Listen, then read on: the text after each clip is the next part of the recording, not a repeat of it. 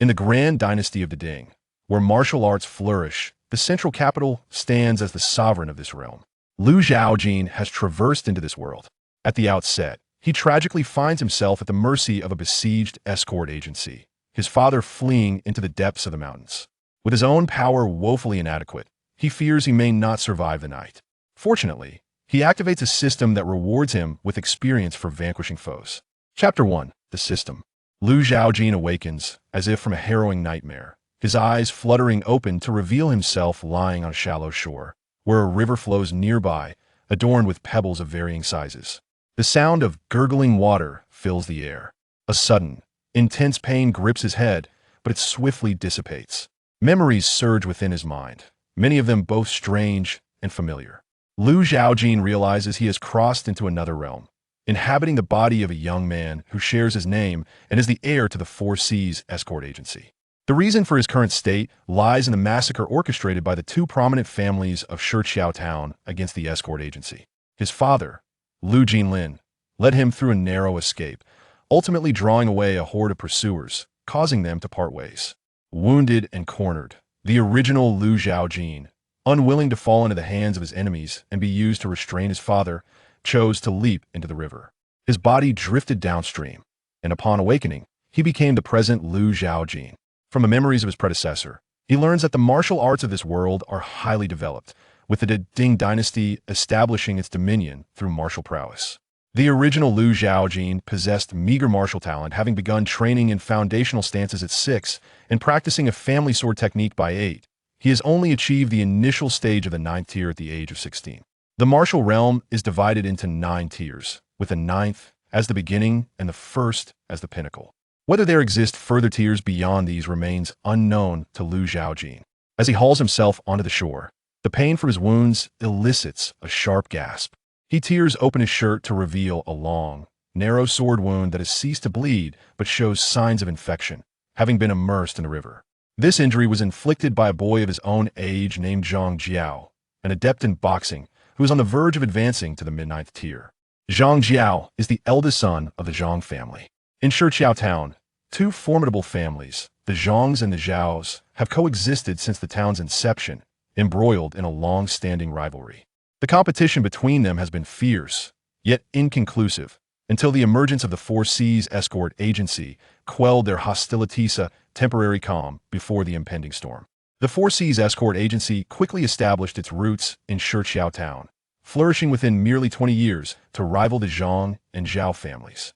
Lu Jinlin rose to become one of the 3 greatest masters of Shiqiao Town. Despite the head of the agency, Lu Jinlin, maintaining a stance focused solely on his business, refraining from interfering in the town's affairs, the other families perceive the Four Seas as a latent threat.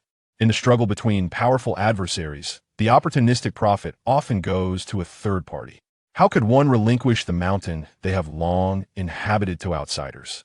Thus, the alliance between the Zhang and Zhao families to annihilate the escort agency unfolds this very night.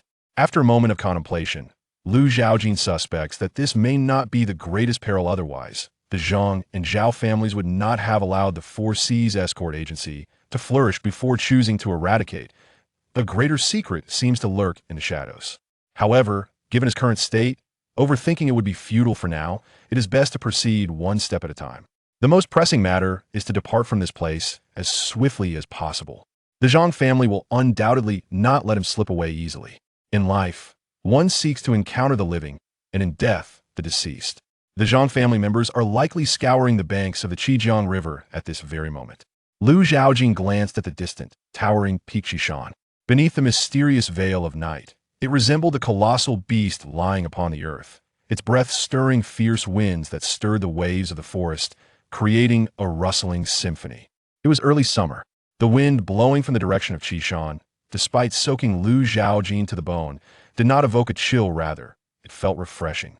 Yet, faintly, the sound of barking dogs seemed to drift on the breeze. Zhaojin halted, pondering whether there were wild dogs in the vicinity. Suddenly, 2 ferocious beasts with gaping maws leapt from the nearby reeds, lunging towards him. With narrowed eyes, Zhaojin instinctively delivered a powerful punch to the jaw of the nearest beast, sending it flying far away, incapacitated. He had no time to tend to the fresh tear in his chest. The other beast was now perilously close, baring its foul-smelling jaws, its sharp fangs glistening with saliva as it prepared to bite. Zhaojin's right arm tensed, thrusting it into the creature's maw. Its fangs pierced his forearm, blood flowing freely. The hound continued to attempt its savage bite. Yet Zhaojin would not yield to its desires, furrowing his brow. His eyes flashed with ferocity. Clenching his left fist, he struck fiercely at the beast's abdomen. With a blow that struck at the very core of the hound, it let out a couple of pained yelps before collapsing in a heap. At that moment, a notification chimed in his ears. Zhaojin's eyes brightened, gleaming with newfound vigor. Experience gained from killing the Hound 1. Enemy kill experience system successfully activated at your service. The system's purpose is to assist you in becoming the foremost power across the heavens and the earth, both ancient and modern. Experience points can be exchanged for martial proficiency. Exchange ratios vary slightly depending on the rank and realm of the martial arts. Integrating character panel. Zhaojin. Bone age, 16. Root quality, inferior. Realm, early 9th rank. Martial arts, Barbarian Bull Stance 60100. Gale Sword Technique 25100. Experience 1. Inventory, 0. Newcomer gift reward, 1,000 experience points. The essential system for transmigrators. Indeed, the predecessors did not deceive me. Zhaojin felt a surge of excitement within, as the weight upon his heart seemed to lighten considerably, though an undercurrent of frustration still lingered. His boiling blood gradually cooled, replaced by a debilitating weakness in his limbs, dizziness overwhelming him, making it difficult to remain upright. Zhaojin sat on the ground to recuperate for a moment, glancing at the lifeless hound at his feet, its fur glossy and its physique robust. Notably, it wore a spiked collar, indicating it was no mere wild dog. In this moonless, windy night, it was not the hour for hunting. Thus, it could only mean that the Zhang family had come searching for him. A sense of urgency welled up within him. Zhaojin directed his gaze back to the character panel. System. Expend experience points to enhance the Barbarian Bull Stance. As the experience points surged, the proficiency of the Bull Stance escalated to a remarkable 100%. The Bull Stance, a martial art, is categorized into 4 realms: entry, minor achievement, major achievement, and perfection. The original practitioner had stood for over 9 years. Having only just entered the major achievement stage, however, with the assistance of the system, he ultimately attained perfection. Zhaojin felt a tremor coursing through his entire being, and unbeknownst to him, his eyes fluttered shut. An unseen force compelled him to rise from the ground, his legs parting to align with his shoulders. His consciousness drifted, and he seemed to transform into a youth standing in the bull stance upon a massive green stone. Regardless of the wind and rain, the sweltering heat or biting cold, the youth remained steadfast. As time flowed, from youth to old age, a life fleeting yet ultimately fulfilling, the murky gaze of the elder burst forth with a brilliance akin to dawn. Standing resilient like a pine on a precipice, he overcame countless perils, finally flourishing with vibrant green leaves, teeming with vitality.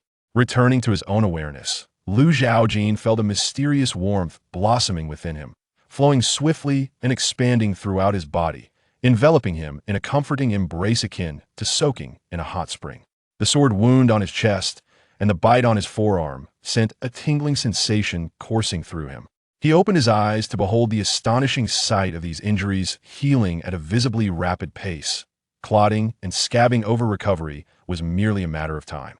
He also detected a foul odor and, upon closer inspection, discovered himself shrouded in a layer of viscous black substance-likely impurities expelled from his body after achieving perfection in the bull stance. Moreover, the bottleneck that had plagued the original host for years was now shattered. Realm, mid-stage of the 9th grade. The sensation of weakness dissipated like melting snow. Replaced by a surge of energy, the overwhelming power made Zhaojin feel as though he could fell a tiger with a single punch. This, however, was merely an illusion born from his inability to fully grasp the sudden influx of strength. Damn that beast. Why did it run so fast? We can't even call it back. This is all your fault. I told you to hold the leash, but you didn't. Now we've lost the person and the dog. If the young master holds us accountable, we'll be in deep trouble. This can't be blamed on me. Blame that Lu Jinlin for being so swift, managing to escape to Qishan. Ah, there's someone over there. Merely achieving perfection in the bull stance brought forth numerous advantages. Zhaojin was eager to enhance his swordsmanship, but was suddenly distracted by the sounds of mutual accusations. He turned in the direction of noise and beheld 3 figures emerging from the reeds. The leader paused in surprise upon spotting Zhaojin, but his expression transformed into one of delight upon recognizing the face. Zhaojin. Chapter 2. The Portrait. Fragments of the previous lives' memories surfaced, revealing information about this individual. His name was Zhang Yuan, a guard of the Zhang family, possessing an initial strength at the 9th grade. He had a shifty appearance, with thin eyebrows and a mouse-like visage. Complete with a pair of small mustaches and stout, he was known for his gambling tendencies and petty schemes. Zhaojin glanced at the other 2 men, finding them unremarkable. Yet, they posed no real threat. Zhang Yuan's expression shifted slightly upon seeing the lifeless, hunting dog on the ground, though a gleam of satisfaction was hard to conceal in his eyes. No wonder this beast wouldn't come back, he mused as he then sneered. However, tonight ought to be a prosperous occasion for us 3 brothers. That damned Lu Jinlin remains unfound, yet we have discovered his son. The master has instructed that, regardless of life or death, a reward of 100 taels of silver shall be granted. The man on the left remarked, "What shall we do about this dog?" The man on the right nodded in agreement. "This is a dog that the second young master purchased for a hefty sum from Qishan. It is said to be of pure breed, and he cherished it dearly. Now, having entrusted it to our care, its demise places us in a precarious position. We cannot bear this responsibility." Zhang Yuan recalled the second young master's temperament, and, sensing the gravity of the situation, shuddered slightly. He spoke gravely. "This is simple enough. We shall report the truth. After all, we are not the ones who caused its death." The 3 men reached a consensus and cautiously approached Zhaojin, intent on surrounding him to prevent any escape. Zhaojin regarded them with a cold gaze, his inner power surging, eager to be unleashed. He had no desire to engage in futile chatter and charged forward instead. With a powerful punch aimed at the man on the left, he struck with immense force, rendering any defense futile. The man was sent flying, the sharp sound of cracking bones echoing through the air. Kill 9 rank warrior experience, 100. A delightful notification chimed in his ears. Without pausing, Zhaojin pressed on towards the other individual. Zhang Yuan's face contorted in horror, his mind racing with doubts. Was he not gravely injured? Yet here he was, vibrant and alive. How could he be in peril? Moreover, had he truly reached the mid-stage of the 9 rank? Fear gripped Zhang Yuan as he realized he could not stand against him. He felt the urge to flee and turn to escape, needing to inform the eldest young master and the head of the family of the situation. Zhaojin swiftly dealt with the second man, who had been paralyzed by fear. Kill 9 rank warrior experience 100. Zhaojin's gaze fell upon the retreating Zhang Yuan. He seized the iron sword from the lifeless hand of the fallen and, in a few strides, caught up to Zhang Yuan, who stumbled in his panic, entangled in the reeds. Without granting him a moment to plead for mercy, Zhaojin struck with a single sword stroke, severing his head. The head tumbled away, rolling a considerable distance. Kill 9 rank warrior experience 100. After the initial shock subsided, Zhaojin surveyed the gruesome scene before him. The metallic scent of blood invaded his nostrils, causing his stomach to churn as if ready to expel its contents. This was his first encounter with taking a life, and naturally, he felt a twinge of discomfort. Yet, he resolved to steel himself for the inevitable bloodshed that awaited him upon confronting the Zhang family. The scent of blood hung in the air, carried further by the wind. This place was no longer safe. Zhaojin rummaged through the belongings of Zhang Yuan and his companions, retrieving some scattered silver and provisions before setting off toward Qishan. Zhaojin. Age, 16. Root bone, inferior. Realm, mid-stage 9 rank. Technique, Mighty Bull Stance perfect. Swift Wind Sword Technique 25100. Experience, 1101. Inventory, 0. He accrued 300 experience points, bringing his total to 1001, a rather substantial sum. Zhaojin found a relatively concealed spot on Qishan, preparing to enhance his sword technique before seeking retribution against the Zhang family. Cost, 750 experience points. The Swift Wind Sword Technique embodies the essence of rapid swordplay, striking as swiftly as a tempest, capable of slaying foes in the blink of an eye. This technique is categorized by the number of strikes delivered within a breath. 1 strike signifies entry-level mastery, 2 marks minor success, 5 indicates major achievement, and 10 culminates in perfection. Zhaojin once again entered that enigmatic realm, this time delving into the intricacies of swordsmanship, which proved to be somewhat more complex. He unsheathed his sword from the earth, and, in a mere instant, executed 2 swift strikes, so rapid that they left only 2 fleeting glimmers of light in the air.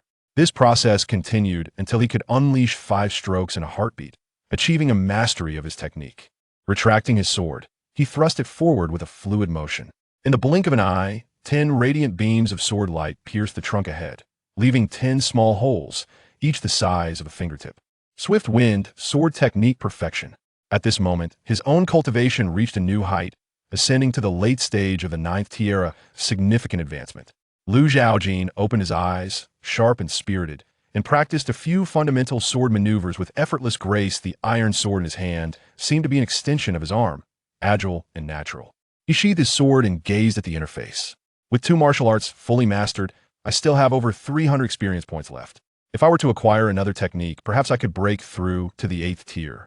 In this wilderness, it was unlikely to find any martial arts, but perhaps the Zhang family might possess some. With experience points to spare, he was open to any technique. Though swordsmanship would always take precedence after all, it was for the dream of once traversing the world with a sword. Before activating the system, Zhaojin had intended to seek refuge in Qishan. The dense trees and wild beasts up there, coupled with the cover of night, would provide ample opportunity for concealment. As long as he did not venture too deep, he might catch them off guard and make his way to Qishan County, where the Zhang family's reach would not extend. However, Zhaojin did not anticipate that the original owner's father had also sought refuge in Qishan. Upon reflection, it was possible that the original owner's father harbored similar thoughts. Yet, at this moment, he found himself relieved of such complexities. Zhaojin recalled the inexplicable frustration that lingered within him, likely the unresolved attachment of the original soul prior to its demise. He did not wish for the dead to influence his actions. He would assist where he could, and for matters beyond his capacity, he would wait until he was able. Looking up at the mountain, Zhaojin mused, I hope I'm not too late. In Shiqiao Town, at the Four Seas escort agency, a fierce blaze raged uncontrollably. The flames consumed the buildings, leading them to collapse, while sparks erupted into the sky. In front of the escort agency, a middle-aged man and a young man emerged one after the other.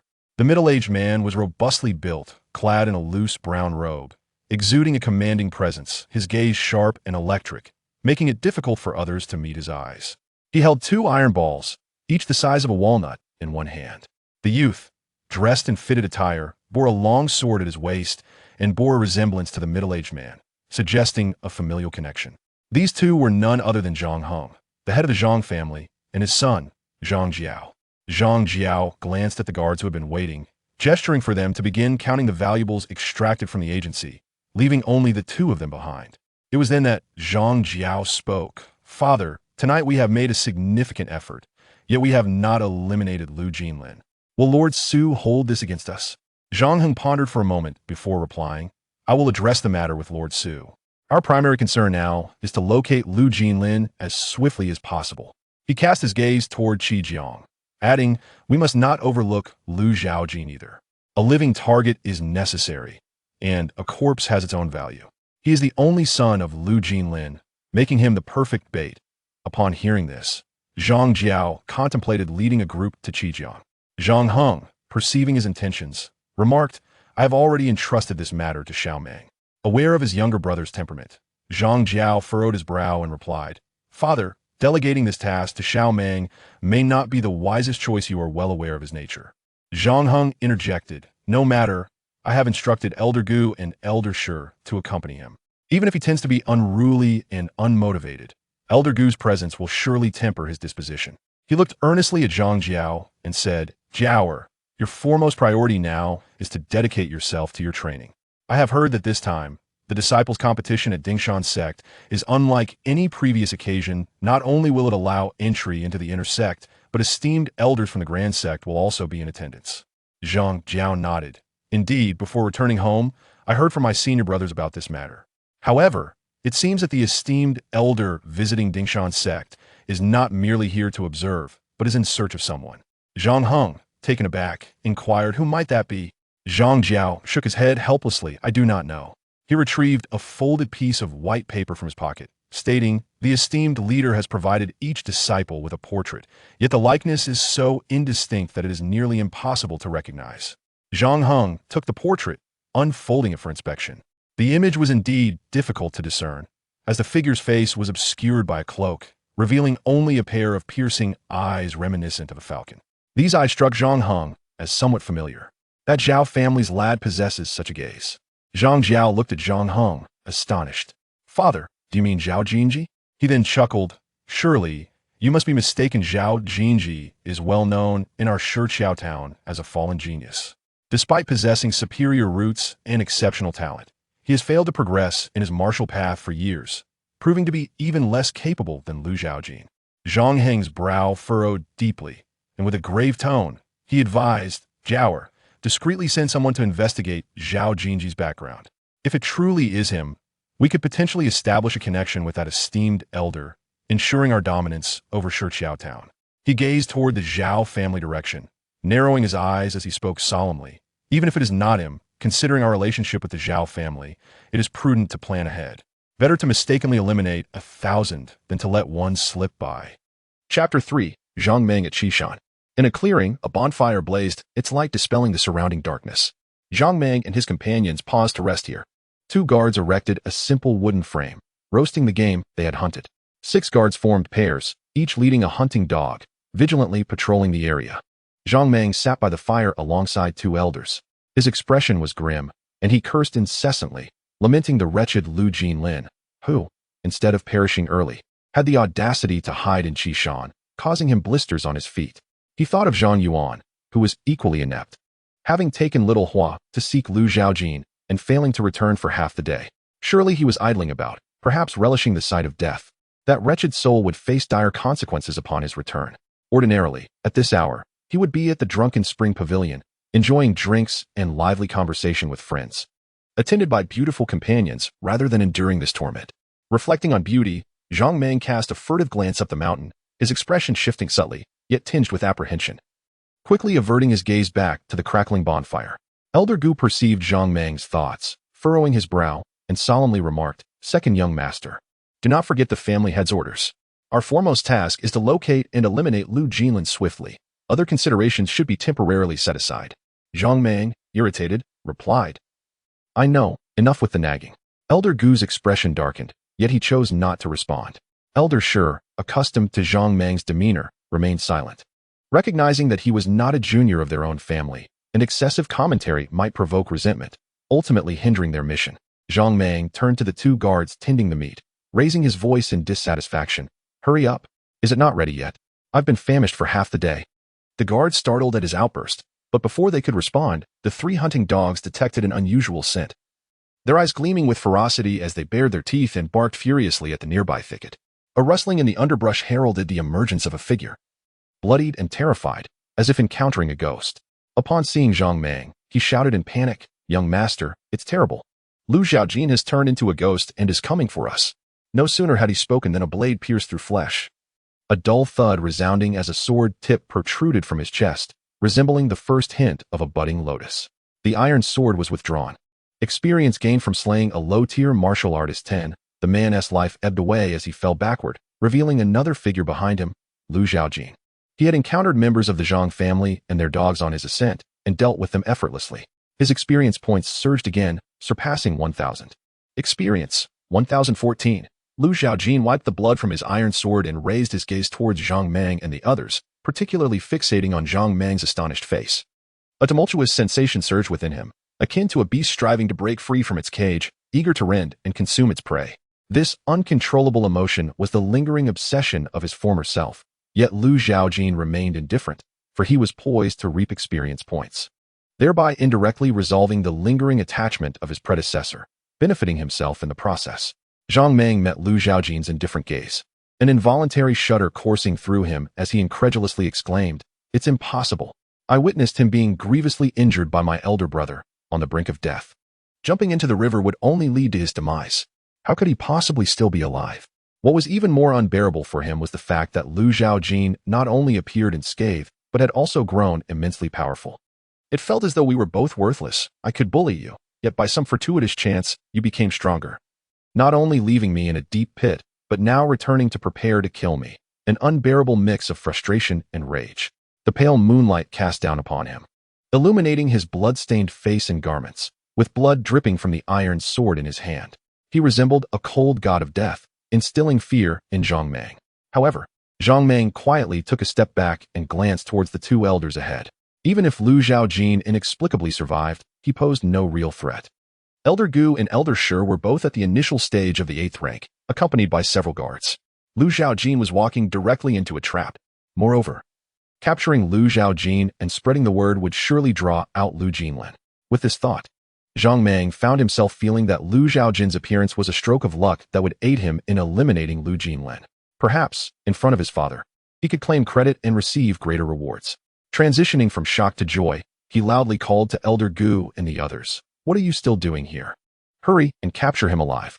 The guards awoke from their stupor, dropping their ropes as 3 hunting dogs, disregarding everything, lunged at Zhaojin, eager to tear him apart.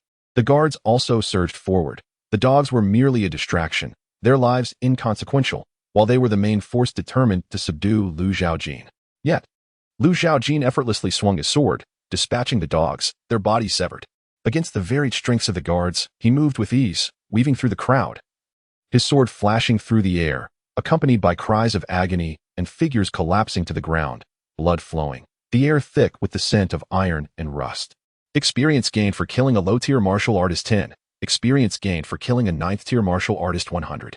Just as Zhaojin withdrew his iron sword from the carnage, Elder Shi suddenly appeared from the side, delivering a palm strike aimed at Zhaojin's chest. Should this blow connect, the force unleashed would surely shatter his heart. This palm technique was his signature skill, having claimed countless lives, including several at the mid-8th rank. Although this was a sneak attack, he cared little for his reputation as long as he achieved his goal. Unfortunately for him, things did not unfold as he had anticipated. With his foundational skills in both the bull stance and swordsmanship reaching perfection, not only had his base become solid, but his senses had sharpened, and his reflexes improved significantly. Zhaojin gripped his sword with both hands, bracing it against his chest, his muscles taut, effectively blocking the incoming force. Elder Shi was taken aback. Having failed to strike, he attempted to retreat. However, Zhaojin would not allow him to escape so easily. In a split second, he drew his sword, unleashing 3 beams of sword light from above and both sides, forming a triangle. Elder Shi, caught off guard by Zhaojin's decisiveness, hurriedly tried to evade. But he could only avoid 2 of the strikes. The final flash of the sword struck with a cunning angle and swiftness akin to a tempest, leaving no means of evasion. Thus, the blade ascended from below, carving a gash from the left abdomen to the right chest, blood oozing from the wound. Before Elder Shi could catch his breath, Zhaojin seized the moment to unleash another strike. This was a lethal blow, as swift as lightning. Aimed directly at the opponent's neck, the blade slicing through flesh and bone as effortlessly as parting a curtain of water. Experience gained from slaying an 8th grade warrior 500, Elder Gu sensed something unusual about Zhaojin. The sword technique, as elusive as a shadow, proved to be rather troublesome even for him, a testament to its practitioner's extraordinary mastery. The advantage of an 8th grade practitioner over a 9th grade one was indeed palpable, which alleviated his concerns somewhat. However, witnessing Elder Shi's failed ambush and subsequent retreat, his expression shifted, and he felt compelled to intervene.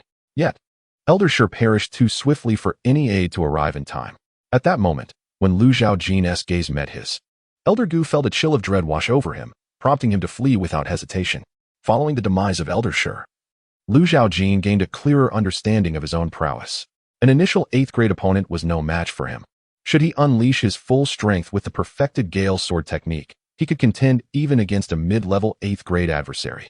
Thus, when Elder Gu exposed his back to him, Zhaojin hurled his iron sword with all his might, akin to an arrow loosed from a fully drawn bow, piercing through Elder Gu's back and out through his chest, pinning him to the ground. Cries of agony and pleas for mercy echoed in the air. Zhaojin approached, withdrew his iron sword, and delivered a swift end. Experience gained from slaying an 8th grade warrior 500. He turned his gaze towards Zhang, remaining silent yet offering a faint smile as he gradually approached. The sight of Elder Shi being decapitated before his eyes, blood gushing like a fountain, caused Zhang to retch uncontrollably, threatening to expel the previous night's meal. With the death of Elder Gu now at hand, Zhang was plunged into a deeper abyss of terror, his legs trembling, a foul odor suddenly permeating the air. He had soiled himself in fear. Desperate to cling to life, his survival instinct ignited a flurry of thoughts, leading him to grasp at a fragile hope. Do not kill me. I know where your father is. Chapter 4. The ruined temple. As the night deepened, the bright moon finally escaped the shroud of clouds, casting a silvery glow upon the earth, draping Qishan in a veil of gray. On the mountain stood a dilapidated temple, long abandoned, now shrouded by the robust growth of trees. The crumbling walls bore the marks of time, and a gaping hole in the roof allowed moonlight to spill into the interior, illuminating a stone statue within. The statue, headless and with severed hands, lay in disarray, its remnants scattered and weathered by the passage of years. Surrounding it was chaos. The doors and windows were decrepit, weeds sprouted through the cracks of the stone floor, and the occasional breeze danced through, as if nodding in acknowledgement. The air was thick with the scent of fresh grass and decaying wood. Once a place of reverence, now it lay desolate and forlorn. Yet tonight it seemed to harbor a flicker of life. Zhaojin followed Zhang to this forsaken site. Within the temple, Lu Jinlin was nowhere to be found. Instead, a woman clad in royal blue fitted attire was seated against the wall in a dim corner, her head bowed, hair obscuring her face, leaving her condition uncertain.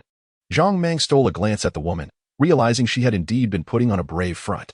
He inwardly cursed Elder Gu, lamenting the missed opportunity due to his insistence on prioritizing greater matters. Zhaojin, observing the woman's right hand clutching a sword, had no inclination to approach her. Instead, she raised her iron sword towards Zhang, demanding, "Where is my father?" Zhang recoiled, hastily explaining, "Listen to me. This woman is the daughter of the county magistrate of Qishan. I do not know how she was injured, but her wounds are grave, and without prompt medical attention, her life is in peril." Zhaojin furrowed her brow, responding coldly, "What is that to me?" Zhang raised his voice slightly. "Her father is the magistrate." He continued, "My men followed the hunting dogs to this location. She was here then. Though I cannot ascertain how long she has been here, it is evident she arrived before us. Perhaps she has seen Lu Zongbiatu and knows his whereabouts." His words trailed off, knowing her life now rested in Lu Zhaojin's hands. Lu Zhaojin understood this reality, but remained indifferent, for Zhang was deserving of his fate. Since the massacre of the Sihai escort agency began, their families were bound in a vendetta. Regardless of whether Lu Jinlin was found, Zhang would not emerge unscathed. Evidently, Zhang had yet to grasp this truth. Still clinging to a glimmer of hope, Lu Zhaojin chose not to end his life immediately, recognizing a sliver of potential utility in him. "You would do well to ensure she remains alive," she stated coolly. Zhang, observing Lu Zhaojin sheath her sword, hurriedly approached the corner where Zhao Wanyu was concealed, praying fervently for her survival, lest he face dire consequences. His expression twisted with a mixture of dread and malice. He harbored a profound hatred for Lu Zhaojin, vowing that if he could escape, he would compel his father to exact vengeance, or better yet, capture Lu Zhaojin alive. He yearned to make her desire life impossible and death unattainable. As he crouched down, extending his hand to check for Zhao Wanyu's breath, her bowed head suddenly lifted, startling him into a panic. His eyes widened in terror, especially when they met her icy gaze, filling him with dread. A glimmer of cold light flashed by, prompting Zhang to hastily retreat, narrowly evading a lethal strike. However, his outstretched hand was severed at the wrist, blood splattering onto the pale visage of his adversary and the mottled, damaged wall behind. Agonizing pain surged through his mind as Zhang, in terror, gazed at the severed wrist, shrieking in horror, stumbling within the dilapidated temple, his ultimate intent to escape amidst the chaos. Lu Zhaojin made no effort to pursue, for he knew Zhang could not flee far. Outside, the sound of footsteps echoed, indicating a gathering of many. Though it remained unclear whether they sought him or that woman, Lu Zhaojin met the gaze of the woman, contemplating her feigned unconsciousness. Given their proximity, it was indeed challenging to extricate oneself unscathed, particularly due to her injuries. Otherwise, that recent sword strike could have easily claimed Zhang life. Thus, Lu Zhaojin had sent Zhang to verify the situation rather than taking it upon himself. The woman suddenly spoke. "Those individuals are here for me, though they are not my allies." Lu Zhaojin regarded her, uncertain of her motives, and remained silent. The woman inquired, "Did you discern that I was pretending to be unconscious?" Lu Zhaojin candidly replied, "Your grip on the sword was excessively tight." The woman appeared enlightened, stating, "My father once remarked the same. I am Zhao Wanyu, the daughter of the county magistrate of Qishan." Lu Zhaojin nodded, acknowledging, "I am aware." Zhao Wanyu then earnestly proposed, "Might the young hero be willing to engage in a transaction?" Lu Zhaojin did not yield simply because her father held a position of authority and replied, "Do tell." Zhao Wanyu explained, "I find myself in this predicament due to the scheming of the Moon Wolf gang. Should the young hero assist me in escaping this plight, I shall repay you with utmost gratitude, whether it be gold, silver, martial arts manuals, or even beauty." Any reasonable request shall be fulfilled. Zhaojin raised an eyebrow, contemplating her offer. The martial arts manuals she mentioned were indeed something he desperately needed. With little wealth on his person, even upon reaching Qishan, procuring such texts was uncertain. Yet, he remained unaware of the Moon Wolf Gang's true strength and whether it was worth the risk. Zhaojin inquired, "What of the Moon Wolf Gang?" Observing Zhaojin's interest, Zhang Wanyu felt a sense of relief, stating, "The members of the Moon Wolf Gang are merely a rabble, mostly at the initial stage of the 9th rank, posing little threat." She hesitated slightly before continuing, however, the 3 leaders possess considerable strength. 2 of the deputy leaders are at the mid and late stages of the 8th rank, while the main leader is at the initial stage of the 7th rank. Noticing Zhaojin was about to speak, she hastily added, "Yet, that main leader has been in seclusion for several years and has yet to emerge." Upon hearing this, Zhaojin felt that there might be room for negotiation. She looked into his eyes and remarked, "Of course, if the young hero is unwilling, I shall not compel you. I merely hope that, should the opportunity arise, you might inform my father and Qishan of my fate and the identity of my assailant." Suddenly, a loud and gruff voice boomed from the entrance, declaring, "No one shall leave here alive." The 2 turned towards the source of the voice, where a middle-aged man with a bushy beard appeared at the doorway. He bore a visage marked by excess flesh, revealing a portion of his muscular arm, with a large blade resting on his shoulder. His fierce eyes glimmered with menace as they gazed upon Zhaojin and his companions. 2 henchmen clad in gray tunics trailed behind him, their garments adorned with an embroidered wolf's head howling at the moon.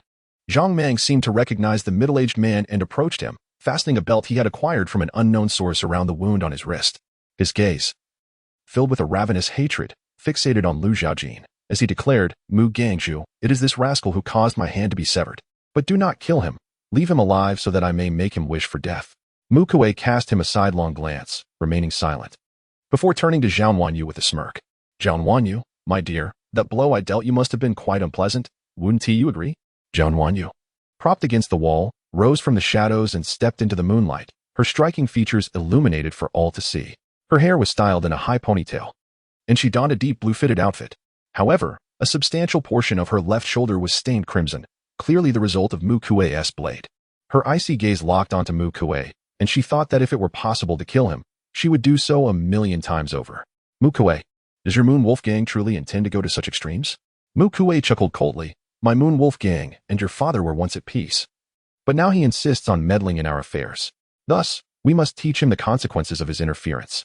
Zhang Wanyu retorted frostily, "You deny the common folk their right to live. As the county magistrate of Qishan, he has no choice but to intervene." Mu Kuei laughed heartily, as if he had heard the most amusing joke. How absurd. If he intended to intervene, why did he not do so sooner? Perhaps he has caught wind of something and wishes to use my Moon Wolf Gang for his own glory? Zhang Wanyu remained silent. Mu Kuei snorted, raising his blade and pointing its tip at her. "Do not worry, my dear. I will not kill you outright. I shall merely break your limbs first, allowing my brothers to have their fun before severing your head. This way, your father can have one last glimpse of his daughter, despite his corpulent appearance."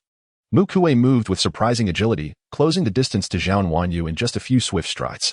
However, his target was not Zhang Wanyu. Rather, it was Zhaojin who felt the wrath of his blade. Chapter 5. The Harvest. Mu Kuei's thoughts were straightforward. With Zhaojin's presence, there was no path to survival. Moreover, Zhang Wanyu was injured, making her an easy target for a fatal strike. A fierce glint flickered in Mu Kuei's eyes as he wielded his blade with overwhelming force. Should it strike true, it would undoubtedly cleave a man in two. Alas, Zhaojin evaded the blow. Since mastering the Gale Sword technique, Zhaojin had noticed a significant enhancement in his reflexes. To him, Mu Kuei's assault appeared to unfold in slow motion, allowing him to retreat a step in advance, observing as the blade descended before him. The great sword crashed into the ground, creating a narrow pit in the earth. Seizing the moment Mu Kuei withdrew his weapon, Zhaojin lunged forward, his sword tip darting toward his opponent's throat with the swiftness of lightning, catching Mu Kuei off guard. He had not anticipated Zhaojin's mastery of such rapid swordplay. Mu Kuei tilted his head, narrowly avoiding a lethal thrust, yet sustaining a superficial cut that drew blood from his neck, sufficient to ignite his fury. A mid-tier 8th-grade warrior like himself had been wounded by a late-stage 9th-grade warrior. The shame of such a revelation spreading through the martial world would be unbearable. Whirlwind triple slash. Mu Kuei bellowed as he swung his great blade, carving an arc aimed at Zhaojin. He moved with the precision of a tilted top, delivering 3 consecutive strikes with ferocity, the wind from his blade howling like a tempest. While Lu Zhaojin deftly evaded the first 2 slashes, the third combined the momentum of the previous blows, crashing down upon him with the force of a surging tide, leaving him with no avenue for escape. In that instant, Lu Zhaojin gripped his sword with both hands, summoning all his strength to meet Mu Kuei's onslaught head-on. The clash of metal rang out, sending sparks flying in all directions. Despite Lu Zhaojin's mastery of the bull stance, the disparity in their martial realms was insurmountable. The force of Mu Kuei's strike felt akin to resisting a boulder tumbling down from a mountain peak, causing his hands to bleed from the strain. The iron sword nearly slipping from his grasp, his arms trembling with the impact. Moreover, the iron sword, forged from ordinary metals, was ill-equipped to withstand the might of Mu Kuei's great blade. A deep gash appeared along the sword's edge, a mere moment of intensified force away from being severed entirely. The edge of Mu Kuei's blade pressed against the notch, nearly grazing Lu Zhaojin's shoulder. He struggled to push back, but it was evident that he lacked the strength to contest with Mu Kuei, who held a physical advantage.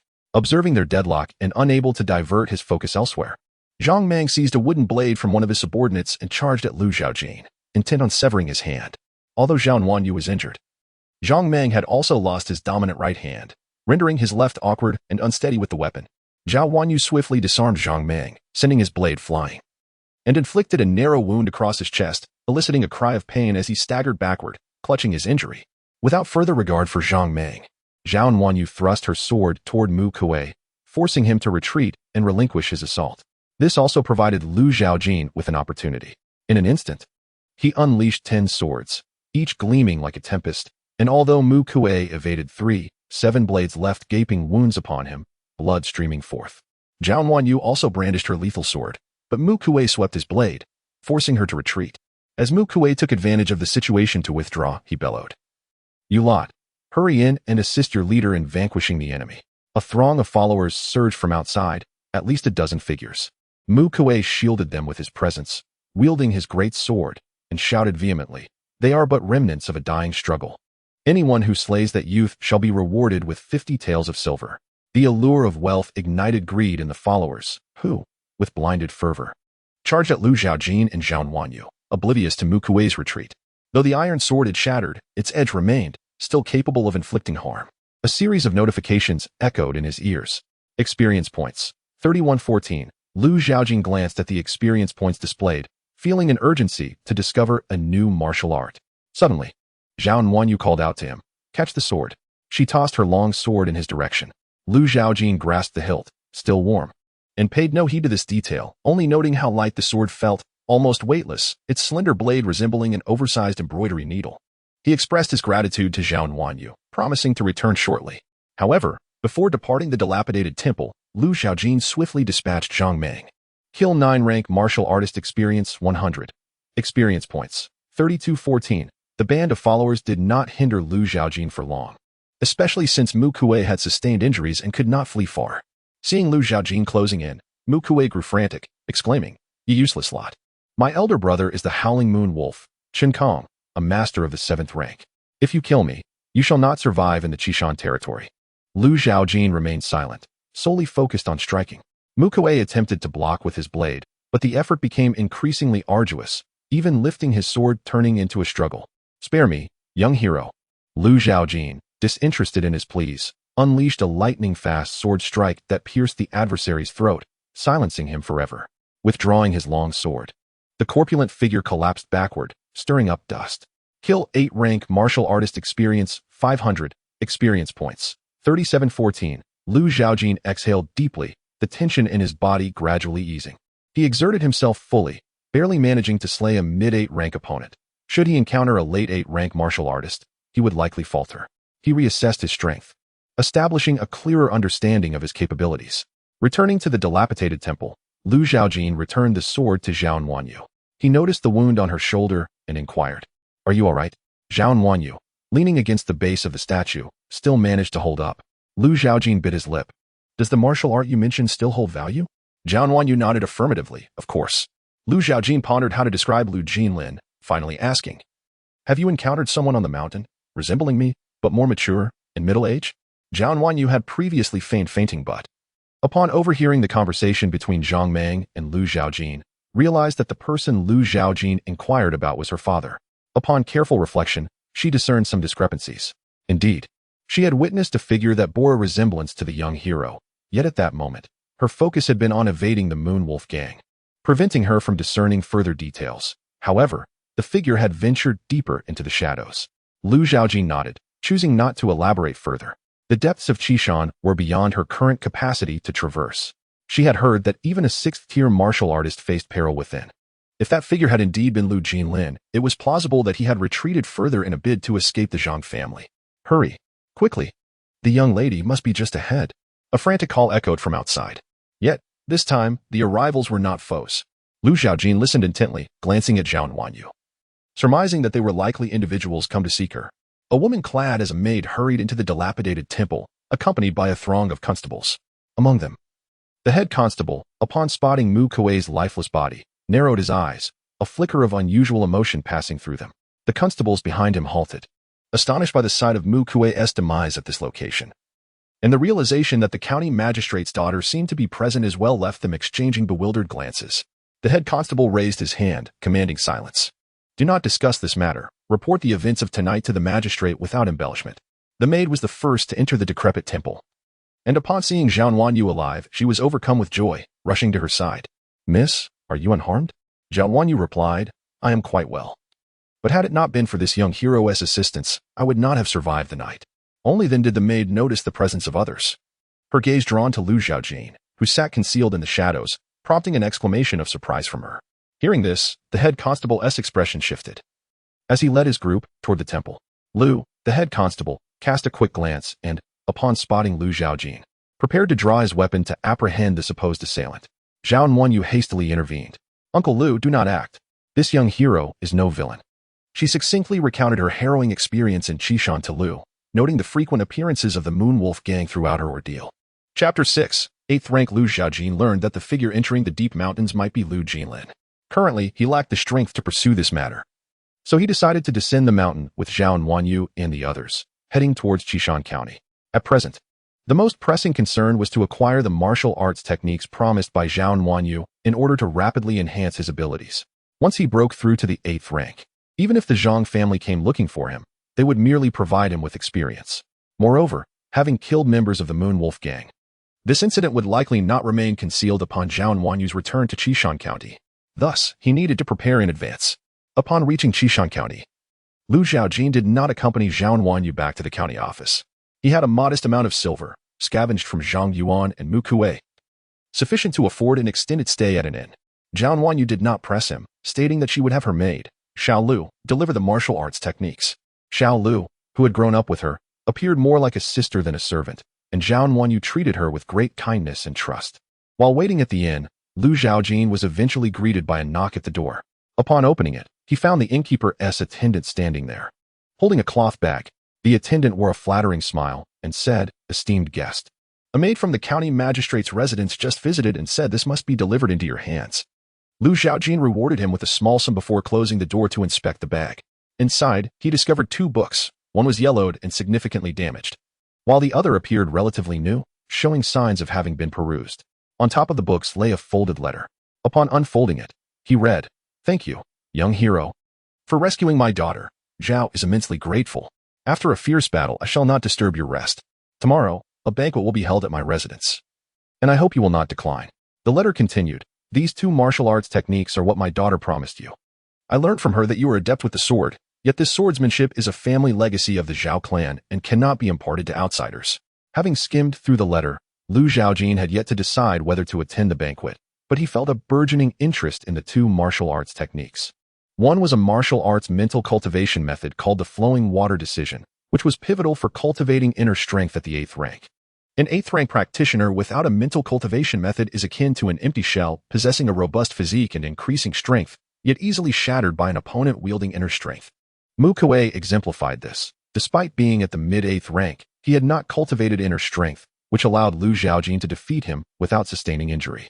The so-called long-range attacks of a 7th rank warrior stem from the ability to project inner strength outward, akin to emitting energy from within, hence also referred to as true energy.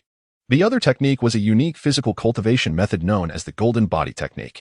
According to its general outline, this technique encompasses 3 realms, skin like bronze, blood like silver mercury, and an indestructible golden body. However, it was significantly incomplete, currently only representing the first realm, although lacking a sword technique. Obtaining the mental cultivation method was still within an acceptable range. As for the golden body technique, its cultivation method was somewhat peculiar, involving self-inflicted harm to enhance the body's hardness. Zhaojin contemplated that, with sustained practice, this could indeed fortify physical resilience, potentially enhancing his healing abilities as well. However, it also posed the risk of leaving bruises, and if accumulated to a certain extent, could lead to sudden demise. However, the creator of this martial art must have contemplated the potential risks, ensuring that one would not inadvertently practice themselves to death. There should indeed be specialized medicinal baths to complement the cultivation. Although Zhaojin did not observe this, it was unnecessary. Should two martial arts be recorded? Affirmative. Flowing technique, 0-100, golden body technique, 0-100, Zhaojin summoned the character panel. Zhaojin, bone age, 16, root bone, inferior, realm, late stage of 9th rank, mental method, flowing technique, 0-100, martial arts, mighty bull stance, perfect. Swift windsword technique, perfect. Golden body technique, 0-100, experience, 3,714, backpack, 0, Zhaojin sat cross-legged on the bed. First attempting to discern how much experience was required to elevate the flowing technique, aiming to raise it to the entry level. Consume 1250 experience points to enhance the flowing technique. A 50-to-1 ratio. Zhaojin silently confirmed. Flowing technique, 25-100. Experience, 2464, with his eyes gently closed. Zhaojin felt a surge of turbulent energy coursing through his body, transforming into a warm current that was unstoppable, permeating his extraordinary meridians. As the momentum slowed, the residual energy was insufficient to continue the flow, ultimately dispersing throughout his body, nourishing his flesh and bones significantly. Realm, early stage of 8th rank, Zhaojin exhaled deeply, the energy dissipating after a short distance. Upon opening his eyes, a glimmer of brilliance sparkled within them. He raised his left hand and struck the low table with minimal force, yet it shattered into fragments as if an unseen force had erupted from within. This was the application of internal energy, indeed miraculous. Zhaojin recognized the potency of internal energy and found himself eagerly anticipating the day he would break through to the 7th rank. Envisioning that with internal energy infused into his sword, he could cleave through steel. Previously, he lacked a substantial understanding of internal energy and had no concrete concept of a 7th rank martial artist. Now enlightened, he resolved to continue enhancing the flowing technique. Consume 2,500 experience points to elevate the flowing technique? Insufficient experience, merely a few points short. Surely, he could not venture out to slay a few foes to make up for the deficit? Zhaojin deemed such an action unwise and decided to shift his focus, attempting to enhance the golden body technique instead. Consume 2,500 experience points to elevate the golden body technique? Zhaojin was astonished, unable to believe that merely reaching the entry level of the golden body technique required a staggering 2,500 points, double that of the flowing technique. Yet this was sufficient to indicate the golden body technique's remarkable nature, albeit it was only a fragment. Zhaojin attempted to enhance the golden body technique by 5 proficiency points. Consume 500 experience points to elevate the golden body technique? Zhaojin was taken aback. It was indeed possible, and he promptly confirmed. Golden body technique, 5-100, experience, 1964. The golden body technique was initiated, yet the effects were not markedly significant. Zhaojin felt as though he had endured years of exposure to the elements, his physique becoming more solid, and his strength somewhat greater than before. Upon careful consideration, if his previous casual punch had a force of 500 pounds, then now it approached 800 pounds, all stemming from the enhancement of just 5 proficiency points. Gazing at the remaining experience points, Zhaojin was resolute, channeling all his energy into the golden body technique. Golden body technique, 24-100, experience, 64, boom. His vitality surged like a torrent, manifesting as an invisible flame that enveloped Zhaojin, radiating an unbearable heat akin to being immersed in molten magma, hot enough to melt steel, seeping into his flesh. An indescribable agony ravaged his entire being, just when he felt he might be consumed by the flames. A vibrant life force emerged within him, cool as ice jade, dispelling the heat and alleviating his suffering. The fusion of ice and fire maintained a delicate equilibrium, a phenomenon profoundly enigmatic. Time slipped away unnoticed until light streamed through the window, casting a diagonal line upon the floor. Dawn had arrived. In the county office, within the Zhao family's inner courtyard, Captain Liu followed the steward into the study, where the latter invited him in, promptly closing the door before departing. Inside, a middle-aged man donned in a blue robe was bent over his writing desk, diligently applying ink. Captain Lu clasped his fist in greeting, addressing him as county magistrate. Zhao Huaishui completed the final stroke, then placed the brush into the ink wash, the dark ink swirling in the clear water. "How goes it?" Captain Lu inquired. "Last night, the Zhang and Zhao families joined forces to annihilate the Four Seas escort agency. However, that chief escort Lu managed to escape and has taken refuge in Qishan. As for his exact hiding place, it remains unknown." He hesitated slightly, adding, "Furthermore, that youth is indeed Lu Zhaojin, yet his cultivation appears to diverge significantly from local reports." Zhao Huaishui questioned, "In what manner?" Captain Lu replied, "According to the news from Shiqiao town, Lu Zhaojin is said to possess exceptionally poor aptitude, having practiced martial arts for many years but only attaining the early stage of the 9th rank. Yet last night, in the dilapidated temple, the young lady witnessed him at the late stage of the 9th rank, capable of battling Mu Kuei and ultimately slaying him." He furrowed his brow, remarking, "Even if Mu Kuei suffered from meridian issues and could not harness inner strength, he is undeniably a mid-stage 8th rank martial artist. How could a 9th rank warrior defeat him?" Zhao Huaishui pondered for a moment. Some individuals, when faced with tremendous adversity and stimulation, can awaken latent potential within, thereby acquiring formidable strength. However, such power is often fleeting. Captain Lu, upon hearing this, found Lu Zhaojin to be quite fitting of such a description. Yet, he remained puzzled as to why the county magistrate would bestow those two techniques upon him. Zhao Huaishui glanced at the black characters on white paper, which bore the character for authority. What is rightfully his must be acknowledged. He saved Wanyu, and those two techniques are his due. However, whether he can master them depends on his capabilities. He clasped his hands behind his back, adding, "Moreover, he wields a fine blade. Although his cultivation is not high, as long as he remains in Qishan, my cousin will undoubtedly be restless, especially since Lu Jinlin is still alive." Captain Lu remarked, "Yet Lu Zhaojin may not comply obediently." A flicker of ruthless intent flashed in Zhao Huaishui's eyes. "Dispatch some personnel to keep a discreet watch on Lu Zhaojin. Should members of the Moon Wolf gang trouble him, do not hesitate, eliminate them directly." Captain Lu understood and respectfully withdrew. Chapter 7. The Great Power in the Early Morning. Mist enveloped the mountains while smoke gently curled from the kitchens below. The streets and alleys were infused with the warmth of culinary delights, accompanied by the lively shouts of vendors, all of which reached Lu Zhaojin's ears. Awakening from slumber, he opened his eyes, which sparkled like the blazing sun, radiating a brilliant light and brimming with vitality. His blood surged within him, bubbling with an inexhaustible energy. With a mere thought, his muscles tensed, each one as solid as steel. The dawn light illuminated his skin, revealing a faint bronze sheen. He was on the verge of mastering the golden body technique. Yet he felt the weight of the journey ahead, as experience points dwindled and both his techniques remained at the threshold of initiation. The enticing aroma drifting in from outside stirred the hunger within him. After a night of intense practice with the golden body technique, he found himself ravenous, having focused solely on his physical enhancement. Now, the scent of food made his stomach rumble audibly. At this moment, he recalled the letter and decided against attending the meeting. With the technique in his grasp, the matter could be considered settled. Inside the inn, Lu Zhaojin faced a table laden with an array of meats, chicken, duck, and fish, each dish more delectable than the last. The golden body technique advised that one should eat heartily to replenish one's vitality. Otherwise, one might suffer from exhaustion despite the experience points bolstering their skill levels. Moreover, a full belly would provide the strength necessary for combat. Suddenly, a commotion erupted at the entrance of the inn. A throng surged forward, startling the patrons who had been drinking and conversing, causing them to rise from their seats and retreat towards the walls in alarm. Leading the charge was a towering figure, standing over 8 feet tall, with disproportionately long arms that hung naturally, fingertips nearly grazing his knees. His hands appeared emaciated, resembling withered branches, yet his nails were sharp and menacing, akin to a beast's claws. One could only imagine the devastation that would ensue if he were to strike.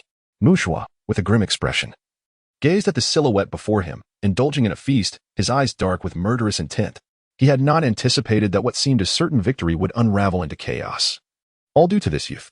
Not only had he failed to eliminate Zhao Wanyu, but his brother Mu Kuei had perished on Qishan Mountain, his body found nearly devoured by wild beasts.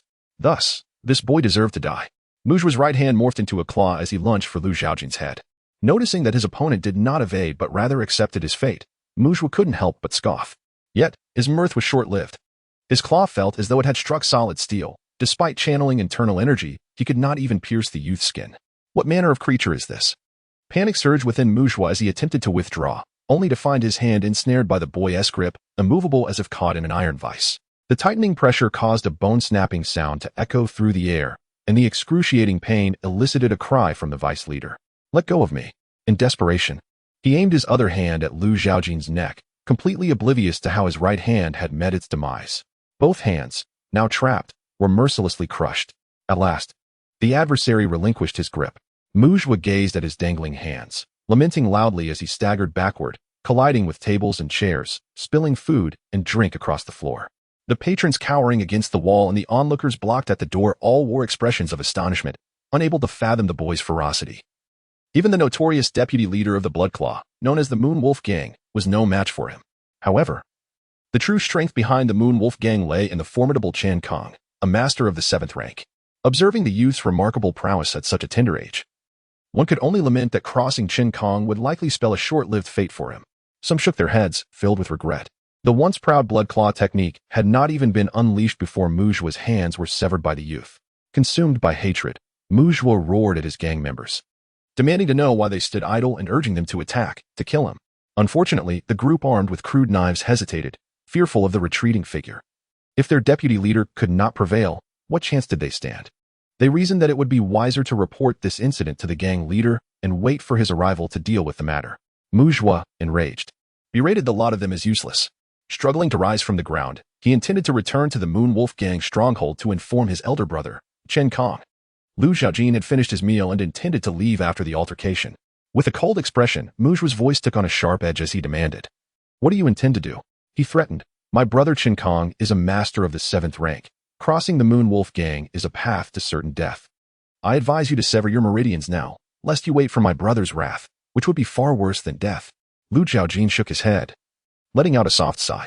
Without a sword, he could not strike a lethal blow, so he resolved to unleash his full strength in a punch. He advanced, his gaze icy, and with a clenched fist, he struck fiercely at Muzhua's head. It was a simple punch, devoid of any martial technique. Yet it radiated an overwhelming might, the sound of bones cracking echoing like a tiger's roar amidst thunder. The onlookers were struck with fear at this display. Under the weight of such an immense force, Muzhua felt as if he were mired in quicksand, his legs giving way, rendering him completely immobile. He could only watch helplessly as the shadow of the fist loomed larger, ultimately shattering his skull like a watermelon bursting apart, blood and brains splattering everywhere. Experience gained for killing an 8th rank warrior. 500. Experience. 569. With a single punch, Muzhua was slain. Silence enveloped the scene, as if the gruesome spectacle had stolen all sound, or perhaps it was the audacity of the youth, daring to kill the deputy leader of the Moon Wolf Gang, that left the crowd speechless. "Clear the way for the magistrate's office. The constables are here," a voice called out as the crowd parted. Head Constable Lu arrived, albeit belatedly. In his mind, he had envisioned Lu Zhaojin faltering against Muzhua, and at the critical moment, he would swoop in like a divine intervention, fulfilling the task assigned by the county chief. Yet upon reaching the scene, he found Lu Zhaojin standing straight as a silver spear, unscathed. On the ground lay a headless corpse, unmistakably that of Muzhua from its physique. Lu's eyes widened in shock, and he regarded Lu Zhaojin with a gaze that was slightly unnerving, filled with astonishment, wariness, and trepidation. Lu Zhaojin's gaze turned towards him, but he quickly averted his eyes, anxious about revealing any hint of his thoughts. He bellowed, "Who dares to cause a disturbance here?" The crowd remained silent. Lu the constable frowned, instructing the constables behind him to inquire with the innkeeper and to discreetly remove the lifeless body from the ground. As for the members of the Moon Wolf Gang, they had scattered like leaves in the wind after Muzhua's demise, and by now, they were likely back at their lair to report the incident. Lu the constable approached Lu Zhaojin, clasping his fists in a gesture of respect, and said, "Young hero Lu, the county magistrate requests your presence." Lu Zhaojin scrutinized Lu the constable for a considerable moment. The unnatural glint in the latter's eyes had not escaped his notice, though its origin eluded him. Upon reflection, it seemed rather peculiar how swiftly Muzhua had sought him out, and how immediately he had resorted to violence. Was this not rather hasty? Furthermore, the county magistrate appeared to anticipate his refusal to attend the banquet, hence the reason for dispatching Lu the constable to await him nearby. Thus, it seemed this meal was merely a token of gratitude from the magistrate, uncomplicated in nature. Lu Zhaojin gestured for Lu the constable to lead the way. Yet he quietly committed the events of this day to memory, for should there be any underlying intricacies, he would not show mercy. Chapter 8 Dialogue. Upon the arrival of Captain Liu, the onlookers discerned from his demeanor that the young man seemed to possess some connection with the magistrate. It appeared that the Moon Wolf gang had indeed encountered formidable opposition. Despite their disdain for the gang's brazen and unreasonable behavior, they bore little affection for the county office either. If the gang leader, Shen Kong, was akin to a wild wolf, acting erratically, then the magistrate could be likened to a cold, venomous serpent, outwardly cordial yet secretly plotting to devour one whole. The crowd murmured in sympathy for the young man's impending fate. In an upstairs room of the inn, a young man stood by the window, observing the street. He noticed Lu Zhaojin departing alongside Captain Liu and was momentarily taken aback. Sensing a presence, Lu Zhaojin abruptly turned, only to find the window empty. Furrowing his brow, he had just felt a prying gaze upon him. Captain Liu, noticing Lu Zhaojin's reaction, followed his line of sight but saw no one else. He inquired, "Does the young hero have something left behind? I can send someone to retrieve it." Lu Zhaojin withdrew his gaze and shook his head. Nothing of the sort. He glanced at his blood-stained attire, a mix of new and old, with a gash across his chest. However, before attending the banquet, he needed to change into something more appropriate. Captain Liu observed the situation and remarked, "It would indeed be somewhat disrespectful to meet the magistrate in such attire. Not to worry. I know a shop where the craftsmanship is exceptional. I shall take the young hero there, at no expense to you." The latter statement was his true intention. Lu Zhaojin regarded him for a moment. "No need. I can afford it." Captain Liu forced a smile, choosing not to press further, and led the way. In the room, the young man was astonished by Lu Zhaojin's keen perception. A mere glance had sufficed for him to detect the hidden gaze, something he himself had never been capable of. It had indeed been some time since he last visited Churchgao town. Once he obtained the century-old blood ginseng from the mountain and transcended to the 7th rank, he would return home for a visit. As he watched Lu Zhaojin vanish from sight, his gaze shifted to the towering mountain peak, narrowing slightly. He twirled the ring on his finger with determination, intent on acquiring that blood ginseng. Clothes make the man. After donning a sleek black outfit and tidying his hair, Lu Zhaojin appeared clean and polished. The reflection in the long mirror revealed not just a handsome youth, but one of exceptional poise and grace, captivating the attention of women in the shop selecting silks and fabrics, who stole glances at him filled with admiration. Ignoring their gazes, Lu Zhaojin paid for his purchase and stepped outside. Captain Liu, waiting for him, was taken aback by the transformed appearance of the young man, though he struggled to find the right words of praise. Before long, Captain Liu escorted Lu Zhaojin to the Zhao family residence. Inside the hall, a round table was laden with exquisite dishes, bear paw, bird's nest, and other delicacies, some of which Lu Zhaojin could not identify, but they were undoubtedly of high value. The hall was empty save for the silhouette of a middle-aged man, Zhao. He donned a blue long robe, his countenance adorned with a gentle smile that evoked a refreshing spring breeze. However, his eyes resembled a profound abyss, inscrutable and unfathomable. Zhao rose to greet him, urging the young hero to take a seat. "Today, I have specially dispatched someone to invite the chef from Chunfeng Tower. These dishes are his specialties, renowned for their exquisite flavors, a true gem of Qishan County." During this exchange, he cast a subtle glance at Captain Liu, who stood behind Lu Zhaojin, slightly shaking his head before clasping his hands in a gesture of respect and departing. "County Chief, I shall proceed with my patrol." Zhao observed this with a lowered gaze, lost in contemplative thoughts. Lu Zhaojin did not take a seat, merely gazing at him, pondering the true intentions of Zhao. However, while changing attire, he had utilized the experience gained from vanquishing Muzhua to enhance his golden body technique, officially reaching the entry-level realm. Experience 69. The exact measure of his strength remained untested, yet his physique had become as resilient as bronze. Perhaps he could not best a 7th-tier martial artist, yet he could hold his own against them. Zhao lifted a wine jug, intending to pour for Lu Zhaojin, stating that the banquet was to express gratitude for the young hero's life-saving assistance to Nuanyu. "Please don't hold it against Nuanyu for not being able to toast you personally. Her injuries are quite severe, and she must rest, abstaining from alcohol." A hint of melancholy crossed his features as he continued. "Her mother passed away early, and I have raised Nuanyu since childhood. Should anything befall her, I, as her guardian, would bear the blame, and I would have no face to meet her mother in the afterlife." Lu Zhaojin listened, feeling a tinge of empathy. However, he had no desire for idle chit-chat with Zhao, for his own father still languished on the mountain. Thus, he raised his hand to halt the pouring of wine, candidly stating, "I appreciate your kindness, County Chief, but I am not a drinker, and my relationship with Zhao Nuanyu is purely transactional. The two techniques were merely compensation. The acquisition of those techniques signifies a settlement of accounts. This meal, in truth, is unnecessary." Lu Zhaojin spoke earnestly. If there are no other matters, I shall take my leave. He turned to depart. Suddenly, Zhao Huaishui interjected. Do you know why the Qihai escort agency was annihilated by the Zhang family? Lu Zhaojin paused, turning back to regard him. Why? This indeed was a matter that piqued his curiosity. Zhao Huaishui uttered a name, because of Su Huan. Lu Zhaojin met his gaze. Why should I trust you? Although it was their first encounter, Zhao Huaishui exuded an aura of deep cunning. Lu Zhaojin's instincts were not misguided. Today, he had covertly instructed Captain Lu to inform Muzhua to seek out Lu Zhaojin. Regardless of the outcome, Zhao Huaishui stood to gain. With Muzhua's demise, the strength of the Moon Wolf gang would wane. Lu Zhaojin, oppressed by Muzhua, would earn Lu's trust through his intervention, making him more amenable to manipulation. Yet, he had not anticipated that Muzhua would fall so easily to Lu Zhaojin, offering no resistance. This, however, indicated that Lu Zhaojin wielded a sufficiently sharp blade, capable of swift and clean executions, albeit one must be cautious not to cut oneself in the process.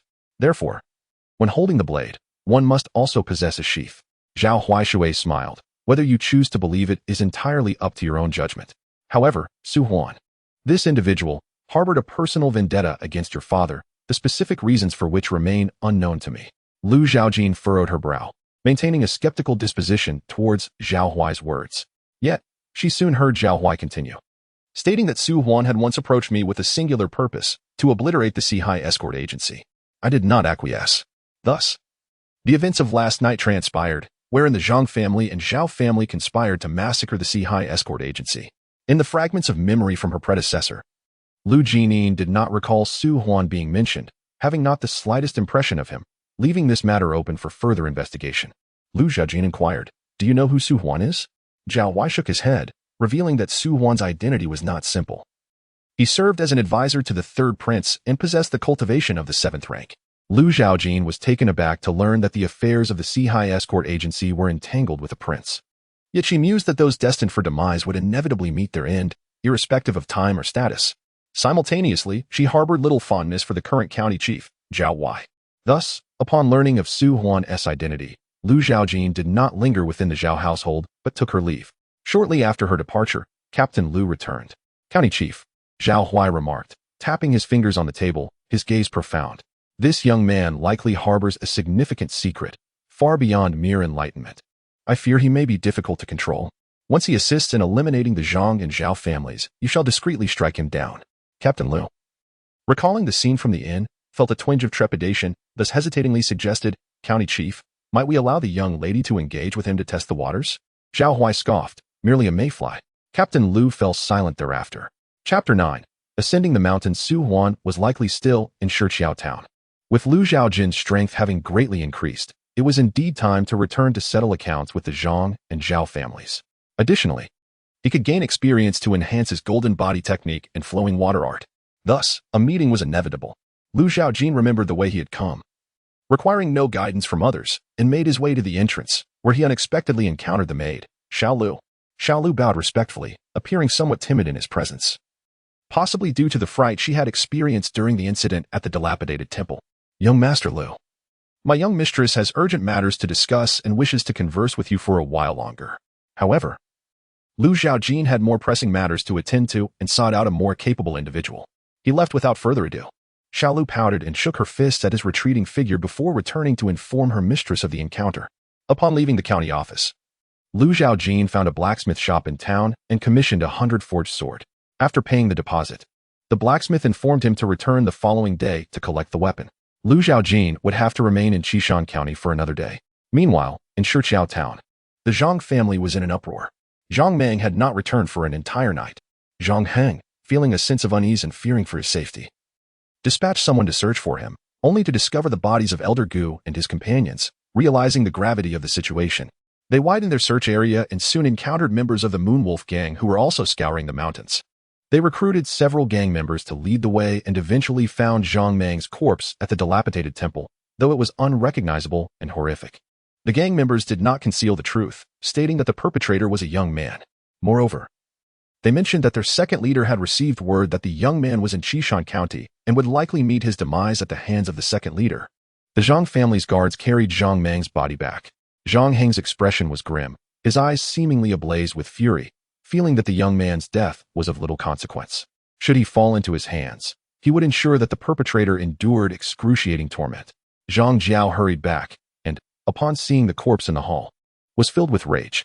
"Father, where is the murderer who killed Xiaomeng? I will bring him back and make him wish for a fate worse than death." His body shattered into pieces. Zhang Heng responded coldly, "There is no need. That person has already been slain by the second leader of the Moonwolf gang, Zhang Jiao." Aware of Muzhua, who he had accompanied Zhang Heng to Qishan County to meet, recognized the latter's formidable strength at the 8th rank's later stage and his exceptional claw technique. Yet, he still felt unsatisfied, believing the young man had met a swift end. Recalling something, Zhang Jiao asked, "What about Lu Jinlin? Shall we still pursue him?" Zhang Heng nodded. "Naturally, we must seek him out. Lord Su has instructed that we must see him alive or dead to find peace of mind." Zhang Jiao inquired further, "And what of Lu Zhaojin?" He expressed some doubt. "I searched both banks of the Qijiang River last night with my men, but found nothing." Zhang Heng pondered before replying. "He may have sunk to the riverbed." Zhang Heng instructed for Zhang Meng's body to be taken away and properly arranged, planning to select an auspicious day and 2 days for a proper burial.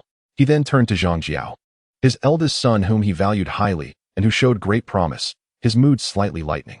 "Jiao, do you have something else to discuss?" Zhang Jiao nodded. "A few of my senior brothers from the Ding Mountain sect have just sent me a letter, indicating they will arrive in Shichiao town tomorrow and will be staying at our residence for a time." The demise of Zhang Meng left Zhang Heng in a state of unease, prompting him to wish for Zhang Jiao's safety, as he was the heir he had designated. For what purpose? Zhang Jiao was not secretive. Some time ago, he had received news from a herb farmer in Qishan County about a century-old blood ginseng, exceedingly rare and valuable. Consuming it could facilitate a breakthrough to the 8th rank, significantly aiding future advancements to the 7th rank. In previous times, this would have been splendid news. Yet, upon hearing it now, Zhang Heng felt a sense of foreboding, as though he might lose something of great importance, which compelled him to urge Zhang Meng to avoid risks. However, the allure of that blood ginseng was undeniable. Should Zhang Jiao truly be able to consume it, it would serve as a foundation for the swift rise of the Zhang family. Zhang Jiao perceived his father's concern and earnestly reassured him, "Father, rest assured. On this journey, several senior brothers and sisters will assist me, and with the prestige of the Dingshan sect, our success is nearly guaranteed." Ultimately, Zhang Heng nodded in acquiescence and inquired about their departure. Zhang Jiao responded earnestly, "We shall set off as soon as my senior brothers and sisters arrive at Shichiao town." Reflecting on Zhaojin's situation, Zhang Heng wondered if any information could be gleaned. Zhang Jiao regretfully shook his head. Their pawn embedded within the Zhao household had not yielded any promising news. Zhaojin had returned to his maternal home for a visit 2 months prior and had yet to return. Zhang Heng fell silent. The following day, the morning mist lingered, and wisps of smoke curled into the air. Lu Zhaojin had been waiting outside the blacksmith shop early on, and after consuming 2 large meat buns, the shop finally opened its doors. The blacksmith presented the finely crafted sword to Lu Zhaojin, who in turn settled the remaining payment while examining the weapon in his hands. The blacksmith's craftsmanship was commendable, far surpassing that of the iron sword, with a razor-sharp edge capable of severing hair with ease. It was ideal for combat. If wielded swiftly, it could deliver a fatal blow without shedding blood. The weapon was ready, and now it awaited the blood of foes. He had not been idle the previous night. Though lacking experience, he had been able to practice, albeit with disheartening progress. The proficiency in his 2 techniques remained stagnant. Lu Zhaojin felt a sense of helplessness. Was this body truly so lacking in potential? He dismissed such thoughts and ascended Qishan once more, this time not as a fugitive. In an inn's guest room, Zhaojin exhaled deeply, opening his eyes to reveal a glimmer of determination within. At the late 8th rank, a breakthrough to the 7th rank was merely a matter of time. However, time was of the essence. He needed to acquire that blood ginseng. Zhaojin retrieved a bundle, slinging it over his shoulder before departing the inn towards Qishan. He was accompanied by numerous martial artists, most of whom were at the 9th rank, with a few at the 8th, all united in their pursuit of the blood ginseng. In Shichiao town, Zhang Jiao finally awaited the arrival of his senior brothers and sisters from the Dingshan sect. A total of 3 had come. The 2 young men donned the attire of Dingshan sect disciples, exuding confidence and pride, as if their affiliation with the sect bestowed upon them a sense of superiority. Never deigning to lower their gaze, they flanked a woman in the center, clad in a purple dress, whose countenance appeared somewhat severe. Zhang Jiao clasped his hands in greeting, addressing them, "Senior brother Liu, senior brother Zhou, and senior sister Muzi." Liu stands as the most formidable among them, possessing a mid-level cultivation of the 8th rank, and is a disciple of the inner sect of the Ding Mountain sect. The other 2 individuals are at the initial stage of the 8th rank. Their expedition to Qi Mountain is spearheaded by him, and there is no time to waste. They shall set forth immediately. Their arrival has been serendipitously graced by the discovery of the blood ginseng. Under the directive of the elder from Hung Mountain, they are tasked with locating the perpetrator responsible for the demise of brother Mou. Zhou suggested, isn't there some information in the possession of junior brother Zhang Jiao? Perhaps he could share his suspicions regarding potential culprits, and we may capture them for interrogation, even if they turn out to be innocent. The elder from Hung Mountain would not hold us accountable for neglecting our duties. Muzi nodded in agreement, finding this course of action commendable. Zhang Jiao replied with a smile, I will elaborate on this matter with my senior brothers and sisters during our journey. He then guided them to the port, where they boarded a vessel to cross the river, discussing his father's suspicions regarding Zhaojin. Chapter 10. The struggle. Zhaojin was taken aback by the unexpected throngs ascending the mountain that day. Upon inquiring with a passerby, he learned that a rare blood ginseng had been discovered, estimated to be at least a century old.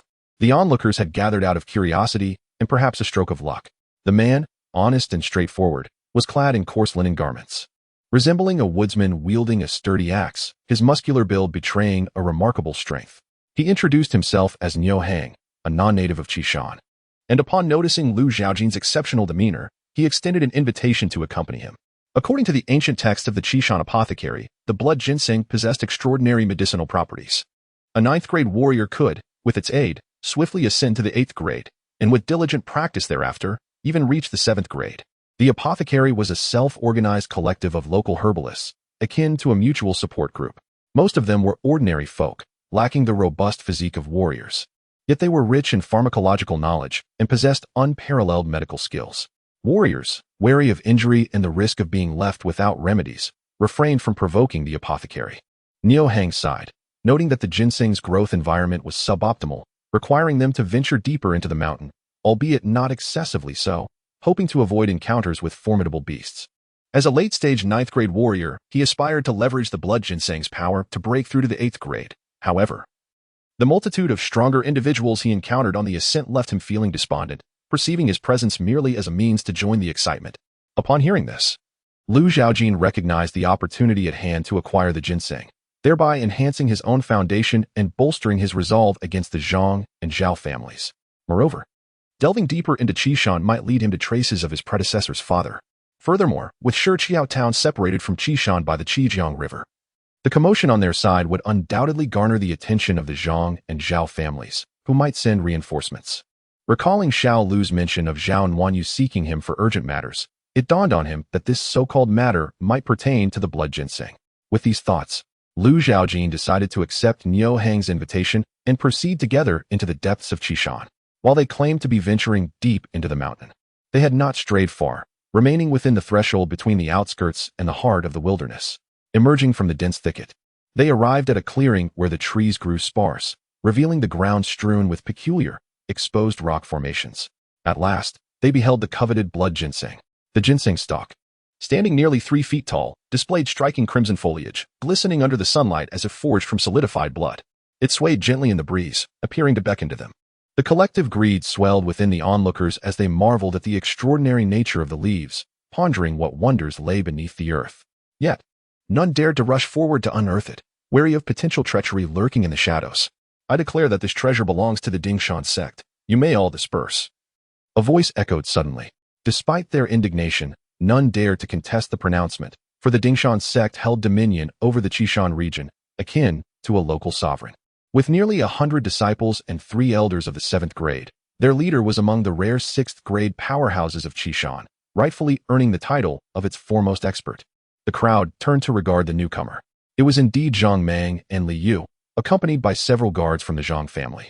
The one who had just spoken was Li Yu, standing at the forefront, surveying the crowd with a faint smile as he inquired, I trust there are no objections? The assembly exchanged glances, remaining silent. Who would dare voice dissent, fearing they might attract the ire of the Dingshan sect the following day? Li Yu was quite pleased with their reaction, convinced that the blood ginseng was as good as his. However, a sudden commotion erupted among the crowd as a figure clad in black surged forward, hand outstretched, aiming to seize the blood ginseng. Enraged, Li Yu could hardly believe someone would dare defy him. He planted his foot on the ground and leaped into the air, drawing his sword mid-flight to strike at the black-clad intruder's hand reaching for the precious ginseng, leaving behind a hand as a token of punishment. Zhou ran, and Mu Zi hastened to cut off the intruder's retreat. Mu Zi unsheathed her whip, lashing fiercely at the figure's back, while Zhou ran clenched his fist and aimed a powerful blow at the intruder's head. Surrounded on three sides, the assailant had no choice but to retreat from the blood ginseng, yet managed to deftly evade their combined efforts. Despite their best attempts, Li Yu and his companions found themselves locked in a protracted struggle, failing to subdue their opponent, which left them visibly dismayed.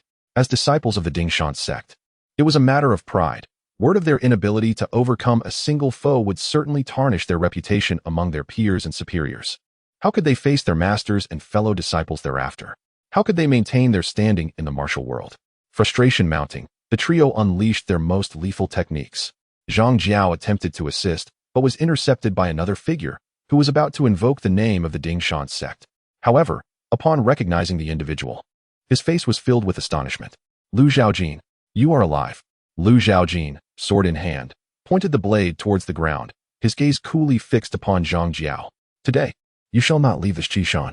Since encountering Zhang Jiao, a tumult of emotion stirred within him, remnants of his past life's obsessions resurfacing. Zhang Jiao scoffed at the notion. You are merely a defeated foe. Were it not for your father's intervention that day, you would not have survived. Lu Zhaojin replied calmly. Today is not like any other. Zhang Jiao found the situation laughable. Surviving a leap into the river was merely a stroke of fortune, and he should be grateful for that, rather than boasting so shamelessly. He advanced, swinging his fist towards Lu Zhaojin's face, convinced that this punch would incapacitate him. Yet, the reality was that his hand was severed before he could comprehend how Lu Zhaojin had drawn his sword. A chill coursed through his wrist, and blood gushed forth. In shock, he dared not press forward, retreating frantically and shoving the guards to urge them to capture Lu Zhaojin. Observing this scene, Lu Zhaojin felt an eerie resemblance to the moments before Zhang Mang's demise. Truly, they were brothers. With Zhang Jiao no longer advancing, it was now his turn to attack. Lu Zhaojin stepped forward, approaching Zhang Jiao with an air of leisurely grace, as if strolling through springtime rather than preparing to take a life. The advancing figure instilled a sense of dread in Zhang Jiao. He was bewildered by Lu Zhaojin's astonishing leap and prowess following his plunge into the river. He found himself utterly outmatched, as were the guardians he had brought along. They were no match for Lu Zhaojin, each falling beneath a single stroke of his sword, their throats severed, blood spilling forth. Experience gained from slaying a 9th rank warrior 50. Experience gained from slaying a 9th rank warrior 50. Experience gained from slaying an unranked warrior 5. The guardians accompanying Zhang Jiao were all dispatched by Lu Zhaojin, and his experience points soared to 599. Lu Zhaojin wielded his sword with remarkable speed, the blade remaining untainted by blood until the guardians collapsed, their life essence staining the earth. With an indifferent gaze, Lu Zhaojin fixed his eyes once more upon Zhang Jiao, proclaiming, I warned you, today you shall not leave Qishan. Zhang Jiao's heart trembled in terror from the prowess displayed in the recent skirmish. He realized Lu Zhaojin had transcended to the 8th rank, a notion he could scarcely fathom. He cried out in desperation, Senior brother, save me. After all, it was 3 against 1. Furthermore, Li Yu and the others were exerting their utmost efforts, yet the cloaked figure found himself overwhelmed, unable to withstand their combined might, and was on the verge of capture. Zhang Jiao's cries for help caught Li Yu's attention. Casting a glance in that direction, he beheld Zhang Jiao being decapitated, igniting a furious wrath within him. How dare another soul slay a disciple of the Dingshan sect? Li Yu bellowed, You seek death. Unable to extricate himself from his current predicament, he etched Lu Zhaojin's visage into his memory, vowing that once he dealt with this cloaked figure, the youth who had slain Zhang Jiao would not escape his retribution. Experience gained from slaying a 9th rank warrior 50. Experience, 649. The delightful chime of experience points being accrued rang in his ears. Lu Zhaojin flicked the blood from his sword and, upon observing Niu Hang's astonished expression amidst the crowd, merely nodded before setting off to seize the blood ginseng. Indeed, Niu Hang was struck with fear. How audacious was Lu Zhaojin to slay a disciple of the Dingshan sect? Had he no regard for his own life? And what did his nod signify?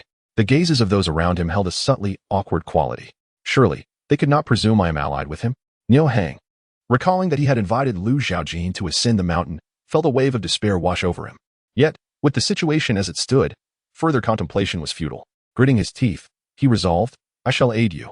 Chapter 11. Fierce battle. Lu Zhaojin traversed the battlefield of Li Yu and his companions, intent on plucking the blood ginseng, determined to extract it from the earth, mud and all. However, the recent appearance of Zhou Ran thwarted his intentions, as the latter charged at him with clenched fists. The odds shifted from 3 against 1 to 2 against 1, granting the cloaked figure a moment's respite. Zhaojin swung his sword, yet it cleaved only air. Zhang exhibited a keen sense of danger and reacted with remarkable swiftness, retracting his punch and seizing the opportunity presented by Zhaojin's sword swing to launch a strike towards his chest. His fist landed solidly upon his opponent. A surge of internal energy erupting forth, yet it was Zhang who sustained injury. His blow struck as though against steel or bronze, the recoil shattering the bones in his right hand, leaving it hanging limply, unable to form a fist. Zhang shrieked in shock, astonished that not only was his adversary's swordsmanship formidable, but his martial prowess was equally profound. A sense of retreat began to take root in his heart. This man was beyond his capabilities. Zhaojin could not allow his hard-earned experience points to escape, and he could not permit his adversary to flee unscathed after inflicting harm. With determination, he advanced, and Zhang could scarcely discern the trajectory of the sword. In the blink of an eye, multiple beams of sword light struck him, and he felt not a hint of pain, only a sensation of vertigo, culminating in his final vision, a headless corpse standing before him. Against Zhang, a fellow practitioner at the initial stage of the 8th rank, Zhaojin felt no pressure whatsoever, having previously defeated Mu Kuei, a mid-8th rank opponent.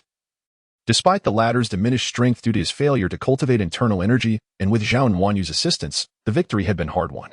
Now, having broken through to the 8th rank and entered the realm of the Golden Body technique, Zhaojin sensed that none at this level could rival him.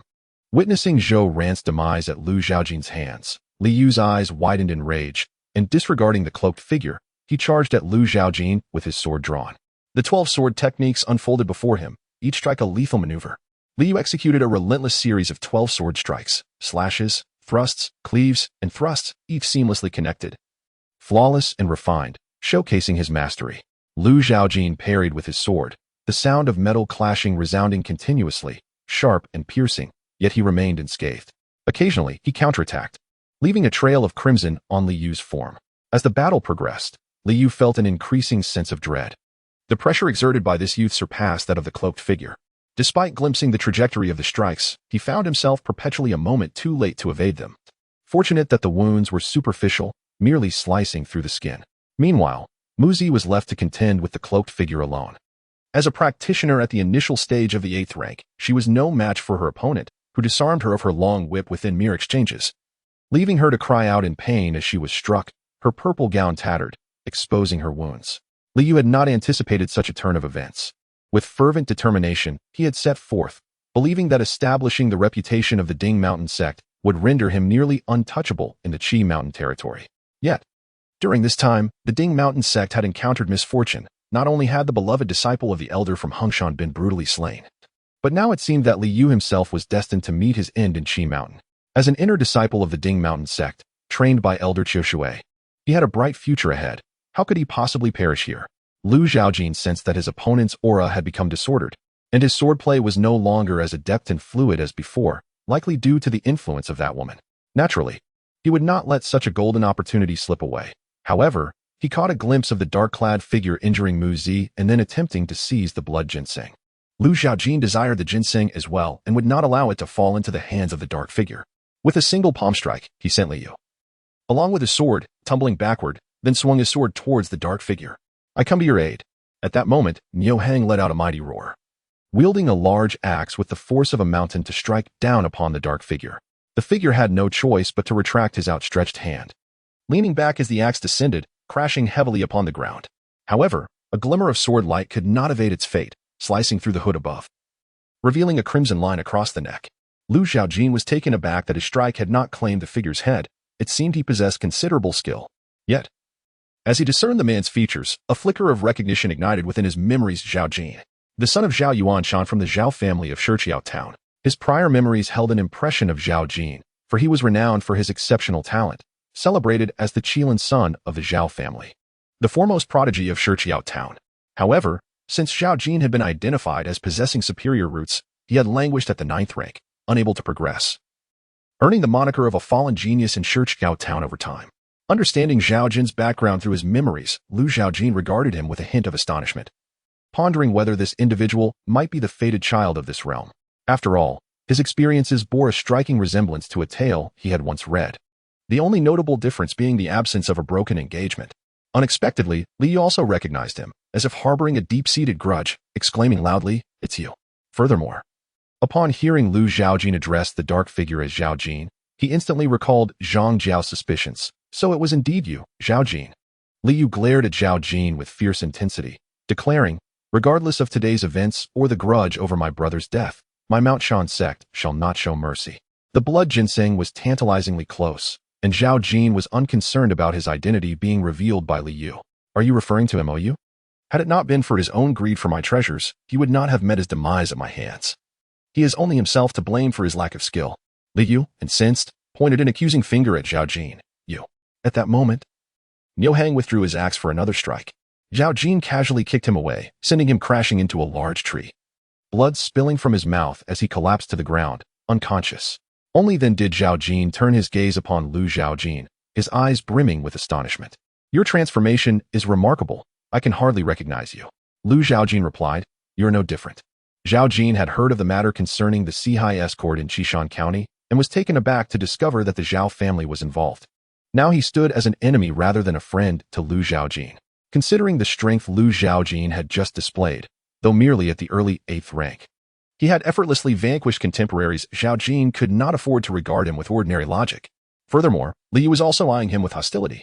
If the two were to join forces, they would undoubtedly pose a greater challenge than Liu and his companions had previously. Zhaojin sought to persuade Lu Zhaojin with both emotion and reason, hoping to sway him. However, he was taken aback when Lu Zhaojin struck with his sword. Without any prior warning, faced with the offspring of his enemy, Lu Zhaojin had no time for idle chatter. Moreover, Zhaojin stood perilously close to the blood ginseng and could not allow him to seize it unnoticed. Liu refrained from entering the fray, fully aware from the recent confrontation that he was outmatched. Yet, this did not deter him from calling for assistance.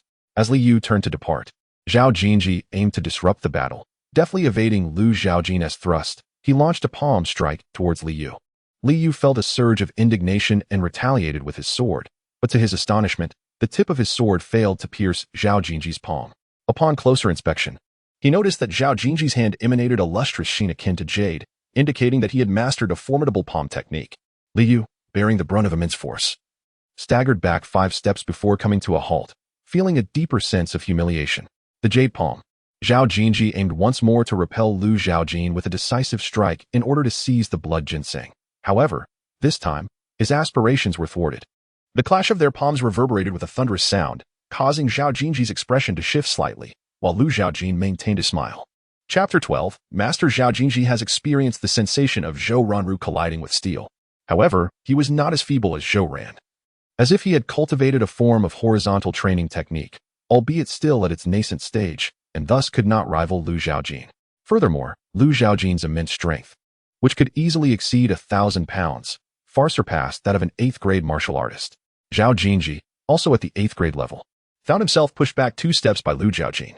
Lu Zhaojin, seizing the advantage, unleashed a sword strike aimed at Zhaojin's neck, a blow that was certain to decapitate. A beam of sword light sliced through the air with the swiftness of a flash of lightning, its glint as cold as steel, rendering Zhaojin unable to discern its trajectory. The blade was perilously close, stirring a chilling wind that sent shivers down his spine. Employing his utmost internal force, Zhaojin activated the Baiyu palm, which exhibited signs of transforming into true energy. His entire hand took on a jade-green hue, faintly radiating a luster reminiscent of precious jade. Moreover, this jade was fortified with true energy, rendering it exceptionally resilient.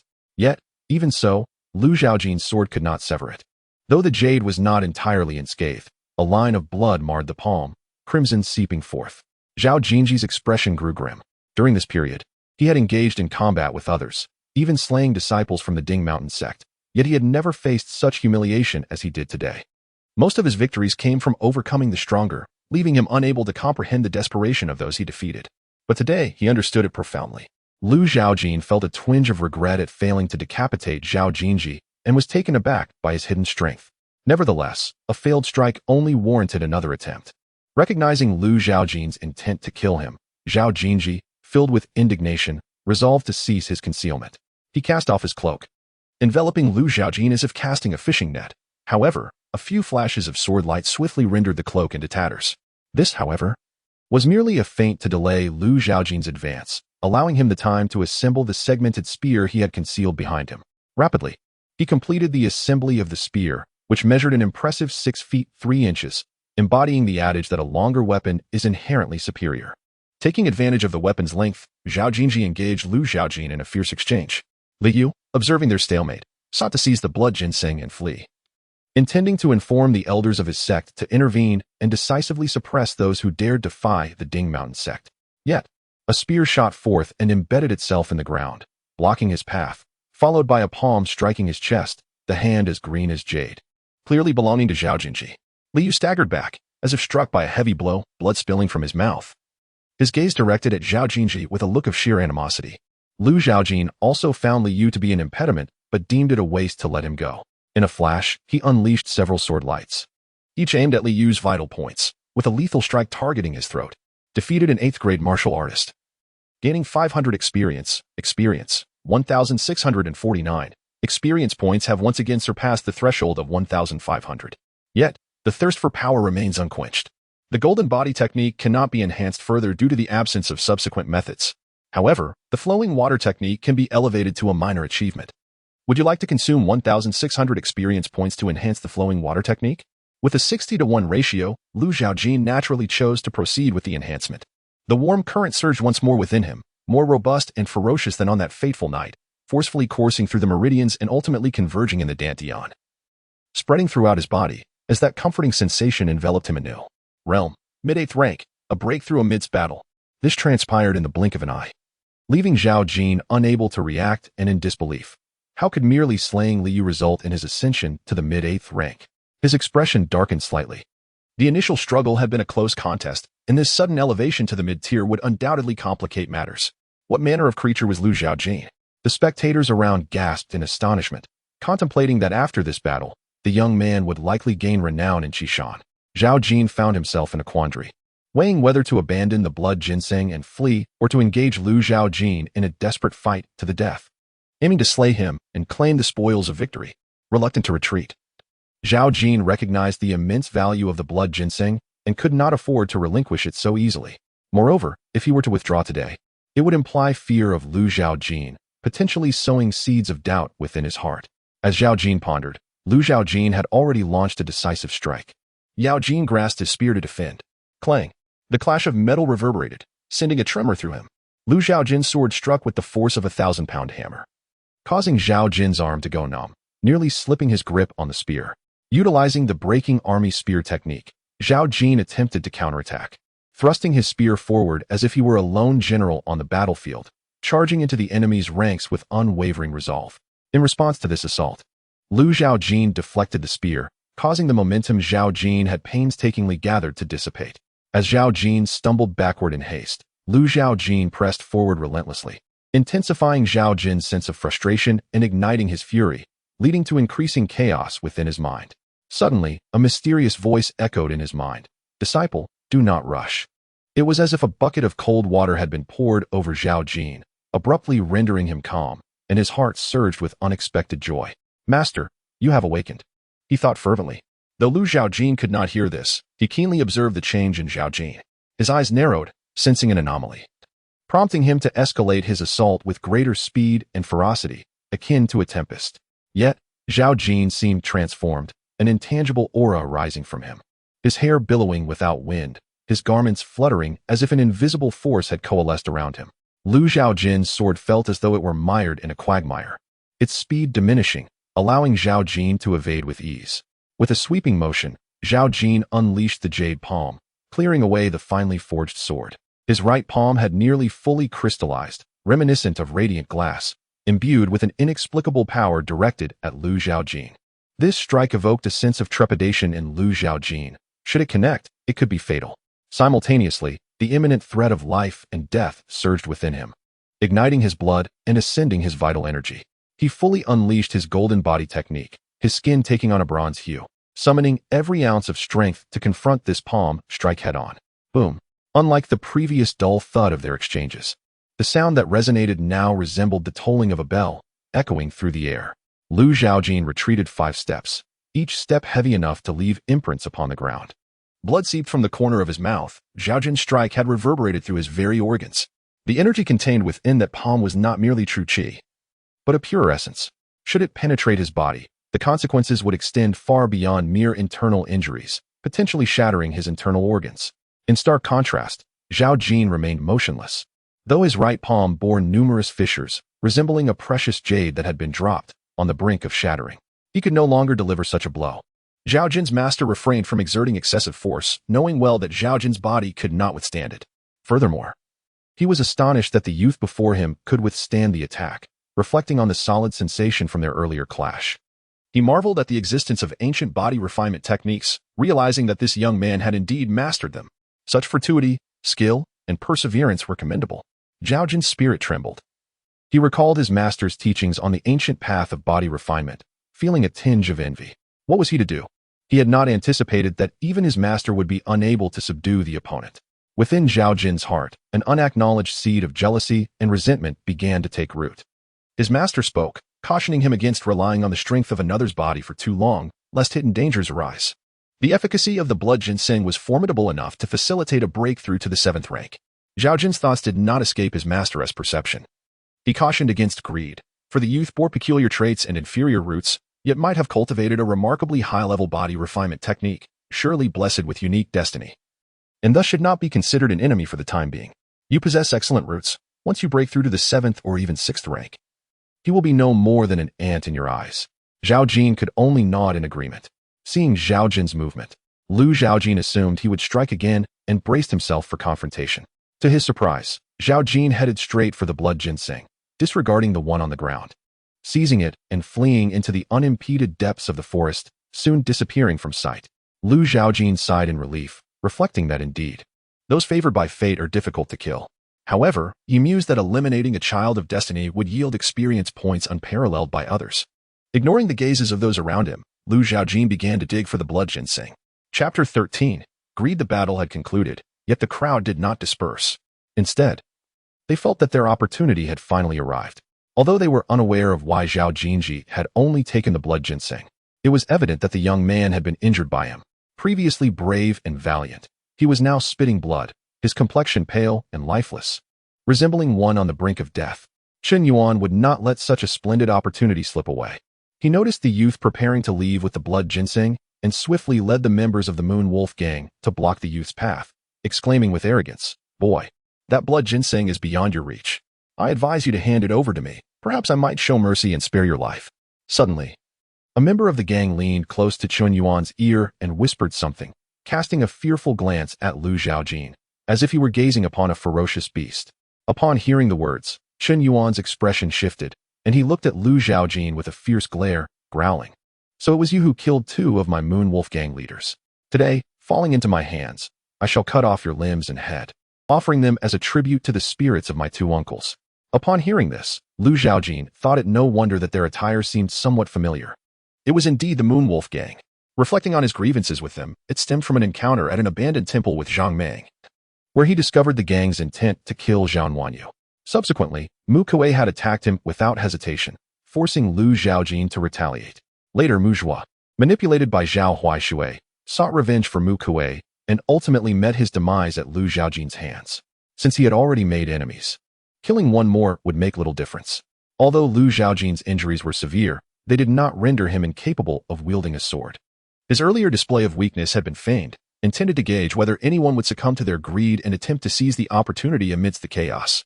With only a meager 49 experience points remaining, Zhaojin gazed at the finely dressed youth before him and raised the blood ginseng, declaring, "If you desire it, come and take it." He tossed the blood ginseng into the air. Chen Yuan's expression shifted dramatically as he commanded his gang members to seize Zhaojin, insisting that he must not escape. He leaped forward, reaching for the blood ginseng. However, someone was swifter. A foot kicked his hand away, and the blood ginseng was claimed by another, who laughed triumphantly. Such treasures naturally belong to the capable. Does young Master Chen not understand this simple truth? Chen Yuan's right hand throbbed with pain as he recognized the identity of his rival. He coldly replied, "Since you are aware of my status, you ought to return the blood ginseng to me. Otherwise, you will be at odds with the Moon Wolf gang."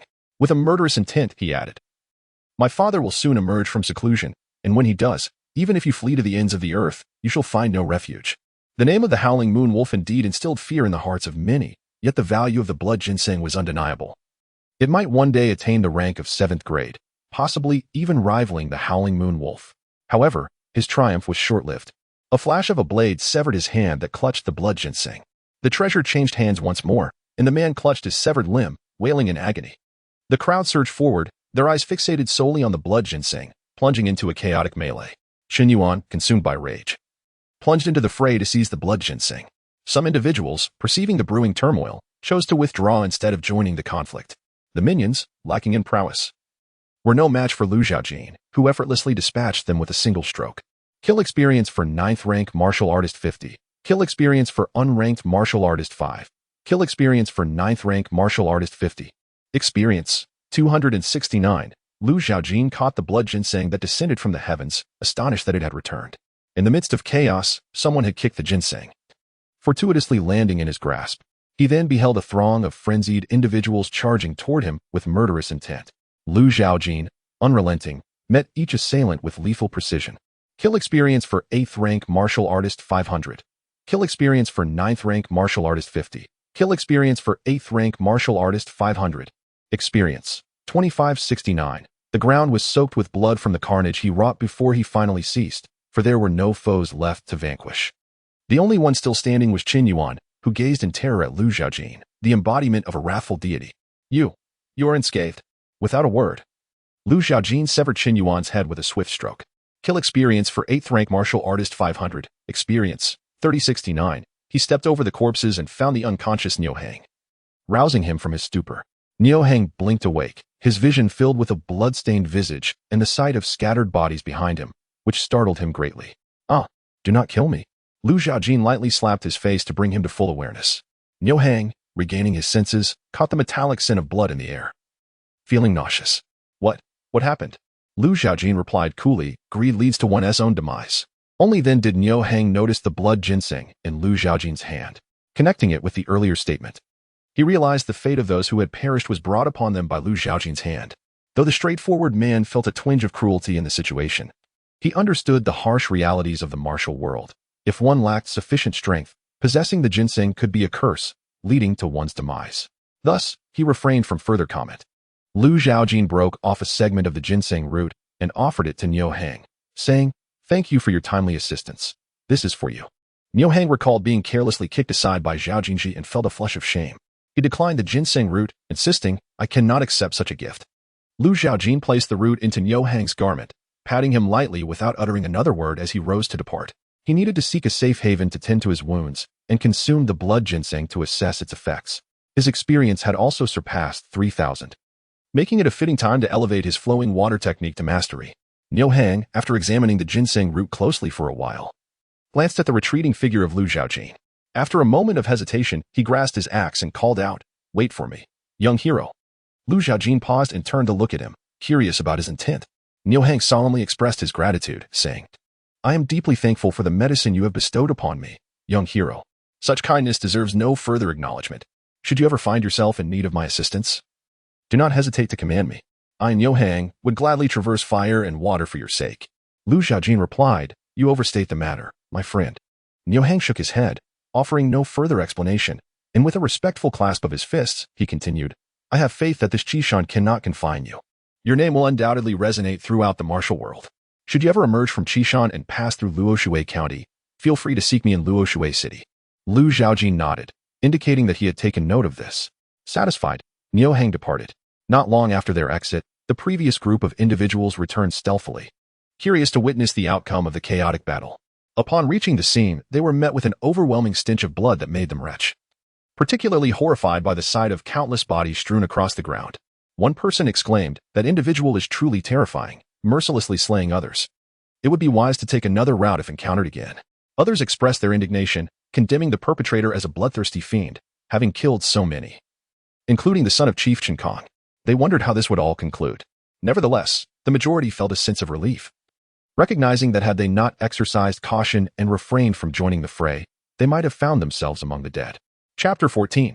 Ambition Zhang was set to descend from the mountain and return to Qishan County, while Zhaojin traveled in the opposite direction. After a long moment of watching Zhang's figure fade into the distance, Zhaojin finally withdrew his gaze, intending to seek a secluded place to enhance his cultivation. thereby gaining greater assurance in annihilating the Zhang and Zhao families, as well as in locating his predecessor's father. He had not anticipated that Zhang hailed from Luoshui County. Lu Zhaojin had assumed he originated from beyond Qishan County, yet still within its borders. Qishan lies nestled between Luoshui and Yinling counties, stretching for hundreds of miles like an unremarkable dividing line.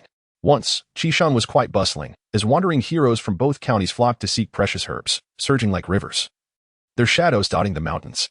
This influx led to the depletion of the region's rare medicinal plants, leaving only those with shorter growth cycles and lesser value. Subsequently, it seemed that a single blood ginseng ignited fierce conflict among the heroes of the two counties, resulting in countless casualties, a clash akin to fire and water, unrelenting and merciless.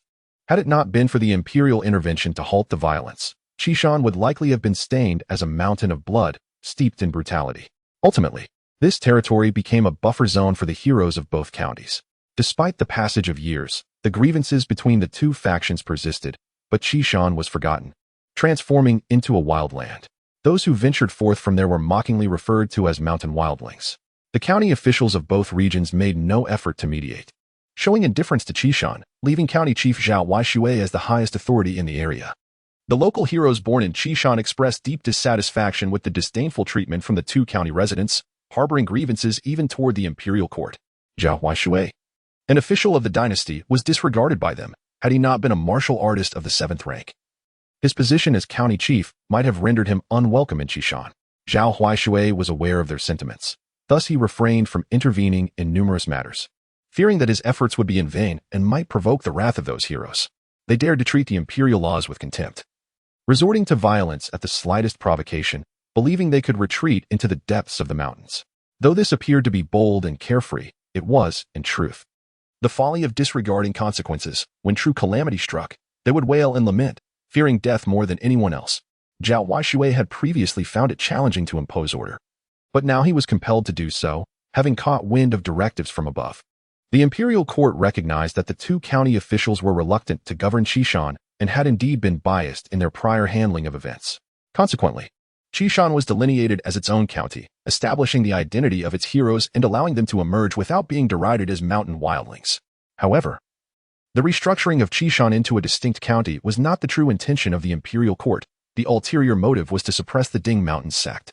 Due to the issues between the two counties, the imperial court lost credibility in Qishan, leading its heroes to gravitate more closely to local power.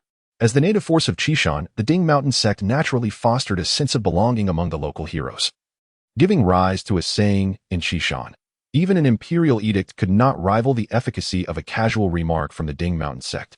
This illustrates the esteemed position of the Ding Mountain sect in Qishan. The dynasty could not permit such occurrences, hence it was decided to rectify the situation in Qishan.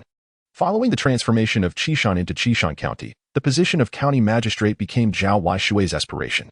However, contrary to expectations, the county seat was to be established in Shiqiao Town rather than Qishan County. Shiqiao Town, adjacent to the Qizheng River, already boasted a wharf.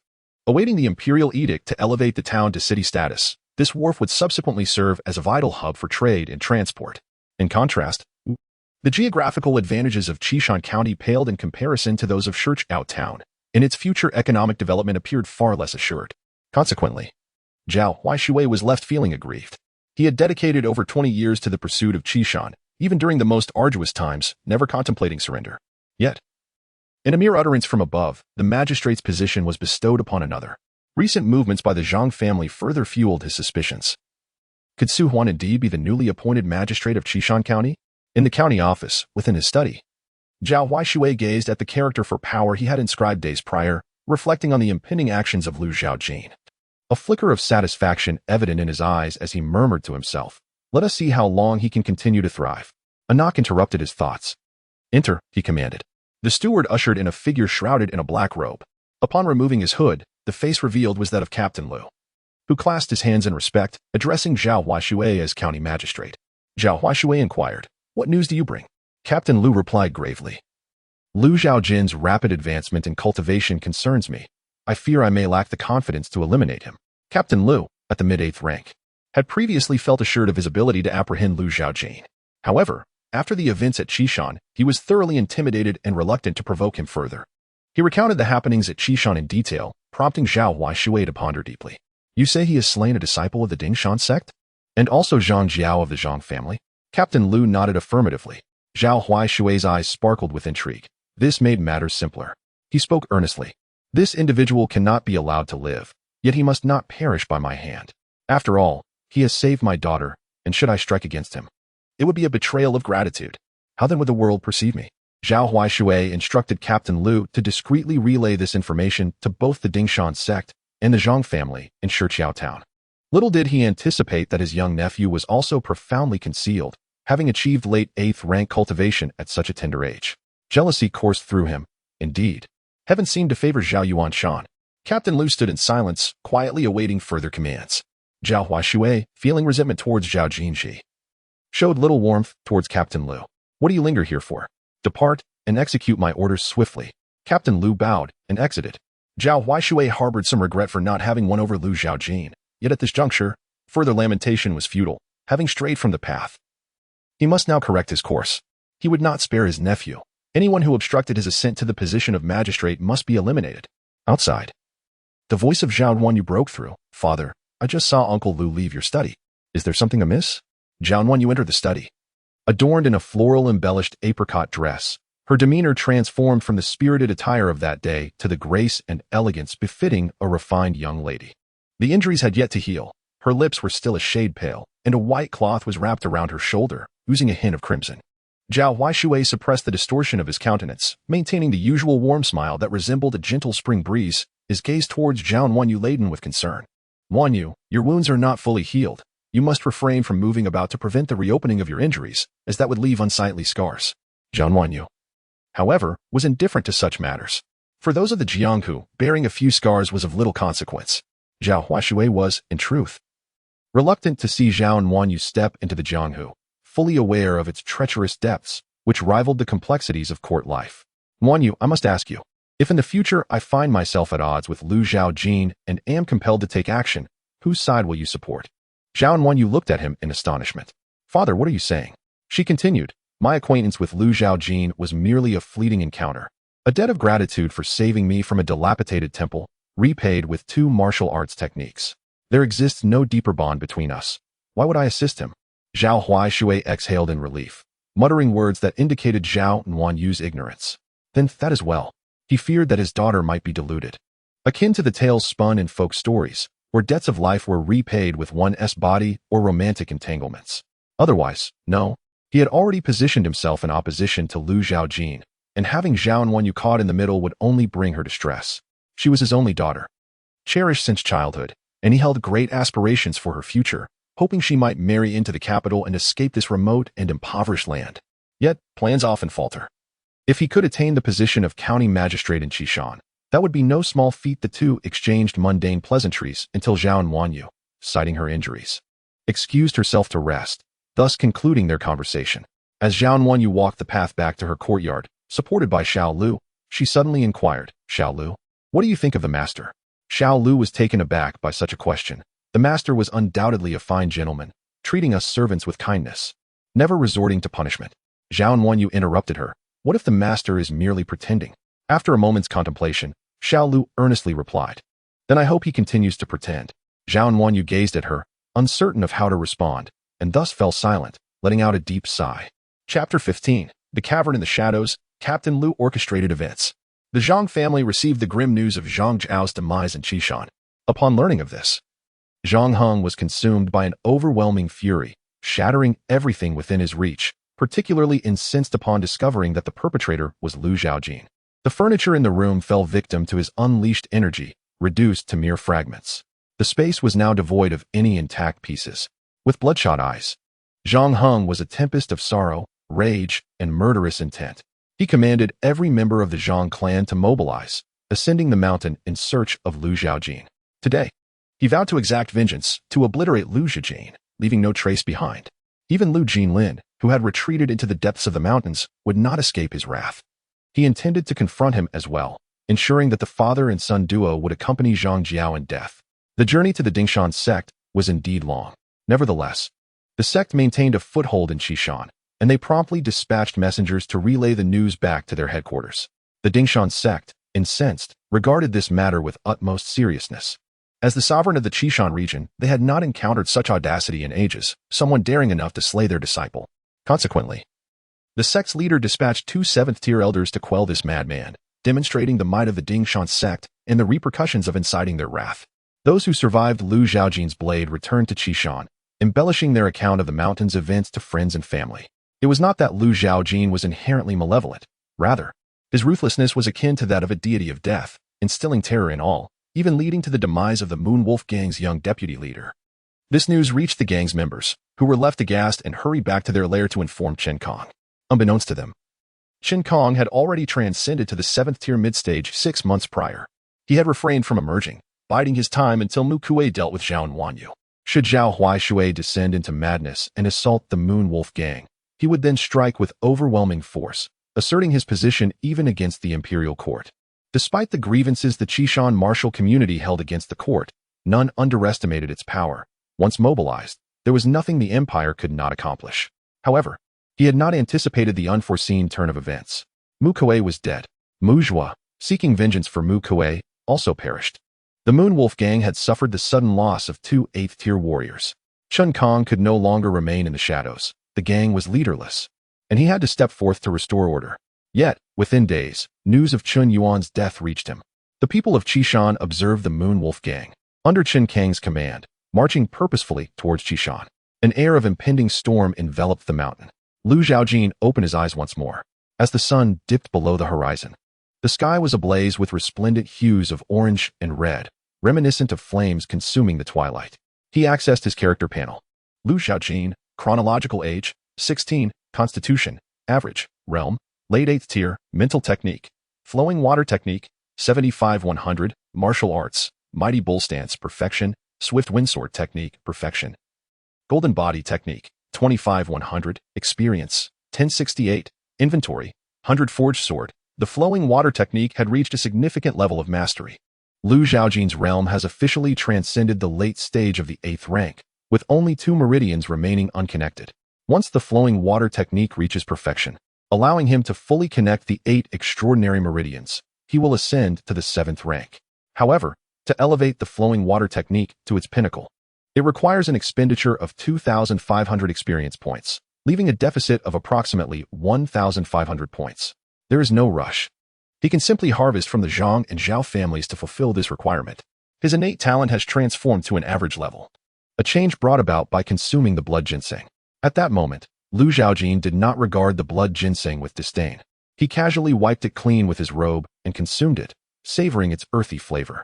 The blood ginseng quickly dissolved in his stomach, transforming into a pure medicinal essence that permeated his flesh and bones, bestowing upon him a euphoric sense of elevation. This, undoubtedly, was the reason for the enhancement of his innate talent. Moreover, this medicinal power also nourished his physical form, slightly increasing his bodily strength, while his internal organs underwent subtle changes, imperceptible yet significant. Lu Zhaojin felt invigorated, his mind clear and alert, as the world around him appeared renewed, albeit with a vague sense of alteration that he could not quite articulate. The reason for this prolonged period of absorption was primarily due to digesting the potency of the blood ginseng. Rising from the ground and brushing off the dirt from his clothes, Lu Zhaojin contemplated that it was time to address the grievances of his past life. However, he had not ventured far when he noticed an increased presence of individuals atop Qishan. Could there be some treasure manifesting on the mountain? Lu Zhaojin did not conceal his figure. Upon being spotted by the group, they reacted with alarm, especially upon seeing him drenched in blood. Drawing their weapons to prevent his approach, Lu Zhaojin was not one to engage in combat. If trouble sought him, he would unsheath his sword without hesitation. "What are you searching for?"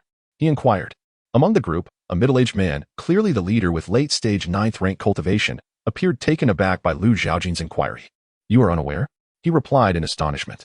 The middle-aged man succinctly explained to Lu Zhaojin that Qishan had become a convergence of various factions: the Dingshan sect, the Zhang family, the Zhao family, the Moon Wolf Gang, and even the county office and the apothecary had mobilized. He further mentioned that individuals from Luoshui County and Yinling County were on their way. They had discovered a cave in the deep mountains, which was conservatively estimated to be the remnants of a 5th-rank powerful being. The identity of the discoverer, Zhao Jinji, did not surprise Lu Zhaojin. From the man's words, it became clear that the Zhang family had led a contingent of protectors to Qishan, scouring the area in search of a youth. Lu Zhaojin realized they were seeking him. Yet they had not found him. Only Zhaojin, Zhang Heng, and Zhaojin engaged in a fierce battle, with no clear victor emerging.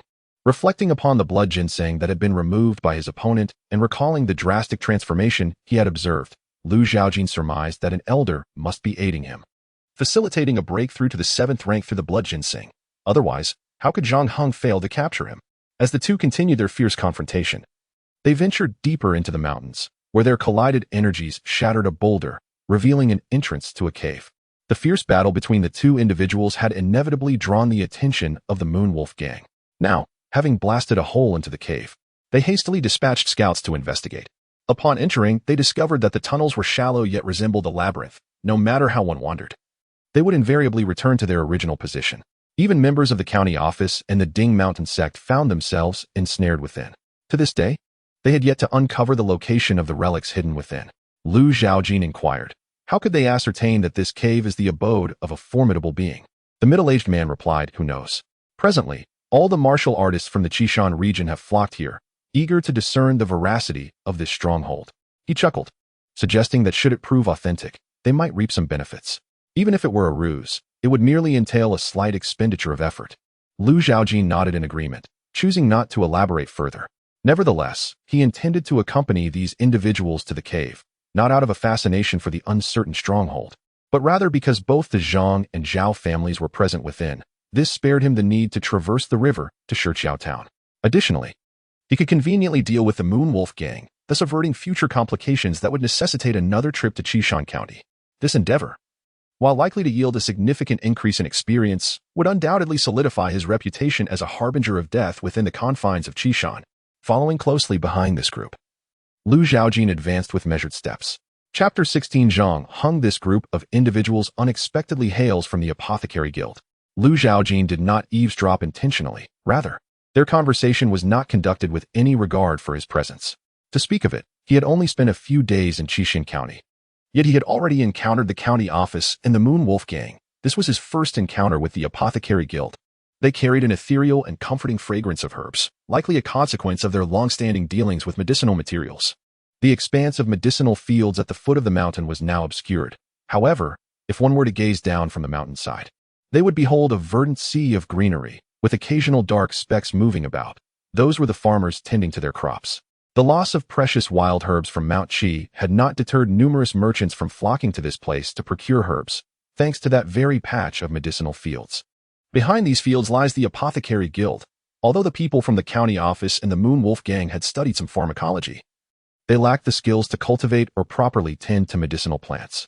This signifies the Apothecary Guild's pivotal role in Qishan County. The saying, "It is better to offend the county magistrate than to provoke the herbalist," is widely circulated in Qishan County and can be regarded as a principle for survival. Alas, it no longer holds true. Their journey was fraught with turbulence, constantly encountering obstructions, whether from the Moonwolf gang or the Zhang family. These individuals obstructed others from ascending the mountain to the cave. A middle-aged member of the Apothecary Guild attempted to reason with them. But in the face of such temperamental individuals, he was met with calamity, his life threatened with a swift strike. Had he not possessed some skill, he would have undoubtedly perished along the way. Of course, these men were ultimately slain by Lu Zhaojin, serving as experience points for his cultivation. Yet, this path was filled with 9th-grade martial artists, making the accumulation of experience painfully slow. He still required the experience of at least 2 8th-grade martial artists to achieve the perfection of the flowing water technique. Experience, 1608, although he gained experience. The aftermath of this slaughter altered the way the Apothecary Guild members regarded him. Fear? Trepidation? A desire to distance themselves? Likely all of the above. Along this route, they encountered formidable opponents, fully comprehending that the cave was beyond their reach. Reluctantly, they prioritized their lives over their desires, and upon discovering valuable herbs nearby, they bid farewell to Lu Zhaojin and departed. Lu Zhaojin continued onward alone, traveling a considerable distance until, as night fell, he finally beheld the cave entrance. Guarding the entrance were members of the Zhang family and the Moonwolf gang, preventing anyone from entering. Those martial artists who had traveled from outside Qishan County cast resentful and indignant glances at the guards, yet their inferior skills compelled them to swallow their grievances, hoping that those who entered before them would not be excessively ruthless, allowing them a chance to salvage something. At that moment, Lu Zhaojin appeared before the crowd, brandishing his long sword as he slowly advanced toward the cave, disregarding the Zhang family and Moonwolf gang members. seemingly intent on forcing his way in.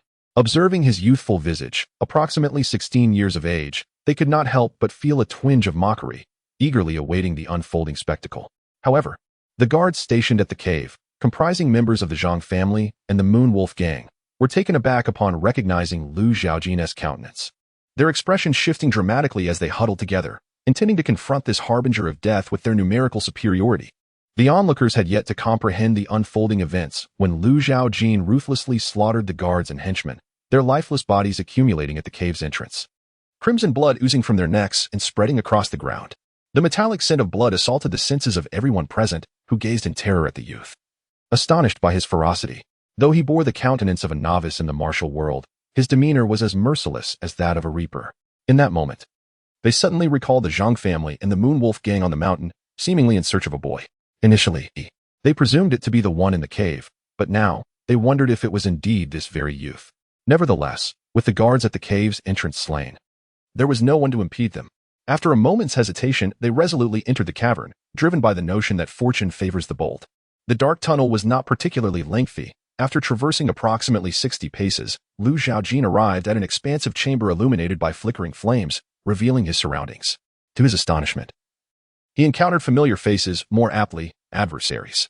Several Zhang family guards, brandishing torches, illuminated a significant portion of the area. They had encircled Zhang Heng, vigilantly scanning the perimeter, leaving no movement unnoticed. The cave was eerily silent, even the faintest footfalls echoing far and wide. Thus, upon hearing Lu Zhaojin's approach, they turned their attention toward him. However, as Lu Zhaojin had yet to step into the light, they could only discern a shadowy figure and called out in unison, "Who goes there? Step forward." Lu Zhaojin remained still, observing Zhang Heng, who was seated in meditation, striving to suppress a chaotic energy surging within him, presumably a remnant from his battle with Zhaojin, which had not ended favorably for him. The guard's shout startled Zhang Heng, compelling him to divert his focus and open his eyes to the intruder. His gaze seemed to pierce through the darkness, and as he beheld Lu Zhaojin, his pupils constricted slightly, and he nearly spat the name through gritted teeth. Lu Zhaojin. Emerging from the shadows, Lu Zhaojin confidently approached the light, meeting Zhang Heng's gaze, which brimmed with a desire to rend him asunder. He spoke with a casual demeanor. "Why must you regard me with such animosity, Master Zhang? On that fateful day, you decimated my Sea-High escort agency. Did you ever ponder the repercussions you now face?" Indeed, Zhang Heng felt a twinge of regret, but not for the massacre of the Sea-High escort agency, rather for not having personally dispatched Lu Zhaojin. Had he done so, how could he have possibly survived after jumping into the river? He was baffled by the opportunities that Lu Zhaojin had seemingly encountered in Qi River, as he appeared to have transformed entirely in just a few days. His cultivation rising substantially, rendering even the Jiao an inadequate opponent. A peculiar glimmer flickered in Zhang Heng's eyes. If he could extract the secret of Lu Zhaojin's fortune, he might yet aspire for the 6th rank. I, Zhang Heng, never regret my actions. However, it seems you are unaware of the capabilities of a 7th-rank martial artist," he declared. No sooner had he spoken than Zhang Heng unleashed a sudden palm strike, producing a dull thud as the air warped momentarily, as though an invisible imprint of his hand was hurtling toward Lu Zhaojin. In response, Lu Zhaojin merely sidestepped, allowing the palm strike to crash into the stone wall behind him with a thunderous roar, leaving a deep imprint in its wake. A look of astonishment flickered in Zhang Heng's eyes. He had not anticipated that Lu Zhaojin could evade his strike. He had previously employed this technique to eliminate numerous 8th-tier martial artists, and it was nearly infallible. Yet today, he had miscalculated. This was likely due to the presence of that unique energy within Lu Zhaojin. Zhang Heng's countenance darkened as he recalled the origin of that energy, his resentment intensifying. He could scarcely fathom how Zhaojin had managed to break through to the 7th tier. After all, Zhaojin was merely 17 years of age. A 17-year-old at the 7th tier was an exceptional talent in both Yanling and Luoshui counties. After decades of his own arduous cultivation, he found himself overshadowed by a mere youth, causing his resolve to nearly shatter. He recalled how he had once regarded Zhang Jiao as the prodigy of the Zhang family, frequently comparing him to Zhaojin, and his heart swelled with envy. What was it that his family lacked? Unperturbed by Zhang Heng's turmoil, Lu Zhaojin seized the opportunity to strike decisively, intent on pursuing Zhaojin deep into the cave to eliminate any future threats. The guards surrounding him were no match for his sword, falling victim to a single, lethal thrust. In a desperate moment, he lunged directly at Zhang Heng. Faced with impending doom and unable to cultivate further, Zhang Heng roared, unleashing a torrent of energy in an attempt to block the incoming blade. Yet, The sword's radiance advanced with the tenacity of bamboo leaves caught in a tempest, steadily progressing until it was ultimately grasped by a formidable hand, rendering it unable to advance another inch. Chapter 17. Conclusion. No wonder it is often said that the distinction between the 9th and 8th ranks merely signifies an enhancement of the physical body, such as increased bodily strength and greater energy. In essence, one remains on the path of training. However, when one transcends to the 7th rank and masters true energy, one truly embarks upon the journey of martial arts. Take the present situation, for instance. Even though Zhang is injured and his strength has significantly diminished, Lu Zhaojin would still need to exert considerable effort should he wish to kill him. Lu Zhaojin unleashes 10 flashes of sword light, weaving in and out, forming a net of blades that envelopes Zhang.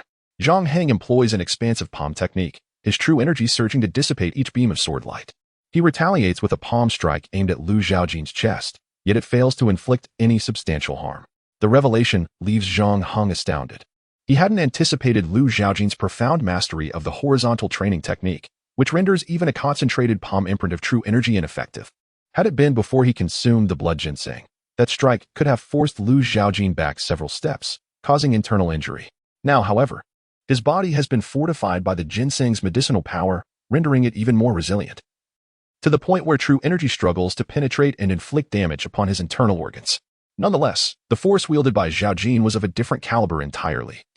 It was far more refined, and had it been even more potent, it might have created a significant wound in his body. Even Zhang's current physical form might not withstand such an assault. Thus, Lu Zhaojin remains vigilant regarding Zhaojin's hidden trump card. Seizing the opportunity while Zhang is momentarily unsettled, Lu Zhaojin strikes toward his neck with his sword. Zhang retreats in alarm, while Lu Zhaojin relentlessly presses forward. Cornered against a stone wall, Zhang gasps for breath. The pressure from Lu Zhaojin prevents him from suppressing the turbulent true energy within, making it increasingly difficult for him to harness his own power. Suddenly, he spews blood, clutching his chest with his right hand, his face paling to the hue of parchment, as the true energy wreaks havoc in his heart's meridians.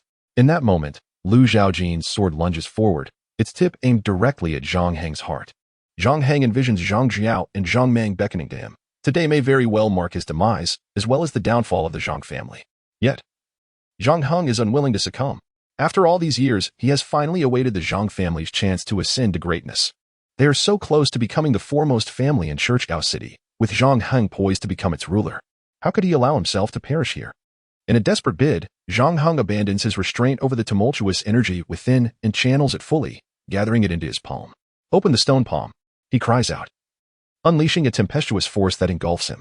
His disheveled hair dances without wind, his robes billow, and a hurricane roars, as if propelled by immense repulsive power. Lu Zhaojin's thrust is obstructed, failing to find its mark. Simultaneously, Zhang's consolidated right palm strikes solidly against Lu Zhaojin's chest, sending him hurtling backward.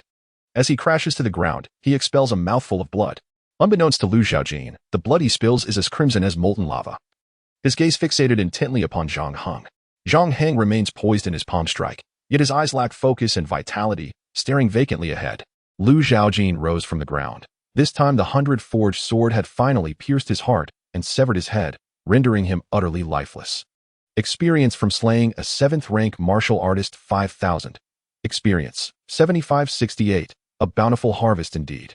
Lu Zhaojin exhaled a breath of foul air. The spot on his chest where Zhang had struck him was now throbbing, and his breathing became somewhat labored, likely due to the internal injury caused by that blow. Lu Zhaojin glanced towards the 3 diverging paths, casually selecting one, and resolved to find a secluded spot to perfect the flowing water technique and attain the 7th rank. Just as Lu Zhaojin departed, others arrived at the scene, sensing the metallic scent of blood in the air. Their expressions shifted, and they drew their weapons before them, bracing for any unseen peril. Upon discovering the bodies of the Zhang family guards, they picked up the still-burning torches and held them aloft, illuminating a wider area. Eventually, they discerned the full scene, including the headless corpse of Zhang, prompting gasps of shock and a surge of trepidation within them. They had not expected that even a 7th-rank master could perish here, and they began to hesitate about whether to venture deeper. In a certain passageway, Lu Zhaojin sat cross-legged in a space barely large enough for one. Would you like to expend 2,500 experience points to enhance the flowing water technique? Lu Zhaojin decisively chose to elevate the flowing water technique. Experience 5,068. Flowing water technique perfected. As the final 2 meridians were opened, an invisible current surged within him, circulating freely through his meridians, completing the great circulation and the minor circulation, ultimately settling in his dantian, where it would remain undispersed. Lu Zhaojin's realm seemed to burst forth like a chick breaking its shell, entering the 7th rank, also known as the True Qi realm. Early 7th rank. Lu Zhaojin opened his eyes, which sparkled with vitality, resembling two flickering candles in the enveloping darkness, drawing attention. Yet, as no one had entered, he went unnoticed. Feeling the true qi circulate within him, he manipulated it until it gathered in his palm, striking the right stone wall. A dull thud resonated, leaving an imprint of his hand upon the surface. Simultaneously, he retrieved the 100-forged sword from his system's inventory, channeling his true qi into it. The blade shimmered with a faint blue light as he slashed forward, unleashing a wave of sword energy that carved a narrow, one-finger-deep gash into the stone wall. Exuding an aura of sharpness, Lu Zhaojin sheathed his sword, his eyes gleaming with delight, embodying the essence of a sword cultivator. With the breakthrough in his realm and his injuries healed, he did not linger. On this Qishan mountain, the enmity with the Zhao family remained unresolved. Lu Zhaojin pressed onward, arriving once more at a spacious cavern, where 3 paths lay before him. A cunning rabbit has 3 burrows? Lu Zhaojin again chose a path at random. Unless the master of this cave was well-versed in formations and the 8 trigrams, wishing to conceal his remains or test visitors, he believed that proceeding forward would inevitably lead to the destination. Lu Zhaojin had little knowledge of formations or the 8 trigrams. If he could not locate the cave, he would wait at the entrance, confident they would eventually emerge. Fortunately, this cave was not as intricate as he had imagined. Ahead, the sounds of fierce combat erupted, and he recognized familiar voices. The voice stirred fragmented memories of a bygone existence, conjuring forth a weathered visage that bore a striking resemblance to a previous self, albeit with a more mature countenance. The father of that former identity stood ahead. Lu Zhaojin found himself instinctively quickening his pace, propelled by the lingering obsession of the past. With Zhang demise heralding the downfall of the Zhang family, the remnants of that former self sought to glimpse their father one last time through this corporeal vessel. Once this fixation dissipated, this body would wholly belong to Lu Zhaojin. He did not forcibly intervene, for he wished to avoid harboring such a ticking time bomb within. Navigating through the narrow tunnel, an expansive cavern unfolded before him. This cave was significantly larger than the previous one, devoid of any branching paths, likely serving as the dwelling of the cave's master. Within, there was a platform supported by 3 stone pillars, each adorned with a wooden brocade box, treasures presumably left behind by the cave's owner. To reach the platform, one had to ascend the steps on either side. A stone tablet stood resolutely in the center of the steps, inscribed with numerous characters, densely packed, seemingly detailing the identity of the cave's master. Yet, no eyes were cast upon it. In their fervent scramble for the treasures upon the platform, a fierce melee ensued, with none willing to yield. Amidst the chaos, Lu Zhaojin caught sight of a familiar figure, momentarily lost in reverie. Chapter 18. Father and son. In the recesses of his mind, memories flickered like slides, vividly displaying the profound impressions the previous incarnation held of his father, ultimately fading into the cold, unyielding waters, never to be showcased again. From then on, it was solely Lu Zhaojin's journey. This time, the lingering obsession left by his predecessor profoundly impacted Lu Zhaojin, stirring an innate sense of closeness and an ethereal connection through their bloodline, causing his heart to tremble. The word father nearly escaped his lips, as though the previous soul was utilizing this corporeal form to impart a final whisper. Though the utterance was soft, the majority present, all of whom were at the 7th rank, were keen of hearing and halted their actions, turning towards the source of the sound to behold an outsider. Upon hearing that familiar call, Lu Jinlin's eyes quivered slightly, recognizing Lu Zhaojin. His lips trembled as he struggled to articulate words. Tears shimmered in the middle-aged man's eyes as he murmured, "Zhaojin, it's good to see you safe." That night in Shiqiao town, Lu Jinlin had drawn away a multitude of pursuers, fleeing desperately until he managed to escape to Qishan via a small boat. To evade the searches by the Zhang and Zhao families, he had no choice but to retreat deeper into the mountains. There, he stumbled upon a cave, where he spent his days nursing his wounds, resorting to hunting wild beasts to quell his hunger. Lu Jinlin initially intended to descend the mountain to seek Lu Zhaojin once his injuries healed, but before that moment arrived, the Zhang family's men had already ascended the mountain. He had presumed they were in search of him, only to discover they were actually pursuing a young boy. Zhang Heng had even engaged in a fierce confrontation with that youth, inadvertently revealing a concealed cave. Previously, Lu Jinlin believed the cave to be a natural formation and, concerned for Lu Zhaojin's safety, had not contemplated further exploration. However, The commotion caused by Zhang Heng led him to suspect that this cave held greater significance. Unlike Zhang Heng's convoluted pathways, his tunnel was straightforward and direct, with a rather discreet stone door, likely a hidden escape route crafted by the cave's original inhabitant. In truth, Lu Jinlin had been quite anxious during these days, fearing that when he finally healed and sought out Lu Zhaojin, he would only discover news of his demise. Should that be the case, he would have no face to confront Lu Zhaojin as mother.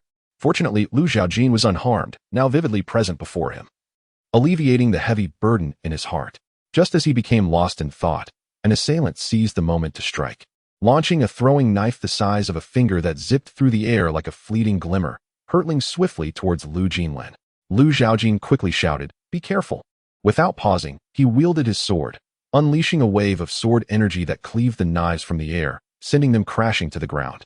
This display of sword energy astonished the onlookers, recognizing the 7th rank. Simultaneously, eyes turned towards Zhao Jinji. Initially, they believed Zhao Jinji's breakthrough to the 7th rank was remarkable, yet they were taken aback to witness another so young achieving the same feat. Such comparisons could be quite disheartening. Naturally, Zhao Jinji's expression shifted through a spectrum of emotions. Astonished that merely half a day had passed since Lu Zhaojin also broke through to the 7th rank. The two individuals who bore the most dismal expressions, however, were Zhao Huaishui and the assailant who had thrown the knife. Lu Zhaojin recognized Zhao Huaishui, having conversed with him previously, yet still held no fondness for him due to matters concerning Mu Zhua. As for the individual attempting a surprise attack with a flying dagger, he was unfamiliar to me, though likely had some connection to my father. His brows furrowed slightly as he recalled Zhao Huai's mention of Su Huan, his gaze turning icy as he fixed it upon him. The well-forged sword in his grasp emitted a faint blue glow in the dim cavern, resembling shimmering water. Lu Jinlin recognized the man, and with his sword pointed menacingly, he expressed his disdain. "Su Huan, we have personal enmity. If you seek me, come directly. Why involve others from the Four Seas escort agency?" Indeed, it was Su Huan. Lu Zhaojin was unaware of the nature of the grudge between her father and Su Huan. Yet it mattered not. Su Huan was destined to die today. Su Huan, dressed in light azure robes adorned with gold and jade, bore an air of nobility. His slightly effeminate features were accentuated by the mocking glint in his elongated phoenix eyes as he replied to Lu Jinlin's inquiry with a smirk, "I am indeed seeking you. Those insignificant insects are merely collateral." Lu Jinlin narrowed his eyes, a flicker of murderous intent igniting within him, and without further ado, he lunged at Su Huan.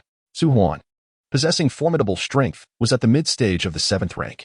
Their battle was evenly matched, with true energy reverberating in all directions. Following this, Su Huan bellowed in fury. "Zhao Yuanshan, what are you hesitating for? Come with me to capture Lu Jinlin and force Lu Zhaojin to submit. Otherwise, given his ruthless decisiveness of late, none of us will have a favorable outcome." Zhao Yuanshan had accompanied Su Huan up the mountain and, to his astonishment, found not only Lu Jinlin but also Zhao Jinji, who was supposed to be at his grandmother's house. Zhao Jinji, possessing a 7th rank cultivation, appeared transformed, leaving Zhao Yuanshan both surprised and uncertain. Now Lu Zhaojin, too, was present at the 7th rank, and Zhao Yuanshan was filled with dread as he recalled the massacre of the Four Seas escort agency that night, causing him to regret his agreement with the Zhang family. However, as Su Huan had articulated, the situation had reached a point of no return. Regret was futile, and they could only proceed down the wrong path. A fierce determination flashed in Zhao Yuanshan's eyes as he attacked Lu Jinlin. Lu Zhaojin wished to assist, but was obstructed by a figure blocking her line of sight. Chen Kong, having never seen Lu Zhaojin in person, recognized her from a vivid description and, fueled by hatred for the one who had slain his offspring, declared, "You are Lu Zhaojin." Lu Zhaojin found Chen Kang's visage somewhat familiar and, upon reflection, noted a resemblance to Chen Yuan. "You are Chen Kong?" she inquired. Chen Kong offered no reply, merely launching a punch. This man possessed a profound reserve of true energy, undoubtedly at the mid-stage of the 7th rank. Lu Zhaojin had just broken through to the 7th rank. With the assistance of the system, she swiftly mastered the utilization of her true energy. Furthermore, with the golden body technique at her disposal, she felt no fear in confronting this mid-stage martial artist. She slashed with her sword, cleaving through the illusory fist shadow, directing crescent-shaped sword energy towards Chen Kong, yet it was shattered by his punch. He then closed the distance, unleashing a direct strike towards Lu Zhaojin. Lu Zhaojin swung her sword, but Chen Kong did not evade. His fist collided with the blade, unable to be severed. This was because Lu Zhaojin's strike had not genuinely connected. The dense, true energy enveloping his fist resembled a transparent gauntlet, maintaining a half-inch distance from the sword's edge. This is the unique technique of harnessing true energy cultivated by Qin Kong. When he channels his true energy to its fullest extent, it envelopes him like a suit of armor forged from steel, rendering ordinary weapons incapable of inflicting harm. The sword in Lu Zhaojin's possession is merely an ordinary weapon. Had it not been infused with true energy, it would have likely shattered under the force of Qin Kang's punch. Suddenly, Zhaojin spoke up. He is Lu Zhaojin, the very one who killed Li Yu. His intention in making this statement was to divert the attention of the two aged masters from the Ding Mountain sect. Both of them were at the mid-stage of the 7th rank, possessing considerable experience and adeptness in the application of true energy, which made Zhaojin feel quite challenged. The primary reason for his discomfort stemmed from his recent breakthrough to the 7th rank, coinciding with an encounter with Zhang, who had also attacked him without provocation. Although their fierce battle was interrupted by the discovery of this cave, they had already expended a significant amount of true energy. Were it not for the covert assistance of his master, he would have found it exceedingly difficult to contend with these two elders from the Ding Mountain sect. These two elders were none other than Elder Hengshan and Elder Qiushui. Elder Hengshan had been actively seeking Zhaojin and would not let this youth, who had slain his beloved disciple, escape unscathed. Thus, he remained unfazed. Elder Qiushui brandished his sword and fixed a cold gaze upon Zhaojin, stating, "There's no rush. Once we eliminate you, Lu Zhaojin will inevitably follow in your footsteps." Realizing that his attempts at provocation had proven ineffective, Zhaojin harbored a deep-seated resentment and could only hope for his master's intervention. Chapter 19. The turmoil in Yinling. The area was divided into 3 distinct regions amidst the chaos. Lu Jinlin faced off against Su Huan and Zhao Yuanshan, while the elders Qiushui from Hengshan contended with Zhaojin. Lu Zhaojin engaged in combat with Qin Kong. At present, only Zhao Huaishui remained without an opponent, and he relished this solitude as he ascended the platform, preparing to seize the treasures atop the stone pillar. Suddenly, a piercing shriek pierced the air, and an arrow shot towards his palm. Zhao Huaishui had no choice but to retract his hand, casting an angry gaze around him. "Who?" he demanded, as a flurry of footsteps echoed from the tunnel. Shortly thereafter, he beheld an elderly man and a youth, flanked by 8 well-trained attendants. The boy wielded a longbow, clearly the archer behind the assault. The youth tossed the bow to a follower behind him and regarded Zhao Huaishui with an air of haughty superiority, declaring that none could claim the treasures within this cave. Zhao Huaishui had never encountered this boy in Qishan and was unaware of his origins. However, the boy's luxurious armor and the imposing halberd at his back suggested a lineage of nobility, accompanied by protectors, likely indicating he was a scion of a prominent family. Zhao Huaishui was aware that no such esteemed families resided in Qishan, as it was a place of poverty. Thus, it could only imply that the youth hailed from beyond Qishan, either from Luoshui County or Yinling County. Damn it! Zhao Huaishui harbored no fondness for the denizens of these 2 counties. Were it not for their past transgressions, Qishan would not have fallen into such despair, leading to a decline in its martial prowess and inviting derision from others. Nevertheless, he recognized that those from these 2 counties were not adversaries he could confront at present. Yet, to relinquish the opportunity before him, a chance that belonged to Qishan, was something he, as the county magistrate, could not accept. With eyes blazing with determination, Zhao Huaishui resolved to seize a wooden box at all costs. Observing Zhao Huaishui's audacity to make a move, the youth's face contorted with indignation. Indeed, this wilderness is inhabited by those who cannot comprehend civility. Qinbo, eliminate them all. The protector beside the youth nodded in agreement. Young Master Jingyi, please wait here for a moment. I shall return shortly. As Qinbo's words faded, his 7th-tier cultivation burst forth, and with a powerful leap, he launched his spear mid-air, his figure following closely behind as he charged towards Zhao Huaishui. Zhao Huaishui's expression shifted in shock. He had not anticipated that Qinbo possessed such prowess, slightly superior to his own. With no time for further contemplation, he summoned his inner energy, transforming his palm into a jade-like shield to withstand the oncoming spear. Yet, Qinbo advanced swiftly, delivering a powerful kick that sent him flying a considerable distance. Zhao Huaishui managed to steady himself upon landing, but he could not suppress the blood that erupted from his mouth. Qinbo's kick had been exceedingly forceful, nearly incapacitating him. Qinbo scooped up the spear with his foot, skillfully catching it and twirling it to create a flurry of spear blossoms, sneering at Zhao Huaishui. To withstand my kick is a feat in itself, but that is where your merit ends. Suppressing his turbulent breath, Zhao Huaishui retorted defiantly. You possess but this little skill. Had it not been for your sudden arrival, you would not have stood a chance against me. Qinbo scoffed. The people of the wilderness are indeed all talk. With a swift thrust, the spear pierced through the air, its gleam reminiscent of the dawn's first light dispelling the shadows. illuminating Zhao Huaishui's face. A heavy burden weighed upon Zhao Huaishui, yet escape was not an option. He steeled himself to endure. The young observer assessed the battlefield, noting that Chun Bo had easily subdued Zhao Huaishui in mere moves, a matter of little concern. However, the presence of others, particularly the two young men, filled him with astonishment. He had not anticipated encountering such prodigious talent in this remote wilderness. They appeared to be merely 16 or 17 years of age, yet had already transcended the 7th rank. In Yinling County, they would surely be disciples of a prestigious sect. Reflecting on his own status as a late-stage 8th rank practitioner, the youth's expression darkened slightly, that could not be allowed to leave alive. Retrieving his longbow from a companion, he knocked an arrow, drawing it back with full force, aiming it at Lu Zhaojin, who was currently engaged in combat with Qin Kong. With a piercing shriek, the arrow soared through the air towards Lu Zhaojin. Sensing an ominous presence behind him, Lu Zhaojin did not turn, but instead sliced through the air with his sword, cleaving the arrow in two as it whizzed past him. In that instant, Qin Kong seized the opportunity to strike, delivering a powerful punch aimed at Lu Zhaojin's torso. This attack was fueled by all of Qin Kang's strength and genuine energy, yet he was taken aback to find Lu Zhaojin seemingly unaffected, standing as if nothing had transpired. Realizing the gravity of the situation, Qin Kong recognized that Lu Zhaojin must have undergone rigorous training. Their knowledge of Lu Zhaojin was alarmingly scant, a fact that was likely due to the fate of those who had previously clashed with him. Lu Zhaojin, channeling his energy, repelled Qin Kong, casting a fleeting glance at the boy who had loosed the arrow, contemplating that once he dealt with Qin Kong, he would swiftly eliminate the youth.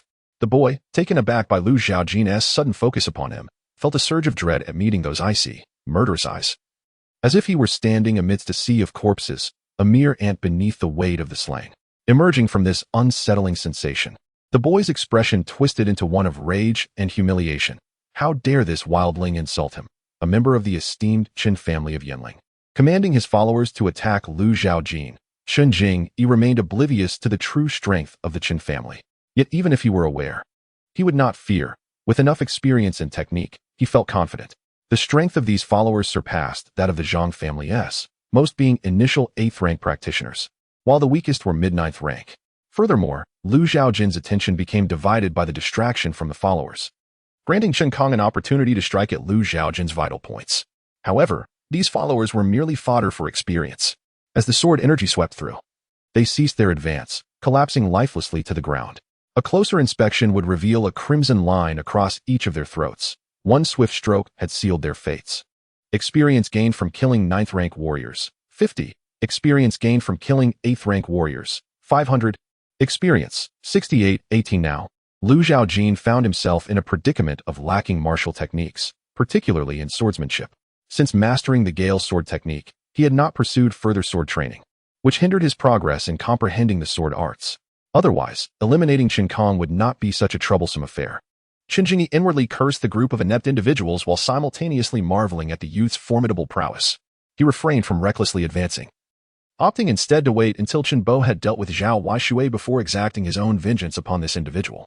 However, Lu Zhaojin would not let the opportunity slip by. Disregarding the shadow of Qin Kang's impending strike, she charged at Qin Jing with her sword, causing his expression to shift in alarm. Qin Jing drew forth his long spear from behind him, attempting to counter Lu Zhaojin's assault with a powerful strike. Yet, facing an 8th-tier opponent with his own 7th-tier abilities was akin to throwing a stone against an egg. Not to mention, Lu Zhaojin possessed extraordinary strength. With a mere flick of her blade, she deflected the spear, then swiftly aimed another strike towards his head. Observing Qin Jing in peril, Qin Bo let out a furious roar, commanding her to halt. With a single palm, he sent Zhao Huaishui crashing to the ground and hurled his spear towards Lu Zhaojin in an attempt to thwart her. Alas, Lu Zhaojin's murderous intent was resolute. In the flash of a horizontal sword beam, Qin Jing's body was severed. Chapter 20. Breaking 10,000. Experience from defeating an 8th rank warrior. 500. Experience. 7318. A delightful sound resonated in Lu Zhaojin's mind. Observing his experience points surpassing 7,000 once more, he glanced at Qin Kong and the others, contemplating that today, he could break the 10,000 mark. Those present held varying degrees of connection to him. What was once absent in Qin Bo had now materialized. As the long spear hurtled towards him, Lu Zhaojin remained steadfast, seizing the spear's tip with his left hand. The spear's shaft transformed into a whip-like appendage, striking at Qin Kong. With a resounding crack, Qin Kang's armor, forged from his vital energy, could not withstand the blow and shattered. the spear crashing heavily against his arms, sending him careening back as if struck by a colossal beast. Chen Kong fell to the ground. Lu Zhaojin leapt above him, unleashing a sword aura that surged forth like a dragon emerging from the sea, lunging towards Chen Kong. Simultaneously, he raised his left hand, firmly gripping the long spear, and thrust it with ferocity as Chen Kong struggled to counter the sword aura. Unable to multitask, Chen Kong had already expended most of his vital energy in defending against the sword aura. The materials used to forge the spear were exceptional, allowing it to instantly shatter the armor formed from his vital energy, piercing through his waist. Chen Kang's face turned ashen, and as he shattered the sword aura, he clutched the spear tightly, striving to prevent Lu Zhaojin from advancing further and inflicting greater harm. At that moment, Chun Bo arrived late, delivering a powerful kick. But Lu Zhaojin deftly evaded it. As the spear slipped from his grasp and he retreated, Lu Zhaojin unleashed another sword aura towards Chun Bo.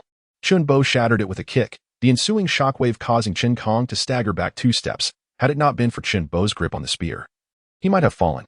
However, Chun Bo's intentions were far from benevolent. He forcefully extracted the spear, disregarding Chen Kong's plight, and charged towards Lu Zhaojin with the weapon raised. Chun Bo's murderous intent surged like a tempest, each thrust aimed at Lu Zhaojin's vital points. Do you comprehend who it was that you just killed? The spear thrust was parried by Lu Zhaojin's finely forged sword, allowing Chun Bo to close the distance. Delivering a kick aimed at Lu Zhaojin's face. He was of the Chun family from Yinling, and these ignorant mountain dwellers were destined to feel the wrath of the Chun family. Lu Zhaojin retaliated with a powerful punch, repelling the foot aimed at him. His expression remaining dispassionate, devoid of any discernible emotion. He paid little heed to the Qin family's influence in Yinling County. If they sought him out, he would simply eliminate them. Chun Bo was taken aback by the audacity of this mountain youth, and his prowess was formidable enough to rank among the younger generation of the Qin family. With this realization, he was even more resolute in his intent to eliminate him. Previously, the Qin family had sought to recruit such exceptional youths, and if that was not feasible, they would crush them without mercy. Lu Zhaojin's slaying of Qin Jingyi, a denizen of the mountains, was a direct affront to the Qin family, and regardless of his outstanding talents, he remained an unproven prodigy. The Qin family had extinguished numerous rising stars. A sense of gratification welled within Chun Bo, akin to witnessing a nascent star destined for greatness extinguished at his hands. Unconsciously, he tightened his grip on the spear. Lu Zhaojin keenly observed the changes in his opponent. Although the underlying motivations remained a mystery, it was evident that no benevolent intentions lay behind them. He found himself somewhat challenged by the late 7th-rank adversary. Not only did the opponent possess a significantly greater capacity for true energy, but his combat experience also far surpassed that of individuals like Chen Kong. While Lu Zhaojin was not afraid due to his mastery of the foundational golden body technique, he understood that over time, even a wellspring of true energy could be depleted, and strength could wane. At that moment, even if he managed to achieve a Pyrrhic victory over Chun Bo, how would he contend with the members of the Dingshan sect thereafter? Lu Zhaojin's gaze inadvertently shifted toward Chen Kong, who was currently regulating his breath. He contemplated eliminating him first to gain experience points, and then examine the corpses for any martial arts techniques. Due to the recent conflicts between the two counties, the martial status of Qishan had significantly declined, leaving little worth lingering for. Many in the martial world had departed, resulting in an extreme scarcity of martial techniques in Qishan. Those factions possessing such techniques treated them as family heirlooms, unwilling to sell or transcribe them for outsiders. There was, however, another method to acquire martial arts techniques, joining the Dingshan sect. Yet, having already offended them, that avenue was now closed. Thus, he could only resort to seizing what he needed. Lu Zhaojin resolved that once the matter at hand was settled, he would depart from Qishan. As for whether to head to Yinling County or Luoshui County, he was still deliberating. However, it seemed increasingly unlikely that he could venture to Yinling County. With the Qin family present, he would find himself severely hindered there. Unbeknownst to Chun Bo, who stepped forward, bowing slightly as he gathered strength for a thrusting attack with his spear, the Chaotic Shadow Spear. Although Chun Bo executed a singular thrust to Lu Zhaojin's eyes, dozens of spear shadows emerged, dense and indistinguishable, rendering it nearly impossible to discern the true spear from the lethal intent it harbored. Lu Zhaojin had no time to differentiate. His sole intention was to shatter all the spear shadows, allowing the genuine one to reveal itself. Perhaps to others, such an endeavor would seem insurmountable, nearly impossible to achieve. Yet, endowed with the perfected wind blade technique, Lu Zhaojin had attained considerable prowess in the art of swift swords. Nevertheless, even he found it challenging to break through to the level of executing 10 swords in a heartbeat. The 100-forged sword whirled in his hand, morphing into a flurry of sword shadows that appeared chaotic, yet each stroke shattered a spear shadow. until at last, the crisp sound of metal striking metal resonated. The 100-forged sword deflected the spear tip, revealing a somewhat astonished Qin behind it. From the rapid movements of his sword, it seemed Lu Zhaojin had caught a glimmer of insight, faintly indicating a potential breakthrough to executing 11 swords in an instant. Yet, this fleeting spark of inspiration was as slippery as an eel, slipping from his grasp just as he sought to seize it. A sense of melancholic loss washed over Lu Zhaojin, but it dissipated swiftly. He approached the bridge's edge with a resolute demeanor, for he possessed a system that would allow him to integrate various martial arts techniques and forge a unique path of his own. The meteoric spear. Qin strike was alarmingly swift, akin to a shooting star, flashing through the darkness. Clang! Lu Zhaojin responded with his swift sword. However, the material of the 100-forged sword was, after all, inferior to the long spear wielded by Qin, resulting in a notch appearing along the blade. As Qin showed no signs of relenting, his shooting skills, swift as a meteor, were infused with potent true energy, transforming into a meteor shower that descended upon them.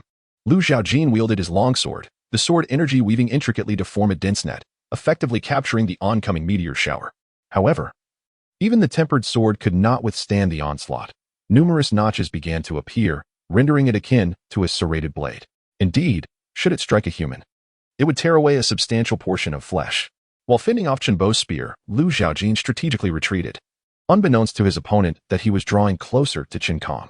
By the time Qin realized the maneuver, it was already too late.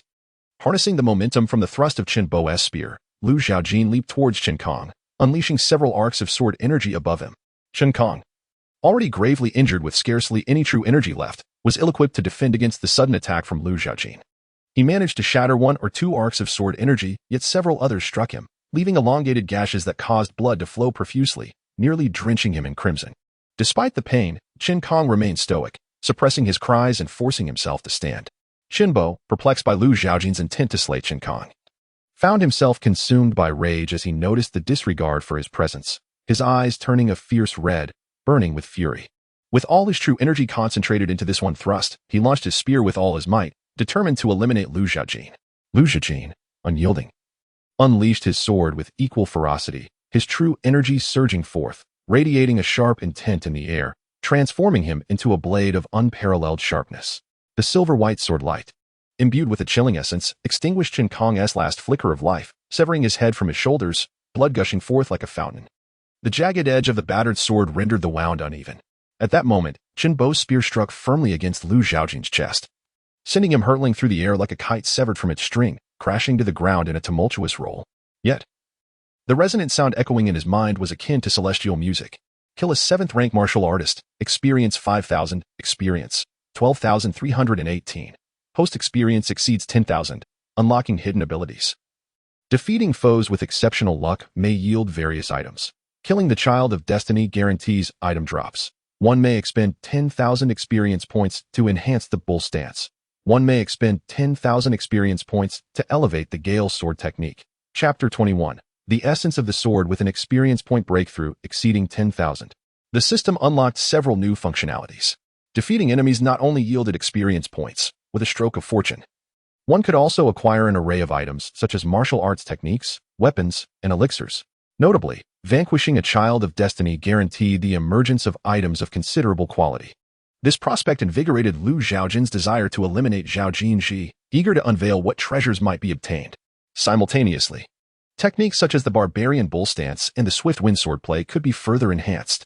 According to the system's guidance, once a martial art reached perfection, it could ascend to an extreme state, a realm known as the pinnacle of techniques, denoting the utmost mastery of that art. Achieving this level implied surpassing the original creator's mastery, an indication of immense power. However, the requirement for this breakthrough stood at a formidable 10,000 experience points. A considerable sum. Currently, no alternative techniques were available for improvement. Thus, Lu Zhaojin directed this 10,000 experience points into the Swift Wind Swordplay. Swift Wind Swordplay, Pinnacle. Experience, 2,318. As the swordplay ascended to the pinnacle level, Lu Zhaojin sensed the emergence of distinct sounds, as if the sword in his grasp were conversing with him. Despite its physical limitations, its spirit remained resolute, speaking of the will to combat, insisting that even if shattered, it would perish upon the battlefield. Concurrently, he perceived subtle changes within the cave. A gentle breeze stirred, an awareness that had previously eluded him.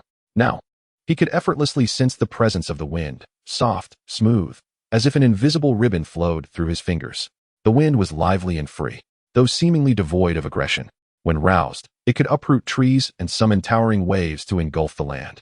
The term swift could be interpreted as fast. Indeed, when wind reaches its utmost velocity, it transforms into a blade. In practicing the swift wind swordplay, even with experience points infused, Zhaojin remained within the confines of swordsmanship. This was not to diminish the sword's significance. Rather, to transcend the creator, one must delve into the essence of when, where, and in what state of mind the creator devised this technique. Zhaojin felt as if he had become one with the creator. Witnessing firsthand the figure wielding the sword amidst the tempestuous wind, the gusts danced like blades, soaring freely through the void, unbound by direction or origin. Where the wind swept, mountains fractured, trees were uprooted, and fleeing creatures caught in its embrace were torn asunder. That figure faced the oncoming gale without a hint of movement, standing resolutely as a resonant sound of a sword echoed across the heavens. The wind ceased, yet the clouds continued to drift. In the presence of that singular strike, even the tempest yielded, for this sword was swifter than the wind, as if severing the source and the past. Delving into a profound mystery beyond Zhaojin's current comprehension, he merely sensed that the figure's strike was so fast that it became invisible to the naked eye. Such a level of swordsmanship would surely spell doom for any sixth-tier warrior who dared to witness it.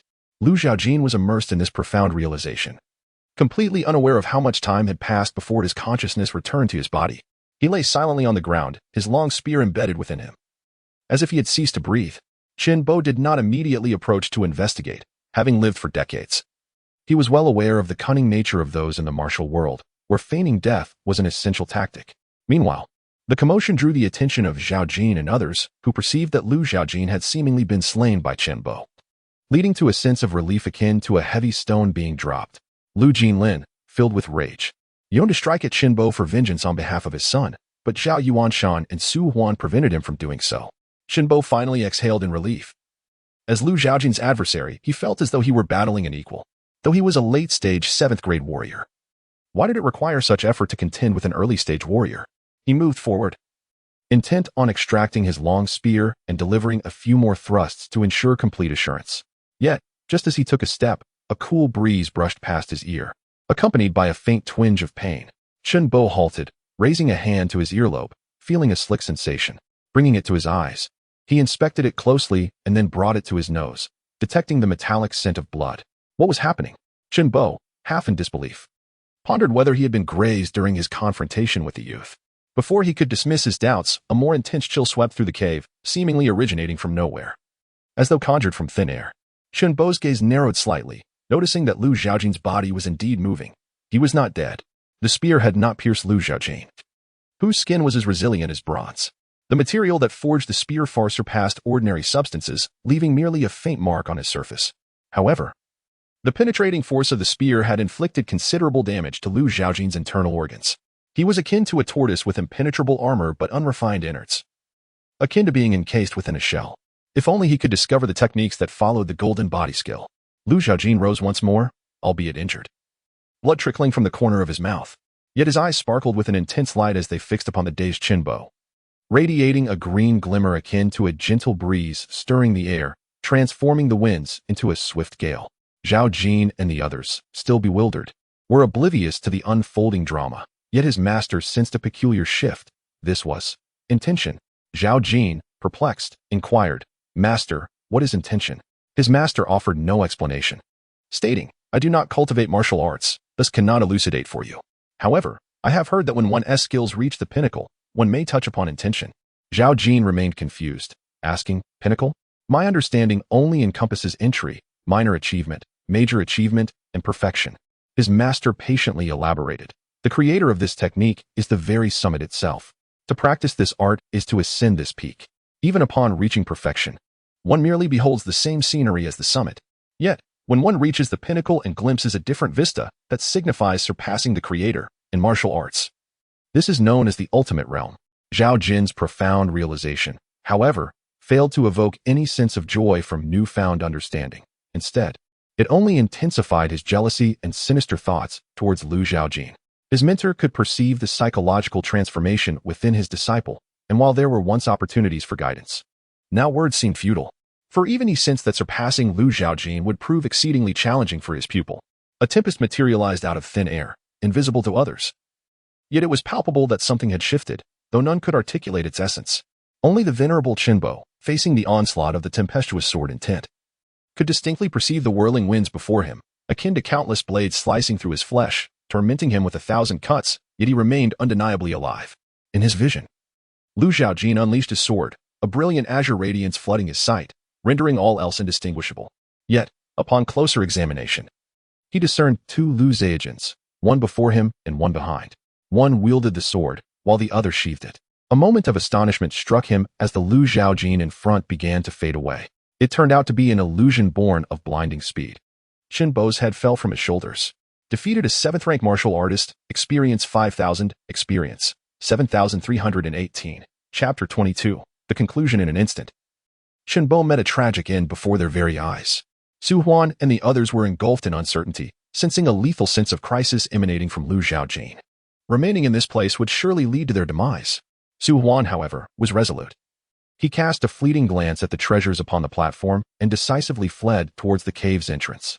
Yet, scarcely had he taken a step when a blade of energy swept past him like a gentle breeze, severing one of his legs cleanly at the knee. The incision was smooth and even, and it took a moment for the blood to spurt forth. Without the support of his leg, he stumbled forward, propelled by inertia, only to collapse after a few steps. Gazing at his dismembered limb, the agony struck him only then, and he clutched the severed leg, wailing in despair.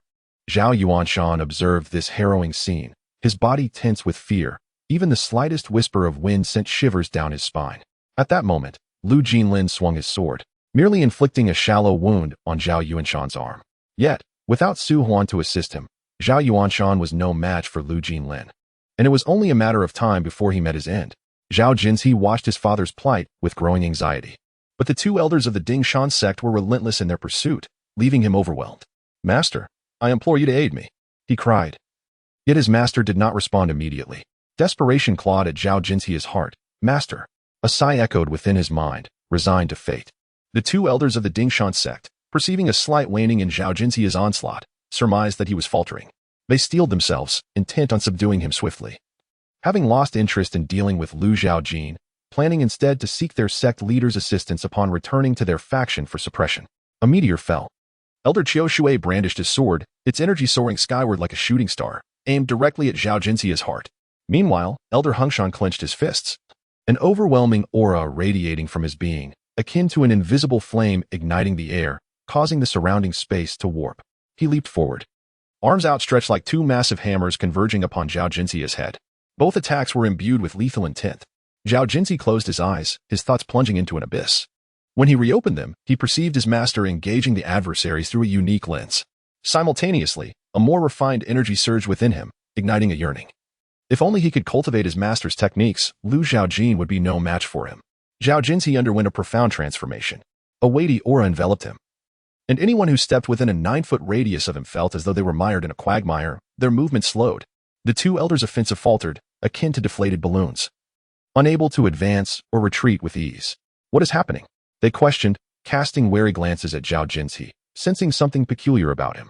Suddenly, the air before them trembled violently, as if an invisible force had detonated, sending a terrifying shockwave that hurled them backward, crashing against the rocky wall before coming to a halt.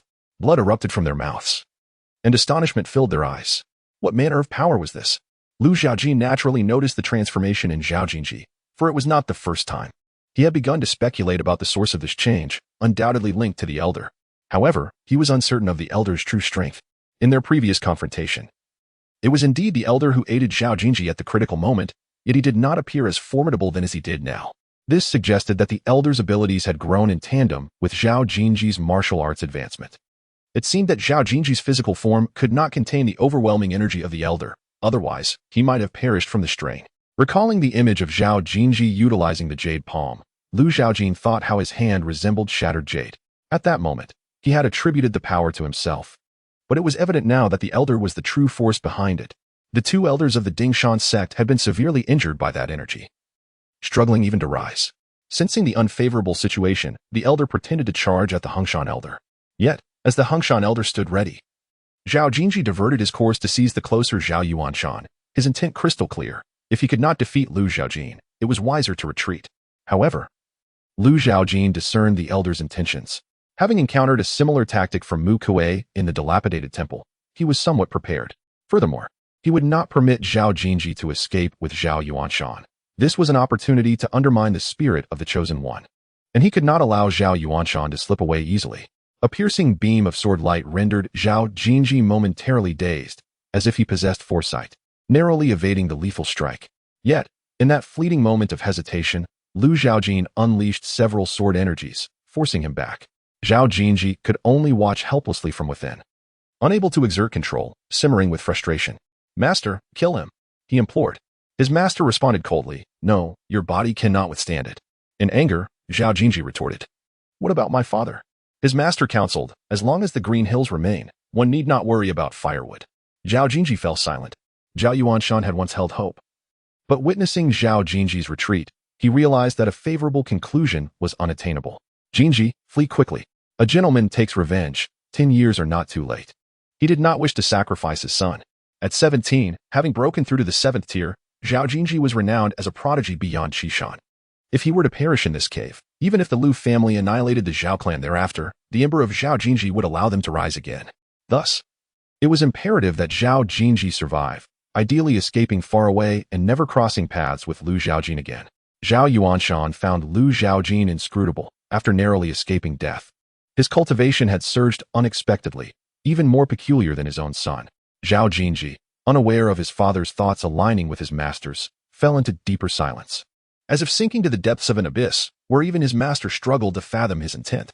Believing Zhao Jinji had acquiesced, his master took control of Zhao Jinji's body, guiding him to flee the cave. Lu Zhaojin, however, chose not to pursue. He understood that the Chosen One, favored by destiny, could prove unpredictable. If he failed to exhaust all of Zhao Jinji's hidden cards, the desperation might lead them both to mutual destruction. The two elders of the Ding Mountain sect, witnessing Zhao Jin's retreat, sought to flee as well. However, Lu Zhaojin was determined not to allow this. He swiftly executed both men, and once more, a reward of 10,000 experience points was credited to him. Slaying a 7th rank warrior experience 5,000. Slaying a 7th rank warrior experience 5,000. Experience 17318. With experience points exceeding 10,000 again. The Barbarian Bull Stance could be elevated to the ultimate realm. Yet, more pressing matters demanded his attention. Su Huan and Zhao Yuanshan were still alive. Su Huan, no longer lamenting, was dragging his severed leg as he crawled towards the cave's exit. The sound of footsteps echoed behind him. Su Huan's heart raced. Akin to being pursued by a ferocious beast, he utilized all his strength, propelling himself forward with his remaining good leg, hastening his escape. However, he was soon overtaken. Turning back, he beheld a blood-stained, handsome face and a pair of cold, indifferent eyes, causing his entire body to tremble uncontrollably. "Do not approach me. I am under the protection of the 3rd prince, sent here by imperial decree." Su Huan cried out, his voice hoarse, "by killing an official of the dynasty. You are opposing the empire and the 3rd prince himself." Lu Zhaojin, unwilling to entertain his futile words, swung his sword, severing Su Huan's fingers along with his head. Slaying a 7th rank warrior experience 5,000. Experience 22,318. Surveying his surroundings, Lu Zhaojin soon realized that Zhao Waishui had mysteriously vanished, having escaped swiftly. It was evident that Shinbo had injured Zhao Waishui, rendering him seemingly incapacitated, though in truth, Zhao Waishui had feigned his condition. As Chunbo occupied Lu Zhaojin's attention, he had stealthily slipped away. Lu Zhaojin turned his gaze towards Zhao Yuanshan, who had been wounded by Lu Jinlin but was still alive, lying on the ground and struggling to breathe. Nevertheless, one could escape the monk, but not the temple. Observing his agony, Lu Zhaojin chose not to prolong his suffering and swiftly ended his life. Slaying a 7th rank warrior experience 5,000. Experience 27318. Thus, within the cave, only he and Lu Jinlin remained. The two exchanged silent glances. Chapter 23. Biological mother Lu Jinlin beheld the familiar figure before him, yet it felt oddly foreign. Could this truly be his son? At the age of 16, possessing the cultivation of the 7th rank, this was a feat he had never dared to dream of. Now manifesting before his very eyes, creating an almost surreal sensation. It was only when the word father called him back to reality that Lu Jinlin realized this was indeed occurring, not a mere illusion. Zhaojin. He had anticipated that their reunion would be accompanied by countless words of concern, yet as the words lingered on his tongue, they failed to escape his lips. For this encounter deviated significantly from his imaginings. However, This was not necessarily a misfortune. Lu Jinlin felt a sense of relief as he gazed upon Lu Zhaojin. His eyes filled with gratification. Zhaojin had grown. Not only had he matured, but he also appeared transformed, as if he were a different person altogether. His gaze fell upon the scattered corpses on the ground, and he sank into a prolonged silence. Lu Zhaojin discerned Lu Jinlin's thoughts and refrained from elaborating. For the concept of transmigration might not be readily accepted by others. He recalled that Zhao Huaxue had once mentioned a personal grudge between Su Huan and Lu Jinlin. Did his father know Zhao Huaxue? Lu Jinlin shook his head. He did not know him. Yet he was aware that the county magistrate of Qishan was not a man to be trifled with. As the chief escort of the Sihai Escort Agency, responsible for transporting goods across Qishan and even venturing into Yanling and Luoshui counties, his experiences far surpassed those of Lu Zhaojin. Lu Zhaojin raised an eyebrow, pondering how Zhao Huaxue had acquired such knowledge, and what of Su Huan? After a moment of silence, Lu Jinlin, filled with melancholy and reminiscence, spoke. He was once a friend through thick and thin. However, due to your biological mother, he severed ties with me. Obsessively believing that I had lured Xilan away from him, he cast his gaze upon Su Huan's lifeless body and sighed softly. I never anticipated he would seek refuge with the third prince. Li Xilan, Lu Zhaojin's biological mother, was mentioned. Yet the memories from his past life provided little impression of her. It seemed she had been absent since his birth. Perhaps she had passed away? Lu Zhaojin mused. But Lu Jinlin's subsequent words dispelled his thoughts. Your mother hails from an illustrious lineage. She is a miss of the Li family from Luoshui County. Though not of the main line, rather a collateral branch. Lu Jinlin seated himself on the ground, releasing the hidden truths he had kept buried within, as if unburdening a great weight. However, my origins are humble, and they regard me with disdain, which is understandable, for families of their stature are most particular about social standing.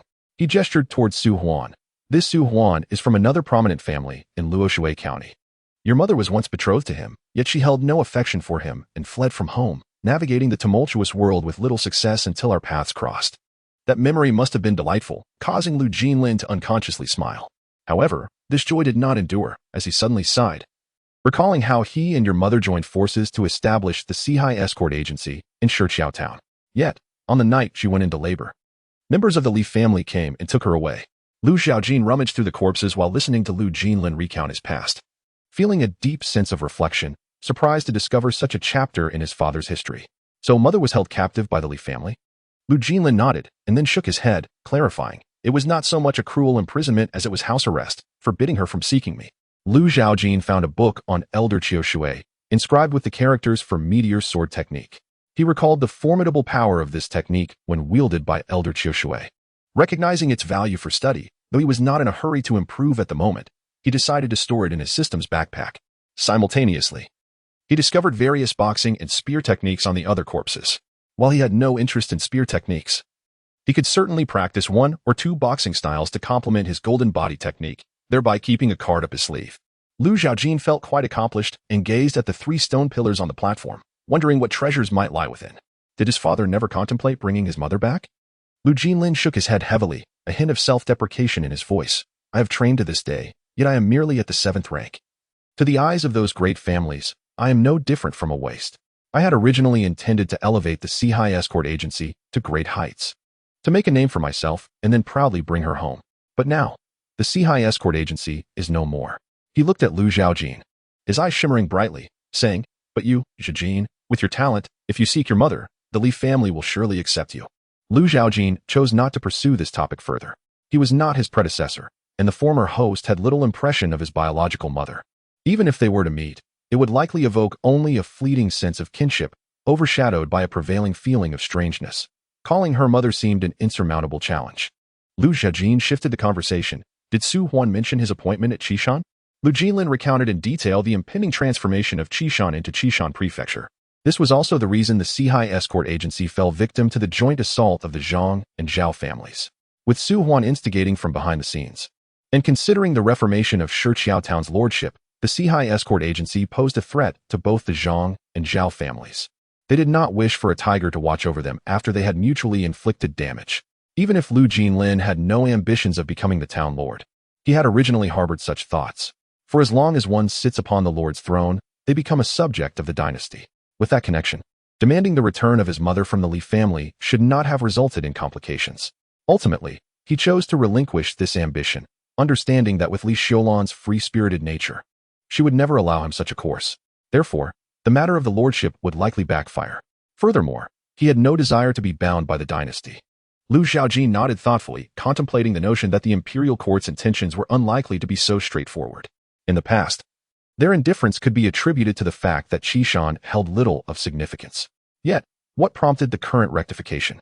Was there a threat to the interests of the dynasty? Upon reflection, the only anomaly appeared to be the Dingshan sect. If the court were to station its personnel in Qishan, could the Dingshan sect retain its former prestige?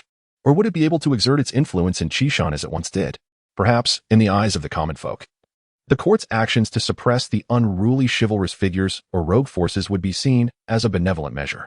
However, for those of the martial world, it would signify the court overreaching its authority and encroaching too far into their domain. The realms of the martial world and the imperial court are distinct. One cannot conflate the two. Now that the dynasty intended to take action against the martial realm, this reform in Qishan might well serve as a test, Dingshan sect being the subject of this trial and the most prudent choice at that. Lu Zhaojin envisioned how, should Qishan truly transform into Qishan Prefecture, the Dingshan sect's future circumstances would become exceedingly precarious. Yet, this concern bore little relevance to him. He had no aspirations to join the ranks of the imperial court or assist the martial world. Lu Zhaojin's ambitions were quite simple. As the guiding principle of his system stated, he sought to become the most formidable sword immortal throughout history and beyond. He approached the 3 stone pillars and retrieved 3 wooden boxes. A subtle scent of sandalwood wafted from the boxes, which appeared to be crafted from sandalwood, adorned with exquisite patterns. Lu Zhaojin and Lu Jinlin opened the first brocade box. Chapter 24. The seal before the 2 individuals. A jade seal materialized. The base was square and about the size of a palm. Upon the base was intricately carved a small dragon, its claws and fangs poised in vivid detail, with scales that shimmered like real ones. Lu Zhaojin lifted the seal from its box and turned it over, revealing the inscription Jinlong in seal script on its underside. She glanced at Lu Jinlin's face, pondering the meaning of Jinlong. Lu Jinlin, having traveled extensively and possessing a wealth of knowledge about the martial world, was, however, completely unfamiliar with the seal. Let's investigate further. Perhaps there are some clues, he suggested. Lu Zhaojin understood he was referring to a stone tablet nearby, which chronicled the life of the master of this cave. It was likely inscribed by friends or relatives, possibly even a disciple. Within the remaining 2 wooden boxes lay a volume of mental cultivation methods and a sword manual. The mental cultivation method, named Yuqing Heart Method, was of a significantly higher rank than the Liushui Ju, capable of cultivating to the 5th tier. In Qishan, reaching the 5th tier was a rarity, with only the headmaster of the Ding Mountain sect achieving even the 6th tier. It was easy to imagine the uproar this method would cause if it were to circulate in Qishan. As for the sword manual, it was titled Xuanlei Zhaojin, with each technique focusing solely on offense, eschewing defense entirely. This suited Lu Zhaojin's taste perfectly. Eliminating enemies could indeed be considered a form of defense. After recording everything in her system backpack, she tossed them to Lu Jinlin, who looked at her in astonishment. Do you not require them? Lu Zhaojin approached the stone tablet and replied, I have already committed it to memory. Lu Jinlin, filled with surprise, asked, You have such an extraordinary memory? When did you acquire this skill? Lu Zhaojin shook her head. I do not know. It feels as though I awakened to it that night. Lu Jinlin did not pursue the matter further, being her father. He joined Lu Zhaojin before the stone tablet, gazing at the inscriptions. Time flows relentlessly, indifferent to human will. What does it matter how profound one's cultivation is? As the years pass, all must ultimately face aging. He never expected Lu Ci to depart this world before him. Returning to this place felt like traversing through memories long past. Lu Zhaojin also felt a sense of melancholy. Time is the most merciless of forces, slipping through fingers, between gaps, and from every part of the body, leaving traces that cannot be reclaimed. From the stone tablet, she learned that the master of this cave was named Lu Ci, who had once attained the 5th tier as a martial artist and was a master swordsman, wielding a 3-foot sword that vanquished all challengers, earning the title of Sword Saint. Sword Saint Lu Ci. Lu Jinlin exclaimed in surprise. He was indeed the one. Lu Zhaojin turned to him. Do you know him?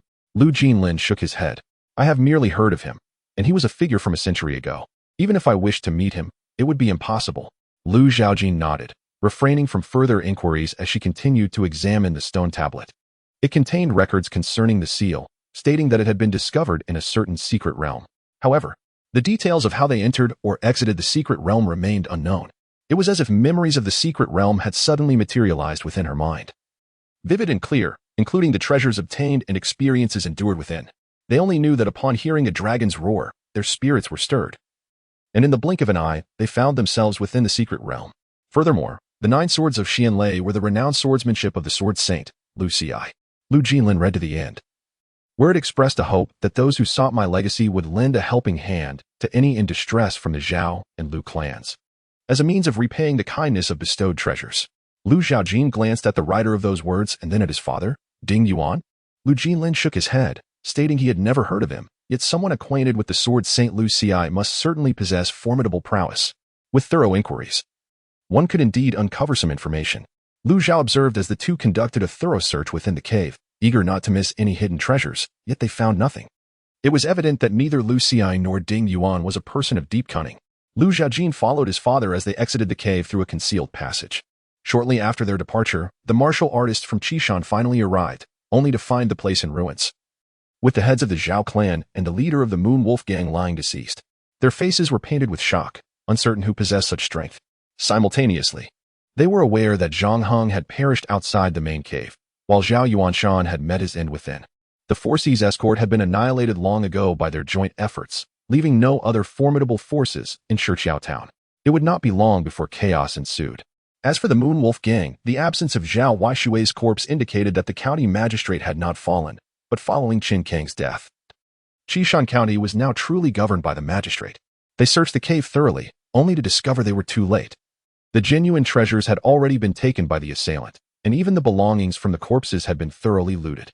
They cursed under their breath, lamenting the lack of even a single drop of water to drink. It had all been a wasted trip. With the deaths of Zhang Heng and Zhao Yuanshan, the vendetta against the Four Seas escort had reached a conclusion.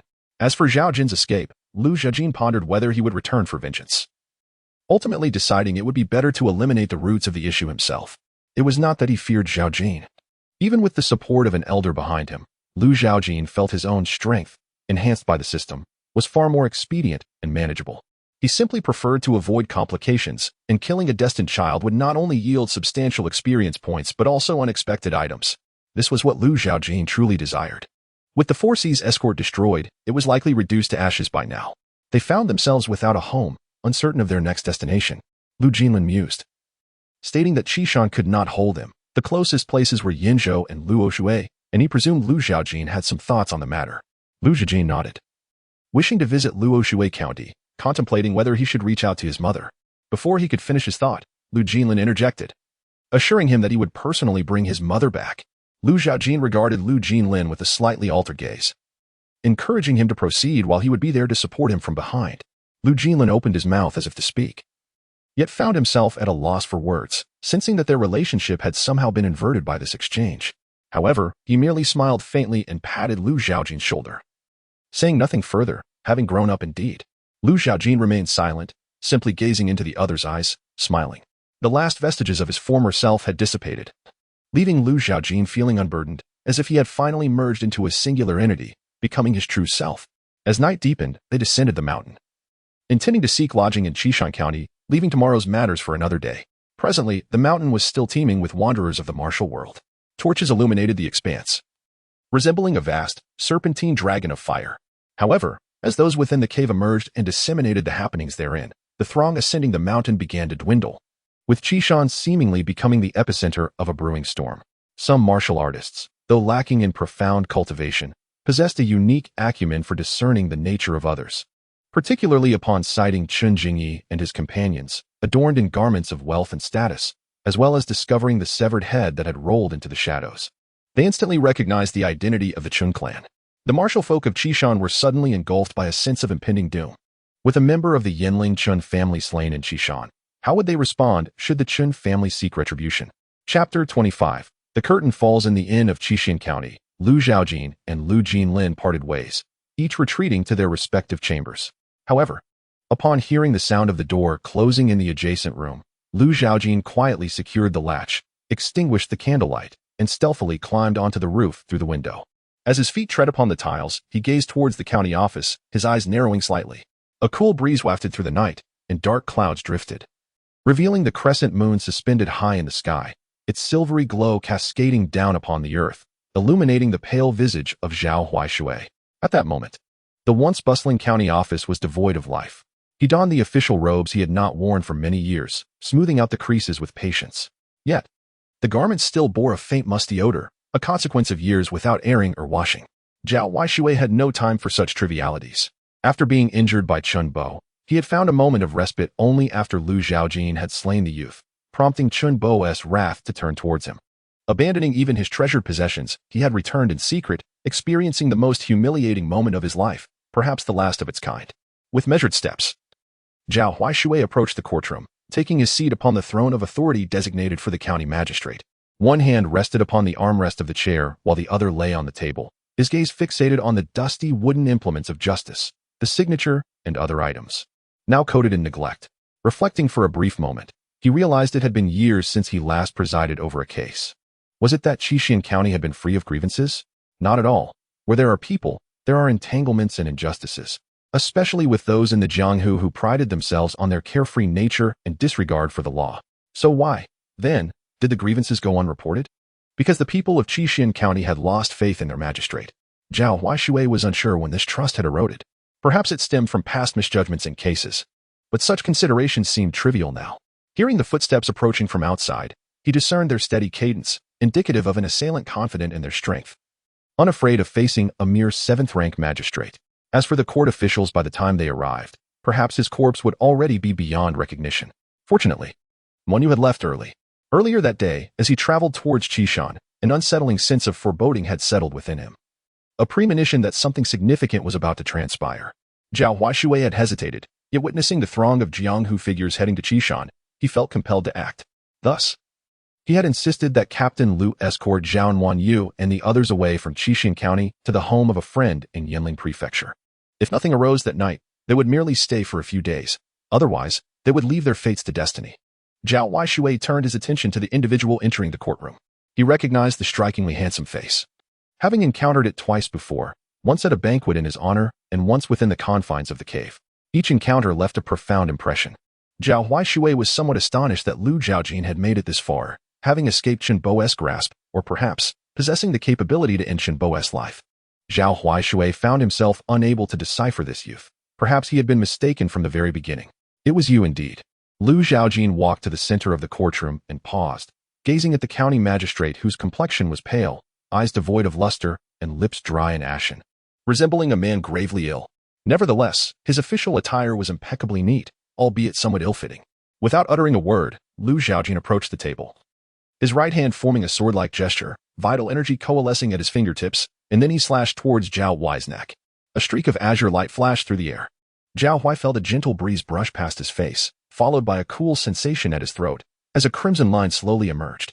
Experience from slaying a 7th-tier martial artist 5,000, experience, 32,318. As Lu Zhaojin departed, Zhao Huai remained seated, his gaze fixed on the outside of the courtroom, motionless for an extended period. The following day, the dawn sky was ablaze with hues of gold. At Qishan, within the hall of the sect leader at the Ding Mountain sect, Zhang Yu paced with his hands clasped behind his back.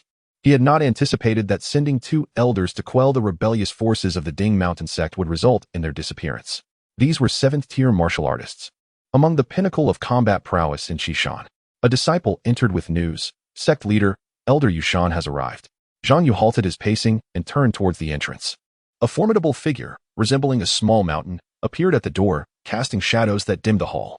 This man was robust and towering, yet bore a perfectly bald head.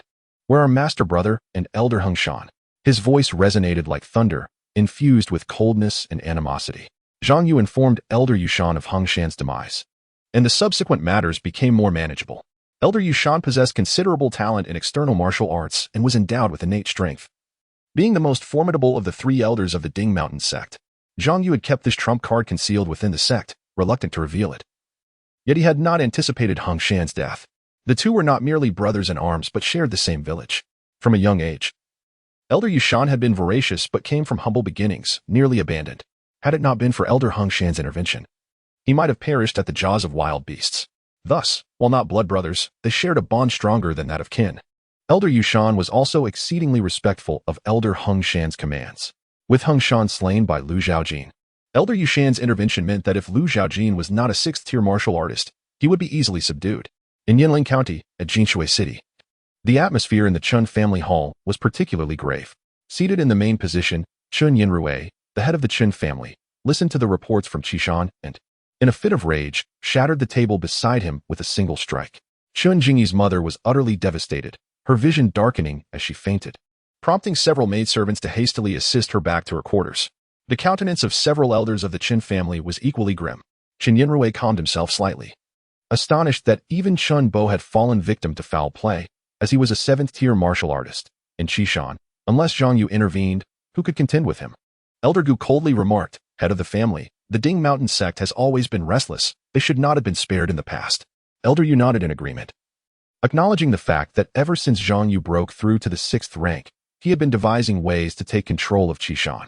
It was clear that he had already received news from the imperial court. At that moment, Elder Liang stepped forward, volunteering himself. In that case, master of the house, I am willing to lead a group to Qishan to eliminate the youth who murdered young Master Jingyi, and let Zhang Yu be aware of the prowess of the Qin family's blade. Even if he has reached the 6th rank, it can still find its mark upon his neck. Qin Yinrui nodded, acquiescing to Elder Liang's proposal. Elder Liang clasped his hands in respect before turning to leave. The other 2 elders inwardly mused about the old fellow's quick response. The news of Zhao Huai's death soon spread throughout Qishan County, creating quite a stir. However, attention quickly shifted to who the new county magistrate would be. Historically, officials were chosen from within the ranks of Qishan. Yet the capabilities of these officials paled in comparison to Zhao Huai, leaving uncertainty as to whether they could suppress the Moonwolf Gang. The tidings of the death of Qin Kong, the leader of the Moonwolf Gang, also circulated in Qishan County. In an instant, the citizens of Qishan and the martial world were engulfed in a haze of confusion. Chapter 26, Interment after vanquishing Zhao Huai the previous night. Lu Zhaojin returned to the inn and elevated the bull stance to its utmost realm, perhaps due to his initiation into the golden body technique. His physical form had attained a remarkable strength, thus, the elevation of the bull stance to its peak did not yield a significant enhancement, merely fortifying his corporeal prowess slightly further. Yet, his body seemed to have undergone a profound purification, refining the hidden impurities within, rendering him almost ethereal, as if he were an untainted being, feeling utterly rejuvenated. The 2 martial techniques procured from the cave had been assimilated into his character panel and progressively upgraded using experience points. The Xian Lei 9 swords required a staggering 20,000 experience points to achieve perfection, and breaking through to the extreme realm necessitated an equally daunting 20,000. Thus he chose to defer that ambition for the time being. The level of the Yuqing heart method surpassed that of the Xian Lei 9 swords, requiring 25,000 experience points to reach its flawless stage. After upgrading the Xian Lei 9 swords, he found his experience points insufficient, compelling him to elevate the Yuqing heart method only to minor accomplishment. Consequently, his martial arts realm naturally advanced to the mid-stage of the 7th rank. The substantial surge in true qi filled most of his meridians, enabling Lu Zhaojin to master the manipulation of true qi with remarkable finesse. He could now walk upon the water's surface without sinking. Following such a tremendous enhancement, Lu Zhaojin felt an acute need for a superior sword. The adage states that a fine steed deserves a fine saddle. Naturally, a swordsman must wield an exceptional sword to truly manifest their lethal prowess. The tempered sword he acquired had, within mere days, sustained numerous nicks during his bout with Qin Bo.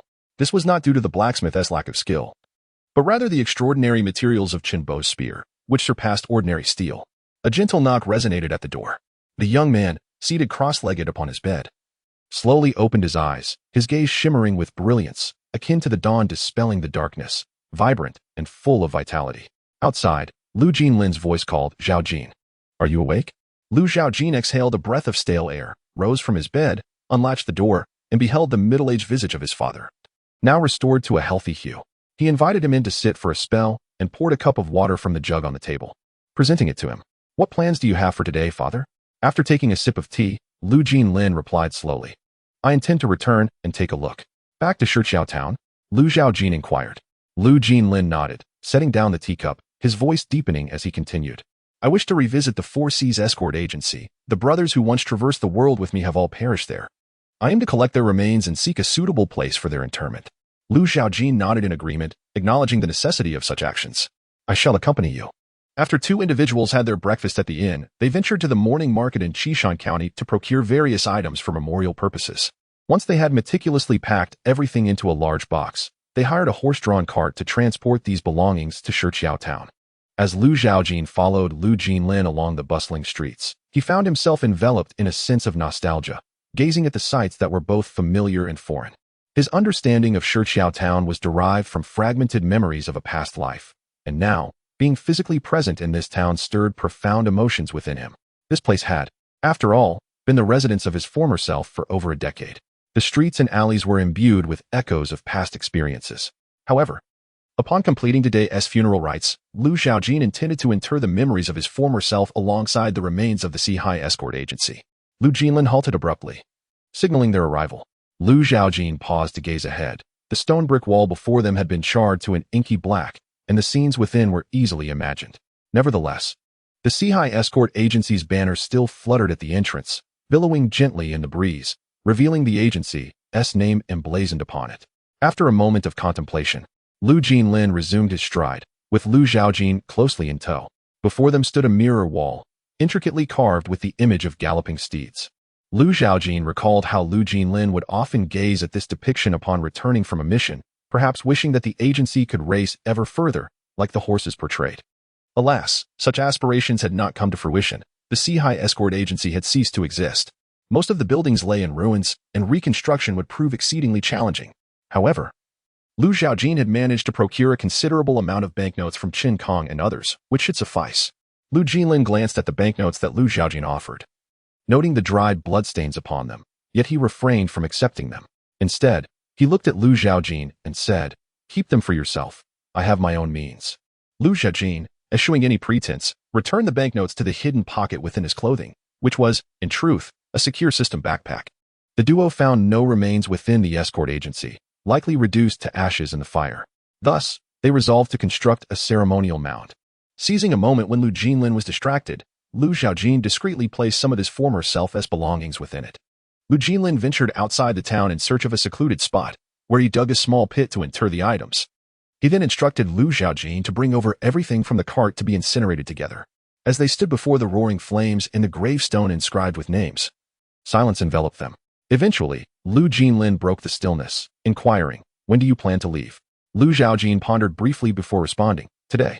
Lu Jinlin fell silent once more. The young man was embarking on a journey, possessing the strength to do so and encouraging development. Yet, as a father, he could not help but feel a twinge of reluctance. He gazed at Lu Zhaojin, seemingly seeing the innocent visage of his youth, those naive eyes looking up at him, questioning what the world of martial arts was like. Whether being an escort was enjoyable and expressing a desire to follow in his father's footsteps as an escort when he grew up. Now, the fledgling had finally transformed into a majestic eagle, no longer in need of his wings to shield him from storms, capable of soaring freely through the vast skies. Lu Jinlin's heart was a tumult of emotions as he nodded slightly and inquired, "Have all the belongings been packed?" Lu Zhaojin replied, "There is nothing else to take." Observing the extinguished flames, Lu Jinlin noted the smoldering ashes still releasing thick smoke, drifting into the air. In the world of rivers and lakes, treachery abounds. Exercise caution, he advised. Lu Zhaojin nodded in acknowledgement. Lu Jinlin had no intention of accompanying Lu Zhaojin to Luoshui County. He aimed to re-establish the Qishan Escort Bureau in Qishan and return in glory to fetch someone from the Li family in Luoshui County. There were numerous tasks awaiting his attention, and he needed to prepare in advance. Before departing, he asked Lu Zhaojin if he wished to leave together after sharing a meal. Lu Zhaojin declined, wishing to linger a while longer. Lu Jinlin acquiesced and returned to Shiqiao town to confer with the carpenter regarding the reconstruction of the Escort Bureau. Lu Zhaojin gazed at the gravestone for an extended period, then stepped forward, sword in hand, and inscribed a name in an inconspicuous corner, Lu Zhaojin. This was undoubtedly a tribute to his former self, perhaps also a nod to his future.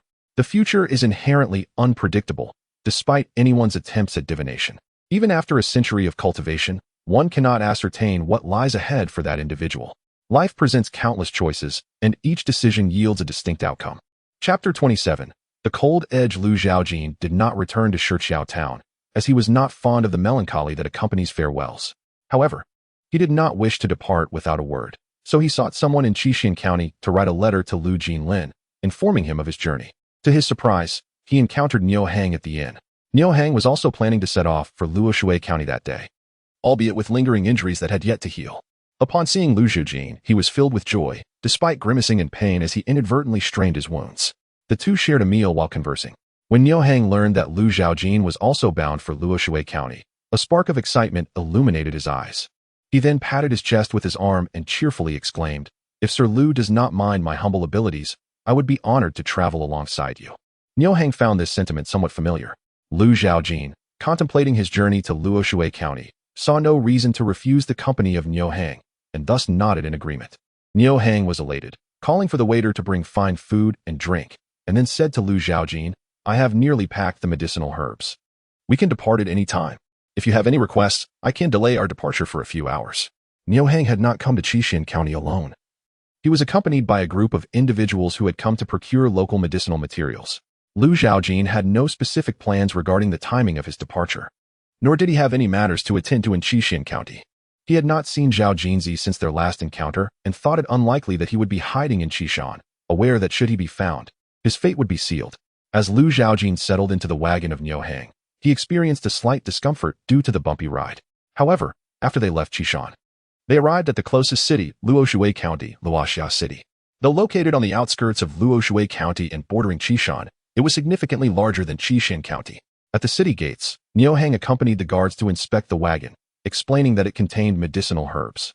He presented the necessary documentation and discreetly slipped a couple of silver coins to the guards, allowing them to enter the city ahead of the long queue that awaited others. Through the gap in the curtains, Lu Zhaojin observed the lengthy line of people, most of whom appeared to be coming from Qishan.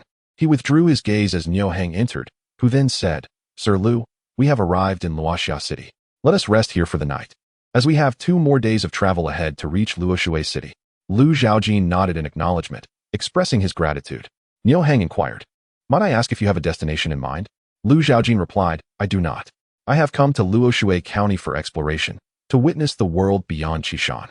Since you are eager to return to Luoshui City, you need not concern yourself with my plans. I shall make my way to Luoshui City on my own." Understanding that he could not persuade Lu Zhaojin to stay, Niu Hang clasped his fists in a respectful gesture and said, "Then we shall part ways here in Luoxia City. When you visit Luoshui City someday, do not forget your friend Niu Hang." Lu Zhaojin assured him, "I shall certainly remember." Niu Hang had a familiar place to stay in Luoxia City, but Lu Zhaojin chose not to accompany him. Instead, he opted to lodge at an inn and explore this unfamiliar locale. "Primarily, I seek a blacksmith's forge to meticulously craft an exquisite sword anew. Yet, my unfamiliarity with the city of Luoxia renders this endeavor quite arduous. However, along my path, I chanced upon a grand and imposing pavilion, bustling with patrons, indicative of a commercial establishment. As Lu Zhaojin approached, he beheld the sign above the entrance, inscribed with the words Jinxiu Chamber of Commerce. 2 vigilant guards stood at the threshold, their demeanor stern but devoid of any airs of disdain. Nonetheless, they exhibited no mercy towards those who dared to cause a disturbance. Upon entering the chamber, Lu Zhaojin was greeted by a vast hall adorned with a plethora of exquisite goods, swords, knives, and an array of rare herbs and mystical scriptures. Yet, none of the long swords piqued his interest. Ever since he had grasped the essence of the swift wind sword intent, he had developed a unique sensitivity towards swords, enabling him to discern the potency of the energy contained within them. It was as if the swords transcended their status as mere cold weapons. Coming alive with a heartbeat and vigor, by attuning himself to that pulse, he could ascertain the sword's strength. The heartbeat of the long swords on display was faint, comparable to his own forged blade. Yet, amidst these subdued rhythms, he detected a robust pulse, akin to the resonant beat of a drum, drawing his gaze. Following this rhythmic call, Lu Zhaojin ventured deeper into the pavilion, arriving at a spacious area teeming with individuals from the martial world. At the forefront stood an elevated platform, where a graceful middle-aged woman clad in an elegant gown emanated an aura of light in the dimly lit space, captivating the attention of the assembly. However, it was not solely the mature woman who ensnared their interest. The items displayed upon the auction table were equally compelling. Clearly, this was the auction venue of the Jinxiu Chamber of Commerce. The middle-aged woman unveiled the cloth covering the auction item, revealing its true form. The item in question was a sword, the very source of the drumbeat that had drawn Lu Zhaojin's attention. The woman, noticing Lu Zhaojin's presence, cast a brief glance in his direction but offered no further consideration. This sword, known as Hanfeng, was forged from the rare Shihai shining iron. Its blade a haunting azure, imbued with an icy aura. Should a wielder of frail constitution grasp it, the chilling essence could pose a grave threat to their life. Crafted by the renowned swordsmith Wu Yezi, the sword bore his personal seal on the hilt, allowing for thorough examination by the onlookers. With a voice as gentle as a breeze, the middle-aged woman gestured towards the hilt, allowing the audience to clearly observe the inscription of Wu Yezi's name. In an instant, the crowd of martial practitioners became agitated, clamoring for the woman to announce the price without delay. Lu Zhaojin, unfamiliar with Wu Yezi's reputation, inferred from their fervor that the individual was indeed exceptional, and given the woman's description of him as a master smith. He pondered whether he could forge a blade surpassing the Hanfeng. A desire blossomed within Lu Zhaojin to meet Wu Yezi in person. Aspiring to commission a sword uniquely his own, the woman raised her hands to gently quiet the crowd, explaining that while the Hanfeng may not rival the famed 24 seasonal swords, it was nevertheless an extraordinary treasure. With an opening bid set at 1,000 taels of silver, a sum indeed substantial, Lu Zhaojin possessed 8,000 taels of silver notes, all acquired from the likes of Chun Kong and others. Whether this sum would suffice to secure the famed Hanfeng sword remained uncertain. As the middle-aged woman concluded her statement, bids began to emerge: 1,500 taels, 2,000 taels, 2,100 taels, and 2,500 taels. In a short span, the price of Hanfeng soared to 5,000 taels. However, the fervor of bidding noticeably waned. What began with a multitude of participants dwindled to merely one or two. It was likely that many lacked the requisite wealth or deemed the Hanfeng unworthy of such a lofty price. After all, the woman had remarked that the Hanfeng paled in comparison to the renowned 24 solar terms swords, leading many to reconsider and ultimately refrain from further bids. At this juncture, Lu Zhaojin called out with a bid of 5,500 taels. His voice resonated throughout the auction house, drawing the attention of numerous onlookers, their gazes tinged with a mix of schadenfreude and pity. Yet, Lu Zhaojin harbored no such thoughts. His sole desire was to acquire the Hanfeng. Chapter 28. Splendid. The inhabitants of the martial world in Luoxia City regarded the young man with curiosity, as he was a stranger to them, likely having arrived from afar. The unacquainted wanderers of the martial realm were oblivious to the young man's background, merely spectating the unfolding drama. Those hailing from prestigious sects or noble families were not in a hurry to intervene, opting instead to observe the developments with keen interest.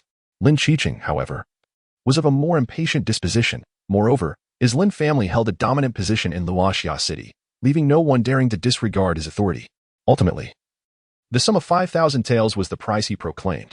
Initially confident of his victory, he was taken aback by the audacity of another bidder. In the private box on the second floor, designated as the VIP section by the Jinxiu Chamber of Commerce, Lin Qiqing, adorned in resplendent robes, stood under the dim, shimmering light. Yet, his countenance bore a shadow of gloom, lacking the elegance of a refined gentleman.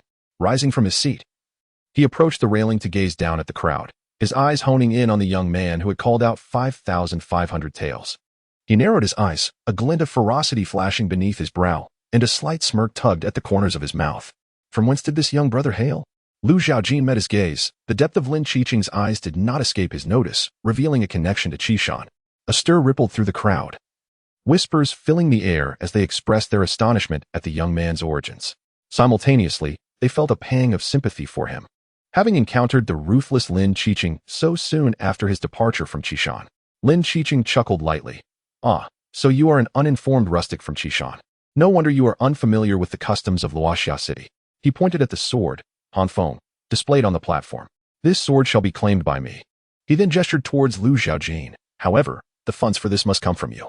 Otherwise, I cannot guarantee your safety. Lu Zhaojin sensed that Lin Qiqing was courting death. Yet he needed to secure the Hanfeng sword first. Thus, he refrained from responding to Lin Qiqing and instead turned to the middle-aged woman on the platform, calling out 5,500 taels. This marked the second time he had raised his bid. Should no one else counter, the sword would be his. Upon hearing Lu Zhaojin's renewed bid and noticing his disregard for him, Lin Qiqing's face darkened, feeling as though he had been slapped, his anger flaring. Go, Elder, eliminate him. Behind him, Elder Go hesitated, not due to any recognition of Lu Zhaojin's prowess, but because this was the Jinxiu Chamber of Commerce, and to spill blood here would violate their rules. Lin Qiqing, witnessing Elder Go's indecision, grew increasingly agitated, contemplating taking matters into his own hands. However, the middle-aged woman intervened, stating, "Is the Lin family so bold as to disregard the regulations of the Jinxiu Chamber of Commerce?" Lin Qiqing's expression fluctuated between anger and contemplation. Yet he begrudgingly withdrew his foot from the railing, whether out of respect for the Jinxiu Chamber or the woman remained unclear. Growing disinterested, he flicked his sleeve in irritation and turned to leave. At that moment, Lu Zhaojin made his third bid, 5,500 taels, his voice piercing through the air. Lin Qiqing's eyes glinted with even greater ferocity, revealing a cruel smile. Lu Zhaojin was solely interested in the Hanfeng sword, showing no inclination towards the subsequent auction items. Upon acquiring the sword, he promptly departed from the Jinxiu Chamber of Commerce. However, on his way back to the inn, he was confronted by Lin Qiqing. With his mid-level 8th grade cultivation, Lin Qiqing could not discern Lu Zhaojin's true prowess. Elder Go, possessing early-stage 7th grade cultivation, was aware of Lu Zhaojin's origins from Qishan, and thus deemed it unnecessary to investigate further. The land of Qishan was notoriously barren. With few remaining martial arts techniques, how formidable could a practitioner from such a desolate region truly be? Lin Qicheng extended his right hand, sneering as he commanded. Hand over the Hanfeng sword. Lu Zhaojin glanced at him and unwrapped the cloth binding the sword, revealing its entire body. A deep azure hue akin to precious gemstones, captivating all who beheld it. Though not a swordsman, Lin Qicheng was instantly enamored by the sword's beauty and desired to possess it, even if merely for collection purposes. Upon seeing Lu Zhaojin unveil the Hanfeng sword, he assumed it was to be surrendered and felt a surge of pride, thinking, "At least you were wise enough to comply." Yet, he added, "However, your attitude at the auction displeased me, so even if you relinquish the sword, you shall not leave Luoxia City today." Gripping the hilt of the Hanfeng sword, Lu Zhaojin experienced the chilling aura emanating from the blade. As foretold by a middle-aged woman, the coldness seeped into his palm but was swiftly disrupted by the fierce intent of the sword. With a thunderous sound, the cloth binding the sword was shredded by a wave of sword energy. Lu Zhaojin transformed, exuding an endless sharpness, akin to a piercing blade, causing both Elder Go and Lin Qicheng to flinch in discomfort. Lin Qicheng's face paled in disbelief. He had underestimated the seemingly innocuous youth, who now exhibited 7th grade cultivation. Realizing he had encountered a formidable opponent, he urged Elder Go to subdue Lu Zhaojin. Confident in Elder Go's superiority, Lin Qicheng believed that, given Lu Zhaojin's humble origins in Qishan, known for its lack of advanced martial arts, he would be no exception to the ridicule faced by those from such a place. Elder Go, sensing the shift in circumstances, contemplated retreat. Yet, Lu Zhaojin would not grant them the luxury of escape. He swung his sword, unleashing a blade of energy that swiftly sliced through Elder Go's neck. Blood gushed forth, staining the ground crimson. The blood splattered onto Lin Qicheng, who, terrified, let out a shriek and turned to flee. However, before he could take more than a few steps, a chilling breeze swept across his neck, and his head rolled from his shoulders, coming to a stop only when it collided with the feet of a passerby, who was left paralyzed with shock. Lin Qicheng's lifeless body lay sprawled in the street, while distant onlookers observed hesitantly, too fearful to approach, knowing well the brutality of such martial artists. Experience gained from slaying a 7th grade martial artist, 5,000. Experience gained from slaying an 8th grade martial artist, 500. Total experience, 10,318, without casting a glance at the two corpses. Lu Zhaojin strode away. The spectators quickly parted, creating a path to avoid provoking this harbinger of death. However, upon discerning the visage of the severed head, it was revealed to be that of the scion of the Lin family. Their gazes directed at Lu Zhaojin were tinged with a mixture of reverence and trepidation. Judging by their expressions, it was evident that Lin Qicheng's reputation in Luoxia City was far from favorable. Lu Zhaojin did not dwell on these thoughts. The deed was done, and there was no purpose in overanalyzing the situation. Instead of returning to the inn, Lu Zhaojin sought out a blacksmith shop. Although the Hanfeng sword could be stored within the confines of his system's inventory, it would be rather inappropriate to abruptly retrieve it in the presence of others. Uncertain if the concept of storage rings existed in this world, he resolved to masquerade as an ordinary individual until he encountered a means of concealment. Thus, he commissioned a scabbard from the blacksmith to securely house the Hanfeng sword. Meanwhile, the news of Lin Qicheng's demise at the hands of an unknown swordsman rippled through Luoxia City like a stone cast into still waters, stirring the long-dormant lake's surface into a continuous dance of ripples. Chapter 29, The Rising Wind at Luoxiaking, the Exquisite Merchants Guild. Although this auction was not without its interruptions, it concluded quite splendidly. Li Xiufeng harbored considerable dissatisfaction towards the Lin family, not merely due to Lin Qicheng's actions today, which threatened to undermine the regulations of the Exquisite Merchants Guild, but rather because over the years, the Lin family had engaged in numerous dubious maneuvers that were far from honorable. They consistently probed the limits of her guild and, more personally, the boundaries of the Li family. The Exquisite Merchants Guild is backed by the Li family of Luoshui, which has a significant presence throughout Luoshui County. The Lin family, as the dominant clan of Luoxiaking, has long stood unparalleled, yet since the establishment of the Exquisite Merchants Guild in the city, the dynamics have appeared to shift subtly. Naturally, the Lin family is reluctant to accept this change, yet they are wary of the Li family's formidable influence, resulting in a facade of friendliness while engaging in covert dealings that are anything but transparent. Particularly this year, the Lin family has grown increasingly audacious, erecting a magnificent building within the city that closely resembles the Exquisite Merchants Guild, clearly intending to challenge its authority. Thus, She had been dispatched by her elders to oversee matters here, both to guard against the Lin family and to satisfy her own curiosity, as she had eagerly volunteered to come to Luoxiaking.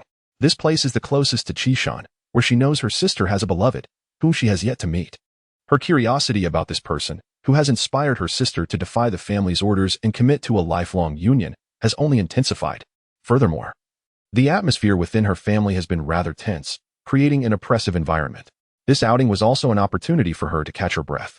Li Xiufang recalled the youth from earlier, sensing a resemblance in his eyes to those of her sister, realizing he hailed from Qishan.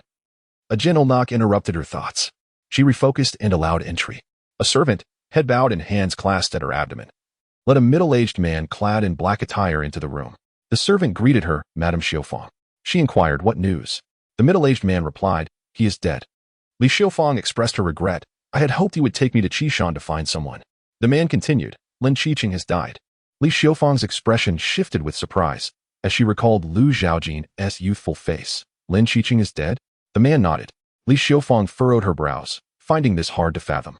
After all, Lin Qiqing was accompanied by Elder Go, a 7th-tier expert. That youth appeared no older than 16. How could he possibly slay Lin Qiqing before Elder Go? The man's next revelation was even more shocking. Elder Go has also perished. The youth, a 7th-tier adept and a master with the sword, was responsible.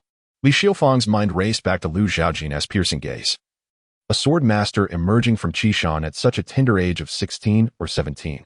If this were to circulate throughout Luoshui County, it would undoubtedly create a considerable stir. Upon reflection, her yet-to-be-met nephew must be of a similar age. Li Xiufang felt a strong inclination to connect with the youth. Even if he did not embody the relationship she envisioned, his displayed prowess was sufficient to inspire her desire to draw him closer. Li Xiufang addressed the middle-aged man, saying, Lu Wenxiu, for the moment, let us not alert him. Instead, let us observe closely. After a moment of contemplation, she continued, moreover, Lin Qi should have received the news of Lin Qiqing's demise by now and will undoubtedly seek to confront him. You must protect him discreetly, and only intervene if his life is in peril. The middle-aged man nodded, clasped his fists in respect, and withdrew. The room was left in solitude, with only her remaining. Li Xiufang approached the window, gazing out at the picturesque scenery of Luoxia City, but her attention was particularly drawn to the 3-story tower-like pavilion. This edifice housed the Jinwu Division, established by the dynasty to prevent indiscriminate slaughter by wandering heroes. The Jinwu Division was tasked with monitoring these figures, executing those who committed crimes without exception. The youth had indeed committed murder in Luoxia City, and had taken the life of Lin Qiqing. The wildness of the mountain folk was evident. Although Li Xiufang had resided in Luoxia City for quite some time, she had yet to visit Qishan or send anyone to investigate, leaving even herself perplexed as to why. At the city lord's manor, Lin Qi was in the midst of discussions with city lord Cheng Yin regarding the Linglong treasure tower when the Lin family guards, accompanied by the city guards, hurriedly entered the hall to deliver the news of Lin Qiqing's death. Lin Qi erupted in fury, and despite Cheng Yin's attempts at consolation, they proved futile. Cheng Yin spoke in a grave tone. Lin Qi, we must consider the greater picture. Lin Qi glared at him, retorting loudly, the greater picture be damned. It is not your son who has perished, so you remain indifferent. Cheng Yin had no retort, for Lin Qi's words rang true. He could not empathize with the loss of a son he did not have. Cheng Yin watched as he departed, choosing not to impede him further. Upon returning to the Lin residence, Lin Qi summoned all the guards, vowing to dismember the youth, ensuring he understood the consequences of crossing the Lin family. This was not merely an act of vengeance for Lin Qiqing, but also a means to uphold the Lin family's authority in Luoxia City. The Jinwu Division was also aware of Lin Qiqing's death, yet their focus lay more on the methods employed in the murder. Zhang, one of the captains stationed in Luoxia City under the Jinwu Division, commanded a trial captain and a general flag. With his cultivation at the late 7th rank, he was recognized as one of the 3 foremost experts in Luoxia City, alongside Cheng Yin and Lin Qi. The middle-aged woman from the Jingxilu was not included in this regard, as her stay in Luoxia City had been brief and she was not a local. General Flagon received news from the patrol brothers and, after a brief analysis, shared the intelligence with Captain Zhao and Trial Captain Chai. Zhao Rong exclaimed in surprise. Are you saying that the murderer of the Qishan County magistrate has appeared in my jurisdiction? General Flagon nodded, stating, the youth's methods in killing Lin Qiqing and Elder Go are strikingly similar to the information we've received from that area. We cannot let this go unchecked. Zhao Rong furrowed his brow, his rugged exterior concealing a keen intellect. The youth who could slay the Qishan County magistrate must possess formidable skills, likely at least of the 7th rank. Could we truly contend with him? Trial Captain Chai nodded in agreement, acknowledging Zhao Rong's insight, yet also recognizing that they could not allow the rewards within their grasp to slip away. He leaned closer to Zhao Rong and whispered, I have heard that the Chun family is also searching for that young man. Shouldn't we consider leaking some information to them? Zhao Rong momentarily failed to comprehend which Chun family was being referred to. Chai Shibohu clarified, the Chun family from Jinshui City in Yinling Prefecture. Zhao Rong cast a sharp glance at Chai Shibohu, who retorted, Are you suggesting that I allow the people of Luoshui Prefecture to insult me? Chai Shibohu chuckled. I wouldn't dare. But does the esteemed lord truly wish to pass up such a splendid opportunity? Naturally, Zhao Rong was reluctant. The young man had murdered an official of the court, thereby inciting the wrath of the dynasty and committing a grave transgression. If he could capture the young man and present him to the court, it might just pave the way for his own advancement in life. Yet, the thought of Chai Yudeo's recent suggestion left Zhao Rong in a quandary. After all, the relationship between the two prefectures was fraught, akin to fire and water clashing. They could only coexist by mutual dissolution. Thus, allowing information to slip to the people of Yinling Prefecture would be tantamount to offending the martial folk of Luoshui Prefecture. What sort of peaceful existence could he hope for thereafter? Chapter 30. The Gathering Clouds. Though Zhao Rong spoke of matters lightly, he discreetly dispatched someone to convey news of Lu Zhaojin to the Qin family in Yinling County. To ensure that no word would leak, he buried the messenger. The individuals, Chai Shibehu and Zongqi, were trusted allies. Moreover, with the presence of Jianghu figures committing murder in Luoxia City, the Jinwu division had to intervene, if only to mitigate public outcry, even if they could not fully control the situation. Upon the arrival of the Jinwu guards at the scene, the sight of Lin Qiqing and Elder Go's dismembered corpses filled the air with a nauseating stench of blood, causing their stomachs to churn and a wave of nausea to wash over them. They had grown complacent over time, and many of the younger Jinwu guards had inherited their positions from their forebears, rarely encountering such gruesome scenes. Their faces turned pale as they stifled the urge to vomit while retrieving Lin Qiqing's body. The crowd stirred restlessly as Lin Qi, accompanied by the Lin family's guards, approached. With someone clearing a path, rudely pushing through the throng, Lin Qi's gaze fell upon the Jinwu division personnel, his expression darkening further. Release my son. Leading the Jinwu guards was Wei Kailang, a junior officer in the Jinwu division, possessing late-stage 8th rank cultivation. Clad in the division's distinctive Feiyu brocade uniform and adorned with a black gauze cap, he carried a Jinwu saber at his waist, gripping the hilt with authority as he addressed Lin Qi earnestly. Head of the Lin family, this matter must be formally recorded by the Jinwu division. You may collect Lin Qiqing's body from us later. The death of his son ignited a fierce rage within Lin Qi, compounded by his long-standing disdain for the Jinwu division. He replied curtly, This matter will be resolved by the Lin family without the interference of the Jinwu division. Begone at once. Were it not for the uniforms of the Jinwu guards, he would have struck Wei Kailang down without hesitation. Established by the emperor of the Great Ding Dynasty, the Jinwu division served a dual purpose, as its name suggests, either to promote martial prowess or to suppress the unruly elements of Jianghu. With the Great Ding Dynasty having unified the realm and no external foes to contend with, the rampant forces of Jianghu became akin to a thorn embedded in flesh. To extract it would cause pain, yet to leave it would invite suffering. Thus, the establishment of the Jinwu division was a gradual endeavor. Wei Kailang, with a dignified demeanor despite his youth, faced Lin Qi, who had cultivated a commanding presence over the years, without flinching. Are you attempting to undermine the regulations of the Jinwu division, head of the Lin family? Lin Qi's expression darkened further, yet he refrained from uttering another word. Instead, he observed the Jinwu guards as they collected the remains of Lin Qiqing and Elder Go, his hands concealed within the voluminous sleeves of his robe.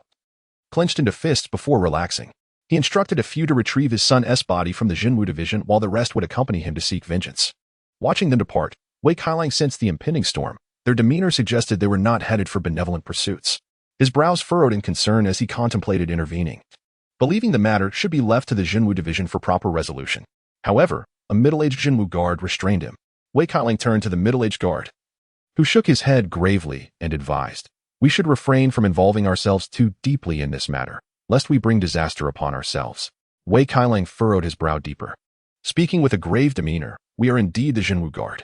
The middle-aged Jinwu guard chuckled, though with a hint of mockery, While we have the backing of the court, we must confront the ruthless and vicious individuals of the Jianghu. He spoke earnestly, Life is singular. A moment's carelessness could result in death even in the midst of dreams. Suddenly, the middle-aged Jinwu guard pointed to the corpse of Lin Qiqing, stating, You have seen it yourself. Those Jianghu figures will not concern themselves with your power or authority. Wei Kailang momentarily drifted into thought but quickly resolved to strengthen his resolve, gripping the hilt of his sword tightly as he recalled unpleasant memories. Silently vowing to cleanse the Jianghu, Lu Zhaojin returned to the inn. The patrons within cast him sidelong glances, tinged with fear. As he approached, they recoiled, while those unable to evade averted their eyes in submission. Lu Zhaojin was taken aback that news of Lin Qiqing's demise had spread so swiftly throughout Luoxia City. Nevertheless, he paid it no mind and ascended the stairs to his room. At that moment, a middle-aged man seated in a corner called out to him, "Young hero, would you care to join me for a drink?" Lu Zhaojin turned to regard him. The man donned a black outfit, his face weathered and bearing a stubble, exuding the aura of a seasoned individual. Having never encountered him before, nor possessing any recollection of their prior interactions, Lu Zhaojin wondered why he was being invited to drink. Ignoring the man, he continued upstairs and returned to his room.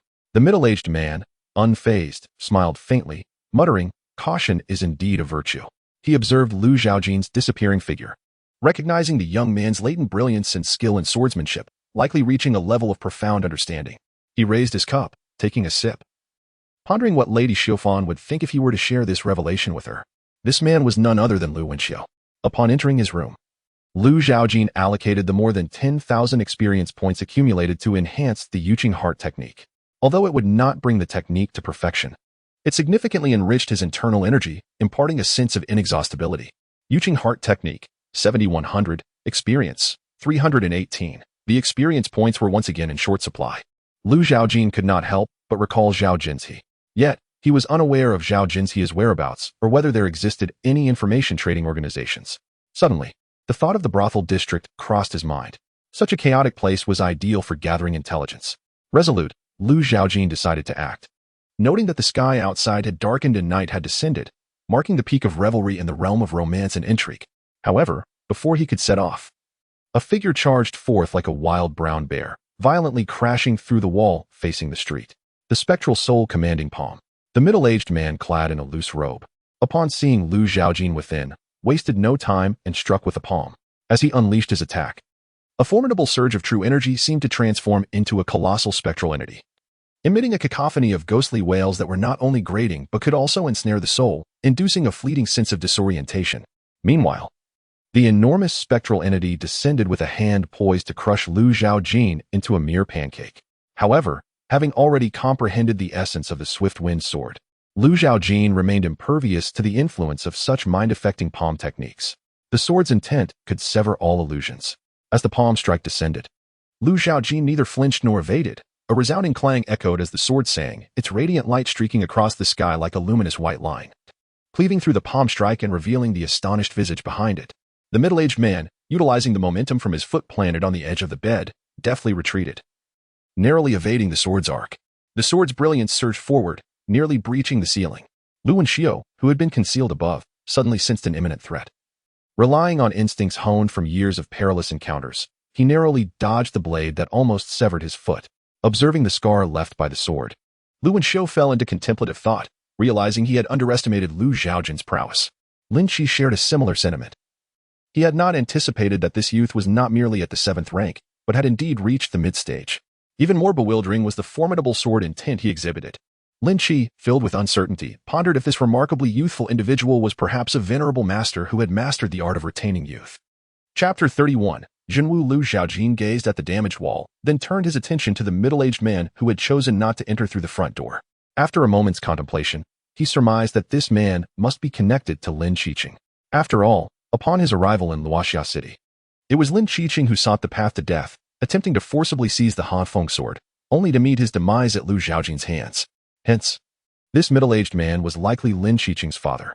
Lu Zhaojin discerned that his opponent possessed late-stage 7th-tier cultivation, and the palm technique he employed was more formidable than those he had encountered in Qishan, demonstrating a mastery of true qi that surpassed that of the practitioners he had faced there.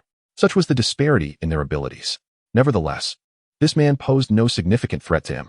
Seated cross-legged upon the bed, Lu Zhaojin wielded the Hanfeng sword, its blade gleaming with a bright, icy luminescence, as if a chilling wind had been summoned, swirling fiercely towards Lin Qi. Lin Qi concentrated all his true qi into his right fist and unleashed a powerful strike, accompanied by a resounding roar reminiscent of a tiger's howl.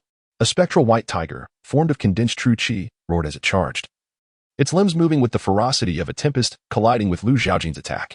The clash of true qi resulted in a stalemate, sending shockwaves that shattered the furniture around them. In that moment, a flash of sword light darted through the air, akin to a bolt of lightning. Lin Qi was caught off guard, and sparks erupted from his body. This swift strike did not claim Lin Qi's life, which surprised Lu Zhaojin. However, upon noticing the damaged fabric revealing a glimmer of silver beneath, he realized that Lin Qi wore protective armor of considerable quality. Otherwise, the Hanfeng sword would have surely pierced through. As Li Xiufeng had remarked, the Hanfeng sword was certainly not a renowned blade, positioned awkwardly between the category of famous swords and treasured blades. Nonetheless, the Hanfeng sword sufficed for Lu Zhaojin's current needs, and he harbored no thoughts of more prestigious weapons. In that previous strike, he had refrained from employing his swift sword intent, believing he could eliminate Lin Qi, unaware of the latter's protective gear. From that point onward, Lu Zhaojin unleashed every subsequent strike without restraint, infusing his actions with the essence of swift sword intent. It appeared as though wisps of wind danced along the blade, each arc of light emanating a hint of green, evoking a cool breeze that brushed against Lin Qi's skin, imparting a sensation akin to a razor's edge. With a tearing sound, Lin Qi's voluminous robes were reduced to mere strips hanging from his form, revealing the silvery soft armor beneath, though it bore a faint white mark, a testament to Lu Zhaojin's earlier strike. As the battle progressed, Lin Qi grew increasingly alarmed. Having yet to gain the upper hand against this youth, Lu Zhaojin remained seated, unperturbed, while Lin Qi found himself darting about, evading the onslaught of sword energy. Unable to approach the young man, and instead retreating further. Behind him lay the entrance he had come through, and any further retreat would lead him to the street outside. Fueled by anger, Lin Qi's mind had momentarily lost its rationality, but as he regained a measure of composure, the realization struck him. After dedicating half his life to cultivation, he was unable to subdue a mere youth. How could he maintain his standing in Luoxia City? The Lin family was the foremost clan in Luoxia City, after all. He could not afford to retreat any longer. Meanwhile, the sound of hurried footsteps echoed from outside. As Lu Zhaojin observed a slight easing of Lin Qi's expression, he discerned that the group outside comprised members of the Lin family. The elder of the Lin family's guardians burst through the door, followed by a throng of Lin family guards, nearly filling the room. Lin Qi commanded with a wave of his hand, "Advance." He further incited them by pointing at Lu Zhaojin, promising a reward of 100 taels of silver for capturing him. The Lin family guards, fueled by fervor, began to envision the lavish lives they could lead with the promised bounty. Their eyes glowed with avarice as they surrounded Lu Zhaojin. One among them led the charge, attempting to subdue Lu Zhaojin and incapacitate him. In a flash, a gleam of sword light appeared, and the assailant was decapitated, the severed head not even spewing blood but instead encased in ice. Experience gained from slaying a 9th-tier warrior 50, Lu Zhaojin harnessed the cold energy of the frost blade through his inner vitality, imbuing his sword strikes with an icy chill, thus rendering the prospect of bloodshed irrelevant. The greed of the assailants did not diminish. Rather, their numbers swelled as they continued to charge at him, only to meet their demise at his hands. Experience gained from slaying an 8th-tier warrior 500, experience gained from slaying a 9th-tier warrior 50. After an indeterminate number of foes had fallen, the room became a grim repository of corpses, many dismembered. Lu Zhaojin found himself increasingly adept at decapitation. Meanwhile, Lin Qi was not merely a spectator. He took advantage of Lu Zhaojin's moments of vulnerability to launch sneak attacks, all of which proved futile. The remaining assailants posed no substantial threat to Lu Zhaojin, and even the Lin family elders who approached were merely offering themselves up for slaughter, contributing an additional 500 experience points to his tally. One elder of the 7th tier attempted to engage, but fell victim to a single stroke, his head severed and rolling away.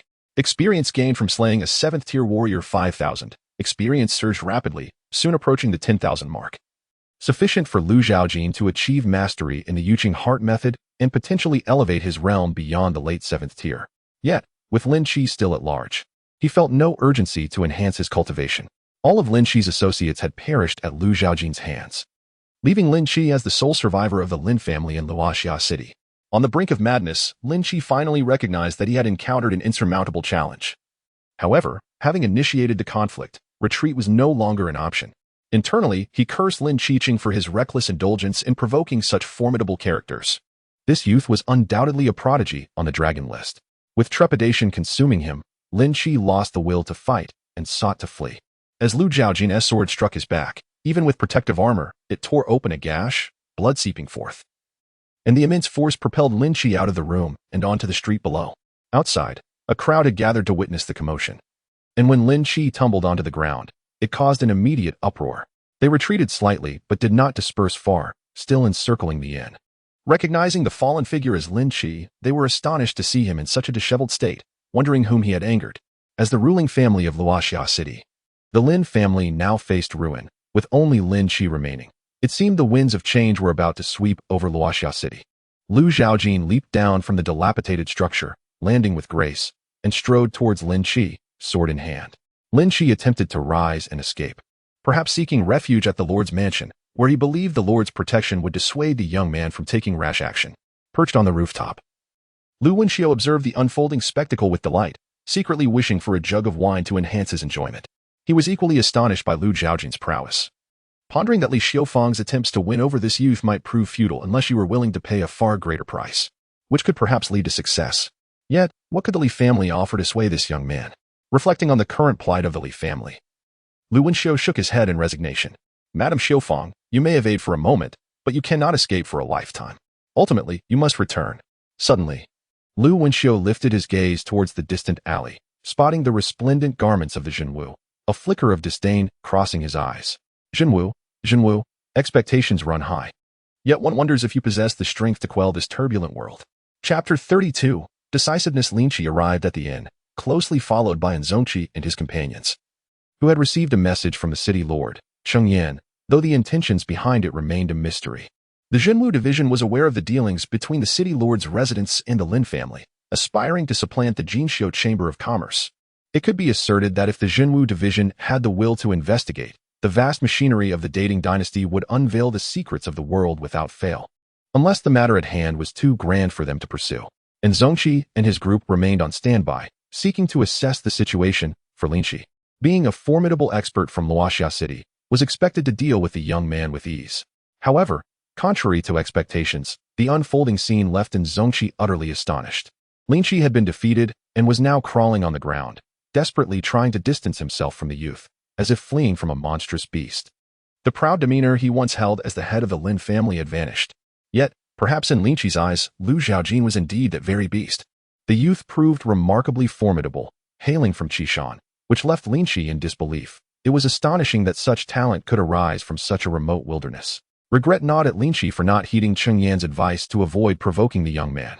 Moreover, he harbored deep resentment towards Lin Qiqing, who had repeatedly cautioned him to keep a low profile until the situation regarding Linglong Treasure House settled, allowing him to act freely in Luoxia City thereafter.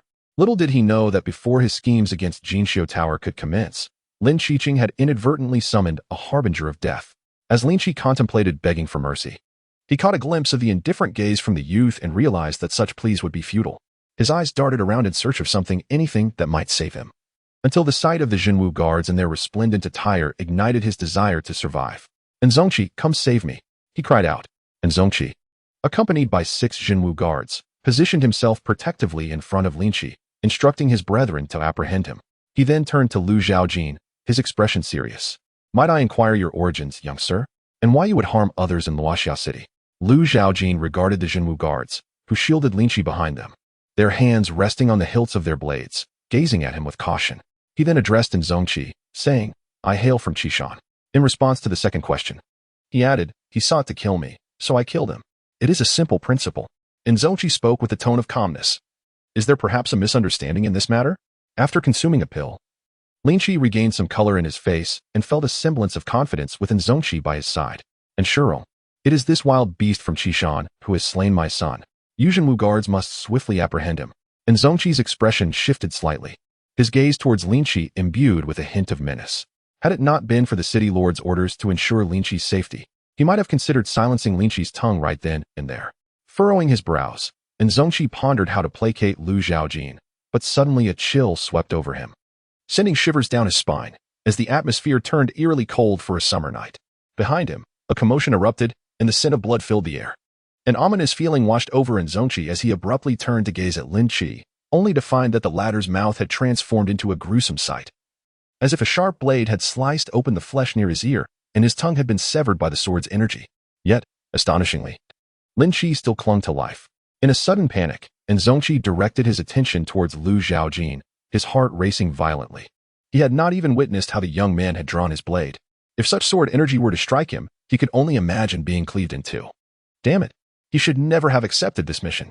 Lu Zhaojin observed the mute Lin Qi and concluded that if he could not speak, then he ought to remain silent forever.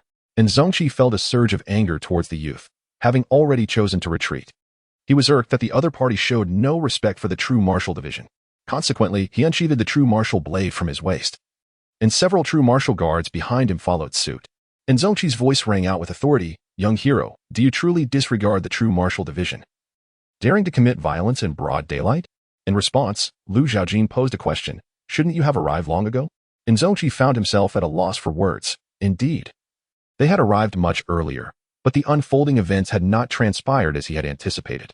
Under orders from above, he was compelled to intervene, despite his reluctance to wade into such murky waters. Hadn't Zhao Baihu already relayed the message to the Qin family of Yanling, urging them to deal with the youth? Noticing in Zhongqi's silence, Lu Zhaojin continued, "He seeks to kill me, yet you do not appear. I aim to kill him, and you intervene. What logic lies in this?" And Zhongqi remained speechless, his mind a tempest of agitation, struggling to find calm, while also feeling that the youth was far too verbose, divulging everything. Without further ado, Lu Zhaojin struck again towards Lin Qi. This time, and Zhongqi was alert and prevented Lu Zhaojin from succeeding. Using the true martial blade to deflect the icy edge of the sword, the clash of metal echoing in the air. And Zhongqi realized that the young man possessed not only exceptional swordsmanship but also remarkable strength. The impact from their earlier collision had left his hand trembling and his palm sore. Unfamiliar with the true martial division and the duties of the true martial guards, Lu Zhaojin had only just learned of their existence. However, their interference indicated enmity, and thus he felt no obligation to hold back. He would strike to kill. Brandishing his icy blade, he unleashed a flurry of sword shadows among the ranks of the true martial guards. Each flash of cold light signified a life extinguished. Experience gained for slaying a 9th rank martial artist 50. Experience gained for slaying an 8th rank martial artist 500. Experience 10468. Though Zhongqi narrowly evaded a fatal strike aimed at his throat, his splendid robe was left tattered. His grip on the true martial blade quivered as he beheld the lifeless bodies of the true martial guards, each met with a single stroke to the throat. The once resplendent robe, which had marked a pivotal turning point in his life, now served only as a glaring reminder of his plight on this day. The garment he had once worn with pride could not save him. In a swift motion, a horizontal arc of light severed Lin Qi's head from his body. Experience gained for slaying a 7th rank martial artist 5000. Experience 15468. Only Zhongqi stood firm amidst the chaos. Lu Zhaojin cast a fleeting glance in his direction, denying him any chance for mercy as the sword energy coalesced into a thread, poised to extinguish the remnants of his vitality. Experience for killing a 7th tier martial artist 5000. Experience 20468. The atmosphere was drenched in blood, leaving the onlookers in a state of shock. Among them, the youth standing amidst the corpses instilled a profound terror. This audacious boy had dared to slay a member of the true martial guard, the very enforcers of the imperial dynasty. Did he intend to oppose the empire? Fear gripped the hearts of the crowd. Yet some could not help but feel a sense of schadenfreude. Those who crossed paths with the dynasty often met a grim fate. This boy was destined to ascend the dragon ranking established by the true martial division, becoming a target for many, while the true martial guard would undoubtedly pursue him relentlessly, subjecting him to an unending hunt. Lu Zhaojin had yet to sheath his sword when he suddenly lifted his gaze towards the rooftop of the inn. Discovering the figure that had been lurking there all along, the middle-aged man who had invited him for a drink. Without uttering a word, he unleashed a swift strike. The sword light cleaved through the rafters, yet did not harm the man in the slightest. Lu Zhaojin witnessed the figure shift with remarkable agility, suggesting he had mastered a commendable martial art. Moreover, the lack of malice in Lu Zhaojin's strike indicated that the man bore no ill intent, affirming he was not there to kill. Lu Wenxiu clapped his hands, seemingly applauding Lu Zhaojin's decisive action in slaying the true martial guard, while also praising the courage to confront him. Lu Wenxiu then spoke. "Would you care to accompany me to meet someone? This time, it is not for a drink, but rather an introduction." Chapter 33. The meeting. Lu Zhaojin did not immediately acquiesce. Who? Lu Wenxiu pondered for a moment and speculated that it might be a relative.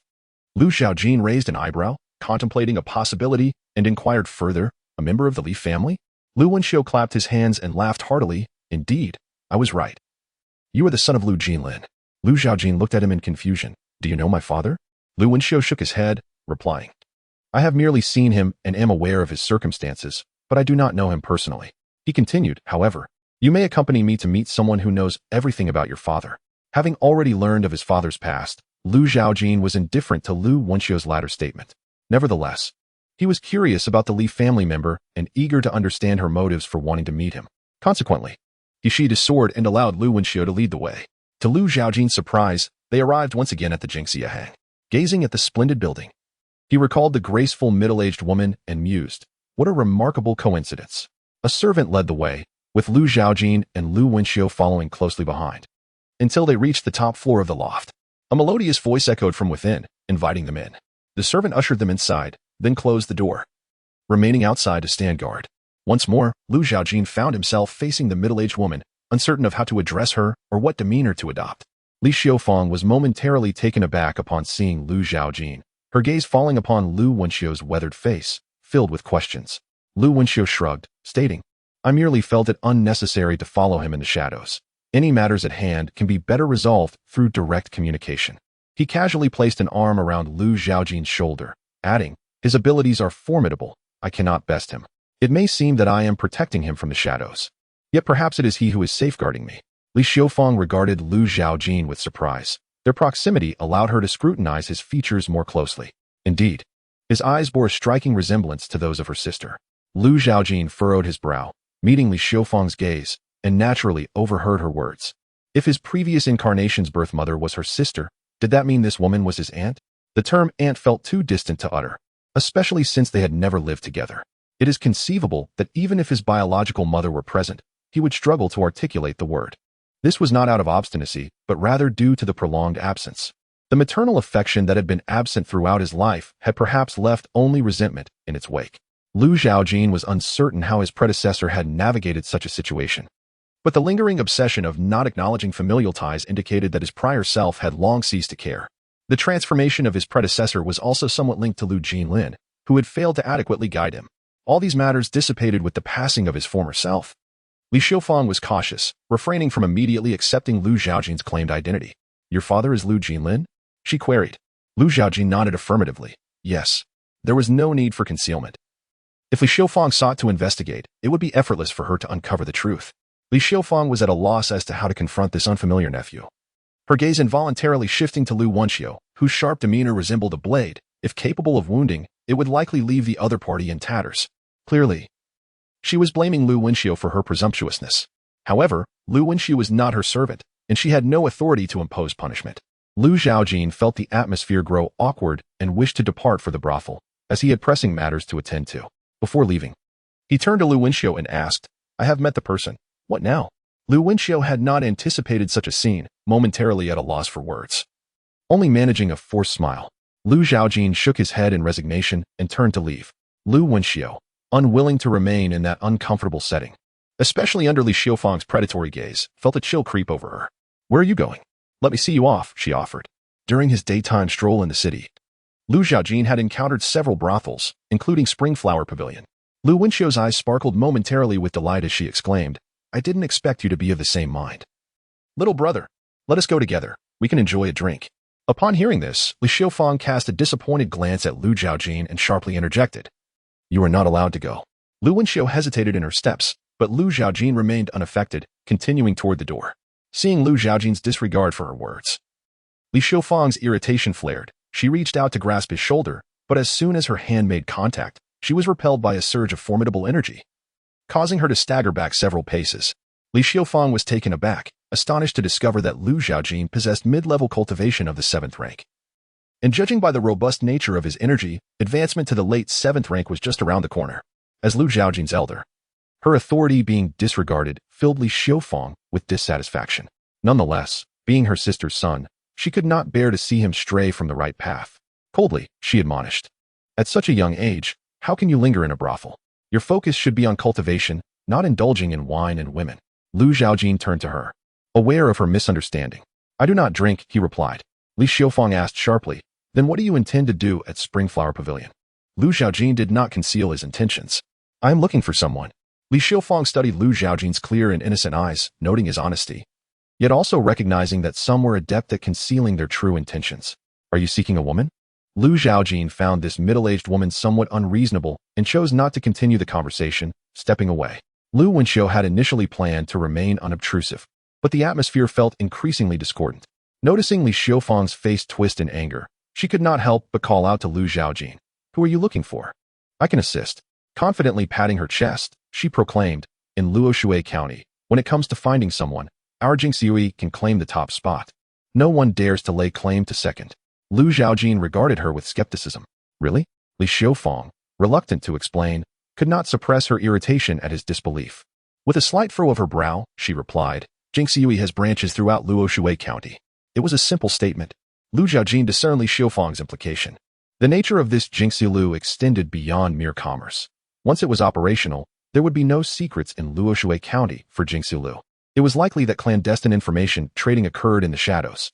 Lu Wenxiu suddenly remarked, not only in Luoshui County, but in Yinling County, Danyan County. And even the imperial capital, the Jingxia Chamber of Commerce exists, albeit not as extensively distributed as in Luoshui County. Lu Zhaojin nodded, acknowledging a glimpse of the Li family strength, and was quite astonished by their ambition, realizing the depth of their strategic planning. However, she remained curious about the imperial dynasty's perspective on the Jingxia Chamber of Commerce. Lu Wenxiu continued, thus, you can entirely trust the capabilities of the Jingxia Chamber. If you are seeking someone, simply inform us of their name and approximate characteristics. As long as they did not die without a trace, our Jingxia Chamber can uncover their whereabouts. Lu Zhaojin, seeing Lu Wenxiu's confidence, disclosed the names and characteristics of Zhao Jinji and Zhao Nuanyu to him, and then returned to the inn to await news from the Jingxia Chamber. Meanwhile, during Lu Zhaojin's meeting with Li Xiufang, the Zhenwu division erupted in chaos. The death of the inn general was confirmed, having been slain by that young man, Zhao Rong, and Bai Huchai witnessed the dismembered corpse and became increasingly convinced that he was indeed the one who had murdered Zhao Huaishui, with unmistakable characteristics that even the perpetrator had not sought to conceal. Zhao Rong smashed a nearby table with a single strike, his face as dark as water. His voice hoarse, well indeed. I have presided over the Zhenwu division in Luoxiaking for so many years, yet I have never encountered such a daring young man. Chapter 3450. Although Zhao Rong was filled with anger, he dared not lead the Zhenwu guard to apprehend Lu Zhaojin. Zhao Rong himself was at the 7th rank. Yet he had remained stuck at the later stages for many years without breaking through to the 6th rank, which was a source of torment for him. Given that the lad possessed the capability to slay Generalin, he could very well take Zhao Rong's life as well. Zhao Rong held his life in high regard. Bai Huchai was even more prudent, verging on being overly cautious. He never engaged in direct confrontation, but rather preferred to manipulate schemes from the shadows. Thus, Zhao Rong never truly trusted him, afraid to expose his back, lest a hidden dagger be thrust into him at any moment. Although Zhao Rong refrained from taking action against the young man, the Zhenwu division had plenty of capable individuals. There would surely be someone who could eliminate the youth. Furthermore, the specially established dragon list by the Zhenwu division was designed precisely for those in the martial world who sought fame. These were young individuals, filled with vigor and pride, undoubtedly reluctant to be outshone. Zhao Rong planned to leverage the dragon list to turn the young man into a target of public scorn, transforming the martial artists into instruments of his will to eliminate this impudent brat who dared to belittle the authority of Zhenwu Guard in Luoxia City. Lu Zhaojin had been waiting at the inn for 2 days. The Jinxiu Merchants Guild had yet to send any word, leaving him uncertain whether Lu Wenxiu had been overly confident that evening. The guild remained silent. In the meantime, the Zhenwu division had been remarkably active over the past 2 days. Firstly, the Long Quiet Dragon list was updated yesterday, while the top ranks saw little alteration. Some martial realms and illustrious achievements were slightly revised, drawing gasps and reflections on the cruel competition among peers. However, upon reaching the last position, a new name emerged, capturing the attention of onlookers, who read aloud, 50th, Sword Demon Lu Zhaojin, mid-7th rank, hailing from Shurchao Town, Qishan County, Sea-High Escort Agency. The Zhenwu Division, being an institution established by the dynasty for the martial community, proved that with enough time and effort, no information was beyond their reach. This modest list meticulously enumerated Lu Zhaojin's deeds in Shurchao Town, as though he walked bare before the public eye, devoid of any secrets. Yet, the Zhenwu Division intentionally obscured the truth. It was the annihilation of the Sea-High Escort Agency that led Lu Zhaojin to slay Zhang Heng and others. In the Zhenwu Division's narrative, however, they vilified the Sea-High Escort Agency, portraying them as tyrants in Shurchao Town, while Zhang Heng and his cohort were depicted as heroes ridding the populace of a menace. Consequently, the public developed a negative perception of this youth who had entered the dragon list. At such a tender age, he was already stained with the blood of countless lives, including that of imperial officials. It left one to ponder whether he was merely young and ignorant, emboldened by recklessness, or if he was simply audacious, looking down upon all. Those who dared to defy the dynasty would meet a grim fate. If caught, they would face execution at noon, be torn apart by horses, or suffer dismemberment. All in a most tragic manner. Lu Zhaojin's ascent to the dragon list had indeed garnered him notoriety, albeit mostly of a negative kind.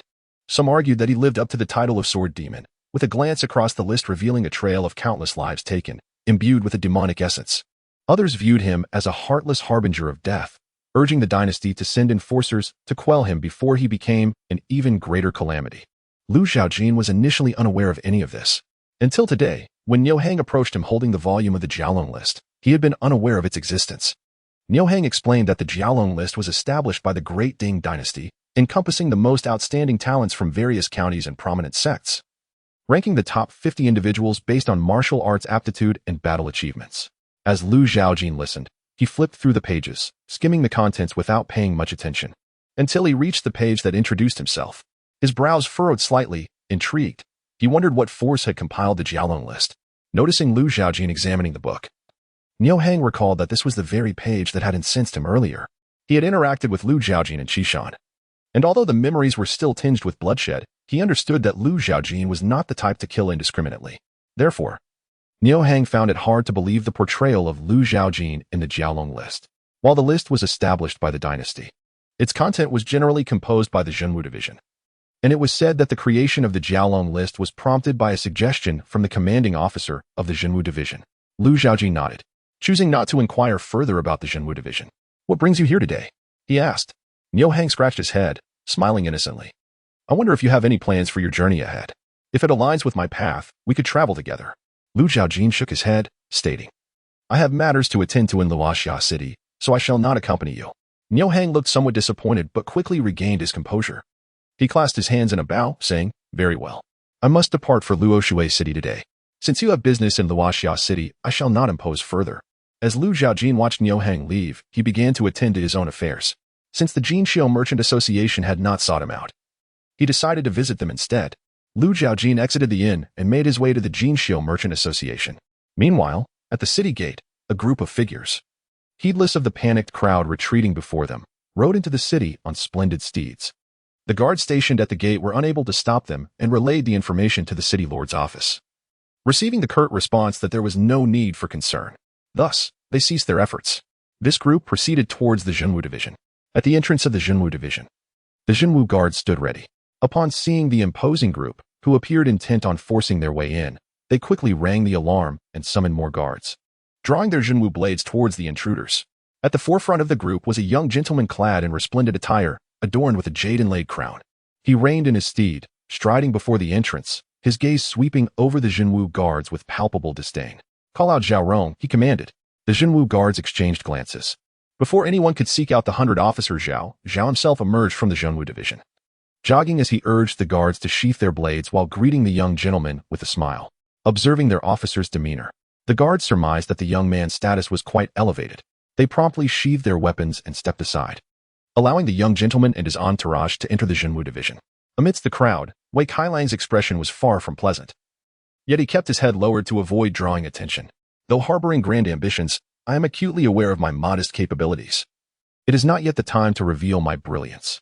In the Zhenwu division's council chamber, Zhao invited the young gentleman to take a seat, only to discover that it was none other than Master Chen himself who had graced them with his presence.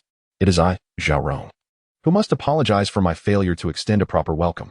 To make amends, I have dispatched someone to reserve a splendid room at Changhua Tower," eagerly awaiting Master Chen's leisure to indulge in the exquisite spring flower brew. Chen Jingshun regarded Zhao with a smile that was both enigmatic and teasing. "I dare not partake of Zhao Baihu's wine. Otherwise, I might find myself sold and still counting the silver." Zhao chuckled, responding, "What are you saying, Master Chen? I, Zhao, am not of such a nefarious nature." Suddenly, Chen Jingshun produced the tome of the dragon rankings and, without warning, tossed it toward Zhao. "What explanation do you offer for this dragon rankings?" Zhao, unfazed, leafed through a few pages before closing it, struggling to provide a satisfactory answer. "This matter is beyond my control. The modifications were made by those above me, and I am powerless to intervene." Upon hearing this, Chen Jingshun had already anticipated such a response, and thus chose not to press further. He simply rose to depart. As Zhao bid him farewell, the moment Chen Jingshun's figure vanished from sight, the smile upon Zhao face swiftly dissipated. "Lu Zhaojin, I wonder if you will withstand the blade I have drawn." Originally ranked 50th among the illustrious talents of the Dragon rankings, Qin Jingshan hailed from the Qin family of Jinshui City in Yinling County. At the age of 23, he had attained the late stage of the 7th rank and was adept in the art of spear play, having perfected the ancestral technique known as the Celestial Meteor Spear to a remarkable level of mastery. Chapter 35, The Borrowed Blade in Qishan. There exists no splendid merchant guild. Hence, Elder Liang has been searching for Lu Zhaojin for nearly 2 days. Had it not been for the discreet tips from the people of Luoxia City, he would have had to make a lengthy journey back to Yinling County to consult the splendid merchant guild regarding Lu Zhaojin's whereabouts. En route, he learned of the changes to the dragon ranking and was astonished to find his young master displaced from the list, while Lu Zhaojin ascended to it. Recalling the Jinwu division of Luoxia City and the description of Lu Zhaojin on the list, Liang discerned that much of the information was erroneous, suggesting the list harbored hidden intricacies. Aware of Zhao Rong's cunning nature, he could not help but inquire, "My lord, are we truly to become Zhao Rong's weapon and assist him in committing murder?" Qin Jingshan did not come to Luoxia City for frivolous pursuits. Thus he declined Zhao Rong's invitation. His purpose was to eliminate Lu Zhaojin, who had not only slain his brother, but also pushed him out of the dragon ranking, rendering him a subject of mockery among his peers. Therefore, upon learning of Lu Zhaojin's presence in Luoxia City, he accompanied Elder Liang. He intended to demonstrate to the world that not everyone could ascend the dragon ranking. Once he regained the 51st position, he would strive for even greater heights. This would mark the moment when the Qin family would achieve resounding fame.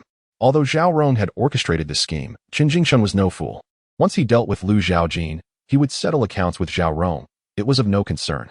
"Elder Liang, time is of the essence. Let us seek out Lu Zhaojin," he urged. Elder Liang, more cautious than Qin Jingshan, having lived long enough to witness many extraordinary talents beyond ordinary comprehension, replied, "My lord, should we not investigate Lu Zhaojin thoroughly? If he has any close associates, capturing one might prove useful." Qin Jingshan responded, before departing from home, "My father already conducted an investigation. Lu Zhaojin has no other relatives, only his father, Lu Jinlin. My father has dispatched someone to find him." He added earnestly, however, "These are mere trifles, unworthy of my consideration." Elder Liang recognized that this was the youthful bravado of one who had yet to encounter the murkiness of the martial world. Thus, many of his thoughts and actions remained superficial.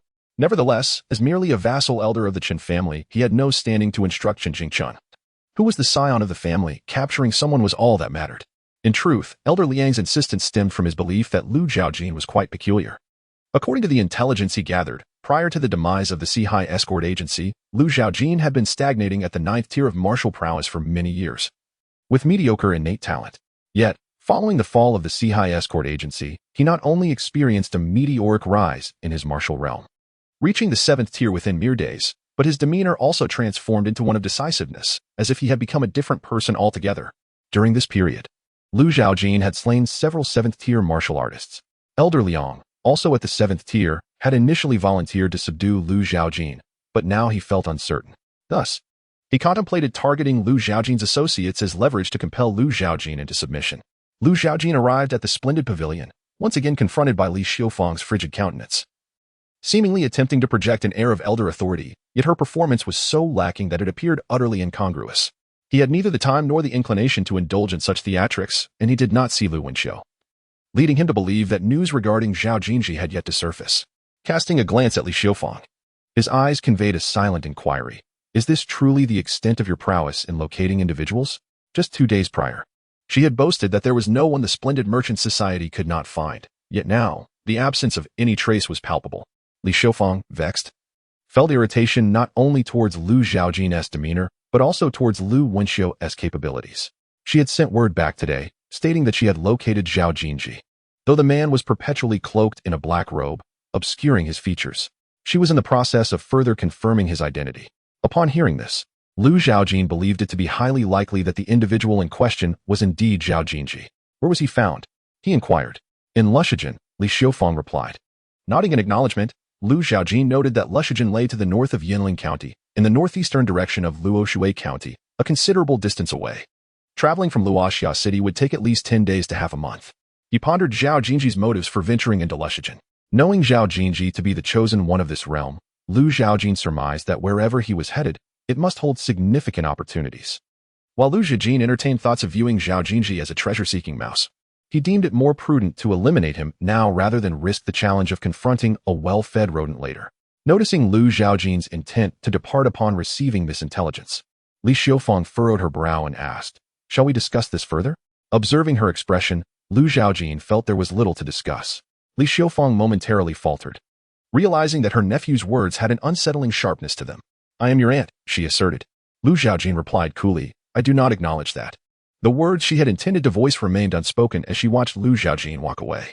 Over the past 2 days, she had discreetly dispatched individuals to Qishan to investigate Lu Zhaojin's past, concluding that he had shown no remarkable qualities, possessing an inferior lineage that would not even grant him entry into the Li family. Yet, following the annihilation of the Qihai escort agency by the Zhang and Zhao families, Lu Zhaojin appeared to have undergone a transformation, achieving significant strength in a mere few days, prompting her to question whether he had discovered some treasure after his leap into the river. After much deliberation, Li Xiufeng resolved to send this information back to the Li family discreetly, particularly to Li Xiulan, her sister. She issued countless reminders to ensure that no one else caught wind of this matter. As Lu Zhaojin made his way back to the inn, the night enveloped the path in tranquility, darkness pervading most corners of the streets. Only the area surrounding Chunhua Tower remained brightly lit, filled with the sounds of merriment and laughter carried by the gentle breeze. Suddenly, he heard a soft sound nearby, seemingly just ahead.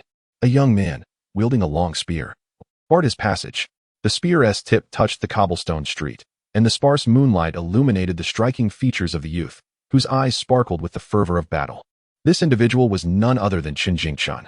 Upon learning from the inn that Lu Zhaojin had ventured out, the individual dispatched his men to lie in wait nearby, instructing them to summon him at the first sight of Lu Zhaojin. Thus, he appeared here, obstructing Lu Zhaojin's path. Qin Jingquan raised his spear, its tip aimed threateningly at Lu Zhaojin, and in a fierce tone inquired, "Are you Lu Zhaojin?" Lu Zhaojin did not recognize this man, yet the palpable aura of battle emanating from him suggested a challenge was at hand. He mused to himself about the influence of the dragon ranking, and indeed, it was evident. Qin Jingquan declared, "Very well. Not only did you slay my brother, but you also usurped my place on the dragon ranking. Today, I shall ascertain your true strength." Lu Zhaojin raised an eyebrow, surprised to learn of the animosity directed towards him. "Which of your brothers do you speak of?" he pondered, as there had been a plethora of souls recently fallen to his blade, making it difficult to remember each one. Qin Jingquan's expression darkened as he replied, "Qin Jingyi." Realization dawned upon Lu Zhaojin as he recalled the youth who had ambushed him with a hidden arrow in the Qishan cave. However, there was no time for contemplation, for his adversary was already charging toward him with spear in hand, aiming directly for his heart. Chapter 36. Easily in Qin Jingquan's grasp. The long spear was evidently no ordinary weapon. Its 3 prongs and dual blades gleamed a striking crimson hue. As one drew near, a wave of heat radiated from it. Lu Zhaojin unsheathed his frost blade, producing a resonant clang, the blade's light cascading like moonlight onto the ground, swift as a tempest. Qin Jingquan found himself momentarily at a loss, the brilliance of the sword slicing through the air, severing a lock of hair and leaving a narrow scar upon the stone steps behind him. From this single strike, Qin Jingquan discerned that Lu Zhaojin was no simple adversary. Dispelling his initial contempt and resolving to engage with utmost seriousness, he tightened his grip on the spear, channeling his inner energy through it, transforming the weapon into a blazing inferno as he swung it, the scarlet light flickering in and out of existence. In the face of Qin Jingquan's onslaught, Lu Zhaojin remained composed, countering with the poise of an impregnable fortress, leaving Qin Jingquan utterly confounded. As the battle intensified, Qin Jingquan's attacks grew frantic, his technique abandoned in a flurry of reckless thrusts. Lu Zhaojin, wishing to avoid prolonged entanglement, was mindful of the need to discover Zhaojin's whereabouts and intended to hasten to Lushu County. After deflecting Qin Jingquan's spear once more, arcs of electricity crackled along the frost blade. With a decisive stroke, he unleashed a luminous arc of lightning through the air. Qin Jingquan's expression shifted, sensing the imminent threat from this strike. Falling star, part of the meteor spear technique. The spear soared through the heavens like a meteor, piercing the oppressive darkness of the sky and unleashing a glimmer of light, a fleeting chance for survival. However, this was merely one of the 9 thunder swords. The subsequent 8 strikes came faster than the last, akin to a tempest of thunder and lightning, erupting in a flash that culminated in a dragon's head, fierce and roaring, fully consuming Qin Jingquan. The thunder danced wildly around Qin Jingquan, transforming into myriad sharp electric blades that shredded his garments and tore into his unprotected skin. In an instant, he was rendered a bloodied figure, disheveled and in disarray. Yet, Qin Jingquan was not alone. Numerous onlookers lurked in the shadows. Elder Liang and the Qin family attendants concealed themselves behind the rooftops, peering down at the duel. not far from the street. A tavern that had long since closed its doors housed Zhao Baihu and Chai Shibehu, seated comfortably on the second floor, their table laden with fine wines and delectable dishes. They drank and feasted while watching the fierce struggle below, fervently hoping for Lu Zhaojin's demise at Qin Jingquan's hands. Additionally, members of the city lord's estate hid in the dim corners, observing the duel unfold. They all wished for Qin Jingquan's victory, preferring that he eliminate Lu Zhaojin rather than sully their own hands. However, the reality was that Qin Jingquan was faltering against Lu Zhaojin, who seemed intent on not sparing him, poised to deliver a fatal blow. Elder Liang could not allow harm to befall Qin Jingquan. He abandoned his concealment, leaping from behind the rooftop and hurling a Tang Dao, shouting, "Stop!" Lu Zhaojin's sword met the Tang Dao, thwarting the lethal strike aimed at Qin Jingquan's neck. Seizing the opportunity for respite, Qin Jingquan unleashed a spear thrust swifter than a meteor, a beam of light directed squarely at Lu Zhaojin's chest. Qin Jingquan's countenance was one of shock. He had failed to pierce Lu Zhaojin's chest, for the latter had mastered a formidable horizontal training technique, one that was not recorded in the dragon ranking. Sensing the precariousness of his situation, Lu Zhaojin activated his golden body technique, causing a bronze sheen to emanate from his skin. With the cultivation of the bull stance reaching its pinnacle, his physical strength had long surpassed that of his former self in Qishan. Consequently, Qin Jingquan's thrust proved ineffective. Lu Zhaojin seized the flame spear with his left hand, rendering Qin Jingquan unable to reclaim it. He raised his cold-edged sword, not to strike at Qin Jingquan, but to deflect Elder Liang's blade. In a split second, a flash of lightning darted across Qin Jingquan's neck, freezing the expression on his face as his head fell from his shoulders. Kill experience for 7th rank martial artist 5000, experience 25468. Lu Zhaojin cast aside Qin Jingquan's lifeless body and hurled a long spear towards Elder Liang. Upon witnessing Qin Jingquan's demise, Elder Liang was consumed by rage. As the flame spear approached, his form became ethereal, akin to a wraith gliding across the ground. Swiftly closing the distance to Lu Zhaojin, his blade gleaming as it aimed for Lu Zhaojin's neck. Elder Liang sought to sever Lu Zhaojin's head, both for vengeance and to provide an explanation to the Qin family. However, while his intentions were noble, execution was another matter entirely. Lu Zhaojin effortlessly dismantled Elder Liang's technique, turning defense into offense, prompting Elder Liang to call for assistance. "Zhaorong, I am aware of your presence nearby. Hasten to my aid in eliminating this scoundrel, and the Qin family shall reward you handsomely in the future." Lu Zhaojin cast his gaze towards the silent tavern, where he sensed two presences. Their identities remained unknown. Yet, he presumed them to be foes, for Niu Hang had already departed from Luoxia City, leaving him devoid of allies. Thus, he resolved to spare none this night. The companions Qin Jingquan had brought were mere lowly guards, incapable of halting his sword, each throat marked by a crimson line. Kill experience for 8th rank martial artist 500. Kill experience for 8th rank martial artist 500. Kill experience for 9th rank martial artist 50. Experience 27768. Lu Zhaojin advanced upon Elder Liang, cornering him against the wall. With no retreat left, Elder Liang's eyes reflected a flicker of cowardice, which ignited into a blaze of fury, incinerating his rationality as he recklessly swung his blade at Lu Zhaojin. However, this was merely the last gasp of a dying effort. Lu Zhaojin effortlessly deflected the dagger from Elder Liang's grasp, the sword's light gliding across the latter's neck and spilling forth blood, reminiscent of a vibrant flower in bloom. Kill experience for 7th rank martial artist 5000, experience 30,768. Having dealt with Elder Liang, Lu Zhaojin sheathed his sword and raised his gaze towards the tavern, striding forth. Meanwhile, Zhaorong's expression darkened. He had not anticipated the turn of events. Simultaneously, he cursed Elder Liang for exposing their position. With Lu Zhaojin's notorious bloodthirsty nature, they were surely doomed. Chai Shibai, unable to remain still, resolved to escape through the window, but a streak of sword light flashed before him, severing the roof's support beams, which crashed to the ground. As the spirit of the deceased lingered, Chai Shibai's outstretched leg trembled and retreated. Soft footsteps echoed outside the tavern. Zhaorong's expression grew increasingly grim. He had refrained from summoning the men of the Jinwu division tonight, choosing instead to bring Chai Shibai along for the spectacle. Had the Jinwu guards been present, he would have insisted on confronting Lu Zhaojin without hesitation. Lu Zhaojin entered through the window, indifferent to whether the tavern door was open or closed, favoring the window for its convenience. Upon observing the two men within, adorned in resplendent Jinwu brocade, he smiled faintly and inquired about their impending fate. Given in Zhongqi's manner of operation, Lu harbored no fondness for the Jinwu division. The events of the night further solidified his disdain. Moreover, these two were both martial artists of the 7th rank, collectively boasting 10,000 experience points. Why should they be spared? With a stern countenance, Zhao Rong regarded Lu Zhaojin and declared, "We are the specially appointed Jinwu guards of the Great Ding Dynasty. To slay us would signify a true confrontation with the Great Ding Dynasty itself." Chapter 37. Thunder. Upon hearing these words, Lu Zhaojin was perplexed by the true meaning behind the offense to the dynasty. Did my act of slaying Zhao Huaishui not constitute a transgression against the empire? Zhao Rong scoffed. How can a mere county magistrate from a rural area represent the dynasty? Lu Zhaojin raised an eyebrow and inquired. I have heard that Qishan is to be renamed Qishan County. What of it?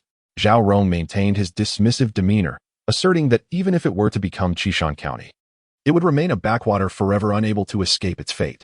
Lu Zhaojin was baffled by their heavy prejudice against Qishan. Nevertheless, despite his curiosity, he was disinclined to probe further. He was here to kill, not to ask questions. As the cold-edged sword was unsheathed, a chilling wind seemed to sweep through the air, illuminating the figure of Chai Shibehu, who was desperately trying to conceal himself. Before he could utter a cry, his head was severed from his body. Experience gained from killing a 7th-rank warrior 5,000. Experience 35768. Zhao Rong remained composed, watching without a blink as Chai Shibehu was slain.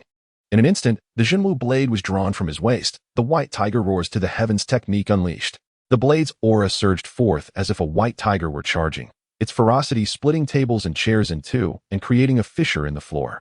This was Zhao Rong's hidden killing move, cultivated over the years to turn the tides in life and death moments.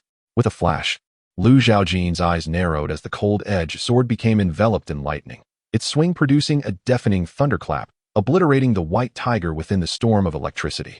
Before Zhao Rong, there was naught but the blinding flash of light, which would remain his final memory in this world. Experience gained from killing a 7th-rank warrior 5,000. Experience for 0768. This night had proven to be immensely fruitful, a bountiful harvest of experience. Lu Zhaojin, bone age, 16, root bone, average, realm, mid 7th rank, mental method, flowing technique, perfect, jade clear heart method, 7100, skill, savage bull stance, ultimate. Swift wind sword technique, ultimate, golden body skill, 25100. Profound thunder 9 swords, perfect, experience, 40,768, back, 0. The profound thunder 9 swords could potentially break through to the ultimate realm. He wondered if it would allow him to comprehend sword intent as the swift wind sword technique had. Lu Zhaojin was uncertain whether the swordsman in this world could grasp multiple sword intents, but with his system, he believed there would be no issues. Furthermore, the Jade Clear Heart method also seemed poised to reach great mastery, though he still required a bit more experience to achieve complete perfection. Surveying the area and confirming that no living souls remained, Lu Zhaojin intended to seek out the group at the city lord's mansion. However, upon arriving at their hideout, he found it utterly deserted. Observing the surrounding traces, he murmured, "How cautious they are." He had no knowledge of which faction these individuals belonged to or whether they were friend or foe. Yet Lu Zhaojin did not dwell on this uncertainty. He believed that whatever obstacles arose would be surmountable. It was time to focus on enhancing his own strength. He returned to the inn. Lu Zhaojin's original chamber had been ravaged by Lin Qi, prompting the innkeeper to provide him with a splendid new room, along with a diligent attendant to cater to his every need, likely intimidated by Lu Zhaojin's fearsome demeanor from that day. Seated cross-legged upon the bed, Lu Zhaojin summoned his character panel. Would you like to expend 20,000 experience points to enhance the Xianlei 9 swords? Confirmed. Xianlei 9 swords, extreme realm. Comprehension of sword intent. Thunder. The system's notification echoed, though Lu Zhaojin was now oblivious to it. As the Xianlei 9 swords transcended into the extreme realm, Lu Zhaojin felt as though he were plummeting into an abyss, lost in confusion for an extended period. Upon reopening his eyes, he found himself hovering atop a mountain peak. The term hovering was apt, for he existed in a state of soul. Observing the legendary sword Saint Lu Ci as he crafted the Xianlei 9 swords, clad in a dark robe, his long hair billowed in the wind. Lu Ci wielded a sword as black as ink, emanating an aura of sharpness even before it was unleashed. Above, the sky was shrouded in ominous clouds, dense as ink. As if the heavens themselves were collapsing, lightning danced within the clouds at breakneck speed, traversing from the horizon to directly overhead in the blink of an eye. Suddenly, a great rift was torn in the dark clouds by a bolt of lightning, with the electric essence flowing forth like viscous liquid. Sensing the energy, Lu Ci emulated the swift lightning, unleashing a sword strike as rapid as a flash, aimed skyward. Lu Zhaojin's gaze turned upward, his eyes widening in astonishment as the clouds above were cleaved apart, and the electric essence began to seep through the fissure, resembling a rain of light. Lu Xi leapt into the luminous deluge of clouds, wielding his pitch-black sword amidst the thunderous energy. The wrath of the lightning roared, echoing through the cosmos, as if taken aback by the audacity of this humble mortal to challenge the might of the heavens. In an instant, the scattered lightning coalesced into a dense formation, enveloping Lu Xi. Undeterred, he continued to wield his sword, and astonishingly, the lightning began to dance in rhythm with his movements, ultimately transforming into a dragon of lightning that let out a deafening roar. The Xianlei illuminated the heavens. Lu Zhaojin witnessed it all, and even the cataclysmic final strike of the ninth sword was indelibly etched into his memory. The Xianlei 9 swords were characterized by an escalating intensity, each stroke surpassing the previous, and this ninth sword seemed to unleash the accumulated momentum of the prior 8, harmonizing with the sword intent of thunder to unleash a terrifying destructive force. Thus, it rightfully earned the title of the mightiest sword among slayers. Upon opening his eyes, Lu Zhaojin realized that lightning flickered within his gaze, and arcs of electricity danced fleetingly around him, a formidable power swirling within his being. He pondered who might be fortunate enough to receive the full brunt of this sword strike. Suddenly, he recalled Zhaojin, resolving to wield his sword upon their next encounter, lest his master intervene. With approximately 20,000 experience points remaining, Lu Zhaojin wasted no time in enhancing the Yuqing Heart method. Yuqing Heart method, 75-100, experience, 18. 268, realm, late stage of the 7th grade. His body trembled slightly as his realm ascended to the late stage of the 7th grade, his true qi becoming even more profound. Within his dantian, the true qi swirled, resembling a thick mist enveloping him, continuing to enhance the Yuqing Heart method through experience. Yuqing Heart method, 97-100, experience, 668. Although perfection has not yet been achieved, the true qi within the dantian has become completely vaporized, even condensing into a drop of pure energy liquid, known as Gangyuan. This unexpected development reveals that the Yuqing Heart method enables him to refine Gangyuan even at the 7th rank. This marks a significant threshold between the 7th and 6th ranks. In comparison to true qi, Gangyuan is incomparable. The refinement of Gangyuan signifies the commencement of a qualitative transformation, allowing for even brief moments of suspension in midair. Now, Lu Zhaojin is merely one advanced heart method away from fully transforming his true qi into Gangyuan. Additionally, reaching the pinnacle of the Xianlei 9 swords has granted him insight into a new sword intent, thunder. The swift wind sword intent allows Lu Zhaojin to strike with unparalleled speed, unleashing sword light invisible to the naked eye, thus catching adversaries off guard. In contrast, the thunder sword intent focuses on destruction and annihilation. Anyone struck by it will experience injuries that erupt from within, subsequently radiating throughout the body, which is particularly terrifying. This enhancement has provided Lu Zhaojin with several trump cards, instilling greater confidence when facing the Son of Destiny. Chapter 38, Conversation at Luoxia City Lord's Mansion, Main Hall. Cheng Yin learned of the recent military achievements and was astonished by the prowess of the young man, who not only managed to slay Qin Jingshan, but also caused Zhao Rong and others to fall before him. However, it was precisely due to the youth's formidable strength that he became a valuable ally to court. Cheng Yin rose and glanced at the landscape screen behind him, clasping his hands in a respectful salute, addressing Lord Qi. Suddenly, candlelight flickered behind the screen, casting a shadow upon it. As a hoarse voice emerged, "I have heard everything." The voice continued, "I have just received word that this young man has some connection to the Li family." Cheng Yan's expression shifted slightly. If Li Xiufang had the assistance of Lu Zhaojin, capturing the Jingxi Yulu would indeed be an arduous task, yet he bore no surname Li. Lord Qi reminded, the Li family has more than just one daughter. Cheng Yan was struck with realization. Was Lord Qi referring to Li Xiulan? It had been so long since she had made an appearance that he had nearly forgotten her. Cheng Yin then grasped the implication, exclaiming in surprise, "Are you suggesting that Lu Zhaojin is the son of Li Xiulan?" "Precisely," replied Lord Qi.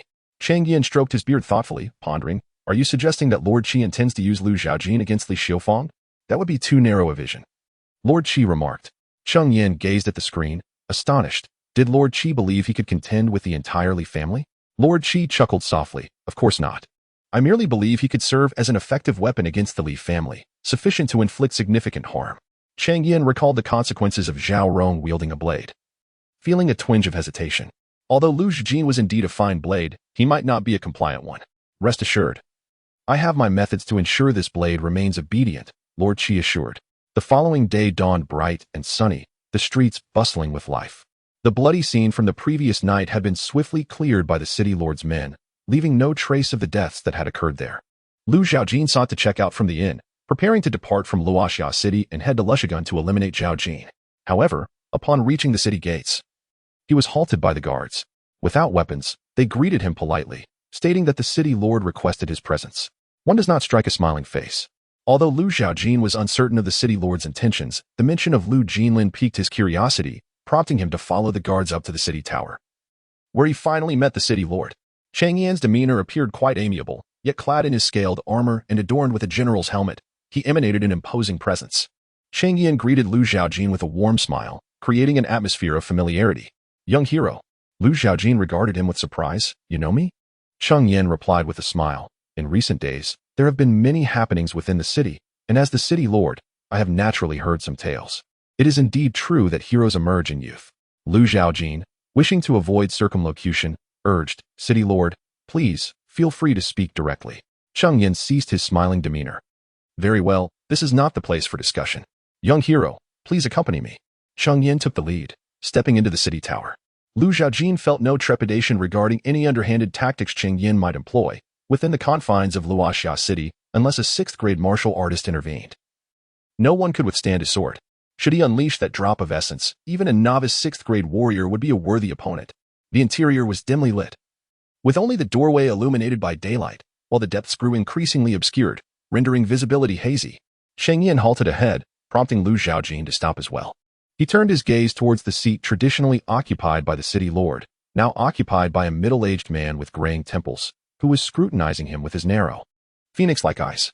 Chang Yan clasped his hands in greeting. "Lord Qi, I have brought him." Qi Yanxiu nodded, gesturing for him to remain by the side, his gaze unwaveringly appraising Lu Zhaojin, murmuring, "Indeed, so much alike, remarkably so."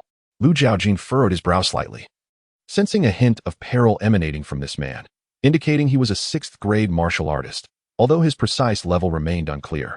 However, the fact that Chang Yan willingly yielded to him suggested that this individual held significant standing within the imperial dynasty. Contemplating his own hidden cards, Lu Zhaojin felt undaunted. Who does he resemble? Qi Yanxiu, observing Lu Zhaojin's composed demeanor, regarded him with renewed interest, likening him to a friend of his. Lu Zhaojin understood whom he referenced, yet whether they were truly friends remained uncertain. Is she well? His father had once mentioned that Li Xiulan was confined by the Li family. Unable to step beyond their threshold, only particularly close friends would have the privilege of visiting. Qi Yanxiu shook his head, sighing, her circumstances are far from ideal.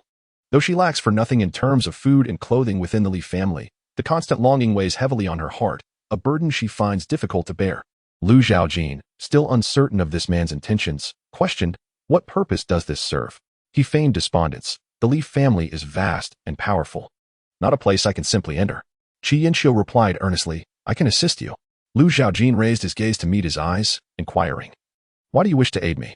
Surprised by the boy's tenacity and cautious nature, Qi Yanxiu realized this indicated his potential as a useful pawn. "My aim is to help Li Xiulan, your biological mother." He rose, approaching Lu Zhaojin, placing his right hand on his shoulder, speaking in a low, serious tone, "Surely, you do not wish for your mother to weep day and night?" Lu Zhaojin glanced at the hand resting on his shoulder, knitting his brow. "Are you implying?" Qi Yanxiu interjected, "I can help you return to the Li family, to be by your mother's side." Looking into Lu Zhaojin's eyes with sincerity, he continued, "The Li family in Luoshui County is renowned for its immense wealth, and even the imperial dynasty occasionally relies on their financial power. Should you return to the Li family? With your talents, you would undoubtedly be valued." Lu Zhaojin began to discern Qi Yanxiu's ulterior motives. And then, Qi Yanxiu elaborated, "Once you are reinstated within the Li family, I can leverage the dynasty's influence to expedite your takeover of the family's business. When you command the situation, all of the Li family's resources will be at your disposal. With your talents and abundant resources, reaching the top of the Jialong rankings will be well within your grasp." Qi Yanxiu is indeed an extraordinary individual. This is merely their first encounter, yet he has already mapped out a future for him. Lu Zhaojin scoffed inwardly. The grand prospect presented by the other seemed enticing, but the filling was undoubtedly laced with poison, waiting for him to partake. As for the notion of controlling the Li family, even if Lu Zhaojin did entertain such thoughts, he would rather see the Li family utterly annihilated. What use our abundant resources without experience to wield them effectively? However, when Qi Yanxiu mentioned leveraging the imperial dynasty's power to assist him in dominating the Li family, it hinted at the dynasty's potential intentions towards the Li family. For the sake of the Li family's wealth, the dating dynasty has been recuperating for so many years. Surely, they are not lacking in silver. Lu Zhaojin sensed that there were hidden secrets within this matter and inquired, "How do you intend to assist me in gaining control over the Li family?" To maintain a semblance of decorum, Lu Zhaojin employed a respectful address. Qi Yanxiu countered, "Are you familiar with the third prince?" Chapter 39. The Layout the Third Prince? Lu Zhaojin recalled that Su Huan had mentioned something about a third prince before his demise. The rectification of Qishan was not merely driven by the imperial court. It seemed that the shadow of this third prince loomed behind it. The present figure, Qi Yanxiu, was also affiliated with the third prince, raising questions about his intentions in Luoxia City. Qi Yanxiu's words hinted at assisting him in gaining control over the Li family or perhaps furthering the interests of the Jingxiang. Thus, Qi Yanxiu's appearance in Luoxia City likely pertained to Li Xiufang. How, then, would they deal with her? Would they resort to assassination? Such a course of action would only incite the Li family's wrath, prompting a vigorous search for the culprit, making it difficult for them to act. Moreover, Li Xiufang undoubtedly had formidable protectors by her side. Lu Wenxiu was merely the visible guardian. The true defenders lurking in the shadows remained unknown in both number and strength. A misstep could lead to disastrous consequences. Did they intend to strike at the Jingxiang? Lu Zhaojin recalled Niu Hang's mention of the Linglong Treasure Pavilion, which bore a striking resemblance to the Jingxiang, almost a direct imitation. If executed properly, it could indeed serve as a replacement. However, Lu Zhaojin's emergence seemed to have thwarted the Chen family's plans. Yet, the Linglong Treasure Pavilion stood tall, continuing its operations, suggesting that the Chen family was merely the visible steward, with a significant shadow lurking behind the scenes. Lu Zhaojin gazed at the middle-aged man before him, clad in a long gown, and surmised that the third prince was likely the mastermind behind it all. After a moment of contemplation, he spoke, "I killed Su Huan, thus disrupting the third prince's arrangements in Qishan. Even so, why would the third prince still be willing to assist me?" Qi Yanxiu replied cheerfully, "The third prince is magnanimous and possesses a benevolent heart. He would not hold you accountable. Rather, it is Su Huan, whose actions were reckless and myopic. Only seeking personal vengeance, how could such a mindset lead to greatness? His death is of no concern to me. In fact, it simplifies matters." Lu Zhaojin listened to Qi Yanxiu's praises of the third prince with skepticism. To truly believe in such claims seemed foolhardy. One could not predict their own demise. "Allow me to ponder this for a few days," he stated. Qi Yanxiu nodded, acknowledging the gravity of the matter. "It is wise to take your time, young hero," he said, a glimmer of danger flashing in his narrow phoenix eyes. "However, I advise you to deliberate carefully, for time waits for no one." Lu Zhaojin dismissed the implied threat, instead contemplating that once he broke through to the 6th rank, Qi Yanxiu would be the first he sought to eliminate. As for the city lord, Cheng Yin, Lu Zhaojin planned to remain in Luoxia City for the time being, intending to deal with him under the cover of night before making his escape. The two watched as Lu Zhaojin's figure receded. Cheng Yin, who had remained silent until now, finally spoke. "Lord Qi, why bother with such discussions? This boy is a threat and should be dealt with on the spot." Qi Yanxiu reined in his smile, clasping his hands behind his back with a serious demeanor. "Why do you think Lu Zhaojin approached me with such confidence?" Cheng Yin shook his head, indicating his lack of understanding. Qi Yanxiu narrowed his eyes, sensing a terrifying force within Lu Zhaojin, akin to a tempest or thunder. "If provoked, we would all face dire consequences."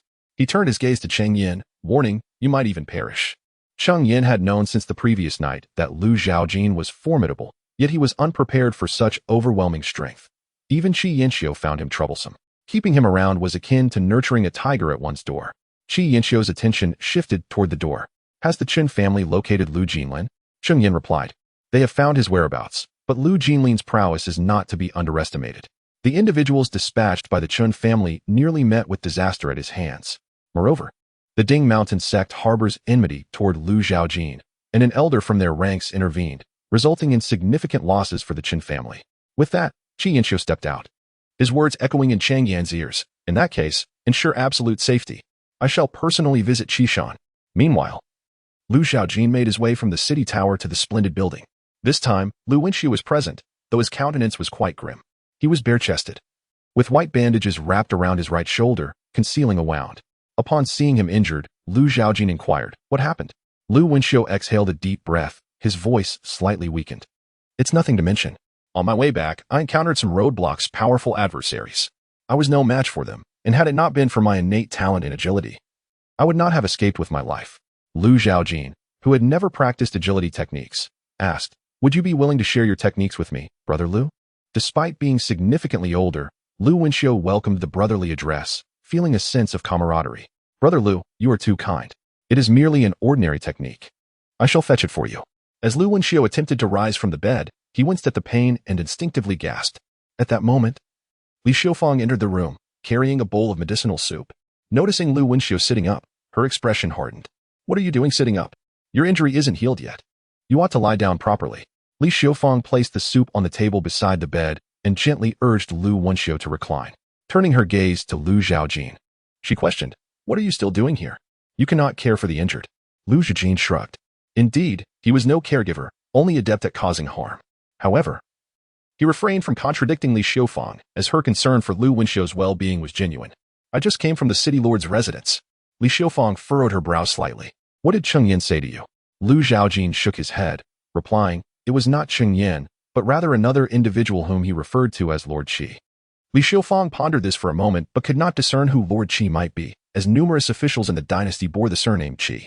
Thus, she refrained from making assumptions. Should she guess incorrectly, it would lead to unwarranted blame upon the Li family, which would not bode well. Furthermore, no one from her family held an official position in the dynasty, adhering to a long-standing family tradition that merchants did not enter the halls of power. She once failed to comprehend the rationale behind such a rule, but after years of engaging with her family's business association and mingling with the elite, she discovered that the intrigues of the court were far more profound than those of commerce, akin to a bottomless abyss. While she prided herself on her skills and trade, she felt like a mere novice amidst the complexities of the court. Lu Zhaojin chose not to pursue the topic of Qi Yanqiu further, but instead inquired about the Li family, whose situation must be quite dire at present. Li Xiufang refrained from addressing the question directly, asserting that it was not a matter for someone of his age to concern himself with. She advised him to focus on how to assist his father in rescuing her sister from the clutches of the Li family. Lu Zhaojin remarked, "My father has stated that he wishes to rely on himself and does not require my assistance." Li Xiufang let out a scoff, bewildered by her sister's choice of such a proud man. Lu Zhaojin cast a glance at Lu Wenxiu, who, despite the uncertainty surrounding his relationship with Li Xiufang, appeared to share a bond closer than mere friendship, as evidenced by her concern and the bowl of medicinal soup on the table. Lu Wenxiu took a sip of the concoction, its efficacy evident as his complexion brightened considerably. Wiping his mouth with the back of his hand, he then spoke, "Brother Lu, I am somewhat incapacitated. Could you kindly fetch it for me? The book should be in the cabinet. If you search, you ought to find it." Chapter 40. The body technique. Lu Zhaojin opened the cabinet and rummaged through some garments, ultimately retrieving the body technique manual mentioned by Lu Wenxiu. The cover appeared somewhat tattered, indicative of having been perused numerous times, suggesting that Lu Wenxiu had diligently practiced this technique for a considerable period. The 6 characters "falling leaves follow the wind" were inscribed on the pages, elegantly crafted, exuding an aura of gallant ease, leading one to presume that the creator of this technique was a magnanimous hero. Lu Zhaojin swiftly leafed through the pages, his reading speed remarkable, which caught the attention of Li Xiufang. The rustling of the pages caused her brow to furrow slightly, yet she refrained from voicing her thoughts. Nevertheless, the gaze she cast upon Lu Zhaojin seemed to convey an unspoken skepticism. Clearly, she doubted Lu Zhaojin's ability to possess a photographic memory, capable of mastering the technique with merely a glance. Did he seek to impress her, perhaps to gain favor with the Li family? Li Xiufang pondered that Lu Zhaojin must have heard something from the individual surnamed Qi at the city lord's manor, resulting in his peculiar demeanor today. She internally scoffed, believing that if he thought such antics would garner the Li family's attention, he was bound to be disappointed. The Li family's financial resources ranked among the most formidable in the Dating Dynasty, and they boasted numerous young prodigies who had ascended the dragon list, far surpassing Lu Zhaojin in rank. Thus, she remained indifferent towards her nephew. However, as Lu Zhaojin had just articulated, the recent developments in Luoshui County were indeed disheartening. The Su family had repeatedly suppressed the Li family's Jingxiui under the pretext of her sister's breach of contract. Moreover, other Jingxiui branches in Luoshui County had inexplicably faced ostracism from local forces, a situation that had not occurred previously. Consequently, Li Xiufang's presence in Luoxia City was to pacify the local Jingxiui and address the disobedient individuals.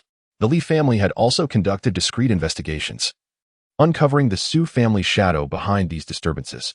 Despite the Su family's overall strength and financial clout being inferior to that of the Li family, they had always occupied the position of second in Luoshui County. Their recent audacity stemmed from their newfound connection with the third prince, which emboldened them in the region. Successfully recorded, the body technique manual appeared on the character panel. Lu Zhaojin closed the manual and returned it to its place. Lu Wenxiu, slightly taken aback, inquired. Did you memorize it? Lu Zhaojin nodded affirmatively.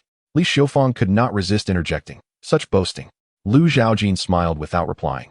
There was no need to elucidate anything to her. You have gifted me this body technique, and thus I owe you a debt of gratitude. As for the individual who harmed you, I shall eliminate him regardless of his identity. Naturally, Lu Wenxiu harbored doubts about Lu Zhaojin's swift retention of the knowledge, yet she refrained from mockery. Reflecting on the situation at hand, she vaguely stated, they all wore masks, concealing their faces. But one amongst them practiced a technique that is ancestral art of the Su family, making it easily identifiable. Therefore, they must hail from the Su family. Though their specific identities remain unknown. Lu Zhaojin shook his head with a light chuckle. There is no need to ascertain their identities. They shall all be dealt with. Upon hearing the words, Lu Wenxiu and Li Xiufang exchanged glances, astonished by Lu Zhaoqin's evident ruthlessness. It appeared that the descriptions on the Jiaolong list were indeed quite accurate. Lu Zhaoqin paid little heed to their thoughts. The Su family had long been on his list of targets.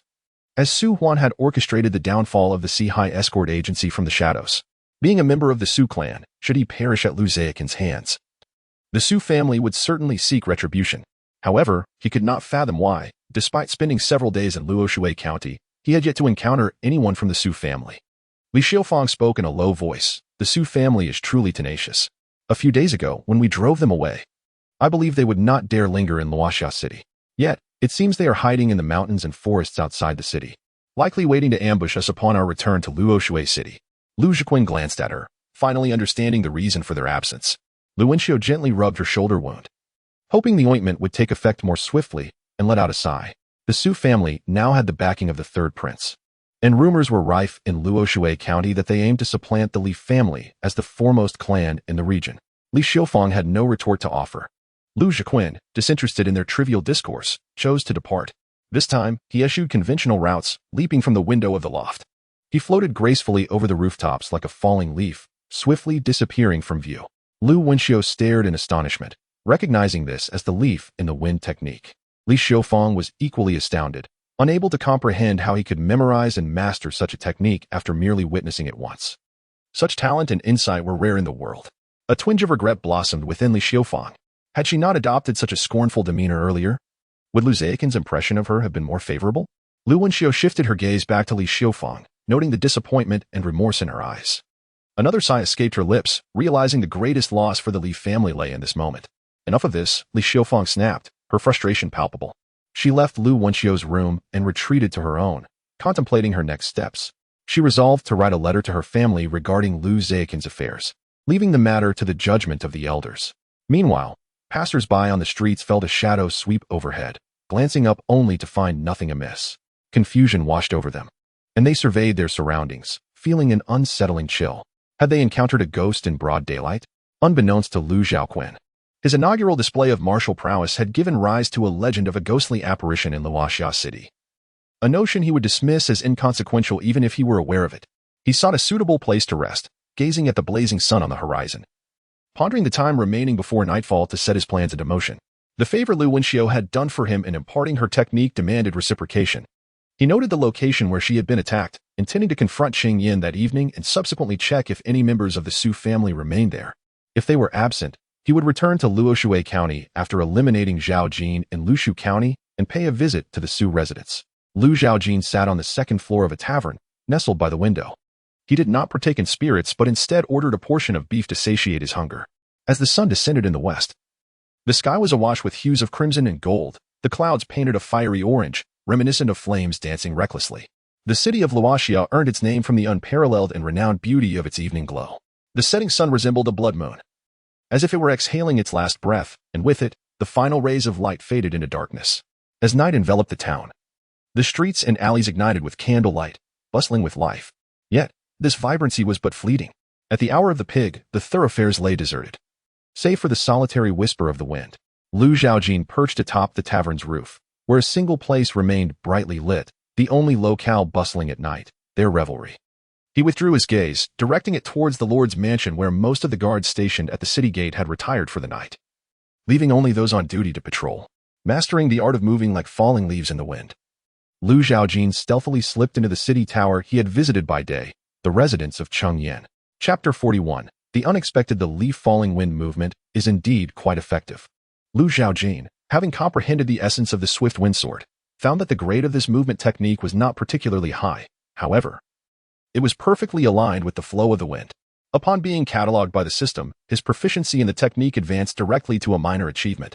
This unexpected development took Zhaojin by surprise, revealing yet another function of the system. As he approached the city tower, he noticed that the candlelight within had not yet extinguished, indicating that its occupants were still awake. He chose not to conceal himself, entering boldly through the main gate. Cheng Yin was engaged in discussion with others regarding strategies to deal with the Splendid Merchants Association. Initially, he had intended to collaborate with the Su family for a decisive and unilateral takeover of the Splendid Tower. Yet, to his astonishment, a sixth-grade guardian had appeared by Li Xiufeng's side, repelling the Su family's forces. Although the guardian had sustained injuries, Cheng Yin's inquiries into their whereabouts for recuperation yielded no results. Subsequently, he opted to ally with the Qin family, intending to gradually encroach upon the Splendid Tower through the Linglong Treasure Pavilion. However, plans often falter under the weight of unforeseen changes. Before the Qin family could implement their strategy, Zhaojin had decimated them, leading to yet another failed endeavor. Cheng Yin was infuriated, yet he maintained an outwardly calm demeanor. The individuals accompanying him were clad in luxurious silks, indicative of their noble origins. The leading middle-aged man was rather slender.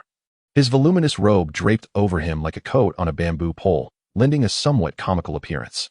His countenance was dark and gaunt, with thin lips that conveyed a sense of harshness. Lu Wenxiu was injured today, and with Li Xiufeng's side devoid of capable defenders. This is the opportune moment we cannot afford to miss.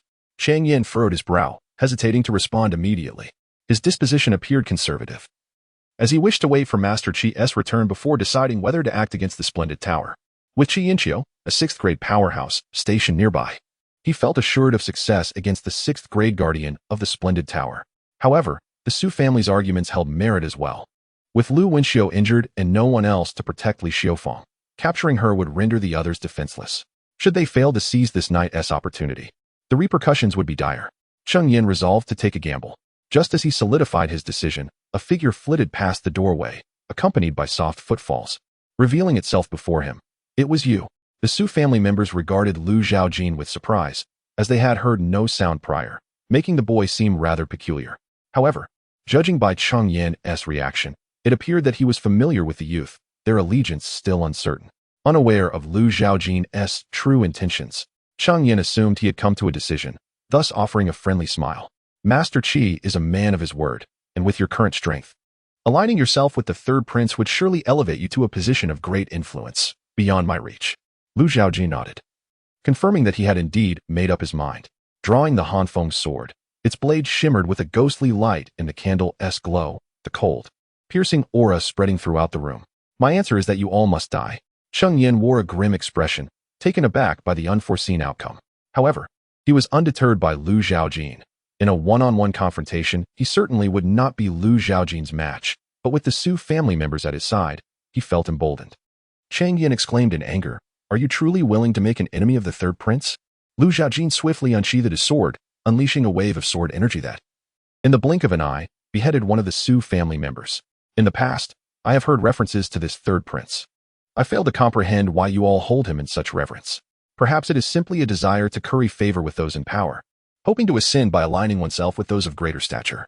Experience gained for defeating an 8th rank warrior 500, current experience, 1068, before the Su family could react. Blood had already drenched them, as another fell victim to the blade. Experience gained for defeating an 8th rank warrior 500, current experience, 1568, Zhaojin continued. Yet you fail to consider whether you possess the capability to challenge him. Do not be surprised if you end up devoured, leaving not even a trace behind. The Su family elder, now roused from his stupor, recognized that this youth was no ordinary foe. He could not fathom from whence this impudent boy had emerged, spewing forth such insolent remarks. The elder waved his sleeve, sending forth a flurry of flying daggers, varying in size and shape, that soared toward Zhaojin like streaks of light. A burst of sword energy erupted, severing all the flying daggers in midair. The sword energy did not pause. It surged directly toward the Su elder. The elder trembled as his formidable true energy coalesced into an immense force, shattering the sword energy. His foot struck the ground, causing cracks to form in the stone pavement, a testament to his strength. With this momentum, he leapt into the air, his hands weaving in intricate patterns, creating countless afterimages that resembled numerous hands hurling daggers. The daggers rained down like a torrential storm, enveloping Lu Zhaojin. He moved like a leaf caught in the wind, swaying amidst the downpour of blades, emerging unscathed. However, Chang Yin, seizing the moment, struck with the stealth of a venomous serpent lying in ambush, his sword gleaming dimly. Barely perceptible, ready to inflict harm. Had it not been for the breakthrough of the bull stance, which provided an all-encompassing enhancement, he might have borne a wound this night. Seeing his initial strike thwarted, Chang Yin hastily retreated, once again hiding behind the Su family members, transforming back into that concealed serpent.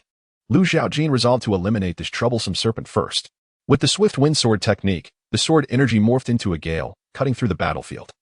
All Su family members in its path fell, their bodies marred with wounds, their garments tattered.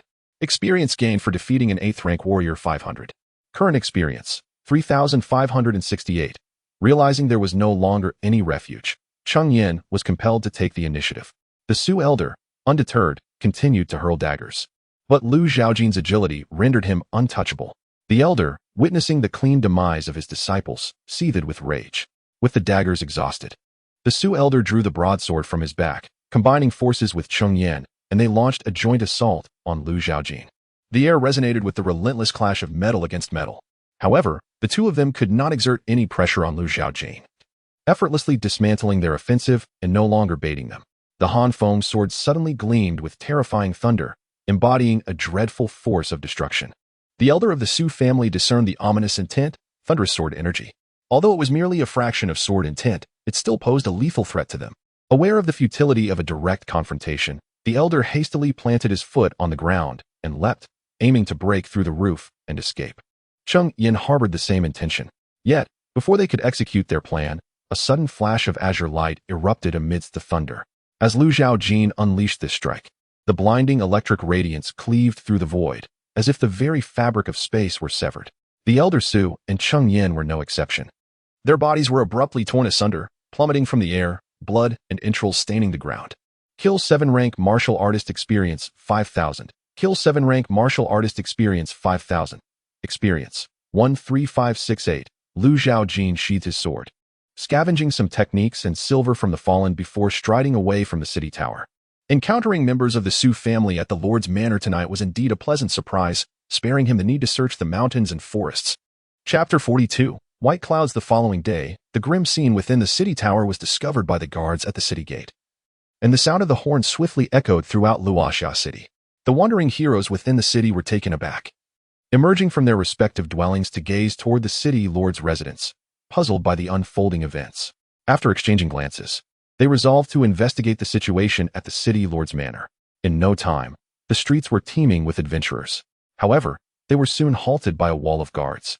At the forefront stood a commander, clad in armor and wielding a crescent blade, with a piercing gaze that swept over the crowd of heroes as he sternly declared, "The city lord's residence is a place of utmost importance. No unauthorized individuals may approach." One of the heroes inquired, "Commander Liao, could you enlighten us on what has occurred at the city lord's residence? The horn has not sounded in many years." Commander Liao replied coldly, "You shall find out shortly." A guard rushed down from the tower and whispered something into Commander Liao's ear. His eyes flickered with intensity as he took a deep breath and then proclaimed, "Today, until the identity of the assailant who murdered the city lord is ascertained, Luoxia City shall permit entry, but no exit." The crowd of heroes was taken aback. The city lord, Cheng Yin, had been slain? They pondered who would dare commit such an audacious act against a court official. It seemed similar events had transpired in Qishan, albeit with only a county magistrate meeting such a fate, a far lesser figure than a city lord. Moreover, the imperial court had seemingly shown little concern for the deceased magistrate, promptly dispatching another to govern Qishan County. To the wandering heroes, the change from Qishan to Qishan County held little significance, as the region was inherently barren. Regardless of any alterations, it remained the same. In the splendid establishment known as Jingxilu, after a night of rest, Lu Wenxiu's injuries had somewhat healed, thanks to the precious medicinal poultices and broths prepared by Li Xiufang. Upon hearing the news regarding the city lord's residence, they were both shocked and alarmed, immediately suspecting it was the work of Lu Zhaojin. Lu Wenxiu glanced at Li Xiufang's reaction and, after some contemplation, could not refrain from suggesting, "Perhaps you should seek him out and appease him, then return to the Li family?" Li Xiufang felt a twinge of regret, yet, after days of interaction with Lu Zhaojin, she had a clear understanding of his character, leading her to shake her head at Lu Wenxiu's proposal. This is not a matter that can be resolved through submission. She preferred not to delve deeper into the issue, dismissing it with indifference. Let the old man worry about it. It has no bearing on me. Noticing Lu Wenxiu's improved demeanor, Li Xiufang felt a sense of relief. Initially intending to return to Luoshui City that day, the unexpected lockdown in Luoxia City, guarded by heavy troops, compelled them to stay another couple of days until Lu Wenxiu's recovery was assured. Li Xiufang informed Lu Wenxiu of her intention to leave Jingxilu to ascertain the situation at the city lord's residence and inquire about the progress of the guards in capturing the murderer, namely Lu Zhaojin. Lu Wenxiu nodded, recognizing that remaining by Li Xiufang's side would only be a burden, and thus refrained from accompanying her. As Li Xiufang emerged from the splendid building, she beheld a contingent of soldiers scouring the streets and alleys in search of someone. Unbeknownst to her, they were inquiring about whereabouts from the previous day and the individuals encountered. On her way to the city lord's residence, she unexpectedly encountered Commander Liao. Upon seeing Li Xiufang, his eyes sparkled, and his stern visage softened into a smile as he addressed her as Madame Xiufang. Li Xiufang furrowed her brow, harboring a sense of disdain for him. For each encounter was marred by his unabashed gaze that seemed to yearn to penetrate her garments and unveil the beauty within. Commander Liao proceeded to ask trivial questions regarding her activities from the day prior, who she had met, and what she had done. Finally, he brazenly inquired if she might have time the following day to visit the top of the Spring Breeze Tower, the prime vantage point to witness the sunset. Li Xiufang was well aware of Commander Liao's sinister intentions and had no intention of acquiescing. Thus, while responding to his inquiries, she offered subtle hints, revealing that not only had the city lord perished within the city walls, but several members of the Su family had also met their demise, including an elder of the clan, and that messengers had already been dispatched to inform the Su family. A jolt of realization coursed through Li Xiufang as she recalled Lu Zhaojin's words from the previous day. She had not anticipated such swift developments, and had indeed repaid a favor owed to Lu Wenxiu. Commander Liao, perceptive to the shift in Li Xiufang's demeanor, recalled the tumultuous relations between the Li and Su families in Luoshui County. Seizing upon the fleeting glimmer of insight, he scrutinized her eyes with sharpened intensity, questioning, Madame Xiufang, "You are not concealing anything, are you?" Li Xiufang shook her head, asserting that there was nothing to hide. She disclosed all matters pertaining to Lu Zhaojin, fabricating a plausible narrative as she recounted the events. Though there would undoubtedly be inconsistencies, it would take time for them to trace the matter back to Lu Zhaojin. By the time the city of Luoxia was liberated, both she and Lu Wenxiu would have already departed. As for Lu Zhaojin, following the assassination of Cheng Yin the previous night, she did not linger in Luoxia City, but journeyed northeastward, eager to locate Zhaojin's he. Armed with a map acquired from Li Xiufang, she was adept at discerning her direction. However, the mountain paths were arduous, particularly in the darkness of night, rendering her unable to find a suitable place to rest. Reluctant to spend the night in the woods and risk being bitten by mosquitoes, she pressed onward. At dawn, as the first light of daybreak cast its glow, Lu Zhaojin emerged from the forest and finally spotted a well-trodden road. In the distance, she observed a modest tea house, constructed with a few wooden poles propping up a tattered cloth for shade. A banner at the entrance bore the character for tea. Intrigued, and feeling parched after her night of trekking, Lu Zhaojin made her way to the tea house. Upon closer inspection, she noticed two tables occupied by patrons. One table held a solitary figure clad in coarse linen, his straw hat tilted low, obscuring his features except for his chin. However, her gaze lingered upon the exquisite sword resting on the table, which seemed exceptional, surpassing even the Han Feng sword. It was undoubtedly a renowned blade. The other table was occupied by 4 individuals, dressed in matching attire of blue-trimmed white, likely disciples of a prestigious sect. Though they were sipping tea and engaging in soft conversation, the gaze of one among them frequently drifted towards the figure wearing a bamboo hat, a curiosity unspoken. The innkeeper emerged from within, balancing a small dish of appetizers in his hands. Upon noticing the arrival of new guests, he exhibited a moment of surprise, swiftly replaced by a cheerful smile as he gestured for Lu Zhaojin to take a seat. He first approached the individual in the bamboo hat, presenting a dish, before turning to inquire about Lu Zhaojin's needs.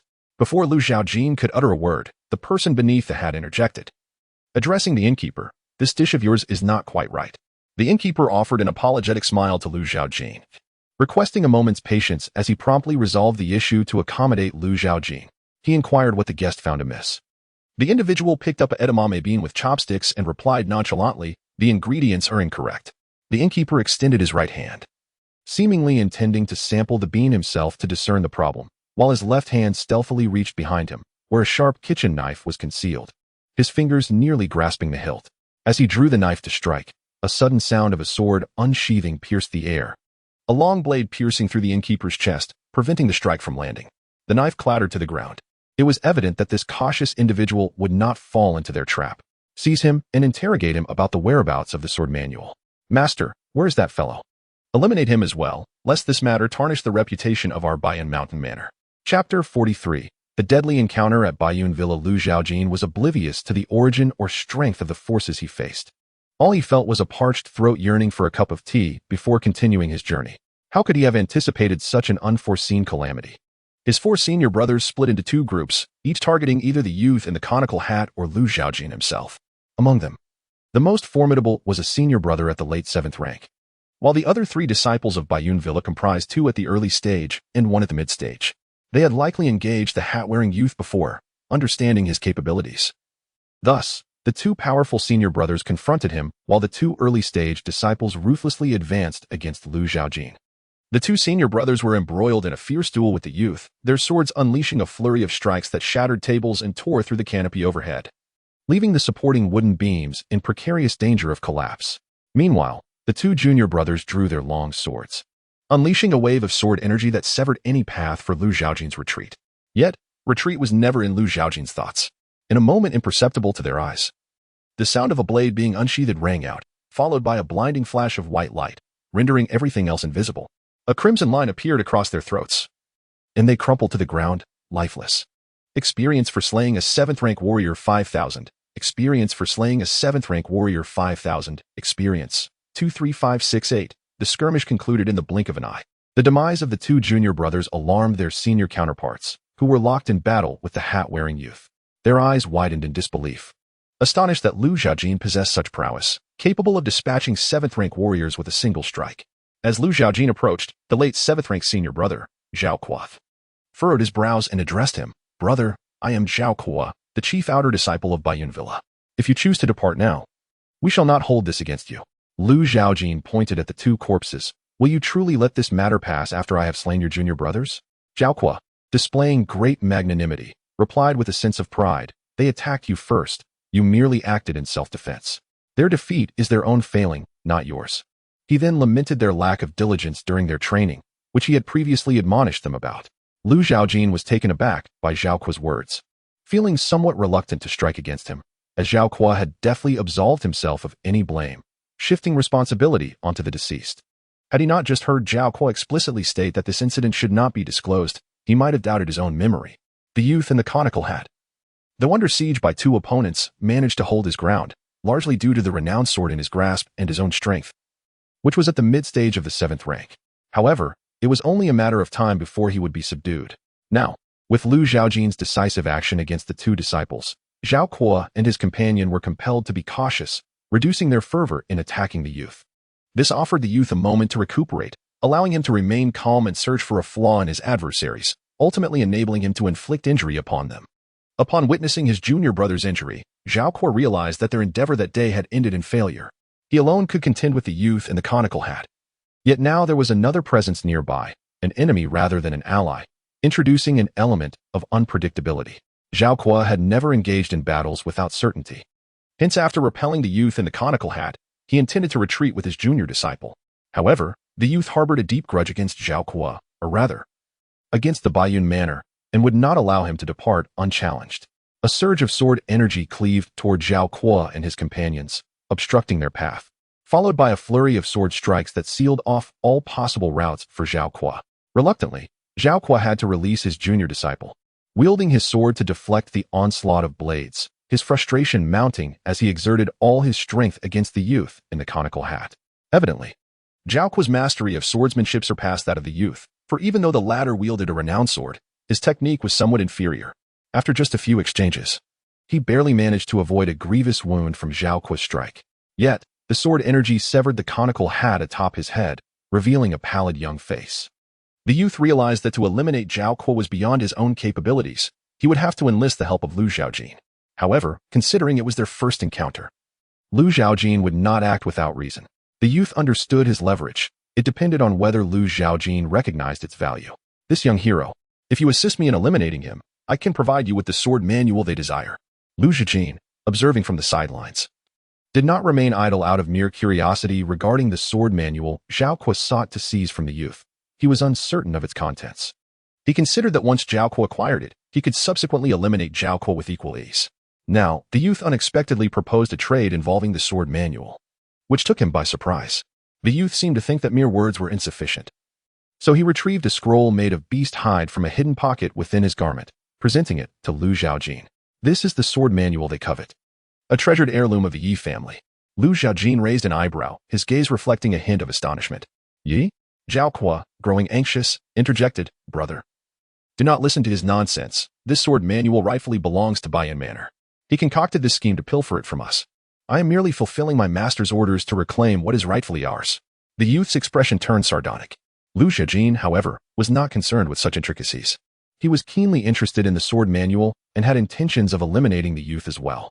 5,000 experience points were a significant prize, and he had no intention of letting it slip away easily. Without warning, Zhaojin unsheathed his sword. A thunderous sound echoed. Zhao Kuo felt a disorienting sensation as the world spun around him. Then, he beheld a headless corpse, shockingly resembling himself, and in the next moment, he realized he had been decapitated. Kill 7 rank martial artist experience 5,000. Experience 28568. The other disciple from Baiyan Manor met a similar fate at Zhaojin's hands, who showed no mercy in sending him to meet Zhao Kuo. Kill 7 rank martial artist experience 5,000. Experience 33568. With both adversaries dispatched, Zhaojin extended his left hand towards the youth, demanding the sword manual. The youth, taken aback by how effortlessly Zhaojin had dealt with Zhao Kuo and his companion, regarded him with a newfound seriousness and wariness. He did not go back on his word, handing the sword manual to Zhaojin. However, a flicker of unusual light suddenly flashed in the boy's eyes. He abruptly retracted his hand that held the sword manual, and with a cunning angle, he thrust a beam of sword light towards Zhaojin's chin. Clang! The boy's strike failed, as Zhaojin parried it with his frost blade, the tip of the sword pressing firmly against the blade, rendering the boy unable to budge it despite his desperate efforts. The boy's countenance changed drastically. He still wished to persuade Zhaojin with the sword manual. Yet, Zhaojin was no benevolent figure. His act of slaying Zhao Kuo was not for the boy's sake, but for the sword manual itself. Now that the boy had gone back on his word and sought to kill him, his existence was no longer warranted. Experience for slaying a 7th-tier martial artist 15,000. Dropped.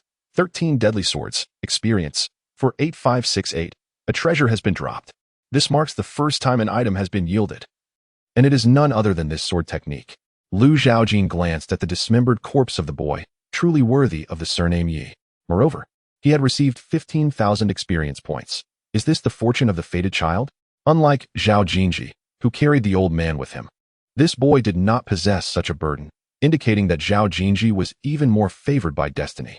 Perhaps after slaying Zhaojin, the rewards would be even more astounding. Zhaojin carefully stored the renowned sword and the manual, entered a tea house to quench his thirst with clean water, and just as he was about to depart, a cacophony of galloping hooves echoed from afar, drawing ever closer. Chapter 44. The magnificent Du Hongwei served as the captain of the true martial division, a position he attained through sheer strength, unlike Zhao Rong. With his cultivation at the late stage of the 7th rank and a commendable mastery of swordsmanship, he stood on the brink of comprehending the essence of the blade. His previous assignment in the distant ocean city was abruptly interrupted by an edict directing him to Loxia City, where he was to oversee the local precinct and apprehend the heinous criminal responsible for the deaths of Zhao Rong and others. Du had heard whispers about the events that unfolded in Loxia City, particularly regarding the youth named Zhaojin, whom he regarded with great gravity. Prior to his departure, he had perused the autopsy reports of Zhao Rong and the others, noting how they had met their demise with disconcerting ease, seemingly without a struggle, falling victim to a single stroke of the sword. This indicated that Zhaojin's prowess was markedly superior to that of Zhao Rong and his companions. Yet, reports from the true martial division suggested that Zhaojin was also of the 7th rank and hailed from Qishan. How could there be such a disparity? Du Hongwei felt that only by grasping the essence of the blade could he hope to defeat Zhaojin. Otherwise, the risks were insurmountable for him. He harbored doubts about the success of his expedition to Loxia City.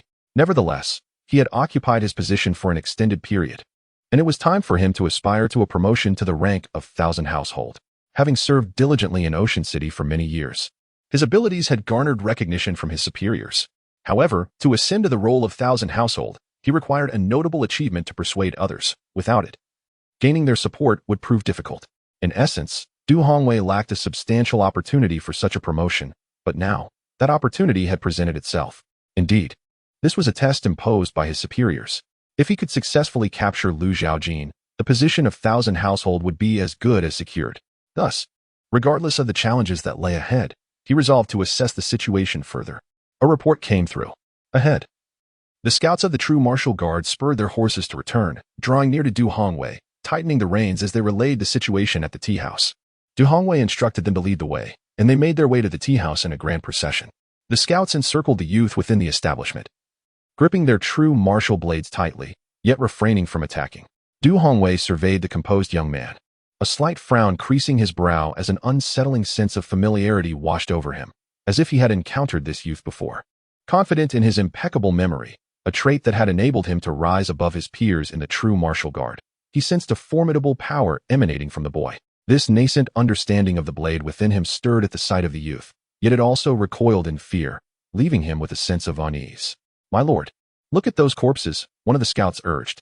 At this, Du Hongwei's gaze shifted to the lifeless bodies sprawled on the ground, their heads severed from their torsos. Seizing upon a fleeting insight, his eyes narrowed sharply as he turned to the young man, confirming the identity of his quarry, Lu Zhaojin. No wonder the sensation was both familiar and foreign. Du Hongwei had seen Lu Zhaojin's likeness in a portrait, yet the image on paper could never encapsulate the aura of the living. He found himself at a loss for words, confronted by the youth's delicate features and detached gaze.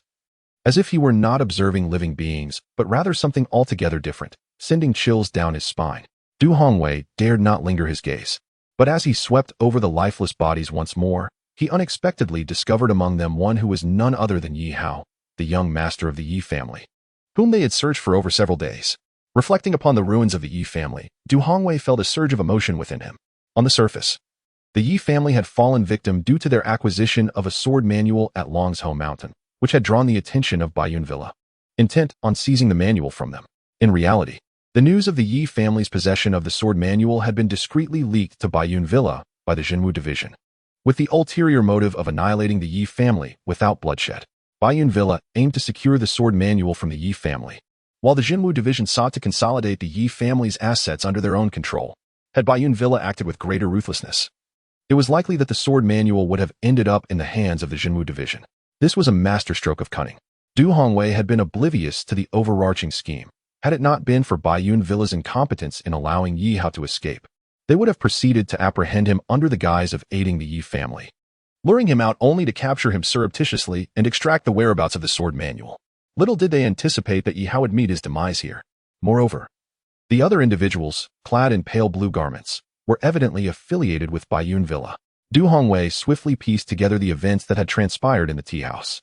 The people from Baiyun Villa had tracked down Yi Hao's location and set a trap, yet the unforeseen appearance of Lu Zhaojin had altered the outcome dramatically. But why had Yi Hao also perished? Glancing at Lu Zhaojin, Du Hongwei wondered if the sword manual was perhaps concealed on his person. To his astonishment, he encountered the Jinwu guards here. Lu Zhaojin surveyed them with an indifferent gaze, contemplating that if he were to eliminate them, his experience points might surge significantly. Because of Zhao Rong, he bore a negative impression of the Jinwu division over the days. He had come to understand that the Jinwu division was established to oversee the martial world. However, it seemed that their motives ran deeper than mere regulation. The intentions of that emperor of the Great Tripod were likely more profound. Lu Zhaojin observed Du Hongwei intently, sensing the stirrings of two strands of sword intent within himself, as though he had encountered a worthy adversary. This indicated that the man possessed a certain comprehension of the true essence of martial arts. Noticing Du Hongwei's gaze directed toward him, his eyes slightly narrowed, revealing that the other had recognized him. A smile unfurled upon his lips as he inquired, "Your target appears to be someone else, yet it feels as though it is me." Du Hongwei regarded him with a grave expression, fully aware that there would be no easy resolution today. He unsheathed the Jinwu blade at his waist, the intent of his blade radiating fiercely, leaving traces on the tables and chairs.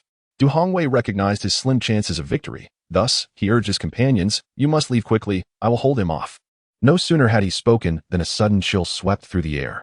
Du Hongwei barely caught a glimpse of a green flash before his vision was engulfed in crimson. The Jinwu guard who had stood beside him was decapitated, a look of bewilderment etched upon his face. Du Hongwei's eyes widened in shock. Having failed to perceive the trajectory of the sword energy, had it struck him, he would surely have met the same fate as that unfortunate guard. He was utterly outmatched. Du Hongwei initially believed he could exchange a few moves with Lu Zhaojin, but reality delivered a harsh slap, revealing that he might not even be able to withstand a single strike. With all his might, Du Hongwei executed his movement technique, desperately fleeing the scene. Lu Zhaojin cast a glance at him and unleashed a sword strike that manifested as a streak of lightning, racing through the void like an arrow released from a taut bowstring, swiftly piercing through Du Hongwei's left shoulder. In a fight for his life, Du Hongwei endured the excruciating pain and continued to employ his movement technique, disregarding everyone else, and in the blink of an eye, vanished from Lu Zhaojin's sight. The falling leaves technique, although still at the elementary level and of a lower grade, was evidently inferior to Du Hongwei's movement art, prompting Lu Zhaojin not to pursue. The true martial guards before him were sufficient to provide ample experience points. As for Du Hongwei, judging by the direction of his escape, he was likely heading towards Far Ocean City. Coincidentally, Lu Zhaojin also had to travel to Far Ocean City, as it was an essential route to reach Lushu County. Chapter 45. The open sea. Du Hongwei fled, and Lu Zhaojin made no attempt to pursue him. The Jinwu guards left behind in the tea house were all slain by Lu Zhaojin, allowing his experience to surpass 50,000. Lu Zhaojin, age, 16, talent, moderate, realm, late 7th rank, mind method, flowing technique, perfection, jade purity mind method, 97-100. Martial arts, savage bull stance, peak. Gale sword technique, peak. Xian lei 9 swords, peak. Golden body technique, 25-100. Leaf in the wind body technique, 25-100. Experience, 51,728. Inventory, deadly 13 swords. Xiantian dragon slaying sword manual, famous sword, autumn equinox. With sufficient experience points, Lu Zhaojin first invested 2,400 points to elevate the Jade Purity Mind Method to perfection. Jade Purity Mind Method perfection. As the Mind Method reached perfection once more, Lu Zhaojin's cultivation realm officially ascended to the 6th rank. His internal true energy suddenly contracted, all converging in his dantian, intensifying the essence of the true energy therein and exponentially increasing the speed at which it could condense into Gangyuan. Though his true energy was completely depleted, a few drops of Gangyuan floated within Lu Zhaojin's dantian. Despite their scarcity, a single drop of Gangyuan could vanquish an ordinary 7th rank martial artist. Lacking further martial arts to enhance his realm, Lu Zhaojin opted to invest his experience in refining his body technique. Had his body technique reached perfection just moments ago, even if Du Hongwei had a head start of a fragrant stick of incense, he would have been able to catch up. Moreover, the leaf in the wind body technique was not particularly profound, thus requiring merely 7,750 experience points to reach perfection. Leaf in the wind body technique, perfection. With Lu Zhaojin mastering the Gale Sword intent, this body technique reaching its pinnacle felt as if the wind itself aided him, allowing him to better utilize its advantages. Experience. For 1578, the martial arts displayed on his panel were all either perfected or had reached their peak, with no further enhancements possible. Lu Zhaojin then retrieved items from his inventory. Acquired deadly 13 swords, acquired Xiantian dragon-slaying sword manual. Meanwhile, the famous sword, Autumn Equinox, appeared in his hand. Lu Zhaojin examined the sword named Autumn Equinox. Engraved on the guard were the characters for Autumn Equinox. Undoubtedly the renowned sword of the 24 solar terms spoken of by Li Xiufang. The Autumn Equinox sword, with its hilt and guard predominantly crimson, resembled a fallen leaf. The blade gleamed like a mirror, reflecting the youthful and handsome visage of the boy. At first glance, the Autumn Equinox sword appeared unremarkable, but upon infusing it with Gangyuan, it seemed to awaken a slumbering cold dragon from a frigid pool, unleashing the chilling winds unique to autumn upon all it beheld. A crimson sword light shot upward, and the tea house collapsed with a resounding crash, the cut clean and smooth. Lu Zhaojin marveled at the might of the famous sword, finding it far superior to the cold-edged sword, thus promptly placing the cold-edged sword into his system inventory, deciding to wield the Autumn Equinox sword henceforth. As he glanced at the newly acquired sword techniques displayed on his panel, Lu Zhaojin found himself in a quandary. The mention of the deadly 13 swords inevitably reminded him of a certain man, Yin Shisan, a man possessed by the sword path. His unparalleled swordsmanship is both exquisite and merciless, striking with the ferocity of a tempest, meticulously targeting the vulnerabilities of his adversaries in pursuit of a lethal blow. The 13 deadly swords can be seen as an advanced technique of the swift wind swordplay. However, it is far more intricate and refined. Not to mention that above the 13th sword lie the ingeniously crafted 14th sword and the 15th sword, which symbolize death and destruction. Lu Zhaojin is uncertain whether mastery of the latter two swords necessitates a breakthrough in the 13 deadly swords. Yet perfecting the 13 deadly swords could prove immensely beneficial to him. Nonetheless, The rank of the 13 deadly swords exceeds his expectations significantly, with the experience required merely to initiate training being exorbitantly high. Would you like to spend 500 experience points to enhance the 13 deadly swords? Naturally, Zhaojin is inclined to proceed, as his current experience points are ample, especially for this formidable technique. 13 deadly swords, 25,100, upon entering the realm of swordplay. A myriad of memories floods his mind. Zhaojin feels as though he has transformed into the roguish swordsman Yin Shisan, clad in black, wielding a dark sword, traversing the world and bringing death to the martial realm. Simultaneously, his heart is laden with solitude. Having been invincible for too long, he yearns for worthy opponents. It is only upon hearing a certain name that he feels a fleeting spark of vitality. The memories abruptly cease here. Experience, 29. 078. Zhaojin wishes to further enhance the 13 deadly swords, but he is met with a notification of insufficient experience, leaving him uncertain of how much more is required to achieve a minor breakthrough. In contrast, the dragon-slaying sword manual is displayed as unable to be enhanced, indicating a lack of necessary traits for cultivating this manual, and warns that forcibly attempting to do so could result in dire consequences. Zhaojin is perplexed by the reason and the lacking traits, thus he sets it aside for the moment. Currently, 3 main objectives occupy his thoughts: locating Zhaojin, seeking a higher-tier mental cultivation method, and acquiring experience points. The techniques he currently possesses require at least 20,000 experience points, which is insufficient for his advancement. He wonders how much experience a 6th-rank martial artist would yield. Dismissing further contemplation, Zhaojin strides towards the direction where Du Hongwei fled. The collapsed tea house is stained crimson, littered with corpses, yet amidst the original storeroom, 2 bodies unexpectedly rise. Dressed as ordinary farmers, they are, in fact, the true proprietors of the tea house. They are not mere commoners but silver-ranked assassins of the Misty Rain Tower, tasked with the assassination of Yi Hao to seize the sword manual he possesses. However, they did not anticipate the arrival of the White Cloud Manor-esque people, making it unwise to act, thus feigning death at the hands of the White Cloud Manor while waiting to seize the sword manual, intending to ambush and eliminate the disciples of the manor afterward. Yet, unforeseen circumstances have led to the current situation. Moreover, Zhaojin's astonishing speed in breaking through realms has left them astounded, and the terrifying sword intent concealed within him renders them paralyzed with fear, too apprehensive to move, lest they meet the same fate as Yi Hao and his companions. The farmer's wife, bewildered, inquires, "What shall we do?" The farmer was at a loss as to what to do. Nevertheless, he picked up Yi Hao's severed head and placed it into a cloth bag. As for the sword manual required by the task, that was unattainable. It was the first time he had completed a mission without lifting a finger, albeit only halfway. The farmer's wife nodded, feeling quite comfortable, nearly dozing off. What about the remaining half? The farmer cast her a glance and, with a hint of resignation, replied, "What else can we do but report the truth to the master? Whether we reclaim the sword manual depends on his decision." The farmer recalled Zhaojin's figure as she wielded her sword and felt a shiver run through him. He resolved not to involve himself any further. Thus, the two came to their decision. They donned new attire, black with red trim, with a gleaming silver badge hanging at their waists, inscribed with the words "Fine Rain." After an indeterminate amount of time, they finally beheld the outline of Far Ocean City. Zhaojin squinted her eyes, recognizing a familiar figure hastening into the city. Du Hongwei was not far behind in reaching Far Ocean City, but he entered the city before Zhaojin. The events at the tea house were sure to spread through the true martial division.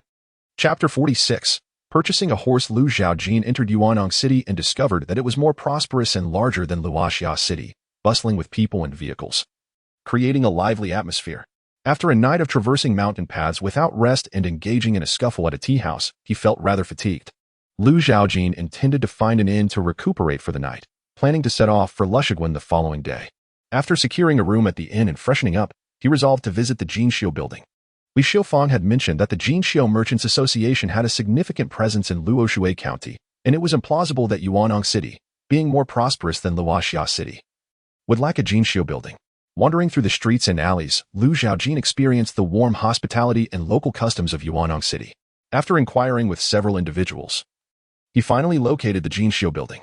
Upon entering, he noticed that while the front hall was adorned with a dazzling array of goods, the number of patrons was sparse, and business was not nearly as thriving as that of the Jinxiu building in Luoxia City. However, this was of little concern to Zhaojin. He approached a staff member responsible for welcoming guests and utilized the secret code taught to him by Li Xiufang, successfully meeting Zhou Kueo, the manager of the Jinxiu building in Yuanong City. Zhou Kueo was dressed extravagantly in resplendent robes, bedecked with gold and silver. His hands adorned with rings on 8 fingers that sparkled with jewels, exuding an air of ostentation akin to a peacock displaying its feathers. Upon seeing the youthfulness of Lu Zhaojin and recognizing the secret code of the Li family, his curiosity piqued, and he began to speculate about Lu Zhaojin's identity. Ah, this morning, how could there be a magpie calling at my doorstep? It must be a distinguished guest arriving, he thought. He greeted Lu Zhaojin with enthusiasm. Even a hint of flattery, offering a seat and stating, "Please, esteemed guest, have a seat. I shall have someone brew a pot of fine Yulian tea." In this sweltering heat, it is the perfect time to enjoy it. However, Lu Zhaojin had no time for tea tasting and was unfamiliar with Yulian tea. Fearing an embarrassing moment, he raised his hand to halt Zhou Kueo's offer, saying, "No need for that. I have come today to request your assistance in procuring a fine steed." Zhou Kueo, reluctantly, also wished to save the precious Yulian tea.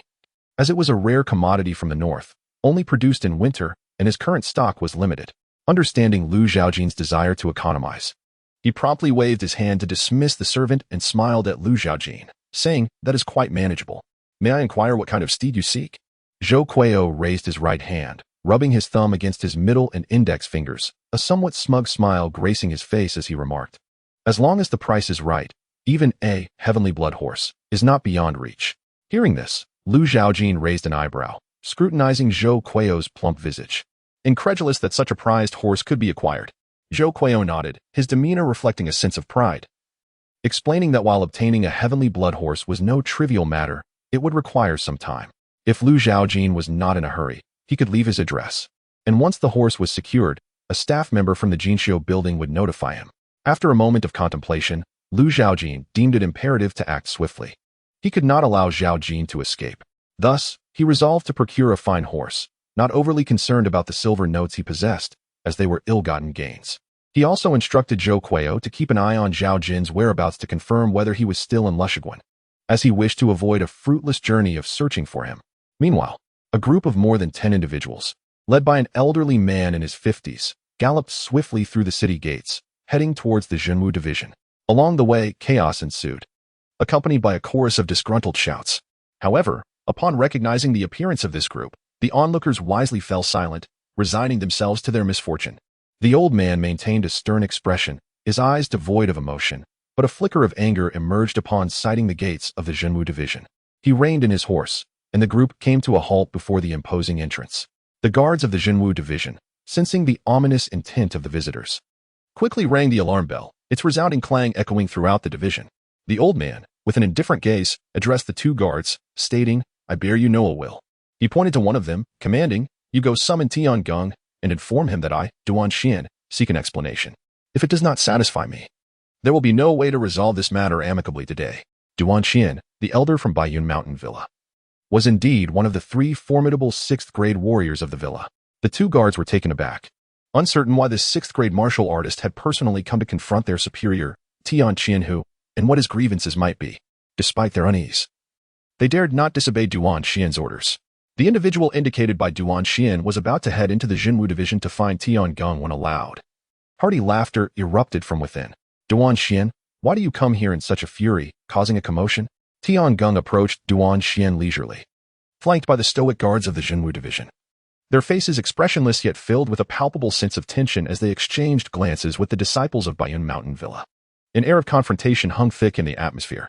Duan Xian pointed at Tiangong and coldly declared, "Your Zhenwu guards have slain my disciple. You must provide me with an explanation today." Tiangong, also a 6th-grade martial artist, was not intimidated by Duan Xian. However, given the profound influence of Baiyun Mountain Villa and the formidable character of its master, he knew the situation required careful handling. "How shall we begin discussing this matter? Elder Duan, do you have any evidence?" Tiangong inquired, stepping forward with his hands clasped behind his back, looking intently at the mounted Duan Xian. "Should you lack evidence?" "Elder Duan, do not cast baseless accusations," he cautioned. Duan Xian scoffed, offering no response to Tiangong's remark. Instead, he gestured to his disciples, who dismounted and unveiled the white cloth covering the neatly arranged corpses. They laid the bodies before Tiangong, who immediately recognized them as Zhao Kuo and others. Duan Xian fixed his gaze upon Tiangong and asked, "Do you have anything to say now?" He dismounted and positioned himself directly opposite Tiangong, his voice icy as he continued, "I was present at the scene and witnessed numerous Zhenwu guards' corpses, including that of the Yi family's young man.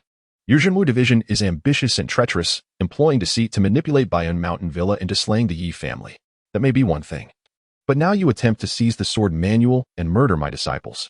Tiangong, do not forget how you ascended to this position of Qianhu.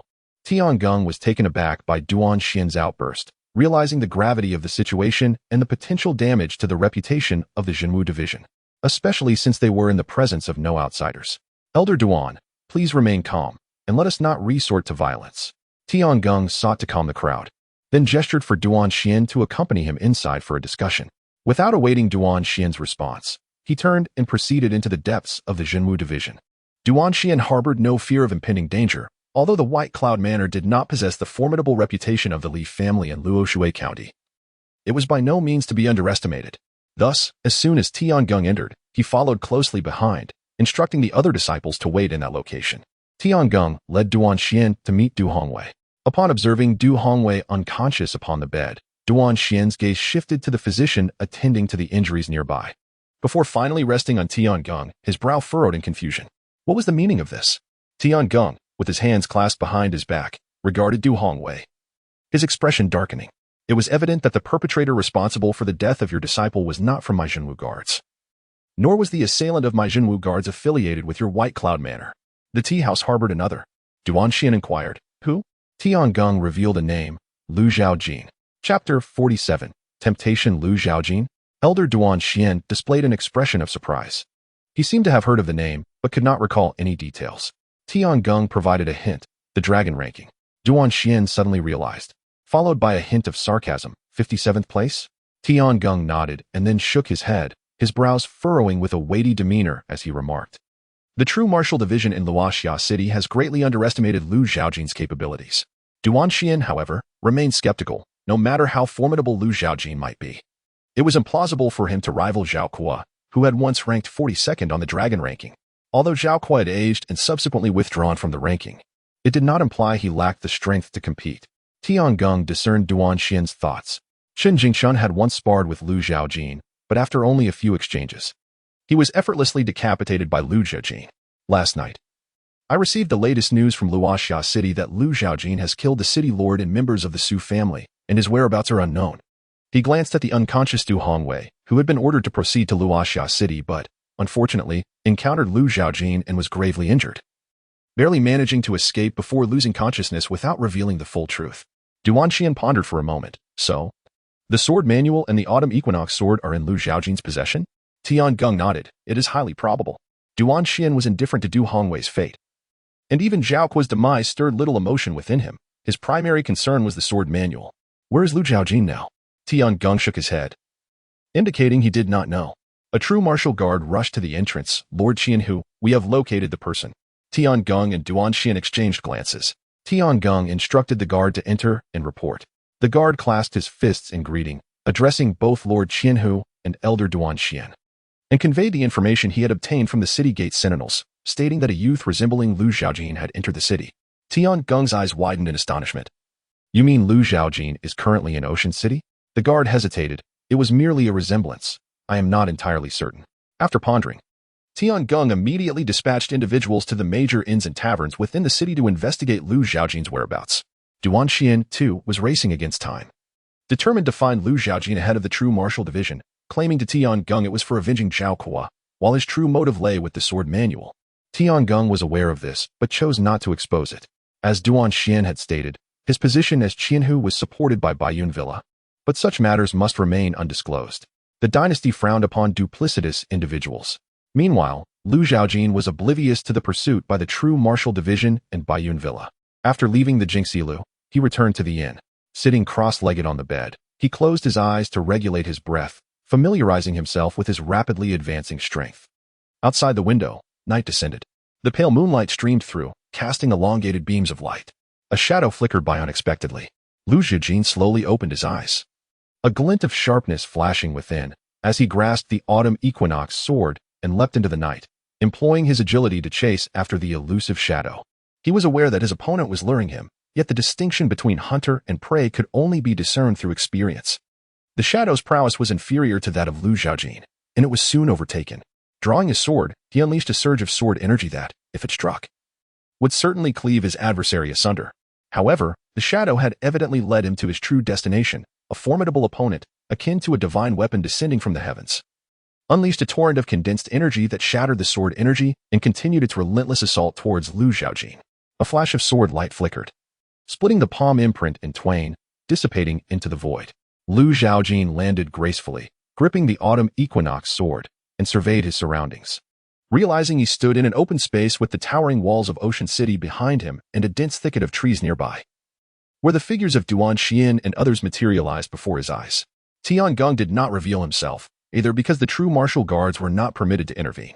He and the guards remained concealed atop the city walls, gazing down upon the battlefield, his thoughts inscrutable. Duan Xian sensed the energy emanating from Lu Zhaojin and was momentarily taken aback.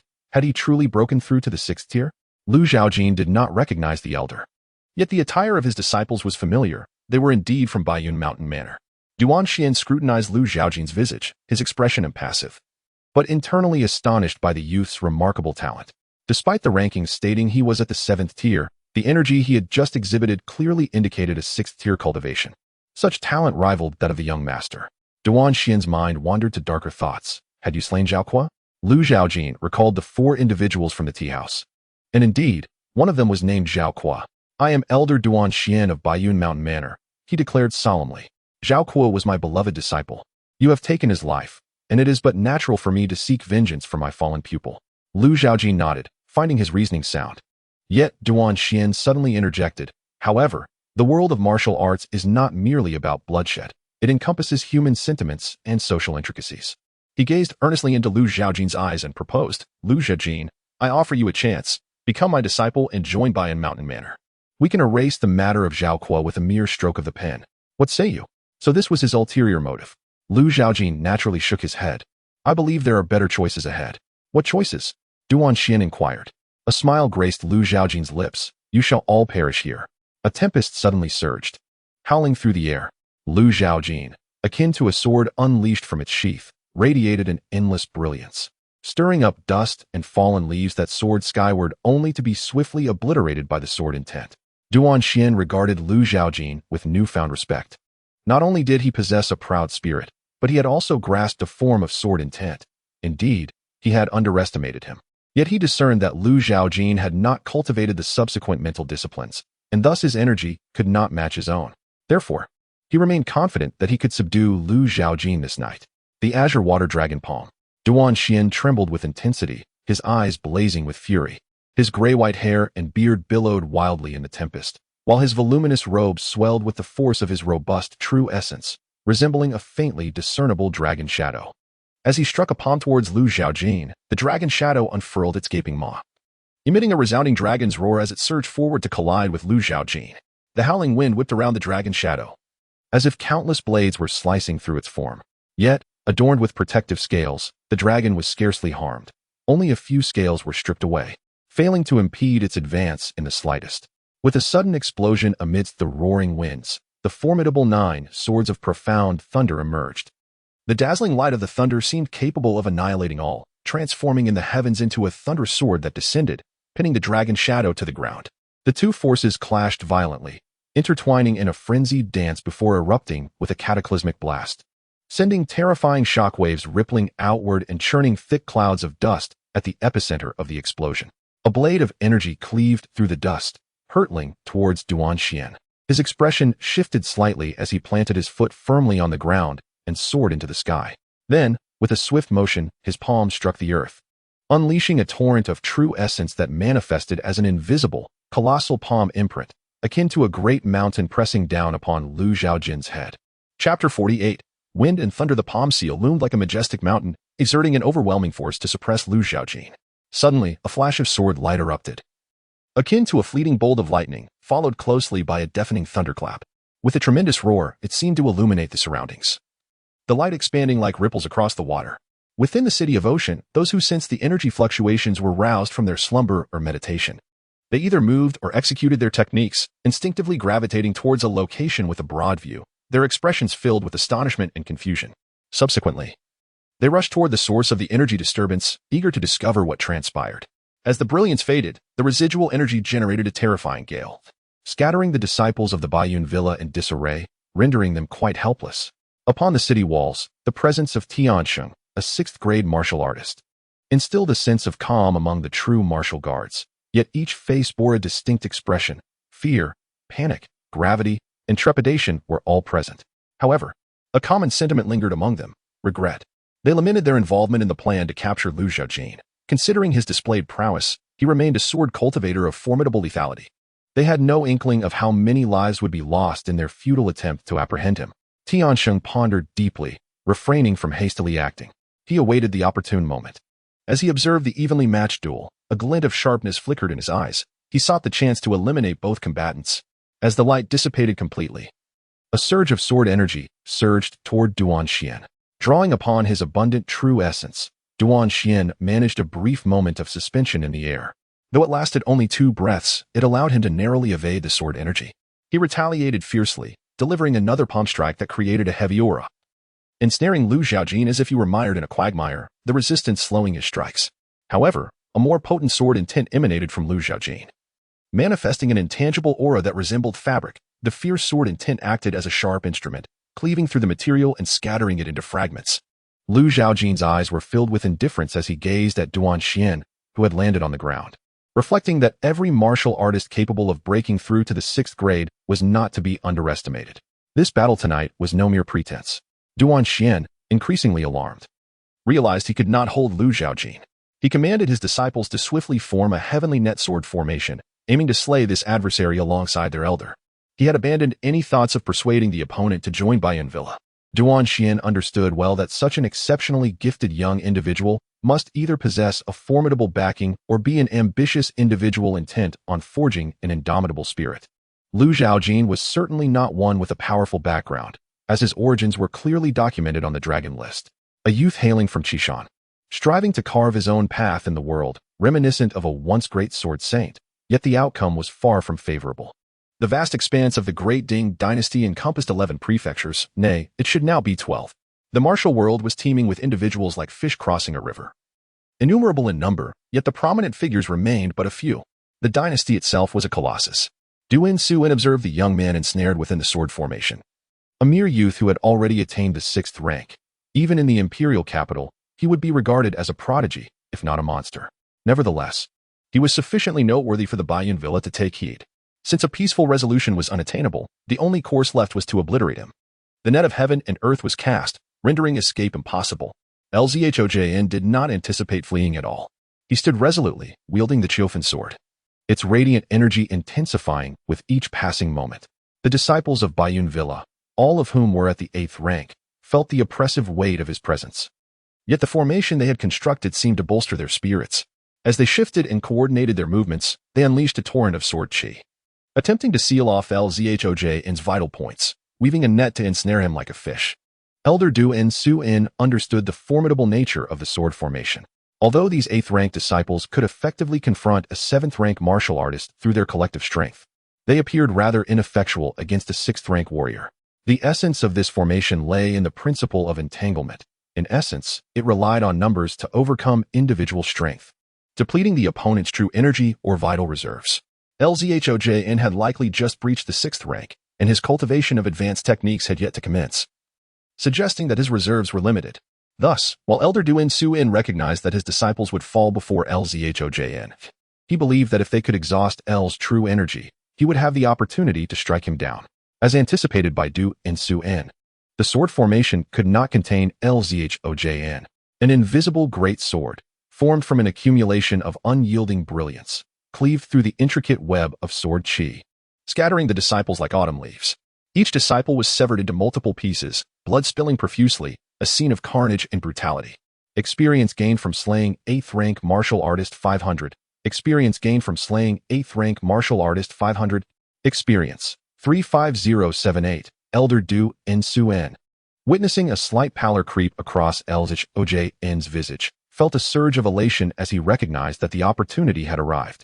With a powerful stance, he launched himself forward as if propelled from a cannon, his true energy surging wildly as he unleashed the 9 layers of overlapping waves palm. A cerulean glow emanated from his palm, reminiscent of mighty ocean waves, each layer cascading atop the last, coalescing into a tsunami that sought to utterly annihilate Zhaojin. A sinister smile crept across Elder Du In-Suin's face as he envisioned the moment his palm would collide with Zhaojin, shattering him into fragments. However, Zhaojin suddenly bore a smile of cunning triumph, igniting a sense of trepidation within Du In-Suin. A fierce wind howled around him. And in an instant, a flash of electricity darted before his eyes, followed by a searing pain across his cheek as if it had been sliced by a razor. Blood oozing from the wound. The Wind Thunder Slash, a technique born from the fusion of swift wind sword intent and the destructive force of thunder, embodied both the intangible swiftness of the former and the overwhelming might of the latter. This strike, akin to the first light of dawn, illuminated Du In-Suin's face in an instant, obscuring his vision and leaving only the howling wind and the roaring thunder in his awareness, the sole remnants of his consciousness. Experience for killing 6th-rank martial artist 50,000. Experience 85078. Elder Duan-Xin maintained the posture of a palm strike, his hand merely an inch away from Zhaojin. Even with the protection of his golden body skill, should this strike land, it would be difficult to endure, survival would be a challenge, and grievous injury likely. With others watching from the sidelines, he could not afford to be easily harmed. Otherwise, he would find himself in a predicament akin to a mantis catching a cicada, unaware of the aureole behind. Thus, Zhaojin intentionally left a flaw for Duan-Xin, enticing him to strike and subsequently revealing his trump card, the Thunderstorm Slash. Initially, Zhaojin intended to use this technique against Zhaojin, but after defeating Yi Hao and unlocking the even more formidable 13 Death Swords, the concealment of this card became inconsequential. The 50,000 experience points gained from slaying the 6th-rank martial artist provided Zhaojin with a moment's respite. Yet he still found himself lacking in the experience required to elevate the 13 Death Swords. Hence, he resolved to extract it from those nearby. Tiangong descended from the heavens, sensing the dire situation. He had intended to rescue Duan-Xin, but found himself too late.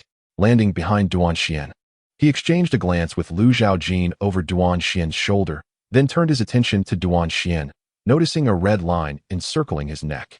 This sight caused his eyes to narrow, and his gaze towards Zhaojin grew increasingly grave. Chapter 49. 13 True to Zhaojin's customary style. His method of murder was invariably decapitation, executed with an almost imperceptible swiftness this time. Duan-Xin stood as if he were a statue, his blood yet to register the horror of his fate, still coursing within him. A gentle breeze stirred.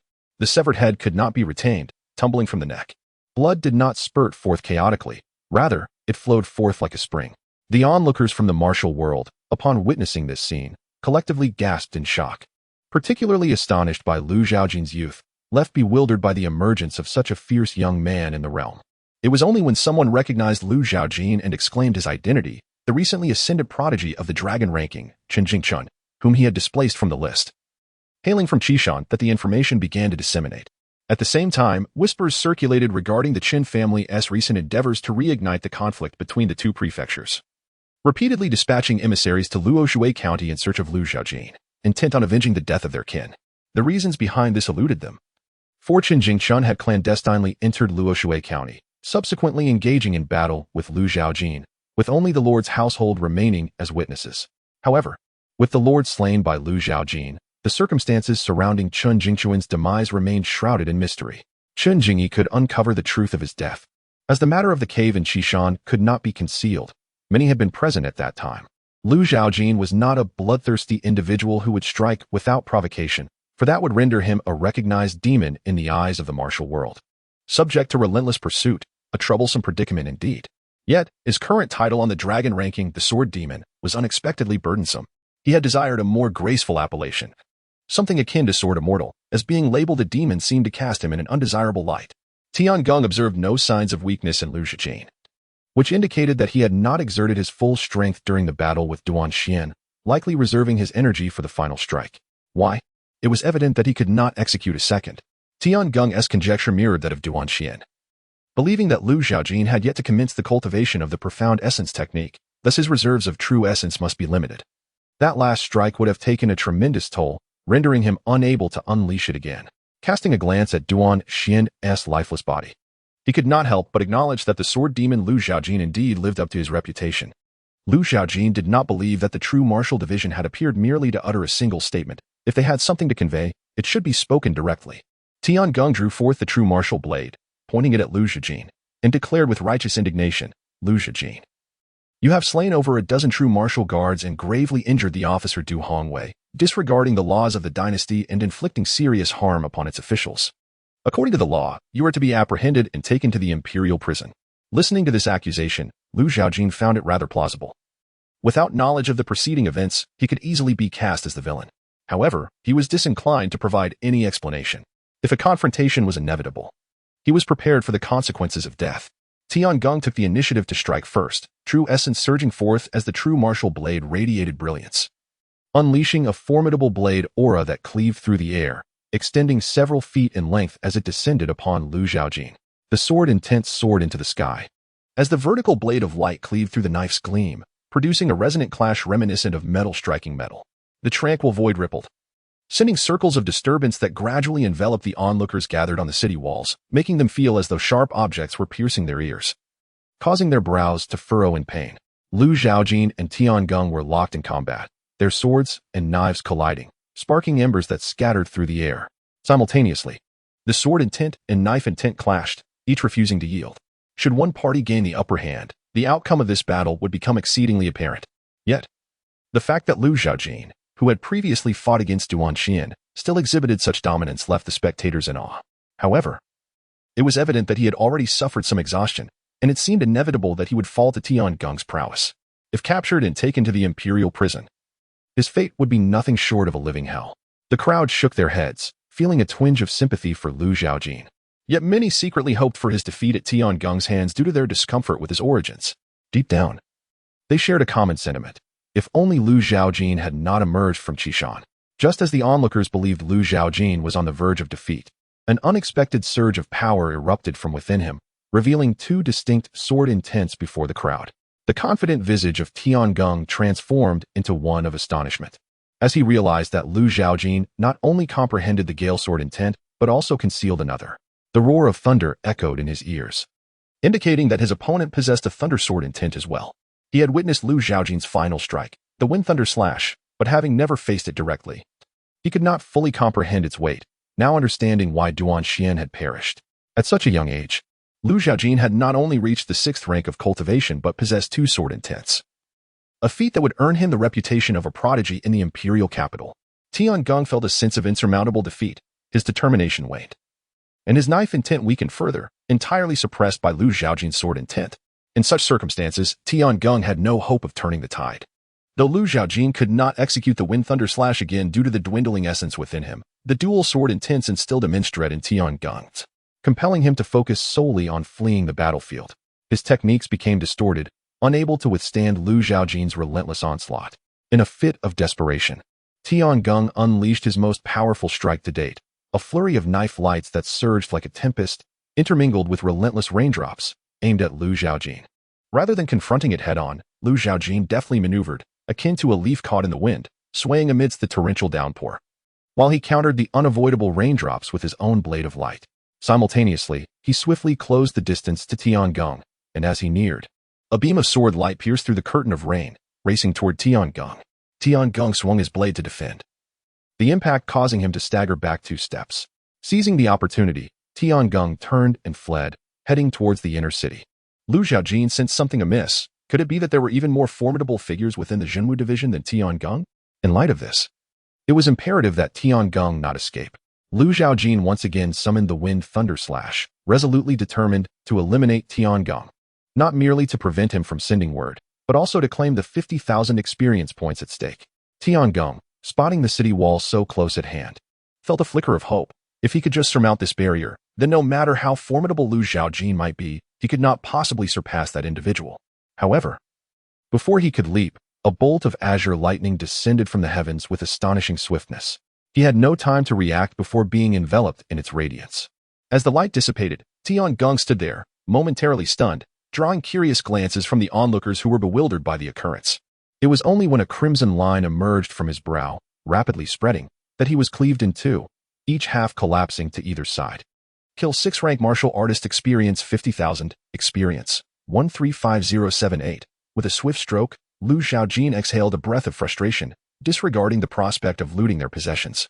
Sheathed her autumn equinox sword, and made her way into the thicket.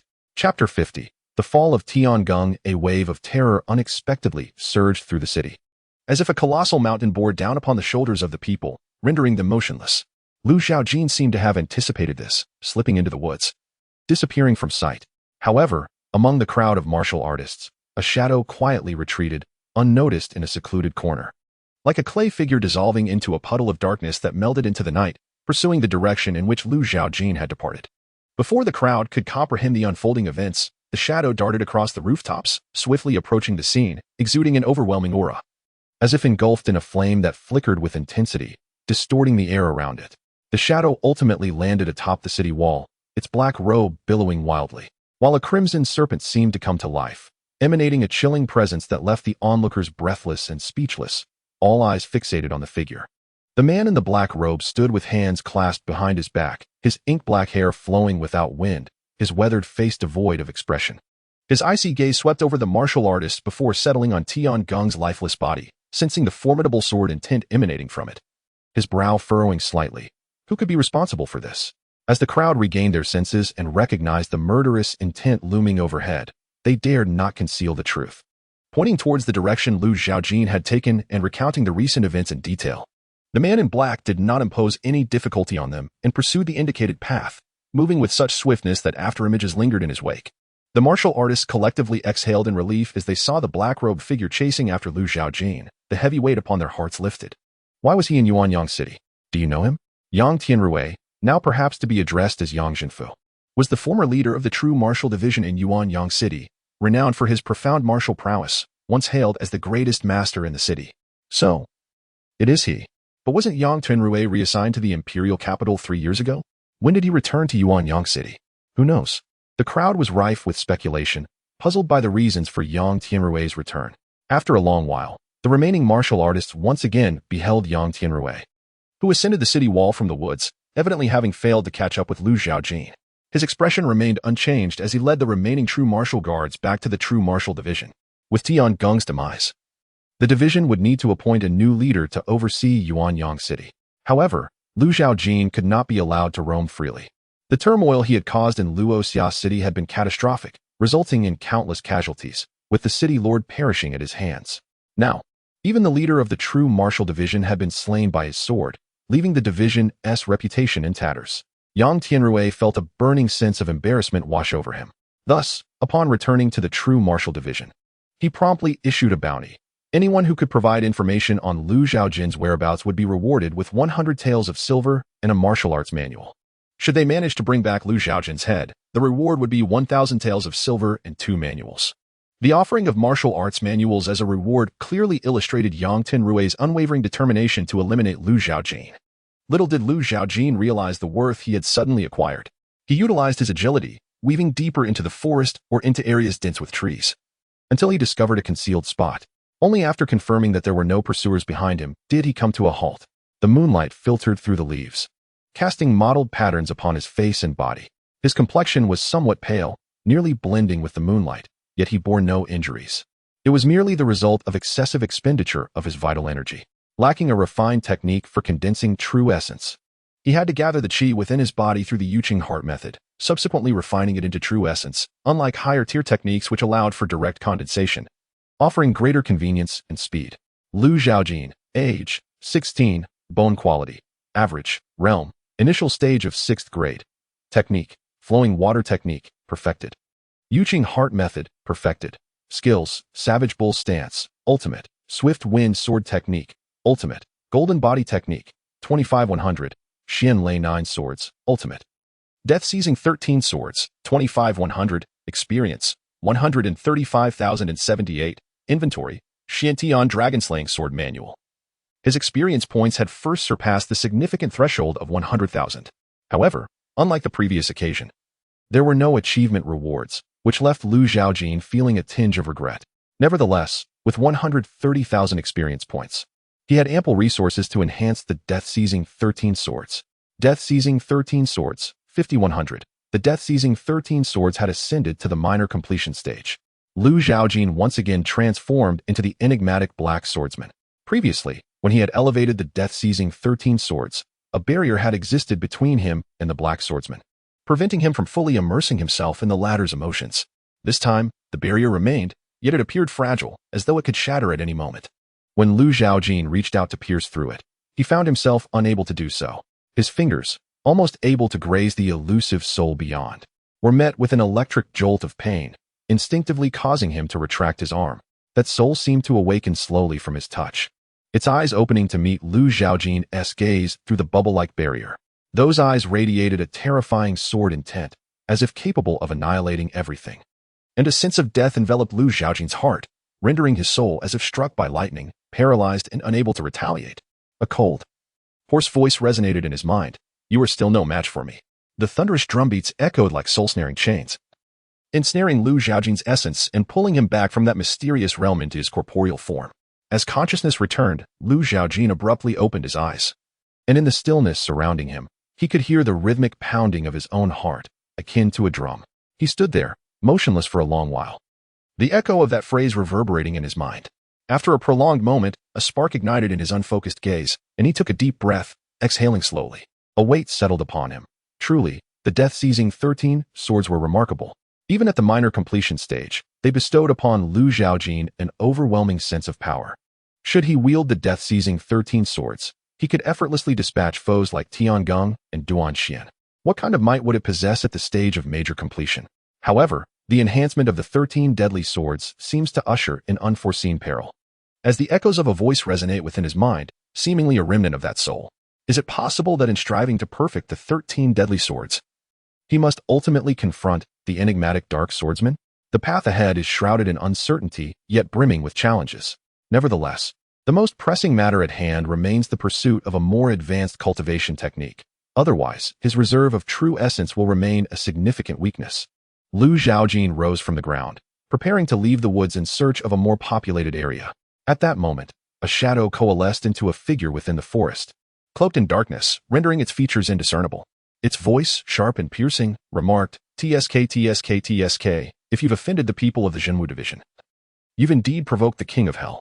As Lu Zhaojin was enhancing the 13 deadly swords, this figure had been lurking nearby, opting not to intervene. For the mission assigned to him was to deliver a letter to Lu Zhaojin, not to enact an assassination.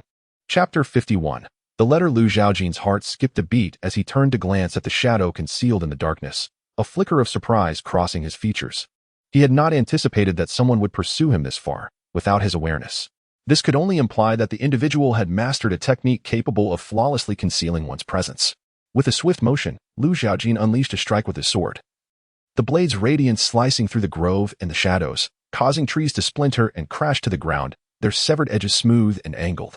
The sword's light pierced through the darkness, revealing the figure clad in a tight black suit. The person's form shattered into fragments beneath the sword's glow. Yet no blood was shed. What had been cleaved was not his true self. He resembled a pool of melted water, merging into the earth and transforming into a sinuous black serpent, swiftly approaching Lu Zhaojin. A frown creased Lu Zhaojin's brow. The enigma of the adversary's technique was unsettling, allowing even their shape to transform.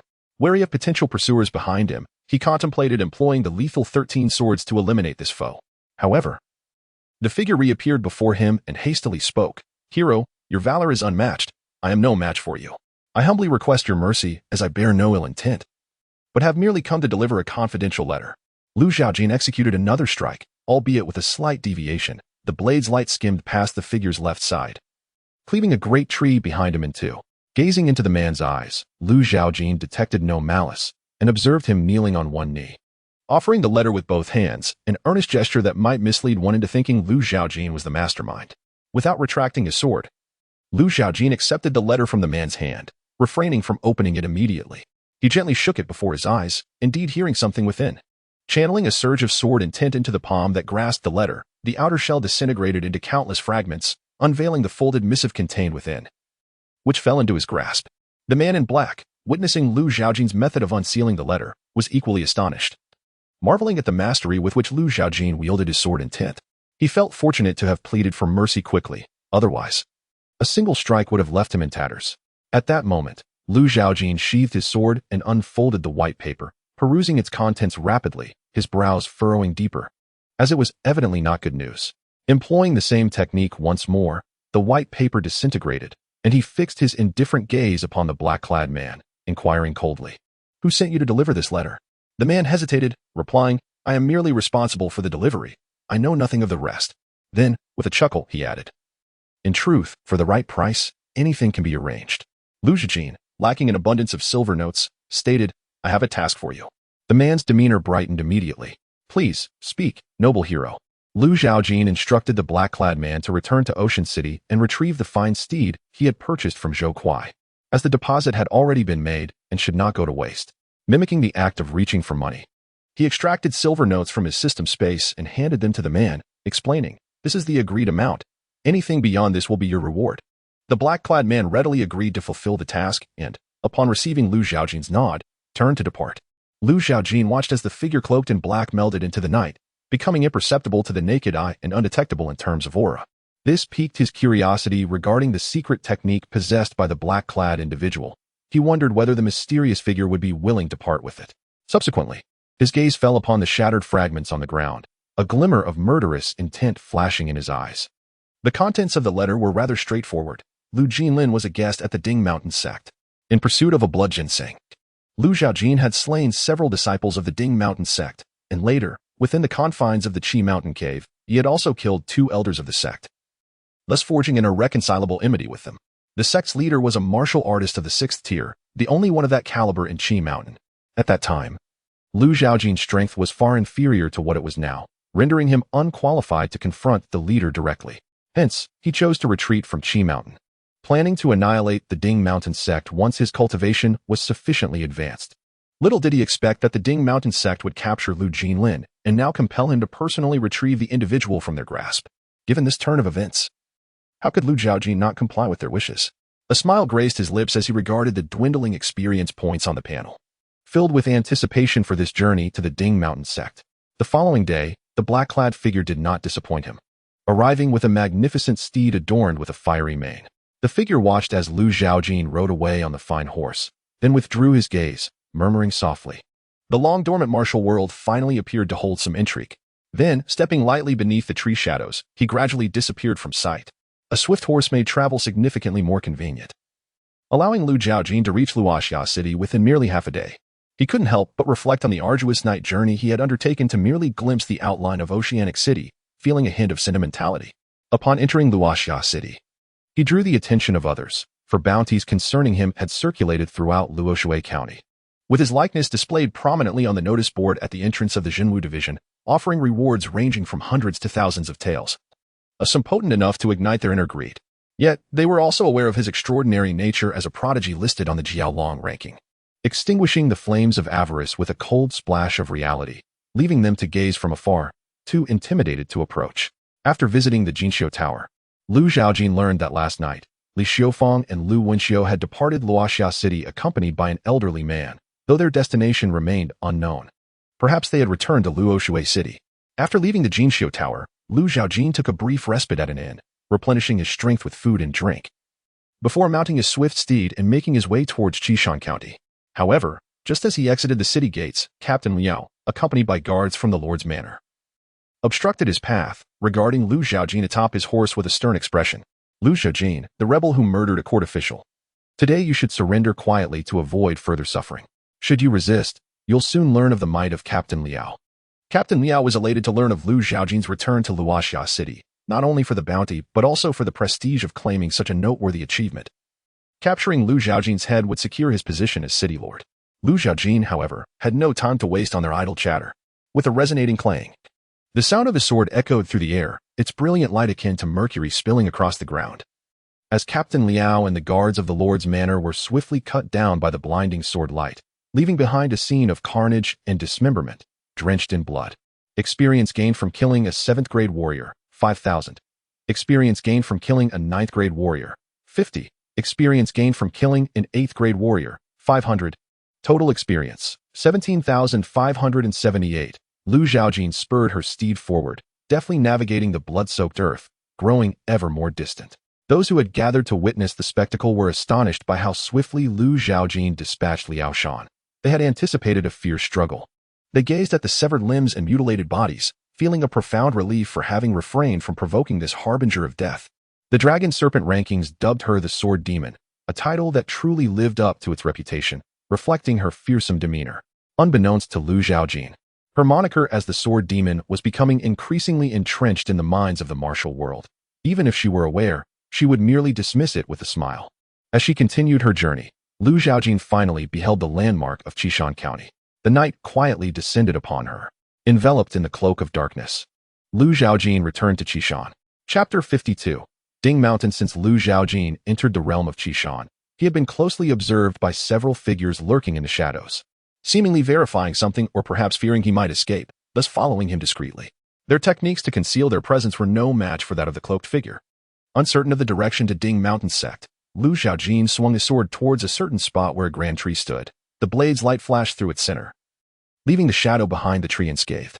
However, the massive tree crashed down, startling the observer into immobility, terrified that the next strike might claim their life. Lu Zhaojin cast a glance at him and commanded him to lead the way. The man, stricken with fear by Lu Zhaojin's earlier strike, stood dazed, seemingly oblivious to the command until he witnessed Lu Zhaojin drawing his sword once more. It was as if he had awakened from a nightmare, his spirit in disarray as he hastily knelt to plead for mercy, promising to guide him faithfully. Lu Zhaojin's sword was indeed drawn, but it was not aimed at him. Rather, it was meant to eliminate those hidden in the darkness. The kneeling man pressed his forehead to the ground, the sharp stones biting into his skin. Yet he dared not utter a sound. He listened to the sounds of heavy bodies collapsing, his curled form trembling uncontrollably. Experience gained for slaying a 9th-tier martial artist 50. Experience gained for slaying an 8th-tier martial artist 500. Experience 19078. Lu Zhaojin sheathed his sword and instructed the man to rise and lead. The man, unable to defy Lu Zhaojin's command, hurriedly stood. Though his legs quaked and his gait was unsteady, he dared not slacken his pace. Thus, Lu Zhaojin mounted his horse and followed this man step by step towards Ding Mountain sect. If Qishan County lay to the east of Qishan, then Ding Mountain sect was situated to the north, forming a triangular configuration with Shiqiao town, with Qishan at the triangle center. The journey was not long. Being a small locale, after following the man for 2 hours, Lu Zhaojin finally beheld Ding Mountain sect. The sect's entrance was adorned with a stone tablet, towering like a person, upon which the characters for Ding Mountain were inscribed in a flowing script. The guide, exhausted from the relentless pace without a moment's respite, gasped for breath and stammered, "Young hero, this is Ding Mountain sect." Lu Zhaojin nodded, dismounted, and as he passed by the man, a glimmer flashed across the man's throat. His eyes widened suddenly, and he clutched his neck, collapsing in agony. Experience gained for slaying an 8th-tier martial artist 500. Experience 19,578, holding his autumn equinox sword. Lu Zhaojin ascended the winding stone steps, each step elevating him until he reached the grand hall of Ding Mountain sect. There, he observed the figures awaiting him. Finally understanding why no disciples guarded the gate, they were all gathered here. This was quite convenient, sparing him the trouble of searching. The open space before the hall had once served as the training ground for the sect's disciples at dawn. Now, it was not only filled with disciples of Ding Mountain sect but also those of the Qin family, standing in readiness on either side. As for the individuals in the center, Lu Zhaojin recognized only Qi Yinqiu. The others were strangers to him.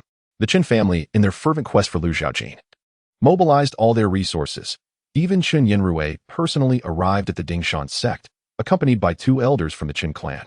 Their eyes glinted with malice as they regarded the youth, particularly Qin Yinrui, who, consumed by vengeance for the deaths of his 2 sons at Lu Zhaojin's hands, harbored a deep desire for retribution.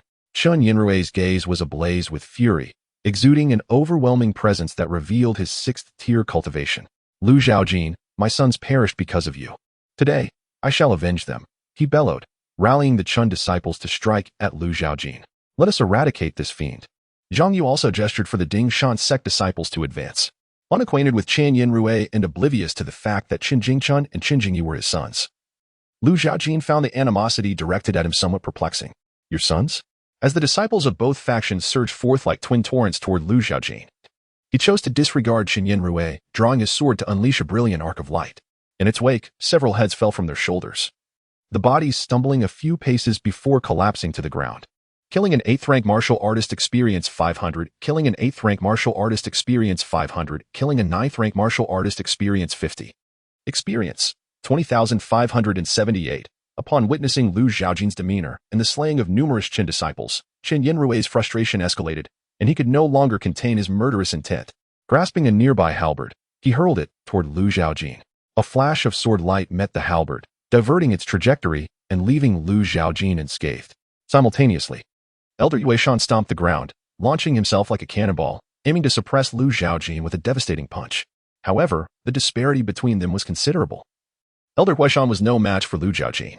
In an instant, a streak of sword light flashed, and Elder Qishan was left reeling, blood gushing from a deep, gruesome wound that ran from his left waist to his right shoulder. Lu Zhaojin raised an eyebrow. He had not anticipated that his sword would not cleave Elder Qishan in two. The elder, robust in stature and evidently skilled in martial arts, managed to withstand the first strike, but could he endure a second? Panic surged within Elder Qishan as he contemplated retreat, yet the sword light seemed to lock onto him, offering no avenue for escape. Zhang could not afford for Elder Qishan to fall, otherwise he would be left alone to uphold the Dingshan sect. Swiftly, he executed a remarkable maneuver, leaving behind a shadow as he appeared before Elder Qishan, conjuring a protective barrier of true essence that proved remarkably resilient against Lu Zhaojin's blade, which failed to breach it. Zhang facilitated Elder Qishan's escape, then propelled his foot toward the halberd, directing it toward Chen Yinrui. Seizing the halberd, Chen Yinrui summoned all his strength, striking down upon Lu Zhaojin with the force of a mountain. Yet, Lu Zhaojin evaded with the grace of a leaf carried by the wind, deftly sidestepping the formidable halberd. With a thunderous crash, the long spear struck the ground, its tremendous force creating small craters in the earth. Lu Zhaojin pressed his foot upon the spear shaft, rendering Chen Yinrui unable to lift it, despite his strenuous efforts. Then, leveraging the position, Lu executed a flying kick, sending Chen Yinrui flying a considerable distance. Had it not been for the timely intervention of two elders from the Qin family, he would have found himself in an even more disheveled state.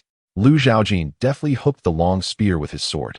As if drawing forth an arrow from a top bow, the spear's tip aimed directly at Chen Yinrui. One of the elders, Elder Gu, attempted to intervene, channeling his vital energy into his palm before striking out, causing the energy to ripple through the air, as if a faint, ethereal imprint of his hand had materialized. Yet, this endeavor to thwart the oncoming spear failed. Instead, Elder Gu was pierced by the spear, which sent him hurtling backward until he was impaled upon a pillar at the entrance of the Great Hall, emitting anguished cries that soon faded into silence. Experience from slaying a 7th-rank martial artist 5,000. Experience 25578. Lu Zhaojin wielded the autumn equinox sword, mercilessly dispatching all disciples of the two families.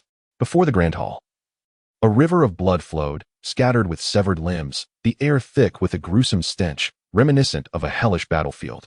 Experience from slaying an 8th-rank martial artist 500. Experience from slaying a 9th-rank martial artist 50. Experience 36,828, blood-soaked and standing resolutely amidst the carnage. Lu Zhaojin surveyed the lifeless bodies surrounding him. He glanced at Chen Yinrui and the others, flicking the blood from his sword, its cold gleam casting a chilling aura over the scene. Only you remain. Chapter 53. Qi Yanxiu had remained in the rear, refraining from taking action. His purpose for coming to Qishan was to locate Lu Jinlin and bring him under control, thus effectively manipulating Lu Zhaojin as a pawn. However, he was taken aback to find that he had arrived too late. Lu Jinlin had already been captured by Elder Qishan and taken back to the Dingshan sect. Subsequently, he learned that Lu Zhaojin had slain Qing Yin and the Su family, confirming his realization that Lu Zhaojin was an uncontrollable piece on the chessboard. Given the prodigious martial talent he had displayed, it would be prudent to eliminate him swiftly. Observing Lu Zhaojin, now resembling a god of death, Qi Yanxiu recalled Cheng Yan's words. His left hand, which hung behind him, clenched into a fist. As he realized the truth in those words, he had indeed nurtured a tiger that would bring about his own peril. It had only been a few days since he left Luoxia City, yet Lu Zhaojin had remarkably grown in power, leaving Qi Yanxiu utterly astonished. He even surmised that the Li family's reluctance to accept the Lu father and son was a means of safeguarding Lu Zhaojin, fearing that his extraordinary martial prowess might incite the dynasty's suspicion. At that moment, Zhang roused Qi Yanxiu from his thoughts, urging him to join in the effort to subdue this foe. Qi Yanxiu snapped back to reality, his gaze fixed upon Lu Zhaojin, who was engaged in combat with Zhang and others, his eyes flickering with contemplation. Deep down, he had already arrived at a conclusion, weighing the costs and benefits. There was no escaping unscathed. His presence at the Dingshan sect signified a stance of enmity rather than friendship. Moreover, Lu Zhaojin's act of killing Cheng Yin was a clear rejection of his proposal, demonstrating a refusal to be the pawn inserted into the Li family. Considering Lu Zhaojin's temperament, having dared to slay Cheng Yin, he would not hesitate to eliminate Qi Yanxiu as well. Perhaps even the presence of the third prince would be of no avail. With these thoughts in mind, Qi Yanxiu resolved to go all out. Today, he would ensure that Lu Zhaojin was subdued here, lest he become a lingering threat. With his right hand grasping his sword and his left hand forming a sword-like gesture, he channeled his true energy, concentrating it at his fingertips before executing a swift strike toward Lu Zhaojin. The sword in its sheath quivered slightly, accompanied by a resonant sound as it was drawn, transforming into a streak of flowing light that surged toward Lu Zhaojin. Lu Zhaojin repelled Zhang Yu with a powerful palm strike and deflected Qin Yinrui's halberd with a deft maneuver. The attack from Elder Yu felt like mere tickling against his skin, posing no real threat. Elder Qishan could no longer continue the fight, despite not being immediately fatal. The severe sword wound he had sustained was afflicted by a peculiar force, causing blood to flow uncontrollably, leading to his inevitable demise from excessive blood loss. Noticing the streak of light approaching, Lu Zhaojin unleashed his sword intent, which manifested as an invisible small sword that collided with the luminous projectile, producing a jarring clang of metal. The resulting force scattered shards of brilliance, leaving several tears in his garments. Qi Yinqiu recognized that Lu Zhaojin had mastered sword intent, but was astonished by the level of proficiency he displayed. Such a talent could not be allowed to remain. With a leap, Qi Yinqiu caught his sword and unleashed a fierce sword aura, resembling a crescent moon plummeting from the heavens toward Lu Zhaojin. Meanwhile, Qin Yinrui wielded his halberd with increasing velocity, summoning a howling tempest that formed a vortex, creating a deafening screech as it churned through the air. Anyone caught within its grasp would likely be torn asunder. Zhang Yu summoned the true essence within him, his aura soaring into the heavens. As he conjured a golden seal that loomed like a small mountain in the void, pressing down upon Lu Zhaojin with the weight of Mount Tai. Faced with the lethal attacks from the trio, Lu Zhaojin dared not relax. A tempest enveloped by thunder accompanied his sword, the wind and thunder illuminating the night sky. The endless sharpness transformed into a terrifying gale, wreaking havoc in all directions. With a resounding boom, the sword light traversed the void, seemingly cleaving through space itself, simultaneously severing the attacks of Qin Yinrui and the others. The tempest born of sword intent struck them like countless transparent blades piercing through their bodies, inflicting not only physical pain but also leaving their souls seemingly riddled with wounds. Suddenly, Qin Yinrui let out a mournful cry as his long spear shattered into two. His body cleaved in half, blood and entrails spilling onto the ground. Experience for slaying a 6th rank martial artist 50,000.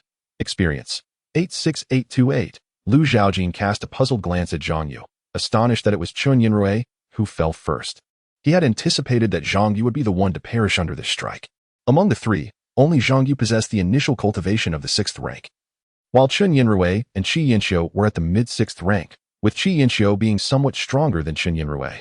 Lu Zhaojin scrutinized Zhang Yu more closely, noting the protective aura surrounding him, reminiscent of the barrier upheld by Elder Yueshan.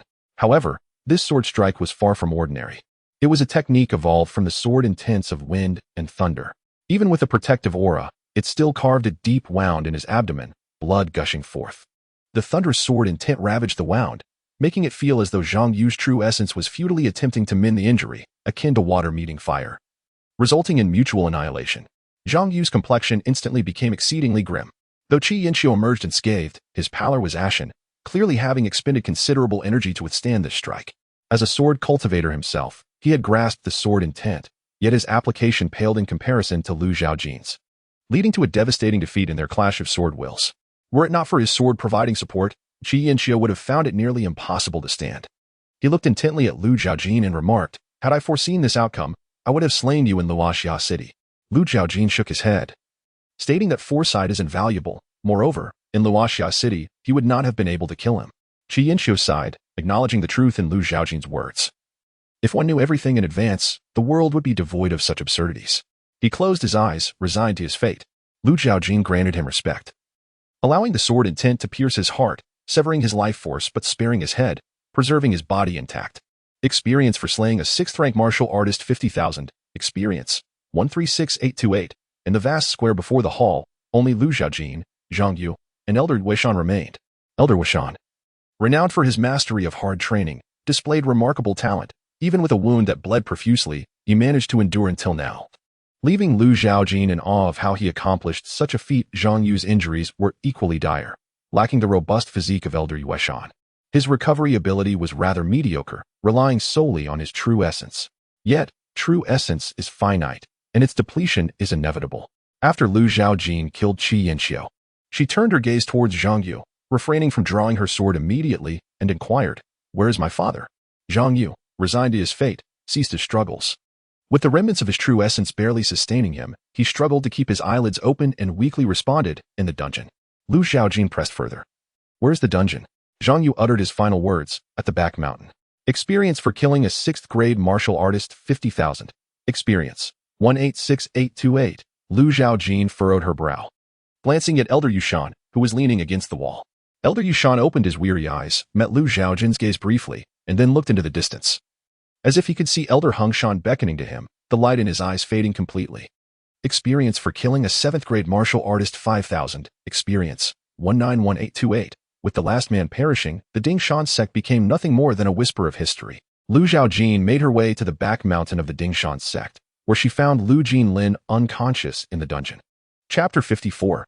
Scavenging. To Lu Zhaojin's surprise, he found that he was not alone in the dungeon. There were 3 others present, 2 of whom he recognized. Upon seeing Lu Zhaojin's silhouette beyond the bars, Lu Wenxiu was filled with joy, bursting into laughter as he exclaimed, "I told you the Dingshan sect could do nothing to him, but you wouldn't believe it. You must admit defeat this time, no cheating." However, he soon wore a look of melancholy, sighing as he remarked, "Yet it is rather disheartening. It seems he has grown even stronger in just a few days." Lu Wenxiu was evidently speaking to Li Xiufang, yet she ignored him, her gaze toward Lu Zhaojin filled with mixed emotions. Previously, she had held a rather unfavorable view of him, her words often laced with sarcasm, undoubtedly leaving a poor impression. Now, she struggled to find words of gratitude. Falling into silence, the elderly man beside her, although somewhat frail, scrutinized Lu Zhaojin with an unusual glimmer in his eyes, murmuring enigmatic praises about young heroes and the promising future of the Li family. Lu Zhaojin turned his attention to Lu Jinlin, whose hands were bound by iron chains. His head bowed and breathing shallow, confirming that he was still alive. Lu Wenxiu explained, "Your father is fine. He has merely been affected by a hypnotic powder. He may remain unconscious for another 2 or 3 hours." Lu Zhaojin nodded in acknowledgement and then severed the lock on the door with the autumn equinox sword. Li Xiufang, noticing the sword in Lu Zhaojin's hand, expressed her surprise, exclaiming, "Is that the autumn equinox sword?" Lu Zhaojin unleashed several arcs of sword light, cutting through the ropes binding Li Xiufang and the others, as well as the chains encasing Lu Jinlin's hands. As Lu Jinlin began to topple, Lu Zhaojin stepped forward to support him, helping him to sit against the wall. Seated in meditation, Lu Zhaojin gazed at the characters inscribed on the sword, confirming their authenticity. Li Xiufang, evidently intrigued by the legendary Sword of the 24 Solar Terms, recalled that the autumn equinox sword was supposed to be in the possession of the Yi family in Ocean City. "How did it come to be in your hands?" she pondered. Lu Zhaojin closed his eyes, regulating the chaotic energies within him while operating the Jade Purity Heart method to replenish his expended essence. Although the process was slow, it was nonetheless effective. "I killed Yi Hao," he stated. Li Xiufang felt a swell of curiosity regarding how Lu Zhaojin had managed to seize the autumn equinox sword from Yi Hao, yet noticing his intent focus on meditation, she wisely refrained from pressing him for answers, though she could not help but feel slightly aggrieved, pouting silently. The elder of the Li family had intended to gauge Lu Zhaojin's character through Li Xiufang, hoping to find common ground to foster a closer relationship. However, observing their recent interaction, he abandoned that thought. Lu Wenxiu watched this exchange with a shake of his head, uncertain how to mend the rift between them. As first impressions held significant weight, the atmosphere in the dungeon grew thick with silence. After a while, Lu Zhaojin heard a rustling sound and opened his eyes to see Lu Jinlin regaining consciousness. Furrowing his brow, Lu Jinlin raised his right hand to massage his head, seemingly pressing at a painful spot, and inhaled sharply. It is evident that he was rendered unconscious before being forced to ingest the drug. Lu Jinlin's vision remained somewhat blurred, but he could faintly discern several figures. As he blinked, the world sharpened into focus, revealing Lu Zhaojin and others. Lu Jinlin appeared momentarily dazed, then regarded Lu Zhaojin with a mixture of sentiment and guilt for being a burden upon him. The father and son exchanged no words. The primary reason was that Lu Zhaojin truly did not know what to say. His concern felt stifled, perhaps due to the presence of others or simply because he was not accustomed to such expressions. Li Xiufang, however, was filled with curiosity regarding her brother-in-law. Alongside a simmering anger, it was because of him that her sister had been confined by their father for so long, and even when allowed outside, a retinue of guards accompanied her, fearful she might flee. Although Li Xiulan had once engaged in such behavior, being the biological daughter, it seemed excessive to employ constant surveillance. If only he had come to fetch her sooner, she thought, her sister would not have had to wear a perpetual frown, burdened by suppressed emotions, unable to muster the energy to do anything. Thus, her words towards Lu Jinlin were sharper and more pointed than when she had first encountered Lu Zhaojin, tinged with sarcasm and disdain. Aware of his shortcomings, Lu Jinlin allowed Li Xiufang to voice her grievances, appearing indifferent to her barbs. Lu Wenxiu, unable to bear the scene, approached and gently shook her head at Li Xiufang, signaling that it was best to let it go. This was not the time for such quarrels. The elder of the Li family, recognizing the gravity of the moment, refrained from asserting his authority, understanding that provoking Lu Zhaojin could mean losing a true dragon for the Li family. They exited the dungeon. Lu Wenxiu and Li Xiufang supported the elder of the Li family, their eyes drawn to the gruesome scene before the Dingshan sect's grand hall, leaving them in a state of shock.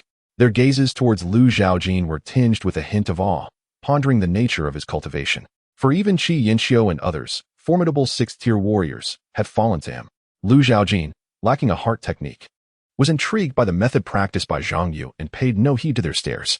He approached Zhang Yu's lifeless form, rummaging through his belongings, yet found no valuable techniques. It seemed he had not brought them along. Lu Zhaojin gestured for them to leave first, indicating he would remain behind to search and would catch up with them later. Li Xiufang had witnessed bloody scenes before, but the sheer brutality and gore before her now unsettled her, especially the overwhelming stench of blood that churned her stomach, prompting a wave of nausea. Struggling against her discomfort, she urged Lu Wenxiu to hasten their departure. Lu Jinlin also opted not to linger, not out of discomfort like Li Xiufang, but rather because the gruesome sight before him sparked thoughts he wished to share with Lu Zhaojin. However, seeing him preoccupied with searching, he held back, deciding to speak with Zhaojin after leaving the Dingshan sect to avoid wasting time. Lu Zhaojin found nothing particularly useful on Zhang Yu, Qi Yinxiu, and the others, but he did discover a sword technique named Cold Light Moon Shadow Swordplay on Qi Yinxiu. Elder Yushan surprised him by unearthing a time-worn manual on martial arts, titled The Method of Muscle Transformation and Bone Forging. Upon turning the pages, he was greeted by a somewhat awkward illustration of the human form, accompanied by annotations, likely Elder Yushan's insights into the practice of this technique. Discoverable martial arts technique. Lu Zhaojin temporarily placed it into the system's inventory and proceeded to the main hall of the Dingshan sect, eager to locate the mental cultivation method practiced by Zhang Yu. After an extensive search within the Dingshan sect, Lu Zhaojin finally discovered the separate residence of Zhang Yu, where he found the coveted method in the latter's meditation chamber. Discoverable martial arts technique. Lu Zhaojin similarly stored it in the system's inventory. He then departed from the Dingshan sect to catch up with Lu Jinlin and the others. Lu Jinlin led them to Shiqiao town, where the Four Seas escort agency was undergoing reconstruction. The main entrance, having been repaired, bore a resemblance to its former self. Chapter 55, Value at Present. The Seahai escort agency has only repaired its entrance, while the rest remains in ruins from the recent fire, given that only a few days have passed. The craftsman's progress has been remarkably swift. Li Xiufang and her companions had hoped to observe the Seahai escort agency's condition, but were taken aback by the outcome. However, upon understanding the circumstances, they refrained from further comment and sought refuge in a nearby inn. Before parting ways, she instructed Lu Jinlin to inquire at dawn about any shops available for sale in the vicinity. It was evident that the Li family harbored intentions of establishing a presence in Qishan. This shop could serve as temporary lodging, as the injury sustained by the elder of the Li family would require an extended period for recovery. Qishan County is renowned for its medicinal herbs, and Shiqiao town lies not far from it, making it a suitable place for their stay. Moreover, investing in a shop would not be a squander, as they could eventually renovate it into a splendid establishment. Should it come to fruition, her sister would be appointed as the owner of this resplendent building. With the exceptionally gifted Lu Zhaojin present, she was confident that her father would not refuse such an arrangement. Within the inn, Li Xiufang wore a smile imbued with ambiguous significance, as if she had meticulously orchestrated every detail. Lu Wenxiu seemed to understand Li Xiufang well, quickly grasping her intentions from her smile, and could not help but give her a thumbs up. Li Xiufang rolled her eyes at him. The elder of the Li family observed this interaction, finding the two younger individuals quite intriguing, though he failed to discern the deeper meaning behind it. At the Seahai escort agency, a rudimentary temporary dwelling had been hastily constructed. It was only large enough for one person to sleep. Lu Zhaojin did not contest the room with Lu Jinlin, expressing instead her intention to cultivate during the night, suggesting that meditating outdoors would also serve as a form of rest. Lu Jinlin recognized that the child had grown and developed her own thoughts, so he refrained from further remarks. However, he was still deeply affected by the events at the Ding Mountain sect, unsure whether he should voice his feelings. Noticing Lu Jinlin's hesitance, Lu Zhaojin discerned his thoughts and reflected for a moment before saying, "He kills me. I kill him. Such is the way of the martial world." Lu Jinlin stood frozen in place, his mind flashing with myriad images of his journeys and encounters throughout the land, seemingly entering a unique state of enlightenment. Remaining motionless for an extended period, Lu Zhaojin chose not to disturb him, gently exiting the room and leaping onto the roof of a nearby building, where she sat cross-legged in meditation. Opening her character panel, she observed her experience points had reached a total of 180,000 and began to strategize on enhancing her martial arts. Elevating the deadly 13 swords to the great perfection realm required a staggering 250,000 experience points, leaving her short by 70,000. She felt that an improvement in her sword technique could be postponed. Turning her attention to her system backpack, she selected the cultivation method titled Qingmu Immortal Technique to integrate it into her character panel.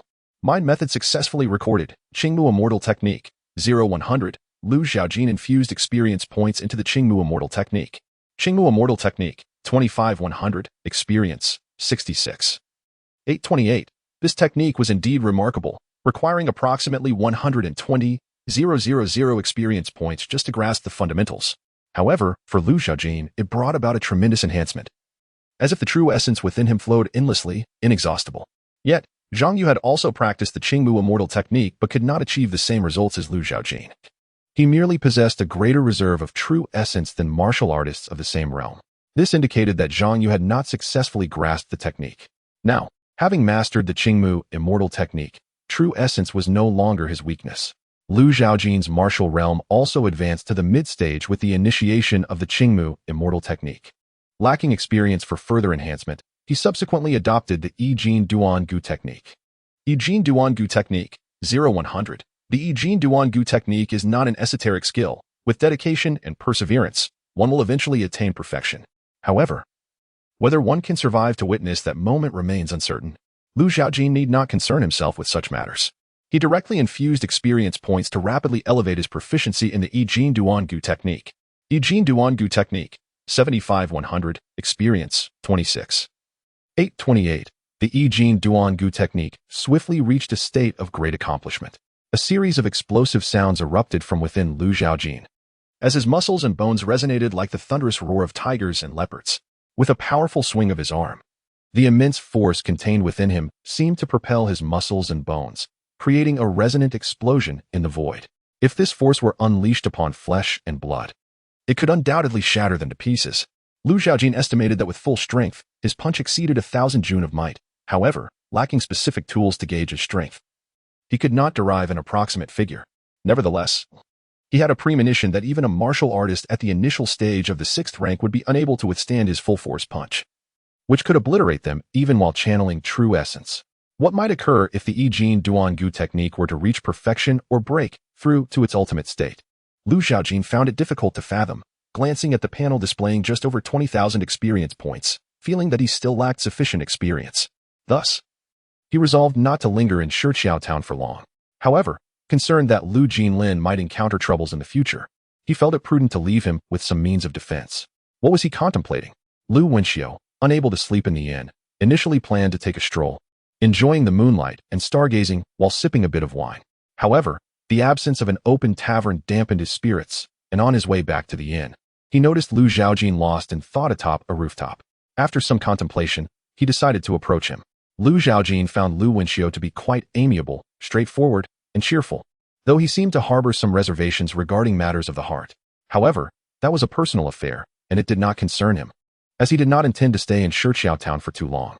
Lu Wenxiu recalled Lu Zhaojin's earlier request at the Jinxiu building for him to seek someone. Were you headed to Lushu County? Lu Zhaojin nodded affirmatively. Lu Wenxiu, understanding Lu Zhaojin's concerns and being aware of Li Xiufeng's plans, reassured him, "You need not worry. Your father is under the watchful eye of the Li family, and no further incidents will occur." Lu Zhaojin looked at him in confusion.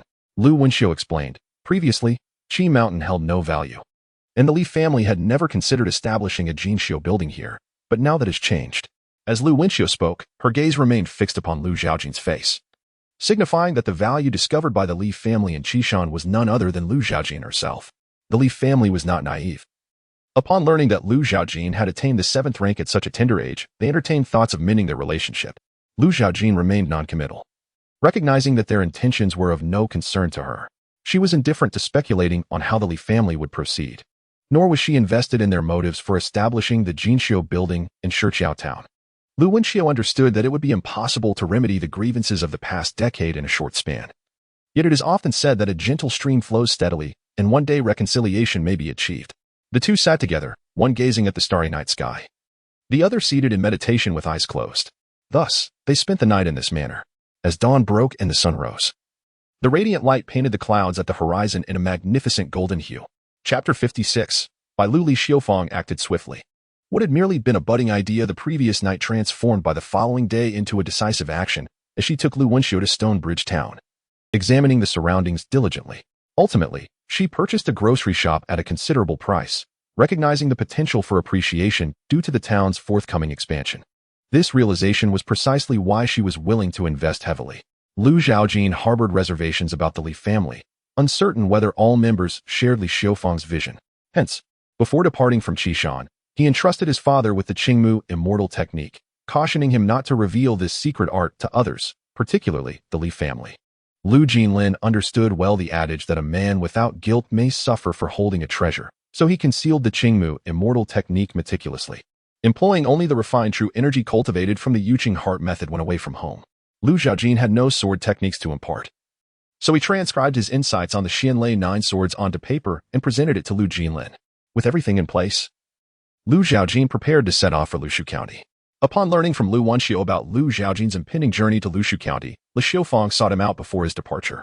She informed him that Jinshu Tower currently had a caravan in Qishan, which had made its way from Lushu County, as certain medicinal herbs could only be procured in Qishan. Thus, they visited annually around this time.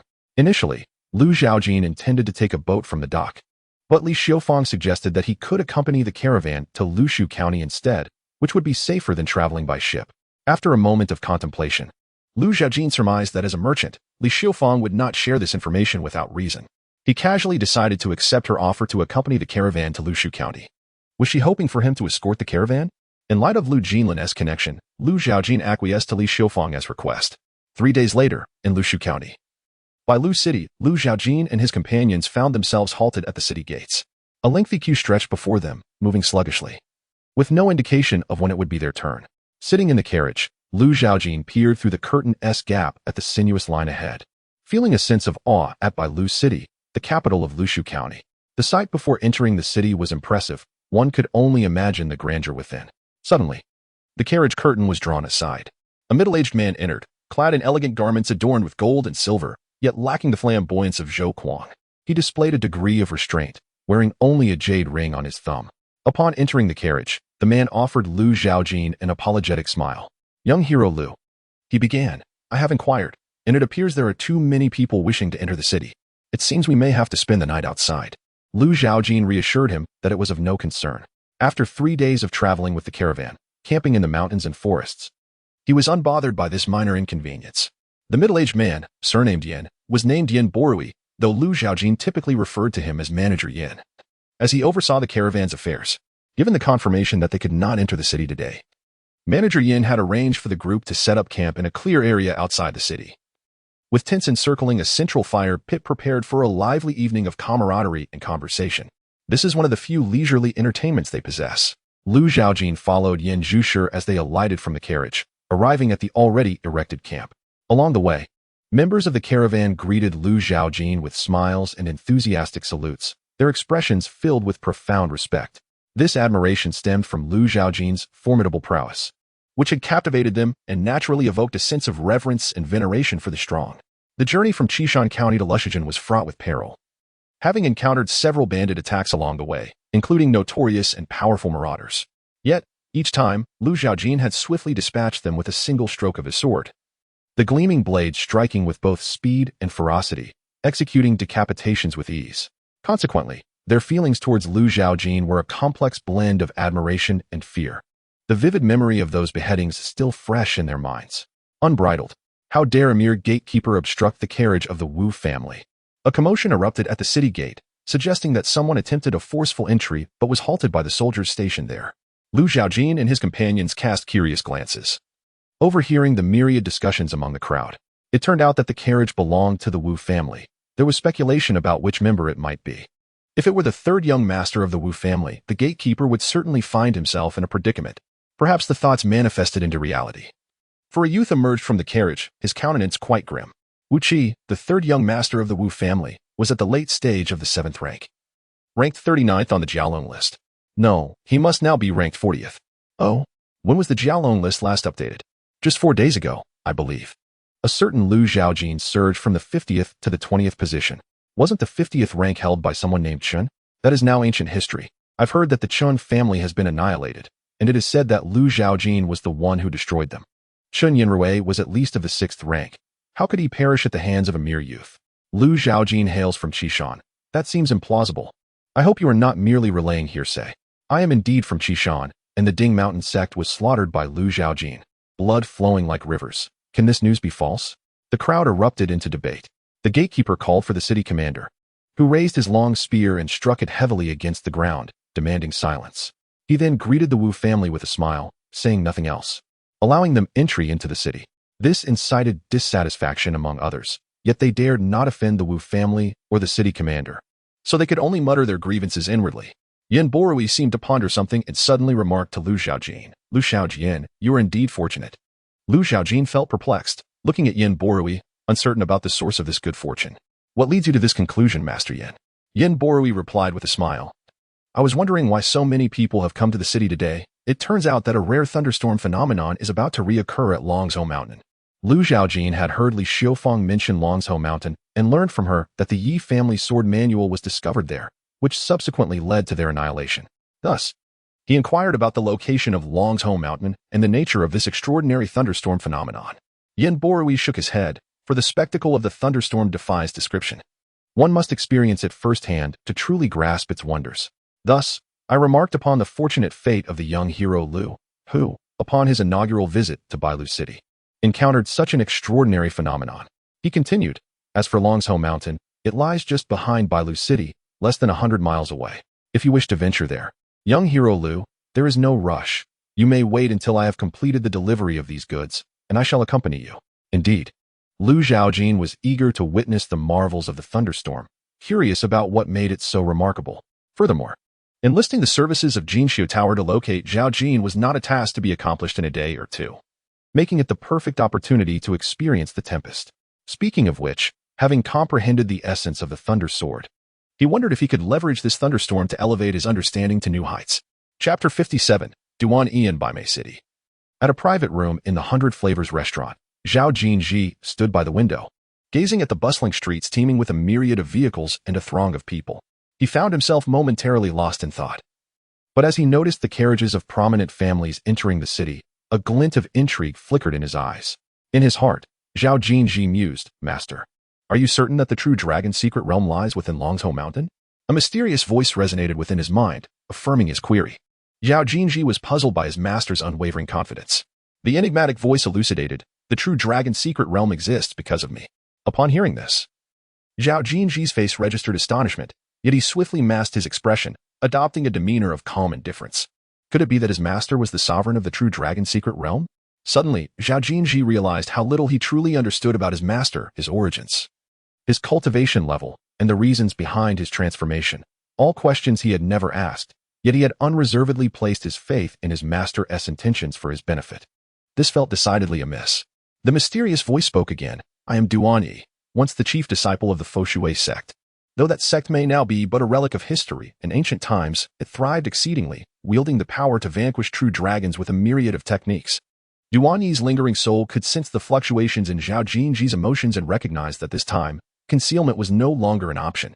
Though he was uncertain how long he had been in slumber, he sensed a familiar power in this place, affirming his certainty that it was where he had once subdued true dragons.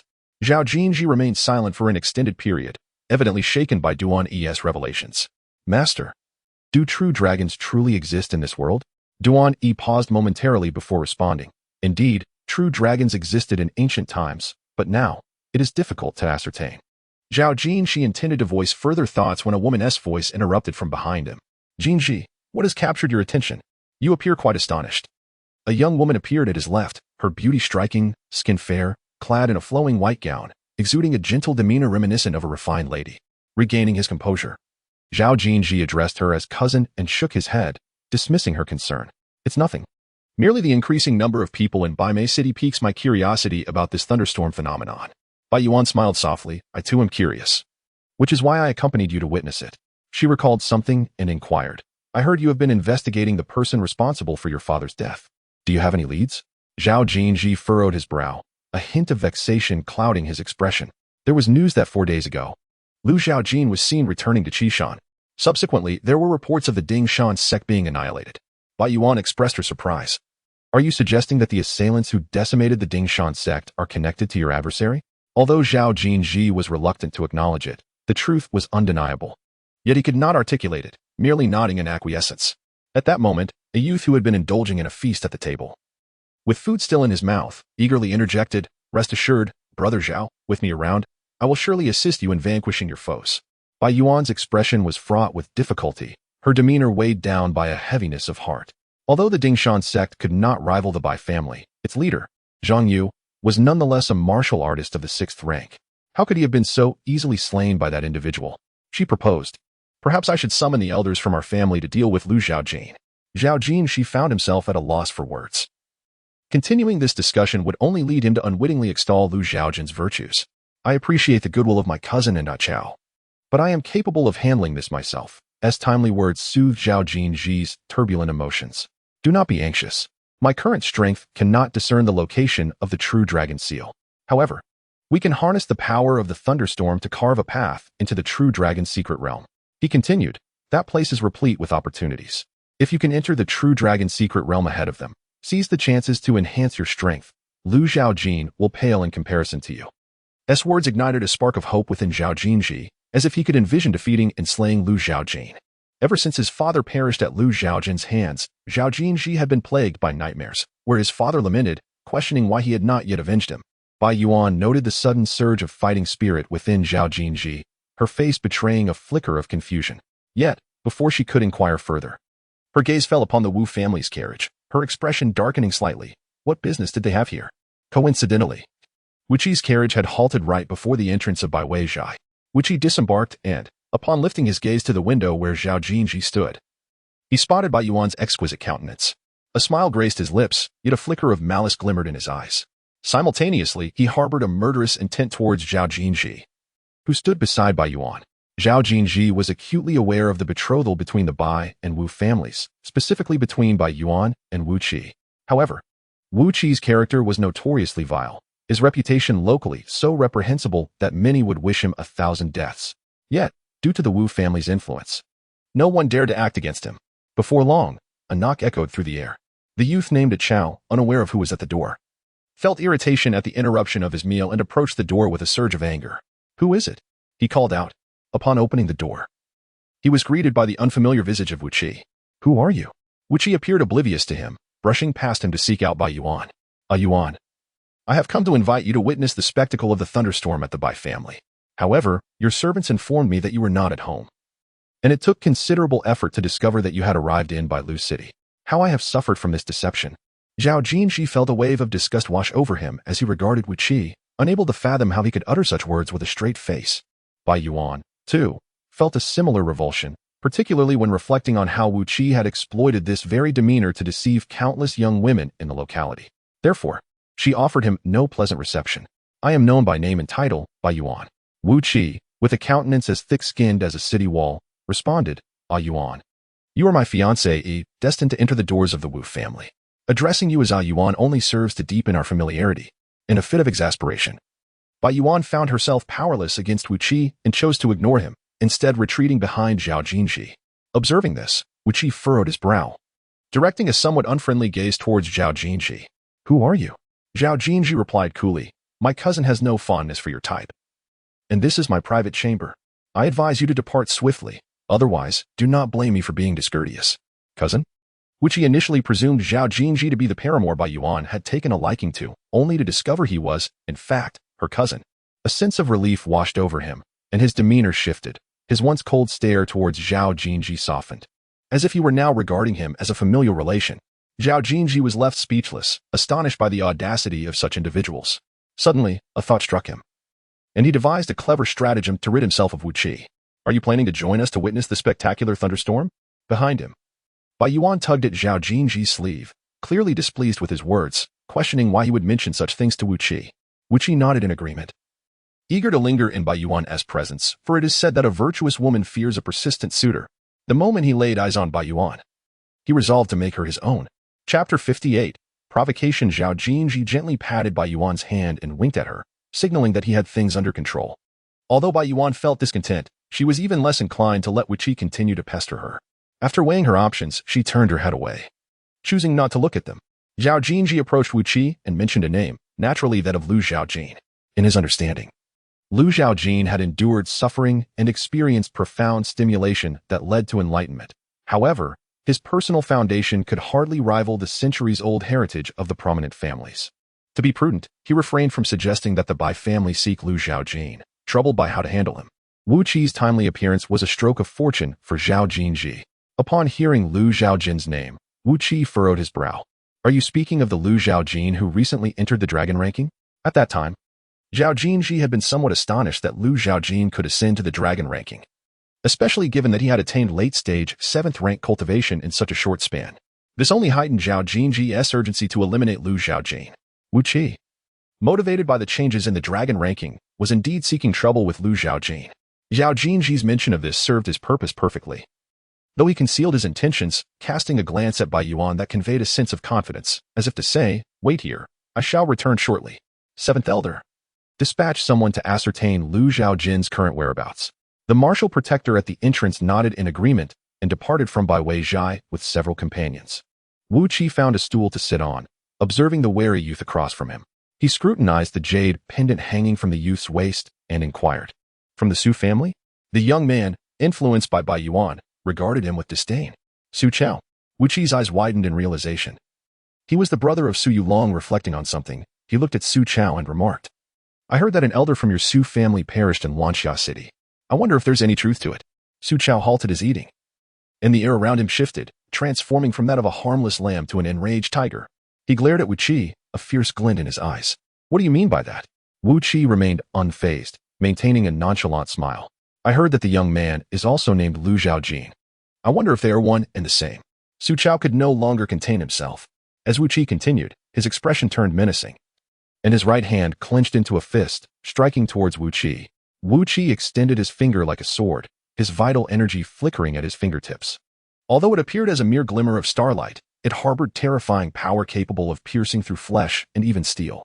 As the two engaged in combat, the clash of their vital energies obliterated the tables, chairs, and decorations in the vicinity, scattering food across the ground, resulting in utter chaos. Zhaojin's countenance darkened.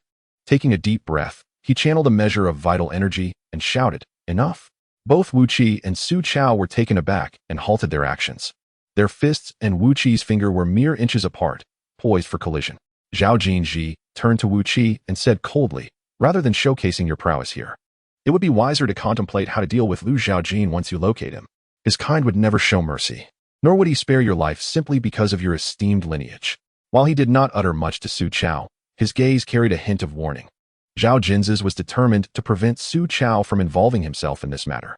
Having crossed paths with Lu Zhaojin, he was acutely aware of the man's peculiarities and thus wished to protect his amiable younger brother from falling victim to Lu Zhaojin's hands. However, Zhaojin's was unaware that Lu Zhaojin had once slain an elder of the Su family in Luoxia City, a fact Su Chao had never mentioned. Wu Qi had little to say. He dismissed Zhaojin's words entirely and regarded Lu Zhaojin with disdain, viewing him merely as a country bumpkin from Qishan, unworthy of comparison to the Wu family. What did it matter if he ranked 20th on the Jialong list? His elder brother held the 10th position. Wu Qi scoffed lightly, casting one last glance at Bai Yuan before departing the chamber, as if certain that this tempestuous spectacle would not deter Bai Yuan's allegiance. Consequently, Bai Yuan's demeanor toward Zhaojin's underwent a subtle transformation. Although they still addressed each other as cousin and cousin, the warmth of their previous rapport had waned. Zhaojin's sensed this shift but paid it no mind, believing that once he entered the true dragon's secret realm and reaped its benefits, he would share some with Bai Yuan, naturally restoring their relationship to its former state. Su Chao gazed at the remnants of their meal, his appetite waning due to Wu Qi's remarks. Informing Zhaojin's and Bai Yuan of his departure, he left the Baiwei restaurant. As the sun dipped below the horizon, the sky blazed with hues of orange and red. Outside Bailu City, wisps of smoke rose in the twilight, casting a unique glow akin to translucent glass beads releasing strands of diluted light, enhancing the ambience with a dreamlike quality. Those unable to enter the city today Like Lu Zhaojin and his companions, chose to set up camp in the open fields outside, knowing they would not sleep too soundly. As someone must remain vigilant for the gates to open, seizing the opportunity to enter the city, Yen Borui had arranged for sentries to keep watch, particularly over the vehicles laden with medicinal herbs, ensuring constant surveillance day and night, even near the outskirts of Bailu City, where they dared not show the slightest negligence. He exchanged pleasantries with Lu Zhaojin, mentioning that he had already dispatched someone to locate Zhaojin's. Lu Zhaojin expressed his gratitude to Yen Borui, who countered that it was he who ought to be thankful. Had it not been for Yen Borui's assistance during this journey, they might have perished along the way, and their cargo would have been seized by mountain bandits. During the day, Lu Zhaojin observed many individuals forcefully attempting to enter the city, similar to those of the Wu family. Yen Borui introduced each of them, detailing their strength and whether they held a ranking on the Jiaolong list, showcasing his extensive knowledge. Nevertheless, as a member of the Jinxiu Tower, aligned with the Li family, Yen Borui should have found it easier to gain entry, merely needing to speak with the guards. Unlike the common folk, Yen Borui explained, glancing at the ordinary individuals whose faces bore signs of hardship, lacking tents. They could only lean on one another to endure the night. Look at these people, striving to enter the city for survival. Even before dawn, they queue at the city gates. You leverage your influence to gain entry, while I utilize my connections. How many will still be unable to enter? Upon hearing this, Lu Zhaojin felt a sense of admiration for Yen Borui, recognizing him as a good person, a sentiment he had never contemplated in either of his lifetimes. In a previous life, he was among these ordinary individuals, tirelessly striving to make a living and ultimately succumbing to a myriad of ailments. Perhaps it is said that life's misfortunes amount to 8 or 9 out of 10, rendering them trivial.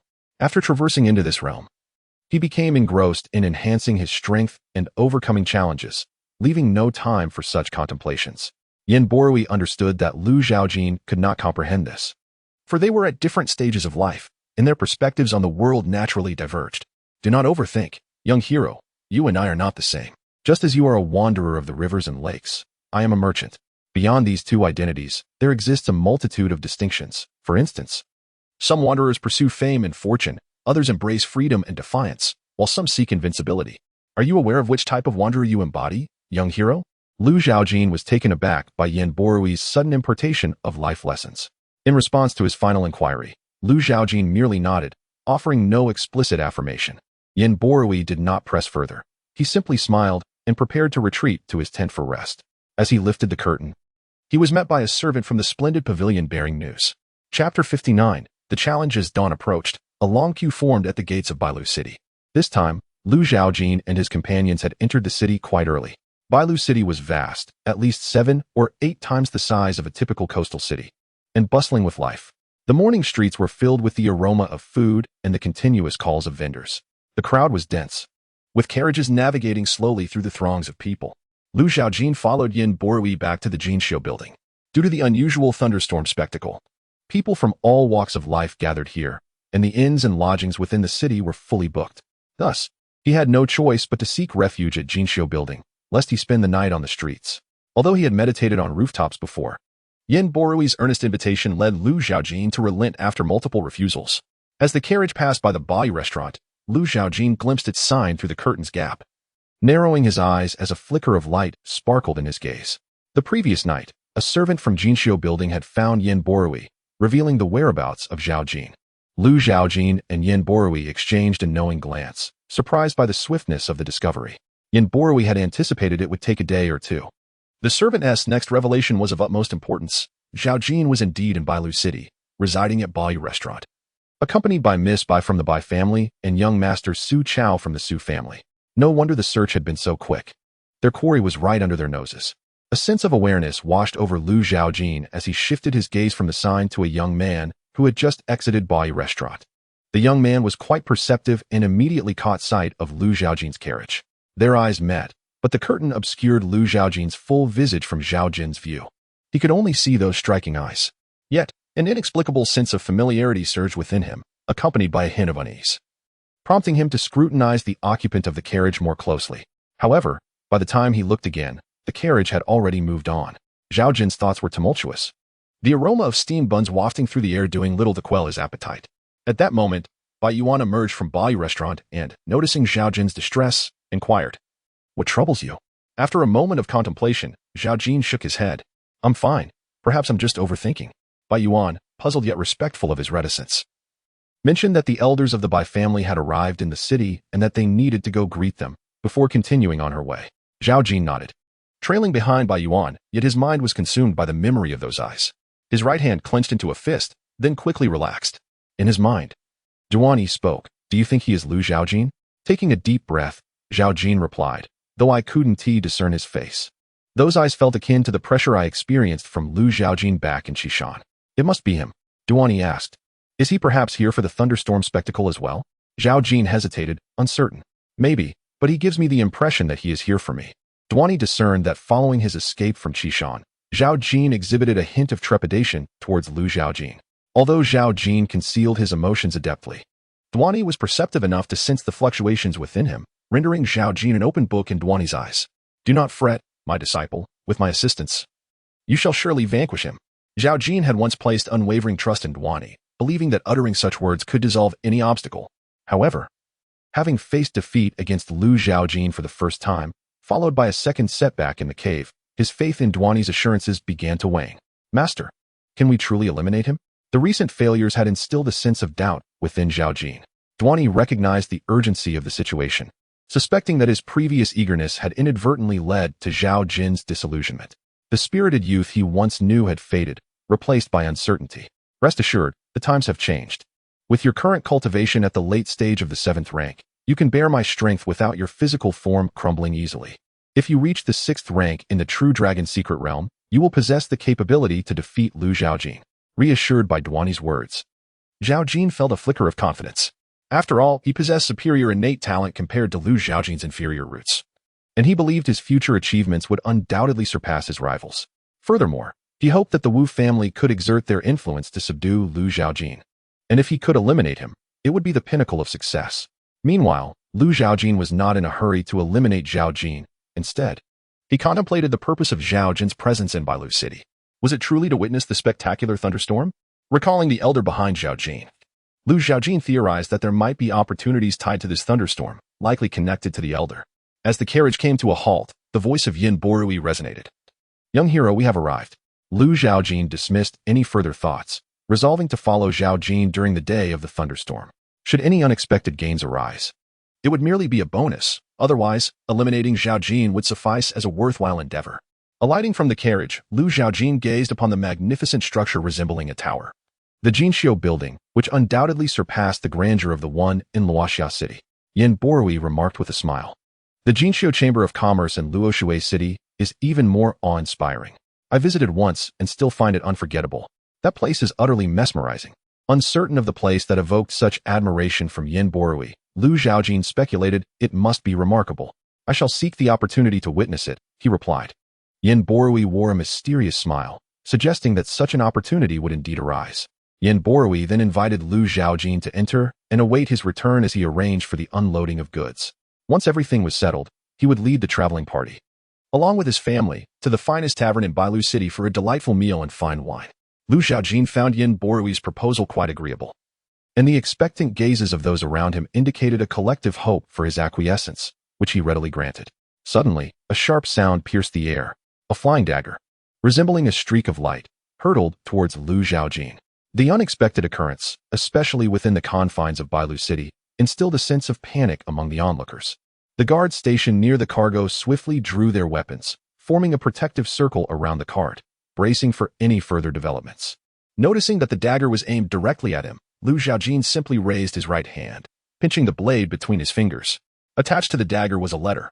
He turned his gaze towards the source of the attack, only to glimpse a shadow darting away across the rooftops, the identity of its wielder remaining a mystery. Lu Zhaojin reassured Yin Borui that he was unharmed and encouraged them to continue unloading the cargo. He then proceeded to unfurl the letter attached to the dagger, quickly absorbing its contents. It was a straightforward challenge. City West, martial arts platform, life and death duel. Just 9 simple characters, devoid of any signature. After carefully stowing the challenge away, Lu Zhaojin turned to Yin Borui and said, Master Yin, I shall return shortly. Although Yin Borui was unaware of the letter's contents, Lu Zhaojin's nonchalant demeanor suggested that it was not a matter of great urgency. He nodded in understanding and replied, The young hero is free to do as he pleases. We adhere to no rigid rules here.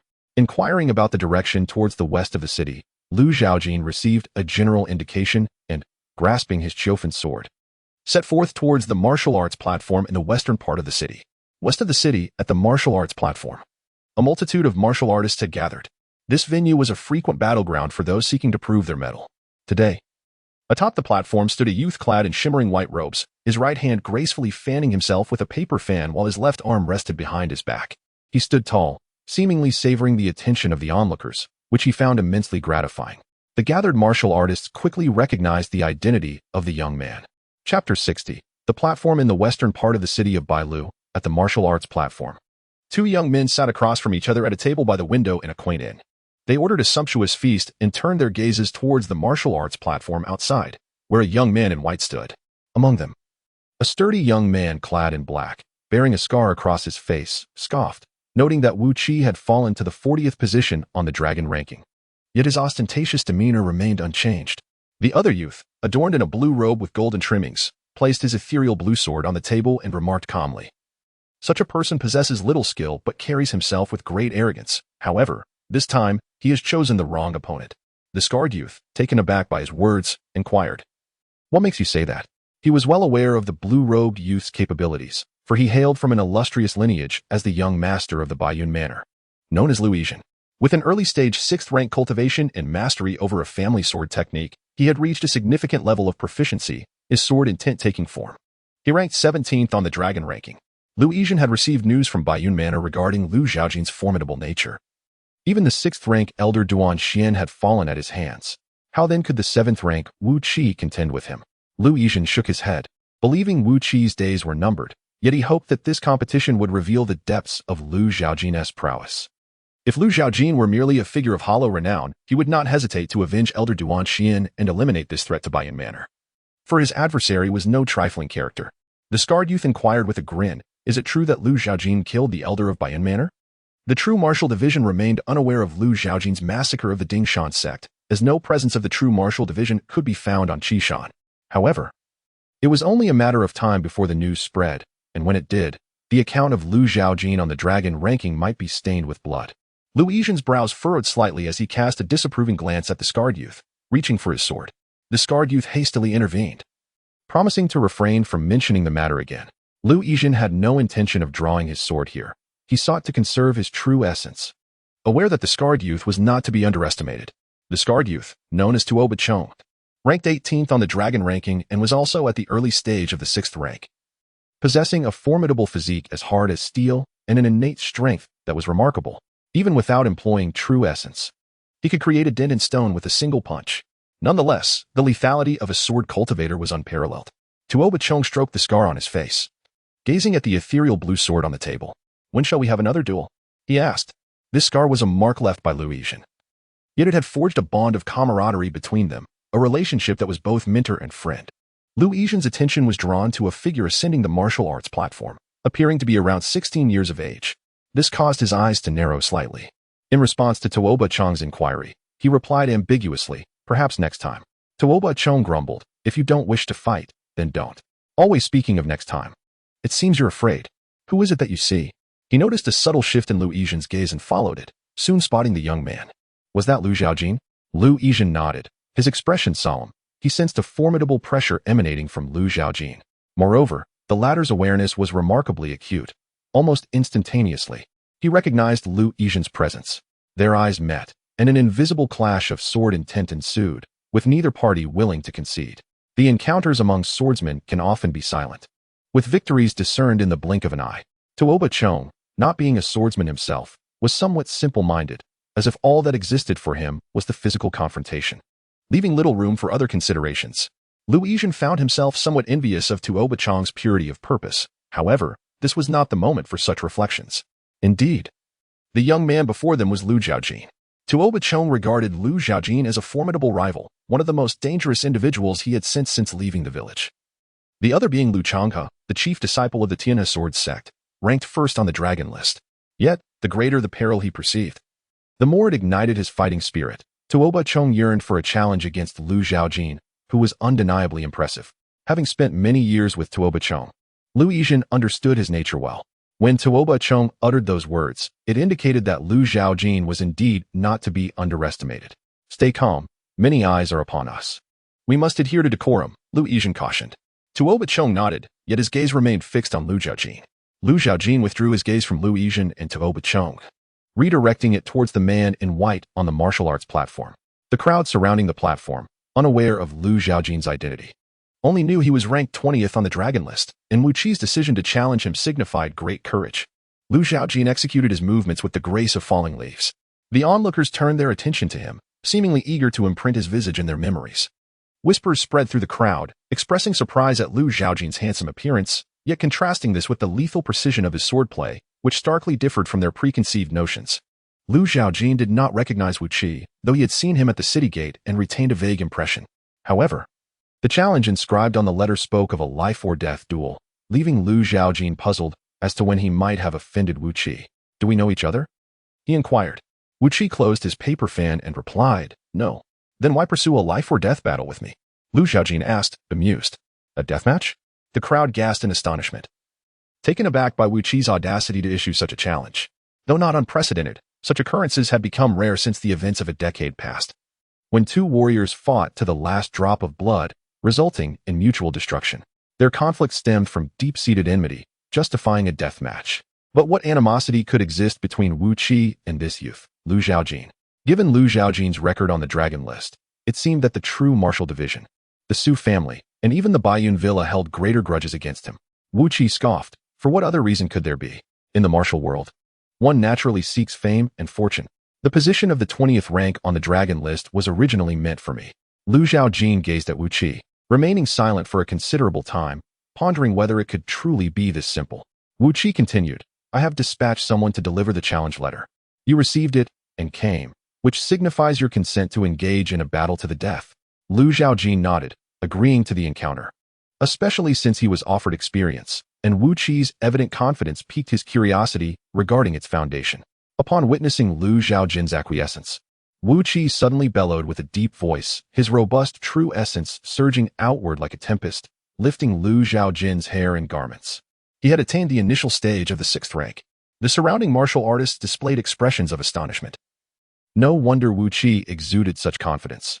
He had indeed broken through to the 6th rank. The dragon list records the young prodigies who have reached the 6th rank within the top 20, while those ranked in the latter 30 are the young talents of the mid to late 7th rank. Wu Qi had also recently ascended to the 6th rank, and though he was still not entirely adept in his manipulation of true essence, he believed it was sufficient to contend with Lu Zhaojin. As for Lu Zhaojin's claims of having slain a 6th rank elder, which he remained skeptical, a mere country bumpkin from Qishan could hardly achieve such feats. It was undoubtedly a case of the 6th rank warrior underestimating his opponent or being injured, thus allowing Lu Zhaojin to gain an advantage. Chapter 61. Fairness. The attainment of the 6th rank by Wu Qi indeed left many in a state of astonishment. A small faction believed that this battle of life and death held no suspense, and that victory was assured for Wu Qi. Lu Zhaojin, with an indifferent gaze, observed Wu Qi emanating an overwhelming aura. Unmoved, he gripped the hilt of his sword, an infinite sharpness radiating from him, clashing with Wu Qi's imposing presence, akin to two formidable waves vying for dominance. Wu Qi, with his finger poised like a sword, concentrated his true essence at its tip. As he thrust forward, streams of light shot from his fingertips, resembling slender silver needles aimed at Lu Zhaojin. Lu Zhaojin, unfazed by the approaching brilliance, appeared to Wu Qi as if he had surrendered to fate, awaiting his demise.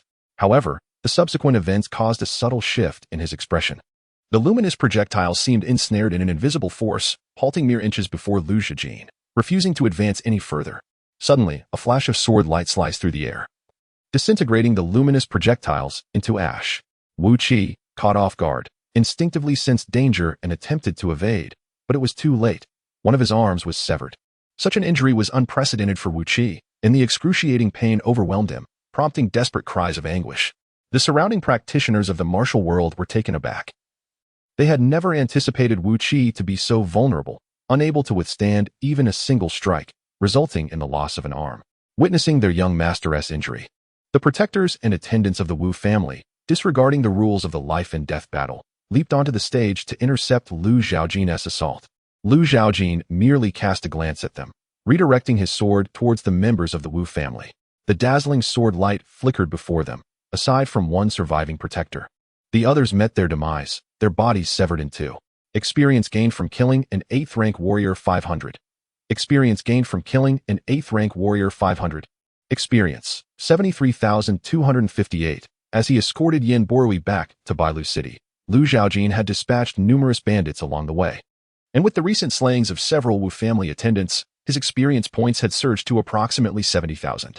Yet, he remained far from enhancing the Qingmu immortal technique. Lu Zhaojin glanced at the remaining Wu family protector, whose 6th rank offered a value of 50,000 experience points.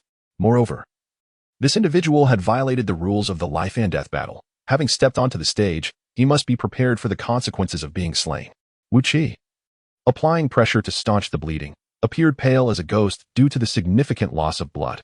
His gaze, directed at Lu Zhaojin, was filled with a murderous intent, as though he wished to devour him whole. He commanded the protector shielding him, 7th uncle, my arm. 7th uncle, kill him. You must kill him. The protector referred to as 7th uncle by Wu Qi was ranked 7th among the elders of the Wu family, hence the appellation. The disciples of the Wu family and practitioners of the martial world addressed him as Elder Wu.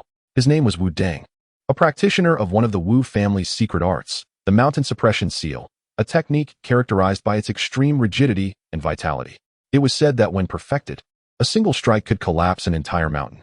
One can only imagine the potency of such a technique against the human body. However, Wu Deng's cultivation had stagnated at the late 6th rank for many years, and with his vitality waning, the prospect of breaking through was slim. Thus, he had chosen to serve as a protector for the younger generation. The hope is that the younger generation of the Wu family can transcend realms yet unexplored by their forebears. Yet now, before Wu Qi, having suffered grievous wounds and the severance of an arm, his resolve has crumbled, leaving him bereft of any possibility to advance beyond the 5th rank. Wu Deng, filled with wrath, emanates a formidable pressure, intending to intimidate Lu Zhaojin. However, Lu Zhaojin remains steadfast, akin to a sharp sword. Standing resolutely with a detached gaze locked onto Wu Deng's. Is this truly a battle of life and death? Wu Deng realizes he has transgressed the rules and will inevitably become the subject of ridicule among the martial world. However, as long as the young man before him perishes, the influence of the Wu family will soon mitigate the repercussions.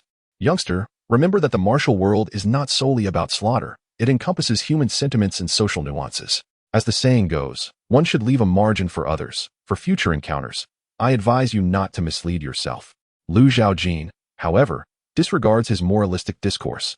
For all he understands is the necessity to eliminate those who bring trouble, lest he be engulfed in an endless cycle of complications. Resolutely, Lu Zhaojin aims to slay Wu Qi, prompting Wu Deng's expression to turn frightfully cold. Given the Wu family's stature and lushogen, should you take his life, it would unleash immeasurable chaos. Lu Zhaojin shakes his head. Evidently, you have misunderstood my intent. I mean to eliminate anyone who poses a threat. Wu Deng, upon hearing this, appears to have stumbled upon a most amusing jest, erupting into laughter, brimming with arrogance. Indeed, the inexperienced are often unafraid of the formidable, oblivious to the profound depths of the great clans. Lu Zhaojin chooses not to engage further in words, instead unleashing a sword strike. The blade's radiance is frigid, as if coldness itself is spreading, causing the surface of the arena to frost over. Wu Deng bends low, adopting a wide stance with his feet apart, raising his palms above his head, gathering his energy. He then emits a thunderous shout, invoking the mountain suppression seal. The dense essence of true energy intertwines in the air, coalescing into a colossal hand that descends upon Lu Zhaojin with the weight of a mountain, shattering the earlier sword light under its oppressive force. The giant hand looms ominously above, when suddenly, a deafening thunderclap reverberates, and a fierce wind gusts forth, whipping through the arena. This gale, sharp as a blade, slices through the stone's surface with a piercing sound. Although the stone is not of ordinary material, this wind is transformed from sword intent, rendering it capable of cleaving through anything, leaving countless sword marks upon the ground. A sword strike of wind and thunder. In a flash, it vanishes as if it had never existed, yet the enormous hand abruptly cleaves in two. The edge is smooth.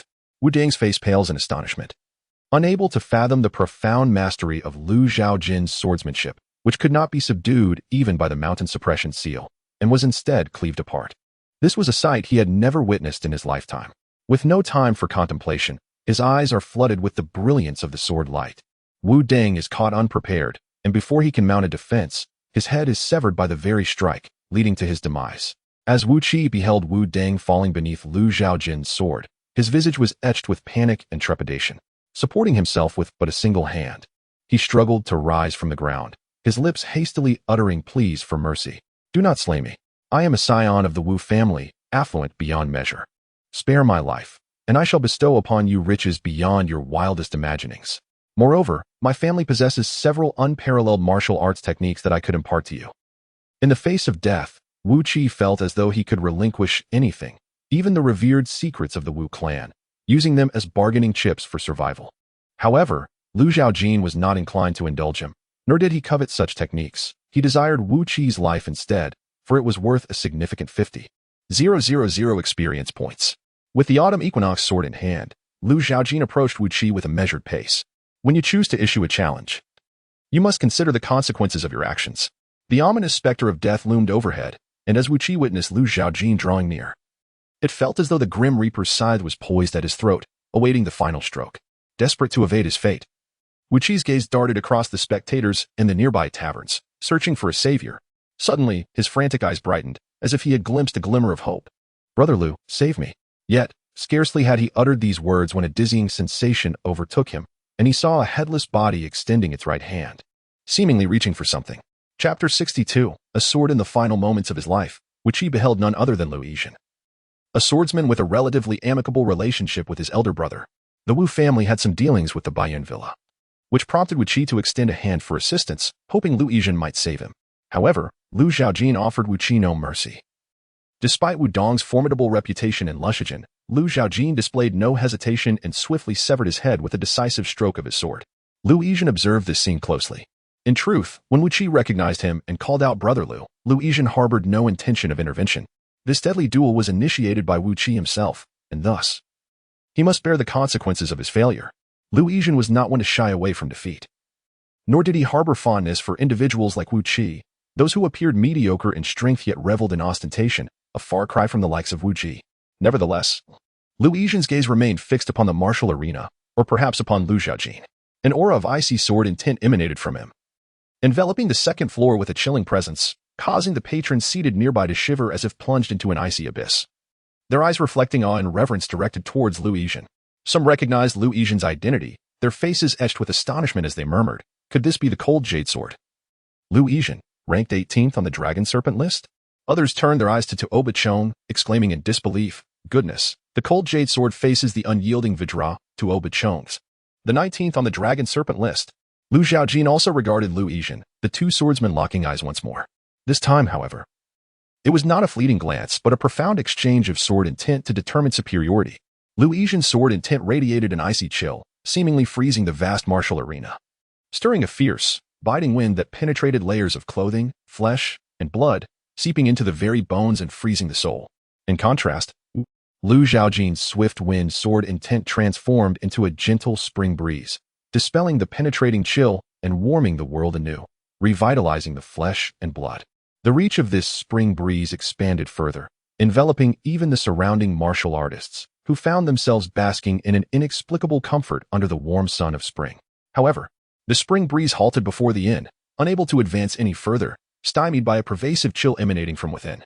The two sword intents clashed, mutually negating each other, neither able to claim dominance. Yet, Zhaojin's grave expression indicated he was exerting his utmost effort. Lu Zhaojin, lacking experience, found that the experience gained from slaying Wu Dong and Wu Qi could not sufficiently fill the abyss of the Qingmu immortal technique. Regardless of whether Zhaojin was Wu Qi's final ally, he understood the cost of provoking someone of Lu Zhaojin's caliber. The once gentle spring breeze, now transformed by the tempestuous wind sword intent, became wild and tumultuous, howling through the air like a banshee, sending chills down the spines of the onlookers, some of whom could no longer withstand the tension and fled the scene. The wind sword intent conjured a formless figure, wielding a sword forged from the tempest, raised high before descending with a cleaving motion. A streak of azure light seemed to split the inn in twain, crashing down vertically. The gathered martial artists were left bewildered, uncertain of the unfolding events. In the eyes of Zhaojin, he could distinctly perceive that silhouette, causing his pupils to constrict suddenly. As the figure struck down with a sword, he felt as though he were confronting the wrath of heaven itself, paralyzed by an overwhelming sensation of impending doom. The air thickened with the essence of death, and his heart raced, urging him to move. Obachong, sensing the crisis with the acuity of a wild beast, was further stirred by the chilling presence of what felt like the scythe of death brushing past him. He jolted, letting out a furious roar, as his vigorous vitality seemed to dissipate into mist. A brilliant crimson light erupted from within him, merging with his essence to form a radiant shield of red, standing resolutely between himself and Zhaojin. Yet, with almost no resistance, the divine shield fractured cleanly down the middle. This strike did not claim Zhaojin's life. The shield had mitigated its lethal force, enabling Zhaojin to escape the suffocating sensation akin to divine punishment, regaining control of his corporeal form and evading the fatal blow. All this transpired in the blink of an eye, leaving the onlookers bewildered as they gazed upon Zhaojin and Tuoba Chong, unaware of the peril they had faced. Observing their disheveled appearance and labored breaths, clearly fatigued, Zhaojin's complexion paled, too fearful to meet Zhaojin's gaze, dreading another encounter with that seemingly divine strike. He urged Tuoba Chong to leave the inn. Tuoba Chong remained silent, casting a heavy glance at Zhaojin before following Zhaojin out. Zhaojin did not pursue them, not out of lack of desire, but because he was obstructed by a group of individuals. The people from the Jinwu division had arrived. This martial arts platform was, in fact, established by the Jinwu division, aimed at allowing the martial world to resolve grievances without resorting to violence that could endanger innocents. The individual overseeing the Jinwu division in Bailu City was named Zhao, a fifth-rank expert adorned in resplendent attire, who approached the martial arts platform amidst the protection of numerous Jinwu guards. He showed little interest in the deceased members of the Wu family, instead casting several glances at Zhaojin. The order to apprehend Zhaojin had circulated from the bounties in distant oceans, spreading across various regions. Zhao had not anticipated Zhaojin's arrival in Lushu County, especially after the slaying of the Wu family members. Rumors indicated that the Su family was also searching for him, with the Su family being backed by the third prince. Thus, Zhao scrutinized Zhaojin with keen interest, pondering who could have stirred such significant trouble as to draw the attention of a prince. Upon receiving the order, Zhao had directed the Jinwu division to conduct an in-depth investigation into Zhaojin. He found it intriguing that prior to the age of 16, Zhaojin had exhibited little remarkable talent, displaying an ordinary performance. However, on the night of the destruction of the Sihai escort agency, a transformation occurred. His martial prowess escalated dramatically, surpassing that of ordinary practitioners who had toiled for years within mere days. Such a phenomenon defied logic. Zhao suspected that something significant must have transpired with Zhaojin that night, or that he had acquired a treasured artifact, resulting in such a profound change. Perhaps this was precisely why the third prince had taken an interest in him. Zhaojin sensed the peculiar gaze of Zhao upon him. Feeling that the latter's presence was directed at him, the martial practitioners present were bewildered by the appearance of the Jinwu guards, as in the past. The Jinwu division had remained indifferent during duels held at this location. Today marked a departure from the norm, as Zhao personally led a contingent here. Was there something they were unaware of? With a serious demeanor, Zhao grasped the hilt of his sword at his waist and addressed Zhaojin in a resonant voice. Zhaojin, you have slain the captain of the Jinwu division in the distant ocean city. By imperial decree, I am here to apprehend you. Should you resist, you will be deemed in violation of the emperor's command, and by law, you shall be executed on the spot. The assembly of martial artists soon realized that the news of Zhaojin's crime against the captain of the Jinwu division was widely known. Yet, Zhaojin exhibited remarkable audacity, choosing not to conceal himself, but rather remaining active in the martial world. Reflecting on those ruthless figures who had previously crossed paths with the Jinwu division, one could only wonder where they were now hiding. Indeed, Zhaojin was bold, recognizing that there was truly no place to hide. The Jinwu division was capable of uncovering any secret, with agents of the Jinwu division spread across the land, serving as the imperial court's eyes on the martial world. Once the great gears of the dynasty began to turn, no secret could remain hidden. Chapter 63. The name of Doom. Zhao commanded his Jinwu guards to apprehend Zhaojin on stage.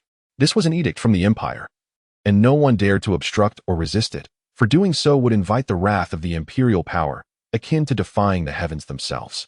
However, Zhaojin was destined to disappoint him. Those Jinwu guards that charged at him were swiftly slain by his sword, the shadows of his blade weaving through the crowd, claiming the lives of several guards. Experience for slaying an 8th rank warrior 500. Experience for slaying an 8th rank warrior 500. Experience 186,258. The onlookers were left in stunned silence, unable to fathom that Zhaojin would dare to defy the imperial decree and slay the Jinwu guards bearing the empire's orders. This was an audacious challenge to the empire itself. A newfound impression of boldness took root in the hearts of the crowd. Simultaneously, Zhao recognized Zhaojin's audacity. Yet this was precisely what he desired. Had Zhaojin meekly surrendered, it would have complicated Zhou Rong's subsequent plans. Zhou Rong appointed one of the Jinwu guards to capture Lu Zhaojin. This individual, named Yu Guang, was a captain from the Zhenwu division of Bailu City. Positioned beneath Zhou Rong, with a martial prowess at the late 6th rank, comparable to Wu Ding. Receiving his orders, Yu Guang drew his sword and unleashed a brilliant arc of blade light, hurtling towards Lu Zhaojin. Lu Zhaojin shattered the blade light with a single stroke. Yet this was merely a feint by Yu Guang. He advanced, brandishing his sword with fierce intensity, eyes wide with fury, and unleashed a sweeping strike. Raising his long blade high, he radiated a dazzling brilliance, the momentum of his strike surging forth like a tumultuous tide, the 3-zhang long blade light cleaving towards Lu Zhaojin. However, a beam of sword light surged forth to meet the oncoming blade, halting its descent. Yu Guang's expression shifted as he attempted to change his approach, but he found himself momentarily frozen, caught in the act of his downward strike. Experience for slaying a 6th rank warrior 50,000, experience 236,258, standing upon the martial stage. Lu Zhaojin wielded his autumn equinox sword, conjuring a whirlwind that bore an icy sharpness, chilling the spectators to the bone. The exposed skin of the onlookers felt as though it were being grazed by a frigid blade, evoking a sense of dread within them. Zhou Rong, sensing Yu Guang's life force rapidly dissipating, realized that Yu Guang had fallen to Lu Zhaojin's sword, casting a shadow over his countenance. He understood that those who ascended the dragon list were exceptional talents, possessing the strength to triumph over warriors of higher realms. Yet, to slay them was no easy feat. Attaining the 6th rank was no trivial matter, as such warriors typically had perfected a formidable technique. The fact that Lu Zhaojin so effortlessly dispatched Yu Guang indicated that his prowess far exceeded that of a 6th rank. Nonetheless, as he had not yet reached the 5th rank, the inherent constraints of realms still loomed. With all his Jinwu guards vanquished by Lu Zhaojin, Zhou Rong had no choice but to take matters into his own hands, drawing forth his crimson blade. This sword, entirely blood-red and as thin as a cicada's wing, emanated a chilling aura that hinted at the countless lives it had claimed. As a 5th rank master unleashed his blade, the resulting light flowed forth like mercury, nearly sealing Lu Zhaojin's escape. Lu Zhaojin took a deep breath. In the face of Zhou Rong, he could not afford to be arrogant, nor could he conceal anything. He had no choice but to unleash his full power. It was time to reveal his trump card, the 13 deadly swords. With a single stroke of the wind and thunder slash, brilliant flashes of lightning surged skyward, colliding with the blade's radiance, stirring up a tempest that blinded the onlookers. Zhou Rong's expression was one of astonishment. He had not anticipated that Lu Zhaojin could withstand his strike, thus intensifying his regard for Lu Zhaojin. A dense aura of malevolence emanated from him, as if specters entwined around his form, opening their gaping maws to emit a chilling roar. The sinister energy spread throughout the area, plunging everyone into a realm reminiscent of the underworld, with an icy sensation permeating their very beings, devoid of warmth. The martial artists present understood that lingering here would be perilous. Even the residual waves could prove fatal. They retreated to a considerable distance from the martial arts platform, clearing a vast space. Indeed, a 5th-tier martial artist was formidable. The aura of his blade, akin to an apparition from the netherworld, filled every corner of the arena. Frost formed upon the ground, and despite the sun's warm glow, it felt as though winter had descended, the chill penetrating to the bone. Lu Zhaojin was shielded by his sword intent, making him immune to the cold. However, Zhou Rong's blade descended, casting a blood-red light that enveloped Lu Zhaojin's position. With a thunderous roar, the raging storm seemed to manifest as a ferocious beast, transforming into a dragon of lightning born from the sword intent, charging towards the blade's glow. Yet, it failed to shatter the brilliant light, and the dragon emitted a reluctant cry as it dissipated into motes of light. The blade struck the ground with a resounding crash, leaving a gash over 10 zhang long, the chilling intent lingering in the air. Yet, within that scar, there was no trace of Lu Zhaojin. He appeared like a leaf carried by the wind, swaying uncertainly amidst the tempest. Though his complexion had lost some color, it was evident that even though the blade had not truly struck him, the malevolent energy clinging to the blade rendered him unwell. The chilling force that entered his body was not ordinary cold. It was more accurately described as malevolence, exceedingly difficult to expel.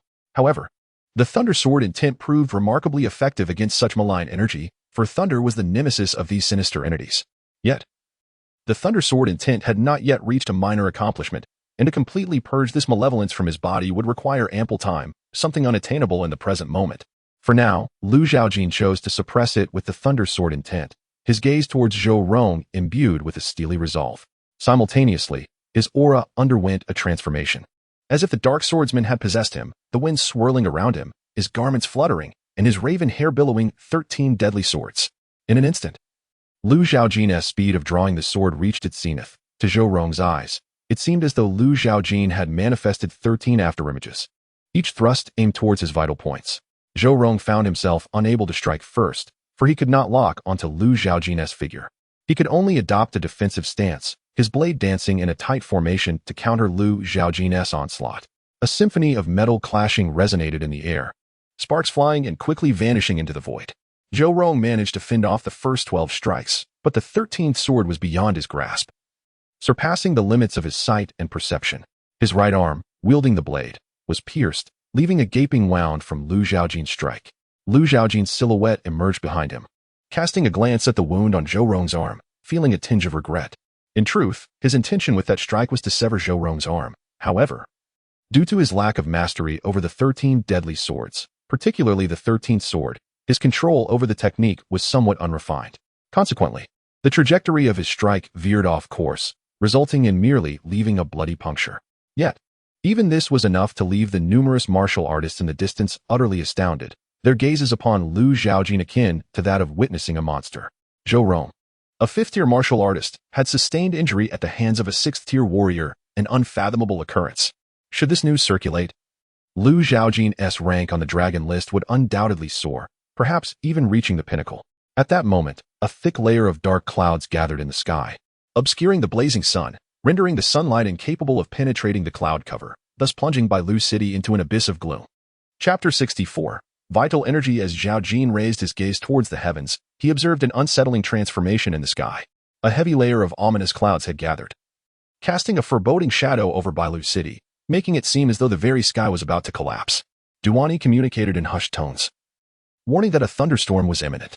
Zhaojin was taken aback. However, according to the predictions made by the astrologers at the Star Observation Tower, such a phenomenon was not expected until the 13th of July, yet it was only the 11th. Duan, equally perplexed, speculated that some extraordinary circumstance must have caused the thunderstorm to arrive prematurely. With the storm's early arrival, Zhaojin felt a pang of anxiety regarding the matters of the true dragon's secret realm. He was increasingly worried. "What shall we do now?" he inquired. Duan replied gravely, "It matters not. You must find a way to shake off the Bai family's members and proceed to Longzhou Mountain, where I have indicated." Zhaojin glanced over at Bai Yuan and the others.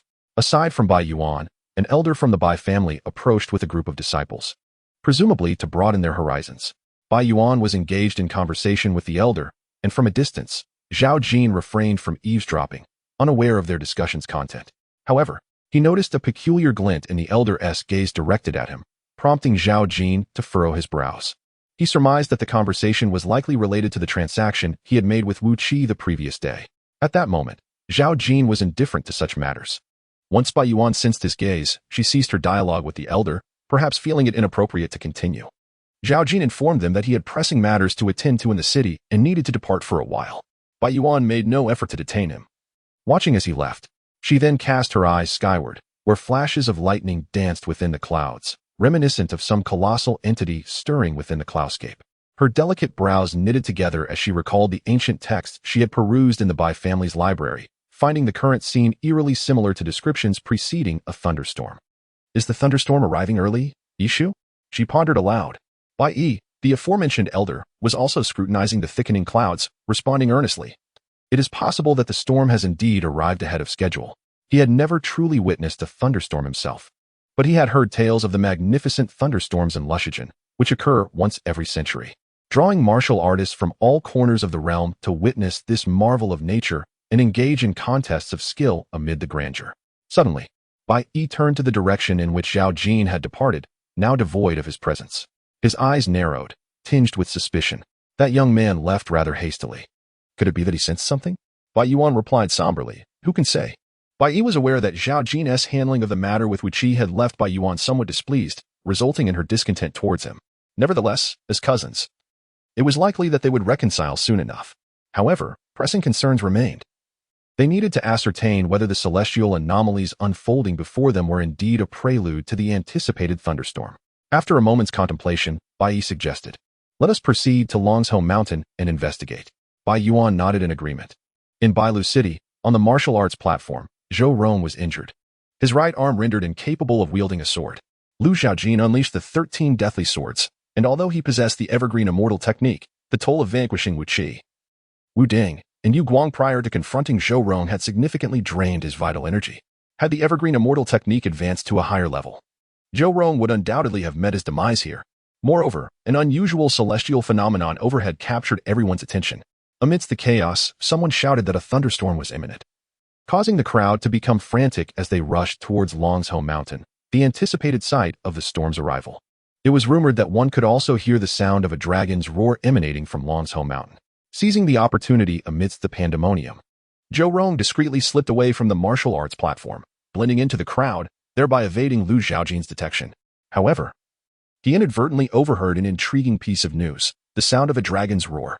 This prompted Zhaojin to recall the cave of the Sword St. Lu Temple located in Qishan, where inscriptions on a stone tablet spoke of entering a certain secret realm, which was also linked to the sound of a dragon's roar. Given that Long's home mountain was similarly associated with such a phenomenon, he pondered whether it was indeed the location referenced by the Sword St. Lu Temple. Now, the martial arts platform was left solely with Zhaojin, as everyone else had fled to Long's home mountain. Zhaojin remained unperturbed, observing the celestial anomaly. Possessing the thunder sword intent, he sensed a formidable power brewing within the clouds, likely the very thunderstorm that others had mentioned. Thus, he had a premonition that the storm's arrival was still some time away. Taking advantage of this interval, Zhaojin focused on replenishing his depleted vital energy, ensuring he would be prepared for any formidable adversaries that might arise upon entering the secret realm of Long's home mountain. Zhaojin, age, 16, innate talent, medium, realm, mid-level 6th grade, mental techniques, flowing water technique, perfect, jade purity heart method, perfect. Evergreen immortal technique, 25-100, martial arts, fierce bull stance, extreme, swift windsword technique, extreme, mystical thunder 9 swords, extreme, golden body technique, 25-100.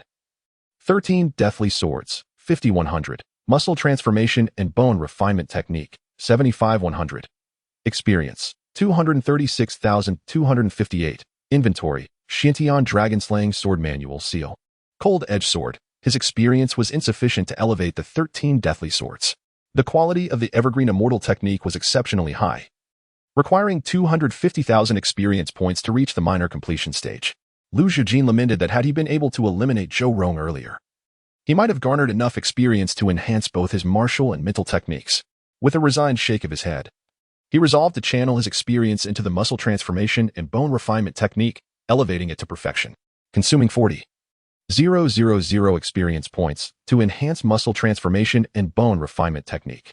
Muscle transformation and bone refinement technique. Perfect. Experience, 196,258. As the muscle transformation and bone refinement technique reached perfection, a resonant explosion echoed from within Zhaojin's body, his vital energy surging as if it were on the verge of crystallizing into smoke. This sight reminded Zhaojin of Tuoba Chang's application of vital energy, which resembled smoke, suggesting that in the realm of body refinement, Tuoba Chang had likely surpassed his own path. However, it was also possible that Tuoba Chang possessed an exceptionally high-grade body refinement technique. Zhaojin found himself intrigued by Tuoba Chang, contemplating that should they meet again, he would first extract the secrets of his techniques rather than swiftly dispatch him with a sword. Previously, in the Ocean City, the enigmatic figure clad in black who delivered a message piqued his interest with the secret technique of concealing one's presence. He pondered when he might encounter this individual again. However, the prerequisite for mastering such numerous martial arts lies in possessing ample experience points. Zhaojin was convinced that his expedition to Long's home mountain would undoubtedly yield satisfaction. He had previously suspected that Zhao Jinji's appearance in Bailu City was not merely to accompany a woman to witness the spectacular thunderstorm, but rather for ulterior motives. Now, he could ascertain with certainty that Zhao Jinji was indeed aware of the existence of the true dragon secret realm, likely informed by his venerable grandfather. Zhaojin then expended 50,000 experience points to elevate the Yijin Duan Guju to its pinnacle. Yijin Duan Guju, pinnacle. Experience, 146,258, boom. His vital energy surged forth, akin to a billowing smoke signal. Previously, Zhaojin had been unaware of the classifications of vital energy in the realm of body refinement martial arts. But after acquiring the Yijin Duan Guju from Elder Qishan, he learned that body refinement martial arts are divided into 4 significant realms concerning vital energy: vital energy veil, vital energy smoke signal, vital energy like a dragon, and vital energy furnace.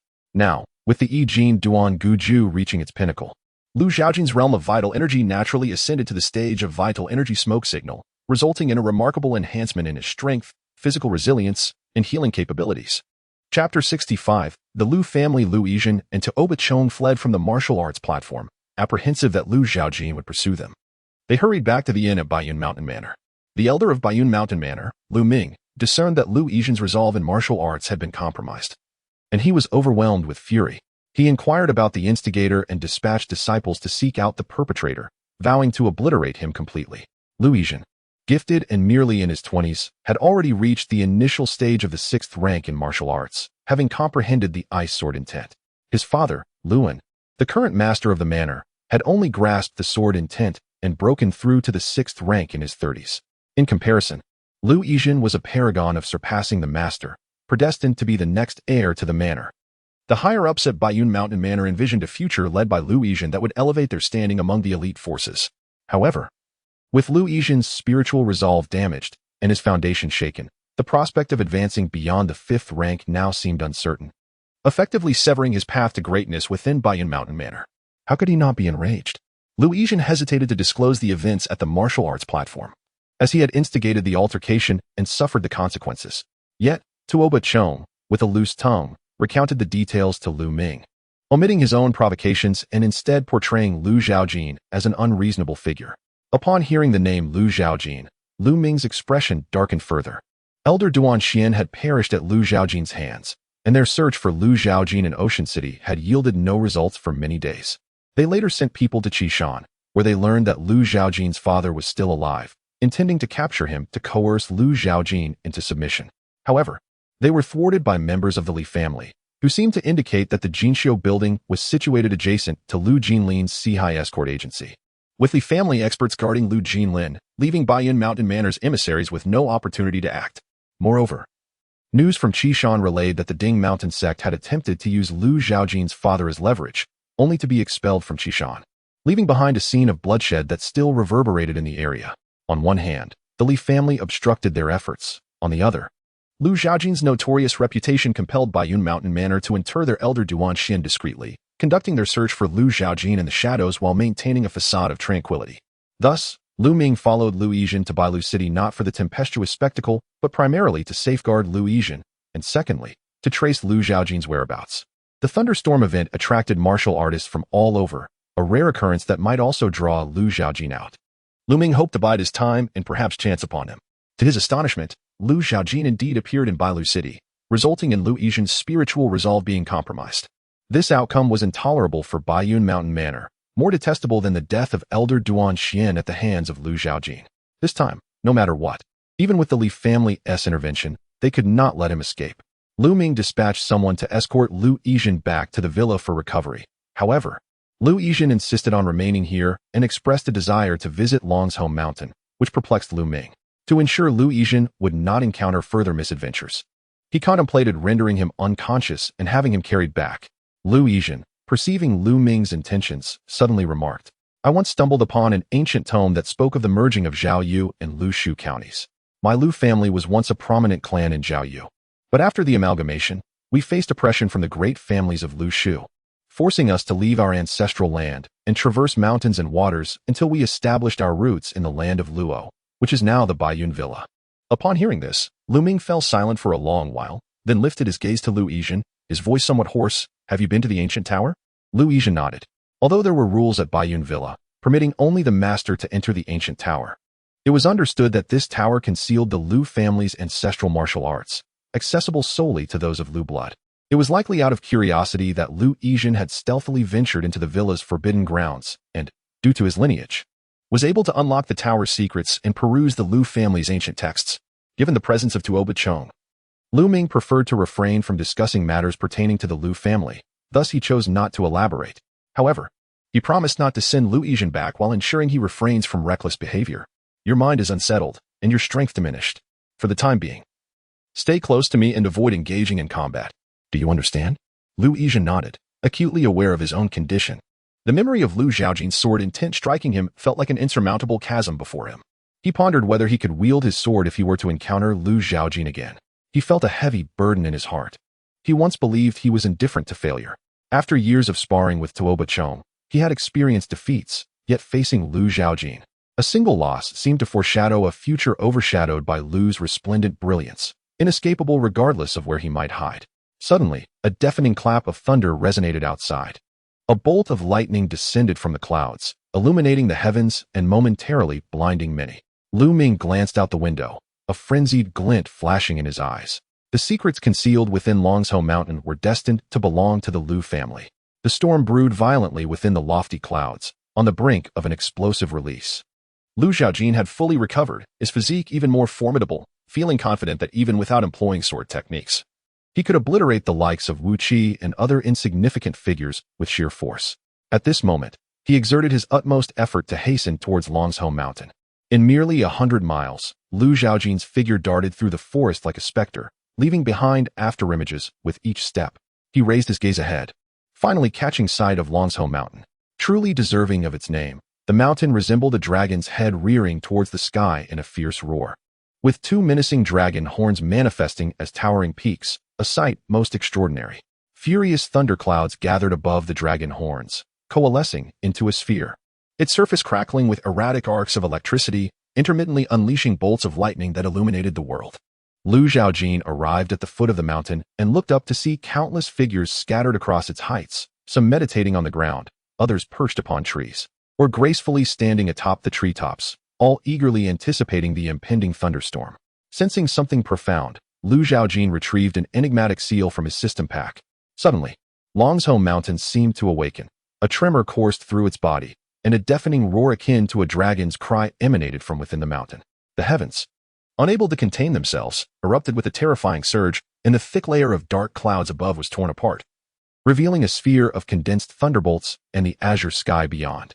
Sunlight streamed down, illuminating Longzhou Mountain and casting a warm glow upon the faces of the onlookers.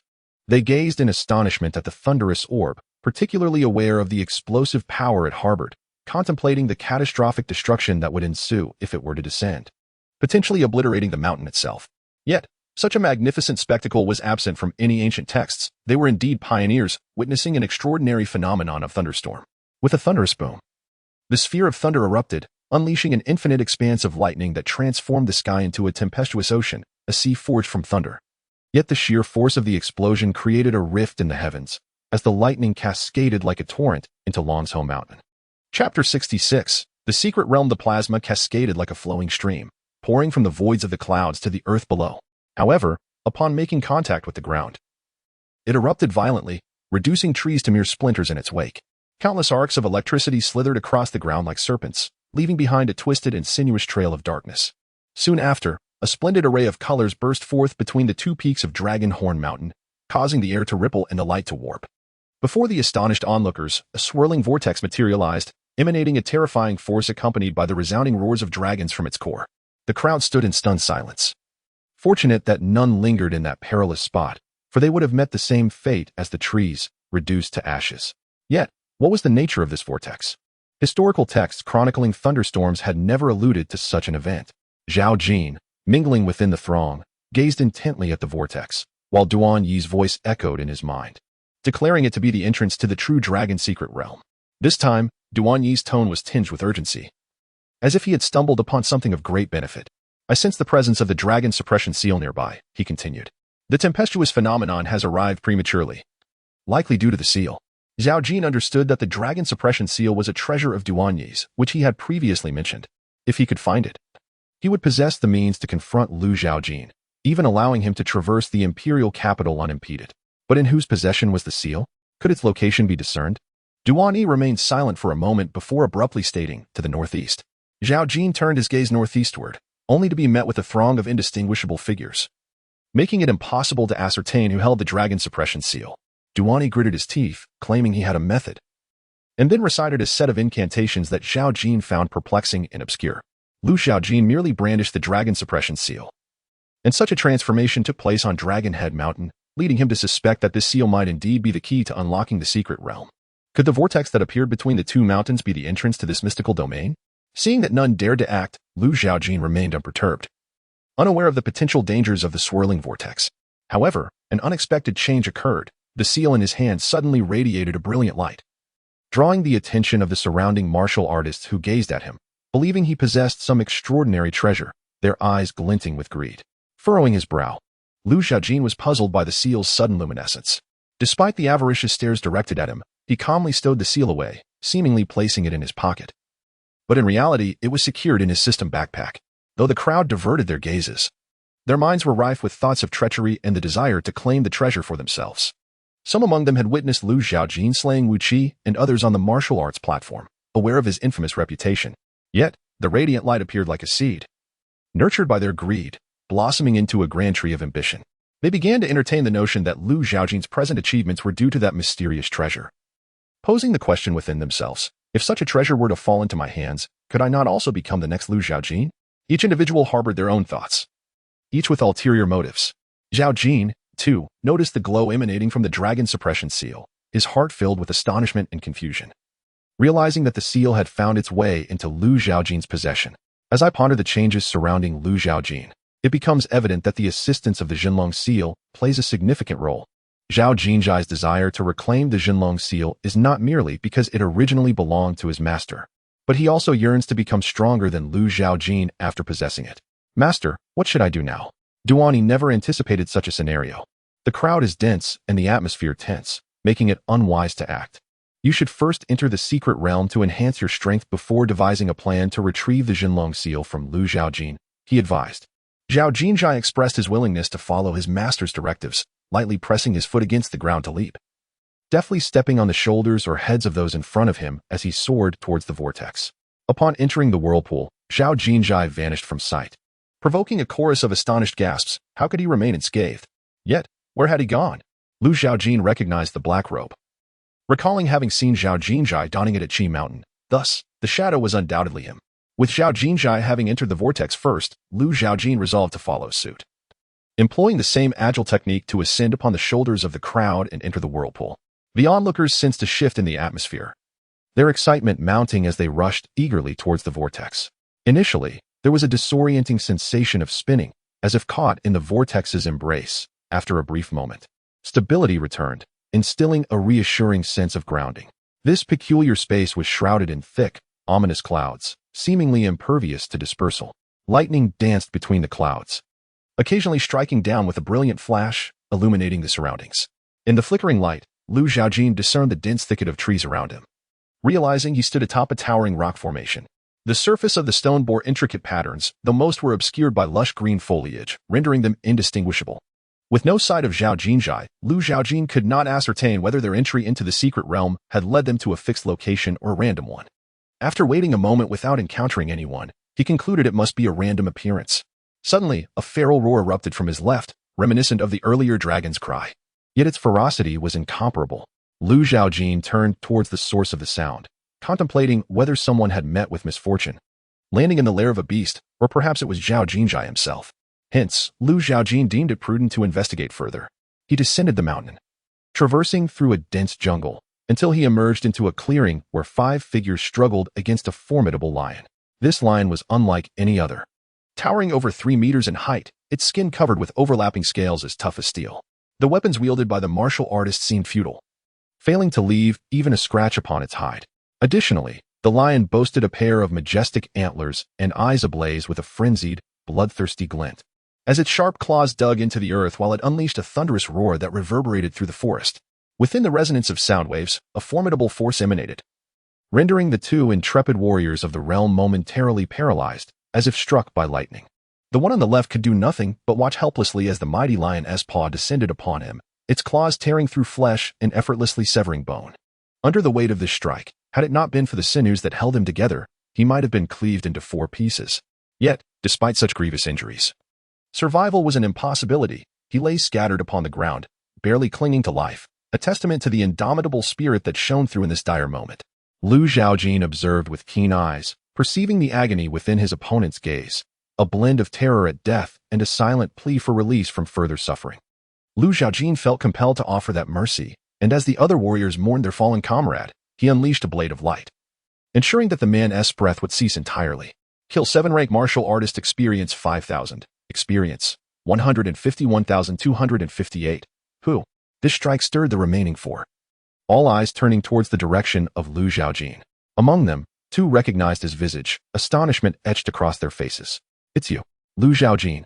Chapter 67, Dragon Lion. Unfortunately, Lu Yizhen and his companions entered the secret realm through a vortex, only to find themselves in the territory of a majestic lion. This lion not only possessed an unusual appearance, but also boasted an extraordinarily tough physique, its strength comparable to a fifth-tier martial artist. Among them, Looming was the sole fifth-tier martial artist, serving as their only assurance against the lion. The disciples of Baiyun Mountain Manor were all sword cultivators, and Looming was no exception. His swordsmanship was significantly more formidable than that of Lu Yizhen. Each strike he delivered upon the lion left a mark, albeit slight. Yet, the essence of his sword penetrated the lion's body, causing it considerable discomfort, which resulted in its fierce roar. Then came the moment when Lu Zhaojin drew his sword. He turned to Lu Yizhen, recalling how the latter had previously provoked him with his sword intent on the martial arts platform. Although Lu Zhaojin had countered with a strike of his own, he had not succeeded in vanquishing Lu Yizhen, a regret that lingered in his mind. Now that they had crossed paths again, he was determined not to let the opportunity slip away. Additionally, he was intrigued by Tuoba Chang's cultivation method, and it would ultimately depend on whether Tuoba Chang was wise enough to recognize the situation. Upon hearing Lu Yizhen and his companions refer to the young man, Lu Ming's expression shifted, his gaze towards Lu Zhaojin turning icy. "So you are Lu Zhaojin?" Lu Zhaojin did not respond to the inquiry. Instead, he pointed at the lion, offering a kind reminder to focus on how to deal with the beast. Observing that the lion had antlers and scales, he deemed it a hybrid, coining the term dragon lion for it. A thunderous roar resounded overhead. The dragon lion, with its crimson eyes locked onto Lu Ming, clearly identified him as the greatest threat. Eager to consume him at once, Lu Ming had no choice but to unleash his full strength to confront the dragon lion, leaving him no time to attend to Lu Yizhen and the others. Upon seeing Lu Zhaojin prepare to strike at Lu Yizhen and his companions, he was suddenly filled with rage. "You despicable scoundrel! How dare you attack the disciples of Baiyun Mountain Manor while they are vulnerable? Once I am free to act, I will ensure your utter destruction."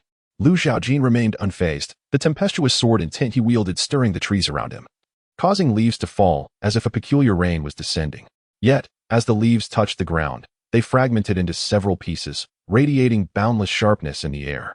Though they appeared intact, each leaf had been severed into multiple fragments. "Last time you escaped, this time you shall not have the same fortune." Lu Yizhen's expression grew grave, his heart racing like a drum. Faced with the overwhelming sword intent emanating from Lu Zhaojin, his own icy sword intent felt akin to those falling leaves, drifting away and shattering in the wind. He understood that he was no match for Lu Zhaojin, yet he could not accept defeat. He had earned the title of a prodigy both in Baiyun Mountain Manor and in Luoshui County. How could he cower before a swordsman emerging from Qishan? Remembering the expectations his father and the elders of Baiyun Mountain Manor had for him, it was as though he had hit rock bottom and was now ready to rebound. Lu Yizhen erupted with astonishing coldness, transforming into a sword forged entirely of ice, the chilling aura emanating from him taking the form of a razor-sharp blade capable of cleaving through the raging winds, claiming his rightful space. Tuoba Chang, witnessing Lu Yizhen break free from his inner turmoil and regain his strength, felt a surge of joy, which in turn inspired him to strive for greater power. However, the pressing matter at hand remained. They must deal with Lu Zhaojin.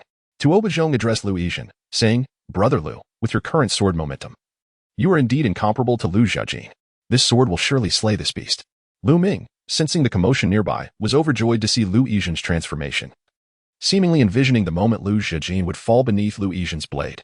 Thus, he spared no effort against Long Shi, unleashing a formidable sword intent that left several gaping wounds, causing Long Shi to roar incessantly, leaping about as his sharp claws wildly swiped at Lu Ming. Regaining his confidence, Lu Yizhen's hair danced in an unseen wind, his robes billowing dramatically, the ethereal blue longsword named Shaoan emanating its rightful brilliance. This renowned sword, akin to the autumn equinox, did not constitute an unfair advantage. Lu Zhaojin, perplexed by Lu Yizhen's newfound confidence, questioned the merit of his claim that it was not unfair, considering he had previously bested Lu Yizhen. Observing Lu Yizhen closely, he noted little change aside from a slight elevation in spirit, which did not impose significant pressure upon him. He was eager to witness the source of Lu Yizhen's confidence and beckoned him to strike. Lu Yizhen, incensed by Lu Zhaojin's indifferent demeanor, resolved to demonstrate what he deemed the mightiest sword. Ice encases 1,000 miles. He raised his sword before him, channeling the essence of frozen energy into Zhaojin, a chilling aura emanating from the blade.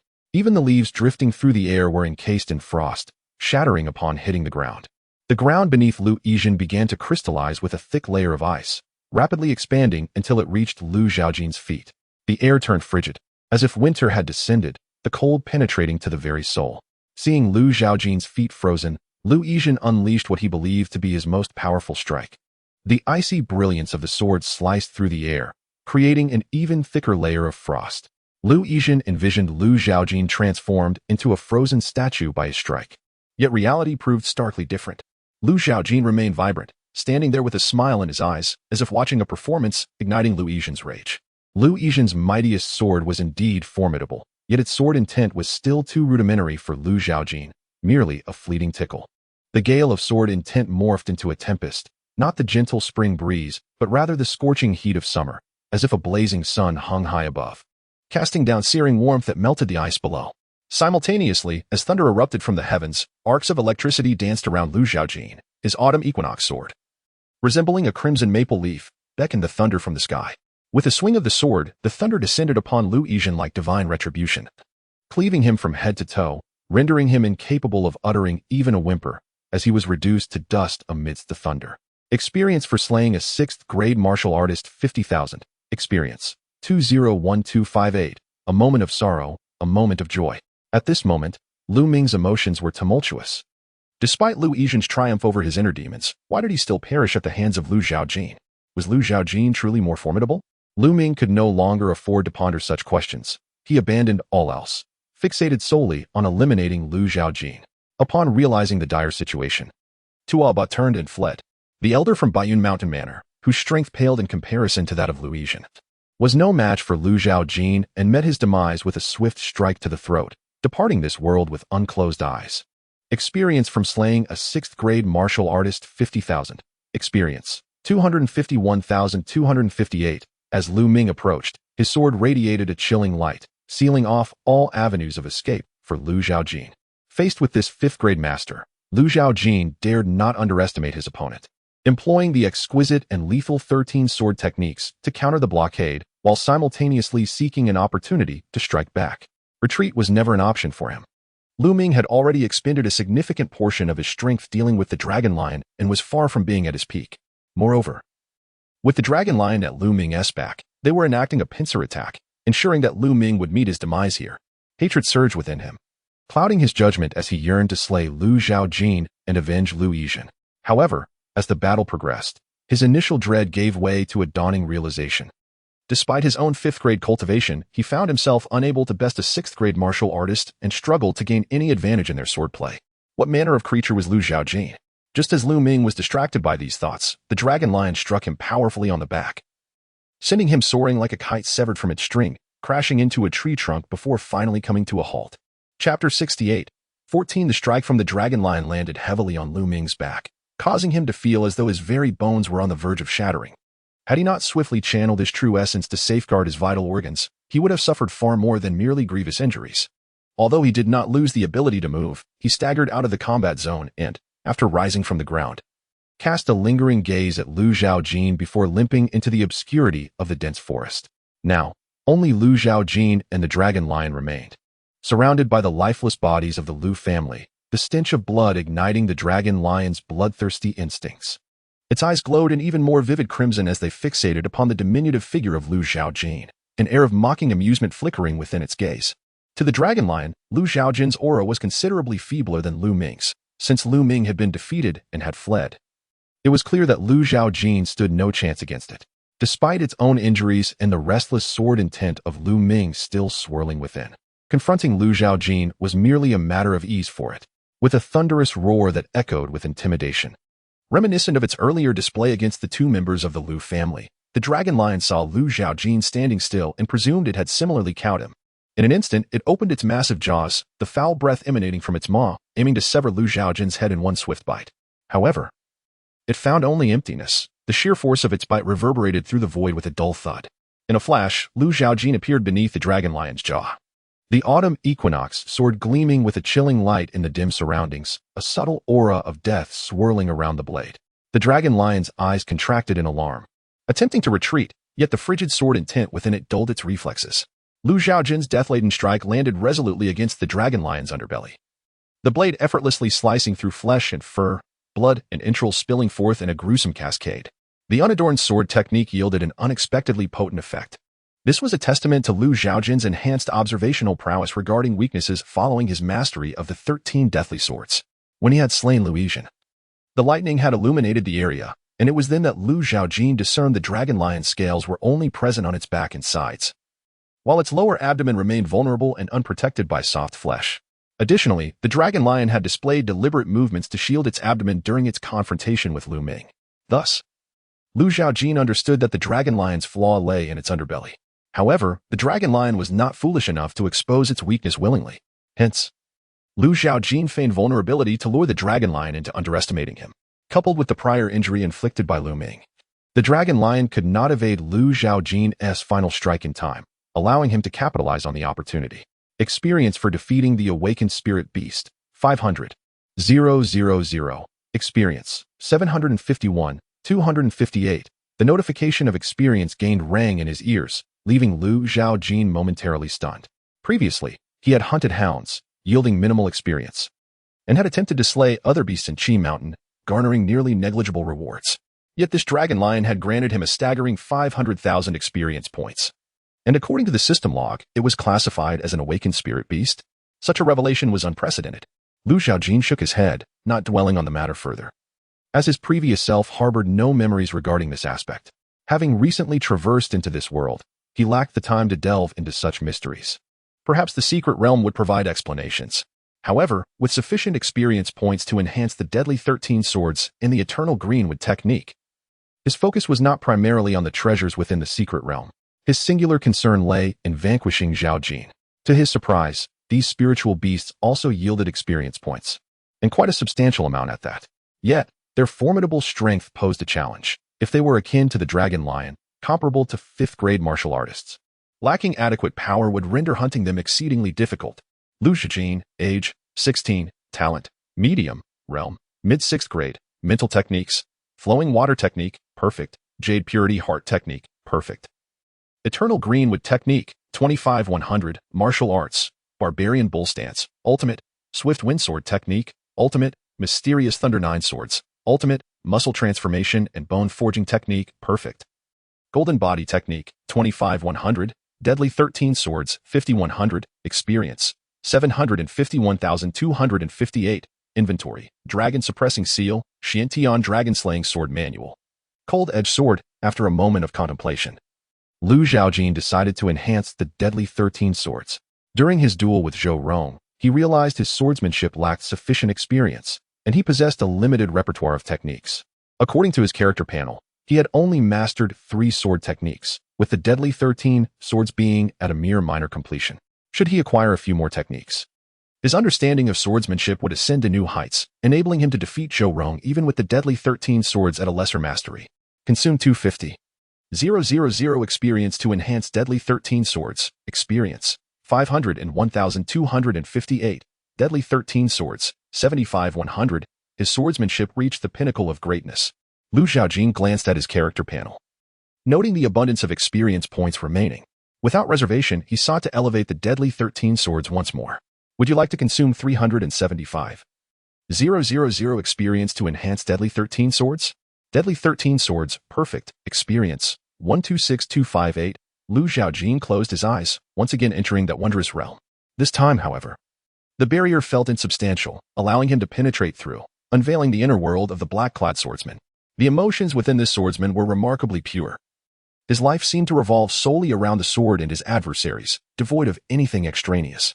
When a rival of equal caliber emerged, the monochrome world transformed, brimming with vibrancy and vitality, as if life had rediscovered its purpose. In the heat of true combat, the black swordsman realized he was no match for his opponent. The rival radiated brilliance, showcasing unparalleled talent and swordsmanship, even discerning that the deadly 13 swords encompassed more than just 13 techniques, birthing a 14th sword, the true blossom following the verdant leaves. In this moment, Lu Zhaojin naturally comprehended the essence of the 14th sword.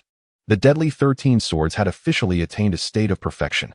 Lu Zhaojin opened his eyes, revealing an abyss of unfathomable darkness, reminiscent of an endless chasm. Yet, a sword's radiance suddenly emerged from the depths of this abyss, akin to the luminous moon suspended in the night sky, casting a chilling glow. Mastery of the sword technique would allow him to comprehend the 14th sword. Thus, by such reasoning, transcending the limits of swordsmanship should lead to the 15th sword, a harbinger of death and destruction. Zhaojin felt a surge of anticipation, yet his reservoir of experience was alarmingly insufficient. To his dismay, he discovered that to elevate the 13 deadly swords to their pinnacle, an astonishing 50,000 points of experience were required. Out in the world, he realized that acquiring such an abundance of experience would prove quite challenging, as slaying Zhou Rong seemed the only feasible means. Furthermore, the Qingmu immortal art also demanded enhancement, its rank surpassing that of the 13 deadly swords, requiring an even more exorbitant amount of experience. Gazing at the meager sum of experience points remaining on his character panel, which barely exceeded a mere 100,000, he let out a profound sigh, acknowledging the weight of his journey ahead. Rising from the ground and brushing off the dust from his attire, he recalled that Looming, who had fled, was also a 5th-tier martial artist, worth a precious 50,000 experience points. He could not allow this chance to slip away. With determination, he set off in pursuit of the direction Looming had taken. Moreover, Zhaojin contemplated visiting Baiyun Villa after exiting the secret realm, intending to resolve this predicament once and for all, while simultaneously seeking the sword techniques practiced by Zhaojin. He found himself in dire need of swordsmanship.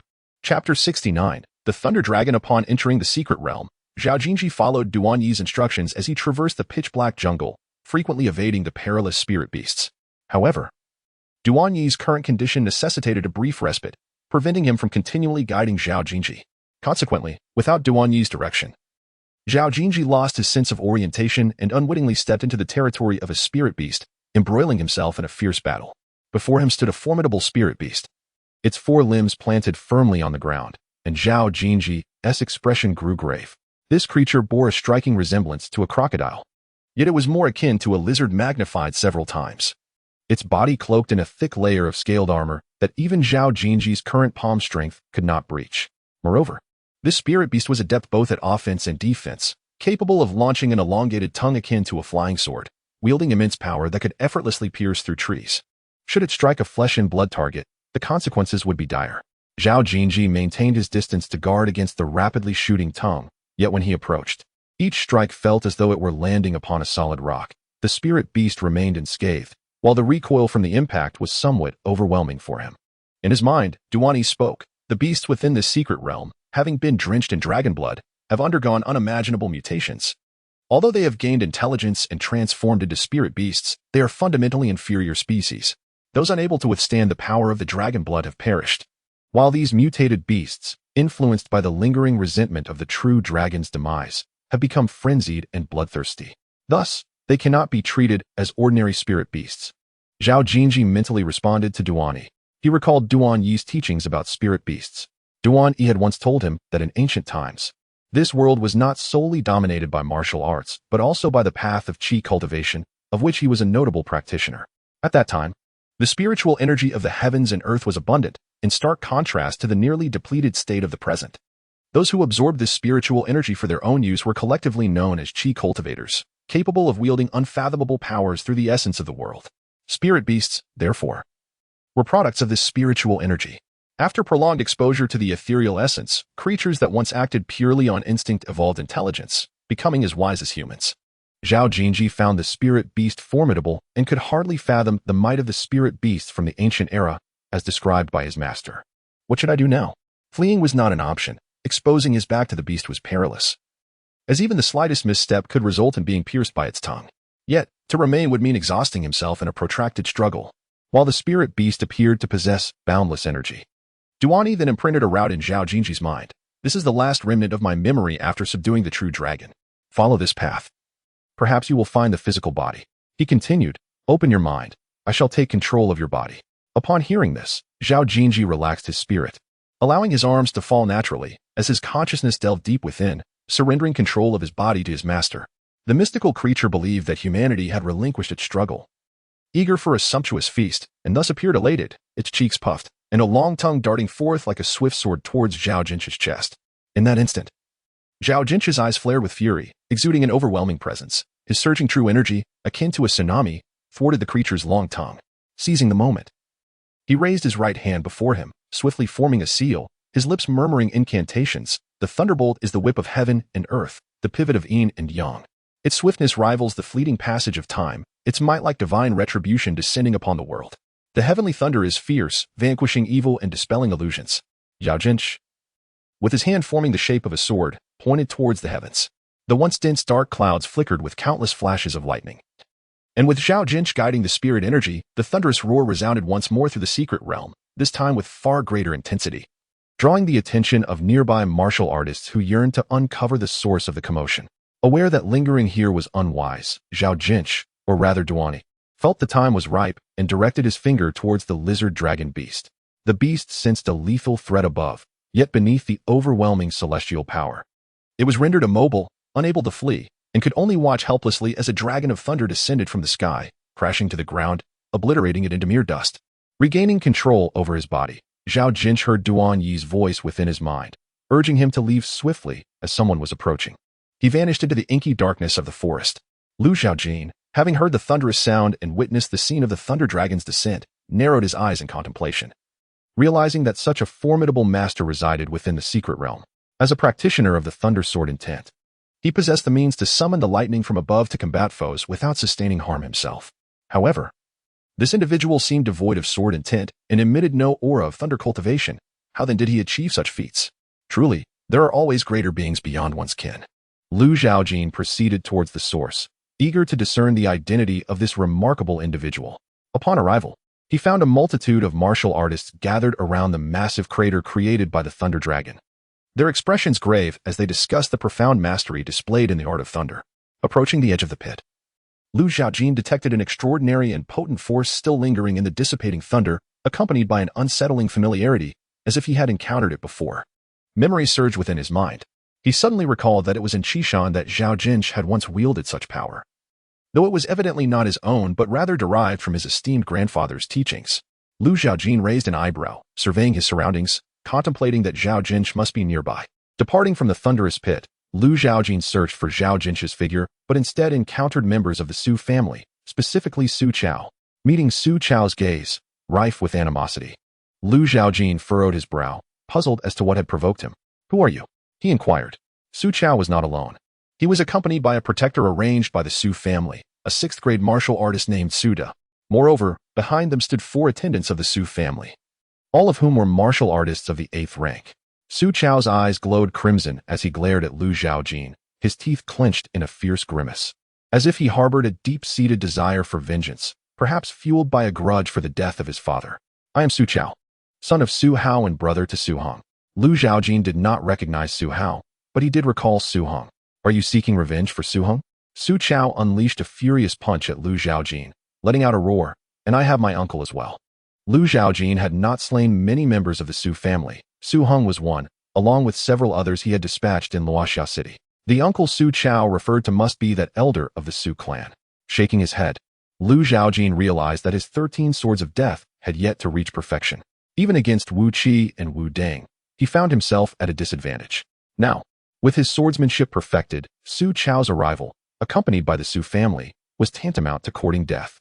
Drawing his sword, a resonant clang echoed as the sword's brilliance flickered, akin to a gentle breeze brushing against his face. Su Chao felt as though his vision was faltering. How could the heavens be beneath him and the earth above? Experience gained from slaying a 6th-rank martial artist 50,000.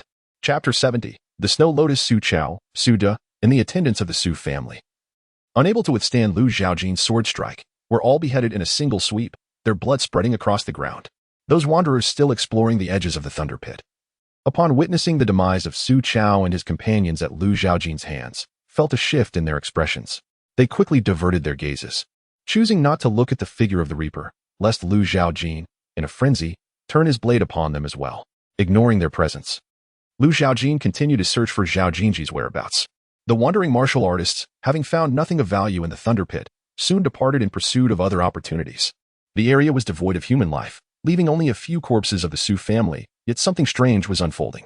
Their bodies were slowly withering, shriveling as if some unseen force from beneath the ground was siphoning their blood and flesh, causing even the blood upon the earth to vanish completely. On his quest for Zhaojin encountered several spirit beasts, each dispatched with a single stroke of a sword, yielding varying amounts of experience. For their strength was no match for that of the dragon lion. Zhaojin summoned his character panel. Zhaojin, Bone Age, 16. Root bone. Medium. Realm. Mid-6th grade. Mental method. Flowing technique. Perfect. Jade purity mental method. Perfect. Evergreen immortal technique. 25-100. Martial arts. Savage bull stance. Ultimate. Swift wind sword technique. Ultimate. Profound thunder 9 swords. Ultimate. Muscle transformation bone refining technique. Ultimate. Golden body skill. 25-100. Death seizing 13 swords. Perfect. Experience. 312,658. Inventory. Dragon suppression seal. Profound sky dragon slaying sword manual. Cold edge sword. With approximately 300,000 experience points, he was still short of breaking through with the death-seizing 13 swords. Yet it sufficed to advance the evergreen immortal technique. Zhaojin, undeterred, sought a secluded spot, seated himself upon the ground, and expended experience points to elevate the evergreen immortal technique to the minor achievement realm. Evergreen immortal technique, 5100, experience, 62658. Zhaojin's martial realm progressed naturally. His body's meridians branching like rivers, with true essence flowing through them like water, ultimately converging into the sea of his dantian. A sound resembling the roar of rushing waters emanated from within him, a tidal force surging outward in all directions. He had now reached the late 6th grade. Furthermore, with his current reservoir of true essence, he was but a step away from breaking into the 5th grade. In his present state, should he face Zhang again, the latter possessed a realm advantage, yet he could withstand no more than 2 of Zhaojin's strikes. Suddenly, the sky erupted in a kaleidoscope of colors. Fireworks, ignited by an unknown source, formed a white character high above. Zhaojin, perplexed, recognized it as a signal flare, and surmised that the White family must be encountering some peril or had uncovered a fortuitous opportunity, summoning their kin to the secret realm. From the memories of his former self, Zhaojin recalled that Zhao Jinji's mother was a member of the White family, thus establishing a significant connection between Zhao Jinji and the Whites. Now, with the signal flare being deployed, no matter the reason, it was certain that Zhao Jinji would make an appearance. Zhaojin thought to herself that she was finally free from the exhausting search across the mountains and valleys, and hurried towards the direction of the signal flare. After traversing dense forests and climbing over a small hill, she finally arrived at the location of the Bai family, where numerous martial artists had gathered, drawn by the signal flare. In the center of this place lay a chilling pond, its cold mist wafting across the surface. Astonishingly, at the heart of the pond blossomed a crystal-clear lotus, seemingly formed entirely of ice crystals, surrounded by shimmering points of light, exuding an otherworldly aura. Uncertain of its nature, Zhaojin recognized that anything emerging from the secret realm must be extraordinary. The covetous gazes of the surrounding martial artists directed at the ice lotus only confirmed this. She caught snippets of conversation as some knowledgeable individuals gasped in astonishment, identifying it as a rare frost jade ice crystal snow lotus, undoubtedly over a century old. Given the stringent environmental demands of the snow lotus, surviving even a decade would be remarkable. To find a century-old specimen in such a peculiar place was unimaginable. Acquiring it could equate to 100 years of arduous cultivation. With a slight arch of her brow, Zhaojin felt a pull of desire towards the snow lotus, a wondrous treasure capable of enhancing her cultivation. However, with her system in place, she found herself less in need of such rare items. Everyone, she addressed the crowd. I understand the allure of that snow lotus, yet within this chilling pond resides a serpent comparable to the 5th grade realm. Unless we can vanquish it, that snow lotus will remain but a dream. At that moment, an elder from the Bai family stood at the pond's edge, channeling his robust true essence into his palm. With a swift motion, he struck the water's surface, unleashing a surge of energy that erupted in a thunderous roar, sending up a spray of water several feet high. In that instant, a massive, snow-white python burst forth from the depths, its gaping maw resembling a dragon's roar. The elder faced the ruby-red eyes of the white giant snake, his expression grave. If you assist me in slaying this serpent, those who witness the snow lotus shall share in its bounty. The crowd noted a bulge atop the serpent's head, indicating that this creature was on the verge of transforming into a true dragon. It was likely that the snow lotus was pivotal to this transformation. The serpent, perhaps biding its time for the lotus to mature, had not anticipated the arrival of treasure hunters. Expressions of shock spread across the faces of the onlookers as they realized the formidable nature of the python, its strength rivaling that of a 5th grade late-stage warrior. Despite the Bai family's reputable standing in the martial world, who among them could dare to seize the snow lotus, which had taken over a century to grow? Furthermore, with so many martial artists present, how could such a small lotus be divided? With various ulterior motives? None stepped forward to assist the Bai elder. However, the martial realm is home to all types of individuals, some treacherous and cunning, while others are generous and spirited, eager to forge friendships. Amidst the crowd, a robust man shouldered a large sword and leaped forward with a booming voice. "Elder Bai, I shall aid you." With a powerful swing of his sword, he unleashed a blue blade of light that struck the giant python, yet it left not even a scratch, illustrating that this blow had inflicted no harm upon the creature. Upon hearing someone refer to the formidable warrior Su Huan, known as the Breaking Waves Blade, in the Hushi region, Zhaojin discerned that despite his rugged appearance, he possessed a benevolent heart and commendable strength, boasting a late-stage rank of 7, having mastered a sword technique called the 7-layer wave breaking slash. However, a martial artist of such rank would stand little chance against a giant python, akin to courting death. Had it not been for Bai Yi's timely intervention, Su Huan might have been reduced to mere pulp beneath the creature's tail. Nevertheless, with the initial assistance rendered, other valiant heroes of the realm, unwilling to remain passive, emerged from the crowd, stepping onto the battlefield to aid Bai Yi in confronting the serpent. Some displayed remarkable agility, creating multiple afterimages as they hurled flying knives and concealed weapons. Yet, upon striking the giant python, these efforts merely sparked harmlessly, eliciting a sensation akin to a gentle scratch for the creature. Swords flashed, blades gleamed, and fists surged in a vibrant array, all crashing against the python's formidable form. The creature largely disregarded the feeble assaults of the lower-ranked warriors, perceiving Bai Yi as its sole true adversary. The latter's palm strikes were notably potent. Although the python's exterior was fortified by resilient scales, its internal organs remained exceedingly vulnerable. Thus, the python could not entirely dismiss the formidable energies unleashed by a high-ranking warrior impacting its body with full force. Chapter 71. Transmission. Zhaojin surveyed his surroundings, but found no trace of Zhaojin, which left him feeling a tinge of disappointment. He had assumed that Zhaojin, given his favorable ties with the Bai family, would hasten to the scene upon seeing the signal flare. It now seemed he had misjudged, for Zhaojin bore the surname Zhao, not Bai. Nevertheless, Zhaojin believed that as the destined one, Zhaojin would not neglect the Bai family's interests, unless he was preoccupied with something of greater significance. But what could that possibly be? Could it be that, with the assistance of the elder, Zhaojin had discovered the true location of this secret realm's opportunities? Zhaojin found this notion quite plausible, especially considering that he was the first to enter the secret realm. Furthermore, this place likely bore a connection to the elder, allowing him to avoid the aimless wandering that had plagued others in their quest for genuine fortune. The snow lotus, too, seemed to be one of the opportunities within the secret realm. Yet, Zhaojin's absence and claiming it suggested that, in comparison to the true fortune, the snow lotus was of little consequence. Convinced that he could not afford to squander time, Zhaojin resolved that since the Bai family was more acquainted with Zhaojin, he would seize a member of the Bai family after obtaining the snow lotus to inquire about Zhaojin's whereabouts. He cast his gaze towards the intense battle unfolding. The giant python was showing signs of fatigue. Even though those from the martial world were relatively weak, their numbers proved overwhelming, especially with Bai Yi, a master of the 5th rank, mounting a relentless assault. They were gradually exhausting the giant python, preparing for the opportune moment to strike it down. At last, Bai Yi seized his chance. Suddenly, he channeled all his true essence, his robe swelling as if an invisible flame ignited within. The air around him visibly distorted, and he unleashed the Nanyang fiery palm. This technique was one of the Bai family's treasured arts, characterized by its fierce and unyielding power, akin to a wildfire spreading across the landscape, and could only be mastered by men. Having practiced this palm technique for decades, Bai Yi had not achieved its perfect form, but had attained a considerable level of proficiency.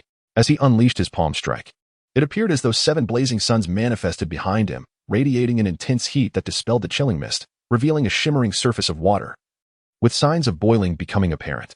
The giant python sensed the impending threat, its eyes turning a deeper shade of crimson. Its scales glimmered with a frigid light, and an icy chill enveloped the cold pool, solidifying it into a sheet of ice. A denser cold mist began to surge outward, ensnaring those martial artists who could not escape, freezing them into lifeless sculptures. Their forms varied yet devoid of vitality, their wide eyes reflecting sheer terror.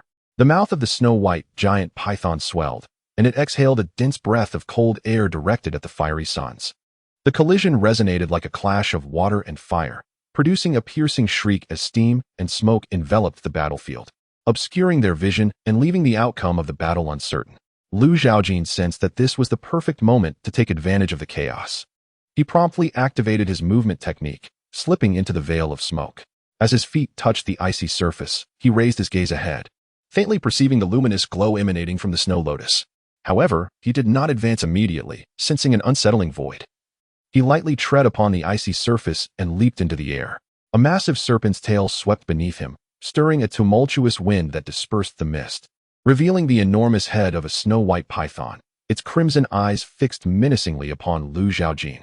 Observing the creature, Zhaojin noted the myriad of scars scorched by intense heat covering the python's body, with wounds gaping and flesh raw, its pristine white form stained with blood. Additionally, he caught sight of Bai, who was also in distress, his body littered with ice shards, his hair frozen stiff, and even the blood he coughed up appeared crystalline. This indicated that the python's frigid essence had infiltrated him, were it not for his robust true essence and the predominantly young nature of his cultivation methods. He would have suffered the same fate as those who had been encased in ice sculptures. Both Bai and the snow-white python were less than welcoming towards Zhaojin, the unexpected outsider who had interjected into their battle, primarily because they were injured while he remained unscathed, and his cultivation was quite formidable, far beyond their own capabilities.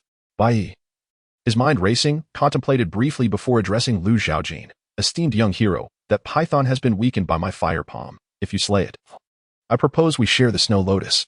Yet, Bai evidently underestimated the intellect of the awakened spirit beast, particularly this formidable python, which was in a league far beyond mere dragons or lions. Suddenly, a weak yet melodious voice echoed in Zhaojin's ear. Human, I am aware of the location of the Dragon Lord's legacy. Spare my life, and I shall reveal to you the whereabouts of that legacy. Upon hearing this transmission, Zhaojin raised an eyebrow, his gaze towards the snow-white python shifting slightly, as if to convey his surprise at its ability to speak. The python continued to communicate telepathically. Thanks to my dragon blood, I have attained awareness and awakened my ancestral bloodline. However, I am not yet capable of articulate speech, though I can transmit thoughts. Spiritual energy? What is spiritual energy? The snow-white python discerned Zhaojin's bewilderment and explained, spiritual energy is a power born from the refinement of the spiritual essence of heaven and earth. Heaven and earth's spiritual essence.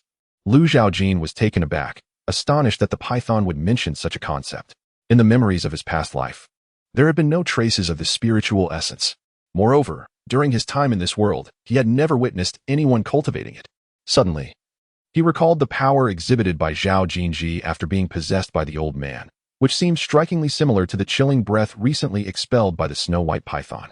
Zhaojin felt as though he were caught in a colossal vortex, on the brink of being drawn into its center when Bai's voice interrupted his thoughts. Young hero, do not hesitate. Delaying any longer merely grants it time to regain strength. Act swiftly. Slowly, Zhaojin turned to Bai and inquired, do you know where Zhaojin is? Although Bai harbored disdain for Zhaojin's indecisiveness in attacking the snow-white python, he secretly harnessed his true essence to suppress the cold energy within him, waiting for the chill to be expelled from his body. Once his strength was restored, it would be the moment of Zhaojin's demise. After all, that snow lotus was worth a century of arduous cultivation. He would not easily relinquish it to another. As for the earlier mention of a fair division, it was merely a jest. Once the snowy giant python is dealt with, who among us could possibly contend with him? The Bai family's reputation in the martial world is commendable, yet we now find ourselves in a secret realm, far removed from the public eye. If we eliminate everyone here, the events that transpire will not reach the outside world. Confronted with Zhaojin's sudden inquiry, Bai hesitated momentarily. Upon gazing at Zhaojin's face, he experienced a fleeting sense of familiarity. After a moment of reflection, astonishment washed over him as he exclaimed, "You are Zhaojin." Observing Bai's reaction, Zhaojin discerned that the latter was unaware of Zhaojin's whereabouts. Thus, Bai held little value in his eyes. Without hesitation, he drew his sword and unleashed a brilliant arc of light. Given Bai's current state, he could not evade the attack entirely, resulting in the sacrifice of one arm as he collapsed upon the icy surface. However, this was preferable to decapitation. Bai stared at his severed arm, seething with rage, and cast a venomous glare at Zhaojin. Through gritted teeth, he declared, Zhaojin, I am an elder of the Bai family, and by killing me here, you reveal yourself to be a villain who prioritizes treasure over righteousness. If word of this were to spread, you would have no place in the martial world. Chapter 72. Coiling Dragon. In response to Bai's menacing words, Zhaojin remained unperturbed, swiftly severing his head with a single stroke of his sword.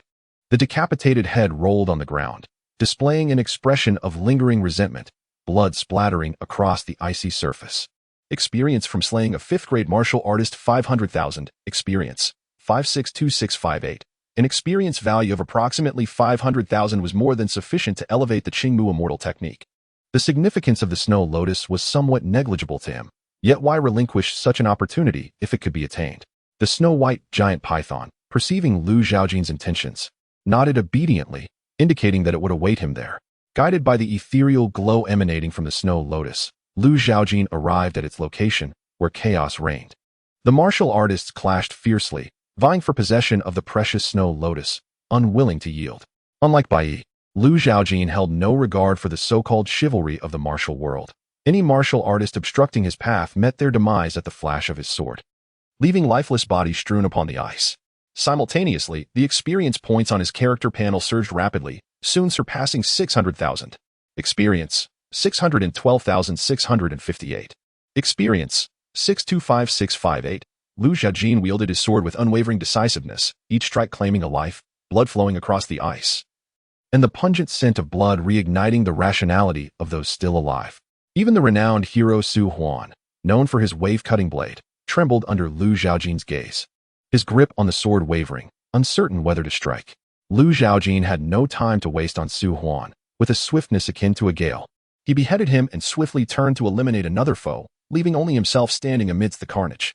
Experience, 756,258. After sheathing his sword, Lu Zhaojin gazed at the crystalline snow lotus, still resplendent and translucent, starkly contrasting with the surrounding bloodshed. He utilized his sword intent to carve out a rectangular ice box from the ice, extracting the snow lotus with its roots clearly visible, oblivious to the substance it absorbed for survival. As for preserving the snow lotus, Lu Zhaojin paid it no mind. Once it was secured within the ice box, he stowed it away in his system backpack. Returning to the spot whereby he had fallen, he found the snow-white giant python lying docilely on the ice, using the chill of the ice to alleviate its burning sensation. However, Lu Zhaojin noticed that the python's recovery was extraordinary. Most of its wounds exhibited signs of healing, and it seemed that it would not be long before it regained its former strength. Lu Zhaojin was unconcerned. Even if the snow-white giant python restored its full power, it would ultimately meet a bitter end before his 14th sword. The snow-white giant python possessed a unique sensitivity towards the snow lotus. Yet it could not sense its presence on Lu Zhaojin, unaware of the secret method by which this human concealed the lotus. Originally, the python had intended to exploit the preservation method of the snow lotus to gain Lu Zhaojin's trust, then secretly consume the lotus, elevating itself to the realm of transformation, at which point the seemingly insignificant human would merely be a meal. Lu Zhaojin remained oblivious to the python's thoughts. "Do you have a name?" The pristine white python spoke softly, "Xueli." Lu Zhaojin was slightly taken aback, surprised to learn that spirit beasts indeed possessed names. However, he did not dwell on this, for it was a wise spirit beast, one that had awakened its bloodline through ancestral return. It seemed reasonable for it to name itself. "Where is the place of the Dragon Lord's inheritance that you just mentioned?" Xueli, understanding the gravity of the situation, knew that its life was now in Lu Zhaojin's hands and thus refrained from making any demands or stipulations. Instead, it courteously offered to lead Lu Zhaojin there. Originally, Xueli did not inhabit this cold pond area, had it not been for guarding the snow lotus. It would have preferred to stay away from such a place drained of spiritual energy. Its previous dwelling was far superior to the cold pond, though it lacked vitality. It at least possessed some spiritual essence. Lowering its head, Xueli's intentions were clear. Lu Zhaojin wasted no time. Leaping onto Xueli's massive head and settling into a cross-legged position, observing as Xueli writhed its enormous body, crawling northward, crushing countless trees along the way, creating a significant commotion. Meanwhile, Bai Yuan had entered the secret realm, separating from Bai Yi and the others, unsure of where she had been transported. From the glimpses of the surrounding scenery, she surmised she was in a valley. She explored the valley, finding it devoid of human presence or spirit beasts. Yet she stumbled upon several rare herbs capable of enhancing one's constitution. As Bai Yuan harvested these treasures, an abrupt wave of unease washed over her, a sense of loss that caused her to pause. Standing tall, she raised her eyes toward the source of the great disturbance, her delicate brows furrowing in worry as she murmured, "I hope third uncle and the others are safe." Bai Yuan. Just as she was about to tend to the rare dragon blood herb on the ground, she unexpectedly heard the voice of Zhaojin Ji. Her gaze instinctively darted toward the voice's origin, where she spotted a shadow. Had the individual not been inadvertently concealing themselves, she might not have noticed their presence at all. Bai Yuan's heart raced, uncertainly calling out, "Cousin Jinji?" Zhaojin Ji removed his hat, revealing his true identity, and offered Bai Yuan an apologetic smile. seemingly remorseful for having startled her. He could hardly believe that Bai Yuan had been transported to this very place. It was indeed fortuitous. For the moment, Bai Yuan set aside her desire to collect the dragon blood herb, observing the slight joy on Zhaojin's face.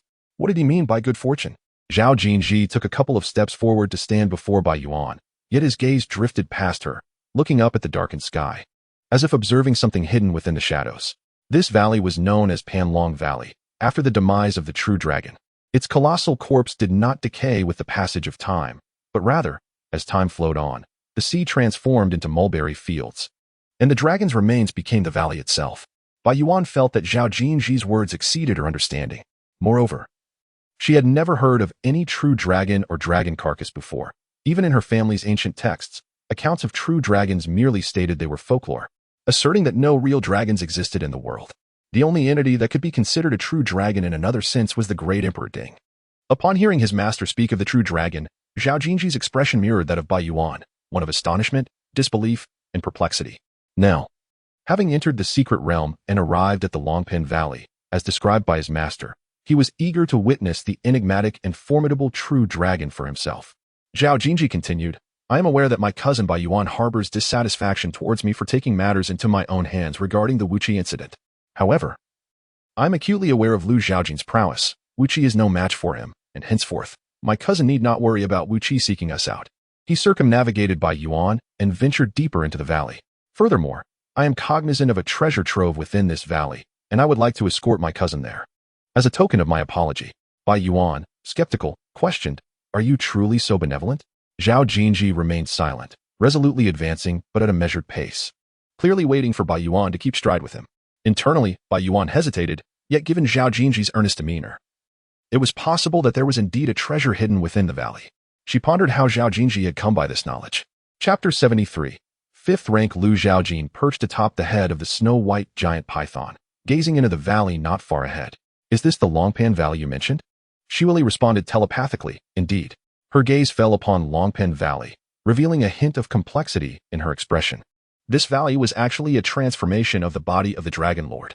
Lu Zhaojin raised an eyebrow, refraining from interruption, seemingly engrossed in the tale as Shiwali recounted the story of the Dragon Lord.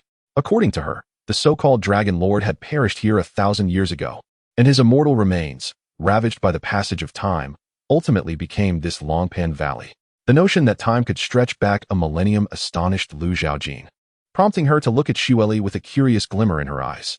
Are you over 1,000 years old? Sensing Lu Zhaojin's probing gaze, Shiwali's voice grew somewhat reserved. The lifespan of spirit beasts is indeed longer compared to that of humans. However, for most of my existence, I was in a state of ignorance.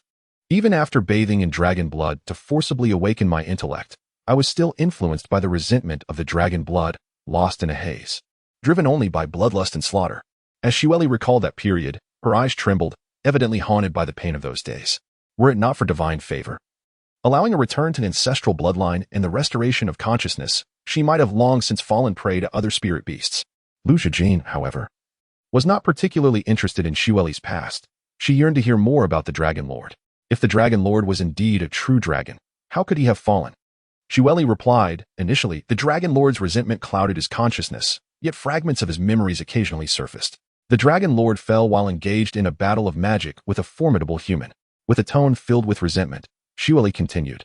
The human possessed a magical artifact capable of suppressing true dragons, which could restrain the Dragon Lord's powers.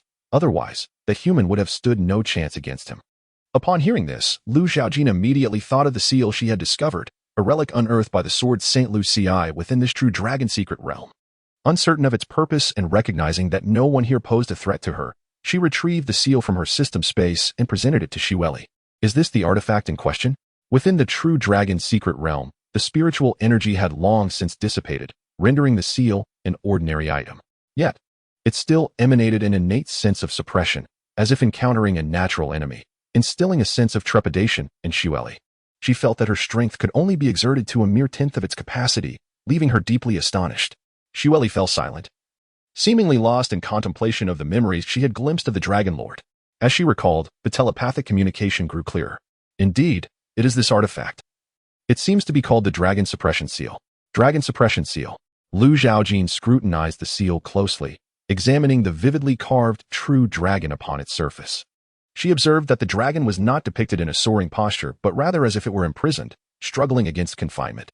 Zhaojin had previously attempted to activate the dragon suppression seal, but when she infused it with her vital energy, it was as ineffective as a cow sinking into the sea, yielding no response at all. Consequently, she had cast it into her system backpack. Now aware of the function of the dragon suppression seal, he realized that only spiritual power could activate it, rendering the seal akin to a mere trinket in his hands. Previously, he had learned from Xueli that the spiritual energy of this realm had long since been depleted. The rare treasures that continued to thrive were solely due to the infusion of dragon blood. Once the potency of the dragon's essence was exhausted, they too would succumb to demise.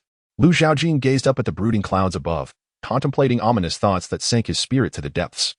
A chilling unease taking root within his heart. Accompanied by Xueli, Zhaojin ventured into the Panlong Valley, twisting his body as they crawled toward the valley's center. Suddenly, he halted, his tongue flickering, his gaze turning ferocious. Someone had been here before. Regaining his composure, he heard Xueli's telepathic message, and with a slight frown, he quickly deduced the identity of the visitor. It seems there is more than one. Xueli continued, revealing her surprise. Others are also drawn to the valley's center, where an ancient Taoist temple resides. Zhaojin had not previously heard Xueli mention this temple. What temple? He inquired. Embarrassed, Xueli replied, in the past. It was different. After the death of the true dragon, its might lingered. As a mere serpent, I dared not approach. I could only glimpse it from afar. Intrigued, Zhaojin instructed Xueli to draw near to the temple, for he believed it might be an opportunity to encounter Zhao Jinji and his companions. He surmised that Zhao Jinji's entry into the secret realm was indeed for the sake of that temple, which housed what Zhao desired, or perhaps what his grandfather sought. Having dealt with that formidable grandfather on 2 occasions, Zhaojin knew that if the temple did possess something beneficial for him, a fierce battle awaited them. Recognizing the necessity to sharpen his skills before the impending confrontation, Zhaojin glanced at his character panel.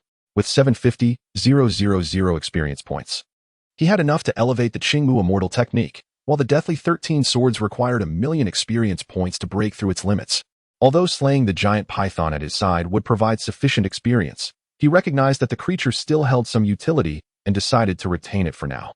Consume 375,000 experience points to enhance Qingmu Immortal Technique. Qingmu Immortal Technique, 75,100. Experience, 381,258. With a thunderous impact, the Qingmu Immortal Technique reached a realm of great mastery. Under the surge of true essence, Zhaojin felt his meridians expand, capable of accommodating a greater influx of true energy. Moreover, his cultivation level surged beyond the initial stage of the 5th rank, ascending directly to the mid-stage of the 5th rank. Zhaojin's martial prowess escalated rapidly, the immense force pressing down upon Xueli like a mountain, causing her body to falter, her head dropping until it touched the ground. Sensing the formidable aura emanating from Zhaojin, which now posed a grave threat to her existence, Xueli was gripped by fear, dreading that he might perceive her as superfluous and choose to eliminate her. Therefore, she strained to lift her head. Supporting Zhaojin as they hastened toward the Taoist temple within the valley, Zhaojin felt the surging power within him stirring, a palpable sense of eagerness welling up. The elevation of his realm brought forth numerous advantages, such as a more adept manipulation of true essence, reaching a state akin to transcendence. For instance, the technique of condensing true essence into threads had become effortlessly attainable. However, despite this advancement, there was little progress in the realm of swordsmanship. The intents of the sword, such as Gale and Thunder, remained at a mere minor completion stage. To further enhance his skills, it would be prudent to seek additional sword techniques in this regard. As Zhaojin gazed at the mountaintop resembling a dragon's head, he was surprised to discover a temple nestled between the dragon's horns. With narrowed eyes, he faintly perceived 2 figures walking before the entrance, poised to enter the temple. He pondered whether there might be sword techniques hidden within the secret realm. It seemed that the Yi family had discovered the Xiantian Zhanlong sword manual on Longzhou Mountain. He wondered if there was any connection to the true dragon secret realm. Zhaojin and the others also sensed Zhaojin's gaze and turned to see a massive white python, strikingly visible in the enveloping darkness. Chapter 74. Farewell. By Yuan was taken aback to behold such a massive serpent. Her delicate, fair face was etched with astonishment. The aura emanating from the white snake was formidable, far beyond her capacity to contend with, prompting her to instinctively draw closer to Zhaojin, seeking a semblance of security. Zhaojin was momentarily surprised by the appearance of the white snake. Having yet to engage, he was unaware of its strength, comparable to that of a 5th grade realm. However, His attention was captivated by the figure standing upon the serpent's head, resembling a gleaming sword, radiating an endless brilliance. A mere glance was enough to cause his eyes to sting painfully, forcing him to avert his gaze. A sense of bewilderment filled Zhaojin's heart. The figure evoked both familiarity and unease within him, its piercing sword intent reminiscent of his memories of Qishan, facing Zhaojin. The white python slithered closer. Lowering its head, Zhaojin descended from the serpent's head, materializing before Zhaojin. Zhaojin's expression darkened. Ever since encountering Zhaojin at Longshou Mountain, he had harbored a premonition that she was in search of him, her intent undoubtedly to eradicate him entirely. Zhaojin cast a glance at Bai Yuan, contemplating that the child of destiny was indeed favored by fate, never lacking in female companionship wherever he roamed. With no woman in his heart, the sword would naturally become divine. Zhaojin heeded the admonition inscribed on the preface of the sword manual, directing her gaze toward Zhaojin as if perceiving a treasure harboring mysterious rewards. This time, there would be no escape for him. Zhaojin recalled his father's urgent plea for him to flee, a surge of hatred flashing across his face, his eyes ablaze with fury. Yet, his peripheral vision caught sight of a dilapidated temple at the valley's end. Zhaojin, the grudge for his father's murder was one that could not be forgiven. Even if she did not seek him out, he would pursue her. Despite these thoughts, Zhaojin had not anticipated that Zhaojin would find him so swiftly. Given him a little more time to assist his master in reclaiming his corporeal form and seizing the legacy of the true dragon's secret realm. How could Zhaojin possibly be his adversary? A gentleman's revenge is a dish best served after 10 years, yet why would the enemy grant you a decade? Zhaojin was acutely aware of the rapid ascent of the child of destiny, should she fail to eliminate him in his moment of vulnerability. The subsequent attempts to kill him would be fraught with endless complications, obstructing her lethal strike aimed at Zhaojin. I know your secret. Zhaojin furrowed his brows. Sensing Zhaojin's gaze fixated upon the hand bearing his ring, his heart churning with an unsettling feeling of being seen through. Bai Yuan, having learned from Zhaojin that her uncle had been slain, had previously dispatched people to investigate Zhaojin and had seen her portrait, finding nothing particularly remarkable. Now, with the real figure before her, the overwhelming might she radiated was akin to a torrential flood, rendering her like a fragile boat, swiftly obliterated by the deluge. Bai Yuan had encountered numerous peers, all of whom were young prodigies on the Jiaolong rankings, yet none could compare to Zhaojin. Perhaps only the one at the pinnacle of the rankings could stand alongside her. This individual was beyond their capacity to contend with. Bai Yuan's heart whispered this truth to herself as she tugged gently at Zhaojin's sleeve, softly urging him not to act impulsively. Zhaojin felt the weight of his thoughts, disregarding Bai Yuan's counsel. At this moment, it was not merely a matter of restraint. It was a question of survival. Could he escape the blade of Zhaojin? The white kite could discern the formidable strength of Zhaojin. How could he possibly remain oblivious to it? Zhaojin knew that the gaze Zhaojin had cast upon the ring had left him burdened with an overwhelming sense of suffocation, as if a heavy stone weighed upon his heart. Observing Zhaojin's silence, the white kite furrowed her elegant brows, choosing not to speak further. Instead, her attention shifted to Zhaojin, noticing the unusual movement of the white python behind him, exhaling cold mist to freeze its wounds. From those injuries, the white kite detected a familiar aura. Upon closer inspection, her pupils abruptly constricted in realization. It was one of the white family's ultimate techniques, the 9-yang fiery palm. Have you encountered my third uncle? She inquired. Zhaojin, unfamiliar with her, was perplexed by her reference and asked, what is your third uncle's surname? Suppressing her fury, she replied, White. Zhaojin's understanding dawned upon him as he recalled the elder of the white family he had slain. Piecing together the identity of this young woman as a member of the white family. He is dead. The white kite's eyes widened in disbelief. My third uncle is a 5th-grade martial artist, among the very best in Bailu City. No one could inflict harm upon him. How could he be dead? Her anger surged, a chilling aura erupting from within her, her long black hair rising as if caught in an unseen wind. Her exquisite features twisted into a more menacing visage. Her hands lifted before her, fingers curling, nails elongating into sharp talons. Clad in a flowing white gown, she resembled a vengeful spirit. Are you deceiving me? The white family possesses 2 ancestral martial arts, the 9-yang fiery palm, which is exclusively cultivated by men, and the 9-yi mysterious ice claw, which can only be mastered by women. Ancient texts passed down through generations contain references to a method of simultaneously cultivating both techniques. But that portion of the text had been deliberately torn apart by an unknown assailant. Elder Bai Yi, solely practicing the 9-yang fiery palm, was capable of injuring the white python. Had his mastery been deeper, he could have incinerated it entirely. If both techniques could be cultivated together, who in the vast martial world could rival the White family?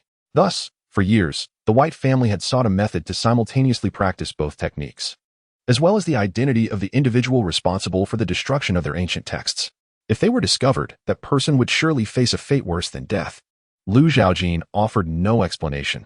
He had no habit of collecting the heads of others, and since killing by he would yield no reward, he saw no reason to concern himself with the beliefs of his adversary. With the intent to engage, he would not show mercy simply because the white kite was a woman. He grasped the hilt of his sword. A jolt of fear surged through the white kite as the specter of death enveloped her, even conjuring the illusion of her own decapitation. With a fierce cry to bolster her courage and shatter the ominous vision, her hands transformed into claws that seemed forged from solid ice. Advancing towards Zhaojin with an overwhelming chill, Zhaojin, observing from the rear, inwardly chastised her foolishness. Nevertheless, with the white kite proactively intervening against Zhaojin, despite the uncertain duration of her resistance, she had granted Zhaojin ample time and opportunity.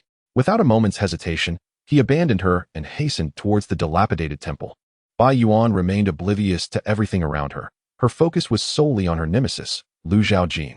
The sound of her sword being drawn resonated in her ears, akin to the rumbling of thunder, while the brilliance of the sword's light engulfed her vision, obscuring all else. Zhaojin sheathed her sword, her claw-like fingers poised mere inches from her own eye, a distance so minuscule, yet seeming as vast as the ocean of stars. For Bai Yuan could never pierce Zhaojin's gaze. Defeated a 6th-rank warrior, experience 50,000. Experience, for 31258. A line of blood appeared on Bai Yuan's slender neck. Even in death, she maintained an aggressive stance, her expression remaining fearsome. Zhaojin circumvented Bai Yuan's lifeless body and pursued Zhaojin, who had fled into the dilapidated temple. Chapter 75. The Great Explosion. As Zhaojin approached the dilapidated entrance of the temple, he lifted his gaze to the weathered plaque, where one character was obscured by creeping vines, rendering it illegible. The remaining 2 characters were water and temple. A flash of sword light sliced through, severing the vines, revealing the character seal to Zhaojin's view. Seal water temple? He pondered briefly, surveying the surroundings of the broken temple. The steps were overrun with vegetation, leaving only a narrow strip in the center relatively clear, marked by the footprints left by Zhaojin. Finding nothing particularly noteworthy outside, Zhaojin stepped into the dilapidated temple.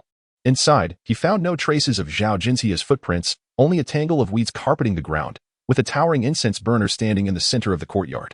However, there were no other paths to pursue. Zhaojin could only enter the main hall. Upon entering the main hall, Zhaojin discovered a vast emptiness. Nothing adorned the space except for 4 columns supporting the roof and a yin-yang bagua diagram on the floor. Zhaojin's figure was seated within the bagua, cross-legged, and before him stood a shadowy figure clad in a grayish-white Taoist robe, adorned with an 8-trigram crown.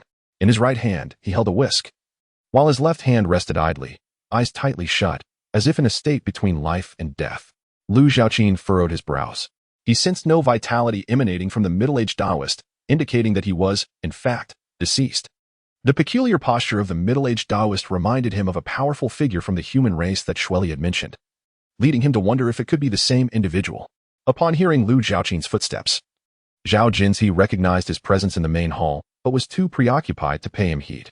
He silently chanted, gesturing with one hand while clutching an ancient ring containing Duan Yi's soul in the other. As a faint glow flickered from the ring, Zhaojin realized he had succeeded, a look of elation flooding his eyes.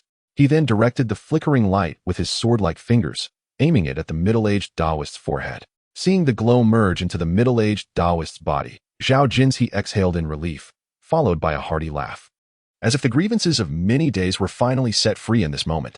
Rising from the ground, he turned to Zhaojin and smugly declared, Zhaojin, you have arrived too late.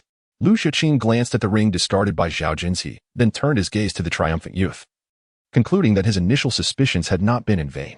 Zhaojin's expression twisted into a grimace, his eyes bloodshot and filled with a look of barely contained rage. Evidently, the trials he had endured had been overwhelmingly burdensome, festering within him without an outlet, distorting his psyche. Even if he could guess the truth, what did it matter? His master would soon awaken. As a practitioner of spiritual energy, a mere flick of his finger could extinguish Zhaojin's life. Shaking his head, Zhaojin regarded him and said, have you forgotten where you are? Zhaojin glared at Zhaojin, momentarily confused by the meaning of his words, mistakenly believing it to be a ruse. He opened his mouth to retort, but suddenly, a tremor shook the ground, and a fissure spread across the floor, rapidly encompassing the entire area. The main hall was on the verge of collapse. Zhaojin executed his agile maneuver to escape, closely followed by Zhaojin. However, at the moment he stepped out of the main hall, Zhaojin turned around and unleashed a surge of sword energy toward Zhaojin. The attack came unexpectedly, and Zhaojin, with his early-stage 6th-rank cultivation evident, unleashed his true essence, which was even more robust than that of a mid-stage 6th rank. He conjured a protective barrier before him, successfully deflecting the sword energy, yet the main hall crumbled completely, standing on the vacant ground before the ruins of the main hall. Zhaojin watched as the debris stirred up a cloud of dust, which soon dissipated. He scanned the wreckage for any sign of Zhaojin. The absence of a notification regarding experience gain indicated that Zhaojin was still alive. Suddenly, a shadow erupted from the rubble, clutching Zhaojin in its right hand, soaring into the sky, treading on empty space, and gazing down at Zhaojin. A terrifying pressure bore down upon Zhaojin, akin to a mountain pressing upon him. He felt as if he were sinking into a quagmire, movement becoming exceedingly arduous. Yet he still managed to lift his gaze toward the middle-aged Taoist. From him emanated a power vast as the ocean, making Zhaojin feel like a mere leafboat, perpetually at risk of being engulfed by the waves. However, the middle-aged Taoist's demeanor was peculiar. His eyes reflected madness and struggle, and his gaze toward Zhaojin and Zhaojin seemed tinged with a bloodthirsty intent. You are still alive. What have you done to my physical form? Zhaojin, witnessing his master awaken and rescue him from the main hall, initially felt elated. Yet, upon observing his master's strange state, a flicker of unease stirred within him. Master. This middle-aged Taoist was, in fact, Duan Yi's physical form, which had undergone certain transformations over the years. Upon hearing Zhaojin's call, a sinister grin spread across his face, and a blood-red glint sparkled in his eyes, as if he regarded Zhaojin as a delectable feast. I am not your master, you cunning and treacherous human. You do not merit being my disciple. Suddenly, the middle-aged Taoist's body trembled violently, and his grip on Zhaojin loosened. A semblance of clarity returned to his gaze, and he could only utter 2 words to the fallen Zhaojin. Run. Quickly. Duan Yi regained control of his physical form, stowing his dust whisk within his sleeve. With both hands forming a sword gesture, he pointed at the temples on either side of his head and bellowed fiercely. If I could kill you once, I can do so again. Heavenly thunder is fierce. It vanquishes evil and dispels illusions. As Duan Yi chanted incantations, he soared into the sky, piercing through the thick dark clouds above. In an instant, countless bolts of lightning converged above him, ultimately forming a massive lightning sword, as large as a small mountain, whose thunderous resonance echoed through the heavens and the earth. Within the secret realm, other surviving martial artists gazed at the extraordinary phenomenon above Panlong Valley, mistakenly believing it to be the descent of some treasure, and rushed toward the spectacle. Those capable of aiding Zhaojin needed to resolve their own issues first. Now, within the shattered temple, only Zhaojin and Zhaojin remained. As the oppressive force that had weighed upon Zhaojin dissipated with the middle-aged Taoist's ascent into the clouds, he felt a sense of relief as he regained the ability to move.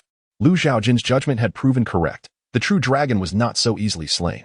Or perhaps it was that the true dragon had indeed perished, yet continued to exist in another form. Thus, it is the lingering resentment that dwells within Duan Yi's corporeal form. While the circumstances surrounding Duan Yi's slaying of the true dragon and the subsequent forced separation of his soul, which became ensconced within a ring, remain shrouded in mystery, it is evident that even a formidable cultivator's body has not wholly succumbed to the corrosive influence of the dragon soul's resentment over the years. Contemplating this, should Zhaojin succeed in reviving Duan Yi, it would spell disaster for him. Zhaojin has also realized that his recent rapid enhancement of power has led to a sense of arrogance and hubris, causing him to believe that everything lies within his grasp, convinced that even the most insidious plots can be thwarted by his overwhelming strength. Had he eliminated Zhaojin at their very first encounter, he would not now find himself in such a precarious situation. Reflecting on his missteps, Zhaojin cast a frigid gaze upon Zhaojin. With a resounding clash of his sword, Zhaojin's eyes brimmed with unwillingness as his head fell to the ground. Experience for defeating a 6th-grade martial artist 50,000. Experience for defeating the Destined Child 1,000,000. Experience 193-1258. CF Family Divine Sword 1. Holy Spirit Sword Technique 1. Chapter 76. Transformation into a dragon. Zhaojin was indeed the child of destiny. Upon his demise, not only did it bestow upon him approximately 1,000,000 experience points, but it also revealed 2 unparalleled sword techniques. In the ethereal clouds above, Duan Yi harnessed the power of thunder to eradicate the lingering resentment of the dragon's soul within him.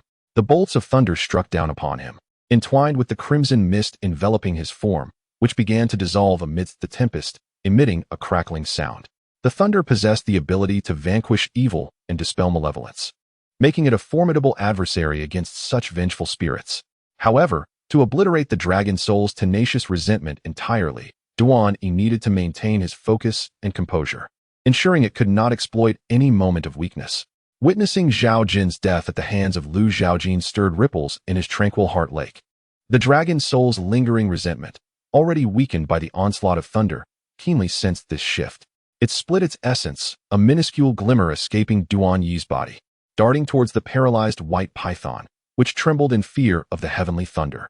The glimmer merged with the python's form, rendering it momentarily rigid, its crimson eyes reflecting a struggle, oscillating between lucidity and madness. Preoccupied with combating the residual dragon soul's resentment, Duan Yi failed to notice the python's transformation. Meanwhile, after slaying Zhaojin, Zhaojin swiftly fled the desolate ruins of the broken observatory, seeking refuge in the valley's concealed areas to mask her presence. Above, the thunder roared with deafening intensity, resonating through the air, illuminating the land and dense jungles. The martial artists who had gathered near Panlong Valley remained oblivious to the impending calamity. As they congregated, gazing at the storm above, they surmised that such an anomaly heralded the emergence of a treasured artifact.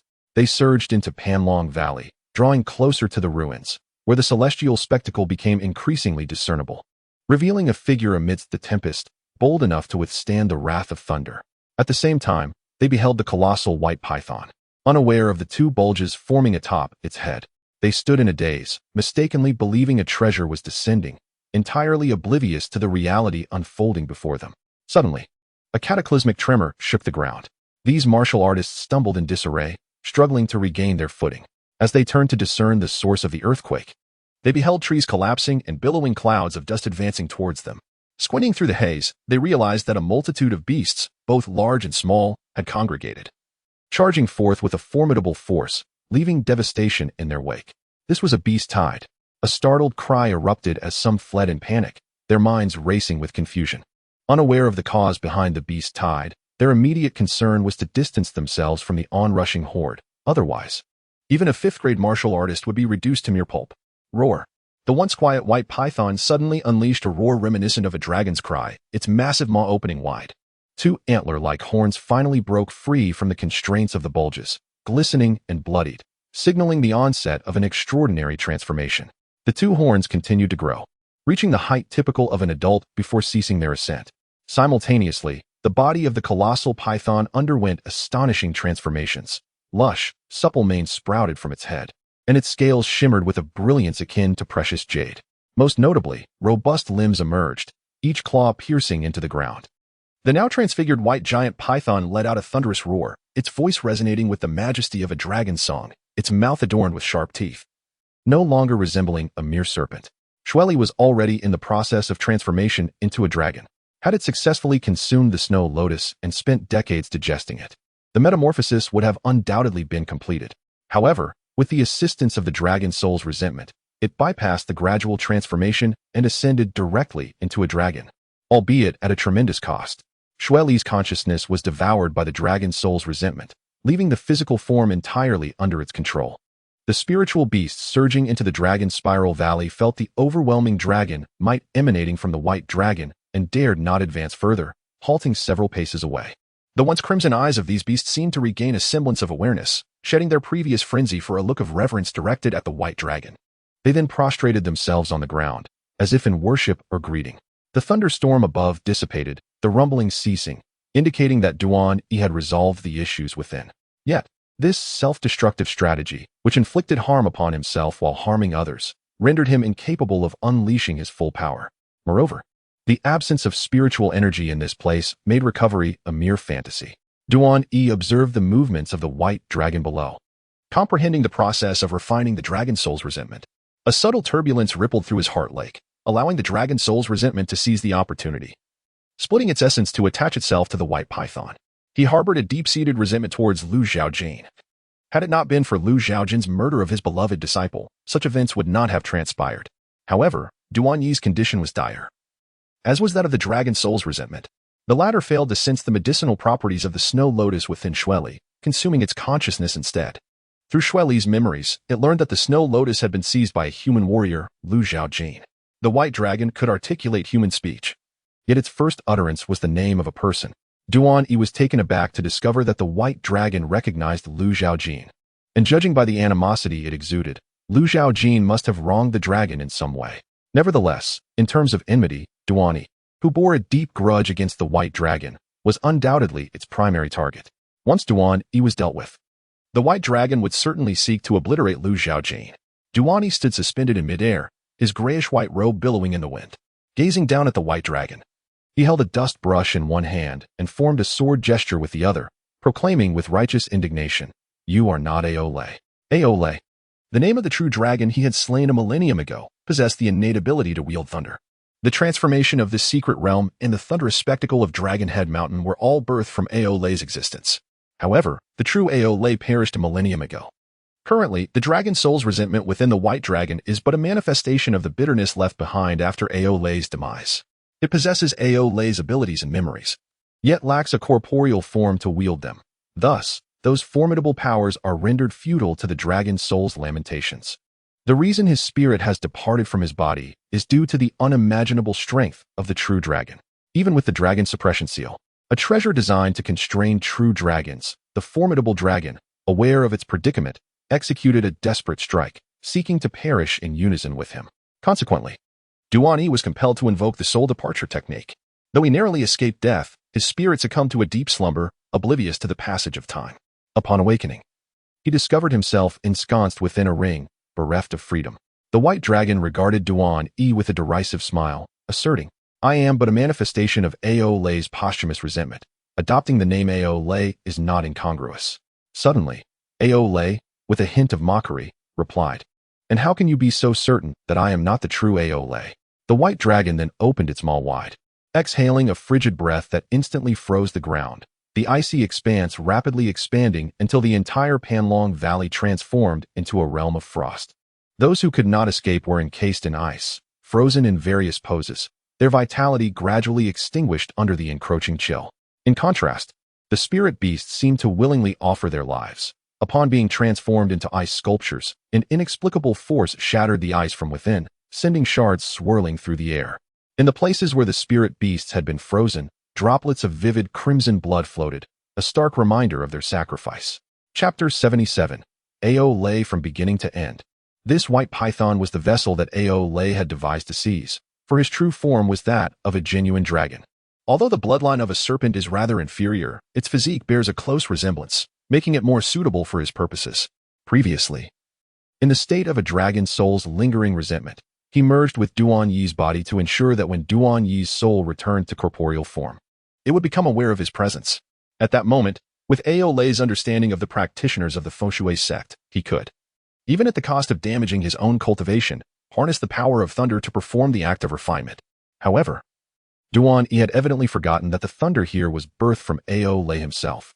Although the dragon soul's lingering resentment was a consequence of Aole's demise and lacked a physical form, it was somewhat delusional to believe it could manipulate the thunder of this realm to refine the dragon soul's resentment.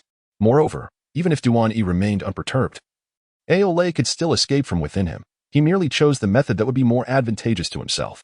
Unexpectedly, the white python did not adhere to the plan and failed to consume the snow lotus, resulting in an incomplete transformation into a dragon. Lacking a crucial element, the dragon pearl. Without the birth of the dragon pearl, Aole could only be considered an ordinary dragon species, not a true dragon, which fueled his hatred for Zhaojin. The dragon soul and dragon blood share a common origin. The dragon soul, born of resentment, had not completely dissipated and discovered its ability to sense spirit beasts that had mutated from bathing in dragon blood. It could even manipulate them through the dragon blood. However, due to the presence of resentment, these spirit beasts were affected, becoming agitated and frenzied. Yet, the mindset of the dragon soul's resentment was inherently twisted, fixated solely on vengeance. And thus it disregarded the lives of these spirit beasts, instead plotting how to destroy Duan-Yi's physical form. Regrettably, although Duan-Yi's body had become an empty shell, this shell was exceedingly resilient, rendering it impossible for Aole to destroy it in his then current state. Aole was aware that Duan Yi was employing the soul departure technique to evade a life-threatening strike. Initially, he had intended to control the spirit beasts to leave this location and seek out Duan Yi's whereabouts. However, he soon realized he could not escape. The Panlong Valley had seemingly transformed into his prison, with each attempt to reach the boundary thwarted by an invisible wall. Consequently, he was compelled to utilize Duan Yi's original abode, the Fengshui Temple, to construct the devouring spirit array, encompassing the entire secret realm. Any spirit beast that perished in battle would have its blood consumed by this array. The core of this devouring spirit array resided within Duan Yi's physical form. Aole, inhabiting Duan Yi's body, sought to enhance himself through this devouring spirit method, accumulating power in preparation to reclaim the white python-esque form and thereby return to the ranks of true dragons. To improve the bloodline of the white python, Aole even risked exposing the perils of the secret realm, employing the hard-won power he had gathered to successfully draw 2 human warriors into the secret realm. His intentions were twofold: to leverage their strength to procure the dragon suppression seal, thereby lifting the constraints imposed by this realm, and to enslave them to scour the outside world for rare treasures. Unexpectedly, one of them was steadfast and unyielding, akin to a sword that would not bend, unwilling to conspire with a tiger. The other, while appearing to comply with the former's commands, secretly chose to collaborate with Aole in pursuit of greater power. The Snow Lotus, a rare treasure presented by those who collaborated with it, was intended to enhance the bloodline of the white python. However, all efforts were thwarted by a mere human named Zhaojin. Aole roared towards the heavens, a majestic dragon's lament filled with resentment. Yet, he possessed contingencies. The dragon blood within these spirit beasts, though diluted over generations, still remained in considerable quantity. The accumulation of quantity would eventually lead to a qualitative transformation, aiding him to ascend further. Thus, these spirit beasts willingly offered their lives, influenced by the dragon blood that transformed into droplets of crimson, all flying into Aole's cavernous maw. In the skies above, Duan Yi discerned the unfolding situation and knew that he must prevent Aole from disrupting the current equilibrium. He immediately unleashed the thunder summoning technique, causing the heavens to convulse with gathering storm clouds that morphed into a colossal sword crafted entirely from lightning, striking down. The thunder sword descended, its tip aimed directly at the gaping maw, and upon contact with the spirit beast's blood, it vaporized and dissipated. The later blood could not be consumed in time, yet the majority had already been devoured. Aole, forced to relent, expelled a frigid breath, a torrent of icy air surging forth like a rushing river, colliding with the thunder sword and erupting in a cacophony of sound. Terrifying shockwaves emanated outward, shattering the ice upon the ground, toppling trees, and unleashing a howling gale. The immense form of Aole soared into the sky, akin to a mountain crashing towards Duan Yi. Daunted by the prospect of direct confrontation in his current state, devoid of the dragon suppression seal, Duan Yi found himself at a distinct disadvantage. He swung his dust whisk, the bristles elongating miraculously into a whip-like form, striking towards Aole. Even if he did not land a hit, the bristles sought to ensnare the dragon. Thus, a fierce struggle unfolded between man and dragon in the air, an intricate dance of conflict. Meanwhile, Zhaojin sat cross-legged in a secluded area of the Dragon Coil Valley, sneezing repeatedly, unaware of who might be cursing him. Suddenly, the ground beneath him froze, exuding an icy chill. Nevertheless, his vital energy had reached the realm of rising smoke, and his body burned with an unquenchable flame, rendering the cold insignificant. Observing the entire Dragon Coil Valley encased in ice, he pondered the frigid aura emanating from Xueli. Yet, considering Xueli's capabilities, such an extent seemed implausible, indicating unforeseen developments in the battle at the Broken View. A fierce wind swept through, his dark hair billowing as Zhaojin squinted. Gazing towards the distant sky, where tremors of power reverberated, he vaguely perceived 2 figures clashing at great speed, neither able to gain the upper hand. The ability to fly through the air was a privilege reserved for those of the 3rd rank. 5th rank practitioners could hover briefly, while 4th rank could traverse a short distance. But only upon reaching the 3rd rank could one truly soar through the skies. Nevertheless, Zhaojin yearned to fly on a sword, believing it to be far more elegant and dashing. In the past, such thoughts were mere fantasies. He had perceived this world as one dominated by martial prowess, where the ability to traverse the skies was commendable. However, upon entering the secret realm, he realized this world concealed even greater mysteries. What had caused the depletion of spiritual energy? What was the world like in ancient times? These questions lay far beyond his current capabilities to explore. Zhaojin summoned the character panel, gazing at the over 190,000 experience points, as well as the two sword techniques acquired from defeating Zhaojin. Inwardly, she contemplated the necessity of enhancing her strength first. Should the Xie family's divine sword be included? Should the sacred spirit sword technique be included? Lu Zhaojin opted to incorporate them all. However, in this critical moment, it was imperative to first break through to the pinnacle of the deadly 13 swords. Should 1 million experience points be expended to advance the deadly 13 swords? Without hesitation, she directly infused her experience points. Boom. Chapter 78, Destruction in Utter Darkness. Lu Zhaojin felt as though he had plunged into the abyss of the ocean, slowly sinking, only to be abruptly yanked back to the surface by an enigmatic force, casting him into the sky, breaking through the clouds, where myriad lights illuminated his being. The refreshing breeze caressed him, compelling him to stretch out his arms, momentarily lost in the sensation of weightlessness high above. Upon opening his eyes once more, Lu Zhaojin found himself atop a lofty mountain, surrounded by diminutive trees, with an endless sea of clouds stretching into the distance. However, what truly captured his attention was a figure shrouded in darkness, entirely enveloped in black. Wielding a long black sword that remained sheathed, it exuded an undeniable aura of sharpness, thrusting towards the heavens. Without uttering a word, the dark swordsman suddenly unleashed his blade with the swiftness of lightning. In Lu Zhaojin's eyes, it appeared as if 13 dark apparitions had emerged, each striking with a unique stance, all aimed at his vital points, the 13 deadly swords. Moreover, the adversary executed this deadly sword technique with unrelenting intent. The 14th sword surged forth from the myriad shadows, its brilliance capable of ensnaring the heart, leaving no avenue for escape, save for death, which alone offered liberation. However, beyond this, the black swordsman executed the 15th strike, a convergence of sword intent embodying the essence of death and destruction, manifesting as a tangible black light. This strike resembled a dark line, connecting the genesis and demise of life, heralding the end of all within its path. Ding. 13 deadly swords, ultimate, comprehension of sword intent, destruction, had it not been for the system's notification. Lu Zhaojin might have remained ensnared in this dark realm filled with the aura of death, devoid of light and avenues of escape. As if he truly faced annihilation at the hands of the dark swordsman. Having witnessed what constituted an unrivaled swordsman, Lu Zhaojin felt a weight upon his heart. Pondering the truth of the legendary swordsman's prowess, even if merely a projection conjured by the system, it still emanated an immense sense of pressure. Lu Zhaojin, bone age, 16, root bone, medium, realm, mid-5th grade, mental techniques, flowing water technique, complete. Jade purity technique, complete. Eternal greenwood technique, 75-100. Martial arts, savage bull stance, ultimate. Gale sword technique, ultimate. Profound thunder 9 swords, ultimate. Muscle transformation and bone refinement technique, ultimate. 13 deadly swords, ultimate. Golden body technique, 25-100. CF family divine sword, 0-100. Holy spirit sword technique, 0-100. Experience, 931,258. Inventory, Shintian dragon slaying sword manual, dragon suppressing seal.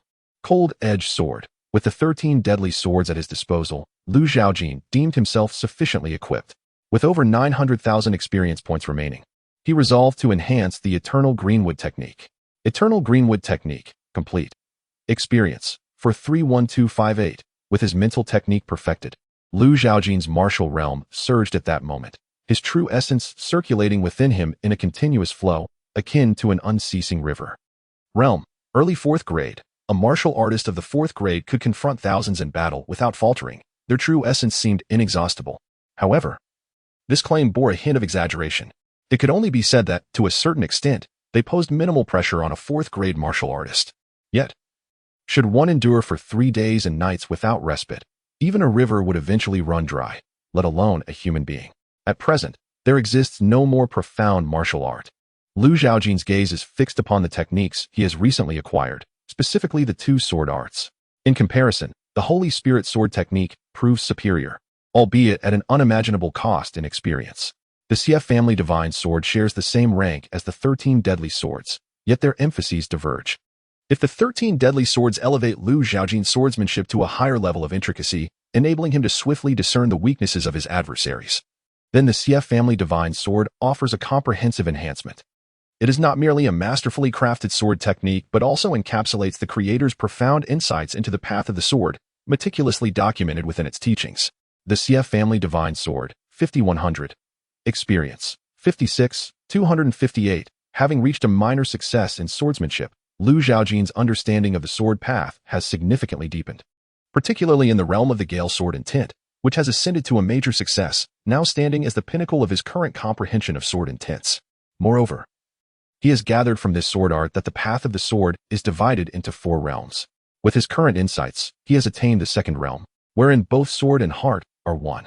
Suddenly, as Lu Zhaojin is immersed in his contemplation of the Xie family divine sword, a resounding dragon's roar echoes through the heavens and earth, disrupting his thoughts. He cannot help but open his eyes and gaze towards the source of the sound, where he beholds a majestic white dragon standing atop the valley, roaring skyward. However, he does not perceive Duan Yi's presence, leading him to conclude that the white dragon has triumphed over Duan Yi. The ferocity of the roar suggests that Duan Yi has not perished but has likely fled. This secret realm is not vast. The white dragon, capable of soaring through the skies and plunging into the depths of the sea, could traverse its entirety in a brief span. Yet, the dragon remains stationary, merely issuing its furious roar. Where then? Could Duan Yi be hiding that eludes the dragoness detection? Or does Duan Yi possess knowledge of the realm's exit and has already departed? Lu Zhaojin feels compelled to return and ascertain the truth.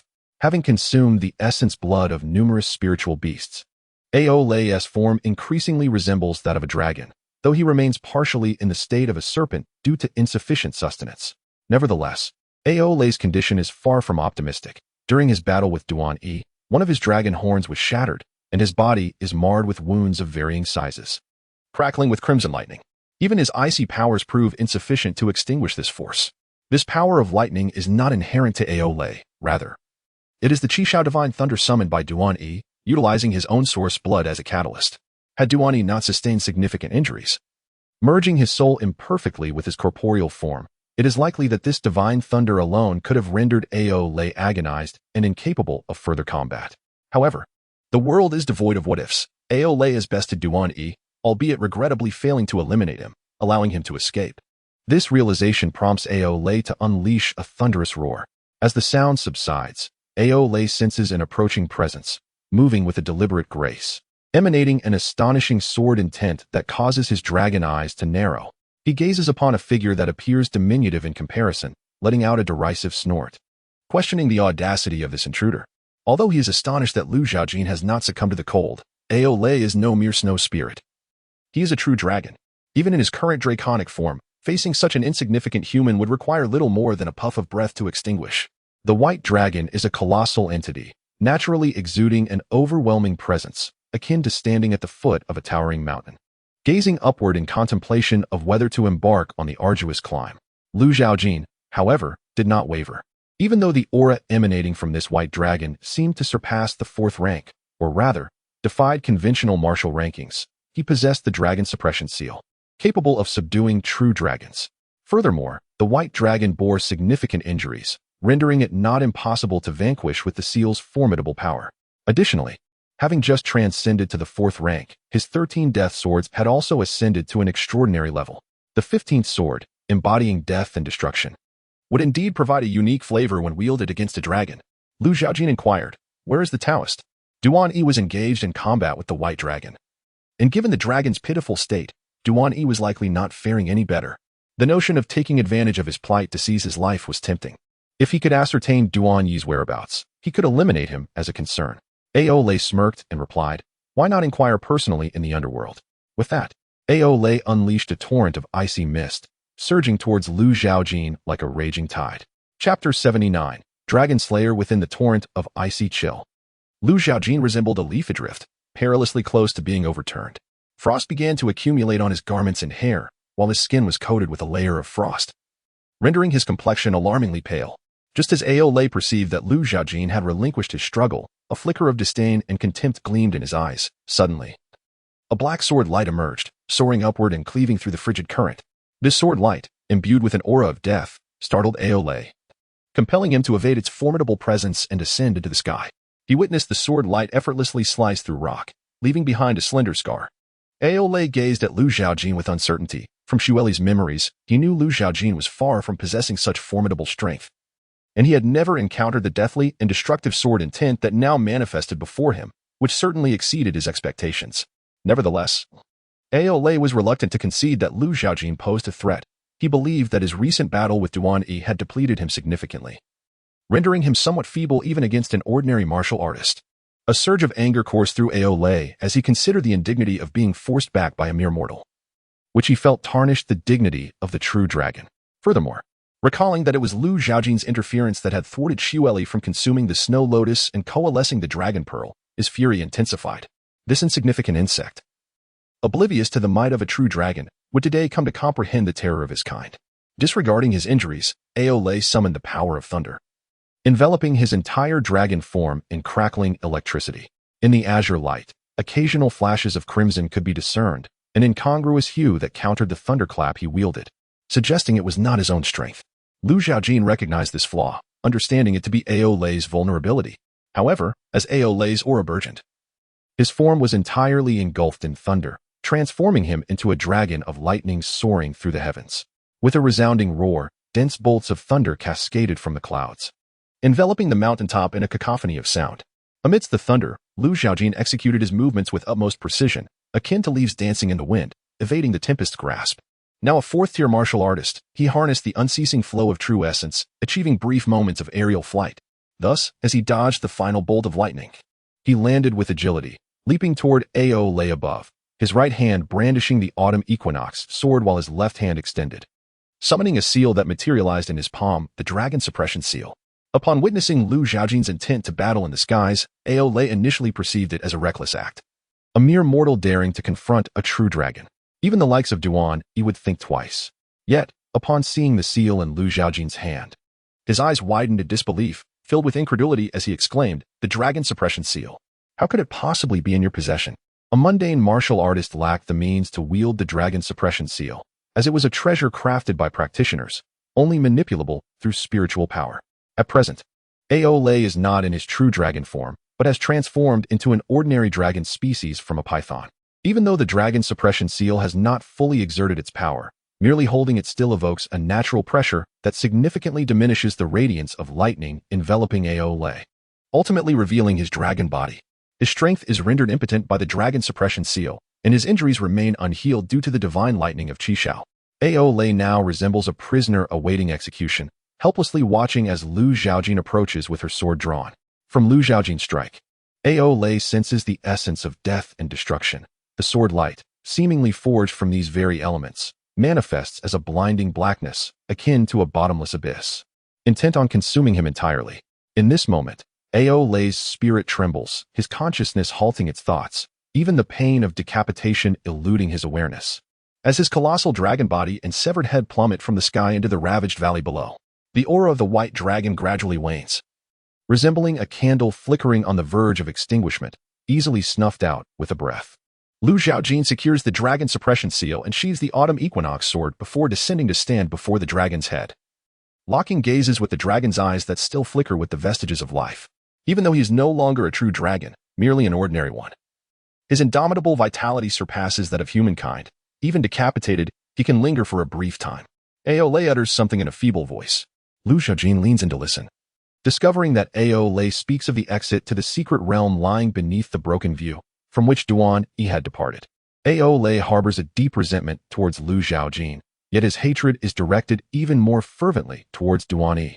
Though the two were initially without enmity, Aolei had not committed any transgressions against humanity. However, Duan Yi acted against him indiscriminately. Upon realizing that Duan Yi hailed from the Sealing Water sect, and that the dragon suppression seal had been employed against him, Aolei's desire for vengeance became all-consuming. The practitioners of the Sealing Water sect take pride in vanquishing true dragons, and an ancestor of Aolei was slain by a member of this sect, instilling in him a profound animosity. The dragon clan harbors a relentless grudge against the Sealing Water sect, and given the opportunity, they would seek its annihilation. Yet, Aolei will not live to see that day. However, before his demise, Aolei is determined not to let Duan Yi escape unscathed. If Lu Zhaojin possesses the power to kill him, then she must also have the capacity to eliminate Duan Yi. In any case, even in death, he vows that Duan Yi shall not evade his fate. The light within the dragon's eyes extinguishes completely. Experience for defeating a 4th-rank martial artist. 5,000,000. Dragon Essence. 1. 72 Paths of Exorcism Sword Technique. 1. In life, Xueli possessed strength comparable to a 5th-rank martial artist. Even after being usurped by Aolei and transforming into a dragon, he was not in his complete form and had sustained numerous injuries during his battle with Duan, leading the system to ultimately classify him as a fourth-rank martial artist. This is also attributable to Shui Li's limited cultivation level. Nevertheless, earning 5 million experience points from defeating a fourth-rank opponent is quite commendable, and the two sword techniques can be further enhanced. However, beyond the substantial experience gained, an unexpected boon awaits. The dragon essence, rich in power, greatly benefits the physical form, yet the exorcism sword technique. Zhaojin furrows her brow. Dating County, dating imperial capital. Who could have imagined that deep within the resplendent imperial city, there existed a modest villa? Within the courtyard, a grand tree flourished, its leaves shimmering in golden hues. Beneath its boughs sat a centenarian, gently swaying in a chair crafted from verdant materials, while a servant discreetly fanned him. Striving to alleviate the heat, her own forehead glistening with perspiration, yet she dared not wipe it away. Suddenly, the old man opened his eyes, their murky depths seemingly stirred by some instinct. He raised his gnarled hand and gestured lightly, signaling the servant to withdraw. With a sense of liberation, she stood, bowed respectfully, and exited the villa with a lightness in her step. The elder gazed upward at the flourishing tree, and a single golden leaf unexpectedly detached, only to be caught between his fingers. He brought it before his eyes for careful examination, pondering the recent upheavals of the season. A voice suddenly emanated from behind him. In the land of Lushu, there once lay the portent of a dragon concealed in the depths, yet just moments ago. That dragon has inexplicably fallen. The old man inquired, "Do you know the reason?" The shadowy figure shook his head, expressing ignorance. For the secrets of heaven were veiled in a shroud of mist. Probing too forcefully might invite calamity. The elder narrowed his eyes, the golden leaf reflecting in their depths, seemingly transforming his gaze into a golden hue. "Send someone to investigate. Should the heavens fall, I shall bear the weight." The shadowy figure bowed and retreated. Chapter 80. Return within the secluded estate. Only the elderly man remained. Rising from his rocking chair, his frail body hunched, he entered the dwelling, activating a mechanism hidden within the bookshelf that revealed a concealed door. The elder descended into the subterranean chamber. Though modest in appearance, it was furnished with a table and chairs and a bed crafted from stone, adorned with a tiger skin. Above, roots of varying thickness sprawled across the rocky ceiling, resembling a blossoming flower. Suspended in the center was a sphere entwined by the roots, within which a radiant orb floated, illuminating the dark chamber. It seemed as though the roots were drawing energy from the luminous sphere. The elder gazed at the orb and spoke suddenly. "The vengeful spirit on Longshome Mountain has been vanquished." After a moment of silence, the orb emitted a deep voice. "I am aware." The elder inquired, "Will the sacrificial ceremony at Tianzhushan proceed as scheduled?" Tianzhufeng, the highest peak within the Great Ding Dynasty, appeared from a distance like a pillar supporting the heavens, hence its name. The orb replied earnestly, "The sacrificial ceremony is of great significance. Losing merely one vengeful spirit is inconsequential to me." The elder nodded and replied, "I shall obey the Dragon Lord's command." Thus, the two, one elder and one orb, discussed the sacrificial ceremony in the dim chamber. In stark contrast, chaos reigned in Bailu City, ever since the tempestuous spectacle had arrived prematurely. Unleashing the most intense and dazzling storm to date, a vortex had formed between the two Longjiao mountains. Among the martial artists who had previously reached Longshome Mountain and entered the secret realm, only Zhaojin and Duan survived. The others had perished. Those who arrived later, unaware of the situation, attempted to enter the secret realm but were instantly ejected upon breaching the vortex. Clearly, the number of entrants had reached a saturation point, preventing further access. Many martial artists felt dejected, as if they had missed out on a golden treasure, their throats dry with bitterness. Zhang, having been injured in the right arm by Zhaojin, did not rush to Longshome Mountain immediately but returned to the Jinwu division to rally the Jinwu guards still in Bailu City, mobilizing them before heading to Longshome Mountain. He produced the token bestowed upon the Jinwu division by the dynasty. Upon seeing this token, it was as if the emperor himself had arrived. Those elders and disciples from prominent sects dared not offend him, and the unaligned martial artists trembled at the thought of defying the imperial edict. Longshome Mountain, particularly the site of the vortex, was now surrounded by the Jinwu division, whose guards brandished their Jinwu swords, clearly signaling that no martial artists were allowed to approach. Discontent brewed among the martial artists as they lingered nearby, voicing their grievances. Even though they knew that the treasures were unlikely to be theirs, they were unwilling to depart.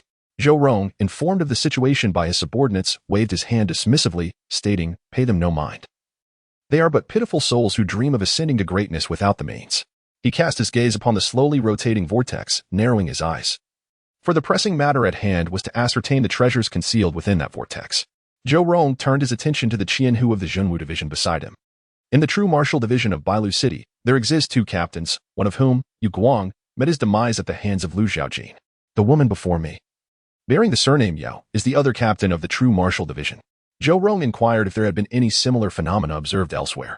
Yao Rong, gripping her true martial blade, stood tall and dignified, her brows and eyes radiating a striking aura, impeccably attired, exuding an air of gallant vigor.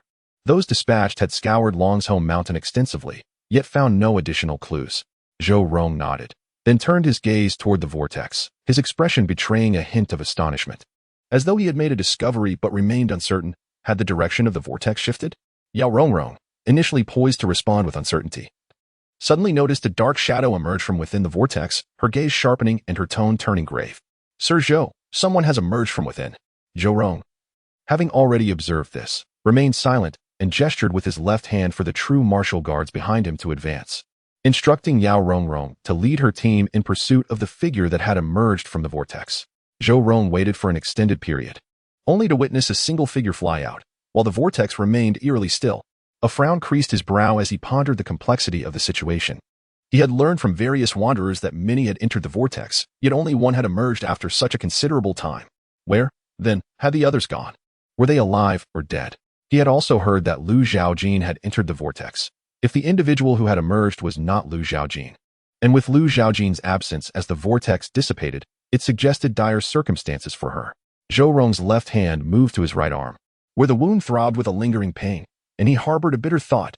This could be fortuitous, though he could not exact revenge for that sword strike himself. The memory of Lu Zhaojin's final strike still haunted him. He wondered if her mastery had been greater, whether he could have withstood it.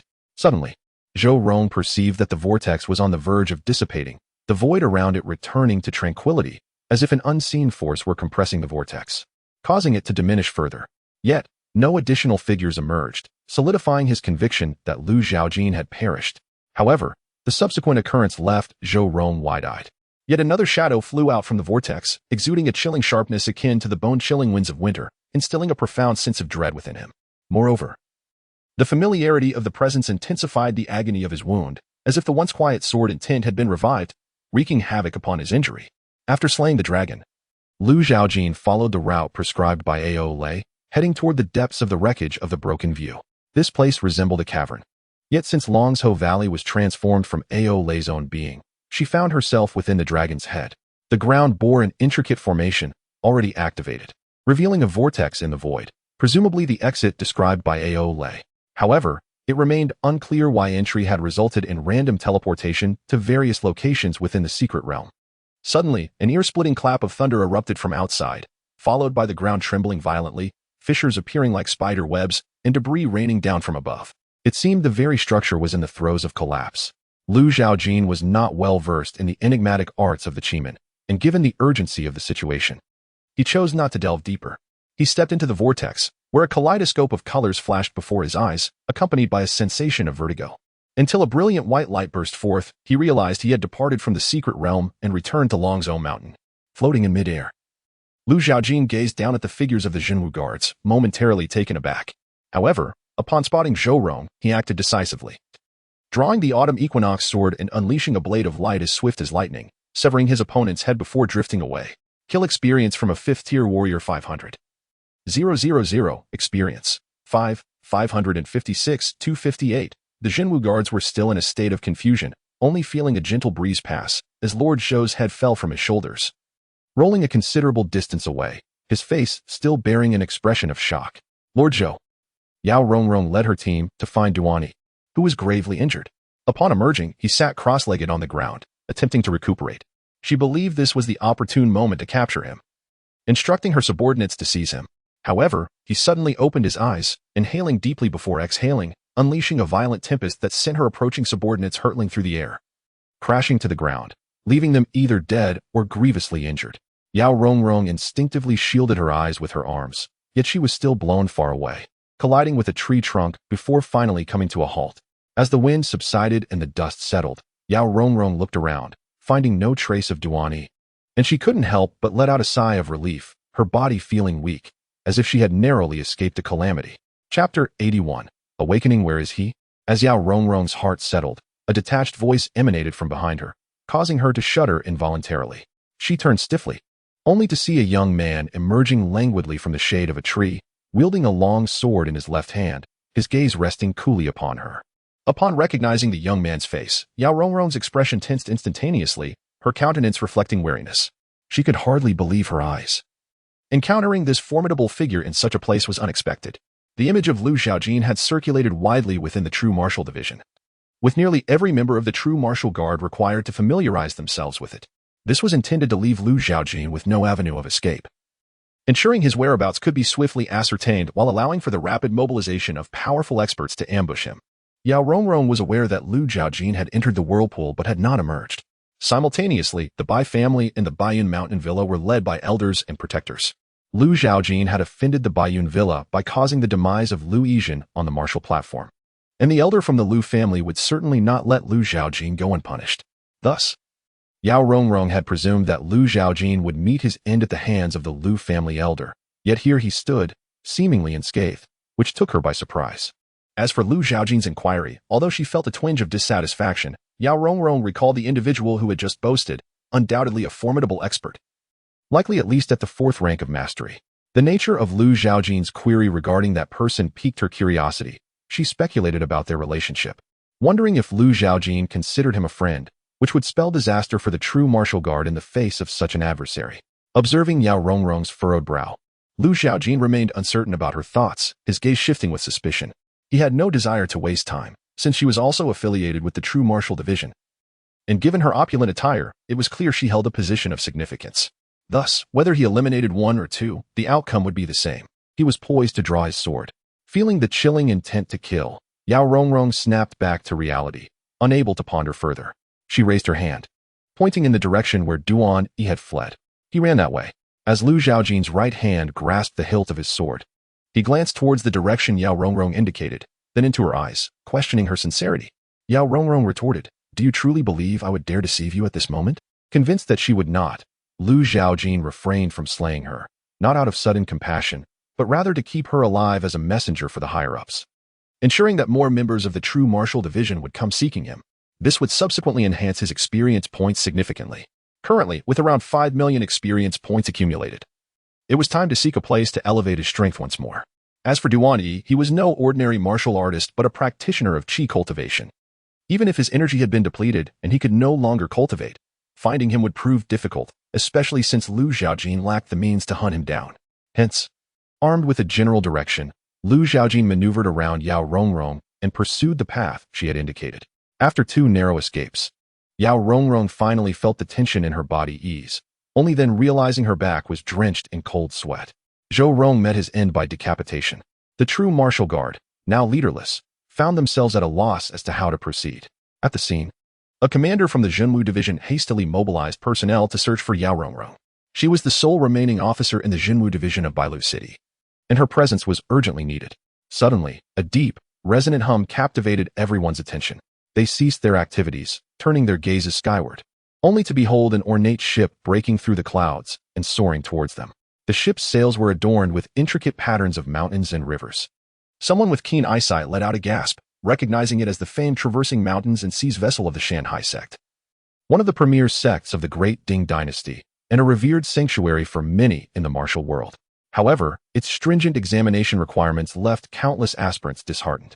The grand ship hovered in midair, and an elderly man, appearing to be in his 50s, leapt from the vessel, astonishing the crowd with his ability to walk upon the air, an evident 4th-rank master. As he landed, the previously swirling void began to contort once more, and the onlookers, filled with anticipation, mistakenly believed the vortex would reopen, granting them a chance to explore its depths.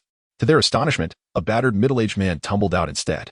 An elder from the Shanhai sect unleashed a gentle wave of palm energy, as soft as a drifting cloud, to catch the unconscious man. Assessing the state of the middle-aged individual, the elder noted his grievous injuries yet sensed a tenacious will to cling to life. Frowning deeply, the Shanhai elder observed the vortex completely vanish before his eyes, realizing the gravity of the situation had slipped away. Nevertheless, the emergence of this middle-aged man surely bore knowledge of the events that transpired within. Although he had arrived too late, it may not have been entirely fortuitous. Ignoring the scrutinizing gazes of the martial practitioners, the elder ascended into the sky with the middle-aged man, entering the ship, which then roared into action, disappearing into the clouds. However, the identity of the middle-aged man was discerned by a perceptive observer. It was Lu Ming, an elder of the Baiyan villa. Where was Zhaojin? What did Zhaojin? Many remained unaccounted for as the vortex completely dissipated. The implications were starkly evident.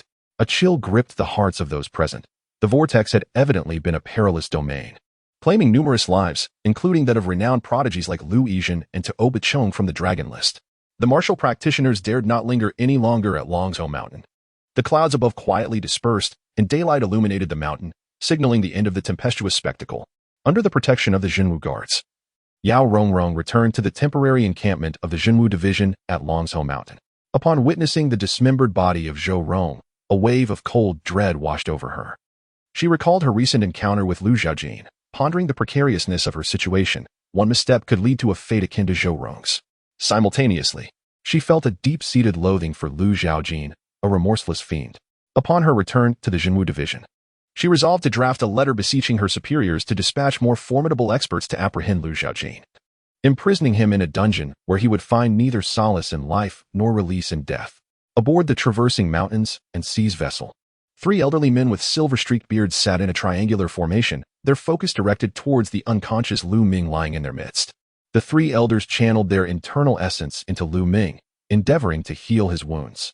After a considerable period, the scars on Lu Ming's body showed marked signs of healing, and his breath became somewhat steadier.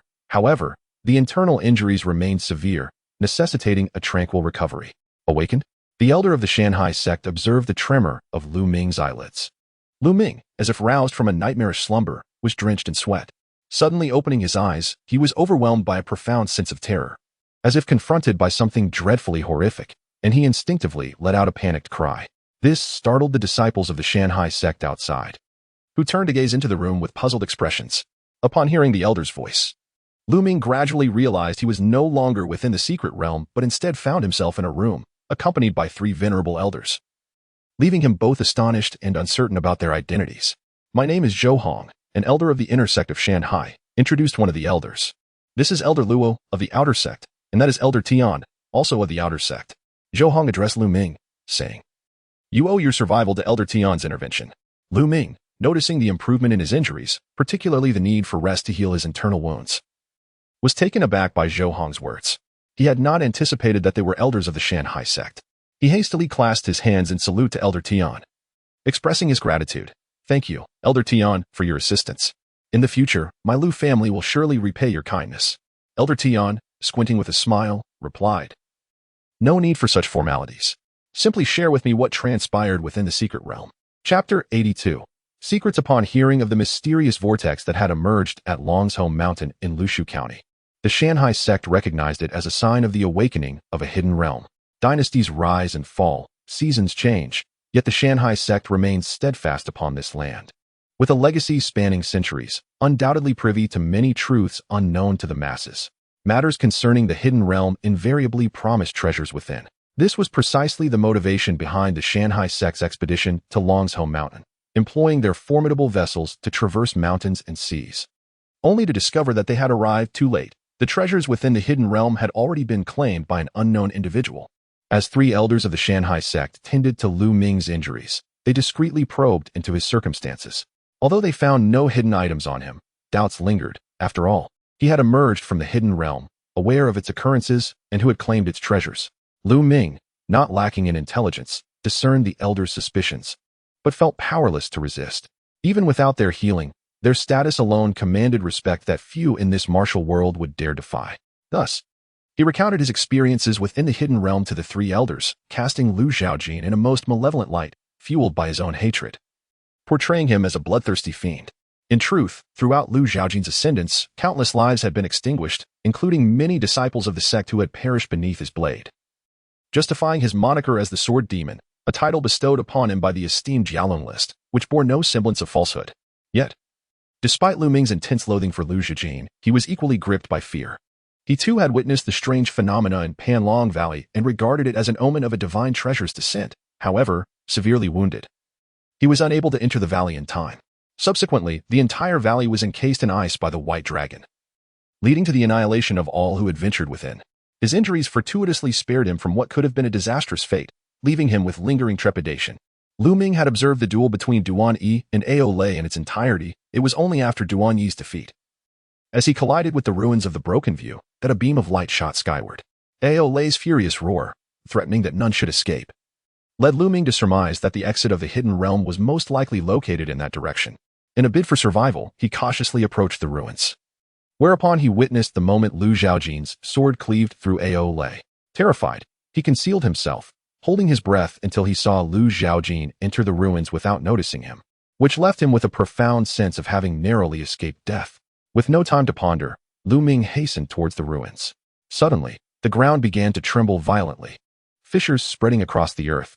The sky erupted with thunder, unleashing chaotic lightning that struck the ground, creating deep craters and sending rocks flying.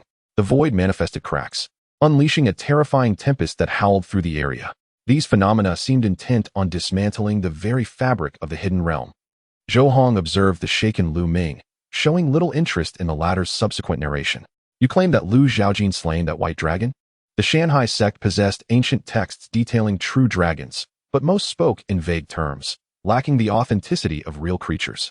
Yet, through Lu Ming's account, the white dragon came alive, wielding control over thunder and ice, rendering even third-grade warriors mere playthings against its might.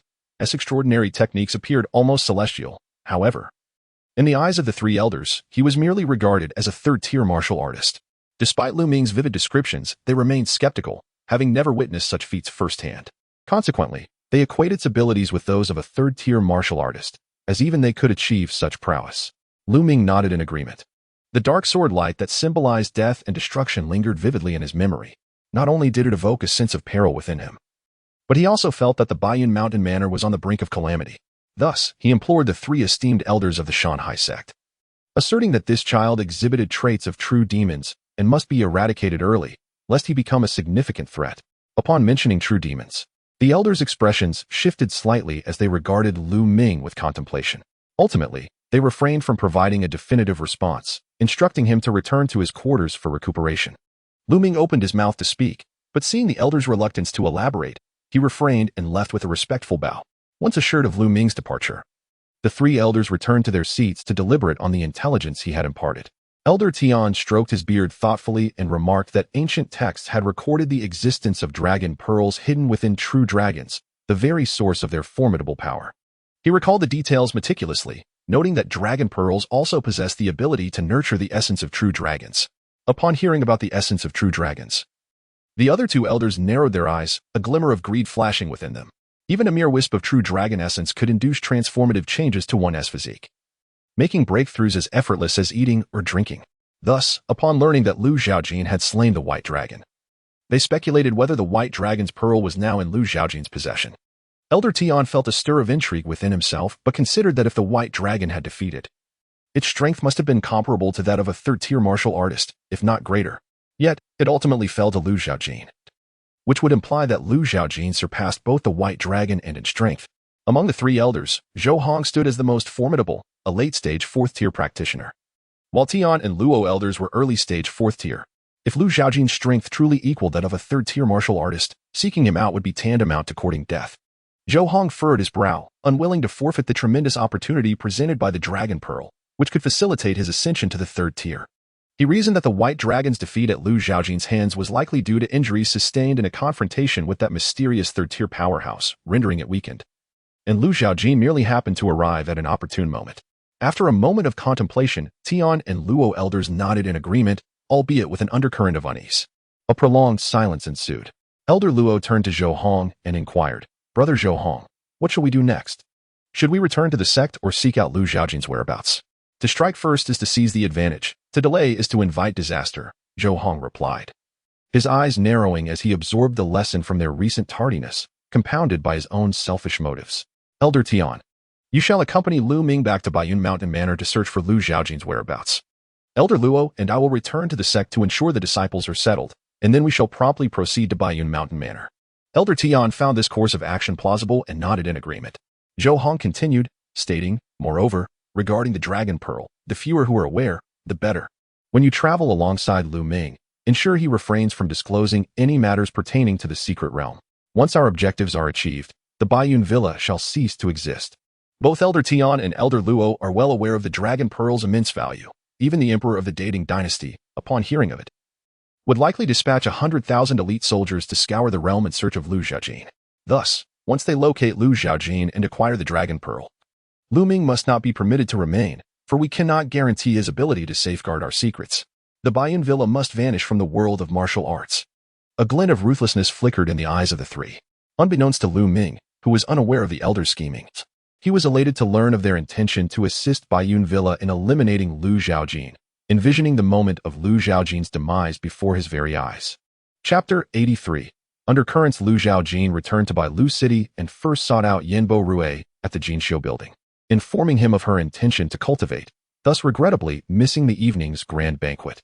Yanbo Rue expressed a hint of disappointment, but did not press the matter, remarking that her dedication to the path would undoubtedly lead her to become the foremost swordsman of the Great Tripod.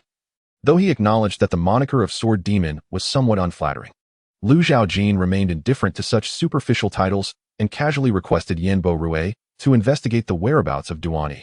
Yanbo Rue promptly arranged for this and assured her that he would relay any news at the earliest opportunity. After exchanging a few casual words, Lu Zhaojin took her leave and found an inn by Lu City, opting for a first-class room. Seated cross-legged on the bed, Lu Zhaojin accessed her character panel after acquiring the 72 paths of exorcising swords, observing her staggering experience points totaling 5 million, a remarkable enhancement indeed.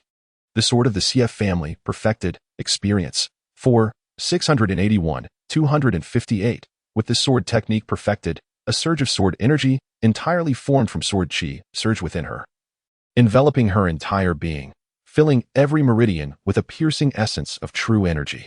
Even without wielding the autumn equinox sword, she could now unleash sword chi. Without a sword in hand, yet with a sword in heart, she had attained the third realm of swordsmanship. With her fingers poised like a sword, Lu Zhaojin pointed into the void, unleashing a beam of sword chi that pierced through the air, akin to a transparent blade darting through the ether, striking a wooden rack before her and leaving a small pit the size of a fingertip. Being in an inn, she refrained from exerting excessive force, lest the wooden rack be reduced to splinters. Desiring to further enhance the sword of the CF family, she discovered that the experience required to break through the extreme realm was astonishingly 50,000 more than that of the 13 deadly swords, totaling 150,000 experience points. She surmised that this discrepancy arose from the sword of the CF family placing greater emphasis on the comprehension of swordsmanship, while the 13 deadly swords focused more on the execution of techniques. After a moment of contemplation, Lu Zhaojin resolved to first enhance the 72 paths of exorcising swords and the Holy Spirit sword technique, and later assess her remaining experience points to determine if she could further elevate the sword of the CF family. 72 paths of exorcising swords, perfected, experience, 3, 431. 258. The introductory page of this technique was quite intimidating, proclaiming that to practice this art, one must first undergo castration. However, Lu Zhaojin had no such concerns, as the system addressed these side effects comprehensively. The 72 sword techniques were swift and enigmatic, akin to meteors racing across the moon, their trajectories nearly imperceptible to the naked eye. Those who failed to discern the moves would find themselves perishing beneath the sword. The experience required to transcend the extreme realm is comparable to that of the 13 swords of death. Thus, the 72 paths of exorcism sword technique places a significant emphasis on swordplay. Lu Zhaojin did not anticipate an unexpected delight. Perhaps due to the CF family's divine sword attaining perfection ahead of schedule, his understanding of the sword path has reached the third realm. Consequently, upon enhancing the exorcism sword technique, the Gale Sword intent has naturally attained a complete level. With his eyes closed, Lu Zhaojin can feel gentle breezes caressing him. It seems that the wind has always existed, flowing through the void, merely varying in intensity, making it difficult to detect. Only upon achieving the complete sword intent can he clearly perceive the trajectory of the wind's movement. Yet, this is merely the beginning. He has yet to master the ability to command the wind to slay his foes. Perhaps because his comprehension of the sword path has not yet reached the stage where all things become swords. Next comes the Holy Spirit sword technique, also known as the 6 annihilation swords, reputed to be a flawless sword technique. However, whether it truly is perfect remains uncertain to Lu Zhaojin. He is astonished at the immense experience required to elevate the Holy Spirit sword technique. Merely to grasp the fundamentals demands 500,000 experience points. Fortunately, he currently possesses an abundance of experience, allowing him to expend it to promote the Holy Spirit sword technique to its introductory level. Sword technique minor accomplishment. Within Lu Zhaojin's mind, a multitude of insights regarding the Holy Spirit sword technique emerges, revealing that its essence lies in wielding the sword with one's qi. This inevitably reminds him of another sword technique, and he wonders if it can be unleashed. Lu Zhaojin again forms a sword finger, but this time, not to strike, but to manipulate strands of sword qi swirling around his fingertips. In his perception, it is as if he can see countless invisible swords soaring, a truly remarkable sight. With a subtle movement of his sword finger, these sword qi are controlled by Lu Zhaojin, weaving a net of swords dense with openings, their sharpness exposed. Should anyone fall into this net, they would likely be sliced into countless fragments. Lu Zhaojin finds this intriguing and wishes to further enhance the Holy Spirit sword technique. However, he currently lacks sufficient experience, being short by approximately 70,000 points. Reluctantly, Lu Zhaojin opts to elevate the Xie family's divine sword to break through the extreme realm. The Xie family divine sword, extreme realm. The sword path's realm has not broken through, akin to encountering a thin barrier that seems as fragile as paper. Yet with his current strength, he finds it challenging to pierce through, unable to reach the stage where all things become swords. He senses that something is missing. Furrowing his brow, Lu Zhaojin feels this emptiness within but cannot discern what is lacking. It remains an indistinct sensation. Numerous sword techniques have entered the extreme realm. Yet only the Holy Spirit sword technique remains in minor accomplishment. There is no heart technique that requires enhancement, and experience points are dwindling. Nevertheless, his overall strength has surged dramatically, far beyond what he could compare with in the secret realm. Lu Zhaojin retrieves a dragon essence from his system bag, the pure energy within pulsating restlessly. Gazing at the shimmering orb before him, he hesitates not and swallows it whole. Boom. The pure energy within the dragon essence erupts within him, akin to a raging river flowing into his limbs and bones, nourishing his flesh and sinews, leaving Lu Zhaojin with an ethereal sensation as if he were floating towards the heavens. Jin Wuxi found no trace of Lu Zhaojin at Longzhou Mountain. Yao Rongrong speculated that he had likely departed from the area, recognizing the futility of remaining. She commanded the Jinwu guards to carry Zhou Rong's lifeless body back to Bailu City. Upon their return to Jin Wuxi's residence in Bailu City, Yao Rongrong instructed her subordinates to provide a proper burial for Zhou Rong. She then retreated to her study in her private residence to compose a letter. Once completed, she summoned a trusted confidant and urged him to ensure that the letter reached the capital with utmost haste, delivering it into the hands of Lord Qinglong, one of the 4 commanding officers. Watching her confidant depart, Yao Rongrong's furrowed brow remained unrelaxed. She fervently hoped that Lord Qinglong would take her correspondence seriously and issue the decree to quell the demons, mobilizing the full might of Jin Wuxi to eradicate Lu Zhaojin. She harbored a foreboding sense that if Lu Zhaojin were not swiftly eliminated, granting him even a moment's respite, he would become an inescapable nightmare for Jin Wuxi, one that would haunt them until their ultimate demise. Suddenly, Yao Rongrong felt that a mere letter was insufficiently secure. Initially, she had no intention of leveraging this connection. Yet the necessity to eliminate Lu Zhaojin compelled her to do so. Consequently, she entrusted her most devoted maidservant with delivering the letter, which, while still bound for the capital, was directed to the Yao family. In the capital, there was only one family bearing the surname Yao, that of the Minister of Revenue, Lord Yao Shiqing. Chapter 84 Departure. Lu Zhaojin spent 2 days in Bailu City, familiarizing himself with his surging powers while awaiting contact from the Zhenwu Division. Regrettably, Yao Rongrong did not bring him any surprises. The Zhenwu Division remained inactive, continuing its operations as usual. It seemed that the deceased was not the head of the Zhenwu Division but merely an ordinary Zhenwu guard. Lu Zhaojin recalled the actions of the Dingshan sect and speculated that the Zhenwu Division might be emulating them. Thus, he could not linger in Bailu City for long.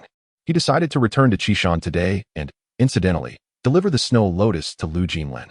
Before departing, Lu Zhaojin sought out Yin Borui, both to bid farewell and to discuss matters concerning Duan.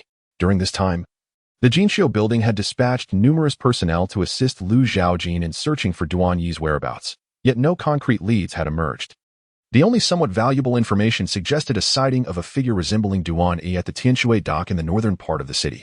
However, the figure was on a merchant ship that was already departing, heavily guarded, making it unwise to approach hastily.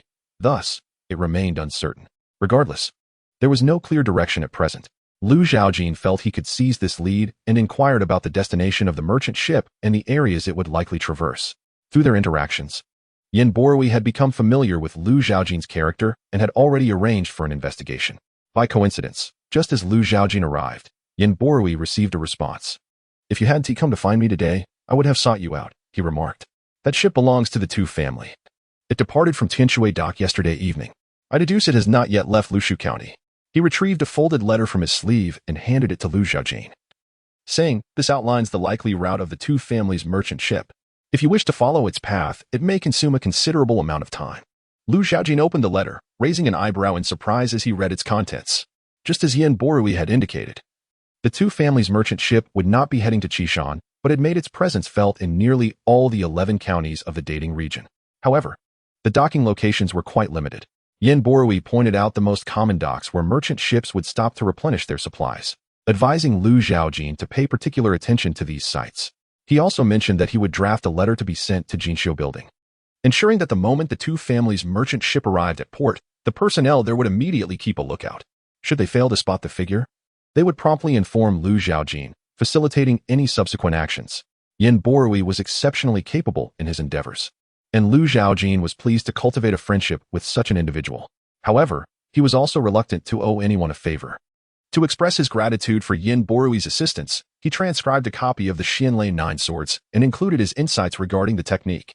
The reason he did not choose something like the 13 death swords was that such techniques were generated by the system. If transcribed, the system would immediately block it, causing him to temporarily forget the sword technique and rendering transcription impossible.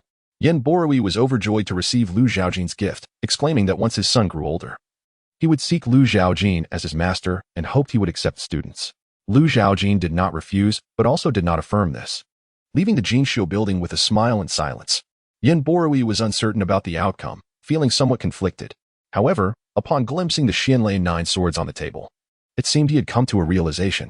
If he were to acquire the treasure, he would carefully conceal the manuscript of the Xianlei 9 swords. After stepping outside, he glanced around apprehensively, wary of being observed. Once assured that no one was watching, he hastened home. Meanwhile, Zhaojin was oblivious to Yin Borui's actions. At this moment, he was in the market selecting a swift steed, paying with silver notes before leading the horse out of Bailu City. Yet, he had not ventured far when a group of horsemen intercepted his path. Zhaojin turned his gaze toward the middle-aged man astride a horse, clad in resplendent attire and wearing a jade crown, clearly a scion of a prestigious family, exuding an undeniable aura of authority. Their eyes locked, and Zhaojin discerned the icy murderous intent in the man's gaze, which seemed vaguely familiar, as if he resembled someone he knew. The thought of Wu Qi crossed Zhaojin's mind. Was he of the Wu family? The middle-aged man radiated an imposing presence, as if an invisible fire of wrath burned within him, distorting the air around them. "I am Wu Yuan, father of Wu Qi," he declared.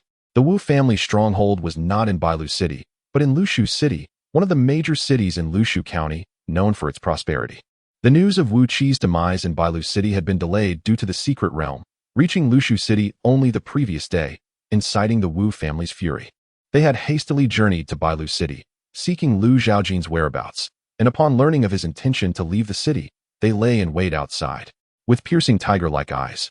Wu Yuan fixed his gaze on Zhaojin, an overwhelming pressure descending upon him like a mountain. "You are Zhaojin?" Zhaojin sensed the formidable aura emanating from Wu Yuan, likely indicative of a late-stage 5th-rank cultivation, rendering the pressure inconsequential to him. Wu Yuan narrowed his eyes slightly and spoke in a deep voice. "You possess remarkable courage to act decisively. However, since you have slain my beloved son, your life must be forfeit. Yet, your mere existence cannot appease my son's spirit." Pointing at Zhaojin, he proclaimed, "Today, I shall end your life here, and soon thereafter, I shall visit Qishan, ensuring your father comprehends the anguish of losing a child, before sending him to the underworld to reunite with you." In response, Zhaojin remained composed, gazing steadily at Wu Yuan. In the realm of martial arts, it is a rule that misfortune does not befall one as family. Do you not fear the ridicule and scorn of the martial world for the Wu family's actions? He sought to appeal to emotions and reason, asserting that Wu Qi's demise was precipitated by his own choices, and he bore no blame.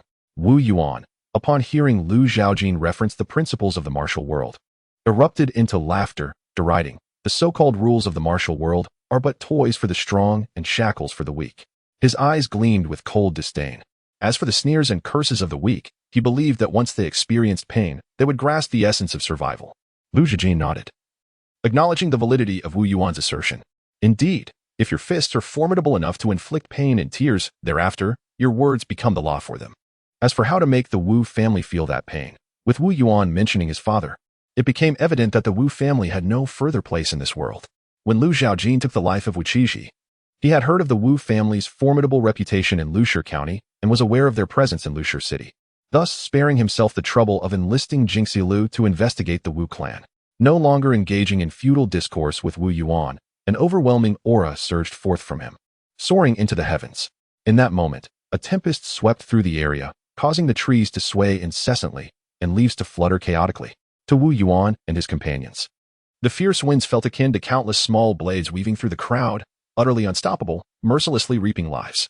Blood sprayed forth, and before it could touch the ground, it was transformed into a mist of crimson by the sword's intent.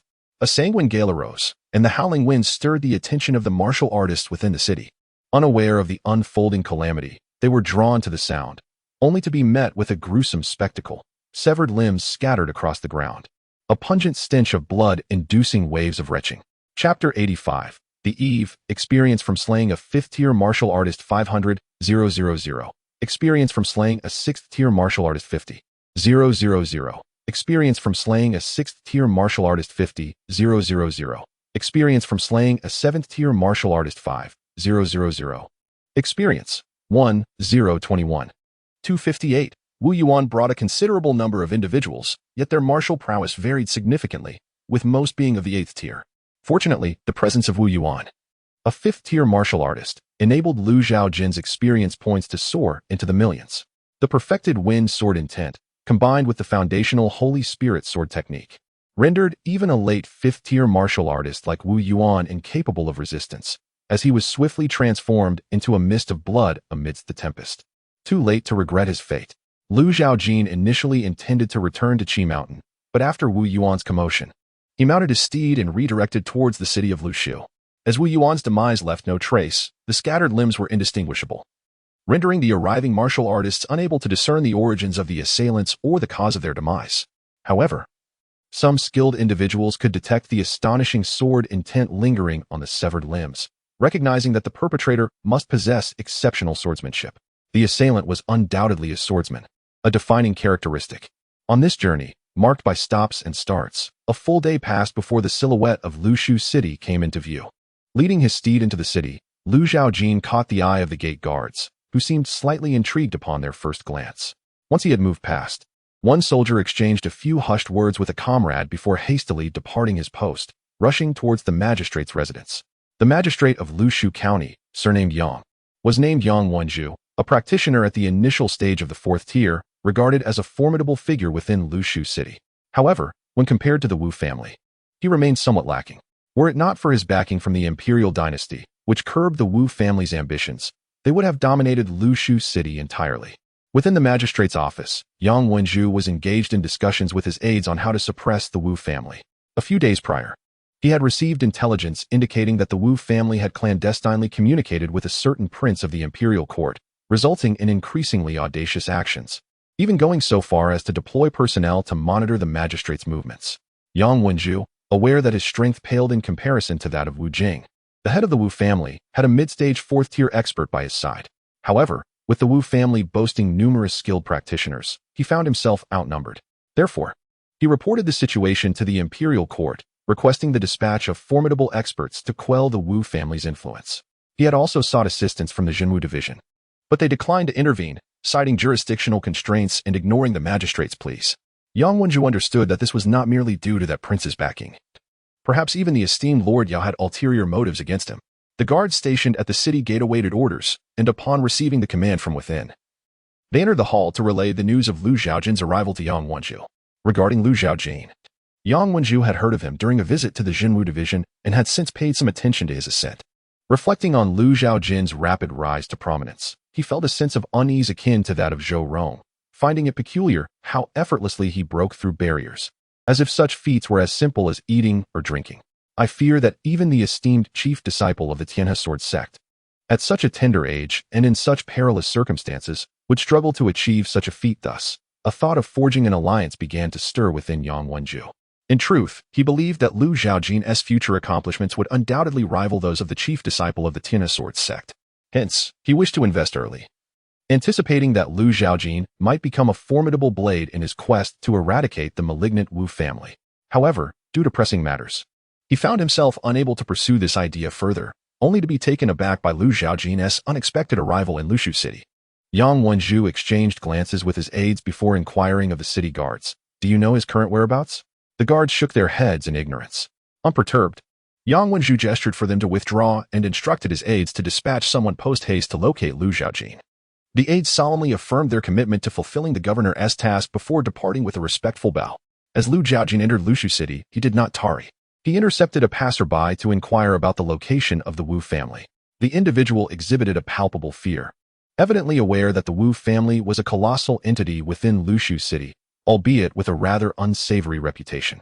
Lu Zhaojin had gleaned from Wu Yuan's earlier remarks that the Wu family was not composed of benevolent souls, as the assertion that rules were merely the playthings of the powerful indicated. However, the moral standing of the Wu family held no significance for Lu Zhaojin. His purpose was singularly focused on their annihilation. The passerby directed him along a path, advising him to continue until he beheld the grand edifice adorned with crimson walls and black tiles. Its ornate architecture resembling that of a royal palace, this was indeed the domain of the Wu family. Lu Zhaojin expressed his gratitude to the passerby and proceeded toward the indicated direction, ultimately arriving at the magnificent site described. Before him stood 2 guards stationed at the entrance, both of whom were at the 8th rank. Observing Lu Zhaojin's deliberate approach, the guard on the left signaled the right guard to sound the alarm, while he stepped forward, brandishing his spear to impede Lu Zhaojin's advance. This is the territory of the Wu family. Who are you? State your name. The dull tolling of a bell resonated through the Wu family's stronghold. The sound elicited a change in demeanor among the Wu family members, who hastily abandoned their tasks to converge at the main gate. Unfazed, Lu Zhaojin addressed the guard. Are you not seeking me? I have come forth. Yet you do not recognize me? The guard, aware of recent tumultuous events involving the Wu family, specifically the demise of a young master from the 2nd house in Bailu City, felt a twinge of anxiety. Just yesterday, he had witnessed the 2nd house as patriarch, Wu Yuan, accompanied by family elders and attendants, storming toward Bailu City, presumably to confront the perpetrator. Such occurrences were commonplace for the guard, the young masters of the 2nd house. Particularly young Master Wu Qi, though lacking the prowess of the eldest son, were notorious for courting trouble, often leaving their father to clean up the mess. This time, it appeared they had encountered formidable resistance, resulting in a fatal outcome. Could this individual before him be the cause? The guard exclaimed, "You are Lu Zhaojin." His recognition was met with the swift judgment of Lu Zhaojin, who granted him the grim reward of a swift death. A single thread of sword intent pierced through him, devoid of pain or lament, as he collapsed lifelessly to the ground. The other guard was not as fortunate. At the moment his head rolled down the steps, a look of bewilderment lingered on his face. Experience for slaying an 8th rank warrior 500. Experience for slaying an 8th rank warrior 500. Experience 1,022. 258. Since the purpose was to eradicate the entire clan, it was imperative to eliminate every trace. It was not merely the guards within the Wu family. If even a single living creature remained, the annihilation could not be deemed complete. Lu Zhaojin ascended the steps, blood flowing around his feet. Crossing the threshold, he beheld a screen intricately carved with an eagle in flight, adorned with the character for Wu.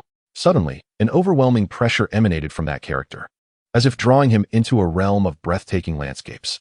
An elderly man with white hair yet a youthful visage stood atop a lofty mountain, gazing down upon him. His aura surged with each step, reminiscent of a martial immortal descending to the mortal realm, as he bellowed the character for Wu, his presence akin to a torrential force, pressing down upon Lu Zhaojin like the weight of Qishan. Chapter 86. The martial family. Such an extraordinary phenomenon was indeed unexpected for Lu Zhaojin. Upon closer inspection, he discerned that it was likely the manifestation of a profound martial artist's will, coalesced from their mastery of martial arts. Although it posed no physical threat, it served as a formidable deterrent. Those with wavering resolve might very well succumb to unconsciousness under such overwhelming pressure. Yet, Lu Zhaojin was not only resolute in spirit, but also fortified by several strands of sword intent, with the Gale Sword intent reaching a consummate level. While the opposing martial aura was undeniably potent, he too was not lacking in strength. In an instant, sword intent surged towards the heavens, as the winds swept away the clouds. The two forces clashed like torrents colliding. One was a robust force reminiscent of a fierce river, sweeping away all obstacles in its path with a relentless momentum. The other was a chilling wind, akin to a winter glacier, capable of freezing all in its wake with its biting cold. However, the elderly figure with white hair and youthful visage was, after all, a mere projection, lacking the essence of life, akin to a fleeting leaf upon the water. Thus, he was no match for Lu Zhaojin. Outside, Lu Zhaojin stood before the mirror wall, eyes closed. Suddenly, his body trembled, an infinite sharpness radiating from him. Streams of sword light flashed before his eyes, shattering the mirror wall into countless fragments that scattered upon the ground, as smooth as a mirror. The martial family's aura was no match for his perfected sword intent. As Lu Zhaojin opened his eyes, he beheld the collapsed mirror wall and the martial family guards gathered in the courtyard, armed and vigilant. They regarded Lu Zhaojin with wary eyes, bracing for confrontation.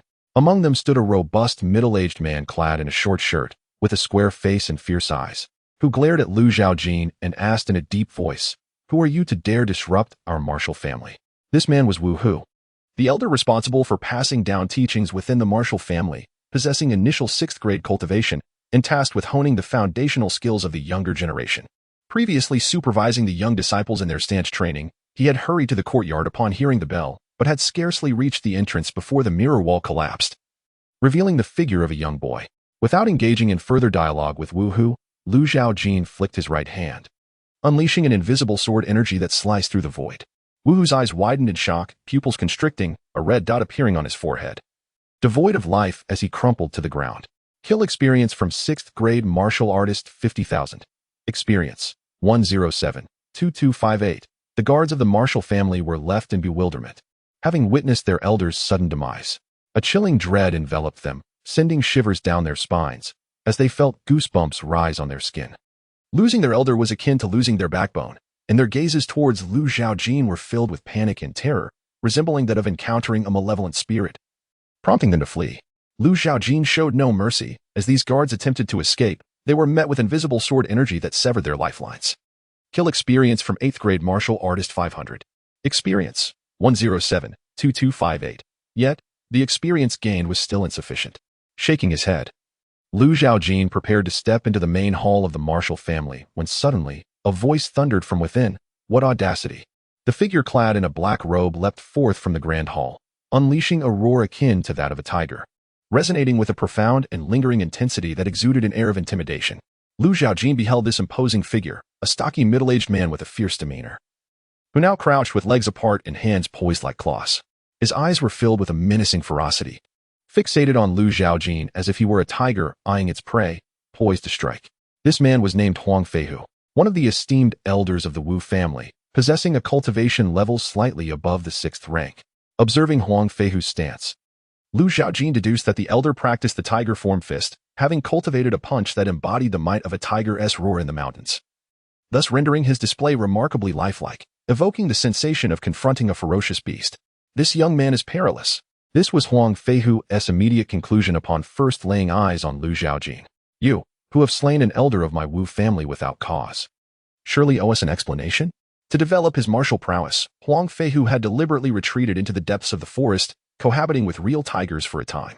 Though arduous, that period bestowed upon him numerous benefits, such as the honing of an instinct akin to that of a wild beast. From Lu Zhaojin, Huang Feihu sensed an exceedingly terrifying aura, accompanied by an ominous premonition that any hint of aggression on his part might result in his immediate demise. Lu Zhaojin refrained from responding to Huang Feihu's inquiry, his gaze shifting towards the grand hall, where numerous figures had begun to materialize.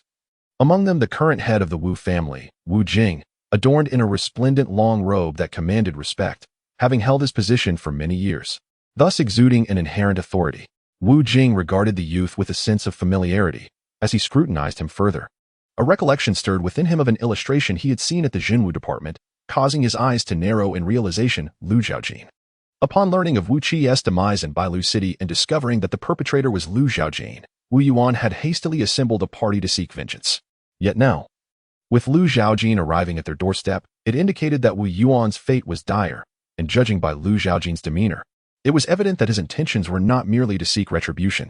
Huang Feihu straightened his posture, maintaining his gaze on Lu Zhaojin while quietly retreating to Wu Jing's side, whispering, "Head, this youth is formidable. We must exercise caution."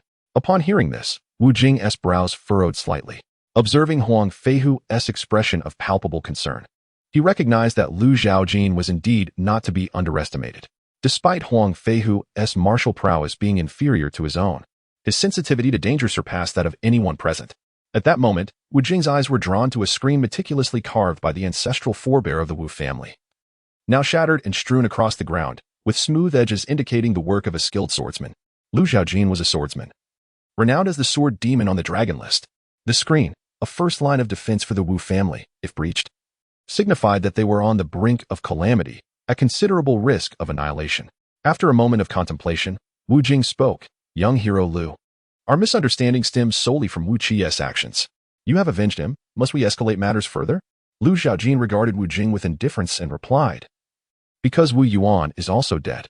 Wu Jing's eyes narrowed slightly, a flicker of anger flickering within their depths. He was aware that Wu Yuan, upon learning of Wu Qi's demise in Bailu City, had set out with his entourage to seek vengeance, only to be unexpectedly slain by Lu Zhaojin. The loss of Wu Qi was one matter, but the death of Wu Yuan at the hands of Lu Zhaojin posed a more pressing concern. If word of this were to spread, how could the Wu family maintain their dignity in Lushu County? Wu Jing's expression darkened as he clenched his fists behind his back. Are you implying that you are unwilling to let this matter rest? Lu Zhaojin recalled the words spoken by Wu Yuan, who had once shared profound insights regarding the dynamics between the strong and the weak. Insights that resonated deeply with her. Wu Jing's eyes narrowed further. He understood his brother's temperament and was certain that he had uttered some wild threats to Lu Zhaojin, which had led her to confront them with lethal intent. However, the Wu family was not to be trifled with. This mere fledgling dared to extinguish the Wu lineage. Today, Lu Zhaojin would learn precisely what it meant to contend with a prominent family of noble heritage. With his arms naturally hanging at his sides, his true essence surged within him, and a blue light coiled around his arms, akin to lightning dancing in the air, producing a series of crackling sounds. Chapter 87. Slaughter. The aura of Wu Jing surged dramatically, his long hair billowing as if caught in an unseen wind, and his robe swelled with power. The robust essence of true energy crystallized into flickering lightning surrounding him, while his arms were enveloped in a verdant glow. His hands resembling the very essence of thunder and lightning, concealing a formidable strength within. As the adage goes, know yourself and know your enemy, and you will be victorious in 100 battles. Since the CF family's divine sword transcended its limits, Lu Zhaojin comprehended a crucial truth. One should never underestimate any adversary. Hence, prior to arriving at Lushuching, he had enlisted the assistance of individuals from the Jingxilu to investigate the Wu family, gaining a clear understanding of Wu Jing's cultivation level, the techniques he practiced, and the notable figures within the Wu clan. This meticulous preparation was not merely a matter of respecting his opponents. It also served the purpose of eradicating potential threats entirely. Lu Zhaojin had no desire to leave any roots behind, for he knew that if left unchecked, troubles would soon arise. Wu Jing, a mid-stage martial artist of the 4th rank, had been practicing his family's unparalleled technique, the Hunyuan Pai Lai Palm, for at least 20 years. His last display of strength had occurred several years prior, when he had slain a 5th-rank martial artist with a single strike. According to the covert spies of the Jinwu division, Wu Jing had achieved mastery in the Hunyuan Pai Lai Palm by that time. With the passage of time and no sightings of Wu Jing in combat, it was highly likely that his mastery had reached perfection. Aware of Lu Zhaojin's ill intentions and the impending events that would determine the Wu family's fate, Wu Jing could not afford to hold back. He unleashed the perfected Hunyuan Pai Lai Palm without hesitation, rallying the elders. Join me in vanquishing this fiend. With a thunderous shout, he struck towards Lu Zhaojin, his palm manifesting as a bolt of divine retribution. The elders of the Wu family swiftly unleashed their formidable skills, channeling their true energy to execute a barrage of punches, sword flashes, and finger strikes, aiming to seal off all of Lu Zhaojin's vital points and escape routes, ensuring that Wu Jing's Hunyuan Pai Lai Palm would land securely upon him. However, an abrupt tempest arose, its chill akin to the biting winds of winter. Even the thickest garments could not shield against the penetrating cold. The combined onslaught of the Wu elders faltered in an instant, sending them crashing to the ground, blood spilling forth as they bore deep cuts that the sword intent ravaged, rendering their wounds nearly impossible to heal. Wu Jing's palm strike, amidst the frigid gale, flickered precariously as if struggling against the icy force, threatening to extinguish its power. Casting a glance at the incapacitated elders, Wu Jing inwardly cursed their ineptitude. Realizing that the thunderous imprint was on the verge of being snuffed out by the cold, he immediately intensified his energy, causing a cataclysmic eruption of power that quelled the chilling winds. As a mid-stage martial artist of the 4th rank, Wu Jing's resilience was formidable. Lu Zhaojin did not anticipate that relying solely on his perfected sword intent and sacred spirit sword technique would suffice to defeat him. Drawing forth the Qiofan sword, Lu Zhaojin summoned the tempest once more, and as the Hunyuan Pai Lai Palm exploded, the dissipating lightning coalesced into a strike. With the swiftness of a lightning bolt, the sword light swiftly dispatched several of the Wu family's revered elders. Huang Fei, who sensed the imminent danger, however, lacking the requisite strength, even his attempt to flee proved futile, leading to his untimely demise. Wu Jing, though still alive and fiercely determined, found himself severely drained. having expended a significant portion of his true energy to withstand that singular sword strike. Experience from slaying a 6th grade martial artist 50.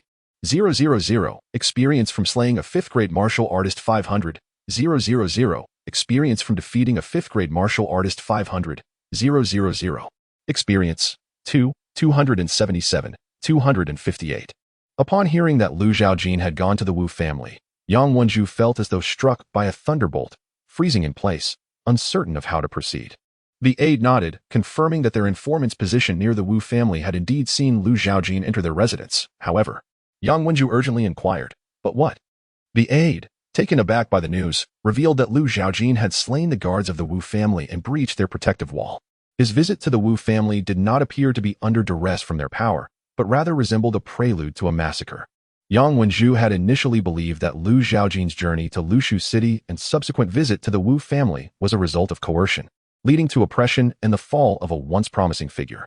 To his astonishment, Lu Zhaojin had come to Lushu City with the intent to unleash carnage upon the Wu family, an act that was utterly unfathomable within the confines of Lushu County. After all, given the Wu family's esteemed reputation in Lushu County, who would dare to provoke such a formidable beast? Yang Wenju sensed the gravity of the situation as the governor of Lushu County. He deemed it imperative to assess the unfolding events. Thus, he hastily assembled his retinue and made his way to the Wu family estate, discreetly surrounding it with his men, ready to handle any Wu family members attempting to flee. Having attained the position of governor, Yang Wenju was certainly no stranger to ruthless measures. Furthermore, the Wu family had reigned with tyranny in Lushu County for many years, and their downfall would surely bring relief to the local populace. Experience from slaying an 8th grade martial artist 500. Experience from slaying a 7th grade martial artist 5,000. Experience from slaying a 6th grade martial artist 50,000. Experience 651. 558. After the demise of several elders, Wu Jing, having expended a significant amount of true essence, recognized that he was no match for Lu Zhaojin and thus fled to the rear courtyard. This retreat was also strategically intended to lure his opponent. However, Wu Jing had never encountered such an extraordinarily swift and enigmatic sword technique. He could not fathom how Lu Zhaojin wielded his blade, yet each strike claimed a life. The guardians meant to protect him were dwindling in number.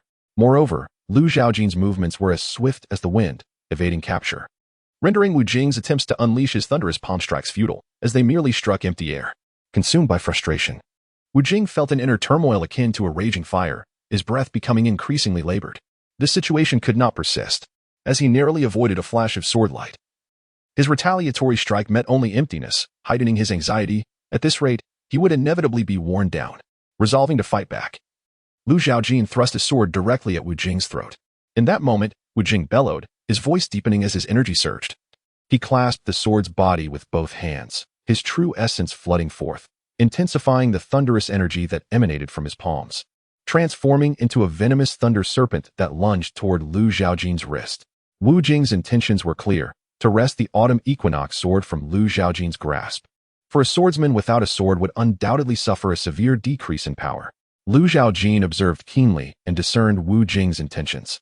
With a deft twist of her wrist, she summoned immense power that liberated the sword from Wu Jing's grasp. A formidable aura of sword intent emanated from the blade, effortlessly severing flesh and bone, causing half of Wu Jing's palm to plummet to the ground. Wu Jing's eyes widened in disbelief, astonished by the unexpected outcome. As the sword once again radiated brilliance, he had no time for further contemplation and swiftly recoiled, a beam of sword light shooting forth from the tip, piercing through the wall behind him, its destination unknown. Enduring the pain, Wu Jing dared not confront Lu Zhaojin head-on and continued his retreat. Relentlessly, Lu Zhaojin pursued, her gaze fixed upon the fleeing Wu Jing, a flicker of something unusual flashing in her eyes. In truth, she had grasped Wu Jing's underlying thoughts. For the people of the Jinxiu Tower had once remarked that the Wu family had thrived in Lushu County for so many years largely due to the possibility that their ancient ancestors still lived.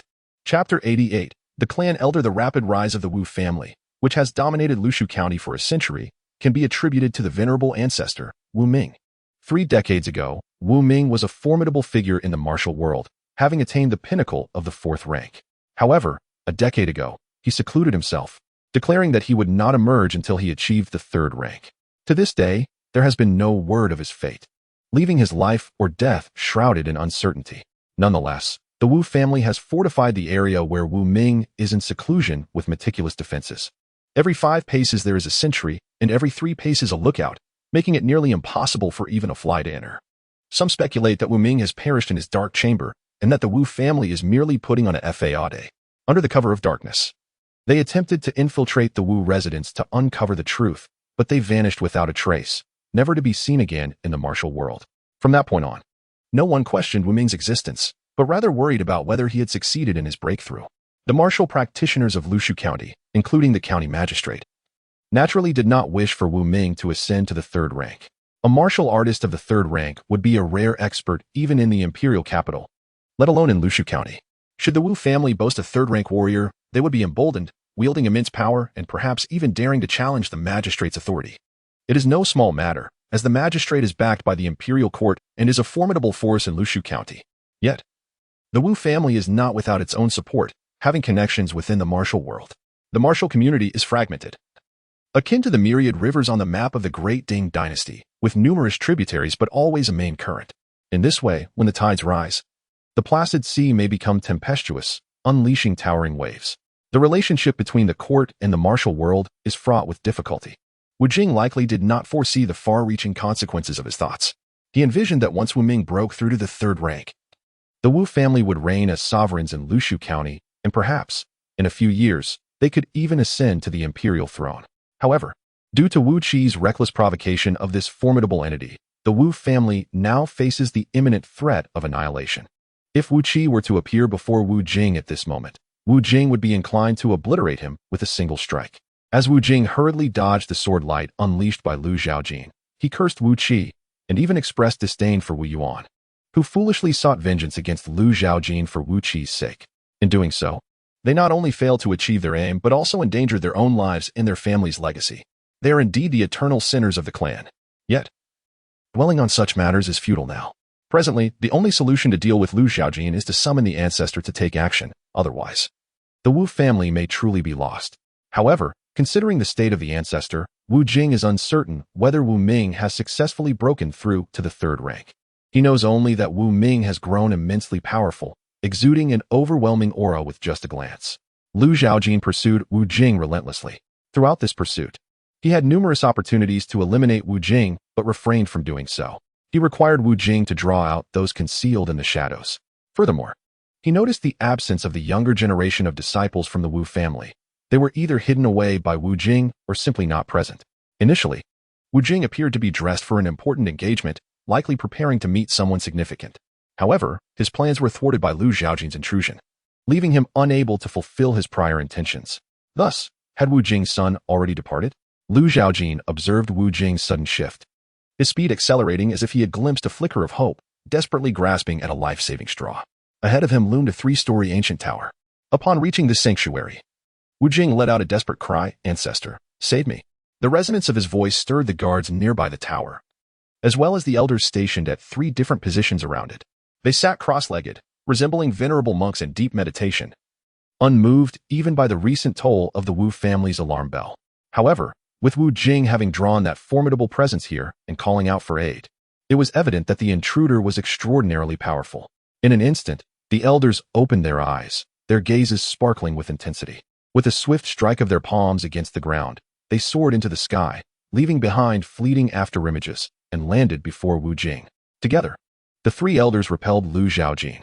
At that moment, the guards stationed at the tower converged, numbering at least several dozen. Zhaojin was forced to the ground, his autumn equinox sword blossoming with a flurry of sword flowers, its tip angled towards the earth as he surveyed the dark mass before him. Contemplating that nearly all were present, he also realized why there were so few in the front courtyard of the Wu family. Most of their manpower was concentrated here. Such a display underscored the importance the Wu family placed on this location. The 3 Wu family elders, upon seeing the intruder was merely a youth, felt a shift in their expressions. They did not underestimate Zhaojin's apparent youth, suspecting him instead of being an ageless anomaly with exceptional longevity, which explained why Wu Jing could not contend with him. But how had Wu Jing provoked such a formidable foe? The elder in the center sensed Zhaojin's aura and discerned that he was at the initial stage of the 4th rank. Yet, the overwhelming sword intent emanating from him was almost blinding, indicating that this ancient being had certainly mastered it to perfection. A swordsman at such a level possessed lethal capabilities beyond the ordinary, rendering even this elder wary. The elder could not help but feel a sense of frustration towards Wu Jing and the others. At a critical moment when the ancestor was on the verge of breaking through to the third rank, these juniors were unsettlingly provoking such a powerful enemy. Yet, matters beneficial to the Wu family were perpetually delayed, making success elusive and often resulting in failure. The only solace was the emergence of a young disciple among the new generation who possessed martial potential rivaling that of the ancestor. Suddenly, the elder inquired, "Where is Wu Ji?" To which the elder Wu Yu replied, "Wu Ji's nephew has gone to the imperial capital with friends and is not within the clan." Wu Jing, unaware of Wu Yu's intentions and unable to discern his expression, poured out his frustrations to the three elders, Elders Wu Yu, Wu Qi, and Wu Shan. "This intruder has invaded our clan, slaughtering our elders and disciples, and his strength is formidable. I am no match for him, and can only lead him here." Hoping that the three elders will take action to eliminate this threat, Wu Jing further elaborated on Lu Zhaojin's peculiarities. Despite his youth, he possessed extraordinary strength, undoubtedly harboring profound secrets. If they could capture him or force him to divulge his secrets and then present him to the ancestor, the chances of the ancestor breaking through to the third rank would greatly increase. This indeed was a promising prospect. Wu Yu cast a slightly altered gaze towards Lu Zhaojin. Unexpectedly realizing that his initial conjecture was erroneous, the youth before him was not an ancient monster adept in the art of preserving youth, but rather a genuine young man. However, the three of them were all in the late stage of the fourth rank. Though they had reached their limits, the wealth of experience accumulated over the years, along with their robust true essence, far surpassed that of a mere youth. Thus, in their eyes, Lu Zhaojin was akin to a turtle in a jar, unable to escape their grasp. Lu Zhaojin was not particularly fond of the elderly man's scrutinizing gaze, which seemed to regard him as a fish caught in a net, ripe for slaughter. Surely, they must comprehend the preceding circumstances. Wu Yu, having learned the backstory from Wu Jing, inwardly cursed Wu Qi, deeming him a worthless waste of life. How could Wu Ji and Wu Qi, both sons of Wu Yuan, differ so vastly? Wu Yu regarded Lu Zhaojin with an indifferent expression, embodying the demeanor of an arrogant noble, fully aware of the situation, yet indifferent to its implications.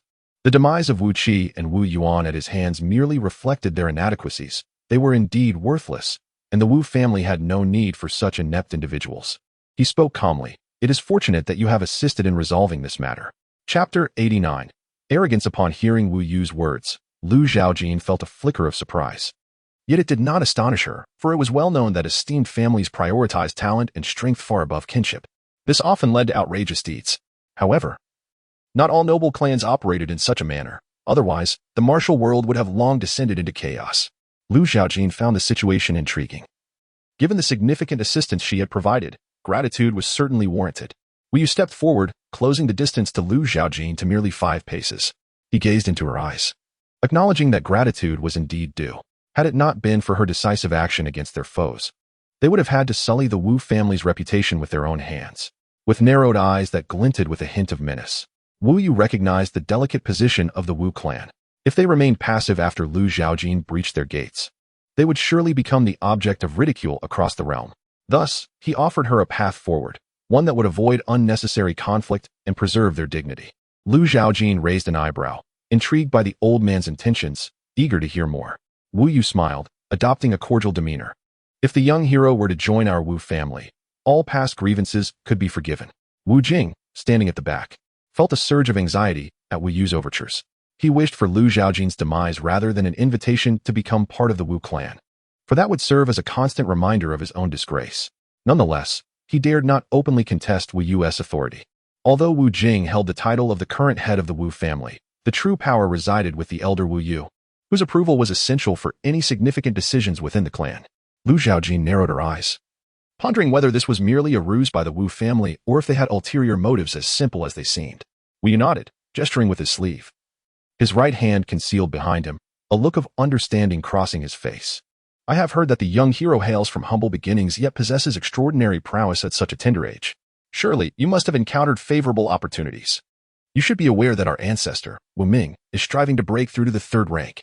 If you would be willing to share that opportunity to aid him, upon his success, he would gladly take you as his disciple, thus allowing you to adopt the Wu surname." With an air of pride, Wu Yu proclaimed that once Wu Ming attained the third rank, the Wu family's word would be law in Lushijan. Lu Zhaojin understood at last.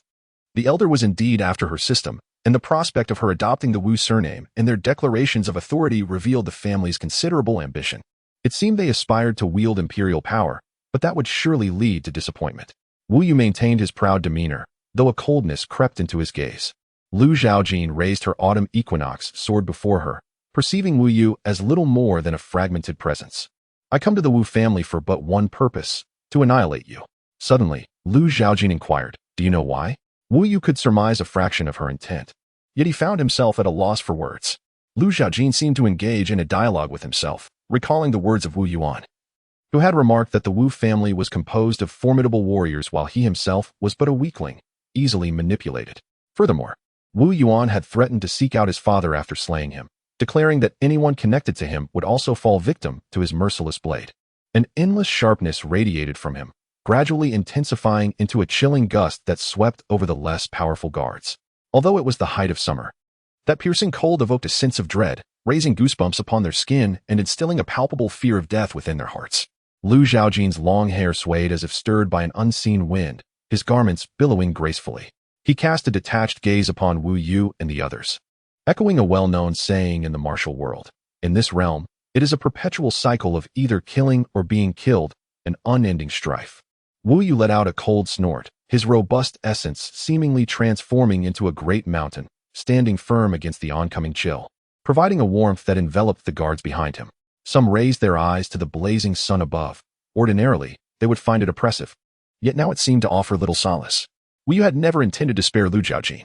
The actions of Lu Zhaojin today had dealt a resounding slap to the face of the Wu family, an invitation to join their ranks, and an offer from the esteemed ancestor Wu Ming to take him as a disciple, all mere tactics to extract Lu Zhaojin's value before ultimately extinguishing his life. However, Wu Yu was taken aback by Lu Zhaojin's profound hatred for the Wu family, even with the knowledge that Wu Ming still lived. Lu Zhaojin was intent on annihilating the entire clan. Wu Yu narrowed his eyes, pondering whether Lu Zhaojin possessed the means to counteract Wu Ming. There was no time for further contemplation, as Lu Zhaojin unleashed a strike with his sword, the wind following its arc becoming increasingly tempestuous, crashing against the invisible mountain with a resounding thud.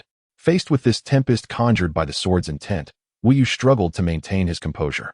A grave expression flickered in his eyes as his essence surged within him, pushing forward with both hands in an attempt to dispel the oncoming storm. The other two elders of the Wu family, witnessing Lu Zhaojin's assault and Wu Yu's counterattack, reacted instantaneously. One drew forth a resplendent golden sword, radiating an intense heat, and unleashed a sword chi that morphed into a fiery serpent, lunging toward Lu Zhaojin. The other bent his legs, leaning forward, grasping the hilt of the broadsword at his waist, and swiftly executed a blade of light that darted toward Lu Zhaojin's head like a flash of lightning.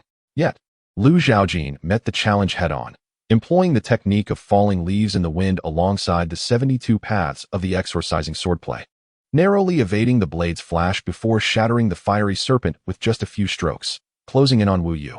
Among the three Wu family elders, only Wu Yu had reached the late 4th tier, while the other two were at the mid-4th tier, yet their martial paths had reached their limits. Age had taken its toll, their vitality waning, revealing signs of decrepitude as they began their descent. Now, they could only hope for Wu Ming to break through to the 3rd tier, guiding the Wu family toward a more glorious future, granting them peace in their twilight years. Yet, fate was unkind. Instead of witnessing Wu Ming's ascension, they were confronted with the specter of Lu Zhaojin, the executioner. As Lu Zhaojin directed his blade at Wu Yu, it fell like a thunderous strike, resonating with a cacophony, the thunderous sword intent carrying a destructive force aimed directly at Wu Yu's head. However, Wu Yu seemed to have seen through his intentions long before he approached. Concealing a powerful strike, he awaited the moment the sword was drawn. And as soon as it was unleashed, he executed his palm strike. A force as formidable as a mountain struck Lu Zhaojin's chest, propelling him backward.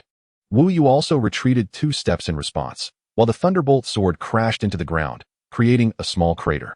Taking advantage of the situation without mercy, Wu Qi and Wu Shan advanced, launching a combined assault with blades and swords before Lu Zhaojin could regain his balance. In that instant, the gleam of blades and swords intertwined, transforming into a tempest of swirling fury that completely enveloped Lu Zhaojin.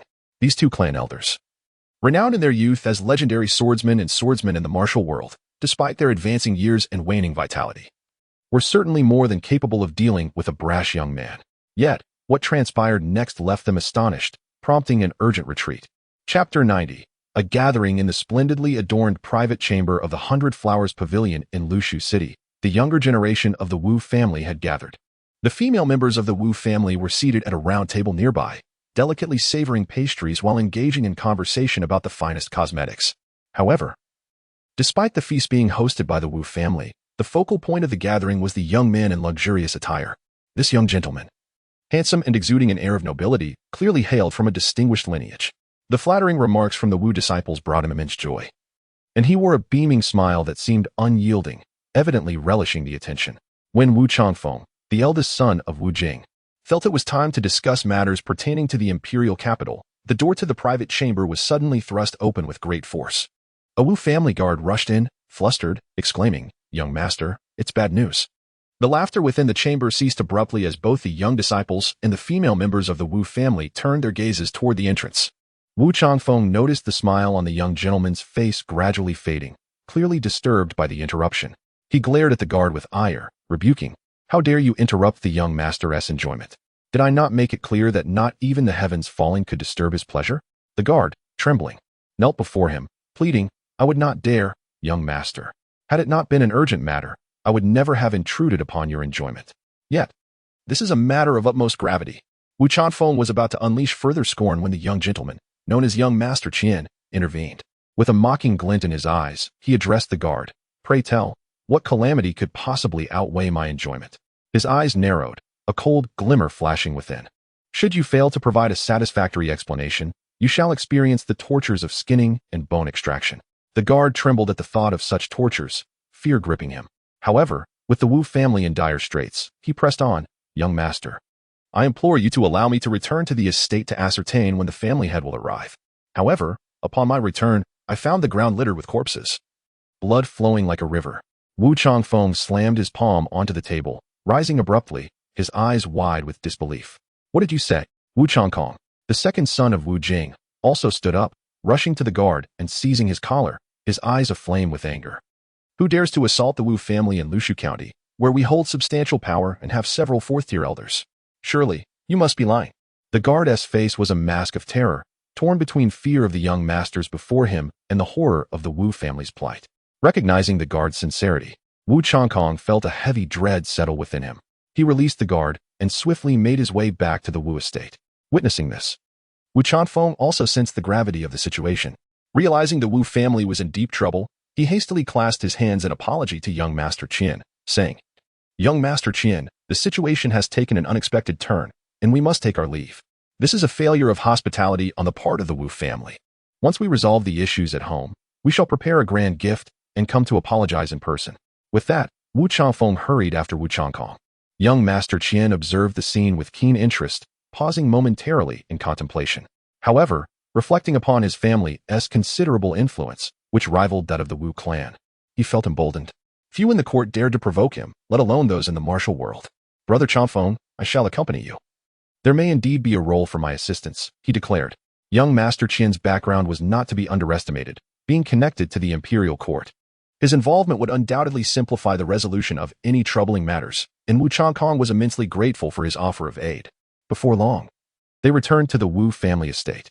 As the Wu family guard had reported, the main gate had been breached, and the once majestic wall had collapsed into disarray. More critically, the lifeless bodies sprawled across the courtyard included not only the Wu family guards, but also several esteemed elders of the clan.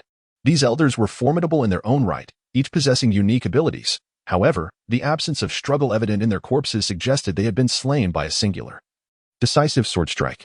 The assailant who invaded the Wu household was undoubtedly a master swordsman. Suddenly, Wu Changfeng, Wu Changfeng, and young Master Qian sensed something amiss and glanced towards the rear courtyard. They detected fluctuations of true essence clashing, indicating that someone still lived within. It was highly likely that Wu Jing, the head of the Wu family, was in peril. Wu Changfeng and Wu Changfeng, convinced it was their father, hastily dashed towards the back. A tempest of blades and swords encircled Lu Zhaojin, yet a brilliant flash of sword light erupted from within, causing the storm to seem as if it would shatter like a fragile sphere, fissures appearing as light seeped through. With a thunderous roar, the tempest exploded from within, unleashing a torrent of sword energy that surged outward in all directions, leaving a chaotic tapestry of intersecting sword marks in its wake. Had it not been for the timely retreat of the two Wu clan elders, the onslaught of sword energy would have rendered them unrecognizable. Wu Qi wielded one of the famed 24 solar terms swords, known as Minor Heat. The blade, glowing crimson, ignited with flames as he channeled his true essence, striking against flesh. The fiery toxins infiltrated the body, corroding the internal organs, rendering even the finest healers powerless. However, in facing Zhaojin, Wu Qi sensed he had encountered a formidable adversary. Each strike was met with an inexplicable resistance, leaving him uncertain whether it was the Minor Heat sword clashing with the Autumn Equinox sword or some inherent quality of Zhaojin herself. At that moment, he realized the truth. It was his own limitation. Wu Qi's mastery of the sword had stagnated at the second realm for 3 decades, and he had long since resigned himself to this fate. In stark contrast, Zhaojin's prowess evidently reached the third realm, perhaps even beyond, remaining inscrutable to him.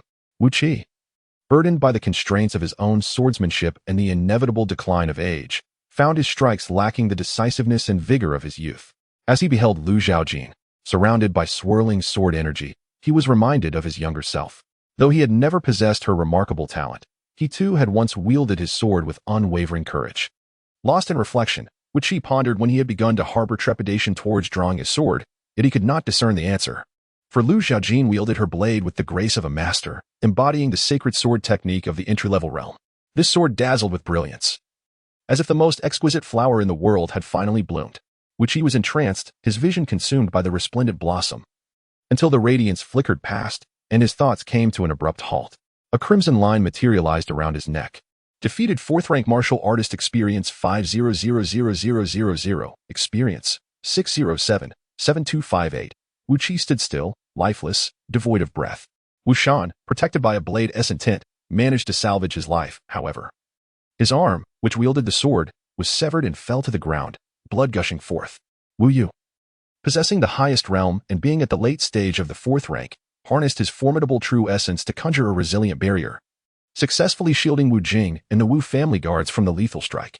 Yet, this exertion took its toll in his frantic attempt to counter the blow. He drained a substantial amount of true essence, and in his aged body, he wondered how much longer he could endure. Casting a glance at the tower behind him, memories of the past flooded his mind, and his gaze hardened as it fell upon Zhaojin, a fierce determination igniting within him. Even at the cost of mutual destruction, he could not allow Zhaojin to interfere with Old Master Wu Ming's endeavor to break through to the 3rd rank. Chapter 91. Wu Jing's eyes widened in disbelief as he witnessed Zhaojin slay the elder of the Wu Qi clan. In his mind, Zhaojin should have stood no chance, easily subdued by the 3 clan elders, stripped of her powers, and imprisoned in the Wu family dungeon, where her value would be drained until death. However, reality unfolded in stark contrast. The elder of the Wu Qi clan fell beneath Zhaojin's blade, and the arm of the Wu Shan elder was severed, and it was his dominant right hand that was lost. Deprived of his right hand and unable to wield his sword, Wu Shan's prowess plummeted. Faced with Zhaojin's relentless assault, he found himself desperately evading her strikes. Yet, the swordsmanship she exhibited was astoundingly swift and unfathomable, leaving him utterly bewildered by her techniques.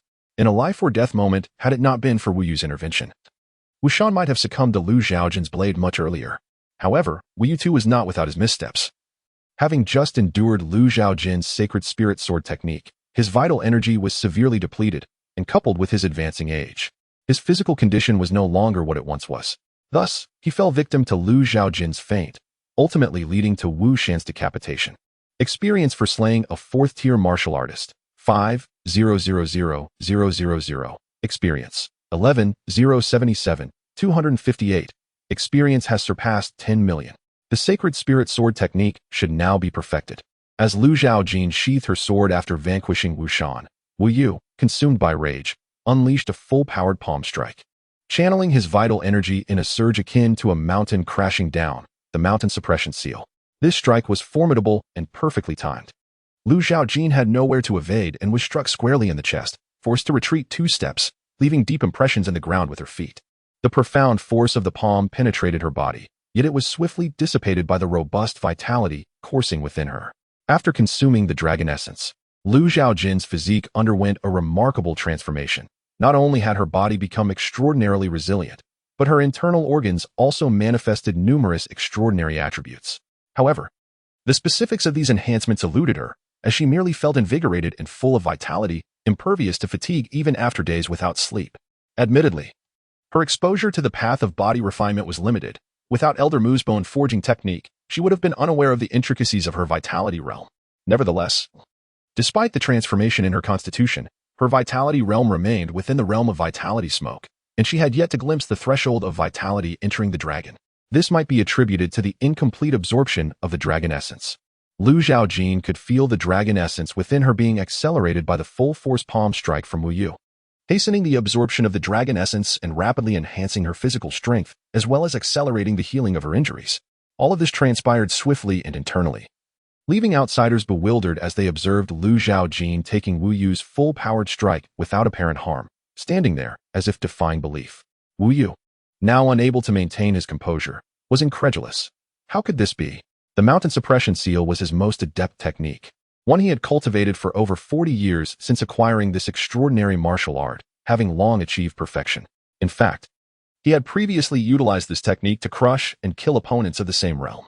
Yet now, it seemed utterly ineffective.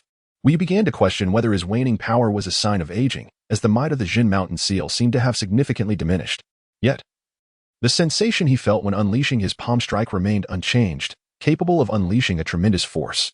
This youth could not be approached with conventional reasoning. For the first time, Wu Yu found himself utterly at a loss against a mere boy, his spirit sinking as if plummeting into an abyss.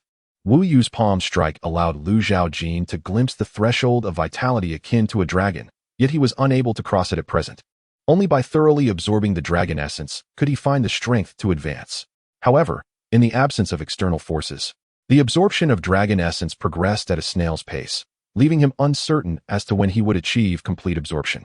Yet, to rely on external assistance, to be battered by others, would verge on the grotesque. Nevertheless, Zhaojin conceived a potential strategy, though the time for its execution had not yet arrived.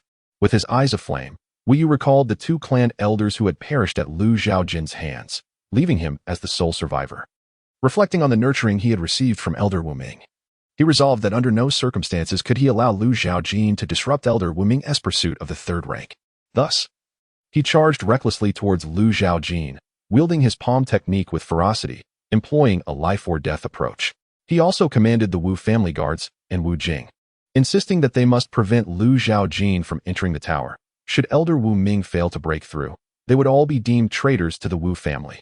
Their own lives mattered little in comparison to Elder Wu Ming's, for once he ascended to the third rank, the Wu family would have the opportunity to rise anew, its power elevated to new heights. However, as the two clan elders fell to Zhaojin, the guards of the Wu family were gripped by fear, hesitating to advance. They were not foolish. Even the fourth-rank elders were no match for Zhaojin. For those of the 7th or 8th ranks, confronting him would be tantamount to courting death. Wu Yu regarded them with scorn. Did they truly believe Zhaojin would spare them? The guard's expression shifted tumultuously. As Wu Yu had surmised, Zhaojin would likely not show them mercy, for they were the guardians of the Wu family, standing in opposition, devoid of personal enmity, driven solely by the desire to eradicate any threat. In a bid for survival, they chose to trust Wu Yu, unleashing a chorus of battle cries as they surged towards Zhaojin, joining forces with Wu Yu against him. Wu Jing, merely at the initial stage of the 4th rank, had already suffered from Zhaojin's earlier onslaught. Now, witnessing the deaths of two clan elders before his eyes only heightened his distress, leading him to believe the Wu family was truly doomed.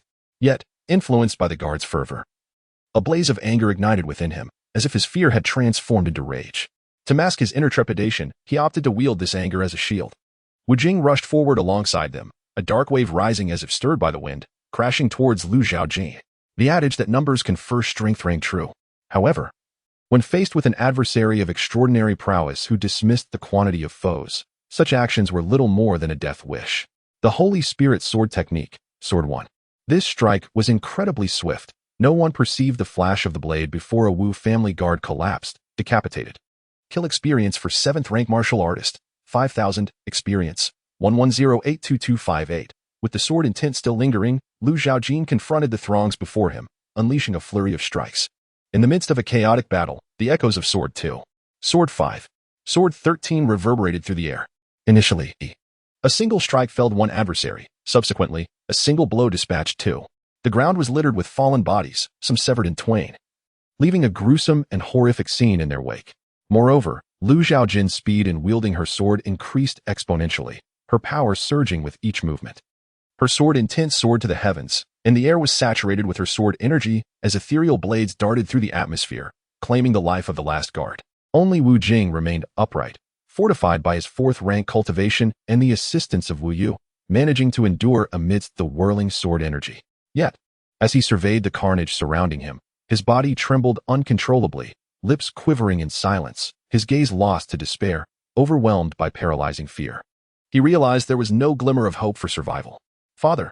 he cried out, jolting back to reality, but rather than joy, his heart sank deeper into desolation. He longed to urge Chong Kong and Chong Feng to flee at once, yet his voice betrayed him, leaving him speechless. The world spun around him, his head swimming in confusion.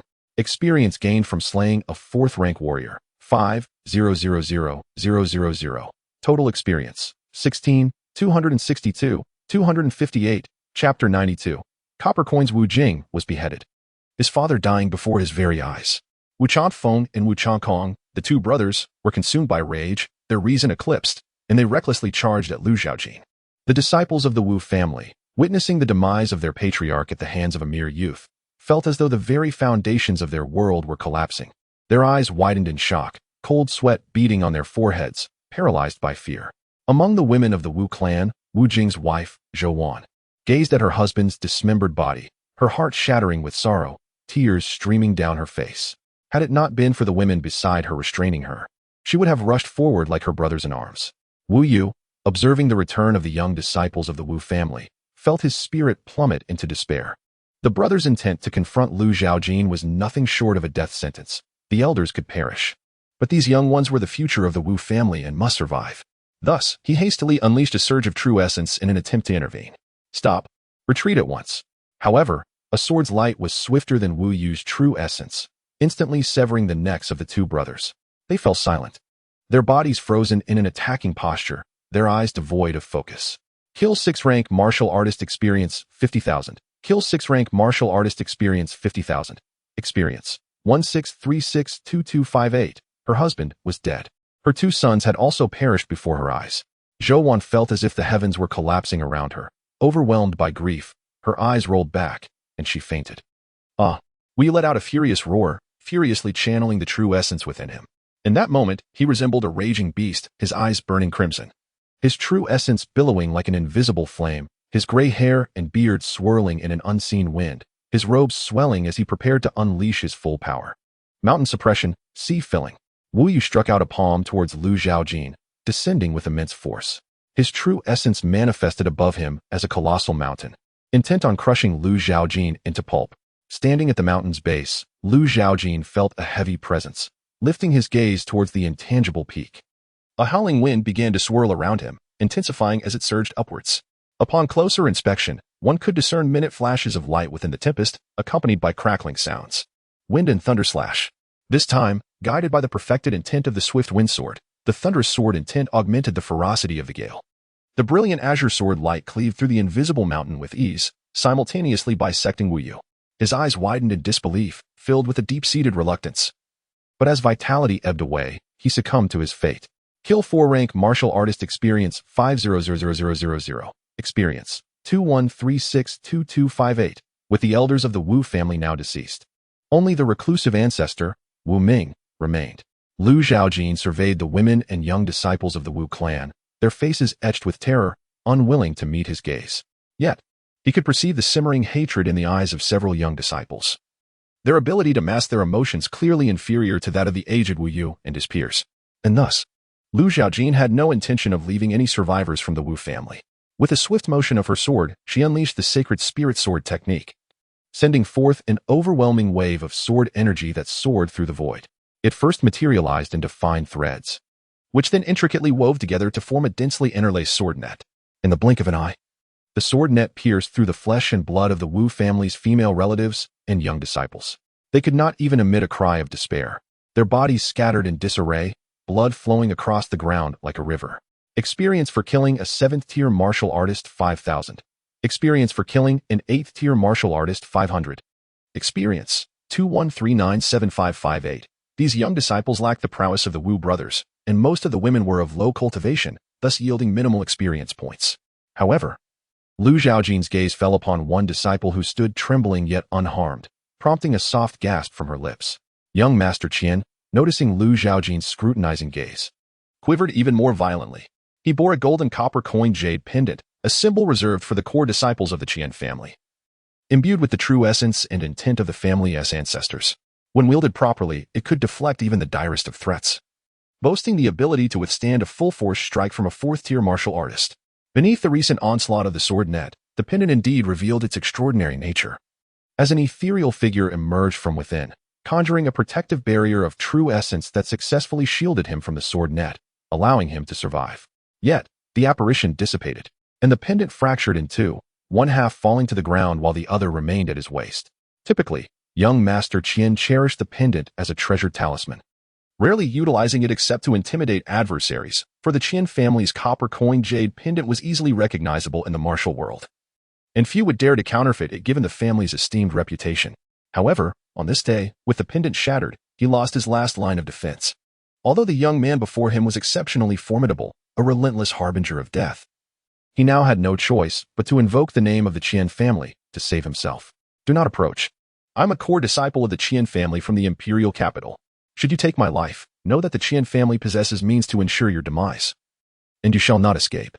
Young Master Qian removed the half of the copper coin jade pendant still clasped to his waist and held it aloft towards Lu Zhaojin, his voice hoarse and strained. The Qian family is the maternal lineage of the three imperial clans, kin to the royal family. To provoke the Qian family is to incite the wrath of the Great Ding Dynasty. You cannot kill me, otherwise, even if you flee to the ends of the earth, you shall never evade the pursuit of the Great Ding Dynasty. The noise was unbearable.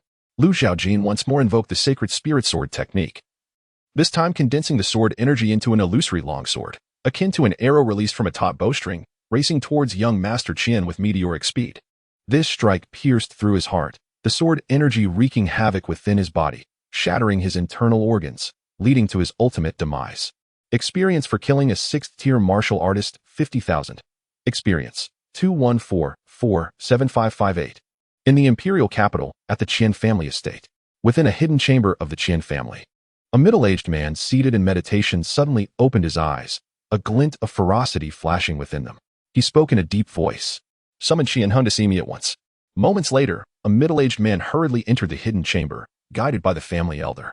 Clad in a long robe and adorned with a jade crown, his hair meticulously arranged, he entered the dim chamber and raised his gaze towards the middle-aged man seated upon the mat. Kneeling, he clasped his fists in a gesture of respect. Addressing him as ancestor Qian Yi gestured for him to rise and take a seat on the mat before him. I sense that a jade pendant has shattered, he remarked. As Qian Hung settled into his place, he was taken aback by Qian Yi's words and urgently inquired, might ancestor Qian Yi know whose jade pendant it was? Qian Yi shook his head, indicating his ignorance. The distance is too great for me to perceive clearly. You should send someone to investigate. Qian Hung acknowledged this. Noting it down, before posing another question, ancestor Qian Yi, regarding the old emperor's desire to perform the ritual at Tianzhu Peak, how should we proceed? Should we intervene? Qian Yi scoffed lightly. What the old emperor wishes to accomplish, others also aspire to achieve. Consequently, competition is inevitable. There is no need for us to take action. Qian Hung was puzzled about the old emperor's intentions and opened his mouth to inquire further. However, Qian Yi was reluctant to elaborate, merely stating that on that day, everything would become clear, as knowing too much often leads to unnecessary worry. Qian Hung nodded in understanding. Chapter 93. Wu Ming in the city of Lushu. At the Wu family residence, a towering ancient pagoda stood majestically, its bracketed eaves adorned with a small bronze bell that swayed in the breeze, emitting a melodious chime. The open space before the building was strewn with lifeless bodies, the ground stained crimson with blood, and a pungent scent of gore permeated the air. Lu Zhaojin approached the entrance of the ancient tower, gazing at the tightly shut door. As he raised his hand to push it, the door opened of its own accord before he could even make contact, allowing light to flood into the structure. The interior brightened slightly, and Lu Zhaojin sensed a living presence within. A formidable aura emanated from the top floor, undoubtedly belonging to the ancestral elder of the Wu family. Casting a glance around the first floor, he observed large chests filled with gold, silver, and jewels, alongside an array of weapons. Nothing else appeared particularly noteworthy. He meticulously collected all these treasures into his system space before ascending the staircase to the second floor. The tower comprised only 3 levels. The first floor served as the Wu family's treasury, while the second housed their collection of martial arts manuals. showcasing 5 rows of immense bookshelves filled with a plethora of techniques before Lu Zhaojin's eyes. As he meandered through the second floor, he took a cursory glance at the manuals and discovered that the majority were focused on fist and palm techniques. He also spotted the family's ancestral skill, the mountain sealing seal, though the number of sword, saber, and spear techniques was rather limited. He selected the sword techniques and, of course, did not overlook the mountain sealing seal, storing them all within his system space. His intention was not to practice martial arts for the sake of it, but rather to bring back the powerful mountain sealing seal for his father, enhancing their means of survival. Finding nothing else of value to store, Lu Zhaojin proceeded to the third floor. The third level was remarkably empty, devoid of tables and chairs, with tightly shut doors and windows, casting a gloomy atmosphere. Upon stepping onto the floor, Lu Zhaojin felt as though he had intruded upon a beast's territory. The overwhelming aura surged forth, pressing down upon him, inducing a sensation akin to sinking into a quagmire. However, as the sword intent surged and a gentle breeze enveloped him, that oppressive presence gradually dissipated, his gaze fixed upon a figure before him. It was an elderly man with white hair and a youthful countenance, seated serenely in the center of the third floor. Sensing Lu Zhaojin's stare, he slowly opened his eyes, meeting Lu Zhaojin's gaze. Lu Zhaojin recognized this elder from the wall of the Wu family gate, where the man's martial prowess had drawn him into a strange illusion. Their initial confrontation had concluded with Lu Zhaojin triumphing through the swift and perfect sword intent of the Gale Sword. Though there was an element of unfairness to his victory, the martial force from the wall was akin to a rootless reed, depleting with each use and unrenewable. Yet, the elder before him was a tangible presence, incomparable to the wall's illusion. The elder indeed exuded a palpable pressure, marking him as a formidable opponent. However, his aura fluctuated erratically, alternating between strong and weak, indicating some disruption in his cultivation. As Lu Zhaojin met the elder's calm gaze, free of sorrow or resentment, he sensed an acceptance of the Wu family's demise, as if it had not taken him by surprise. "You are Wu Ming?" Wu Ming exhaled a breath of stagnant air as he rose from the ground, though his movements appeared somewhat stiff, as if he had not stirred for an extended period. The sound of his bones cracking echoed through the silence. Before his seclusion, I had sought the guidance of the stargazing tower to divine the fate of the Wu family, receiving a prophetic saying, if not entering the third rank, the Wu family shall surely perish. As Wu Ming stretched his limbs, his murky eyes, though clouded, held a glimmer of vitality, resembling 2 small whirlpools in this dim place. The predictions from the stargazing tower had proven accurate, which is why I had tirelessly searched for an opportunity to break through to the third rank over the years. Yet to no avail. Moreover, I was genuinely curious to uncover the reasons behind the downfall of the Wu family, for their power was on the rise. And who would dare to threaten the Wu family? He gazed at Lu Zhaojin, whose youthful visage elicited a sigh from him. Thus, I was not surprised by your appearance, but I was astonished that the one destined to bring ruin to my family was merely a youth. Wu Ming, despite being over a century old, retained a youthful appearance due to his mastery of beauty-preserving techniques. With a century of experience and the cultivation of a late 4th rank, his discernment surpassed that of ordinary individuals. He could see that Lu Zhaojin was not an ancient being rejuvenated, but rather a genuinely spirited young man. It was unfathomable how he had cultivated to the 4th rank at such a tender age. His future achievements could be boundless, perhaps even reaching legendary realms. Wu Ming's words piqued Lu Zhaojin's interest. Stargazing Tower? However, Wu Ming did not elaborate on Lu Zhaojin's curiosity, for such a place was not easily accessible, and I could not speak further. You shall learn more when you have the opportunity to visit the imperial capital. Extending his right hand before him, he clenched it into a fist, his murky eyes shining with intensity, filled with a serious demeanor. His aura surged violently, as if the tranquil sea had been stirred into tumultuous waves by a tempest. If the opportunity presented itself. Though Wu Ming had not successfully broken through to the 3rd rank over the years, he had not been idle. Through years of accumulation, he had successfully glimpsed the threshold of the 3rd rank, stepping in with one foot, yet the other stubbornly remained unmoving. Wu Ming sensed that the time was not ripe for him to enter the 3rd rank until today, when the Wu family faced annihilation.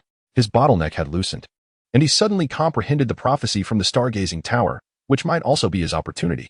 Lu Zhaojin, the harbinger of his family's doom, had become the catalyst for his breakthrough to the 3rd rank. Wu Ming's gaze towards Lu Zhaojin was filled with a frenzied intensity, as if this adversary embodied his deepest obsession. If he could slay him, he would finally attain his desires. Thus, he unleashed his full strength, striking out with a palm, his aura raging like a colossal wave threatening to engulf Lu Zhaojin's fragile vessel. In the face of this overwhelming tide, Lu Zhaojin remained composed, exuding an aura of death and destruction. The dark radiance seamlessly melded with the obscurity of the surroundings, rendering it difficult to discern any anomalies.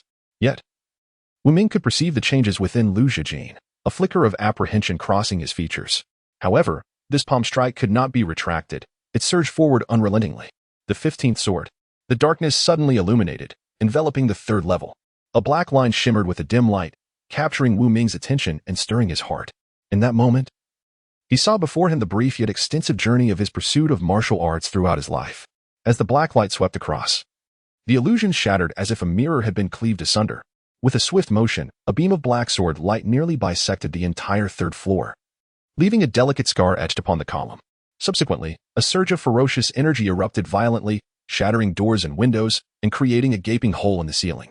This tumultuous wave caused the severed area to lose its support, leading to a slant in the rooftop, which began to collapse. Rays of daylight pierced through, revealing two figures standing upright.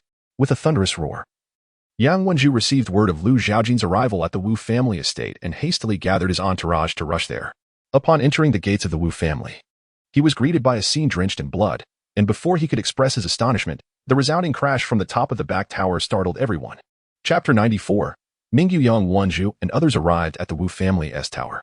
The scene here was even more horrific than in the previous courtyard. Many could not withstand the overwhelming stench of blood that surged into their nostrils and retreated to a corner, leaning against the wall, violently retching until their stomachs were emptied.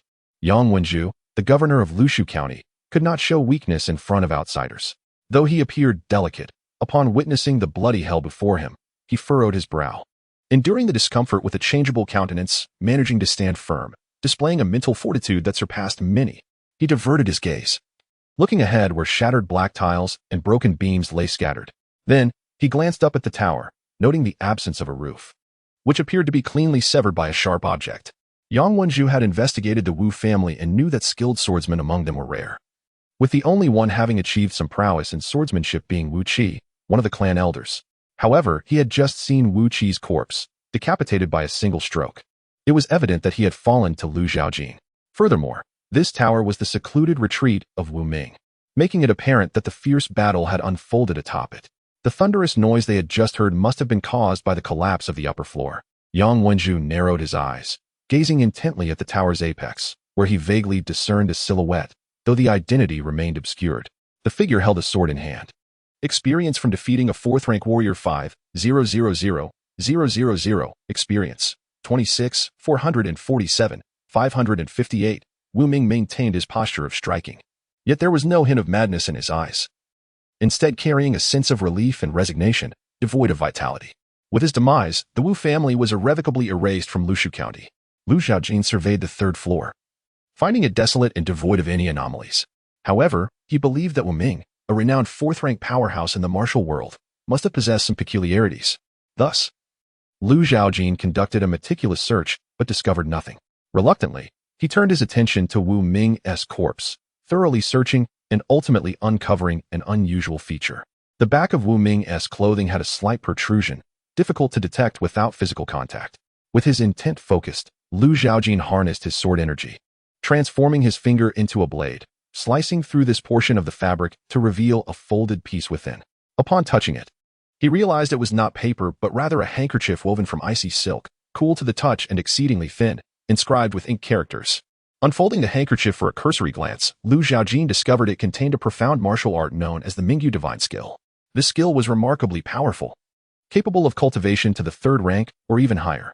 Furthermore, upon reaching perfection, it could completely purge impurities from the body, rendering the flesh as translucent and flawless as jade, with the added benefit of enhancing one's martial aptitude.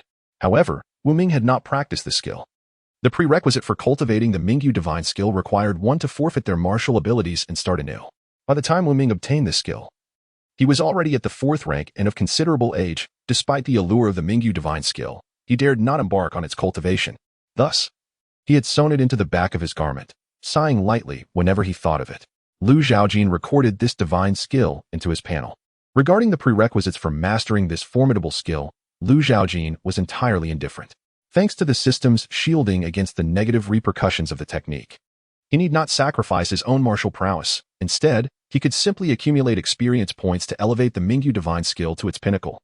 There were no other matters of significance to attend to. The windows and doors of the 3rd floor lay shattered, and the roof had vanished, revealing the drifting clouds above. Zhaojin sensed an approaching presence and stepped through the broken entrance to the edge of the floor, peering down to catch sight of Yang Wenju and others below. With an air of ethereal grace, Zhaojin treaded upon the void, as if invisible steps supported him, guiding him down to the ground. The sight of him walking upon the air evoked an expression of serene awe among Yang Wenju and the others, reminiscent of a celestial being descending to the mortal realm. As Zhaojin alighted, Yang Wenju approached him. Upon noticing the officials, Zhaojin discerned that the middle-aged man before him exuded an aura of authority, undoubtedly a member of the court. At such a moment, the presence of an official accompanied by a contingent of soldiers could only imply a pursuit of him. Just as Zhaojin was about to draw his sword, he observed Yang Wenju hastily raise his hand, urging him, "Young hero, please refrain from making any rash moves." Yang Wenju, sensing the palpable intent to kill, realized that had he hesitated even slightly, he might have met his end. Wiping the cold sweat from his brow, he forced a smile, assuring, "Rest easy, young hero. I have come not to apprehend you, but rather, having heard of disturbances at the Wu family estate, I am merely fulfilling my duty by investigating the matter." Zhaojin remained silent, his gaze fixed on Yang Wenju, clearly implying that he had already witnessed the devastation of the Wu family.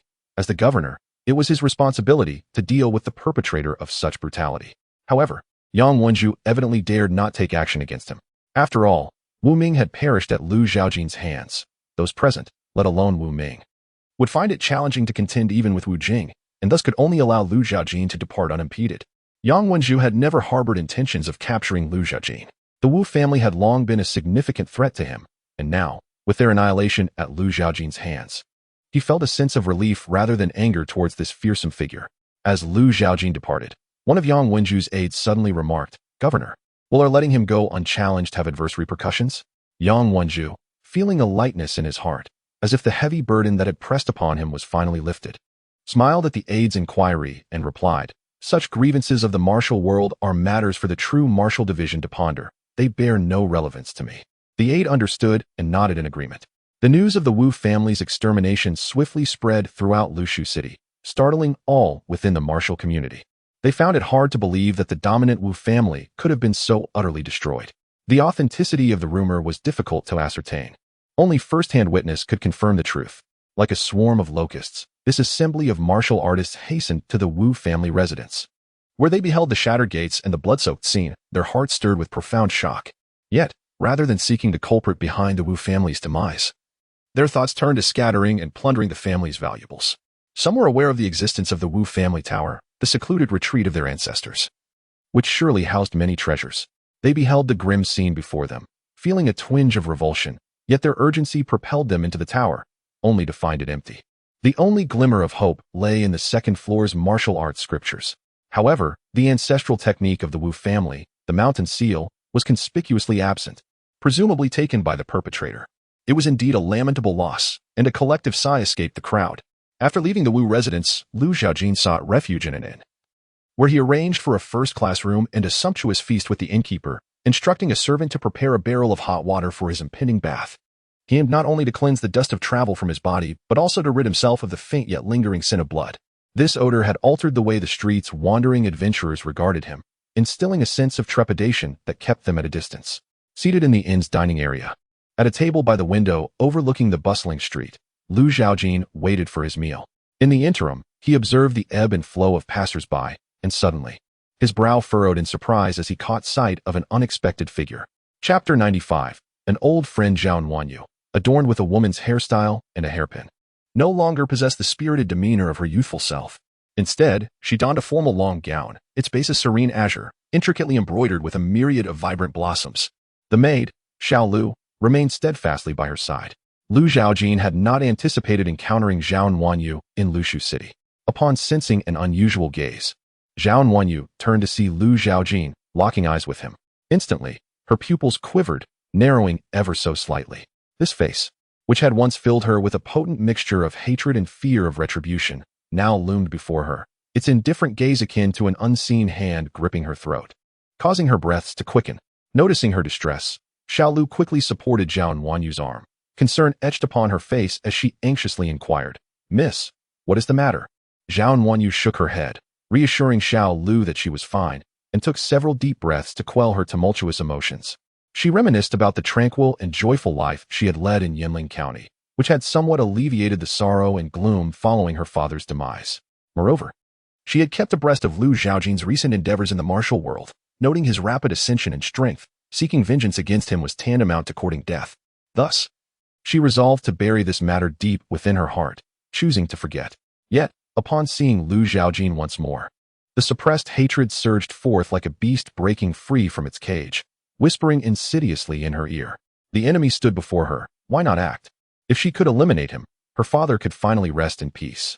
Zhao Nuanyu's eyes brimmed with bloodshot fury, her inner turmoil evident, when suddenly, a youthful voice called out to her, Nuanyu. The soft, gentle tone snapped her from her reverie, restoring clarity to her gaze, though her back was dampened with cold sweat. A wave of trepidation washing over her. Had she acted against Lu Zhaojin, the outcome would have been dire, not only for herself, but also for the young man beside her, who would have perished by Lu Zhaojin's blade. Zhao Wanyu exhaled a heavy breath, her countenance somewhat grim, yet she still managed to offer the young man a smile, assuring him that she was untroubled. The young man, with a countenance as radiant as jade and an appearance strikingly handsome, appeared somewhat frail, lacking the distinctive aura of a martial artist, suggesting he had not trained in combat. However, a middle-aged individual accompanied him, possessing a mere 7th tier of cultivation. His demeanor serious and vigilant, frequently scanning their surroundings to ensure the young man's safety. The youth, having observed Zhao Nuanyu's transformation, recognized that she was far from fine. He had followed her gaze to discover Lu Zhaojin. Understanding that Zhao Nuanyu still harbored resentment, though unaware that the man before her was Lu Zhaojin, he gently inquired, "Is he someone you know? Should we go over and greet him?" Zhao Nuanyu hastily grasped the young man's hand, shaking her head as she replied, "Huai. There is no need. We have merely crossed paths once before." Lu Huai perceived that Zhao Nuanyu seemed to be apprehensive about something, so he refrained from pressing her further. "Very well, the business matters have been resolved, and we shall embark on our journey home tomorrow. Just now, I noticed some appealing items in the market. I will spend some silver to purchase a keepsake, for one can never tell when we might return to Lushu City again." Zhao Wanyu accompanied the young man as they departed, shaking her head and stating that she had not seen anything worthwhile. The items for sale here are available in Yinling County as well, and the prices here are rather exorbitant. There is no need to squander silver. Hearing this, Lu Huai nodded, finding her reasoning sound, thus he did not pursue the matter further. However, he recalled another pressing issue, his tone heavy as he spoke. "Nuanyu, are you aware that a heinous massacre has occurred in Lushu City, the capital of Lushu County? The victims were none other than the Wu family, the foremost clan in Lushu. Who could be so ruthless, so audacious, as to act without fear of the Zhengwu Division's edicts?" Upon hearing this, Zhao Nuanyu's eyes flickered momentarily, and she surreptitiously glanced back at the inn where Lu Zhaojin was located, a glimmer of determination flashing in her gaze. As the sun dipped below the horizon, night enveloped the land. The streets and alleys of Lushu City, as well as the entrances of various residences, began to hang lanterns, dispelling the encroaching darkness. Inside the inn's main hall, Lu Zhaojin remained seated at a table by the window, the surface now cleared by the inn's attendant. He instructed the attendant to brew a pot of tea, but did not pour it himself, instead leaving it on the table, seemingly awaiting someone. The surrounding tables were filled with patrons who clinked their cups and exchanged laughter, creating a lively atmosphere. Yet, these guests arrived swiftly and departed just as quickly. As night deepened, the streets became deserted. The inn fell into silence, the innkeeper busily calculating the day's earnings at the counter. An attendant was wiping down tables and chairs, preparing to close up and return home to tend to his family. Lu Zhaojin, however, continued to wait. After a prolonged silence, the attendant yawned, feeling quite weary. He exchanged a glance with the innkeeper, seemingly inquiring when they might finish for the night. The innkeeper merely gestured with his chin toward Lu Zhaojin, implying that there was still a customer present. The attendant, resigned, could do nothing but wait. Observing their actions, Lu Zhaojin shook his head, sensing something. He instructed the attendant to bring 2 teacups, filling them both to the brim, one before him and one across the table. The person he awaited had arrived. A figure cloaked in black silently entered the inn, startling the attendant momentarily. Recognizing the type of person he was confronting, an elite martial artist, he dared not provoke such an individual, instead offering a forced smile and inquiring about the number of guests. The figure did not respond, but walked directly toward Lu Zhaojin's table. Upon taking a seat and sipping her tea, the figure lifted her hood, revealing Zhao Nuanyu's face, her gaze cold, her voice frigid. "I will not share tea with my father's murderer." Lu Zhaojin smiled lightly, unfazed by Zhao Nuanyu's demeanor. He felt no need to explain why he had slain Zhao Huaishui, understanding that such explanations would bear no weight. After all, Zhao Huaishui had indeed perished at his hands, and Zhao Wanyu was his daughter. Regardless of any clarification, the enmity remained. Zhao Wanyu desired not to linger in this place for too long, both to avoid arousing Lu Huai's suspicions and to evade prolonged proximity to the murderer of her father, fearing that she might succumb to her inner urge for vengeance, which could spell disaster for the Lu family. She understood that, driven by the allure of the golden body technique, even if she refrained from seeking you out, you would inevitably come to find her. Today, upon learning from Lu Huai about the annihilation of the Wu family, Zhao Wanyu felt a foreboding that this calamity must surely be the doing of Lu Zhaojin. Although lacking concrete evidence, her intuition as a woman led her to this conclusion. She feared that Lu Zhaojin might come to her, intent on coercing her into revealing the entirety of the golden body technique, even resorting to the slaughter of the Lu family. Lu Zhaojin discerned Zhao Wanyu's thoughts, as her distaste was plainly etched upon her countenance, unmasked and unmistakable. Indeed, Zhao Wanyu took a deep breath, since the moment she resolved to meet Lu Zhaojin. Her brow had remained furrowed, for the golden body technique was but a fragmented manuscript, lacking its entirety. Lu Zhaojin, upon hearing this, felt no particular sense of regret. However, Zhao Wanyu abruptly shifted her tone, locking her gaze with Lu Zhaojin's, and earnestly declared, "Yet, I can reveal to you the location where I acquired the golden body technique." Lu Zhaojin met Zhao Wanyu's eyes, inquiring, "What is it that you desire?" Chapter 96, Experience after a moment of silence. Zhao Wanyu felt compelled to utter these words. "I am aware that I am not your match. Seeking revenge against you would be tantamount to courting death, and it may also implicate the Lu family.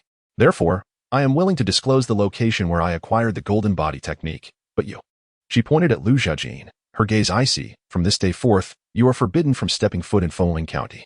The Lu family resided in Fengling County, a modest trading house primarily dealing in textiles and tea. Though they were unremarkable within Yanling Prefecture, they possessed a modest fortune, ensuring their livelihood, complete with servants to attend to their needs. At that time, Zhao Wanyu had complied with her father Zhao Huaishui's arrangements and took residence in the Lu family estate, awaiting word from him about returning home. However, that message never arrived. Instead, she received the devastating news of Zhao Huaishui's murder, the perpetrator being none other than Lu Zhaojin. Zhao Wanyu found it difficult to process this revelation. She recalled the debt of gratitude she owed for her rescue at the dilapidated temple. Even if she repaid it with 2 volumes of martial arts, the kindness she felt remained, for life was far more precious than technique. She had hoped to invite Lu Zhaojin for a feast once her injuries healed, to express her gratitude.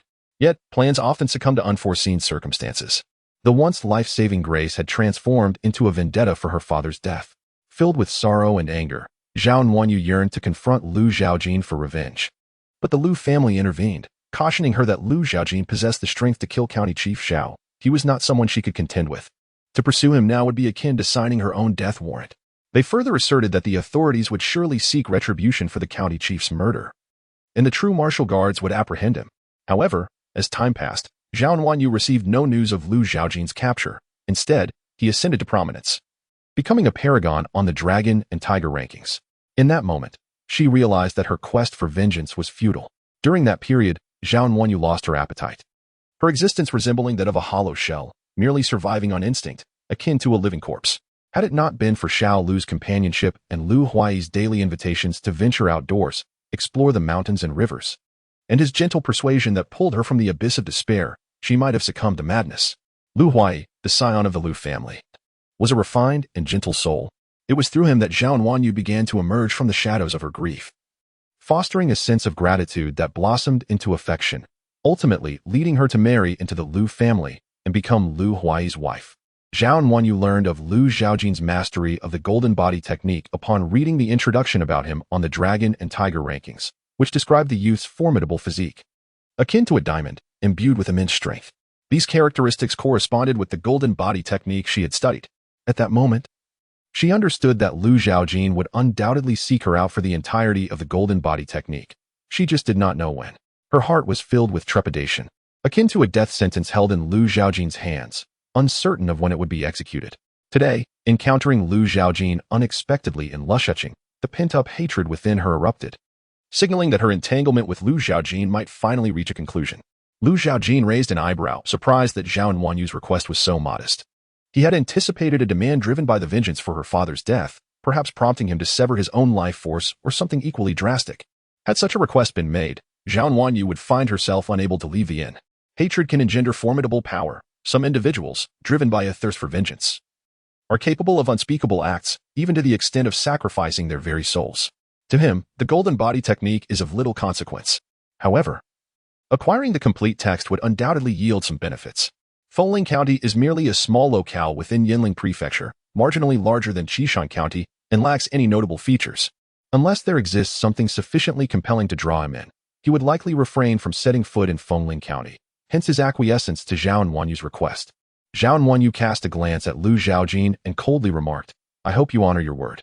She expressed her intention to reveal the whereabouts of the complete golden body technique, wishing to leave this place without delay. Lu Zhaojin turned his gaze toward the window, where a figure was concealed in the shadowy alley opposite, sword cradled in their arms, back pressed against the wall, perhaps believing themselves well hidden, their eyes occasionally darting toward the inn. "Upon your return, it would be prudent to clarify matters with him. Otherwise, your request may very well become moot by nightfall." Zhang Wanyu paused, turning back to Lu Zhaojin. Upon seeing him gazing out the window, she contemplated his earlier words and instinctively followed his line of sight. Although her martial prowess did not match Lu Zhaojin's, she could faintly sense the presence of someone watching from the darkness. Narrowing her eyes, she discerned a figure that evoked a sense of familiarity. After a moment's reflection, she recognized him as the middle-aged bodyguard accompanying Lu Huai. With a cold expression, she stated, "I am aware. There is no need for further elaboration," and departed the inn, heading towards the alleyway. Lu Zhaojin returned to the first-class room number 1 at the inn. Sitting cross-legged upon the bed, Lu Zhaojin, bone age, 16, root quality, average, realm, early 4th grade, mental techniques, flowing water technique, perfected, jade purity technique, perfected, eternal green wood technique, perfected, martial arts, savage bull stance, ultimate, swift wind sword technique, ultimate, profound thunder 9 swords, ultimate, muscle and bone transformation technique, ultimate, golden body technique, 25-100, life-stealing 13 swords, ultimate, CF family divine sword, ultimate, 72 paths of exorcism sword technique, ultimate, sacred spirit sword technique, 25-100, experience, 26-447, 558, inventory, town dragon seal, Shintian dragon slaying sword manual, cold edge sword, 13 boxes of gold and silver jewels, bright jade divine skill, gentle breeze, and light rain 13 swords, raging fire sword technique, silver moon sword technique. This journey to the martial family proved to be extraordinarily fruitful. Lu Zhaojin gazed at his character panel, marveling at its unprecedented richness, particularly the astonishing experience points exceeding 26 million, surely sufficient for the sacred spirit sword technique to transcend its ultimate state. Nevertheless, he must not neglect his martial realm. Examining the various sword techniques in the system's inventory, he noted their generally modest ranks, with perhaps only the raging fire sword technique standing out, comparable to the life-stealing 13 swords, yet still far inferior to the 14th or 15th swords. However, practicing multiple sword techniques would allow Lu Zhaojin to gain insights into the states of the swordsmen who had originally crafted these techniques, as well as the realms of understanding they had attained in their creation. Only through personal experience could true comprehension be gleaned. This significantly enhances Lu Zhaojin's comprehension of the swordsmanship, facilitating his advancement to the 4th realm of the sword, namely the state where all things become the sword. The system has cataloged all these techniques. Mingyu Divine Art, 0-100. Gentle Breeze and Light Rain 13 Swords, 0-100. Raging Fire Sword Technique, 0-100. Silver Moon Sword Technique, 0-100. The experience points required to elevate these sword techniques are not exceedingly high. Thus, Lu Zhaojin first strives to transcend to the ultimate realm of these sword techniques. Gentle Breeze and Light Rain Sword Technique, Ultimate Realm. Raging Fire Sword Technique, Ultimate Realm. Silver Moon Sword Technique, Ultimate Realm. Experience, 21, 352. 275, Lu Zhaojin closed his eyes, deeply reflecting on the transformations brought forth by the breakthrough into the ultimate realm of swordsmanship. After a considerable time, the surge of his aura gradually subsided. His understanding of the sword path has indeed improved, albeit marginally, as he has yet to breach the barrier of all things becoming the sword. Chapter 97. The Secret Letter with approximately 20 million experience points remaining. Lu Zhaojin contemplated utilizing them to advance his mastery of the Sacred Spirit Sword Technique. Sacred Spirit Sword Technique, perfected. Experience, 7, 352. 275. He infused 14 million experience points into the technique, elevating it to perfection, enabling a breakthrough into the extreme realm, albeit requiring an astonishing 10 million experience points. Nevertheless, achieving perfection in the sacred spirit sword technique proved immensely beneficial, granting him unparalleled control over sword energy. Casting his gaze towards the cup on the low table to his left, Zhaojin focused his mind, and the air before him shimmered with imperceptible distortion, akin to rippling water. Suddenly, the cup fractured cleanly in half. This was merely a trivial display, had he desired. He could have effortlessly woven a net of sword energy in an instant. However, he refrained from doing so, as it would likely result in the collapse of the inn's room, leaving him without a place to rest. He recalled the time spent in the Wu family, where he serendipitously discovered a method to accelerate the absorption of dragon essence. Immediately, he activated the sacred spirit sword technique, allowing a torrent of sword energy to surge within him. Even the true essence circulating within his meridians seemed to possess a razor-like sharpness, capable of slicing through flesh. However, having cultivated 2 body-refining techniques, his vitality had reached the realm of blood smoke, alongside his dragon essence.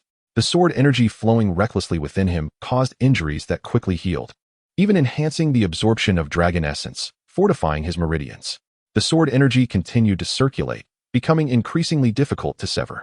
Yet, to elevate his vitality to a higher realm, he required an opportunity, the complete text of the Golden Body technique. Determined, Zhaojin resolved to depart for Qishan the following day. This was not only to deliver the snow lotus from his system's inventory to his father, Lu Jinlin, but also to seek the complete text of the Golden Body technique mentioned by Zhao Wanyu, which resided at the foot of Qishan. As for its authenticity, he would need to see for himself upon his return. Suppressing his myriad thoughts, Zhaojin observed the remaining 7 million experience points and directed them entirely into the Bright Jade Divine Art. Bright Jade Divine Art, 25,100, experience, 3,602. 275. With the initiation of this art, Zhaojin's martial realm surged forward, eventually stabilizing at the late stage of the 4th rank. It was no wonder that practicing the Bright Jade Divine Art necessitated the self-dismantling of one's martial skills. The true essence cultivated through this art was indeed domineering, akin to an invader determined to eradicate all adversaries within its territory, claiming dominion as a sovereign. Should 2 energies within his body clash recklessly, the resultant damage to his meridians could lead to irreparable harm, rendering him a cripple. As night deepened, Zhaojin remained seated on his bed, eyes shut in meditative stillness, solidifying his late-stage 4th rank cultivation. In the dead of night, the Jinwu division was ablaze with light. Within the hall, Division Chief Zhao Kun, upon hearing the report from Qianhu Luoshan, experienced a shift in expression. He had not anticipated that this ruthless figure had arrived in Lushuching and committed such a grave offense, displaying utter disregard for the Jinwu division. Below him, Marquis Luoshan remained silent, contemplating that had Zhaojin regarded the Jinwu division with any seriousness, the chief of Bailu City would not have met his demise. Zhao Kun, a 4th-rank martial artist, had honed his exceptional spear technique, earning the moniker Thunderous Spear in the martial world. He had long presided over the Jinwu division in Lushuching without ever encountering a massacre. Today, however, the news of the Wu family's annihilation struck like a bolt from the blue, sending shockwaves through the Jinwu division. Upon arriving at the Wu residence, they were met with a scene of utter carnage, rivers of blood and bodies strewn about, an appalling sight that even the iron-willed Zhao Kun found hard to bear. As for whether to mobilize the Jinwu Guard to apprehend the perpetrators of the Wu family slaughter, Zhao Kun found himself in a quandary. If Zhaojin had the audacity to eradicate the Wu family, he would undoubtedly pose a threat to the Jinwu division as well. Moreover, the Wu family's patriarch, Wu Ming, had perished at Zhaojin's hands. The Jinwu division, with its uneven strength, would be venturing into a death trap in pursuit of Zhaojin. Thus, Zhao Kun promptly reported the incident to his superiors, requesting the dispatch of adept fighters to swiftly eliminate Zhaojin. Otherwise, who knew where such tragedies might occur again? As a sudden thought struck him, Zhao Kun's expression darkened, and with a cold snort, he slammed his palm onto the armrest of his chair, exerting his strength with precision so that the chair remained intact. He couldn't fathom why the guards at the city gate had failed to report the arrival of such a menacing figure to the Jinwu division, opting instead to inform the county governor's office, an absurdity beyond measure. Lo Shan spoke up, attempting to soothe him. "My lord, do not be angered. Our ignorance of Zhaojin's entrance into Lushuching has, in fact, spared us from a calamity. As we have learned of the Wu family's plight, it is our duty to mobilize the Jinwu Guard to intervene. Otherwise, we would face reproach from above or the disdain of the martial community. Sometimes, public opinion can wield a lethal blade." He continued, however, considering Zhaojin's ruthless nature, if he dared to strike against the Wu family. Can we truly expect the Jinwu Guard to remain unscathed? Our intervention would merely add more corpses to the ground. Zhao Kun sipped his tea, still seething with indignation. I understand your intent, yet if the Wu family is obliterated and the Jinwu Guard remains idle, we would still incur the wrath of the martial world. Lo Shan replied. My lord, have you forgotten that in Lushuching it is common knowledge that the county governor's office and the Wu family have been at odds? Zhao Kun nodded slightly. Grasping Lo Shan's implication, he opened his mouth to inquire about how to shift the blame when a voice from outside announced the arrival of a messenger. A Jinwu guard rushed in, kneeling to pay his respects before presenting a scroll. Lo Shan received the scroll, gesturing for the guard to withdraw. Glancing at the document, he noticed it bore the emblem of the Azure Dragon, his eyes widening in astonishment as he turned to Zhao Kun. He promptly handed the scroll to him. It was a confidential missive from the Azure Dragon commander. Zhao Kun was taken aback and quickly opened the scroll to read, a look of delight overtaking his features.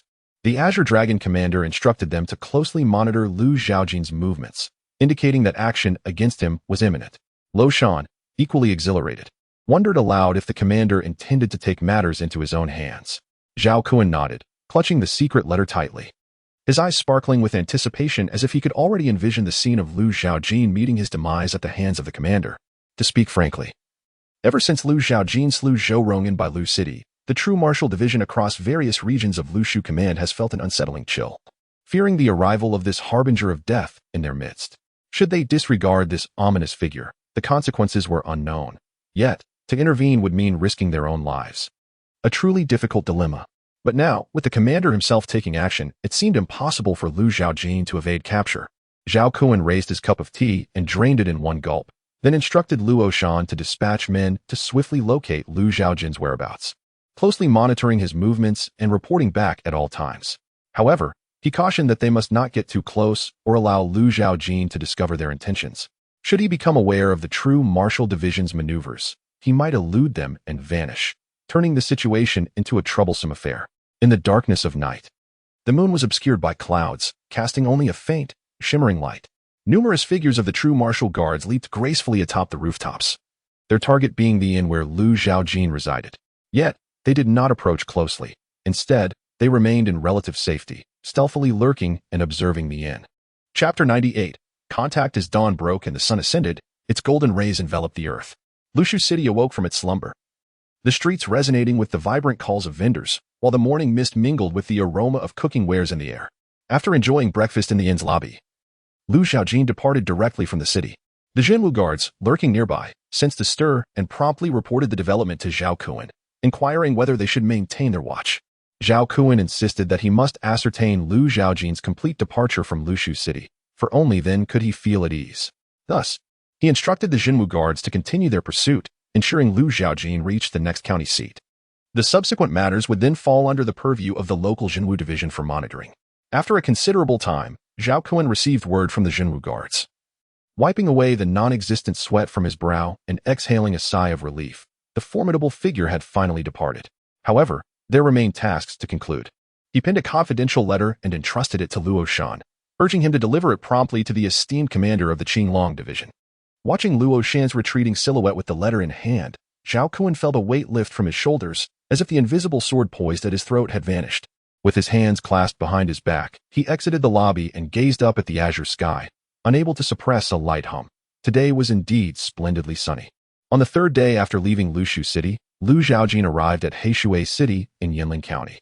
Here lay a port on the Blackwater, where the merchant vessel that Duan Yi had boarded might pass. However, after so many days, the prospect of locating Duan Yi here was evidently bleak. Lu Zhaojin had come to board a cargo ship en route to Qishan via the waterways. The Blackwater River connected to the Qijiang, and if all went well, it would facilitate a swifter journey than the land routes. In truth, given his current martial prowess, he could easily traverse the skies and return to Qishan with greater speed. However, since departing Lu Shu City, he had sensed occasional prying gazes nearby. Those observing him were likely highly trained, adept at concealment, and maintained a safe distance. Yet, their methods of masking their presence were not as sophisticated as those of the cloaked figure who had delivered dire news to him, allowing him to catch glimpses of their presence. These individuals were well trained, often working in pairs with seamless coordination. Lu Zhaojin had no doubt they were from the Jinwu division, for he could not fathom any other force that would take such an interest in his movements. for 3 consecutive days, spanning several cities. He had been under constant surveillance without any action taken against him, leaving him to wonder about their intentions. Zhaojin had contemplated capturing one of them for interrogation. But upon reflection, he realized that such an act might alert the larger predator lurking behind the Zhenwu division. Thus, since sensing anomalies after leaving the city, he chose to slow his pace and refrain from flying. This journey by water was also a means to further confirm whether those tailing him were indeed Zhenwu guards. If they were truly from the Zhenwu division, it would indicate that his earlier actions, killing Zhou Rong and subsequently annihilating the Wu family, had thoroughly incensed them, prompting preparations for a confrontation. Moreover, the scale of the following 3 days suggested significant undertakings were afoot. It is conceivable that many masters from the true martial division will come to apprehend him. At this moment, Zhaojin, seated cross-legged at the bow of the ship, observed the shipmaster leading 3 laborers onto the deck. The sight of these laborers, who believed their disguises to be impeccable, sparked a flicker of unease in his eyes. Summoning his character panel, he noted the dwindling experience points left to him, a slight smile gracing his lips as he whispered softly, hoping they would not disappoint him. These individuals, under the pretense of casual observation, scanned the deck but betrayed a momentary panic upon locking eyes with Zhaojin. If not for the shipmaster urging them to hasten with the cargo, their ruse would likely have been exposed. In truth, Zhaojin had seen through their facade the moment they boarded the cargo ship, their faces betraying no signs of fatigue despite the heavy loads they bore. If they were indeed endowed with extraordinary strength, it would simply mean he had misjudged them. No longer engaged in unloading the cargo, the shipmaster instructed the crew to secure the gangplank and hoist the anchor. The cargo ship was preparing to depart from the dock. "Young Master Lu, my wife requests your presence. I hope you will honor us by joining her for a few cups of fine wine." Suddenly, the daylight vanished, casting a large shadow over him. Zhaojin raised his gaze to the towering figure of a muscular man, his bald head gleaming. Clad in a short shirt that revealed a part of his tattooed arm, the design obscured, yet suggesting a fierce strength. The wife referenced by this giant was the owner of the cargo ship. Typically, cargo ships are reserved solely for the transport of goods, with strangers prohibited from boarding due to the treacherous nature of the world. One could never discern the intentions of another. Should a nefarious individual choose to strike while at sea, there would be no escape. Having arrived at Heishui dock, Zhaojin found that all passenger ships had already departed, leaving only the cargo vessel to load its goods. He was in no hurry and could afford to wait. However, the shipmaster soon approached him, offering him a free passage. Initially, Zhaojin suspected that the shipmaster was a disguised agent of the true martial division, attempting to deceive him onto the ship, intending to cut off his escape as soon as they left the dock. Yet, the shipmaster's demeanor remained untroubled, with a fleeting hint of uncertainty in his eyes, suggesting that this decision was not entirely his own. Suddenly, Zhaojin turned his gaze toward the cargo ship, meeting the eyes of a young woman on the deck. Clad in a flowing purple gown, she possessed delicate features and captivating, slanted eyes that sparkled with amusement, reminiscent of a beguiling fox. While Zhaojin did not recognize her, the shipmaster's invitation clearly originated from her. At this moment, the wife spoken of by the giant must be the young woman in purple. Intrigued by her willingness to provide him passage, Zhaojin nodded in agreement, rising from the ground to follow the burly man into the cabin, where the purple-clad woman awaited. As the giant reached for the door, he seemed to recall something, withdrawing his broad hand to knock instead. "Come in," a voice, enchanting and alluring, resonated from within the room. The bald, robust man maintained an expression as calm as ever as he opened the door and stepped aside, gesturing for Zhaojin to enter the room. Even from the threshold, Zhaojin was enveloped by a subtle and elegant fragrance, reminiscent of vanilla, which was quite pleasing and evoked a sense of tranquility, as though one were galloping across vast grasslands. Once inside, Zhaojin observed a young woman clad in purple, her figure graceful and alluring, undeniably beautiful, reminiscent of a fox. "What brings you to seek me?" he inquired. "Do not be in such haste, young hero," the woman replied, her eyes shimmering like water. She poured a cup of tea and continued, "Please, have a seat, and let us converse at our leisure." Chapter 99. The purple robe at Blackwater Wharf. At the shores of Blackwater City, the elite guards of the true martial division gathered, seemingly awaiting the arrival of a distinguished figure. Before long, they knelt in reverence to welcome the esteemed commander of the Azure Dragon. As the words fell, a middle-aged man clad in azure brocade, with hands clasped behind his back, strolled into view. The intricate embroidery of a golden dragon on his robe appeared vividly lifelike, especially as he moved, making it seem as if the dragon had come to life, its luminous eyes radiating an extraordinary aura that compelled onlookers to avert their gaze and conceal their thoughts. Approaching Wei Qianhu, the middle-aged man's gaze remained fixed on a departing cargo ship as he softly commanded, "Rise." At his behest, Wei Qianhu was the first to stand, followed closely by the other guards. Noticing the commander's demeanor, Wei Qianhu hastily informed him, "Esteemed Azure Dragon, Lu Zhaojin is aboard that vessel, but its owner is none other than Hellion Z, whom we have been instructed to observe closely." The Azure Dragon appeared momentarily taken aback. The Hellion clan from the northern nomadic tribes? Wei Qianhu nodded in affirmation and continued, "Indeed, our investigations have revealed intricate ties between Hellion Z and the Misty Rain Pavilion. Although her role within the pavilion remains shrouded in mystery." The Azure Dragon gazed ahead in silence. Standing beside him, Wei Qianhu felt an oppressive weight, beads of sweat forming on his brow and his back drenched. Fearing that prolonged silence would necessitate a bath in his own perspiration, he cautiously inquired, "Esteemed Azure Dragon, shall we proceed as planned?" The scheme devised by the True Martial Division was precisely as Lu Zhaojin had anticipated, to employ a decoy to impersonate the ship's owner, luring Lu Zhaojin aboard. Once the ship reached the river's center, prearranged ambushes were to swiftly encircle Lu Zhaojin's vessel and ensnare her within a meticulously laid trap, leaving her no avenue of escape.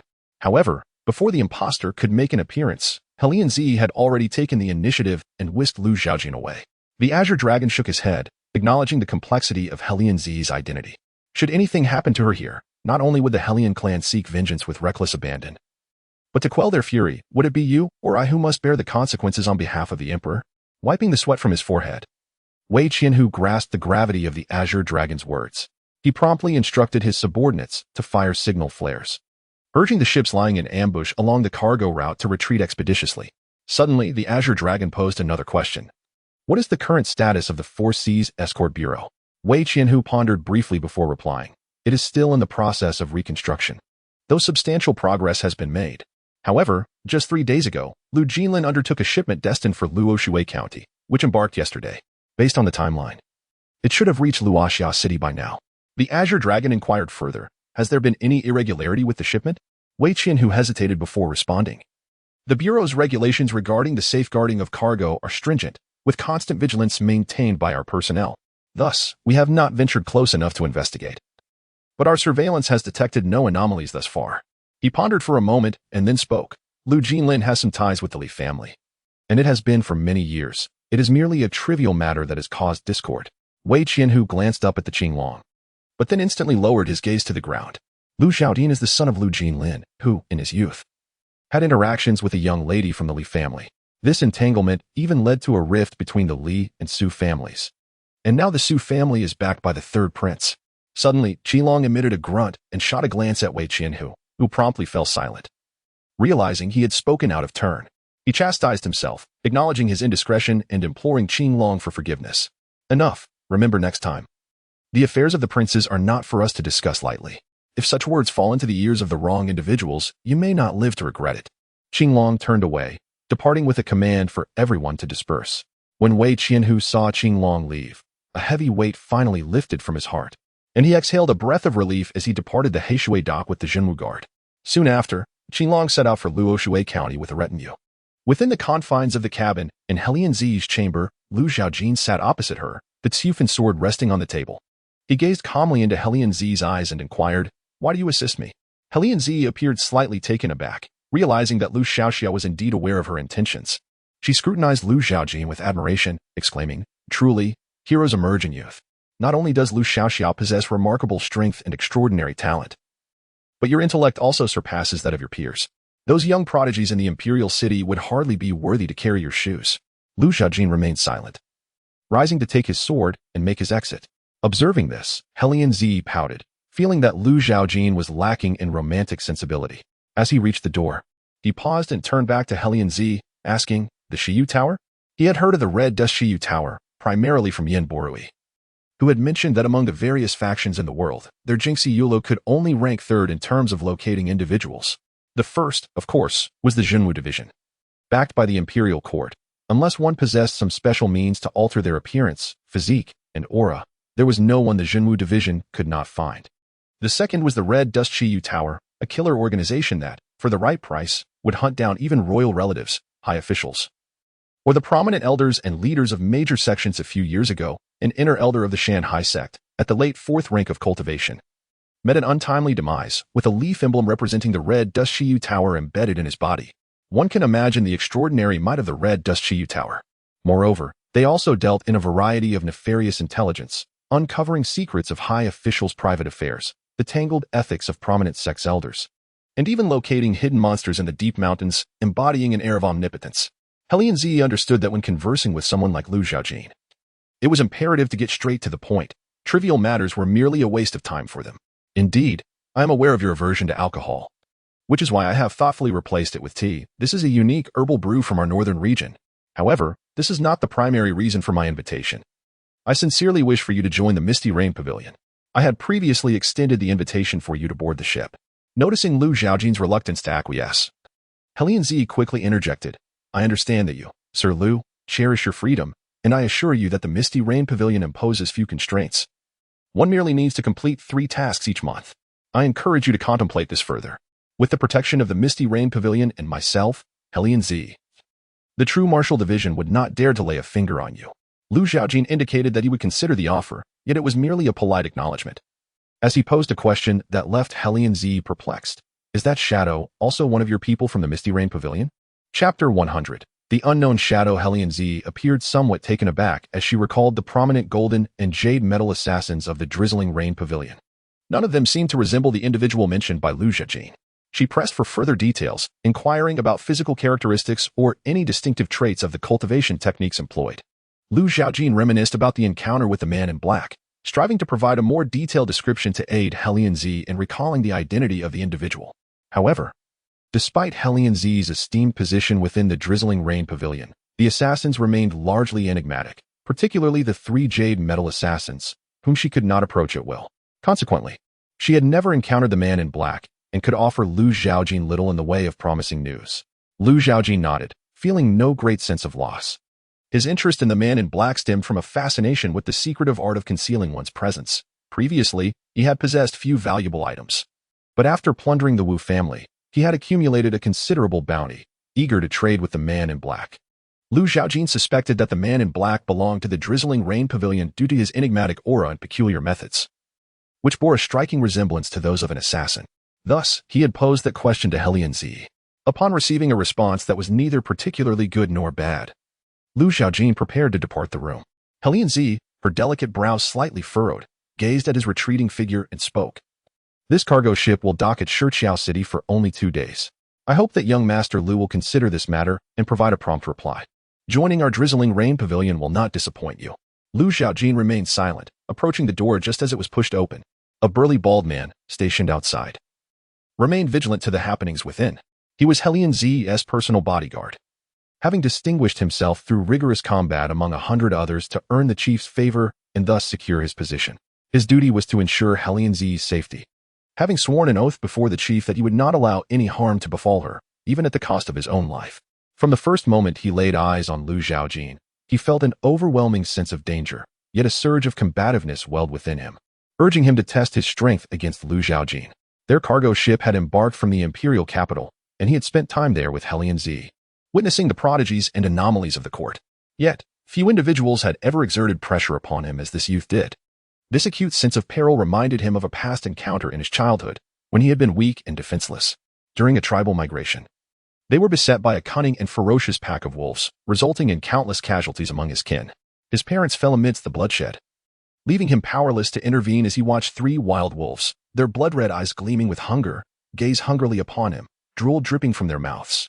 His limbs felt weak, thoughts eluding him as he was engulfed in a void of fear. Had it not been for the timely intervention of Hellion's clan, which eradicated the wolves, he would not have survived to this day. In gratitude for such a life-saving grace, he vowed to protect Hellion Z with unwavering loyalty. Zhaojin discerned the fierce determination in the eyes of the bald, muscular man. However, he had no intention of engaging in combat. It was not due to a lack of respect for his opponent, but rather a concern that the cargo ship could not withstand the force and might be cleaved in 2 by a single strike, sinking to the riverbed and dooming all aboard. He possessed the ability to fly, yet preferred to avoid unnecessary complications, as he was unfamiliar with the waterways. A miscalculated direction could result in a significant delay in returning to Qishan. The bald man observed Zhaojin exit the cabin, turning to enter a room where he half-kneeled on the ground, offering his respects to Hellion Z, the leader of the tribe. He then inquired, Lady Z, do you think Zhaojin will acquiesce? Hellion Z felt a twinge of dissatisfaction at his formalities. having expressed numerous times that such unnecessary etiquette could be minimized. Nevertheless, the bald man remained steadfast in his ways, leaving her with no recourse. She lifted the cup of tea before her, taking a delicate sip before replying with a calm demeanor. No, he will not. The bald man found himself perplexed. If it was already known that Zhaojin would not agree, why expend the effort in conversation? Sensing his confusion, Helianzi shook her head with a soft chuckle.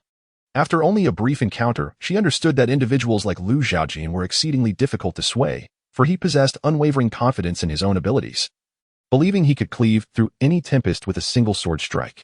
With the winds favoring and the waters flowing adequately, Helian's cargo vessel traversed the rivers for several hours, ultimately reaching the dock of Shiqiao City.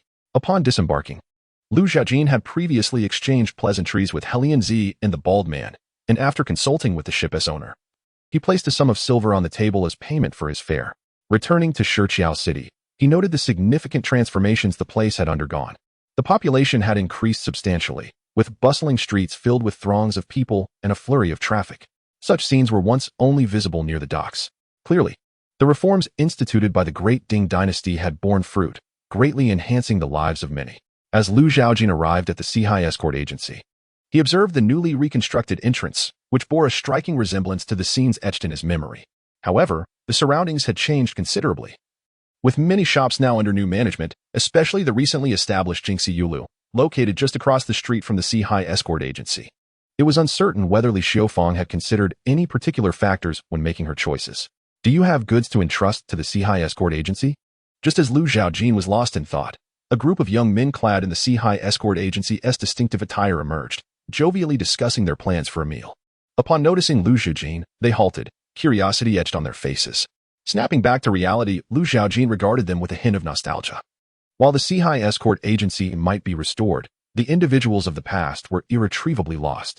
I am seeking your head escort. The head escort is currently absent from the agency. He has gone out, one of them replied. Zhaojin pressed further. When will he return? Uncertain. The head escort has gone to handle some matters. Who are you? Another interjected. If you have goods to entrust, I can take you to find head escort Xiong. Doubt regarding Zhaojin's identity flickered among them, prompting one to restrain the other from speaking further, redirecting their inquiries instead. Zhaojin responded, Lu Jinlin is my father. The crowd was momentarily taken aback, scrutinizing Zhaojin closely, pondering whether he was indeed the young master. It was true that the head of the Lu escort had mentioned having a son, albeit one who seldom returned home. However, whenever he spoke of this son, his countenance radiated with pride and satisfaction. They understood that Zhaojin, renowned as the sword demon on the dragon list, was indeed the son of the esteemed Lu escort, and thus they comprehended the reason behind the father's expressions of joy when discussing his offspring. Were they to possess such an exceptional son, they would undoubtedly parade around the city, boasting to all they encountered. Yet, having never witnessed Zhaojin in person, they were initially skeptical of the youth's words. However, upon closer inspection, they noted that the contours of his brows and eyes bore a striking resemblance to those of the Lu escort, leaving them uncertain and indecisive. Chapter 101. Bronze Zhaojin did not impose any difficulties upon them, for he had learned that Lu Jinlin was not at the escort agency but had gone out on a mission. However, the destination of this escort remained unclear to him. Nevertheless, once he procured the item at the foot of Qishan, he would inquire further. The location where Zhao Wanyu acquired the remnants of the golden body technique was indeed within Qishan, but not atop the mountain. Rather, it lay at its base. During one of her training excursions up the mountain, she encountered a formidable beast and, unable to fend it off, retreated in haste. In her flight, she inadvertently stumbled upon a deep pit. It could be said that fortune emerged from misfortune, for she escaped the beast's pursuit and discovered a cavern within that pit, featuring an iron door adorned with peculiar engravings. The remnants of the golden body technique were placed upon a pedestal before this iron door, accompanied by an inscription stating that one must master the golden body technique to unlock it. Upon receiving this information, Zhaojin pondered briefly and recalled the transformation his physical form underwent upon mastering the golden body technique. It was indeed the manifestation of vital energy. Thus, it became evident that vital energy was the key to opening the door. The golden body technique was notoriously difficult to cultivate, requiring not only exceptional aptitude but also a considerable investment of time. Therefore, it was likely that Zhao Wanyu had practiced the remnants for some time, only to find the endeavor too arduous and devoid of progress, ultimately relinquishing it to Zhao Huaishui. Although Zhao Huaishui made some progress in his cultivation, it was as slow as a snail's pace, leading him to deduce that he might never master it in his lifetime. Consequently, He decided to gift the remnants to Lu Zhaojin as a token of gratitude for saving Zhang Wanyu. Now, having departed from Shichao City, Lu Zhaojin arrived at the base of Qishan, following the route provided by Zhang Wanyu in search of the entrance she had concealed. However, given that a considerable amount of time had passed, approximately 2 to 3 years, he wondered if anyone had arrived there before him or if the route had changed. Fortunately, Zhang Wanyu had not deceived him. After an extensive search, Lu Zhaojin finally located the site she had described. He noticed traces left by Zhang Wanyu. Though time had eroded them, rendering them somewhat indistinct, it was conceivable that, within another year or 6 months, they would vanish entirely, making the location even more elusive. The ground was blanketed with a thick layer of fallen leaves, dry and yellowed, seemingly concealing venomous snakes poised to ensnare their prey. Lu Zhaojin flicked his finger, releasing a wisp of sword intent, which swirled like a gentle breeze, sweeping through the dried leaves and simultaneously dispatching the hidden snakes into several segments. Such mindless creatures offered him no experience points. He then unleashed another surge of sword energy, severing the layer of leaves that obscured the entrance, revealing the opening and the profound, dark passage beyond. Without hesitation, he leaped into the abyss. The sensation of falling persisted for a time, and as he sensed he was nearing the ground, he slowed his descent, ultimately landing softly on the floor. Lu Zhaojin gazed upward, observing that the entrance had transformed into a mere pinprick of light, akin to the twinkling stars in the night sky, indicating the depth of the location. Zhang Wanyu was indeed fortunate to have survived such a fall and managed to escape, suggesting that there was another exit from this place. Lu Zhaojin ceased her contemplations and followed the passageway, ultimately arriving at a naturally formed cavern. The vast space was adorned with numerous stalagmites, sharp and pointed. Should they fall, they could easily pierce a person or reduce them to a mere pulp. Surrounding her were undulating terrains, devoid of any distinct features. As Lu Zhaojin gazed ahead, she beheld the iron door described by Zhang Wanyu, alongside the stone pedestal that once held the fragmented teachings of the golden body technique. Approaching the door, she discerned that it was crafted from bronze rather than iron, a detail perhaps overlooked by Zhang Wanyu in her haste. The intricate designs upon the bronze door depicted a humanoid figure with 6 arms, a most peculiar sight. Each arm wielded an array of weapons, swords, spears, axes, and clubs, clad in armor, exuding an aura akin to that of a wrathful deity. An inexplicable sense of oppression emanated from this bizarre imagery.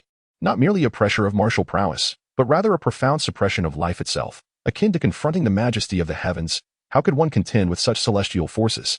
Turning her attention away from the door's design, Lu Zhaojin sought the mechanism to unlock this bronze portal as indicated by Zhang Wanyu. Upon the stone pedestal, she discovered an imprint of a hand. Raising her right hand and spreading her fingers, she found that her palm fitted perfectly into the impression. Instantly, her internal vitality surged forth, coursing through her hand and into the pedestal.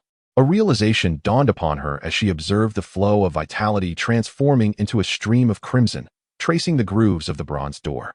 With each infusion of her essence, the flow quickened, almost as if it were alive, swiftly delineating the contours of the figure. As the image on the bronze door became fully manifest, the ground trembled violently, a deep rumble resonating throughout the cavern. Stalagmites began to dislodge from above, crashing to the ground and shattering into fragments. Lu Zhaojin remained focused on the bronze door, deftly utilizing her sacred spirit sword technique to sever any falling debris with precision. Gradually, the door began to creak open. This portal had existed for eons, nearly merging with the mountain itself. Had Lu Zhaojin not sought it out, it might have been wholly absorbed by the mountain within mere decades, forever lost to the world. With the bronze door fully ajar, the tremors subsided. She withdrew her palm, noting that a portion of her vitality had been absorbed. However, given her current level of vitality, this loss was inconsequential. It would likely be a formidable challenge for one merely at the threshold of the golden body technique to fully activate this door. Yet, the guardian of the bronze door had undoubtedly fashioned this trial with an understanding that it would not lead to certain demise. Rather, it seemed to siphon vitality, perhaps even extracting something else from within the individual. After thoroughly sensing her body for any anomalies and finding none, Lu Zhaojin felt reassured and stepped through the bronze door. She found herself in what appeared to be a grand palace, albeit quite spacious and empty. On either side, 18 iron columns rose majestically, supporting the vast expanse above. Following the corridor before her, she strode forward and, after a dozen steps, encountered an altar resembling a triple-layered character, its surface intricately etched with a variety of exquisite avian and beastly motifs. However, this was not the aspect that concerned Lu Zhaojin. He lifted his gaze towards the apex of the altar, where a figure sat cross-legged, eyes shimmering with an enigmatic light and adorned with a smile of inscrutable meaning. Locking eyes with him. At last, someone had arrived. The voice resonated ethereally, echoing through the space. The figure rose from the altar, and in the blink of an eye, appeared before Lu Zhaojin. This compelled Lu Zhaojin to narrow his eyes as a tumultuous wave of sword intent surged forth, filling the surrounding void with an aura of sharpness, as if myriad swords, both grand and diminutive, were poised to point at this apparition.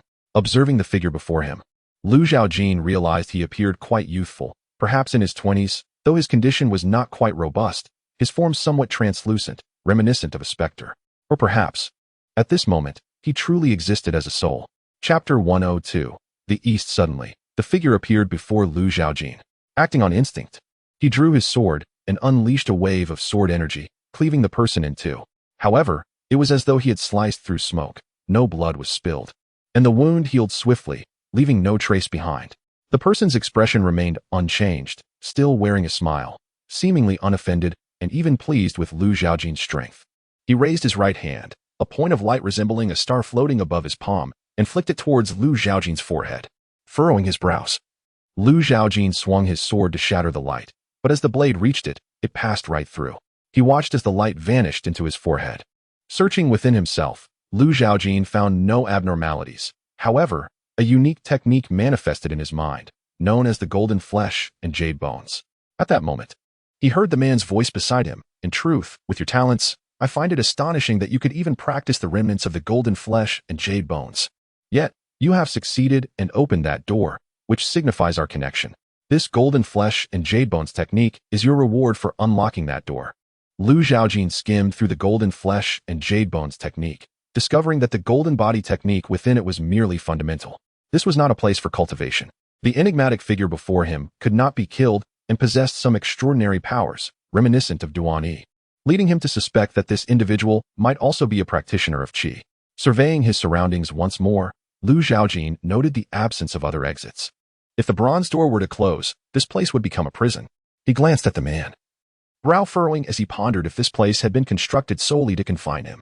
The man seemed to read his thoughts without irritation, maintaining his calm demeanor, hands clasped behind his back, and said nonchalantly, I am not a prisoner. This place was created by me for a purpose. He turned his gaze to Lu Zhaojin, to await a fated individual. Understanding dawned upon Lu Zhaojin. This was a trial. He nodded in affirmation. The man continued, his tone growing serious as he raised his right hand and extended two fingers. However, the golden body technique and the bronze door are merely the first trial. The golden flesh and jade bones technique is the second trial, and it is the final test I have set. Lu Zhaojin inquired, what is your purpose? The man chuckled softly, self-preservation. I cannot divulge too much to you.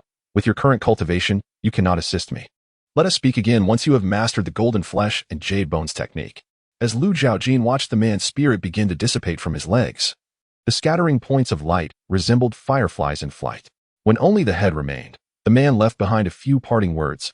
I am Dongfang Hongya. When you have mastered the golden flesh and jade bones technique, you may find me at the base of Tianju Peak. The radiance vanished completely, and darkness enveloped the place once more.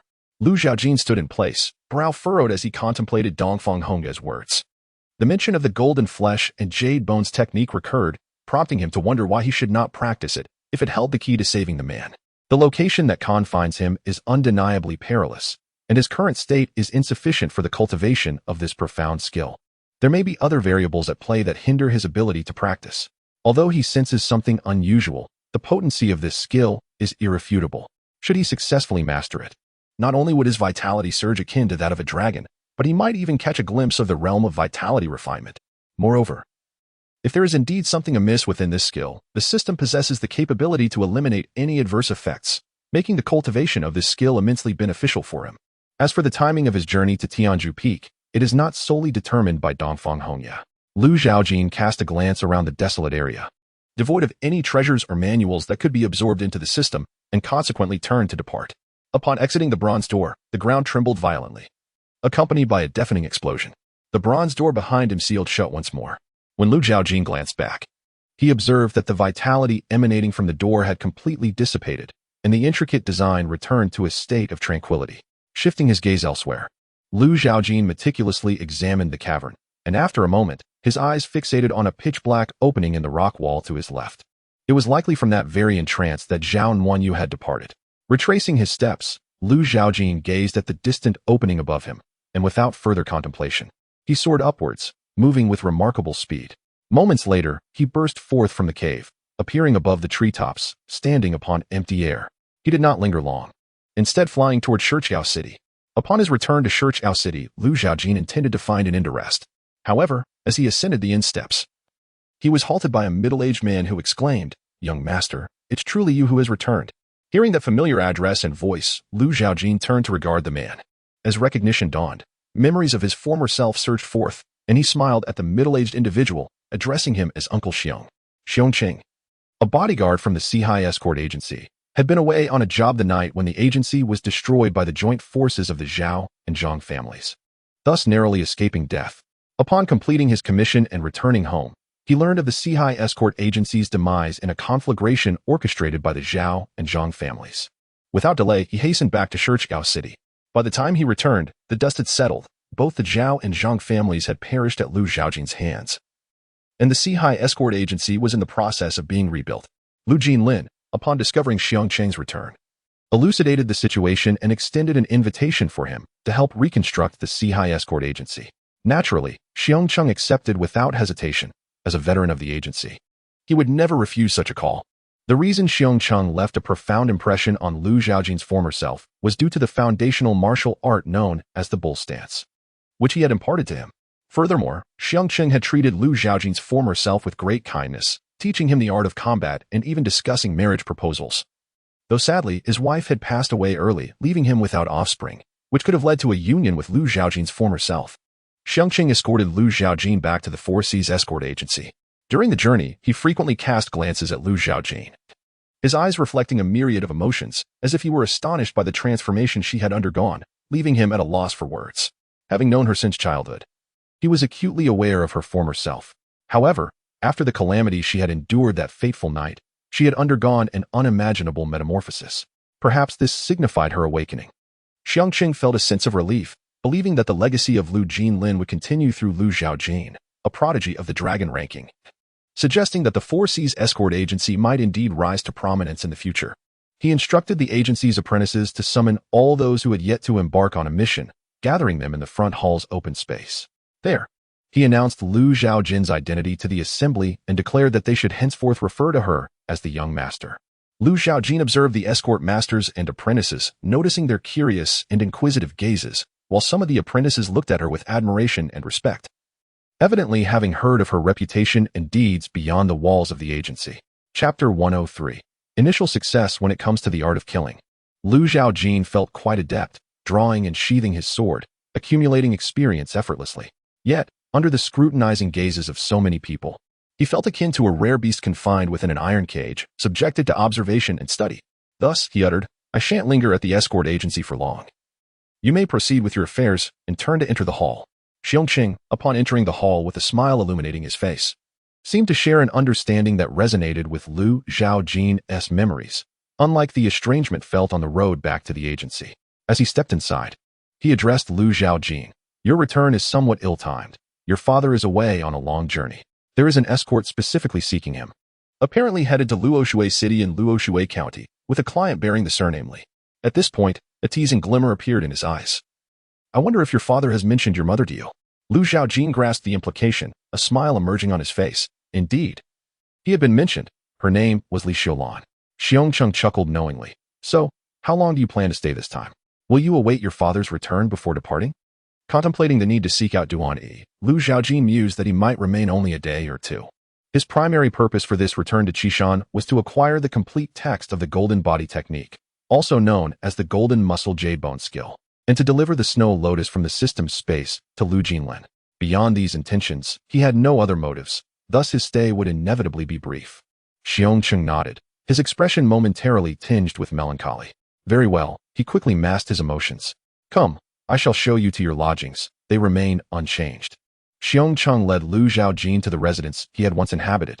This villa, consumed by flames that fateful night and reduced to ruins, had been rebuilt, remarkably resembling its former self, as if untouched by time. "Are you satisfied?" Xiongqing inquired. Lu Zhaojin nodded, feeling content, but then recalled something. He reached into his sleeve, extracting a petal from the snow lotus, an offering. Uncle Xiong, this is a petal of the snow lotus. Consuming it can substitute for years of arduous cultivation. Its benefits are boundless. Keep it safe, lest it attract the attention of ill-intentioned individuals and bring forth calamity. Xiong Cheng attempted to refuse the gift, but found himself unable to budge Lu Zhaojin's hand, a clear indication of the latter's superior cultivation. At that moment, he remembered that Lu Zhaojin had already ascended to the ranks of the renowned dragon list, achieving the 5th-tier realm at such a young age, truly surpassing the self-proclaimed prodigies of the imperial city. A sense of pride welled within him. With a heart warmed by this recognition, he solemnly accepted the petal, though his vision inexplicably blurred. Aware of his age and wishing to conceal any sign of vulnerability from the youth, Xiongqing remarked, "You must be hungry. Allow me to check the kitchen for today's fare," and hurriedly departed. Lu Zhaojin shook his head and smiled, retracting his gaze as he surveyed the courtyard. His heart stirred slightly, yet the pressing matter at hand was to swiftly elevate his cultivation. With the true motives of the Jinwu division still shrouded in mystery and Duan yet to be found, not to mention the unresolved issues at Baiyun Villa. All these matters could be addressed in due course once he mastered the golden body and jade bone divine art. Upon entering his chamber, Lu Zhaojin settled cross-legged upon his bed and summoned his character panel. Lu Zhaojin, bone age, 16, root bone, average, realm, late 4th grade. Mental methods, flowing technique, perfect. Jade purity mental method, perfect. Evergreen immortal technique, perfect. Bright jade divine art, 25-100. Martial arts, mighty bull stance, ultimate. Swift wind swordplay, ultimate. Xian lei 9 swords, ultimate. Muscle transformation and bone forging technique, ultimate. Golden body technique, 25-100. Deadly 13 swords, ultimate. 72 paths of evil repelling swordplay, ultimate. CF family divine sword, ultimate. Holy spirit swordplay, perfect. Gentle breeze and light rain swordplay, ultimate. Experience, 3, 602, 275. Backpack. Town Dragon Seal, Xiantian Dragon Slaying Sword Manual, Cold Edge Sword. Snow Lotus, 13 Chest of Gold and Silver Treasures, Mountain Sealing Fist Manual. The Golden Body and Jade Bone Divine Art. Having been implanted into his mind through special means by Dongfang Hongye, did not require storage in the system space. However, it could still be recorded on the character panel. Golden Body and Jade Bone Divine Art, 1-100. As the Golden Body and Jade Bone Divine Art was added to the panel, the Golden Body technique vanished, replaced by the new art, with its proficiency having slightly increased. Lu Zhaojin infused experience points to enhance the Golden Body and Jade Bone Divine Art. Golden Body and Jade Bone Divine Art, 25-100. Experience points, 602, 275. Upon entering the realm of this divine art, Lu Zhaojin felt a transformation within the essence and blood flow of his body, akin to a cool stream suddenly morphing into molten lava capable of refining all things. The searing heat surged within him, resembling a flame ablaze. His internal organs, flesh, marrow, and bones were all suspended in this inferno. Evoking the imagery of a blacksmith purging impurities from iron ingots through smelting and forging, thus crafting a more exquisite weapon. Cultivating this divine art proved even more agonizing than his initial endeavors with the golden body technique. Nonetheless, the power of the dragon essence played a significant role at this moment, akin to a refreshing breeze on a scorching summer day, soothing the internal heat that gradually subsided. Though it felt like an eternity had passed, it was but a fleeting moment. A greasy substance covered Lu Zhaojin's body, exuding a faint, fishy odor. These impurities were expelled through the refining of his internal organs, a process that even seasoned body cultivators would hesitate to undertake. A moment's negligence could lead to the ruin of one's organs, leaving one bedridden, awaiting the inevitable end. Boom. The surging essence and blood erupted like a crimson dragon, suddenly bursting forth from within. The overwhelming heat enveloped him, and the greasy substance was refined into nothingness. His essence and blood entered the realm of the dragon. The dragon of vitality, though still feeble, is yet incapable of engaging in combat. Should his mastery of the golden flesh and jade bone technique elevate further, this dragon of vitality may yet evolve into a magnificent true dragon soaring through the heavens. Furthermore, due to the influence of dragon essence, this dragon of vitality possesses an intriguing charm, albeit the absorption of dragon essence remains weak and its potential remains obscured for the time being. Insufficient experience impedes further advancement. Upon hearing footsteps approaching the courtyard, Lu Zhaojin rose from his bed. A knock sounded at the door. "Zhaojin, are you inside?" It was Xiongcheng's voice.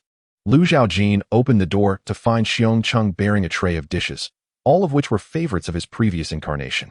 "Uncle Xiong." Why did you bring this yourself? You could have just sent someone to call me, he remarked. Xiangqing smiled, placing the tray on the table. The others are rather restless, fearing they might interrupt your cultivation. Lu Zhaojin assured him it was of no concern, and under Xiangqing's watchful gaze, he swiftly consumed the meal. Afterward, he inquired about the location of the bathing area. It's still in the same place, Xiangqing replied. The layout of the escort agency hasn't changed. It remains just as it was before. Lu Zhaojin nodded, resolving to freshen up shortly. Chapter 104.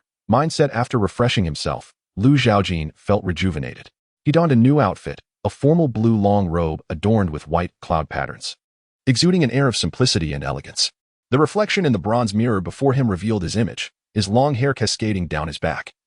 A jade crown perched atop his head, and two strands of hair resembling catfish whiskers framing his forehead, complemented by his bright, expressive eyes and a clean, handsome visage. This ensemble seemed to imbue him with a newfound sharpness compared to before. His old garments, arranged by Xiangqing, had been meticulously cleaned by the servants of the escort agency and were now hanging on bamboo poles in the courtyard to dry. After waiting for a while, Xiangqing spotted Lu Zhaojin emerging from the house in his new attire. His gaze swept over Lu Zhaojin, nodding in approval, convinced of his own discerning eye. Indeed, in this outfit, even the courtesans of Chunfeng Tower would be captivated, unable to contain their admiration. Lu Zhaojin felt somewhat speechless at Xiangqing's remarks, understanding that he was a straightforward man, unlike the scholars who could embellish their praises. Xiangqing then seemed to recall something, his smile fading into a serious demeanor. Zhaojin, I need to take you somewhere. Before Lu Zhaojin could decline or agree, he turned and walked ahead. This matter is usually handled by your father, but he's away on a mission. I shall take care of it for a time, and since you've returned, it will be a bit of a burden for just a couple of days. Uncertain of what the matter entailed, Lu Zhaojin followed him in silence, eventually arriving at a small house. His nostrils twitched, catching a faint scent of sandalwood wafting from within. The door to the small house stood ajar, and with his current eyesight, he could clearly see the interior. Inside, a large table was crowded with spirit tablets, each inscribed with the names of the escort masters and apprentices who had perished that fateful night. Xiangqing led Lu Zhaojin inside, lighting 3 thick incense sticks and handing them to him, gesturing for him to proceed with the next steps. Lu Zhaojin accepted the incense, stood at the center of the table, gazed at the spirit tablets, clasped his hands in a bow, and then inserted the 3 sticks into the incense burner. Among the names were the elders of the Qishan escort agency, who had toiled alongside his father to establish the agency, dedicating themselves tirelessly to its development. They had been on the brink of a bright future, yet were now eternally at rest since that dark night. Moreover, had it not been for the assistance of a few escort masters, the previous incarnation would not have escaped the encirclement of the Zhao and Zhang families that night, and the subsequent events would never have unfolded. Thus, Lu Zhaojin felt compelled to fulfill this task on behalf of his predecessor, although the latter had perished that night. He had survived in a different form. As Lu Zhaojin glanced at Xiangqing, he noticed him staring at the spirit tablets with a distant expression, his eyes glistening with unshed tears, seemingly lost in memories that were difficult to escape. Lu Zhaojin could somewhat empathize with Xiangqing's emotions, for the names inscribed on those tablets belonged to friends who had traversed the world with him, even comrades who had shared numerous life and death experiences. Simultaneously, there exist numerous cherished memories, such as the time spent together listening to melodies, indulging in spirits, and engaging in delightful conversations. Yet now, they have departed from this world. Xiangqing's vision blurred, and his lips quivered.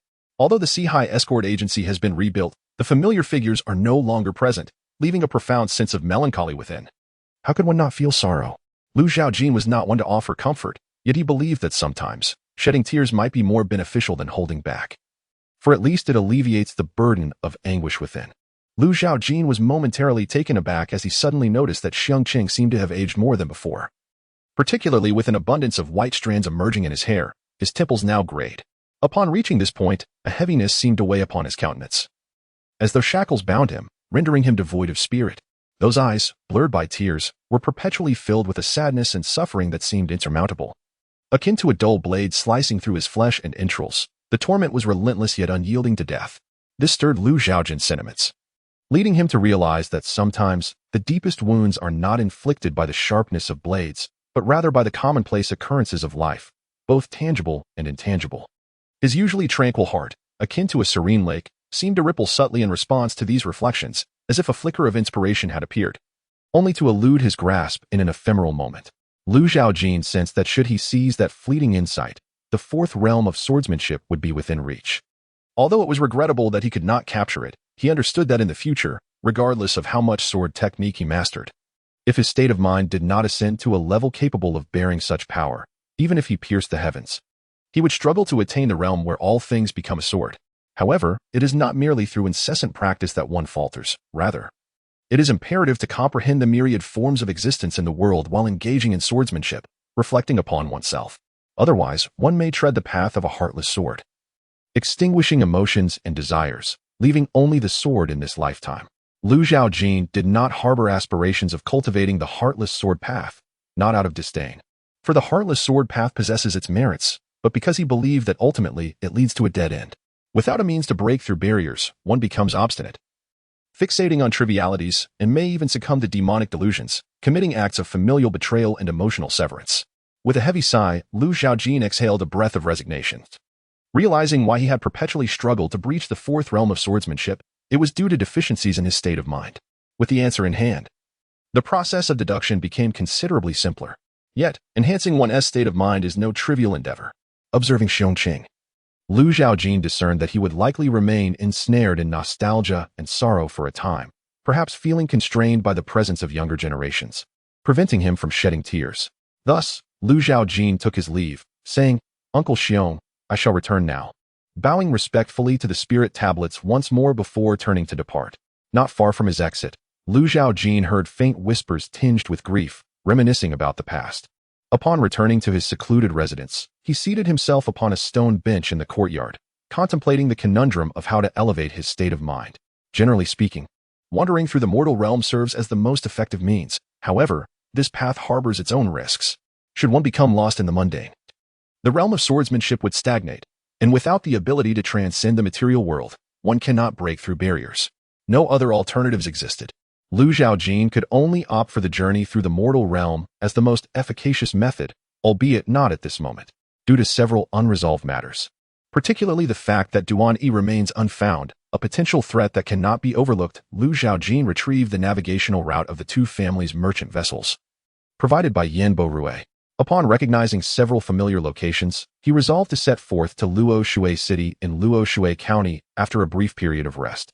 His decision to journey to Luoshui City was strategic.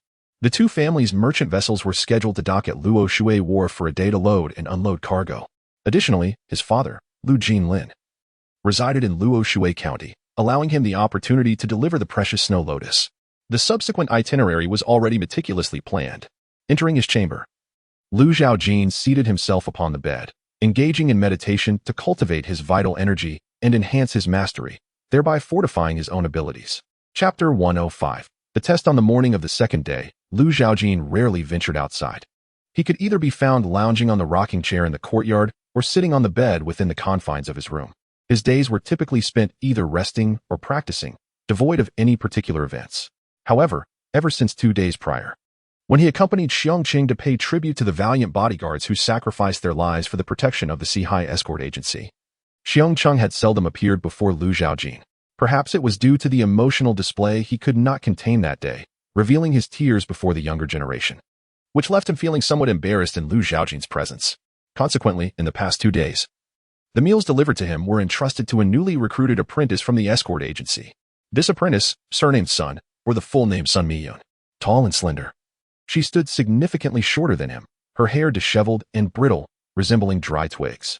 Her hands were notably rougher than those of her peers, suggesting a background steeped in hardship. Thus, Sun Miyun treasured the opportunity of her apprenticeship, approaching the tasks assigned by Xiongqing with utmost seriousness. Her primary goal, however, was to take Xiongqing as her master, to hone her martial skills, and to grow stronger in order to avenge her parents. When Zhaojin first encountered Sun Miyun, he initially mistook her for a boy, as she had her head bowed, her hair concealing most of her features, devoid of any striking attributes. It was only later, after hearing Xiongqing mention her a few times, that he learned she was indeed a girl. While she might not conform to all the typical characteristics of a woman, her countenance bore a resolute elegance, marked by sharp contours that lent her a unique charm. In truth, Zhaojin held little impression of Sun Miyun, merely considering her as a meal courier who would soon depart from the escort agency, and thus he would never see her again. Yet, just moments ago, when Sun Miyun delivered the morning meal, she did not leave as she usually did. Instead, she lingered nearby, seemingly having made a resolute decision. Suddenly, she knelt and bowed her head to the ground, imploring Lu Zhaojin to accept her as a disciple and teach her the art of swordsmanship. Lu Zhaojin was momentarily taken aback, observing the girl whose forehead remained pressed to the earth, a frown creasing his brow. He spoke calmly, given our age difference. Why do you believe I am capable of instructing you in swordsmanship? Sun Miyun did not shy away from honesty. Xiongda, the head of the escort, has said that the most formidable figure in this agency is none other than you, the young master. If I am to seek vengeance, I must take you as my teacher to acquire the formidable skills necessary to slay the brigands who took my parents' lives. As she spoke the last words, her voice trembled with a fierce hatred. Lu Zhaojin was unaware of the specifics of Sun Miyun's experiences, as Xiong Cheng had never mentioned them, and he had not paid them any heed. Initially inclined to refuse, after all, he was only 16 and had little to offer in terms of mentorship. He pondered the possibility of using her desire for training as a means to cultivate his own composure. I do not intend to take on a disciple, he stated, but I can grant you a manual on swordsmanship. Should you manage to achieve a modest level of proficiency within 3 months, I may consider whether to teach you further. Sun Miyun felt a wave of despair wash over her. The notion of mastering a sword technique within 3 months seemed utterly fantastical. It dawned on her that this young man, or rather, this young master, was employing a subtle form of rejection. However, the words spoken by Xiong Cheng, along with the haunting visage of her parents lying in a pool of blood, surfaced in her mind, igniting an inexplicable fire within her. She resolved to master this sword technique and achieve a modest level of proficiency in the shortest time possible. Sun Miyun heeded Lu Zhaojin's instructions, procuring ink and paper, which she meticulously spread across the stone table. Lu Zhaojin took up the brush to write down the 9 swords of profound thunder. Yet this rendition lacked the detail he had previously provided to Yin Borui. It consisted solely of the verbatim content from the sword manual, devoid of any annotations or his insights into the technique. This served as an assessment for Sun Miyun. She had a mere 3 months to prove herself. Lu Zhaojin observed her with an air of indifference as she carefully tucked the technique into her garments, akin to a treasure, before swiftly tidying the surroundings of the courtyard and bowing respectfully to take her leave. For Lu Zhaojin, this was merely an inconsequential interlude, his heart remaining a tranquil lake, undisturbed. All that she needed to take with her was stored in the system space before Lu Zhaojin sought out Xiong Cheng to bid farewell. Departing the courtyard, he made his way to the lobby of the escort agency, a frequent haunt of Xiong Cheng. Typically, Lu Jinlin presided over this establishment. But having been away for some time, Xiong Cheng was now tasked with overseeing the agency's affairs. Matters requiring resolution would have to await Lu Jinlin's return. As Lu Zhaojin traversed the path to the lobby, he observed numerous escort riders in hurried motion. Some seemed to be hastily donning their attire while rushing towards the lobby. A frown creased Lu Zhaojin's brow as he pondered whether a significant event had transpired within the agency, prompting the assembly of all escort riders to deliberate on a solution. As the young master of the Sea-High Escort Agency, he possessed a legitimate claim to participate, thus he proceeded without hesitation towards the lobby. Before even stepping inside, he sensed a palpable tension within. Pausing at the entrance, he listened intently and soon learned of the troubles befalling the convoy led by his father, which had encountered formidable enemies on the way to Luoshui City. Had it not been for the intervention of the Li family, Lu Jinlin might have been captured by those adversaries. The motives of these formidable foes remained unclear, but their interception of the Sea-High Escort Agency's convoy aimed to tarnish its reputation in the martial world, jeopardizing future commissions. Consequently, Xiong Cheng had summoned all the escort riders to march towards Luoshui City to assist Lu Jinlin in confronting these powerful foes and demanding an explanation. If the assailants were mere bandits, it could be dismissed, for they were unreasonable and lacked any sense of morality. Yet, these enemies were evidently driven by ulterior motives and well-equipped, far surpassing the capacity of common bandits. Upon hearing their preparations to depart, Lu Zhaojin ceased his eavesdropping and stepped forward to block Xiong Cheng's path. Xiong Cheng was taken aback upon seeing Lu Zhaojin and exclaimed, "Zhaojin, what brings you here? When did you arrive?" Lu Zhaojin replied, "I have heard everything. Allow me to go instead. I intended to leave the agency today, and my next destination has long been decided, Luoshui City." Xiong Cheng raised his voice to interject, "No, you." Initially, Xiong Cheng regarded Lu Zhaojin as the same person he once knew. However, upon reflecting on the fact that the current Lu Zhaojin had become a paragon on the Jiaolong ranking, a rival he could not match, he found himself at a loss for words. The bodyguards behind Xiong Cheng, however, spoke up, asserting that the young master was the hope of the Sea-High Escort Agency and should not put himself in danger. They would take care of the matter instead. Lu Zhaojin raised her hand to signal for silence. The assailants targeting my father's escort team may very well be my enemies. Their intention to capture my father could be to leverage his life against me, compelling me to acquiesce or to compel me into their grasp. She spoke candidly. Their strength surpasses yours. It is only greater, not lesser. If you venture forth, it would merely be a path to demise. Xiangqing wished to articulate further. Yet Zhaojin preemptively stated, there is no buts in this matter. Since they seek me, I shall grant them their wish, provided they can bear the consequences. Chapter 106, The Valley. Luoshui County. In the city of Luoshui, at the residence of the Li family, the current head, Li Qingming, was infuriated upon learning that Lu Jinlin's convoy had been ambushed outside the city. He urgently summoned the members of the Li family and sought the council of the clan elders, requesting their assistance. This mobilization was not merely to intimidate the assailants, but also to demonstrate to the court that the Li family was not a mere plaything to be easily manipulated. Li Qingming was no fool. The Su family had been unusually active in Luoshui County, particularly targeting the Li family's splendid pavilions with an audacious demeanor, clearly indicating the support of powerful forces behind them. As the Li family conducted discreet investigations, they uncovered connections between the Su family and the maternal lineage of the third prince. Recently, the Li family's splendid pavilions had suffered assaults from local factions, the reasons of which were all too apparent. The Su family was inciting these local powers, but it was undoubtedly the third prince orchestrating the strategies from behind the scenes, aiming to seize control of the Li family's splendid pavilions. Initially, the third prince had approached the Li family to discuss a partnership, seeking to utilize their resources to gather unsavory intelligence. However, the Li family adhered to ancestral edicts forbidding involvement in courtly affairs. Furthermore, the Splendid Merchants Guild was the very foundation of the Li family. It could not be wielded as a tool in the prince's quest for power. Should they provoke certain individuals, the repercussions could be dire, potentially leading to the annihilation of their lineage. They were also somewhat acquainted with the third prince and realized that regardless of the outcome of his endeavors, the Li family would gain nothing from acquiescing to his demands. Perhaps this was the rationale behind the ancestral prohibition against engaging in matters of the court. To the south of Luoshui City, a narrow valley lay 100 miles away. This was the essential route to Luoshui City, though there existed a shortcut via waterways. It was in this location that Lu Jinlin and his companions were ambushed. Fortunately, this escort was not a genuine mission, but rather a precautionary measure by the Li family to ensure Lu Jinlin's safe arrival in Luoshui City. Commissioned under the name of Li Xiulan, the protectors of this convoy were not the usual bodyguards from the Four Seas Escort Agency, but rather skilled fighters arranged by the Li family, including Li Xiufang and Lu Wanxiu among them. The commission was well known along the routes, which the Li family intended to leverage, as their esteemed reputation in Luoshui County was meant to deter bandits and mountain thieves, albeit it seemed an overextension of their resources. However, to their surprise, it was not bandits who attacked, but another force entirely. Under the protection of the Li family's elite, Lu Jinlin and his companions suffered only minor injuries. Led by a Li elder, they broke through the encirclement of Baiyun Mountain Manor and sought refuge in a secluded part of the valley. However, during the escape, the elder was grievously wounded, losing an arm to the manor's master. The chilling sword energy ravaged his body, although he managed to suppress it with his true essence. He could only cling to life for a short while longer. He leaned against the earthen wall, struggling to breathe. Li Xiufang used her vital energy to seal the wound of the elder from the Li family, staunching the flow of blood. She then instructed Lu Wenxiu to assist her by channeling their combined energies into the elder's body, striving to expel the chilling sword aura. However, given their current levels of cultivation, their energies met the cold sword aura like a mouse encountering a cat, instantly extinguished. If not for her swift intervention, they could have been harmed by that chilling force.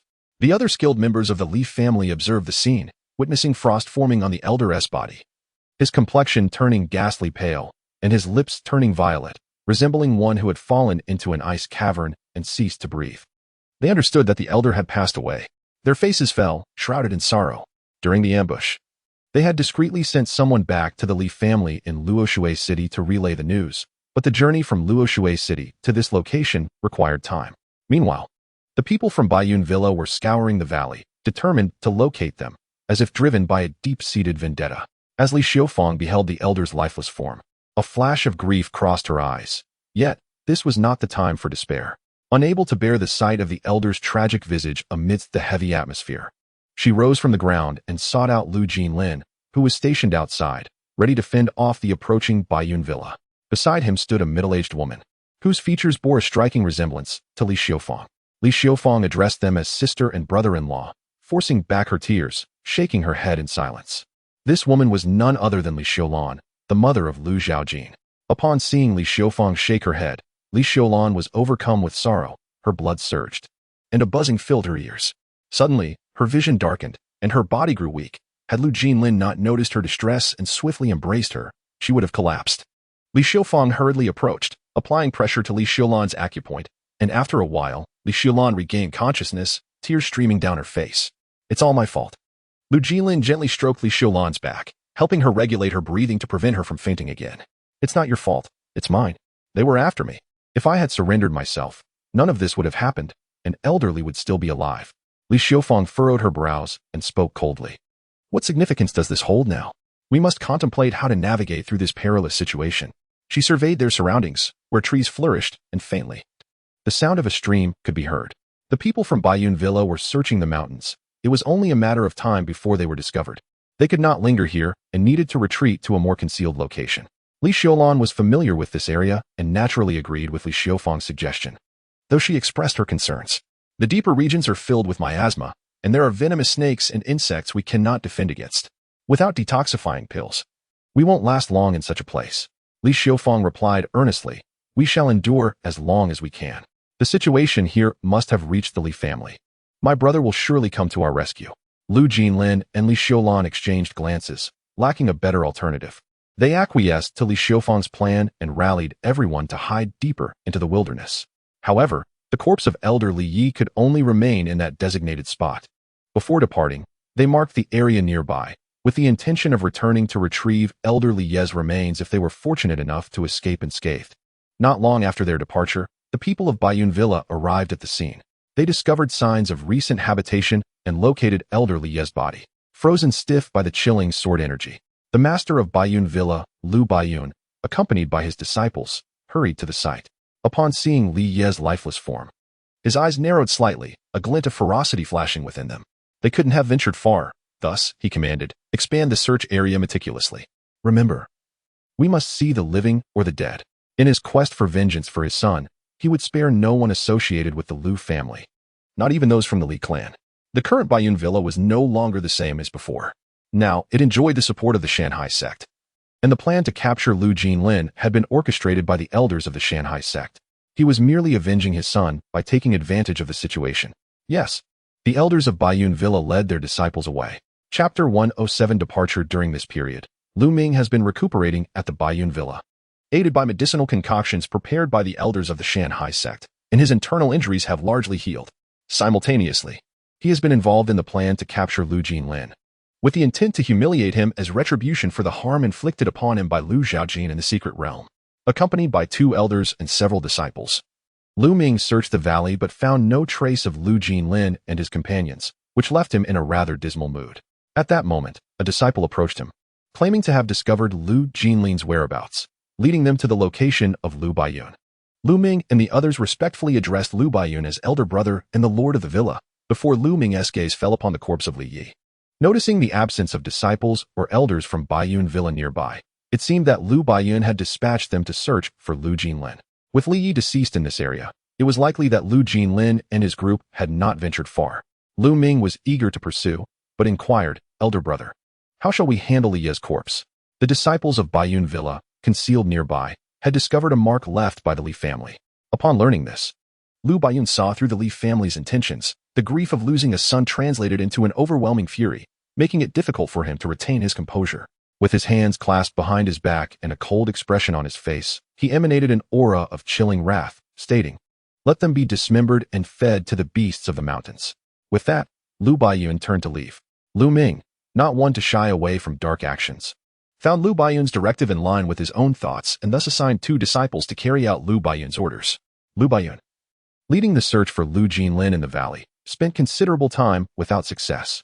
Unexpectedly, members of the Zhenwu division arrived, brandishing the unique Qinglong order from the Qinglong commander, demanding Baiyun Villa's cooperation in locating and apprehending Lu Jinlin for transport back to the Zhenwu division. Naturally, Lu Baiyun was unwilling to comply. Capturing Lu Jinlin would allow him to leverage the latter's life as a bargaining chip against Lu Zhaojin, thus avenging his son. Furthermore, Lu Jinlin was also sought after by the Shanhai sect, whose 3 elders were guests at the villa, waiting for Lu Jinlin's return.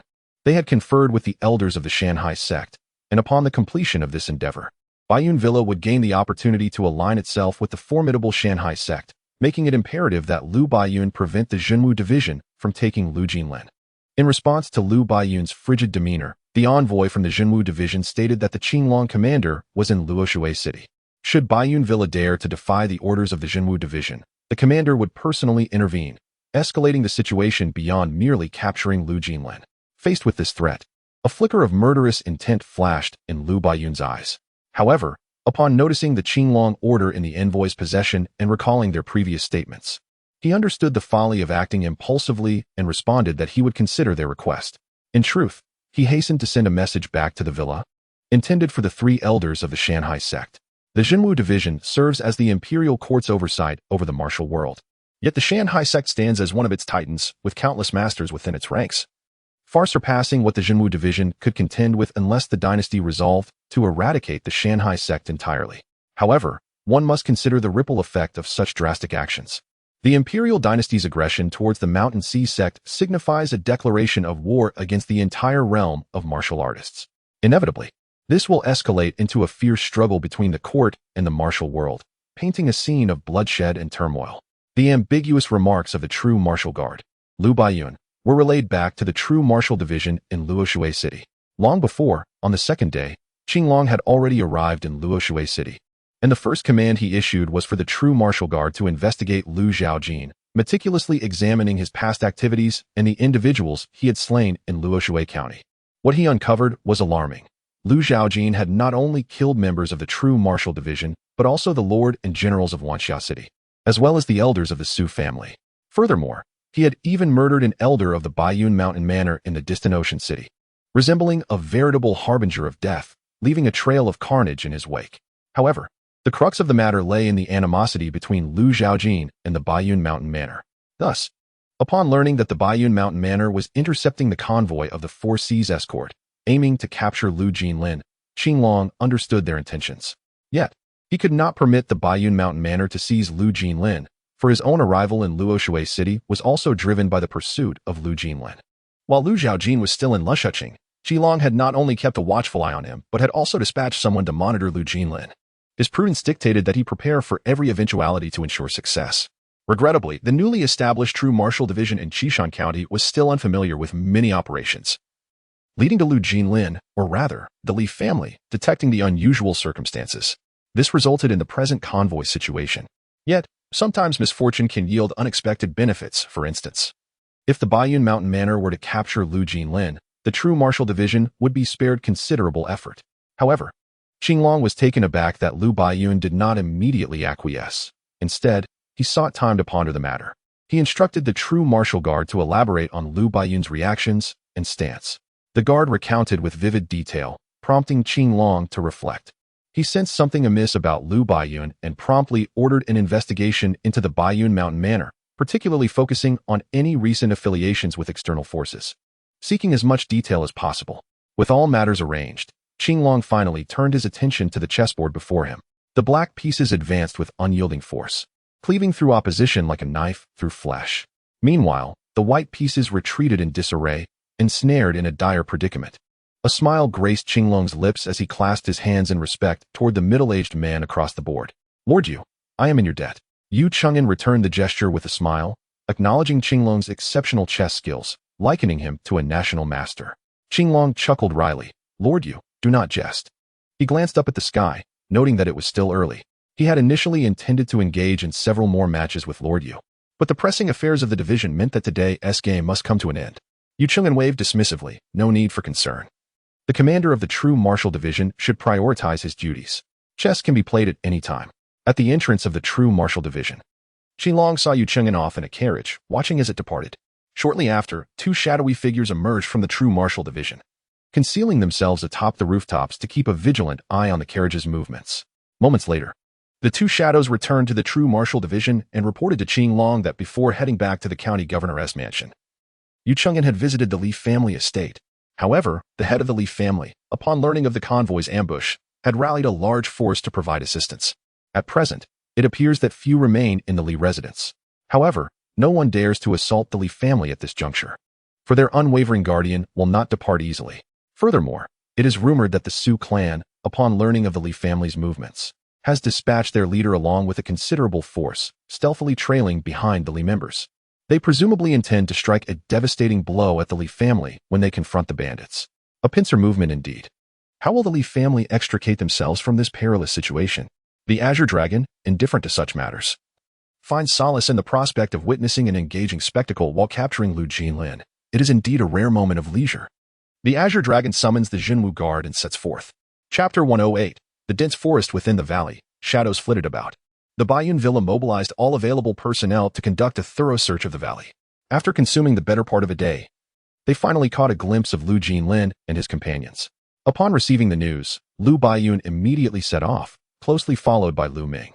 Before long, they arrived at their destination.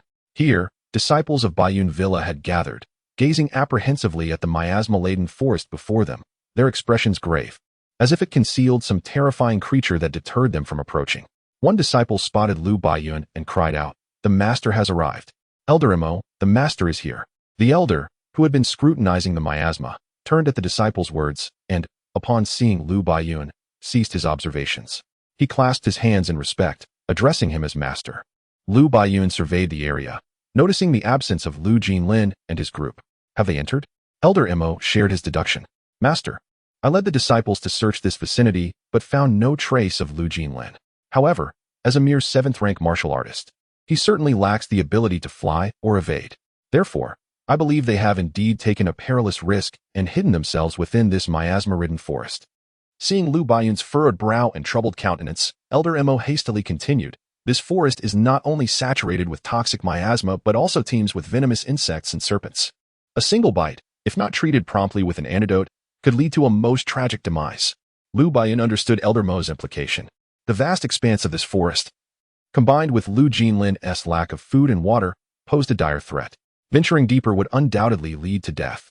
Nevertheless, he was not one to easily relinquish his pursuit of Lu Jinlin. Thus, he instructed several disciples to hasten to Luoshui city to procure antidotes, while the remaining disciples covered their mouths and noses, preparing to search for Lu Jinlin and his companions. However, they were to remain on the periphery rather than delve too deeply. He concurred with Elder Mo's strategy, dispatching Lu Ming to mobilize other disciples and elders engaged in searches elsewhere, to seal off the forest's other exits. If they spotted Lu Jinlin and his group, they were to signal immediately without engaging in a confrontation. In an instant, they divided into 3 teams, executing their plans with utmost precision. Meanwhile, Lu Jinlin and his companions found themselves in precisely the dire predicament Lu Baiyun had anticipated. Each was in a wretched state. Despite covering their mouths and noses with torn cloths, they could not entirely shield themselves from the miasma. Furthermore, they were all injured. Initially, the miasma caused no noticeable reaction. But soon, as they attempted to circulate their vital energy, they felt an obstruction that hindered their flow, unlike before when it had been unimpeded. They attributed this sensation to their injuries, but the feeling of obstruction grew increasingly pronounced, culminating in a sensation as if their vital energy had solidified within their meridians, making it exceedingly arduous to mobilize. "I cannot go on," lamented Li Xiaofang, her brow furrowing as she glanced at a member of the Li family, slumped against the dark tree trunk. Despair was etched upon his face, and the light of hope had faded from his eyes. It was evident he had resigned himself to his fate.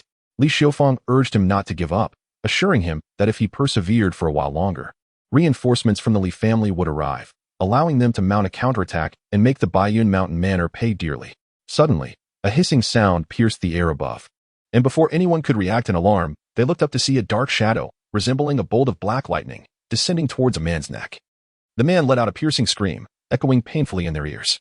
Lu Jinlin and the others soon discerned the nature of the shadow. It was a venomous snake, entirely cloaked in black. Its scales, shimmering under the sunlight, displayed an iridescent quality. However, it was evidently a highly poisonous creature. The man, bitten, did not struggle. He instantly succumbed, his neck wound turning black and spreading rapidly across his body. The black snake coiled around the lifeless form, rearing its upper body. Its forked tongue flickering as its cold, sinister eyes scrutinized Lu Jinlin and his companions. Fearful, they dared not move, their gazes fixated on the serpent, terrified that a mere shift of their heads might provoke it, turning it into a blade poised at their throats, ready to claim lives at the slightest provocation. The atmosphere was thick with tension. The black snake refrained from further attack, perhaps deterred by the presence of so many, calculating the risks of its next move. Silence enveloped the area. Before long, the sound of footsteps and voices reached them from ahead. It seemed others were approaching. Sensing the impending danger, the snake slithered away with remarkable speed. Lu Jinlin and his companions released a collective breath of relief. But the escape of the serpent only heralded the arrival of Lu Baiyun and his group, which was undeniably a cause for concern. Should we flee? The members of the Li family asked, glancing at the now unrecognizable corpse, its bitten wounds festering and bleeding profusely, a dark crimson hue spilling forth. This was a clear testament to the potency of the snake's venom. They feared that even if an antidote were to be found, it would merely prolong a life filled with suffering. Lu Jinlin noticed the trepidation in their hearts. The recent encounter with the snake had left a profound impression upon them. Furthermore, they lacked water and food. Remaining in this dense forest, they faced certain death, whether by starvation, dehydration, or poison. In truth, death was the only certainty. Thus, surrendering to Lu Baiyun might offer a glimmer of hope. When Lu Baiyun and his party arrived, he observed the grotesque form of the corpse on the ground, and his brow furrowed in realization of the perils that lurked within the forest. Stepping forward from the Li family, Lu Jinlin met Lu Baiyun's gaze and inquired, "This forest is perilous, yet you still bring people to search for us. I wonder how I have wronged you to warrant such relentless pursuit?" Lu Baiyun regarded Lu Jinlin, a glint of malice flickering in his eyes as he coldly replied, "You should ask your son about that." Zhang? Lu Jinlin's brow furrowed tightly. Perplexed as to why his son, Lu Zhaojin, was brought into this confrontation and uncertain how they had offended Lu Baiyun. Upon hearing the word son, a look of alarm crossed Li Xiulan's face. She leaned closer to Lu Jinlin and inquired, "What has happened to my son?" Lu Jinlin gently patted Li Xiulan's arm, his gaze reassuring her that their child was unharmed. He then turned to Lu Baiyun, seeking clarity on the unfolding situation, if death were to be their fate. It must be understood fully. Lu Baiyun merely uttered a name, Lu Yizhen. Lu Jinlin recognized Lu Yizhen, a prodigy on the dragon ranking and the young master of Baiyun Manor. However, he had recently perished within the celestial secret realm of Bailu City, an event that had stirred considerable commotion and become a topic of gossip among patrons in the Great Ding Empire. "My son, Lu Yizhen," Lu Baiyun declared, an aura of chilling fury emanating from him, spreading across the area and causing frost to form on the ground and surrounding trees. "Lu Zhaojin killed my son, and since he vanished after emerging from the secret realm, I am left with no choice but to resort to desperate measures." Lu Jinlin wished to say more, but Lu Baiyun was disinclined to listen. He commanded his disciples to bind Lu Jinlin and the others with sturdy iron chains, enforcing shackles to prevent any escape. The disciples led Lu Jinlin and his companions, following Lu Baiyun out of the dense forest. However, they had not traveled far when a token suddenly struck the ground before them like an arrow. The Qinglong Token. Chapter 109. The powdered ink. "We have been awaiting your arrival for quite some time." Wu Feng, the captain of the true martial guards of the Jinwu division in Luoshui City, stood lightly upon the treetops, hands clasped behind his back. Gazing down upon the assembly at Baiyun Mountain Villa, he proclaimed in a resonant voice, "By the command of Lord Qinglong, I have come to apprehend Lu Jinlin. I implore you, Master Lu, to show some leniency and yield him to us. In return, there will be ample rewards in the future." The disciples of Baiyun Mountain Villa, who had initially awaited here, had vanished without a trace as numerous true martial guards emerged from behind the tree trunks. Although Wu Feng's words seemed courteous, the display before them effectively encircled the members of Baiyun Mountain Villa, suggesting that should Lu Baiyun utter a word of dissent, the true martial guards would surely swarm upon them. Lu Baiyun turned his gaze toward Wu Feng, his eyes icy, and declared coldly, "You shall not take Lu Jinlin away." Wu Feng's eyes narrowed, locking onto Lu Baiyun's frigid stare, a glimmer of murderous intent flashing in his depths. Did Master Lu truly intend to gamble everything, disregarding the lives of his disciples? Wu Feng's statement stirred a slight unrest among the disciples of Baiyun Mountain Villa, but a mere cold snort from Lu Baiyun quelled their agitation instantly. "Wu Feng, should you dare to harm my disciples, I shall become your sworn enemy." Wu Feng sneered repeatedly, his tone brimming with arrogance. Whether he could follow through on his threats would be determined after today. The disciples of Baiyun Mountain Villa, who had been stationed here, left no traces of blood upon the ground. It was unclear what methods the Jinwu division employed to quietly whisk them away without a signal. However, the foreboding sense of doom was palpable. Consequently, Lu Baiyun did not hesitate. Channeling his true essence, he unleashed a formidable sword energy that radiated an astonishing chill in all directions. Before him, the sword energy intertwined with the cold, forming several sword-shaped ice cones. With a flick of his finger, these ice cones shot forth like meteors, piercing 5 true martial guards who, caught unawares, were instantly frozen into statues, their blood not even having a chance to flow. Wu Feng's gaze sharpened, a surge of blade intent rising to the heavens. transforming the air above into a sea of cutting energy that swirled ominously.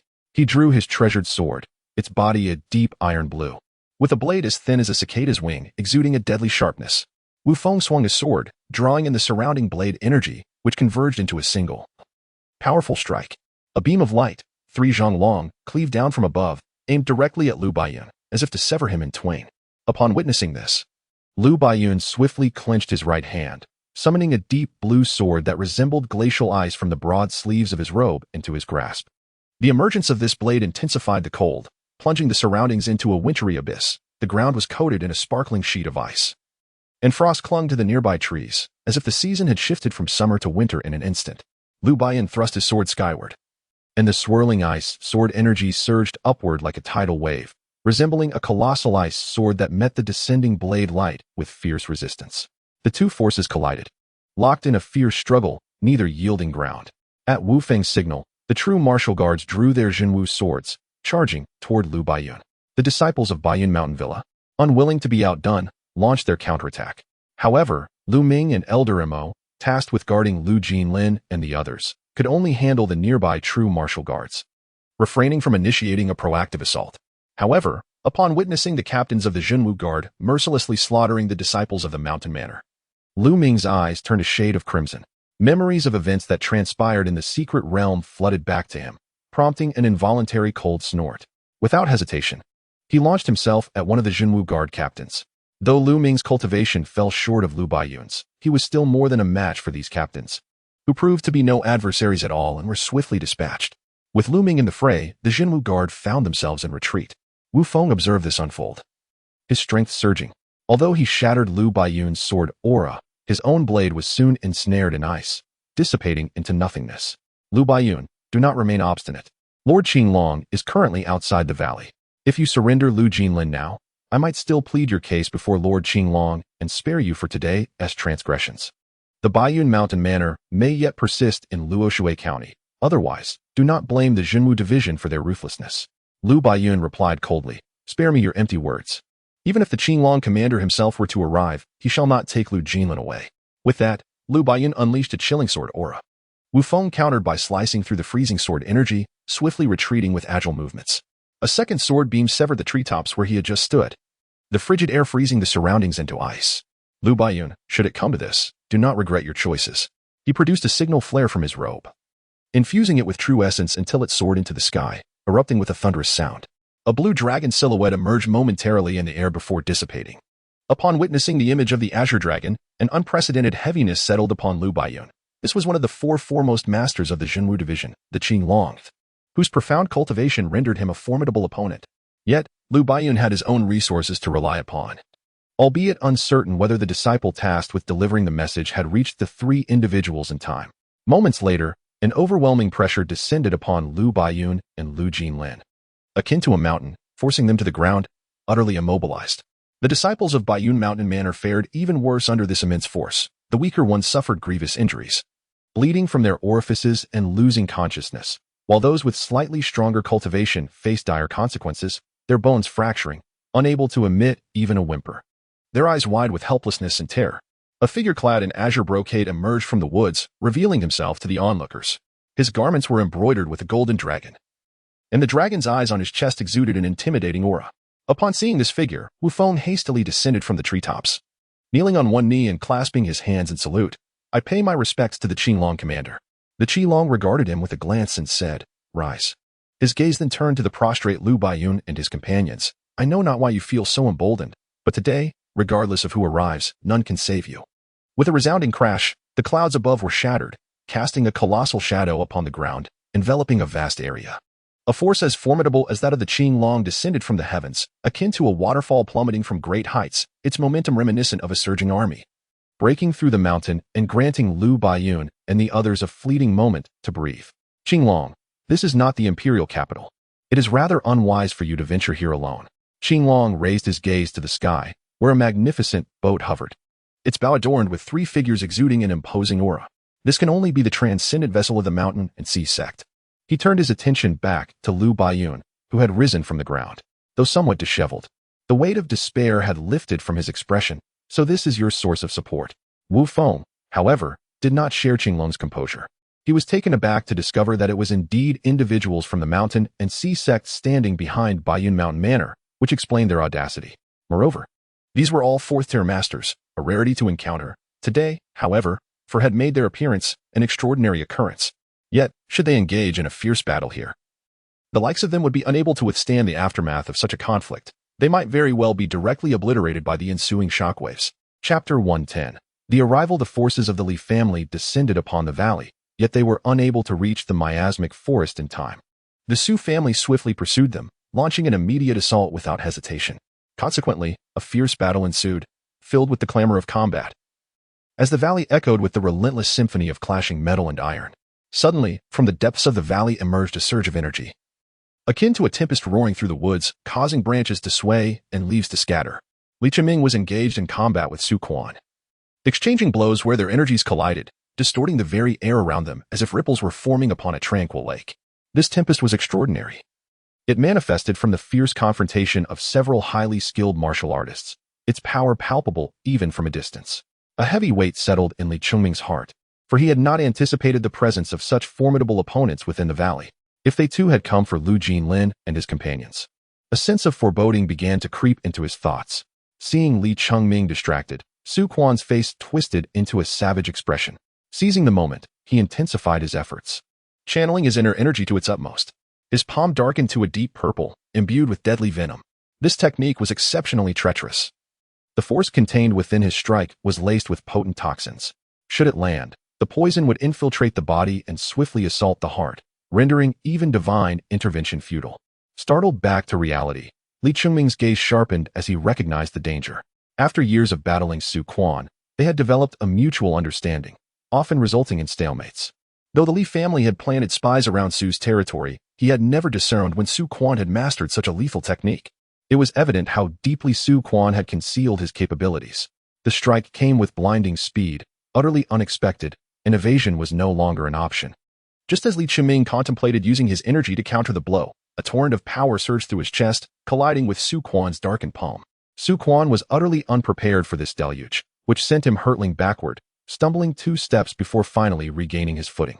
Su Quan's expression shifted as he clutched his chest, coughing up a mouthful of blood, which was a disturbing shade of blackish purple, sizzling as it met the ground and releasing faint wisps of smoke. In haste, he retrieved a small white jade vial, pouring out a pill that he swallowed, his complexion slowly regaining some semblance of vitality. You are indeed bold, an elderly man, over 60 years of age, emerged slowly from behind Li Chongming, his gaze towards Su Quan laced with a chilling intensity. This formidable technique, while powerful, lacked any accompanying mental discipline. It was merely a lethal art that traded life for life. Upon seeing the elder, Li Chongming felt a wave of relief wash over him. Father, Li Zhai, the previous head of the Li family, had passed on leadership to Li Chongming and, after shedding the burdens of leadership, had taken on the role of one of the family's venerable elders, residing in seclusion within the family's sacred grounds. The only elder Li Chongming could summon was his father. Li Zhai, as the other elders, dedicated to safeguarding the family, were unlikely to emerge from their meditative retreats. Li Zhai nodded at Li Chongming, signaling him to remain at ease. With his presence, the Su family could not stir up any significant turmoil. Su Quan's complexion returned to its former state. Yet several slender black lines remained around his neck, resembling small black serpents, an eerie sight indeed. Su Quan raised his gaze towards Li Zhai, a savage smile curling upon his lips. Since you have followed me, let us meet our demise together. He flicked his robe, and countless hidden weapons cascaded like raindrops towards Li Zhai and Li Chongming.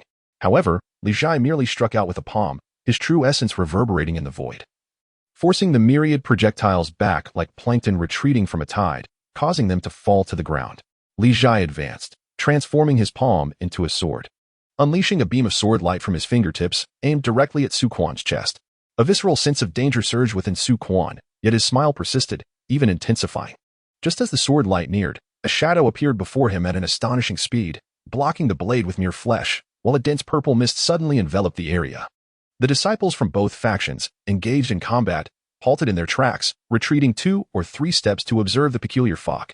As they remained baffled, suddenly one among them collapsed, eyes glazed, convulsing, frothing at the mouth, exhibiting an excruciating visage. Li Zhai, witnessing this, swiftly utilized his true essence to hold his breath, urgently warning the Li clan members to cover their mouths and noses. Prompted by his words, Li Qiming and the others quickly shielded themselves, exhibiting a profound aversion to the purple mist. Li Zhai turned his attention to the shadow shielding Su Quan, clad in dark garments, its face obscured by a terrifying bronze mask, revealing only a pair of gleaming eyes.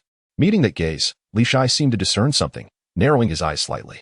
Su Yuyan, it has been years since you last appeared. I thought you had perished long ago. A raspy voice emanated from the mask. If you have not perished, how could I? Li Zhai regarded the bronze mask, pondering the necessity of its concealment in the absence of outsiders, hesitant to reveal one's true visage. Su Yuyan remained silent for a moment, lifting his right hand to remove the mask, revealing an unsightly face riddled with grotesque lumps, unrecognizable from his former self. Li Zhai's gaze narrowed. You too have mastered that toxic art. Su Yuyan replaced the mask, declaring, it is merely a face. As long as I can topple your Li clan, my Su clan shall reign as the foremost family in Luoshui County, and with the support of the third prince, we shall enter the imperial city. All of this is worth the cost. Li Zhai found little to say to such madness. Channeling his true essence as the sword at his back sang out, soaring from its sheath into his grasp, and with a swift motion, he unleashed a wave of sword energy. Yet, this strike was easily shattered by Su Yuyan, as amidst the dissipating mist, a faint purple palm print surged towards Li Zhai, only to be cleaved in two by a flicker of sword light, vanishing in the air. Su Yuyan's expression grew serious, his hands weaving as the enveloping purple mist began to respond to his command, swirling rapidly and contracting at a visible pace, swiftly coalescing into a grotesque and massive creature, the Mangu Zhuha. This creature is imbued with a lethal toxin. Merely a touch could lead to one's demise, and a single bite would render even 9 lives futile. However, this is merely the mist-condensed bullfrog created by Su Yuyan, its toxicity not as formidable, yet still formidable in its own right. Li Zhai must tread carefully to avoid injury. Poison God strike. Su Yuyan rasped as the mist-formed bullfrog swelled its mouth, unleashing a tongue like a whip, striking with the swiftness of lightning, piercing through Li Zhai's figure in an instant. Li Cheng's eyes narrowed. Fearing the worst had befallen Li Zhai, his anger flaring as he contemplated rushing at Su Yuyan. Yet, Li Zhai's figure transformed into an afterimage and vanished, with a beam of sword light descending from above, cleaving towards Su Yuyan. In truth, just before Su Yuyan made his move, Li Zhai had utilized his agility to leave behind an afterimage while propelling himself into the air, waiting for the opportune moment to unleash a lethal strike. However, Su Yuyan had not only mastered the art of poison but also seemed to have hardened his flesh to an iron-like resilience. The fatal strike merely resonated like the clash of metal, the sword tip only managing to pierce his garments, failing to penetrate further. Su Yuyan looked up at Li Zhai, a flicker of derision in his eyes, as his true essence surged within him. With a deep, resonant shout, a powerful wave of energy repelled Li Zhai, his clothing bursting apart to reveal scales embedded within his flesh. Su Yuyan smirked at Li Zhai. This is tailored just for you. This meteorite scale armor is perfectly fused with my flesh. With this protection, your sword is rendered futile against me. He advanced menacingly towards Li Zhai, delivering a forceful punch akin to a cannonball, the overwhelming power reverberating through the air, promising to obliterate anything it struck. Li Zhai retreated repeatedly, attempting to strike back with his sword, but Su Yuyan remained undaunted. The blade merely sparked against the scales, inflicting no significant damage. Su Yuyan, emboldened by his advantage, relentlessly pushed Li Zhai to the brink of despair. Li Cheng sought to intervene, but Su Quan was there to thwart him, and upon witnessing Li Cheng's attempt, he stepped forward to engage, resuming their clash. Su Yuyan cornered Li Zhai, transforming his palm into claws, striking towards Li Zhai's chest with the ferocity of a black tiger's heart extraction. Li Zhai, determined to make a final stand, channeled all his true essence into this last sword strike, intent on perishing alongside Su Yuyan. At that moment, a thunderous crack resounded from above, a bolt of lightning striking the ground, fortuitously landing upon Su Yuyan's head, infused with a terrifying sword intent that shattered him into fragments. A figure descended gracefully, casting a detached glance at the remains on the ground before turning to face Li Zhai. As their eyes met, a stirring in his bloodline caused Li Zhai's gaze to widen in disbelief. The young man inquired, "Where is my father?" Chapter 111. Forceful Lu Zhaojin obtained a map from Xiongcheng and swiftly traversed from Qishan to Luoshui City. Along the way, he passed through a valley where he sensed 2 factions embroiled in fierce combat, the air thick with the sounds of conflict. Although he typically refrained from meddling in others' affairs, a fleeting glance revealed an elderly man on the verge of being slain by his adversaries, igniting an inexplicable surge within him, urging him to intervene. This sensation felt peculiar to Lu Zhaojin, yet he pondered the safety of Lu Jinlin's escort team in Luoshui City, speculating they might have pertinent information. Consequently, he harnessed the Thunder Sword intent, transforming it into a bolt of lightning that plummeted to the earth, instantly vanquishing the masked figure clad in scale armor. The masked man was reduced to mere fragments by the sword intent. Experience for defeating a 5th-tier martial artist 500, 000. Experience 1, 102. 275. Lu Zhaojin cast a glance towards the elder, finding himself inexplicably drawn to him, an odd familiarity stirring within. Yet, the pressing matter remained, confirming the whereabouts and safety of Lu Jinlin. Where is my father? The elder opened his mouth as if to speak, but hesitated. Regarding Lu Zhaojin with a gaze reminiscent of an elder observing a younger kin, albeit tinged with skepticism. Who is your father? Realizing his earlier lapse in revealing his father's name, Lu Zhaojin responded, my father is Lu Jinlin. The elder's eyes narrowed slightly, a flicker of excitement crossing his features, as if recalling a joyous memory. However, this spark quickly dimmed, overshadowed by an unseen concern that rendered the joyous prospect uncertain. In the midst of the elder's momentary distraction, Su Quan suddenly appeared behind Lu Zhaojin, his visage twisted with malice. This youth had materialized from the heavens, having employed unknown means to eliminate Su Yuyin and rescue Li Zhai. Such an occurrence incited Su Quan's wrath. His meticulously crafted scheme against the Li family had unraveled due to this unforeseen variable, jeopardizing the entirety of his plans. Thus, even if it meant his own demise, he was determined to drag this youth down with him. Beware! The elder exclaimed in alarm, attempting to interpose himself between Su Quan and Lu Zhaojin. Lu Zhaojin had already sensed Su Quan's intentions, remaining unfazed as he continued to face away from him. As Su Quan drew nearer, he required no sword. An inexorable sharpness akin to a tidal wave engulfed Su Quan, and with the piercing force of sword energy, he was rendered a mere specter, devoid of breath. Experience for defeating a 5th-tier martial artist 500, 000. Experience 1, 602, 275. Lu Zhaojin glanced at the hand that had reached for his sleeve, then turned to the astonished elder. Are you aware? The elder, regaining his composure, was still visibly shaken. Faced with Lu Zhaojin's inquiry, he found himself at a loss for words. He had not located Lu Jinlin, yet recalled the formidable fluctuations emanating from the depths of the valley, perhaps indicating Lu Jinlin's presence therein. However, judging by the intensity of those waves, the formidable practitioners within were undoubtedly 4th-tier martial artists. The members of the Li family were no match for them, unless they summoned the intervention of the Li family's ancestral patriarch. Otherwise, venturing into such peril would be tantamount to courting death. Li Shai wished to persuade Lu Zhaojin to entrust the search for Lu Jinlin to the Li family. But before he could voice his thoughts, Lu Zhaojin, sensing an urgency, soared into the sky, heading towards the depths of the valley. Li Shai was taken aback, for this was a technique of aerial flight only mastered by those of the 4th rank. To his astonishment, his young grandson could perform such a feat, implying that Lu Zhaojin possessed the cultivation of the 4th rank. However, the dragon ranking still recorded Lu Zhaojin at the 5th rank, a status attributed to his dispatching of Zhou Rong in Bailu City, prompting the true martial division to hastily amend the dragon ranking, resulting in Lu Zhaojin's swift ascent, now only surpassed by the chief disciple of the Tianhe Sword sect. Upon recalling this, Li Zhai leapt gracefully onto the treetops, spotting Lu Zhaojin soaring deeper into the valley, accompanied by a colossal ship hovering above. Recognizing it as the Mountain Sea sect's vessel, a wave of urgency surged through him. No. The prodigious talent of the Li family must not encounter peril. He needed to return and summon the elder to intervene. As Li Zhai descended, Li Qingming arrived by his side, initially astonished by the youth's instantaneous defeat of Su Quan. Now realizing the scene, he intended to inquire if Li Zhai recognized the lad, as he found the youth somewhat familiar and wished to understand their relationship.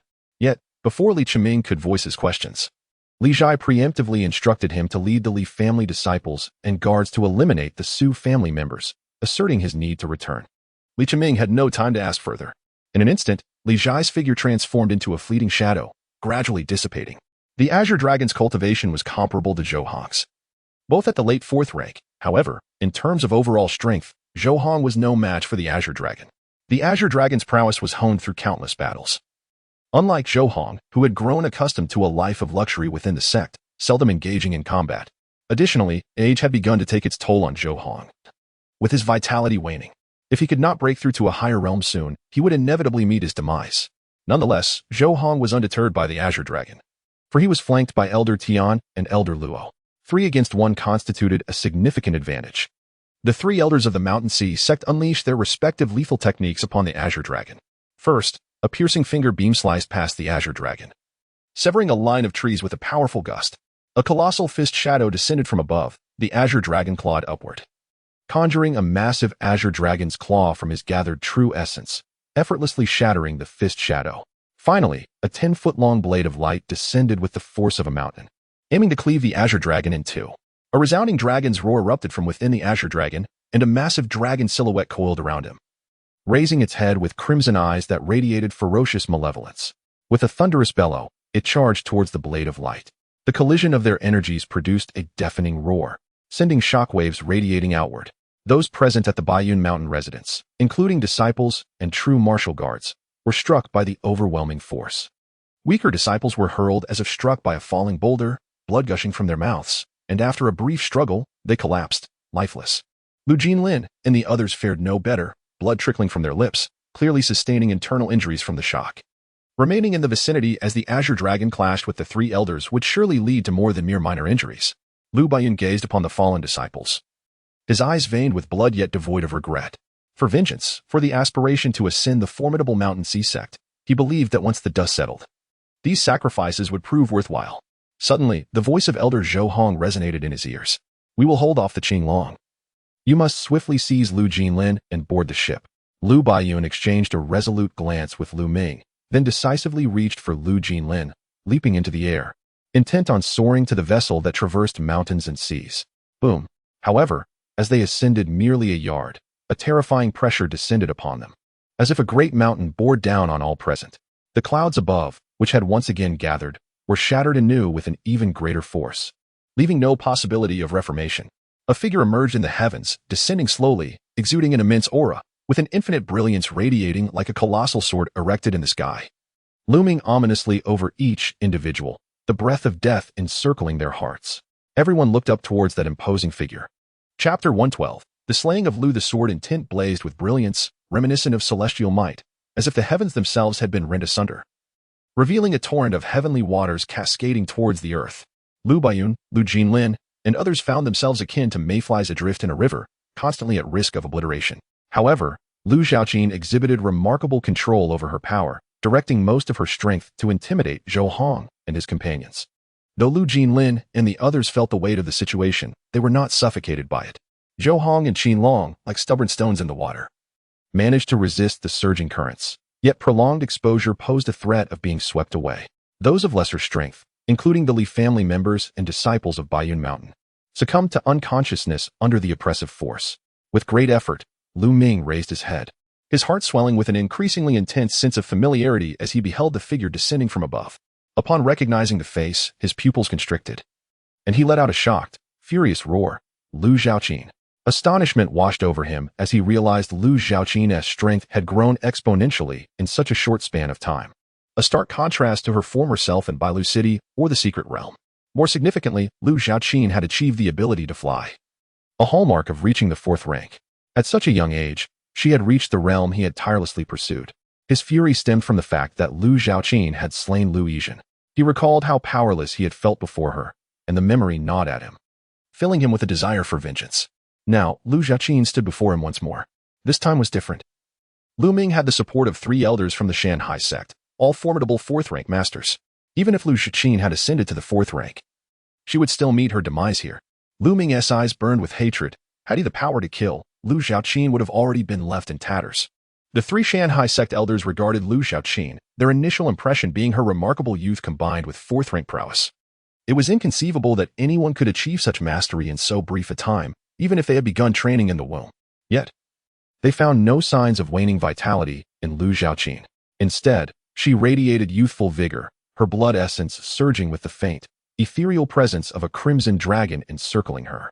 While Lu Ming discerned Lu Zhaojin's 4th-rank status through her ability to fly, Zhang and his associates, having cultivated at the 4th rank for a considerable duration, recognized that Lu Zhaojin's overwhelming aura indicated she was far from a novice in this realm.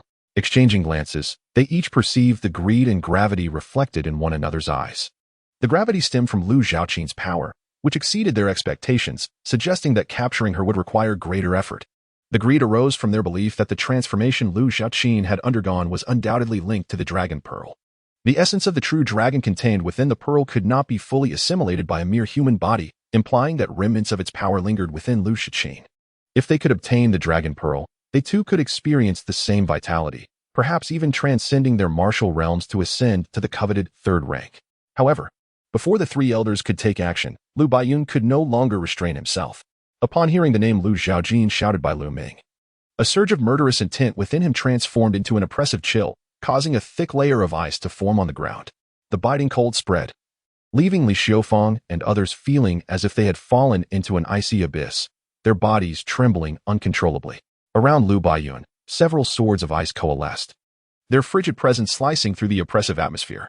He enveloped himself in this icy aura, morphing into a colossal ice sword aimed at Lu Zhaojin, declaring, "Return my child's life." Facing the ice sword, Lu Zhaojin remained calm and composed, his right hand forming a sword-like gesture that pointed towards the tip of the ice sword. Witnessing such humiliation, Lu Baiyun's fury surged anew, amplifying the icy intent, which spread like a blizzard, seemingly freezing the very air around them. However, this snowfall was fleeting. The clash between Lu Baiyun's ice sword and Lu Zhaojin's gesture did not yield the anticipated result. The ice sword met an impenetrable barrier, akin to striking a solid iron wall. Crack. Starting from the tip, fine fissures appeared on the ice sword, rapidly expanding until the entire blade was riddled with fractures. A forceful sword energy pierced through the ice sword and Lu Baiyun's brow, shattering the ice into fragments that dissipated in the air, while Lu Baiyun plummeted, lifeless. Experience from defeating a 5th-tier martial artist, 500,000.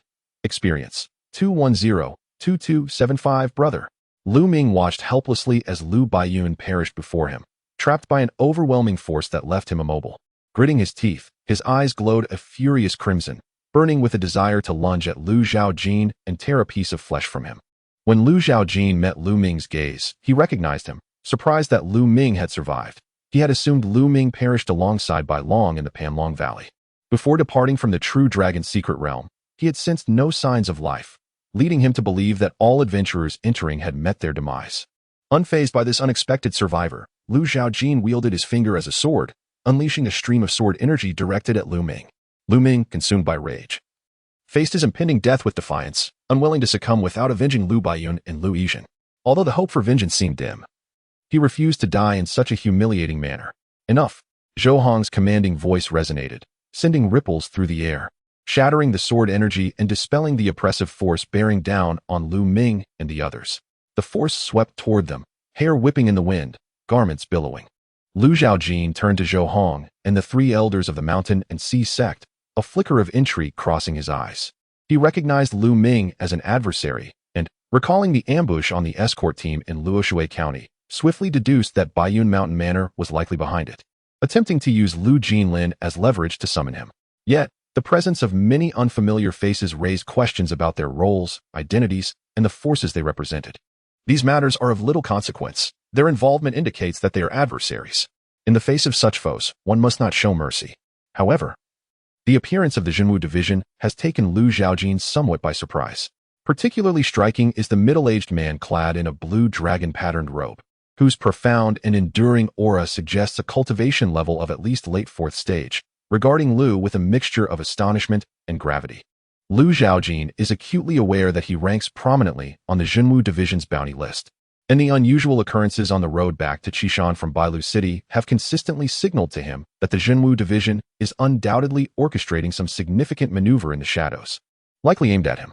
Now, the presence of Zhenwu division's experts here is unlikely to be merely an attempt to rescue Lu Jinlin from the clutches of Baiyun Mountain Manor. Chapter 113. Boldness. The relationship between him and Lu Jinlin was no secret. Given the resources of the Zhenwu division, it was likely that the past involving Lu Jinlin and the Li family had long been documented. Thus, Lu Zhaojin surmised that the appearance of this Zhenwu division expert at such a moment indicated intentions aligned with those of the Baiyun Mountain Villa, perhaps even more insidious. Ultimately, the goal was to use Lu Jinlin as leverage to compel his surrender. Lu Zhaojin narrowed his eyes, undeterred by Zhou attempts to intervene. He struck down Lu Ming with a single sword, severing his head from his shoulders, rage still etched upon the deceased's face. Defeated a 5th-rank martial artist. Experience 500000. Experience 260-2275. Zhou incensed, thought, what audacity. For years, I have been treated as a distinguished guest wherever I go. Even the forces within the royal city show me deference. It is not merely because of my backing from the Shanghai sect, but also due to my fourth-rank cultivation. Yet this youth dares to continue his slaughter of looming despite my attempts to intervene. This is a slap in my face. Moreover, with the Jinwu division present, their loose tongues would surely spread this incident far and wide. How could he face his old friends and endure their jests? Thus, in a fit of rage, Zhang unleashed his power, wielding his palm like a blade, striking down with a Tinjong long arc of light, aiming to cleave Zhaojin in two. Zhaojin swiftly retreated, the blade of light crashing into the ground before him, leaving a narrow scar in the earth, remnants of the blade's intent lingering upon it. Seizing the moment as Zhang withdrew his hand, Zhaojin summoned a torrent of magnificent sword energy, enveloping Zhang. Spinning at high speed like a tempest formed of pure sword aura, its terrifying edge capable of shattering anything in its path. However, Zhang was not alone. Elder Tian and Elder Luo were at his side, and together they shattered the sword energy storm and advanced toward Zhaojin. Elder Luo directed his blade, but Zhaojin evaded, leaving only the air to be sliced. Elder Tian unleashed a barrage of fists, each a meteor descending upon Zhaojin. Employing the sacred spirit sword technique, Zhaojin conjured a tempest of sword energy that surged skyward, cleaving through the descending fists, which crashed to the ground and created craters the size of water barrels. As one wave subsided, another arose. Zhang drew forth a pitch-black saber, and in an instant, the intent of his blade sword, a palpable sharpness filling the air. Wherever the blade's intent reached, it carved a mark. Zhang's eyes gleamed with an otherworldly light, and black smoke rose from him as he raised the dark saber, the smoke intertwining with the blade, culminating in a devastating strike. The black blade light moved faster than lightning, reaching Zhaojin's eyes in the blink of an eye. Imbued with a sense of annihilation, a pure destructive force that promised utter obliteration upon impact, Zhang and his companion's strength was not to be compared with Wu Ming, who, despite his waning vigor due to age, still stood on the precipice of third-rank mastery. Once having glimpsed the power of the third rank, it can be asserted that even in his old age, his strength remains at the late stage of the fourth rank, coupled with his extensive combat experience. Zhang would undoubtedly falter against Wu Ming, unable to withstand even 100 exchanges, destined for defeat. Zhaojin, too, could only rely on his trump cards, the Destruction Sword Intent and the 15th Sword, to achieve victory over Wu Ming. If confronted with Wu Ming in his prime, he would likely find himself at a disadvantage. However, the Zhaojin of that time was not the same as the present Zhaojin. He has now perfected the Holy Spirit Sword technique, made significant progress in the Mingyu Divine Skill, and, most importantly, mastered the Golden Skin and Jadebone Divine Skill, enabling him to ascend to the realm where his vitality surges like a dragon. His overall strength has indeed escalated several tiers. In his current state, even against Wu Ming at his peak, he could vanquish him without resorting to the 15th sword. Thus, when faced with Zhang's strike, Zhaojin unsheathed the Autumn Equinox sword.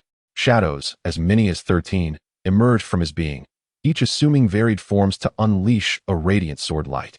The collision of sword light and blade light produced a dazzling brilliance, filling the air with an almost palpable sharpness that left a stinging sensation in one's breath. On the ground, Lu Jinlin and the others averted their gazes, unable to bear the brilliance. Several disciples of Baiyun Mountain Villa, caught off guard, found their eyes blinded. Rolling on the ground in agony, wailing in despair, the azure dragon narrowed his eyes, a glimmer of green light flickering within. The surging sword and blade energies were isolated from him, unable to affect his being. Simultaneously, he observed the fierce clash between Zhaojin and Zhang's trio in the skies above, a weighty concern etched across his features. He deemed it necessary to reassess the threat posed by Zhaojin. The latest intelligence from the Jinwu division clearly stated that Zhaojin's cultivation was at the 5th rank, deduced from his slaying of the 5th rank Zhou Rong in Bailu City. Hence, they presumed Zhaojin's strength was similarly 5th rank. Yet, the true level he displayed was the 4th rank, and not merely at the initial stage, but astonishingly at the late stage, completely unexpected and unfathomable. His reaction mirrored that of Zhang, contemplating whether Zhaojin had acquired some celestial treasure from within the secret realm, enabling such a rapid breakthrough from the 5th rank down to the 4th. The Azure Dragon furrowed his brow, reflecting on his cautious approach towards Zhaojin during this period. Feeling he had left no stone unturned, he had even instructed the Jinwu division to meticulously investigate Zhaojin's past, what transformations he had undergone and the reasons behind them. Every detail was scrutinized. Yet, it was that fateful night when Zhaojin underwent a cataclysmic transformation, his strength soaring, avenging old grievances. and emerging from Qishan with countless lives extinguished, had Zhaojin, upon awakening his potential, embarked on a path of proving his way through slaughter? The Azure Dragon's expression grew grave. He believed such individuals, who tread the path of violence, must be swiftly eradicated, as they pose a grave threat to the martial world. There have been those who, in their pursuit of proving themselves through killing, not only drenched the martial realm in blood but even spared not their own kin, ultimately succumbing to endless remorse, entrapped by profound sorrows and becoming mere husks, mindlessly consumed by the thirst for bloodshed. The Azure Dragon recalled those bloody memories, a chill creeping into his heart. Thus, he could not allow Zhaojin to depart from this place. At this moment, whispers from Zhang reached his ears. "Qilong, I am aware that your quest for Lu Jinlin is also intertwined with Zhaojin. If you assist me in capturing him, I shall divulge a secret." Emerging from his reverie, Qilong discerned that Zhang and his companions were, to their dismay, no match for Zhaojin, who relentlessly pushed them back. The formidable sword energy flowed through the air like a river, each movement leaving behind a harrowing scar upon the bodies of Elder Tian and Elder Luo. These wounds bore an essence of destruction, rendering them incapable of utilizing their true essence to heal, as blood gushed forth uncontrollably. Zhang's cultivation surpassed that of the two elders, allowing him to resist, albeit in a pitiable state, his hair disheveled and his garments tattered, resembling a beggar. Zhang had not anticipated Zhaojin's overwhelming strength, with the three of them unable to contend. He had no choice but to employ the Dragon Pearl to enlist Qinglong's cooperation in confronting Zhaojin together. Chapter 114. The assistant battle with the Dragon Ball as leverage. Zhang was reluctant to act. Previously, he had contemplated capturing Zhaojin to obtain the Dragon Ball, subsequently plotting to eliminate Tian and Luo, thus savoring the essence of the Dragon Ball for himself. Such a scheme would significantly enhance his chances of ascending to the third rank. He had also considered how the sect might investigate their deaths. He could either frame Zhaojin or implicate a rival faction. As long as he could divert the sect's attention and buy time, he would seize the opportunity to absorb the essence of the Dragon Ball and break through to the third rank, rendering his value far superior to that of the two elders. When the time came, the sect would surely downplay the deaths of the two elders. However, they had underestimated Zhaojin's prowess. Now, even with their combined strength, they were unable to subdue Zhaojin. Instead, Tian and Luo had repeatedly found themselves on the brink of being slain by him, utterly defenseless. Zhang feared that if this continued, the outcome would be dire. Not only would he fail to acquire the essence of the Dragon Ball, but the two elders would undoubtedly perish, and he would meet a similar fate. Thus, it was imperative to enlist the aid of the Azure Dragon to suppress Zhaojin, preventing him from rising against them. The Azure Dragon did not acquiesce immediately. He was aware that Zhaojin harbored many secrets. It was inconceivable that someone of merely 16 years could attain the fourth rank. If this were to become public knowledge, it would undoubtedly cause a seismic upheaval within the sect, prompting the ancient beings seeking breakthroughs to emerge from their seclusion in search of Zhaojin. Furthermore, his current mission, ordered by the emperor, was to capture Zhaojin alive. It was evident that the imperial family had taken a keen interest in this rising figure and had been observing him for some time. Observing the four engaged in battle above, the Azure Dragon communicated telepathically, prioritizing the discussion of secrets. Zhang, multitasking, relayed the information about the true dragon that Looming had shared, succinctly emphasizing the essence of the Dragon Ball. Upon learning this news, the Azure Dragon's eyes sparkled with intrigue as he regarded Zhaojin with a hint of unusual interest, seemingly astonished that the young man possessed a Dragon Ball. Simultaneously, a look of realization crossed his face, as if to say that it was no wonder Zhaojin exhibited such formidable power and had reached the fourth rank in such a brief period. It was indeed due to the Dragon Ball. The Azure Dragon's mind raced as he contemplated whether to assist Zhang. He desired the Dragon Ball for himself, but was unwilling to share it with Zhou and his companions. His cultivation method, known as the Azure Dragon Transformation Technique, was of uncertain rank, yet his current status as one of the four true martial commanders, with a martial realm at the fourth rank, was undoubtedly attributed to this technique. It is evident that its rank is one of superiority. This method was acquired during his youth when he accidentally fell into an unnamed tomb. After more than 40 years of practice, he had yet to achieve perfection. The key element he lacked for completion was none other than the Dragon Ball. The final chapter of the Azure Dragon Transformation Technique, aptly named Transformation into a Dragon, signifies the aspiration to cultivate a true dragon's body, transforming into the Azure Dragon to soar through the heavens and traverse the seas. However, the process of refinement is exceedingly arduous, without the Dragon Ball as a catalyst. Success is nearly impossible. Upon hearing that Zhaojin possessed a Dragon Pearl, Qilong unhesitatingly agreed to assist Zhang. As for how to seize the dragon pearl from Zhang and his companions, he exchanged a knowing glance with Wu Feng, who silently retreated into the shadows. Qinglong soared into the sky, his surging true essence transforming into a swirling azure dragon shadow around him, glaring fiercely as it emitted a resounding dragon roar. Lunging towards Lu Zhaojin cast a glance at the approaching threat. Wielding his Qiufan sword with a deft motion that sent a wave of sword energy to repel Zhang and the others, his left fist clenched tightly, a blood-red dragon of vitality coiling around his arm. With a powerful punch, the air trembled, erupting with a deep, resounding boom. The violent shockwave exploded above the azure dragon shadow, shattering its head into fragments, followed by a crimson brilliance engulfing the dragon shadow entirely, swiftly nullifying Qinglong's assault. Though Qinglong's expression grew solemn, he felt a surge of elation within. For he had witnessed the fleeting blood-red dragon shadow at the moment Lu Zhaojin struck, a change undoubtedly linked to the dragon pearl.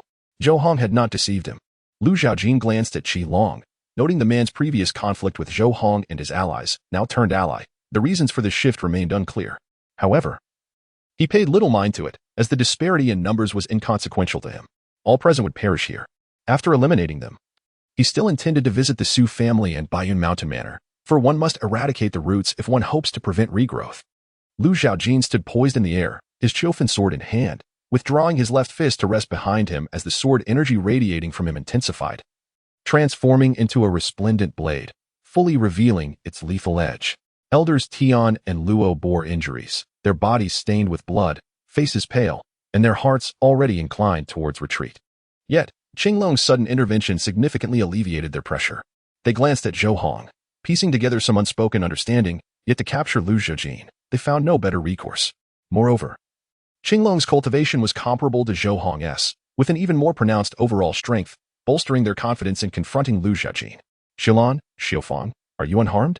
Li Chengming and his companions, having dealt with the Su family members, hurriedly followed Li Ji's lead to this location. They beheld the massive ship floating above and the figures standing poised in midair, sensing the clash of two terrifying energy waves that stirred a tumultuous wind, causing the trees to sway violently, leaves cascading as if heralding a rain of falling foliage. The sisters from the Li family, upon spotting Li Ji and Li Chengming, addressed them as father and elder brother. Then, Li Xiufang suddenly recalled something, grasping her elder brother's sleeve and gazing into his eyes. Elder brother, on your way here, did you happen to see Elder Li Ye's corpse? Li Chengming's eyes widened in shock, his brow furrowed. What did you say? Elder Li Yi is dead? It was then that he realized Li Xiufang's group did not include Li Yi. Observing Li Chengming's reaction, Li Xiufang understood that Elder Li Ye's body had not been found.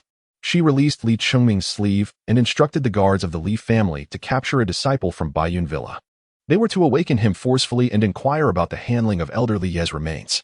The disciple from Baiyun Villa stammered out Lu Baiyun's original words, causing Li Xiufang's eyes to redden with fury, and she felt an overwhelming urge to strike him down. However, Li Chengming intervened just in time, urging her to maintain her composure. Within this valley, there were undoubtedly other disciples or elders from Baiyun Villa lurking in different locations. They were uncertain if Baiyun Villa possessed any special signals or markings. Relying solely on their own numbers to scour the entire valley would be a futile endeavor. Thus, the disciple's life was spared. He was needed to guide the Li family members in systematically eliminating the people from Baiyun Villa. Chapter 115, Xilan Father. You have come as well. Since Lu Zhaojin's appearance, which thwarted Lu Baiyun and his companions from taking away Lu Jinlin, Li Xiaolan's gaze had been fixated on Lu Zhaojin. Only when Li Ji arrived with Li Chengming and others did her attention momentarily shift.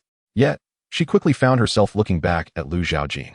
Although her view from the ground to the sky was somewhat obscured, Lu Zhaojin was a piece of her flesh, a bond of blood that transcended ordinary understanding and could not be feigned. She recalled the moment of Lu Zhaojin's birth, a time when she had not even held him before being seized by the Li family and confined for 16 years. During that time, she often pondered what her son would grow to be like and if Jinlin had cared for him well. Simultaneously, she harbored concerns about whether, after all these years of absence, her son would recognize her when they finally met. Would he still regard her as his mother? Now that they were finally face to face, her heart was laden with apprehension. She feared that the scene she had once envisioned might materialize before her very eyes. She found herself hesitant to confront Lu Zhaojin. The Su family harbored ill intentions, seeking to exploit the situation. Had it not been for Li Ji informing Li Xiaolan of the Su family's recent attack, she might have remained oblivious to the gravity of the situation. He sighed, approached her side, and tenderly brushed her hair back, lamenting the burdens placed upon her because of his paternal missteps. Li Shilan, cradling the unconscious Lu Jinlin, remained indifferent to Li Zhai's words. Her previous greeting to him seemed merely a formality stemming from their father-daughter relationship. Absent that connection, she might have regarded his presence as inconsequential. It was Li Zhai's decision that had led to her 16-year confinement, during which she had not laid eyes on her son. Her heart was heavy with resentment and bitterness towards him, feelings that were difficult to forgive even now. Li Zhai, aware of her sentiments, glanced upward at Lu Zhaojin, filled with regret over his earlier choices. There were no what-ifs in life. What had transpired could not be undone, only mended. Yet, regardless of how one might attempt to repair the past, returning to former days was an arduous task. This place is no longer safe. If a conflict arises, even the slightest disturbance is beyond our capacity to bear, Li Zhai urged, attempting to pull Li Shilan away and instructing the Li family's guards to carry Lu Jinlin. However, Li Shilan clutched Lu Jinlin tightly, unwilling to let go, clearly afraid of history repeating itself. Li Zhai remained silent. Yet his resolute demeanor compelled Li Shilan to momentarily part from Lu Jinlin. In a moment of desperation, he rendered her unconscious and commanded Li Qingming to hastily evacuate them while also dealing with the personnel at Baiyun Villa. Lu Zhaojin had long since Li Shilan's gaze upon him. A brief glance revealed a middle-aged woman of exquisite beauty and gentle demeanor, bearing a resemblance to Li Xiufang. Without need for speculation, he recognized her as his mother. The visceral connection of blood surged within him, even more profound than the encounter with Li Zhai, stirring his heart and compelling him to draw closer to the woman before him. Lu Zhaojin harbored no desire for familial recognition. The influence of his ancestral bloodline was merely a transient distraction. He was about to confront the formidable alliance of the four fourth-grade martial artists, including the Azure Dragon, making it imperative to eliminate any perturbing thoughts. Thus, he summoned the essence of the Gale Sword intent to sever these distractions, achieving a state of mental clarity. Furthermore, aside from dealing with the Azure Dragon and his companions, Lu Zhaojin had grander ambitions to annihilate the Su family in the Baiyun Mountain Manor. Having tasted the sweet fruits of exterminating the Marshall family, he realized that the most efficient means of accruing experience points lay in eradicating entire clans. Suddenly, Lu Zhaojin paused, pondering when he had become so merciless. Those of the martial world had remarked that he should not merely be called a sword demon. Drenched in blood and exuding a murderous aura, rather, he deserved the title of God of Death. Reflecting on this, he attributed his transformation to the influence of the system. To engage four opponents while allowing oneself to be distracted is tantamount to courting death. Zhang observed Lu Zhaojin's momentary lapse in focus, interpreting it as a blatant disregard for their presence. In response, he wielded his jet black saber, unleashing a streak of dark blade light aimed at cleaving Lu Zhaojin in two. However, this black blade light, upon nearing Lu Zhaojin's vicinity, seemed to become ensnared in a quagmire, encountering insurmountable resistance, ultimately shattering under the onslaught of sword energy. Elder Tian unleashed a punch, the fiery shadow of his fist resembling a blazing inferno, distorting the very air around it with unbearable heat, as though the void itself might split apart. Lu Zhaojin countered with a flash of sword light that sliced through the flames, creating a smooth, clean divide. Yet, the sword energy did not wane. It surged forth towards Elder Tian with astonishing speed, rendering him incapable of evasion and instilling a profound sense of life and death crisis within him. Elder Luo, quick-witted and agile, extended his hand in a sword-like gesture, directing the blade of light to cut through the air repeatedly, not in assault, but in an attempt to intercept the approaching sword energy. Although Elder Luo successfully obstructed the attack, it drained a significant portion of his true essence. Seizing the moment, Lu Zhaojin executed his movements with utmost precision, closing in on Elder Luo as if teleporting. The overwhelming sword intent descended upon Elder Luo like a celestial might, immobilizing him completely. With widened eyes, Elder Luo beheld the immense sword energy encircling Lu Zhaojin, and as the latter thrust his sword, it transformed into a veritable river of sword energy, engulfing him entirely. A scream never escaped his lips. Elder Luo was utterly annihilated within the torrent of sword energy. Kill 4th grade martial artist experience 5 million. Experience 760-2275. All of this transpired in the blink of an eye. Zhang and the others scarcely had time to comprehend what had occurred before Elder Luo met his demise before their very eyes, an icy dread creeping into their hearts, sending shivers down their spines. During the previous 3-on-1 encounter, Lu Zhaojin had not exerted his full strength. Had he done so, both elders Tian and Luo would have surely perished long ago. Why had he chosen to hold back? Zhang seemed to grasp the underlying implication. His eyes narrowed as he cast a glance at Azure Dragon, panic gripping him. Was he concerned that the Azure Dragon might flee? In the past, Zhaojin had dealings with the Azure Dragon when the latter was still active in the martial world and knew him to be a cautious individual. One who would only act when assured of a near-certain success, otherwise remaining indecisive and ultimately unable to achieve his goals. Yet, how could Zhaojin, who evidently had never encountered the Azure Dragon, possess such an understanding of him? In all his years, Zhaojin had never before encountered a being so extraordinary. Throughout the years, he had witnessed numerous gifted disciples, yet those who truly distinguished themselves were few and far between. However, none of these disciples could compare to Zhaojin. Not only had Zhaojin attained unimaginable opportunities, but she also possessed a temperament and insight far surpassing her peers. Zhaojin felt that had he existed in the same era as Zhaojin, he would have been left in her shadow, unable to harbor any aspirations of surpassing her. Qinglong also grasped this realization, feeling a heavy weight in his heart, accompanied by a flicker of anger. Such a prodigy as Zhaojin could not be rivaled even by the chief disciple of the Tianhe sword sect. She must be eliminated. Just as they were taken aback, Zhaojin manifested over a dozen shadowy figures, leaving traces upon the canvas of the void akin to inkwash. The dark sword light sealed off all escape routes for Elder Tian, and even as Elder Tian prepared to counterattack, a blade of light swiftly grazed his throat. Experience gained from slaying a 4th-tier martial artist. 5 million. Experience. 10602275. Chapter 116. Sword River. In a precarious situation of 4 against 1, 2 adversaries were swiftly vanquished. Both Zhaojin and Qinglong were enveloped in astonishment as they faced the torrent of sword energy surging towards them, resembling a mighty flood. Zhaojin brandished his blade, slicing through the river of sword chi, and with determination, surged towards Zhaojin, his form cloaked in swirling black smoke. The ebony dagger in his grasp radiated an aura of annihilation, invoking the devastating technique known as the annihilating deity's blade. The pitch-black blade light cut through the firmament, exuding an essence of destruction that seemed to consume the very light of heaven, rendering it more luminous. A dense black radiance descended from the heavens, intent on cleaving Zhaojin in twain. Yet, the overwhelming sword energy suddenly constricted, and the dozen or so black silhouettes returned to their original forms. The annihilating intent of the sword reaching its zenith, the 14th sword. In contrast to the bright black blade light, the black sword light appeared considerably dimmer. However, the destructive sword intent surpassed that of the annihilating blade, as destruction is but a byproduct of annihilation. Thus, the black sword light effortlessly severed through the black blade light, maintaining its formidable potency and consequently cleaving Zhaojin's dagger in two. Gazing at the broken blade in his hand, still imbued with remnants of the annihilating sword intent, Zhaojin's heart was gripped with terror. He recognized the disparity in strength between himself and Zhaojin. Understanding that resistance was futile, he attempted to retreat. Hold. Young hero, I am an inner elder of the Mountain and Sea sect. He sought to leverage the prestige of the Mountain and Sea sect to pressure Zhaojin into sparing him. For the Mountain and Sea sect was one of the 3 foremost sects within the Great Ding Dynasty, who would dare disregard its authority. However, Zhaojin's response was a streak of black sword light, akin to a bolt of black lightning, manifesting before Zhaojin in an instant.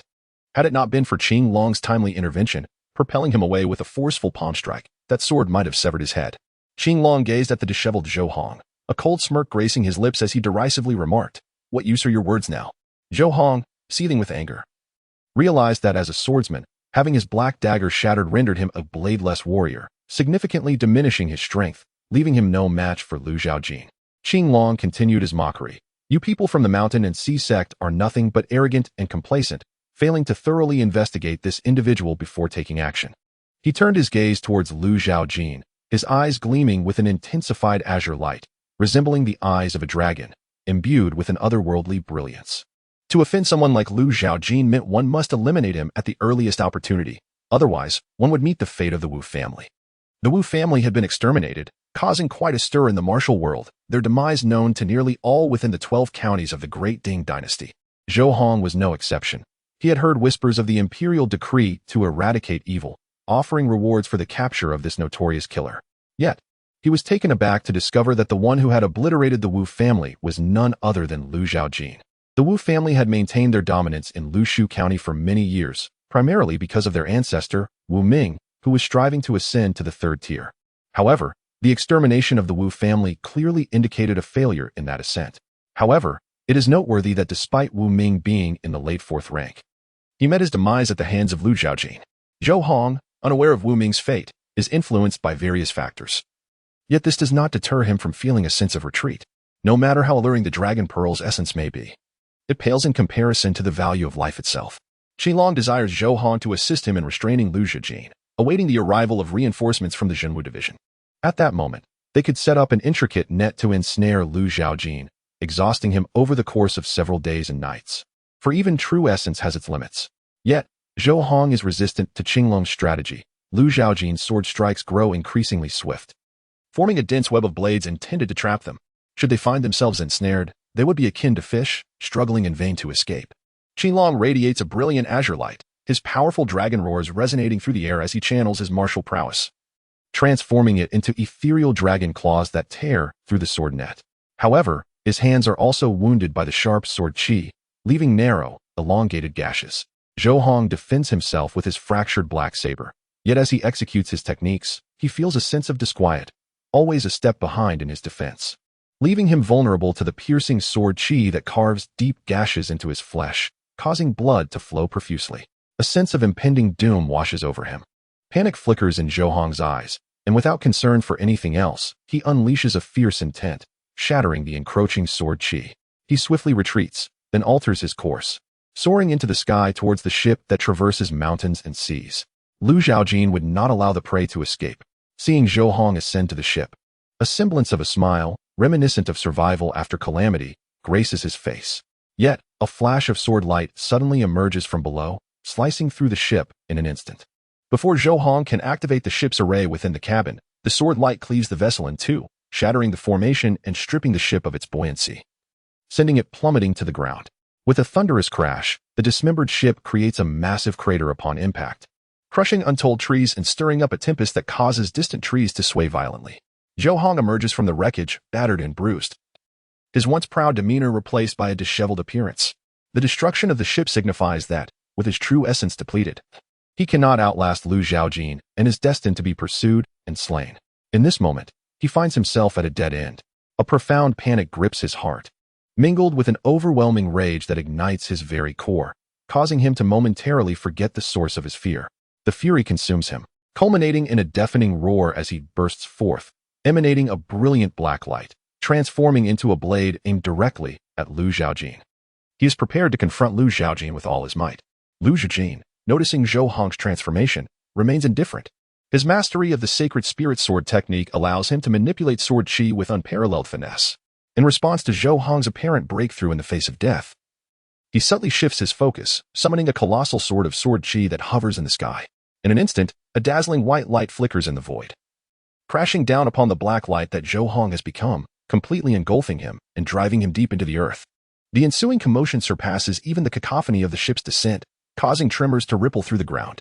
Upon hearing the notification of experience gained, Zhaojin understood that Zhaojin had perished, his remains utterly obliterated amidst the torrent of sword energy, reduced to mere dust. Thus, only the adversary, Qinglong, remained. Zhaojin wielded the river of sword energy, enveloping Qinglong in an overwhelming embrace. He also brandished the autumn equinox sword, unleashing several beams of sword light that irrevocably sealed off any escape route for Qinglong. With the loss of 3 allies, Qinglong was uncertain whether he could endure until reinforcements arrived. His mind raced as he contemplated methods to delay Zhaojin. Yet it was evident that Zhaojin granted him no respite. The surging torrent of sword energy and the lethal sword light left him no avenue for retreat. A flicker of malice flashed in Qinglong's eyes as he summoned all his true essence, a spectral blue dragon swirling around him. He underwent a remarkable transformation. 2 bulges appearing on his forehead, as if something were striving to emerge, persistently tugging at his skin. Chapter 117. The Azure Dragon. A pair of diminutive dragon horns finally broke free from the constraints of the skin, becoming visible to Zhaojin. Not only that, the Azure Dragon let out a deep roar, unleashing a powerful wave of energy. Its long hair danced wildly, and its ornate robes were shattered, revealing a robust physique, seemingly cloaked in a layer of azure scales. As the torrent of sword aura and light descended upon the Azure Dragon, an orchestra of clashing metal resounded. The Azure Dragon withstood the onslaught of sword energy and brilliance with its corporeal form, enduring the strike, yet not without sustaining damage. Several scales were shattered, leaving behind ghastly wounds. However, unlike the 2 elders, Tian and Luo, the Azure Dragon's true essence became exceedingly domineering, and the invading sword energy clashed with its essence, swiftly crushed and obliterated, allowing the wounds to heal rapidly. Lu Zhaojin arched an eyebrow, intrigued, and further amplified the potency of his sword energy. As if an endless torrent coalesced into a colossal sword aimed at the Azure Dragon's chest. Boom. The Azure Dragon underwent a complete transformation, its body enveloped in azure scales. Its hands morphing into 5 claws, eyes resembling those of a dragon, and a mouth filled with sharp teeth. It let out a roar akin to a dragon's chant, exuding an overwhelming majesty that reverberated in all directions. The massive sword was mere inches away, yet the Azure Dragon remained unperturbed. Its dragon-like eyes flickered with a strange luminescence. And in an instant, it vanished, causing the colossal sword to pierce the void, dispersing back into wandering sword energy. As if teleporting, the Azure Dragon reappeared above Lu Zhaojin, a long leg descending like a war axe. Lu Zhaojin wielded the Autumn Equinox sword in retaliation. Upon collision, it felt as though he had struck iron. A tremendous force coursing through the Autumn Equinox sword and spreading throughout his body, yet causing no harm, likely a testament to the parity of their physical strengths. The two remained locked in a stalemate. Suddenly, a shadow, resembling a long whip, lunged toward Lu Zhaojin's face. He grasped it with his left hand, only to discover it was a tail. At that moment, he realized the Azure Dragon had developed a tail, reminiscent of a dragon's, albeit in a state of incomplete transformation. Appearing somewhat grotesque, this suggested that the Azure Dragon's cultivation was insufficient, preventing a complete metamorphosis. This technique was quite fascinating. It appeared to also traverse the path of physical enhancement. Lu Zhaojin yanked on the Azure Dragon's tail with force, then raised the Autumn Equinox sword, its blade shimmering with a dark radiance, emanating a sense of annihilation. Sensing the imminent danger, the Azure Dragon decisively severed its tail to survive. Though this strike did not slay the Azure Dragon, the loss of its tail would undoubtedly cause it some inconvenience. Upon further inspection, Lu Zhaojin discerned that the tail was not a physical entity, but rather a manifestation of pure true essence. Grasping it in his hand, it disintegrated into minute motes of light within moments. This indicated that the Azure Dragon's transformation into a draconic humanoid was merely a result of the peculiar nature of its technique, which rendered its true essence far purer than that of an ordinary being, thus significantly enhancing its physical strength, preventing Lu Zhaojin's sword energy from breaching its scale armor. However, the destructive intent of his sword was an entirely different matter. The essence of annihilation could obliterate all. Yet Lu Zhaojin felt there remained a long journey ahead to reach such heights. Nevertheless, the current destructive sword intent was more than sufficient to contend with the Azure Dragon. The Azure Dragon reformed its tail with genuine essence, yet its azure scales appeared somewhat dimmed, barely perceptible. The Azure Dragon ventured into the sea once more. Employing a technique akin to instantaneous movement, it approached Lu Zhaojin and unleashed a devastating punch, transforming the vast force into a colossal Azure Dragon shadow that emitted a thunderous roar, intimidating Lu Zhaojin while simultaneously opening its cavernous maw, intent on devouring him whole. However, a beam of sword light descended vertically, cleaving the Azure Dragon shadow in twain, revealing the slightly altered visage of the Azure Dragon. The Autumn Equinox sword lunged toward the dragon's chest. The Azure Dragon attempted to evade, but the myriad sword energies coalesced into threads, binding around its form, tightening suddenly. Even the dragon's formidable scales bore marks from the slicing, yet they remained unbroken, a testament to their extraordinary hardness. Nevertheless, these threads ensnared it, rendering the creature immobile. The Azure Dragon now resembled a fish ensnared in a net. No matter how fiercely it struggled, it could not shatter the bindings, which only grew tauter, causing its scales to begin cracking under pressure. The threads grazed its skin, swiftly inflicting a wound from which blood flowed, only to be consumed by the sword's aura. Witnessing this, the Azure Dragon let out a resigned sigh, recognizing its current state as that of a lamb awaiting slaughter. The more it struggled, the greater its suffering. It turned its gaze to Lu Zhaojin, recalling a warning from the Star Observation Tower before setting forth about the high risks of this mission intertwined with unimaginable opportunities. Should one survive this tribulation, they would be transformed into a true dragon, soaring through the skies. The Azure Dragon had sought the Star Observation Tower to inquire about the whereabouts of the Dragon Pearl, only to receive such prophetic words, which now seemed eerily accurate. For Lu Zhaojin possessed the Dragon Pearl, and should the Azure Dragon capture him, it would surely employ countless methods to extract the location of the pearl. If it were consumed by Lu Zhaojin, the Azure Dragon would not hesitate to rip out his organs, leaving no blood unclaimed, boiling and consuming them whole. For a human to exhaust the essence of the Dragon Pearl in a short span was unattainable. Remnants of the pearl's essence still lingered within Lu Zhaojin, and perhaps, through consuming his flesh and blood, the Azure Dragon might achieve the effects of the Dragon Pearl. To perfect the Azure Dragon transformation technique, it would resort to any means necessary. Yet, Finding itself outmatched, or perhaps having underestimated Lu Zhaojin, the Azure Dragon was left with no recourse but to await its demise. Lu Zhaojin granted the Azure Dragon a swift end. The black sword light swept across the dragon's head, effortlessly severing the scales and decapitating it. The sword's essence invaded its body, annihilating its internal organs, flesh, and bones. The threads of sword energy relaxed, and the Azure Dragon's remains fell in two separate heaps, collapsing to the ground like clay figures, crumpled and lifeless. Defeated a rank 4 martial artist, experience 5,000,000. Experience 20,602, 275, Lord Azure Dragon. Wu Feng, accompanied by the true martial guards, arrived too late, witnessing the Azure commander slain by Lu Zhaojin. His countenance turned ashen, and without a moment's hesitation, he turned to flee.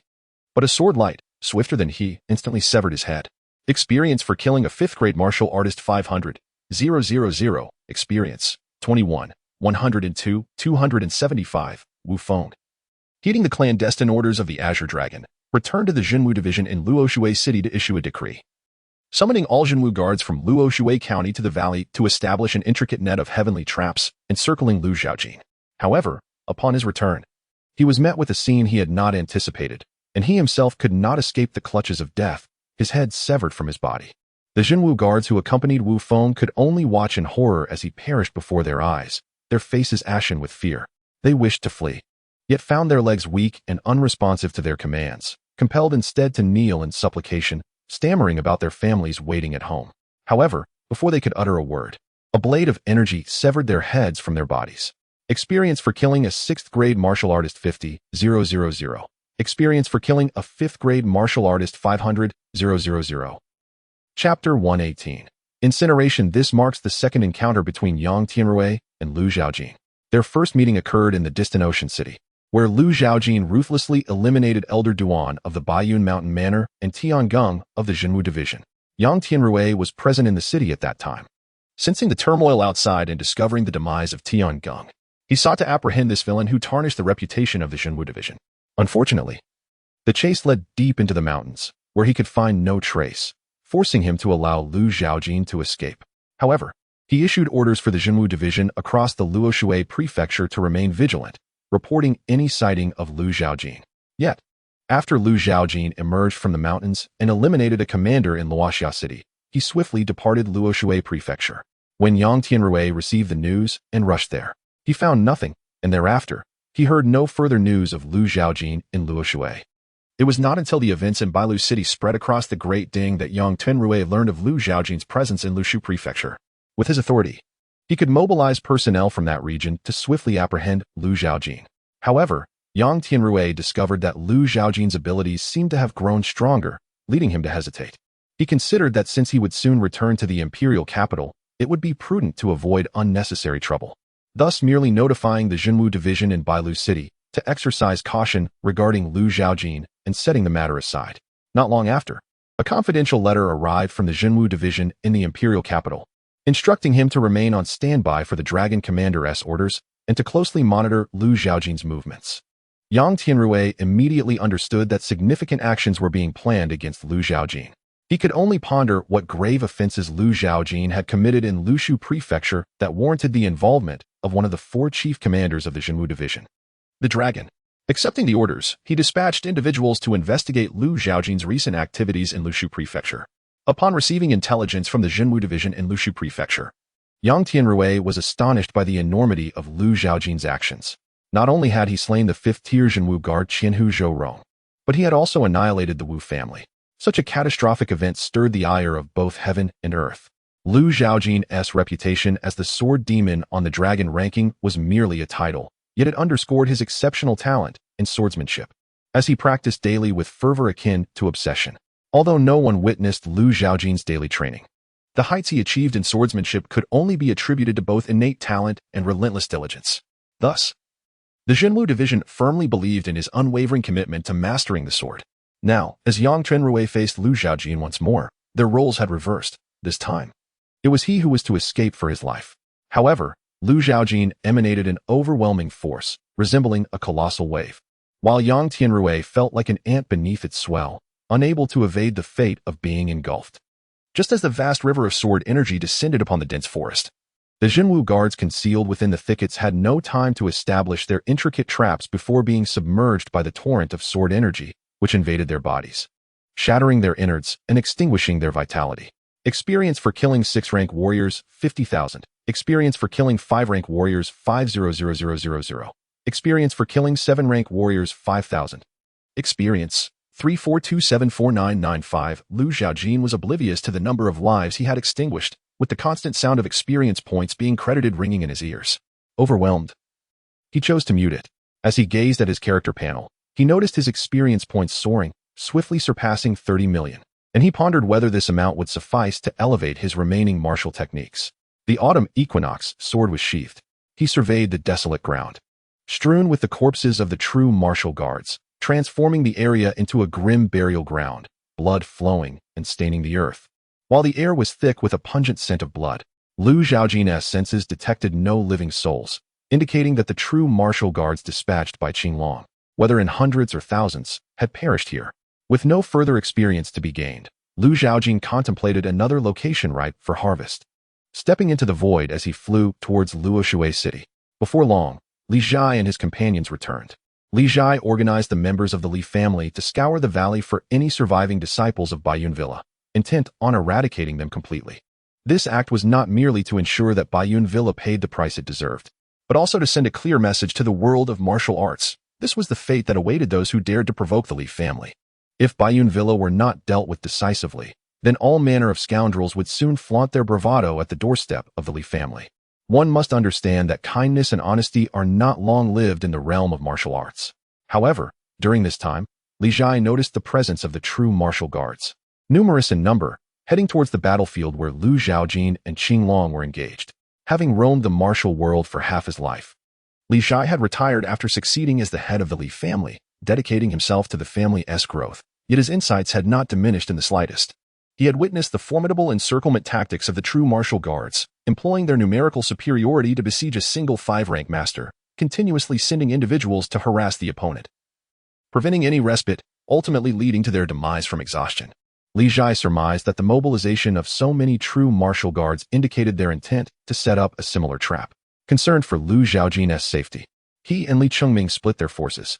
Li Zhai instructed Li Chengming to continue the pursuit of Baiyun Villa's disciples, while he would lead a contingent to assess the situation on the battlefield, vowing that if an opportunity arose to assist Lu Zhaojin, he would do so at any cost, even at the risk of his life, hoping to atone for past misjudgments.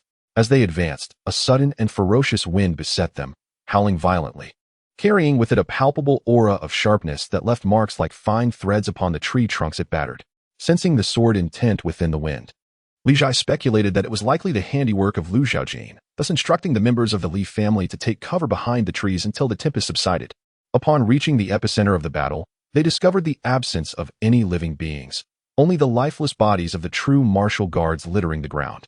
The overwhelming scent of blood assaulted their nostrils. While Li Zhai managed to endure it, the other members of the Li family succumbed to nausea, expelling their previous meals onto the ground.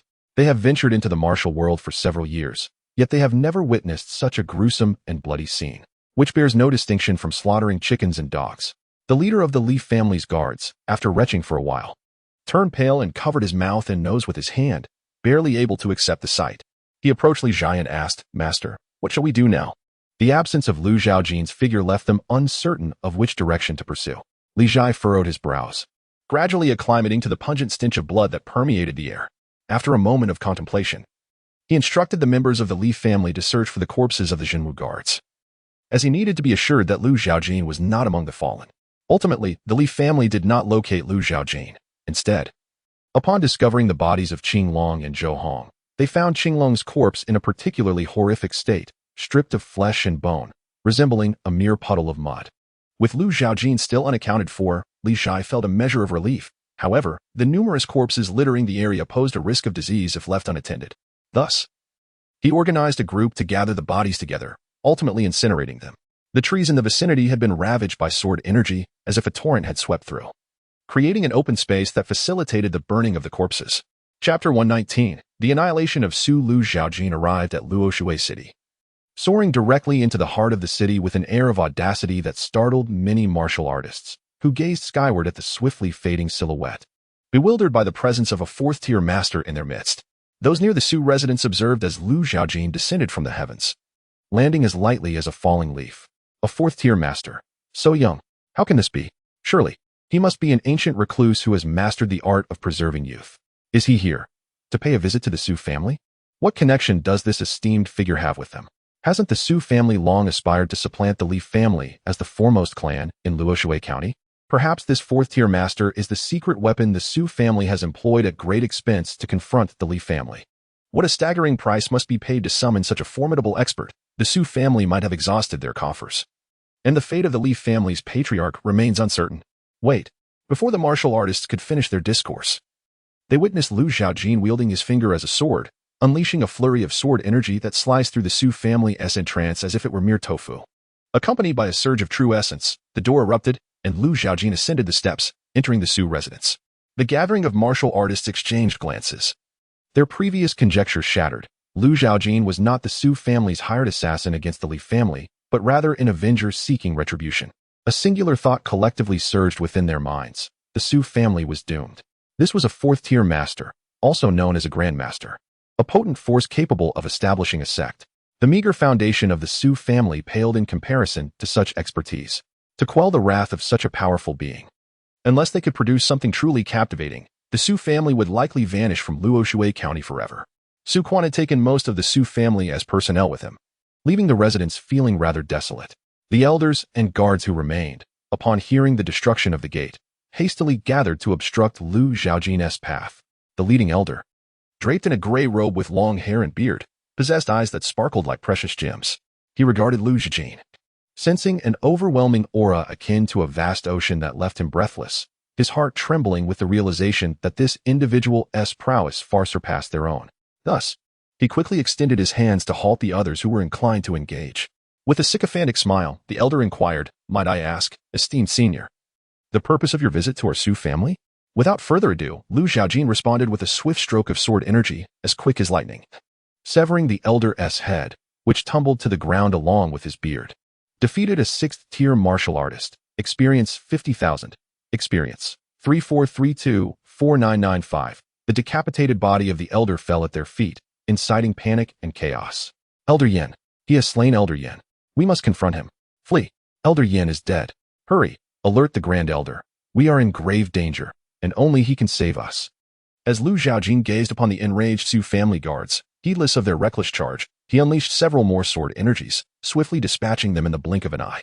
Experience from killing 8th-rank martial artists 500. Experience from killing 8th-rank martial artists 500. Experience from killing 7th-rank martial artists 5,000. Experience 34335995. The guards of the Su family fell one after another. However, some of the Su family guards, recognizing the dire situation, understood that Zhaojin was not someone they could contend with. Seizing the moment while Zhaojin was occupied with slaying others, they dispersed in an attempt to flee. Some guards sought to escape through the main gate of the Su residence, only to have their heads swiftly severed by a blade of energy, their bodies rolling away, startling the onlookers outside, who realized that the Su family had provoked a formidable foe. Others fled towards the back courtyard, evidently seeking the so-called Grand Elder. Zhaojin advanced with measured steps, unhurried yet determined, always trailing behind them. He sensed a powerful aura emanating from within the Su residence, likely belonging to a late 5th-rank practitioner, concealed within a certain building in the back courtyard. Experience from killing 8th-rank martial artists 500. Experience from killing 7th-rank martial artists 5,000. Experience 34335995. After dispatching the guards who had fled to the back courtyard, he heard the sound of experience points being credited and realized that there were no other survivors within the Su residence. Following the sensed aura, he proceeded toward the Su family ancestral hall. Before long, he came upon a menacing small building adorned with bracketed eaves, flanked by a row of wooden railings. A plaque hung from the central beam of the entrance, inscribed with the words Su family ancestral hall. Zhaojin noticed a figure standing straight at the entrance, clad in a loose black robe, with meticulously arranged hair and a clean visage, though age was evident. The figure's eyes shone with an eerie purple hue, accompanied by a faint hissing sound. Our Su family has stood proudly in the Luoshui County for nearly a century, having made many enemies. Yet none have dared to confront us directly. Do you know why? The Grand Elder of the Su family gazed at Zhaojin, a flicker of surprise crossing his purple eyes, astonished that the intruder was merely a youth. However, he quickly masked his expression, for in the martial world, there were many ancient beings skilled in preserving their youth, and this was not particularly surprising. Zhaojin inquired, "Why?" The Grand Elder displayed a haughty demeanor, declaring that anyone who offended the Su family would inevitably meet a grim fate. Zhaojin raised an eyebrow, dozens of blades of energy manifesting at his will, swirling like a tempest directed towards the Grand Elder of the Su family. Faced with this formidable wind created solely from sword energy, the Grand Elder's complexion shifted dramatically, all arrogance dissipating as terror took its place. "Please, Senior, refrain from making a move. I am unaware of how the Su family has offended you, but everything can be negotiated." Zhaojin feigned ignorance, even allowing more sword energy to merge into the fierce wind, enveloping the entire Su family ancestral hall in a whirlwind of blades, howling gales, and cutting edges that threatened to sever anything in their path. The Grand Elder realized that the Su family had genuinely provoked an ancient monster this time, one with exceptionally high martial prowess, likely at the 4th rank. Contemplating this, he could not help but inwardly curse Su Quan and the others. However, at this juncture, further words would be futile. It is imperative to first navigate through the immediate crisis. The elder of the Su family, with his violet-hued eyes glimmering with an otherworldly brilliance, summoned forth a small serpent, vivid as blood, from within his robes. Gripped tightly in his hand, a fleeting shadow of sorrow flickered in his gaze. Yet, survival necessitated sacrifice. The elder seized the serpent by its head, shattering its skull with a surge of his essence. Life extinguished within the creature. He consumed it in that instant. A surge of energy erupted, causing his robes to swell. Remarkably, the elder's cultivation ascended from the late 5th rank to the early 4th rank. This transformation imbued him with newfound confidence, a proud demeanor returning to his countenance. As the fierce winds enveloped the area, a faint purple mist emanated from his form, coalescing into his right palm, which he named the Purple Viper Poison Palm. With a decisive strike, he unleashed a massive palm imprint, spanning 3 yards, shattering the tempestuous winds and hurtling towards Zhaojin with formidable force. Yet, a flash of sword light cleaved through the air, bisecting the palm imprint, and the elder, along with the ancestral hall of the Su family behind him, could not evade the impending doom. Experience for defeating a 4th rank warrior 5 million. Experience 39385995. Chapter 120. At the entrance of the Su family estate, a multitude of martial artists gathered, craning their necks in a quest for knowledge about the unfolding events within. A faint scent of blood wafted through the air, stirring ominous thoughts in their minds. They dared not venture into the Su family residence, for the intruders were formidable warriors of the 4th rank, akin to grandmasters, an adversary beyond their capacity to confront. Disperse. The assembly of martial artists felt a flicker of discontent, wondering who bore such audacity, only to turn and discover it was the forces of the Li family. Numerous and imposing. Under the command of Li Qiming, the Li family guards swiftly encircled the Su estate, scattering the onlookers with a stern warning to maintain their distance, lest they face annihilation. The Li family was poised to strike against the Su family. This revelation sent shockwaves through Luoshui City. The long-standing enmity between the Li and Su families, ignited by Li Xiaolan's repudiation of the Su family's marriage contract, was an open secret regarding its underlying causes.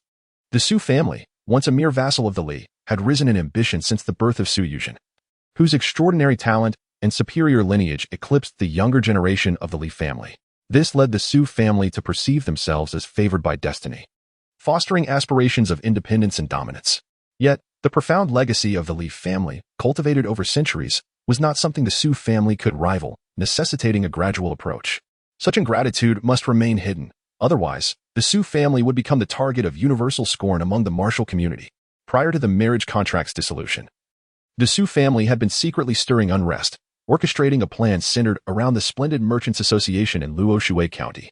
They aimed to seize control of the various splendid towers across the region, gradually consolidating their influence to render the Li family powerless. The incident surrounding the marriage contract was perceived by the Su family as the perfect opportunity to escalate their conflict with the Li family. They intended to leverage this event to gain the support of the martial community, paving the way for a legitimate assimilation of the Li family. This was a strategic maneuver, allowing the Su family to target the Li family more effectively. However, this conflict was fundamentally a matter for the Su and Li families, and the martial artists had neither the authority nor the strength to intervene. With the Su estate breached by a 4th rank warrior and the Li family's forces now encircling the premises, the onlookers speculated whether the 4th rank warrior was indeed affiliated with the Li family.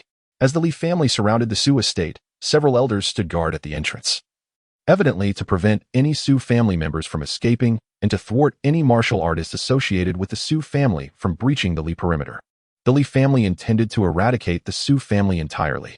The martial community pondered the implications. They imagined the reaction of Su Quan upon discovering the ruins of his family estate. Would he seek vengeance against the Li family? Meanwhile, Li Chiming, having dispatched numerous disciples of the Baiyun Mountain Villa in the valley, rendezvoused with Li Ji before hastily returning to Luoshui City to gather reinforcements, racing towards the Su residence.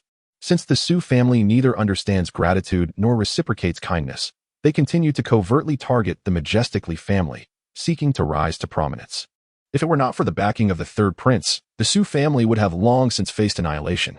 There would be no need to wait until now. This time, Su Quan intercepted his forces en route to assist Lu Jinlin, provoking the fierce lion of Luoshui County to a breaking point. Previously, minor skirmishes were inconsequential, as they did not threaten the core, but the Su family's recent overreach, despite the third prince's support, could not halt the iron hooves of the Li family. However, upon Li Chengming's arrival at the Su residence, he found not a single living soul. The premises were strewn with dismembered corpses. Although the gruesome scene did not match the horror of the valley, it nonetheless caused the members of the Li family to furrow their brows. Perplexed as to who could be responsible, Li Chiming hurried back to Luoshui City, unaware of the fourth-tier powerhouse's arrival. He instructed his men to investigate the reason behind the massacre of the Su family and arrange for a thorough search of the estate to ascertain if any survivors remained.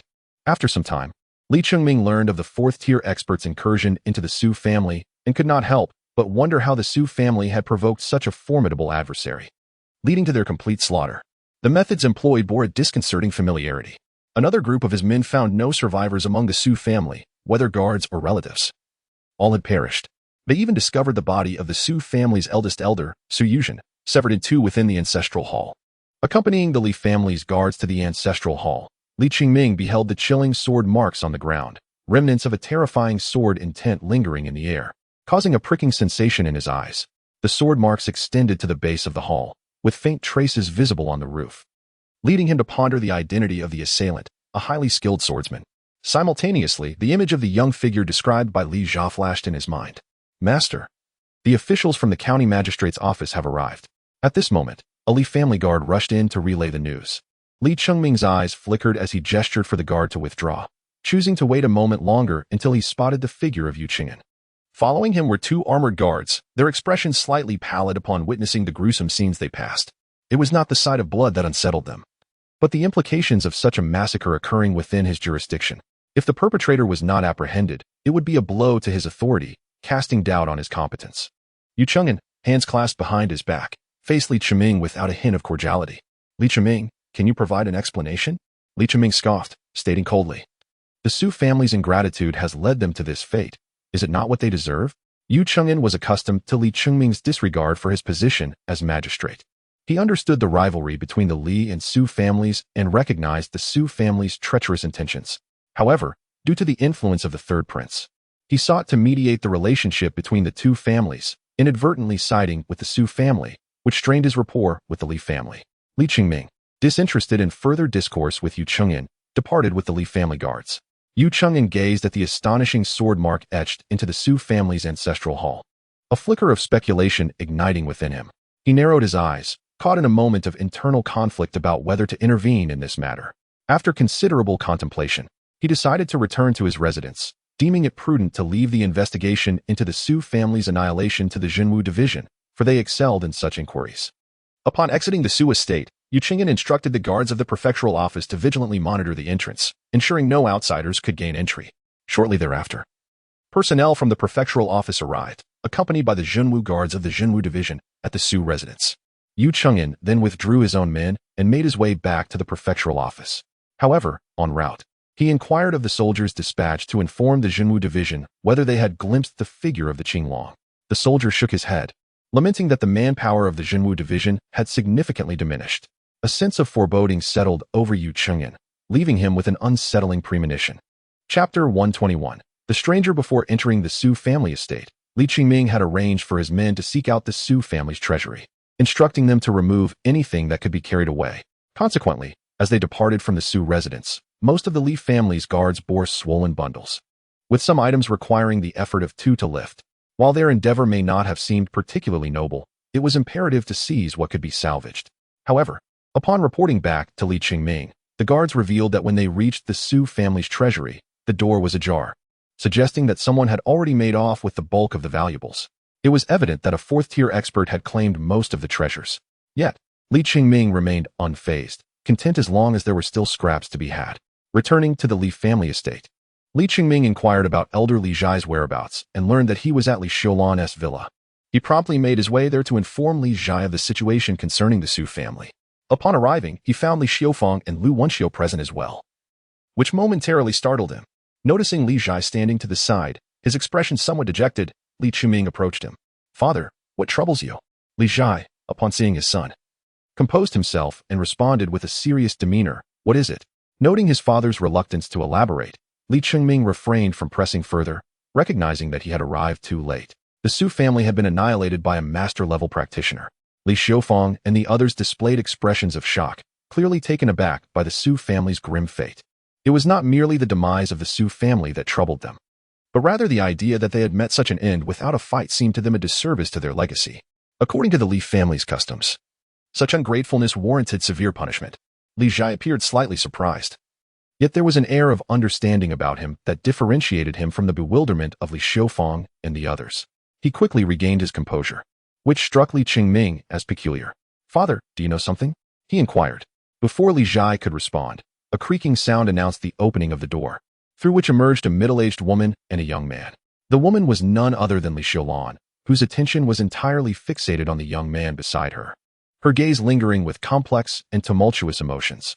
This young man was, of course, Lu Zhaojin. After eliminating the Su family's elder, Su Yuzhen, he had located the treasury, collecting valuable artifacts into his spatial system before fleeing the estate. Sensing the presence of Lu Jinlin, he followed the aura to find Li Zhai and the others. Arriving at the Li family estate, specifically at Li Xiulan's villa, his sudden descent startled Li Zhai and the others. Li Zhai regarded Lu Zhaojin with a complex expression, reminiscent of his reaction upon the young man's earlier arrival in the courtyard.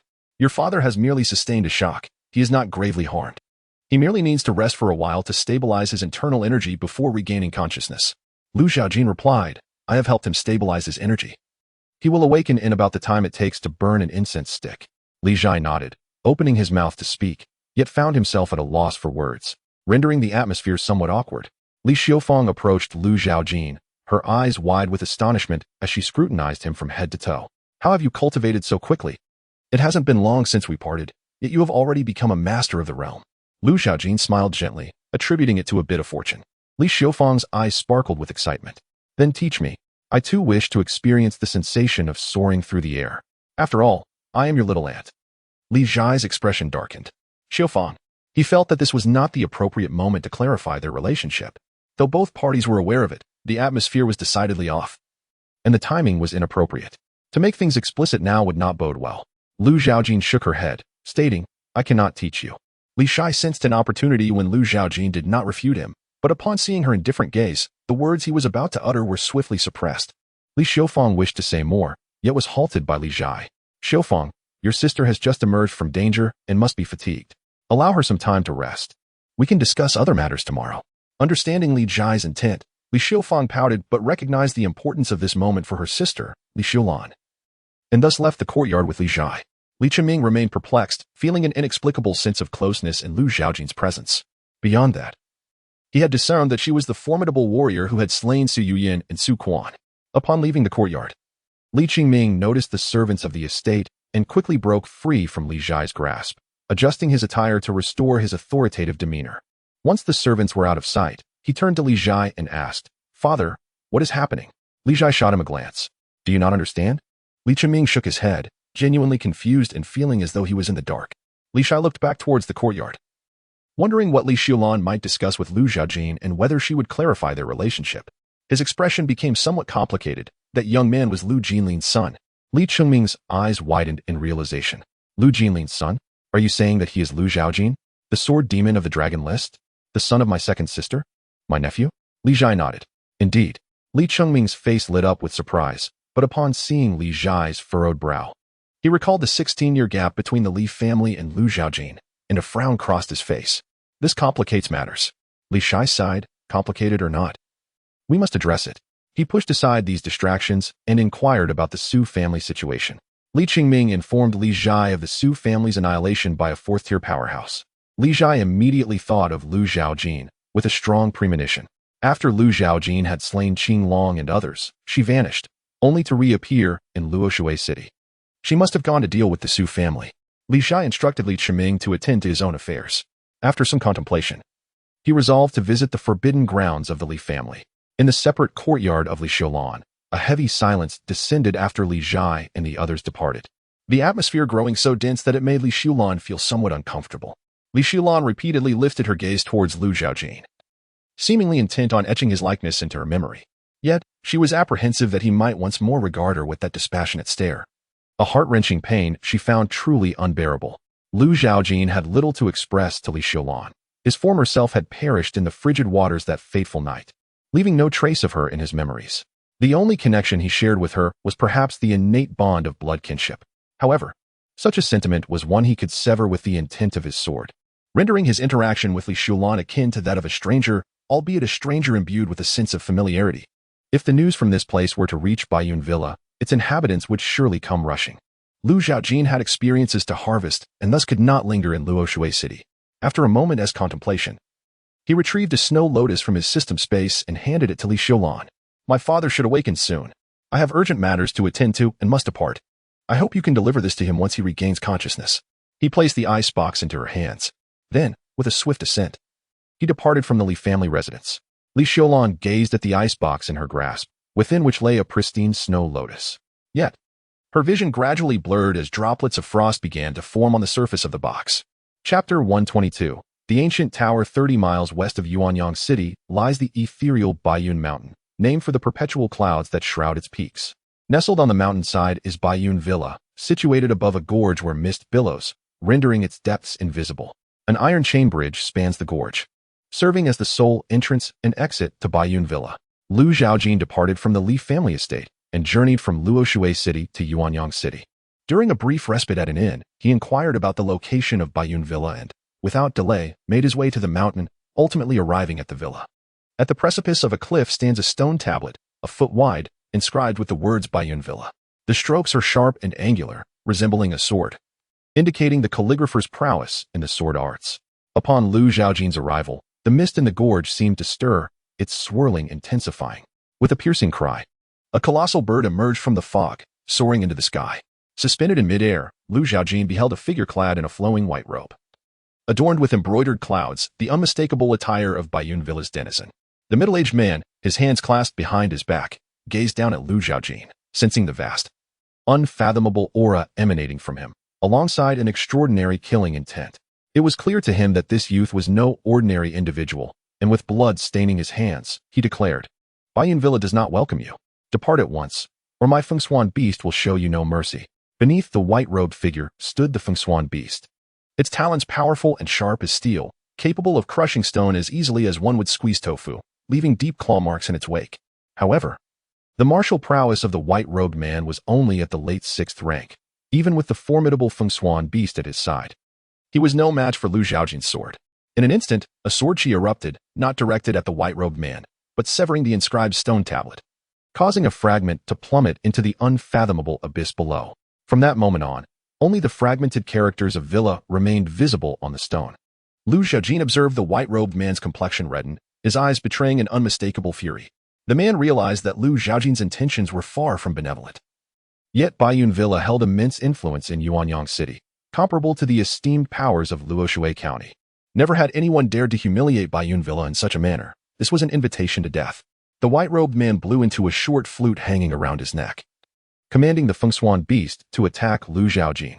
The beast surged forward with astonishing speed, its razor-sharp claws aimed at Lu Zhaojin's head. Should it connect, the result would be catastrophic. The white-robed man leaped from the bird's back, his long sword unsheathed with a resonant clang, wielding the elusive sword art. He began to dance with the sword, conjuring countless afterimages, creating the illusion of a rotating wheel of blades, leaving Lu Zhaojin to discern which strike would deliver the fatal blow. However, to Lu Zhaojin, these were merely ostentatious displays of swordsmanship. As he slightly opened his eyes, a gentle breeze swept through, brushing against the cheek of the middle-aged man in white robes, bringing with it a refreshing chill. Before he could comprehend the situation, his vision began to spin, and after a brief moment of contemplation, he realized he had been decapitated. Experience for killing a 6th grade martial artist 50,000. Experience 39435995. The Wind Falcon Beast met a similar fate, cleaved in two by the sword energy, plummeting into the abyss below. Regrettably, as the Wind Falcon Beast had not attained the level of a spiritual beast, it could not provide Lu Zhaojin with any experience points. Elder Lu Yu. 3 elders emerged from within the Baiyun Mountain Manor, accompanied by several young disciples. These young disciples were among the most outstanding in martial talent among the dozens at Baiyun Mountain Manor. Elder Lu Baiyun had retained them, fearing that the endeavor to capture Lu Jinlin might encounter unforeseen complications, potentially resulting in their permanent absence. Thus, these disciples represented the future resurgence of Baiyun Mountain Manor. With 3 elders to safeguard them, they were sufficiently protected in the distant ocean city. Lu Baiyun's foresight was indeed astute, yet he failed to anticipate Lu Zhaojin's ruthless nature. Upon hearing the sound of the flute, they understood that outsiders had infiltrated Baiyun Mountain Manor with ill intentions, and Elder Lu Yu was engaged in repelling the intruders. Their appearance was initially meant to assist Elder Lu Yu, but they were met with the horrifying sight of him dismembered, causing their eyes to widen in terror. They had not witnessed how the young man had executed his strike. The 3 elders remaining at Baiyun Mountain Manor possessed strength comparable to that of Lu Yu. Upon witnessing Lu Yu's death at Lu Zhaojin's hands, executed with the ease of slaughtering livestock, they recognized the formidable prowess of this youth, far beyond their capabilities. Elder Lu Shan, could this method of murder belong to Lu Zhaojin? One elder, gazing at the dismembered Lu Yu, suddenly experienced a powerful premonition and voiced his suspicion to the elder beside him. Hearing this, Lu Shan's expression darkened, if what this elder suggested were true. And this youth was indeed Lu Zhaojin, then today would likely mark the tragic day for Baiyun Mountain Manor. For Lu Zhaojin's presence here indicated that Lu Baiyun's plans had essentially failed, perhaps resulting in total annihilation. Lu Shan watched as Lu Zhaojin ascended the iron chain bridge and hastily instructed the 2 elders to lead the disciples through a secret passage to escape Baiyun Mountain Manor. They were the embers of Baiyun Mountain Manor, the key to any potential resurgence, and could not be lost. He would remain behind to hinder Lu Zhaojin, even if only for a moment, to buy precious time for their escape.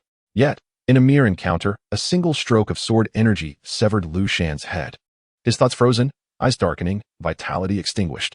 Experience for killing a 6th grade martial artist 50,000. Experience 39485995. Lu Zhaojin moved with the swiftness of 10 steps, as if traversing the very fabric of space, appearing behind the group of elders and disciples.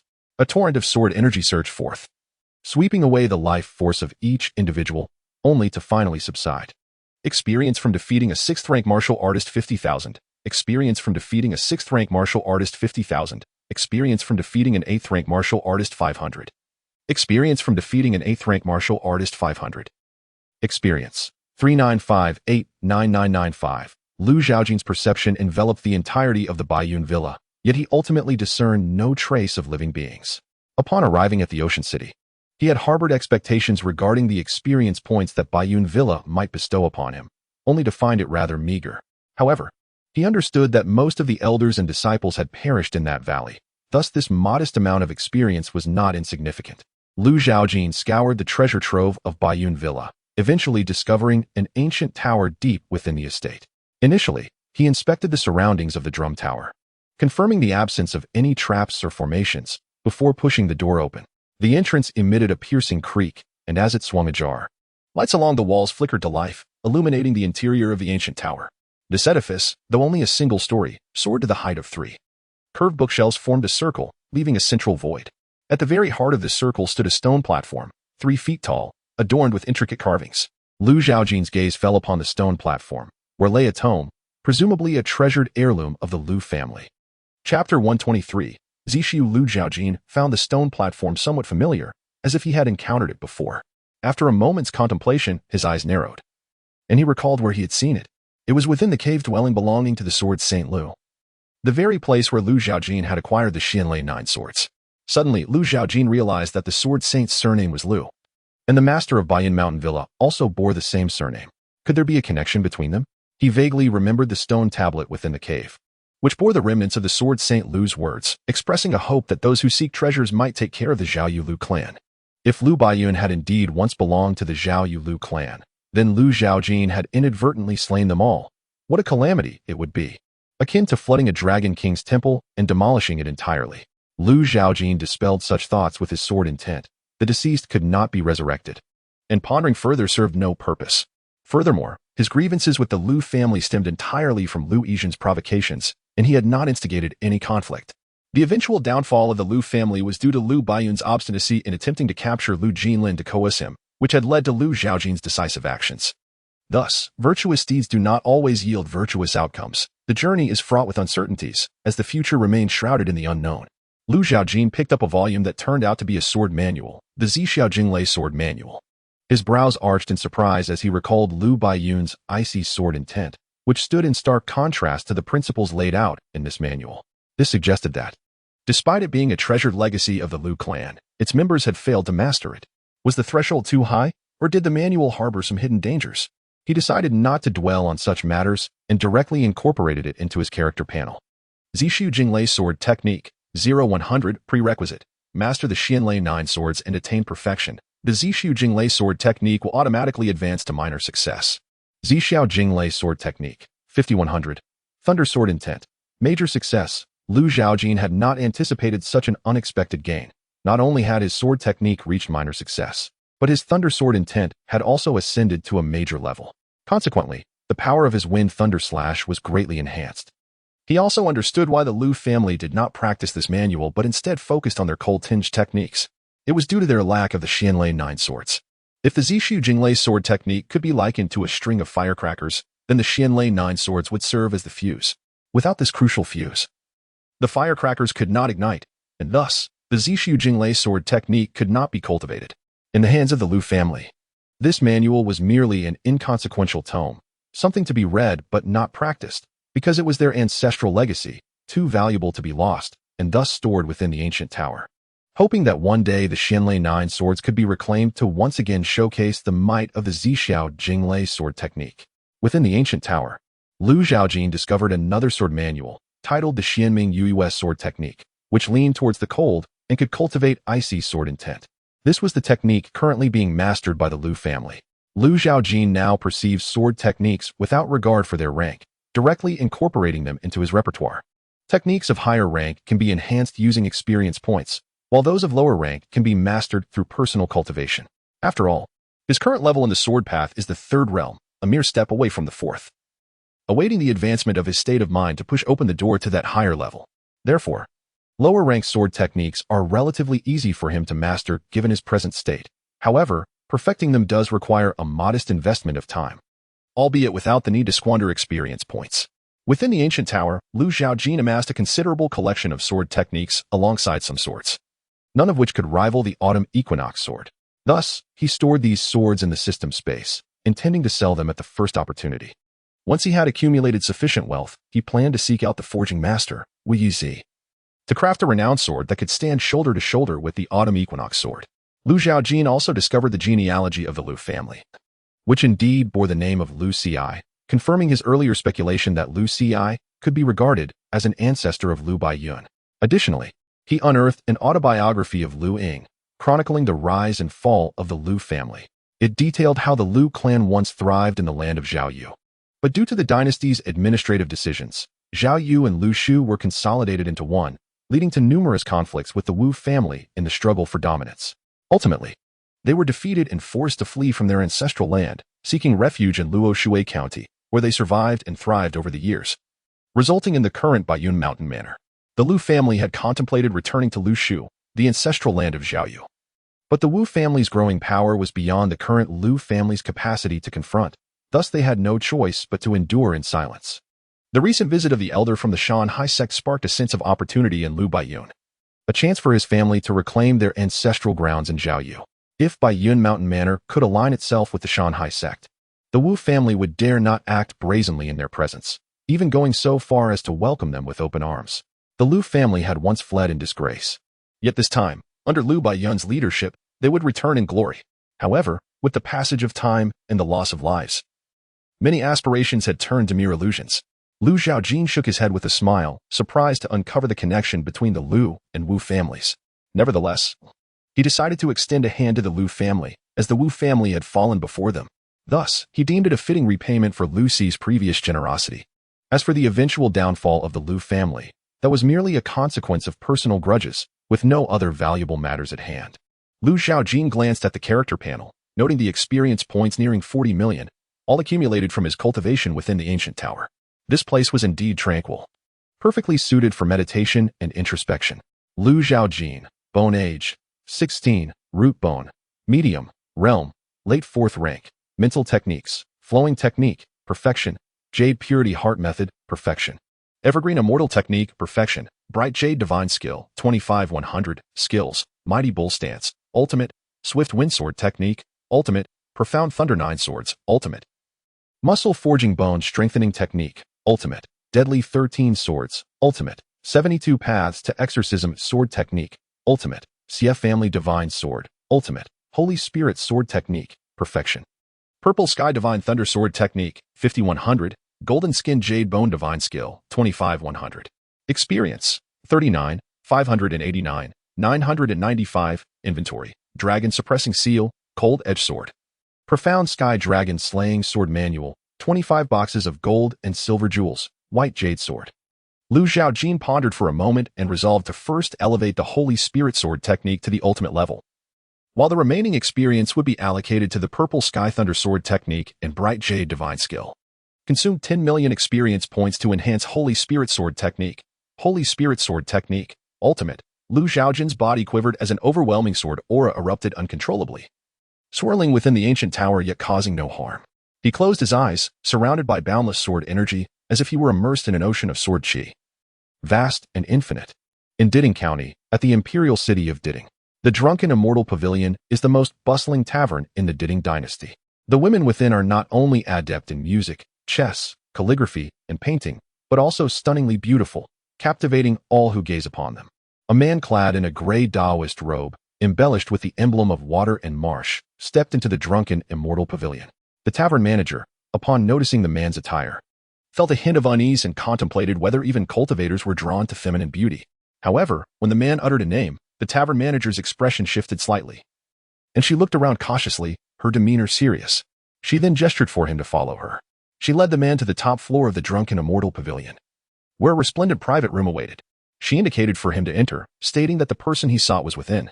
The man's complexion appeared somewhat pale, exuding an air of sickly frailty, yet he managed a faint smile and expressed gratitude to the tavern manager. Observing her departure, he then entered the room, his gaze briefly surveying the interior before finally settling upon a landscape screen, behind which a figure was faintly discernible. The man clasped his hands in a gesture of respect towards the screen, addressing Third Prince.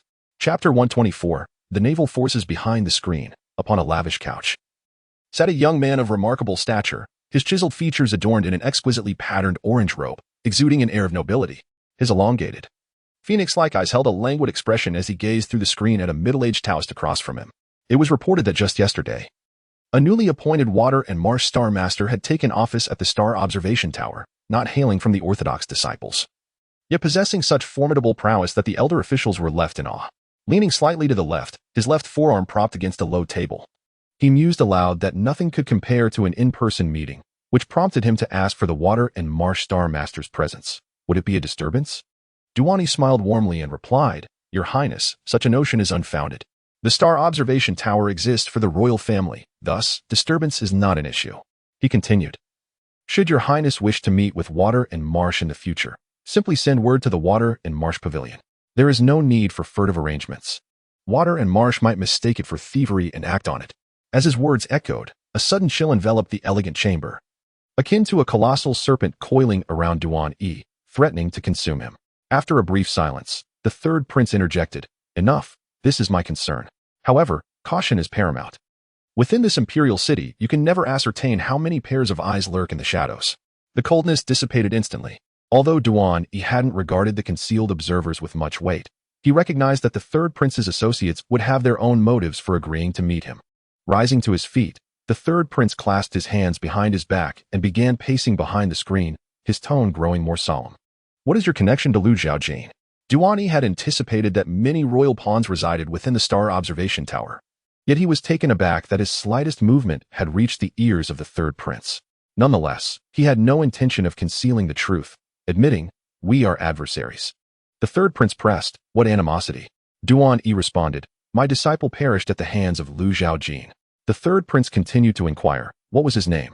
Zhaojin Ji, Duan-yi replied. The third prince nodded, though skepticism lingered in his heart. He had dispatched individuals to investigate Lu Zhaojin, and Zhaojin Ji had frequently surfaced in the reports, ultimately vanishing at Long's home mountain in Bailu City, likely slain by Lu Zhaojin. Thus, the Water and Marsh Star Master did not speak falsely. However, it was peculiar that their investigation into Zhaojin Ji revealed that the Water and Marsh Star Master had seldom been seen, with the only point of suspicion arising when Zhaojin Ji had exhibited extraordinary strength while slaying the favored disciple of the Ding Mountain sect. It was highly probable that the Water and Marsh Star Master had lent assistance from the shadows. Yet, at that time, the whereabouts of the Water and Marsh Star Master remained elusive, and their search yielded no definitive location. Furthermore, based on the analysis of the injuries inflicted upon the Ding Mountain disciple, it was suggested that the Water and Marsh Star Master had utilized Zhaojin Ji's physical form. The Water and Marsh Star Master was shrouded in mystery. His presence seemed to materialize from thin air, enveloped in an aura of enigma, making him difficult to comprehend. Moreover, his power was exceptionally formidable, for few could command the respect of the elders at the Star Observation Tower. From the moment he began to recall memories, it seemed there were only two individuals in his life. Now, with the addition of Master Shuizhe Xing, a third figure has emerged, the third prince. Desiring to enlist Master Shuizhe Xing for his own purposes, contemplated for a moment before stepping out from behind the screen to stand before him. His sharp phoenix eyes scrutinized the other man, discovering that, in comparison to the elderly figures at the Star Observing Tower, Master Shuizhe Xing exuded an ethereal charm. His aura gentle and soothing like a spring breeze, refreshing the spirit. Duan-yi was also assessing the third prince. Upon entering the imperial city, he had inquired extensively about the various princes' standings. This particular third prince not only enjoyed the utmost favor of the Emperor Ding, but also possessed exceptional martial arts talent with a remarkable comprehension. At merely 25 years of age, he had already reached the mid-stage of the 6th rank, ranking prominently on the dragon list. Furthermore, the third prince's maternal lineage was no minor power. The elder of the Qishan family shared a brotherly bond with the late emperor. Although the former emperor had aged and retreated from the limelight, his prestige in the court far surpassed that of the current Emperor Ding. Thus, it appeared that the third prince was indeed the most suitable candidate for the position of heir apparent. However, an obstacle loomed on the third prince's path to succession. His elder brother, the first Prince Ding Chong, who possessed equally exceptional martial roots and comprehension. Having reached the late stage of the 6th rank, he could contend with warriors at the initial stage of the 5th rank due to his unique constitution. In this martial-centric Great Ding Dynasty, the first prince's extraordinary martial gifts and remarkable combat prowess, combined with his generous and magnanimous nature, had earned him the support of the court officials, as he had previously acted as the emperor's deputy in governance without faltering. Among the 9 princes of the Great Ding Dynasty, only the first and third princes were truly in contention for the position of heir. Nonetheless, the first prince held an inherent advantage as the legitimate son. Perhaps the third prince was aware of this, and coupled with the Emperor Ding's prolonged indecision regarding the selection of an heir, he contemplated taking a bold risk to secure his position. Duan-yi, however, did not wish to entangle himself in this struggle for succession. A flicker of azure light passed through his eyes as he observed the third prince emanating an unusual aura. Golden nobility coalesced into dragon shapes, swirling around him. This was the aura of a true dragon, which could only be born of imperial destiny. Consequently, Duan-yi altered his initial decision, yet some matters required a feigned ignorance. What was the third prince's true intention in summoning Shuizhe? With narrowed eyes, the third prince declared earnestly, "It is quite simple. We shall join forces to seize control of the Star Observing Tower." Duan-yi pondered for a moment, recognizing that the Star Observing Tower was not as straightforward as the prince presumed. The third prince smiled. "I am aware of its complexities, yet I have my own methods. Master Shuizhe need not worry. Simply respond to me with a yes or no." Duan-yi naturally acquiesced. For within the Star Observing Tower lay something that could aid in his recovery, although that item was deeply concealed. Even with his current identity as Shuizhe, he could not procure it. He refrained from questioning how the third prince intended to employ his means to seize control of the Star Observing Tower, as he did not trust those burdened with the imperial mandate, for the heartlessness often belongs to the imperial family. Suddenly, Duan-yi inquired, what should be done about Lu Zhaojin? Until Lu Zhaojin was dealt with, he could find no peace. The third prince remarked, "Rest assured, the commander of the Azure Dragon from the Zhenwu division is personally taking action. The Azure Dragon is a formidable master, possessing an esoteric technique that enhances one's strength. No matter how peculiar Lu Zhaojin may be, he cannot escape death. Duan Yi remained troubled, hoping that this would indeed be the case. His divination skills could not penetrate Lu Zhaojin's essence, leaving him at a loss for methods to confront him. Furthermore, given his current physical condition, he was no more than a third-tier martial artist, unable to replenish his spiritual energy. Each usage diminished his strength.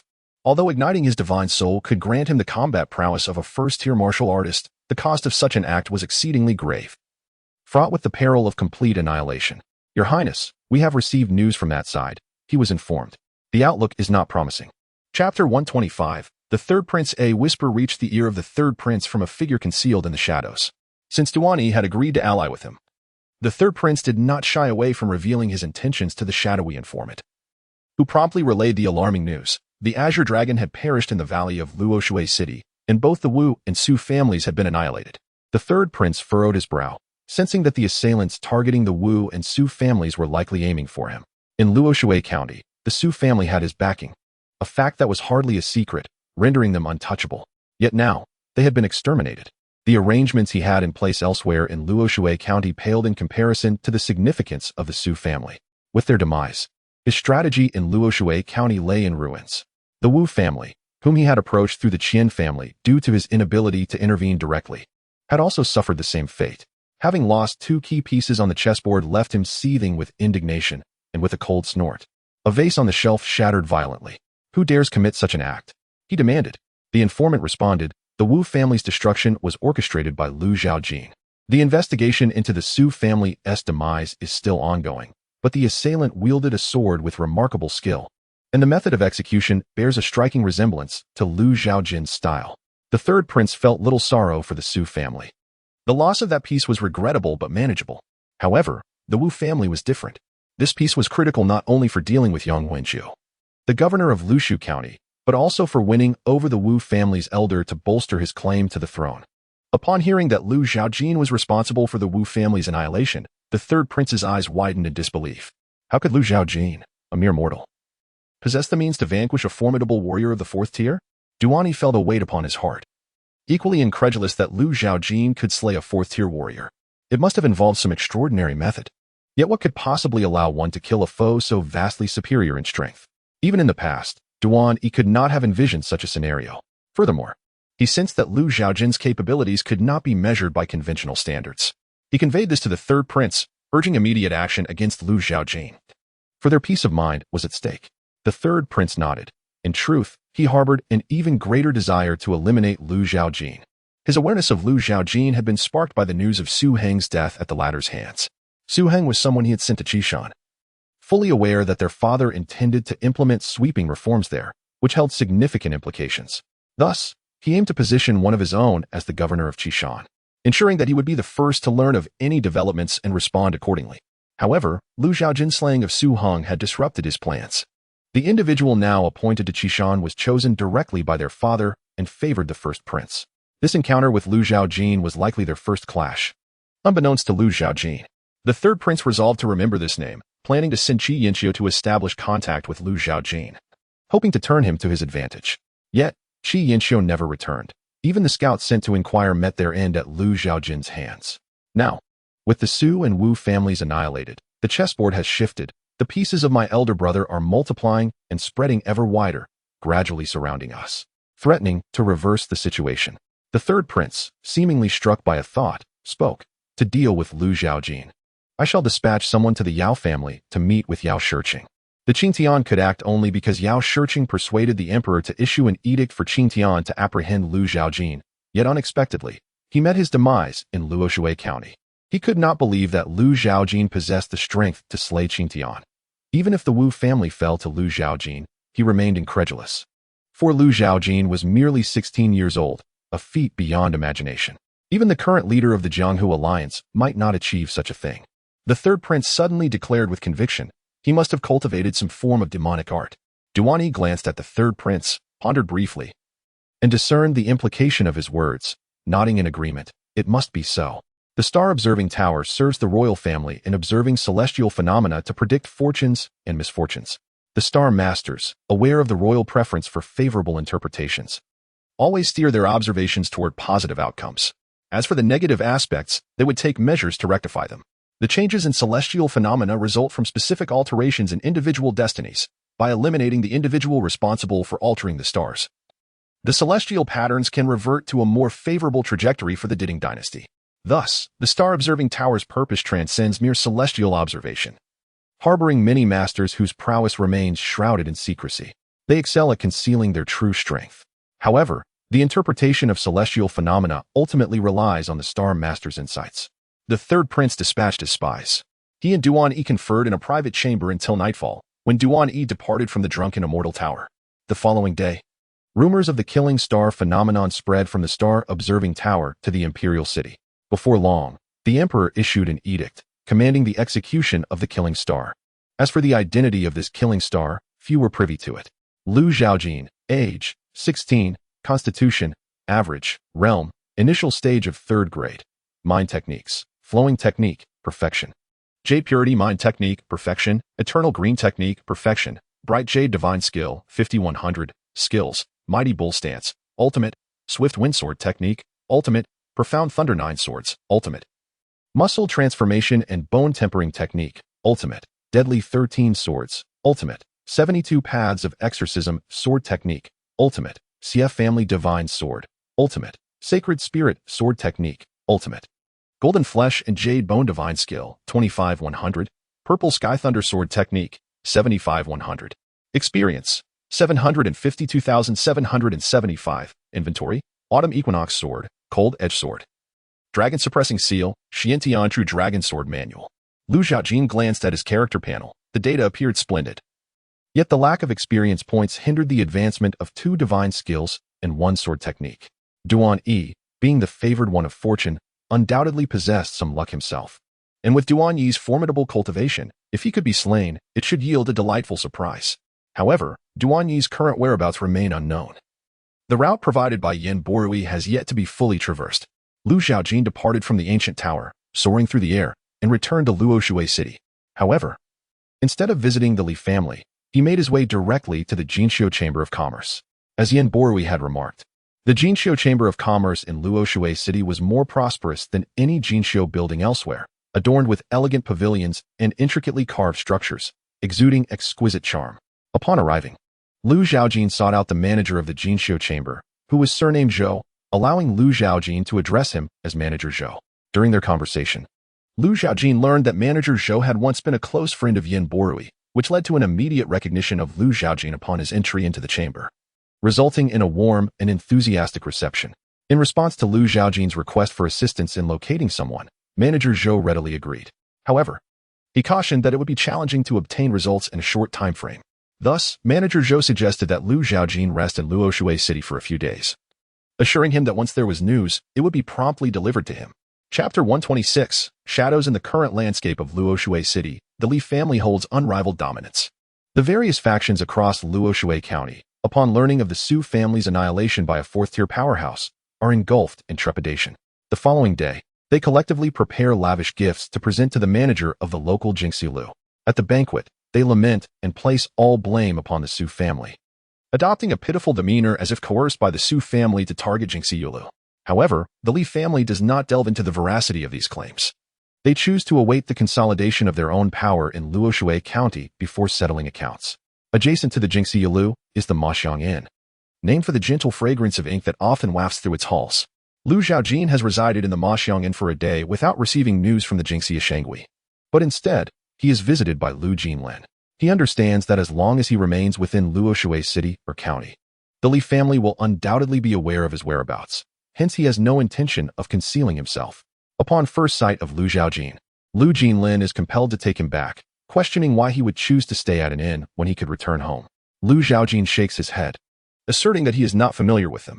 After 16 years of absence, especially since his former self has perished, the Li family feels like strangers to him. His ability to save Li Zhai and others was purely serendipitous, serving as a test of his mental fortitude. Lu Jinlin remains silent, recognizing that Zhaojin harbors resentment towards the Li family, a sentiment he himself shares. Yet, he acknowledges that Li Xiulan is innocent. His purpose in seeking Zhaojin is not to act as a mediator for the Li family, but to encourage him to let go of his guard and to call Li Xiulan mother. Taking a deep breath, Lu Jinlin speaks solemnly. The Li family has wronged us. But your mother has not. She bore you for 10 months, enduring hardships that only she truly knows. Lu Zhaojin nods in understanding. A flicker of light passes through his eyes. He perceives no secrets within Lu Jinlin, understanding his heartbeat and the flow of his essence with clarity. He also discerns what he seeks within Lu Jinlin's meridians. Lu Jinlin inquires, "Then why do you?" Lu Zhaojin smiles gently, responding candidly, "Father, I am aware of your intentions, yet I find it impossible to utter the words. This is not merely a matter of 1 or 2 years. Since my birth, her presence has been absent. I could even say that she is no different from a stranger to me." Lu Jinlin opens his mouth to speak, but finds himself at a loss for words, for Lu Zhaojin's reasoning holds merit. Nevertheless, Li Zhai had sought him out the previous night, sharing tales over drinks about the difficulties faced by the Li family, lamenting that circumstances had forced them into such desperate measures, and claiming that Li Shulan had suffered greatly over these 16 years. A burden of guilt he bears as a father. Lu Jinlin, not lacking in intelligence, understands the underlying message in Li Zhai's words. He wishes for him to persuade Lu Zhaojin to return to the Li family with him.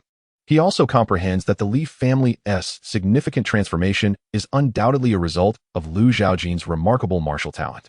Otherwise, given Li Zhai's previous disdain towards him, he would never have approached him in such a cordial manner. However, it is difficult to ascertain whether Li Zhi would indeed make a change upon witnessing Li Shulan's troubled countenance after years of despondency. Lu Jinlin was uncertain if there remained any room for alleviation. After all, they were family, and such a state of affairs should not persist indefinitely, as emotions can be cultivated. Just as he began to articulate his thoughts, he caught sight of Lu Zhaojin's indifferent gaze, compelling him to swallow his words in resignation. The current demeanor of Lu Zhaojin felt alien to Lu Jinlin, who was consumed with worry over the traumatic events at the Four Seas Escort Bureau, as if she had transformed into a different person. This unsettling sensation had first arisen in Lu Jinlin's heart when Lu Zhaojin had annihilated the Lu family at the Ding Mountain sect. Although he had kept it buried within him at that time, choosing not to voice it, now he found himself at a loss for words. Suddenly, Lu Zhaojin inquired, "Did you consume the snow lotus?" Lu Jinlin nodded, grasping the teacup and channeling his true essence, an inexplicable chill enveloping the tea, causing frost to form on its surface. "The century-old snow lotus was an extraordinary rarity, one that I could scarcely digest. Hence, I only partook of a portion, leaving the remainder for your mother." Lu Zhaojin acknowledged this with a nod, seemingly indifferent to the subsequent fate of the snow lotus or how Li Shulan would handle it.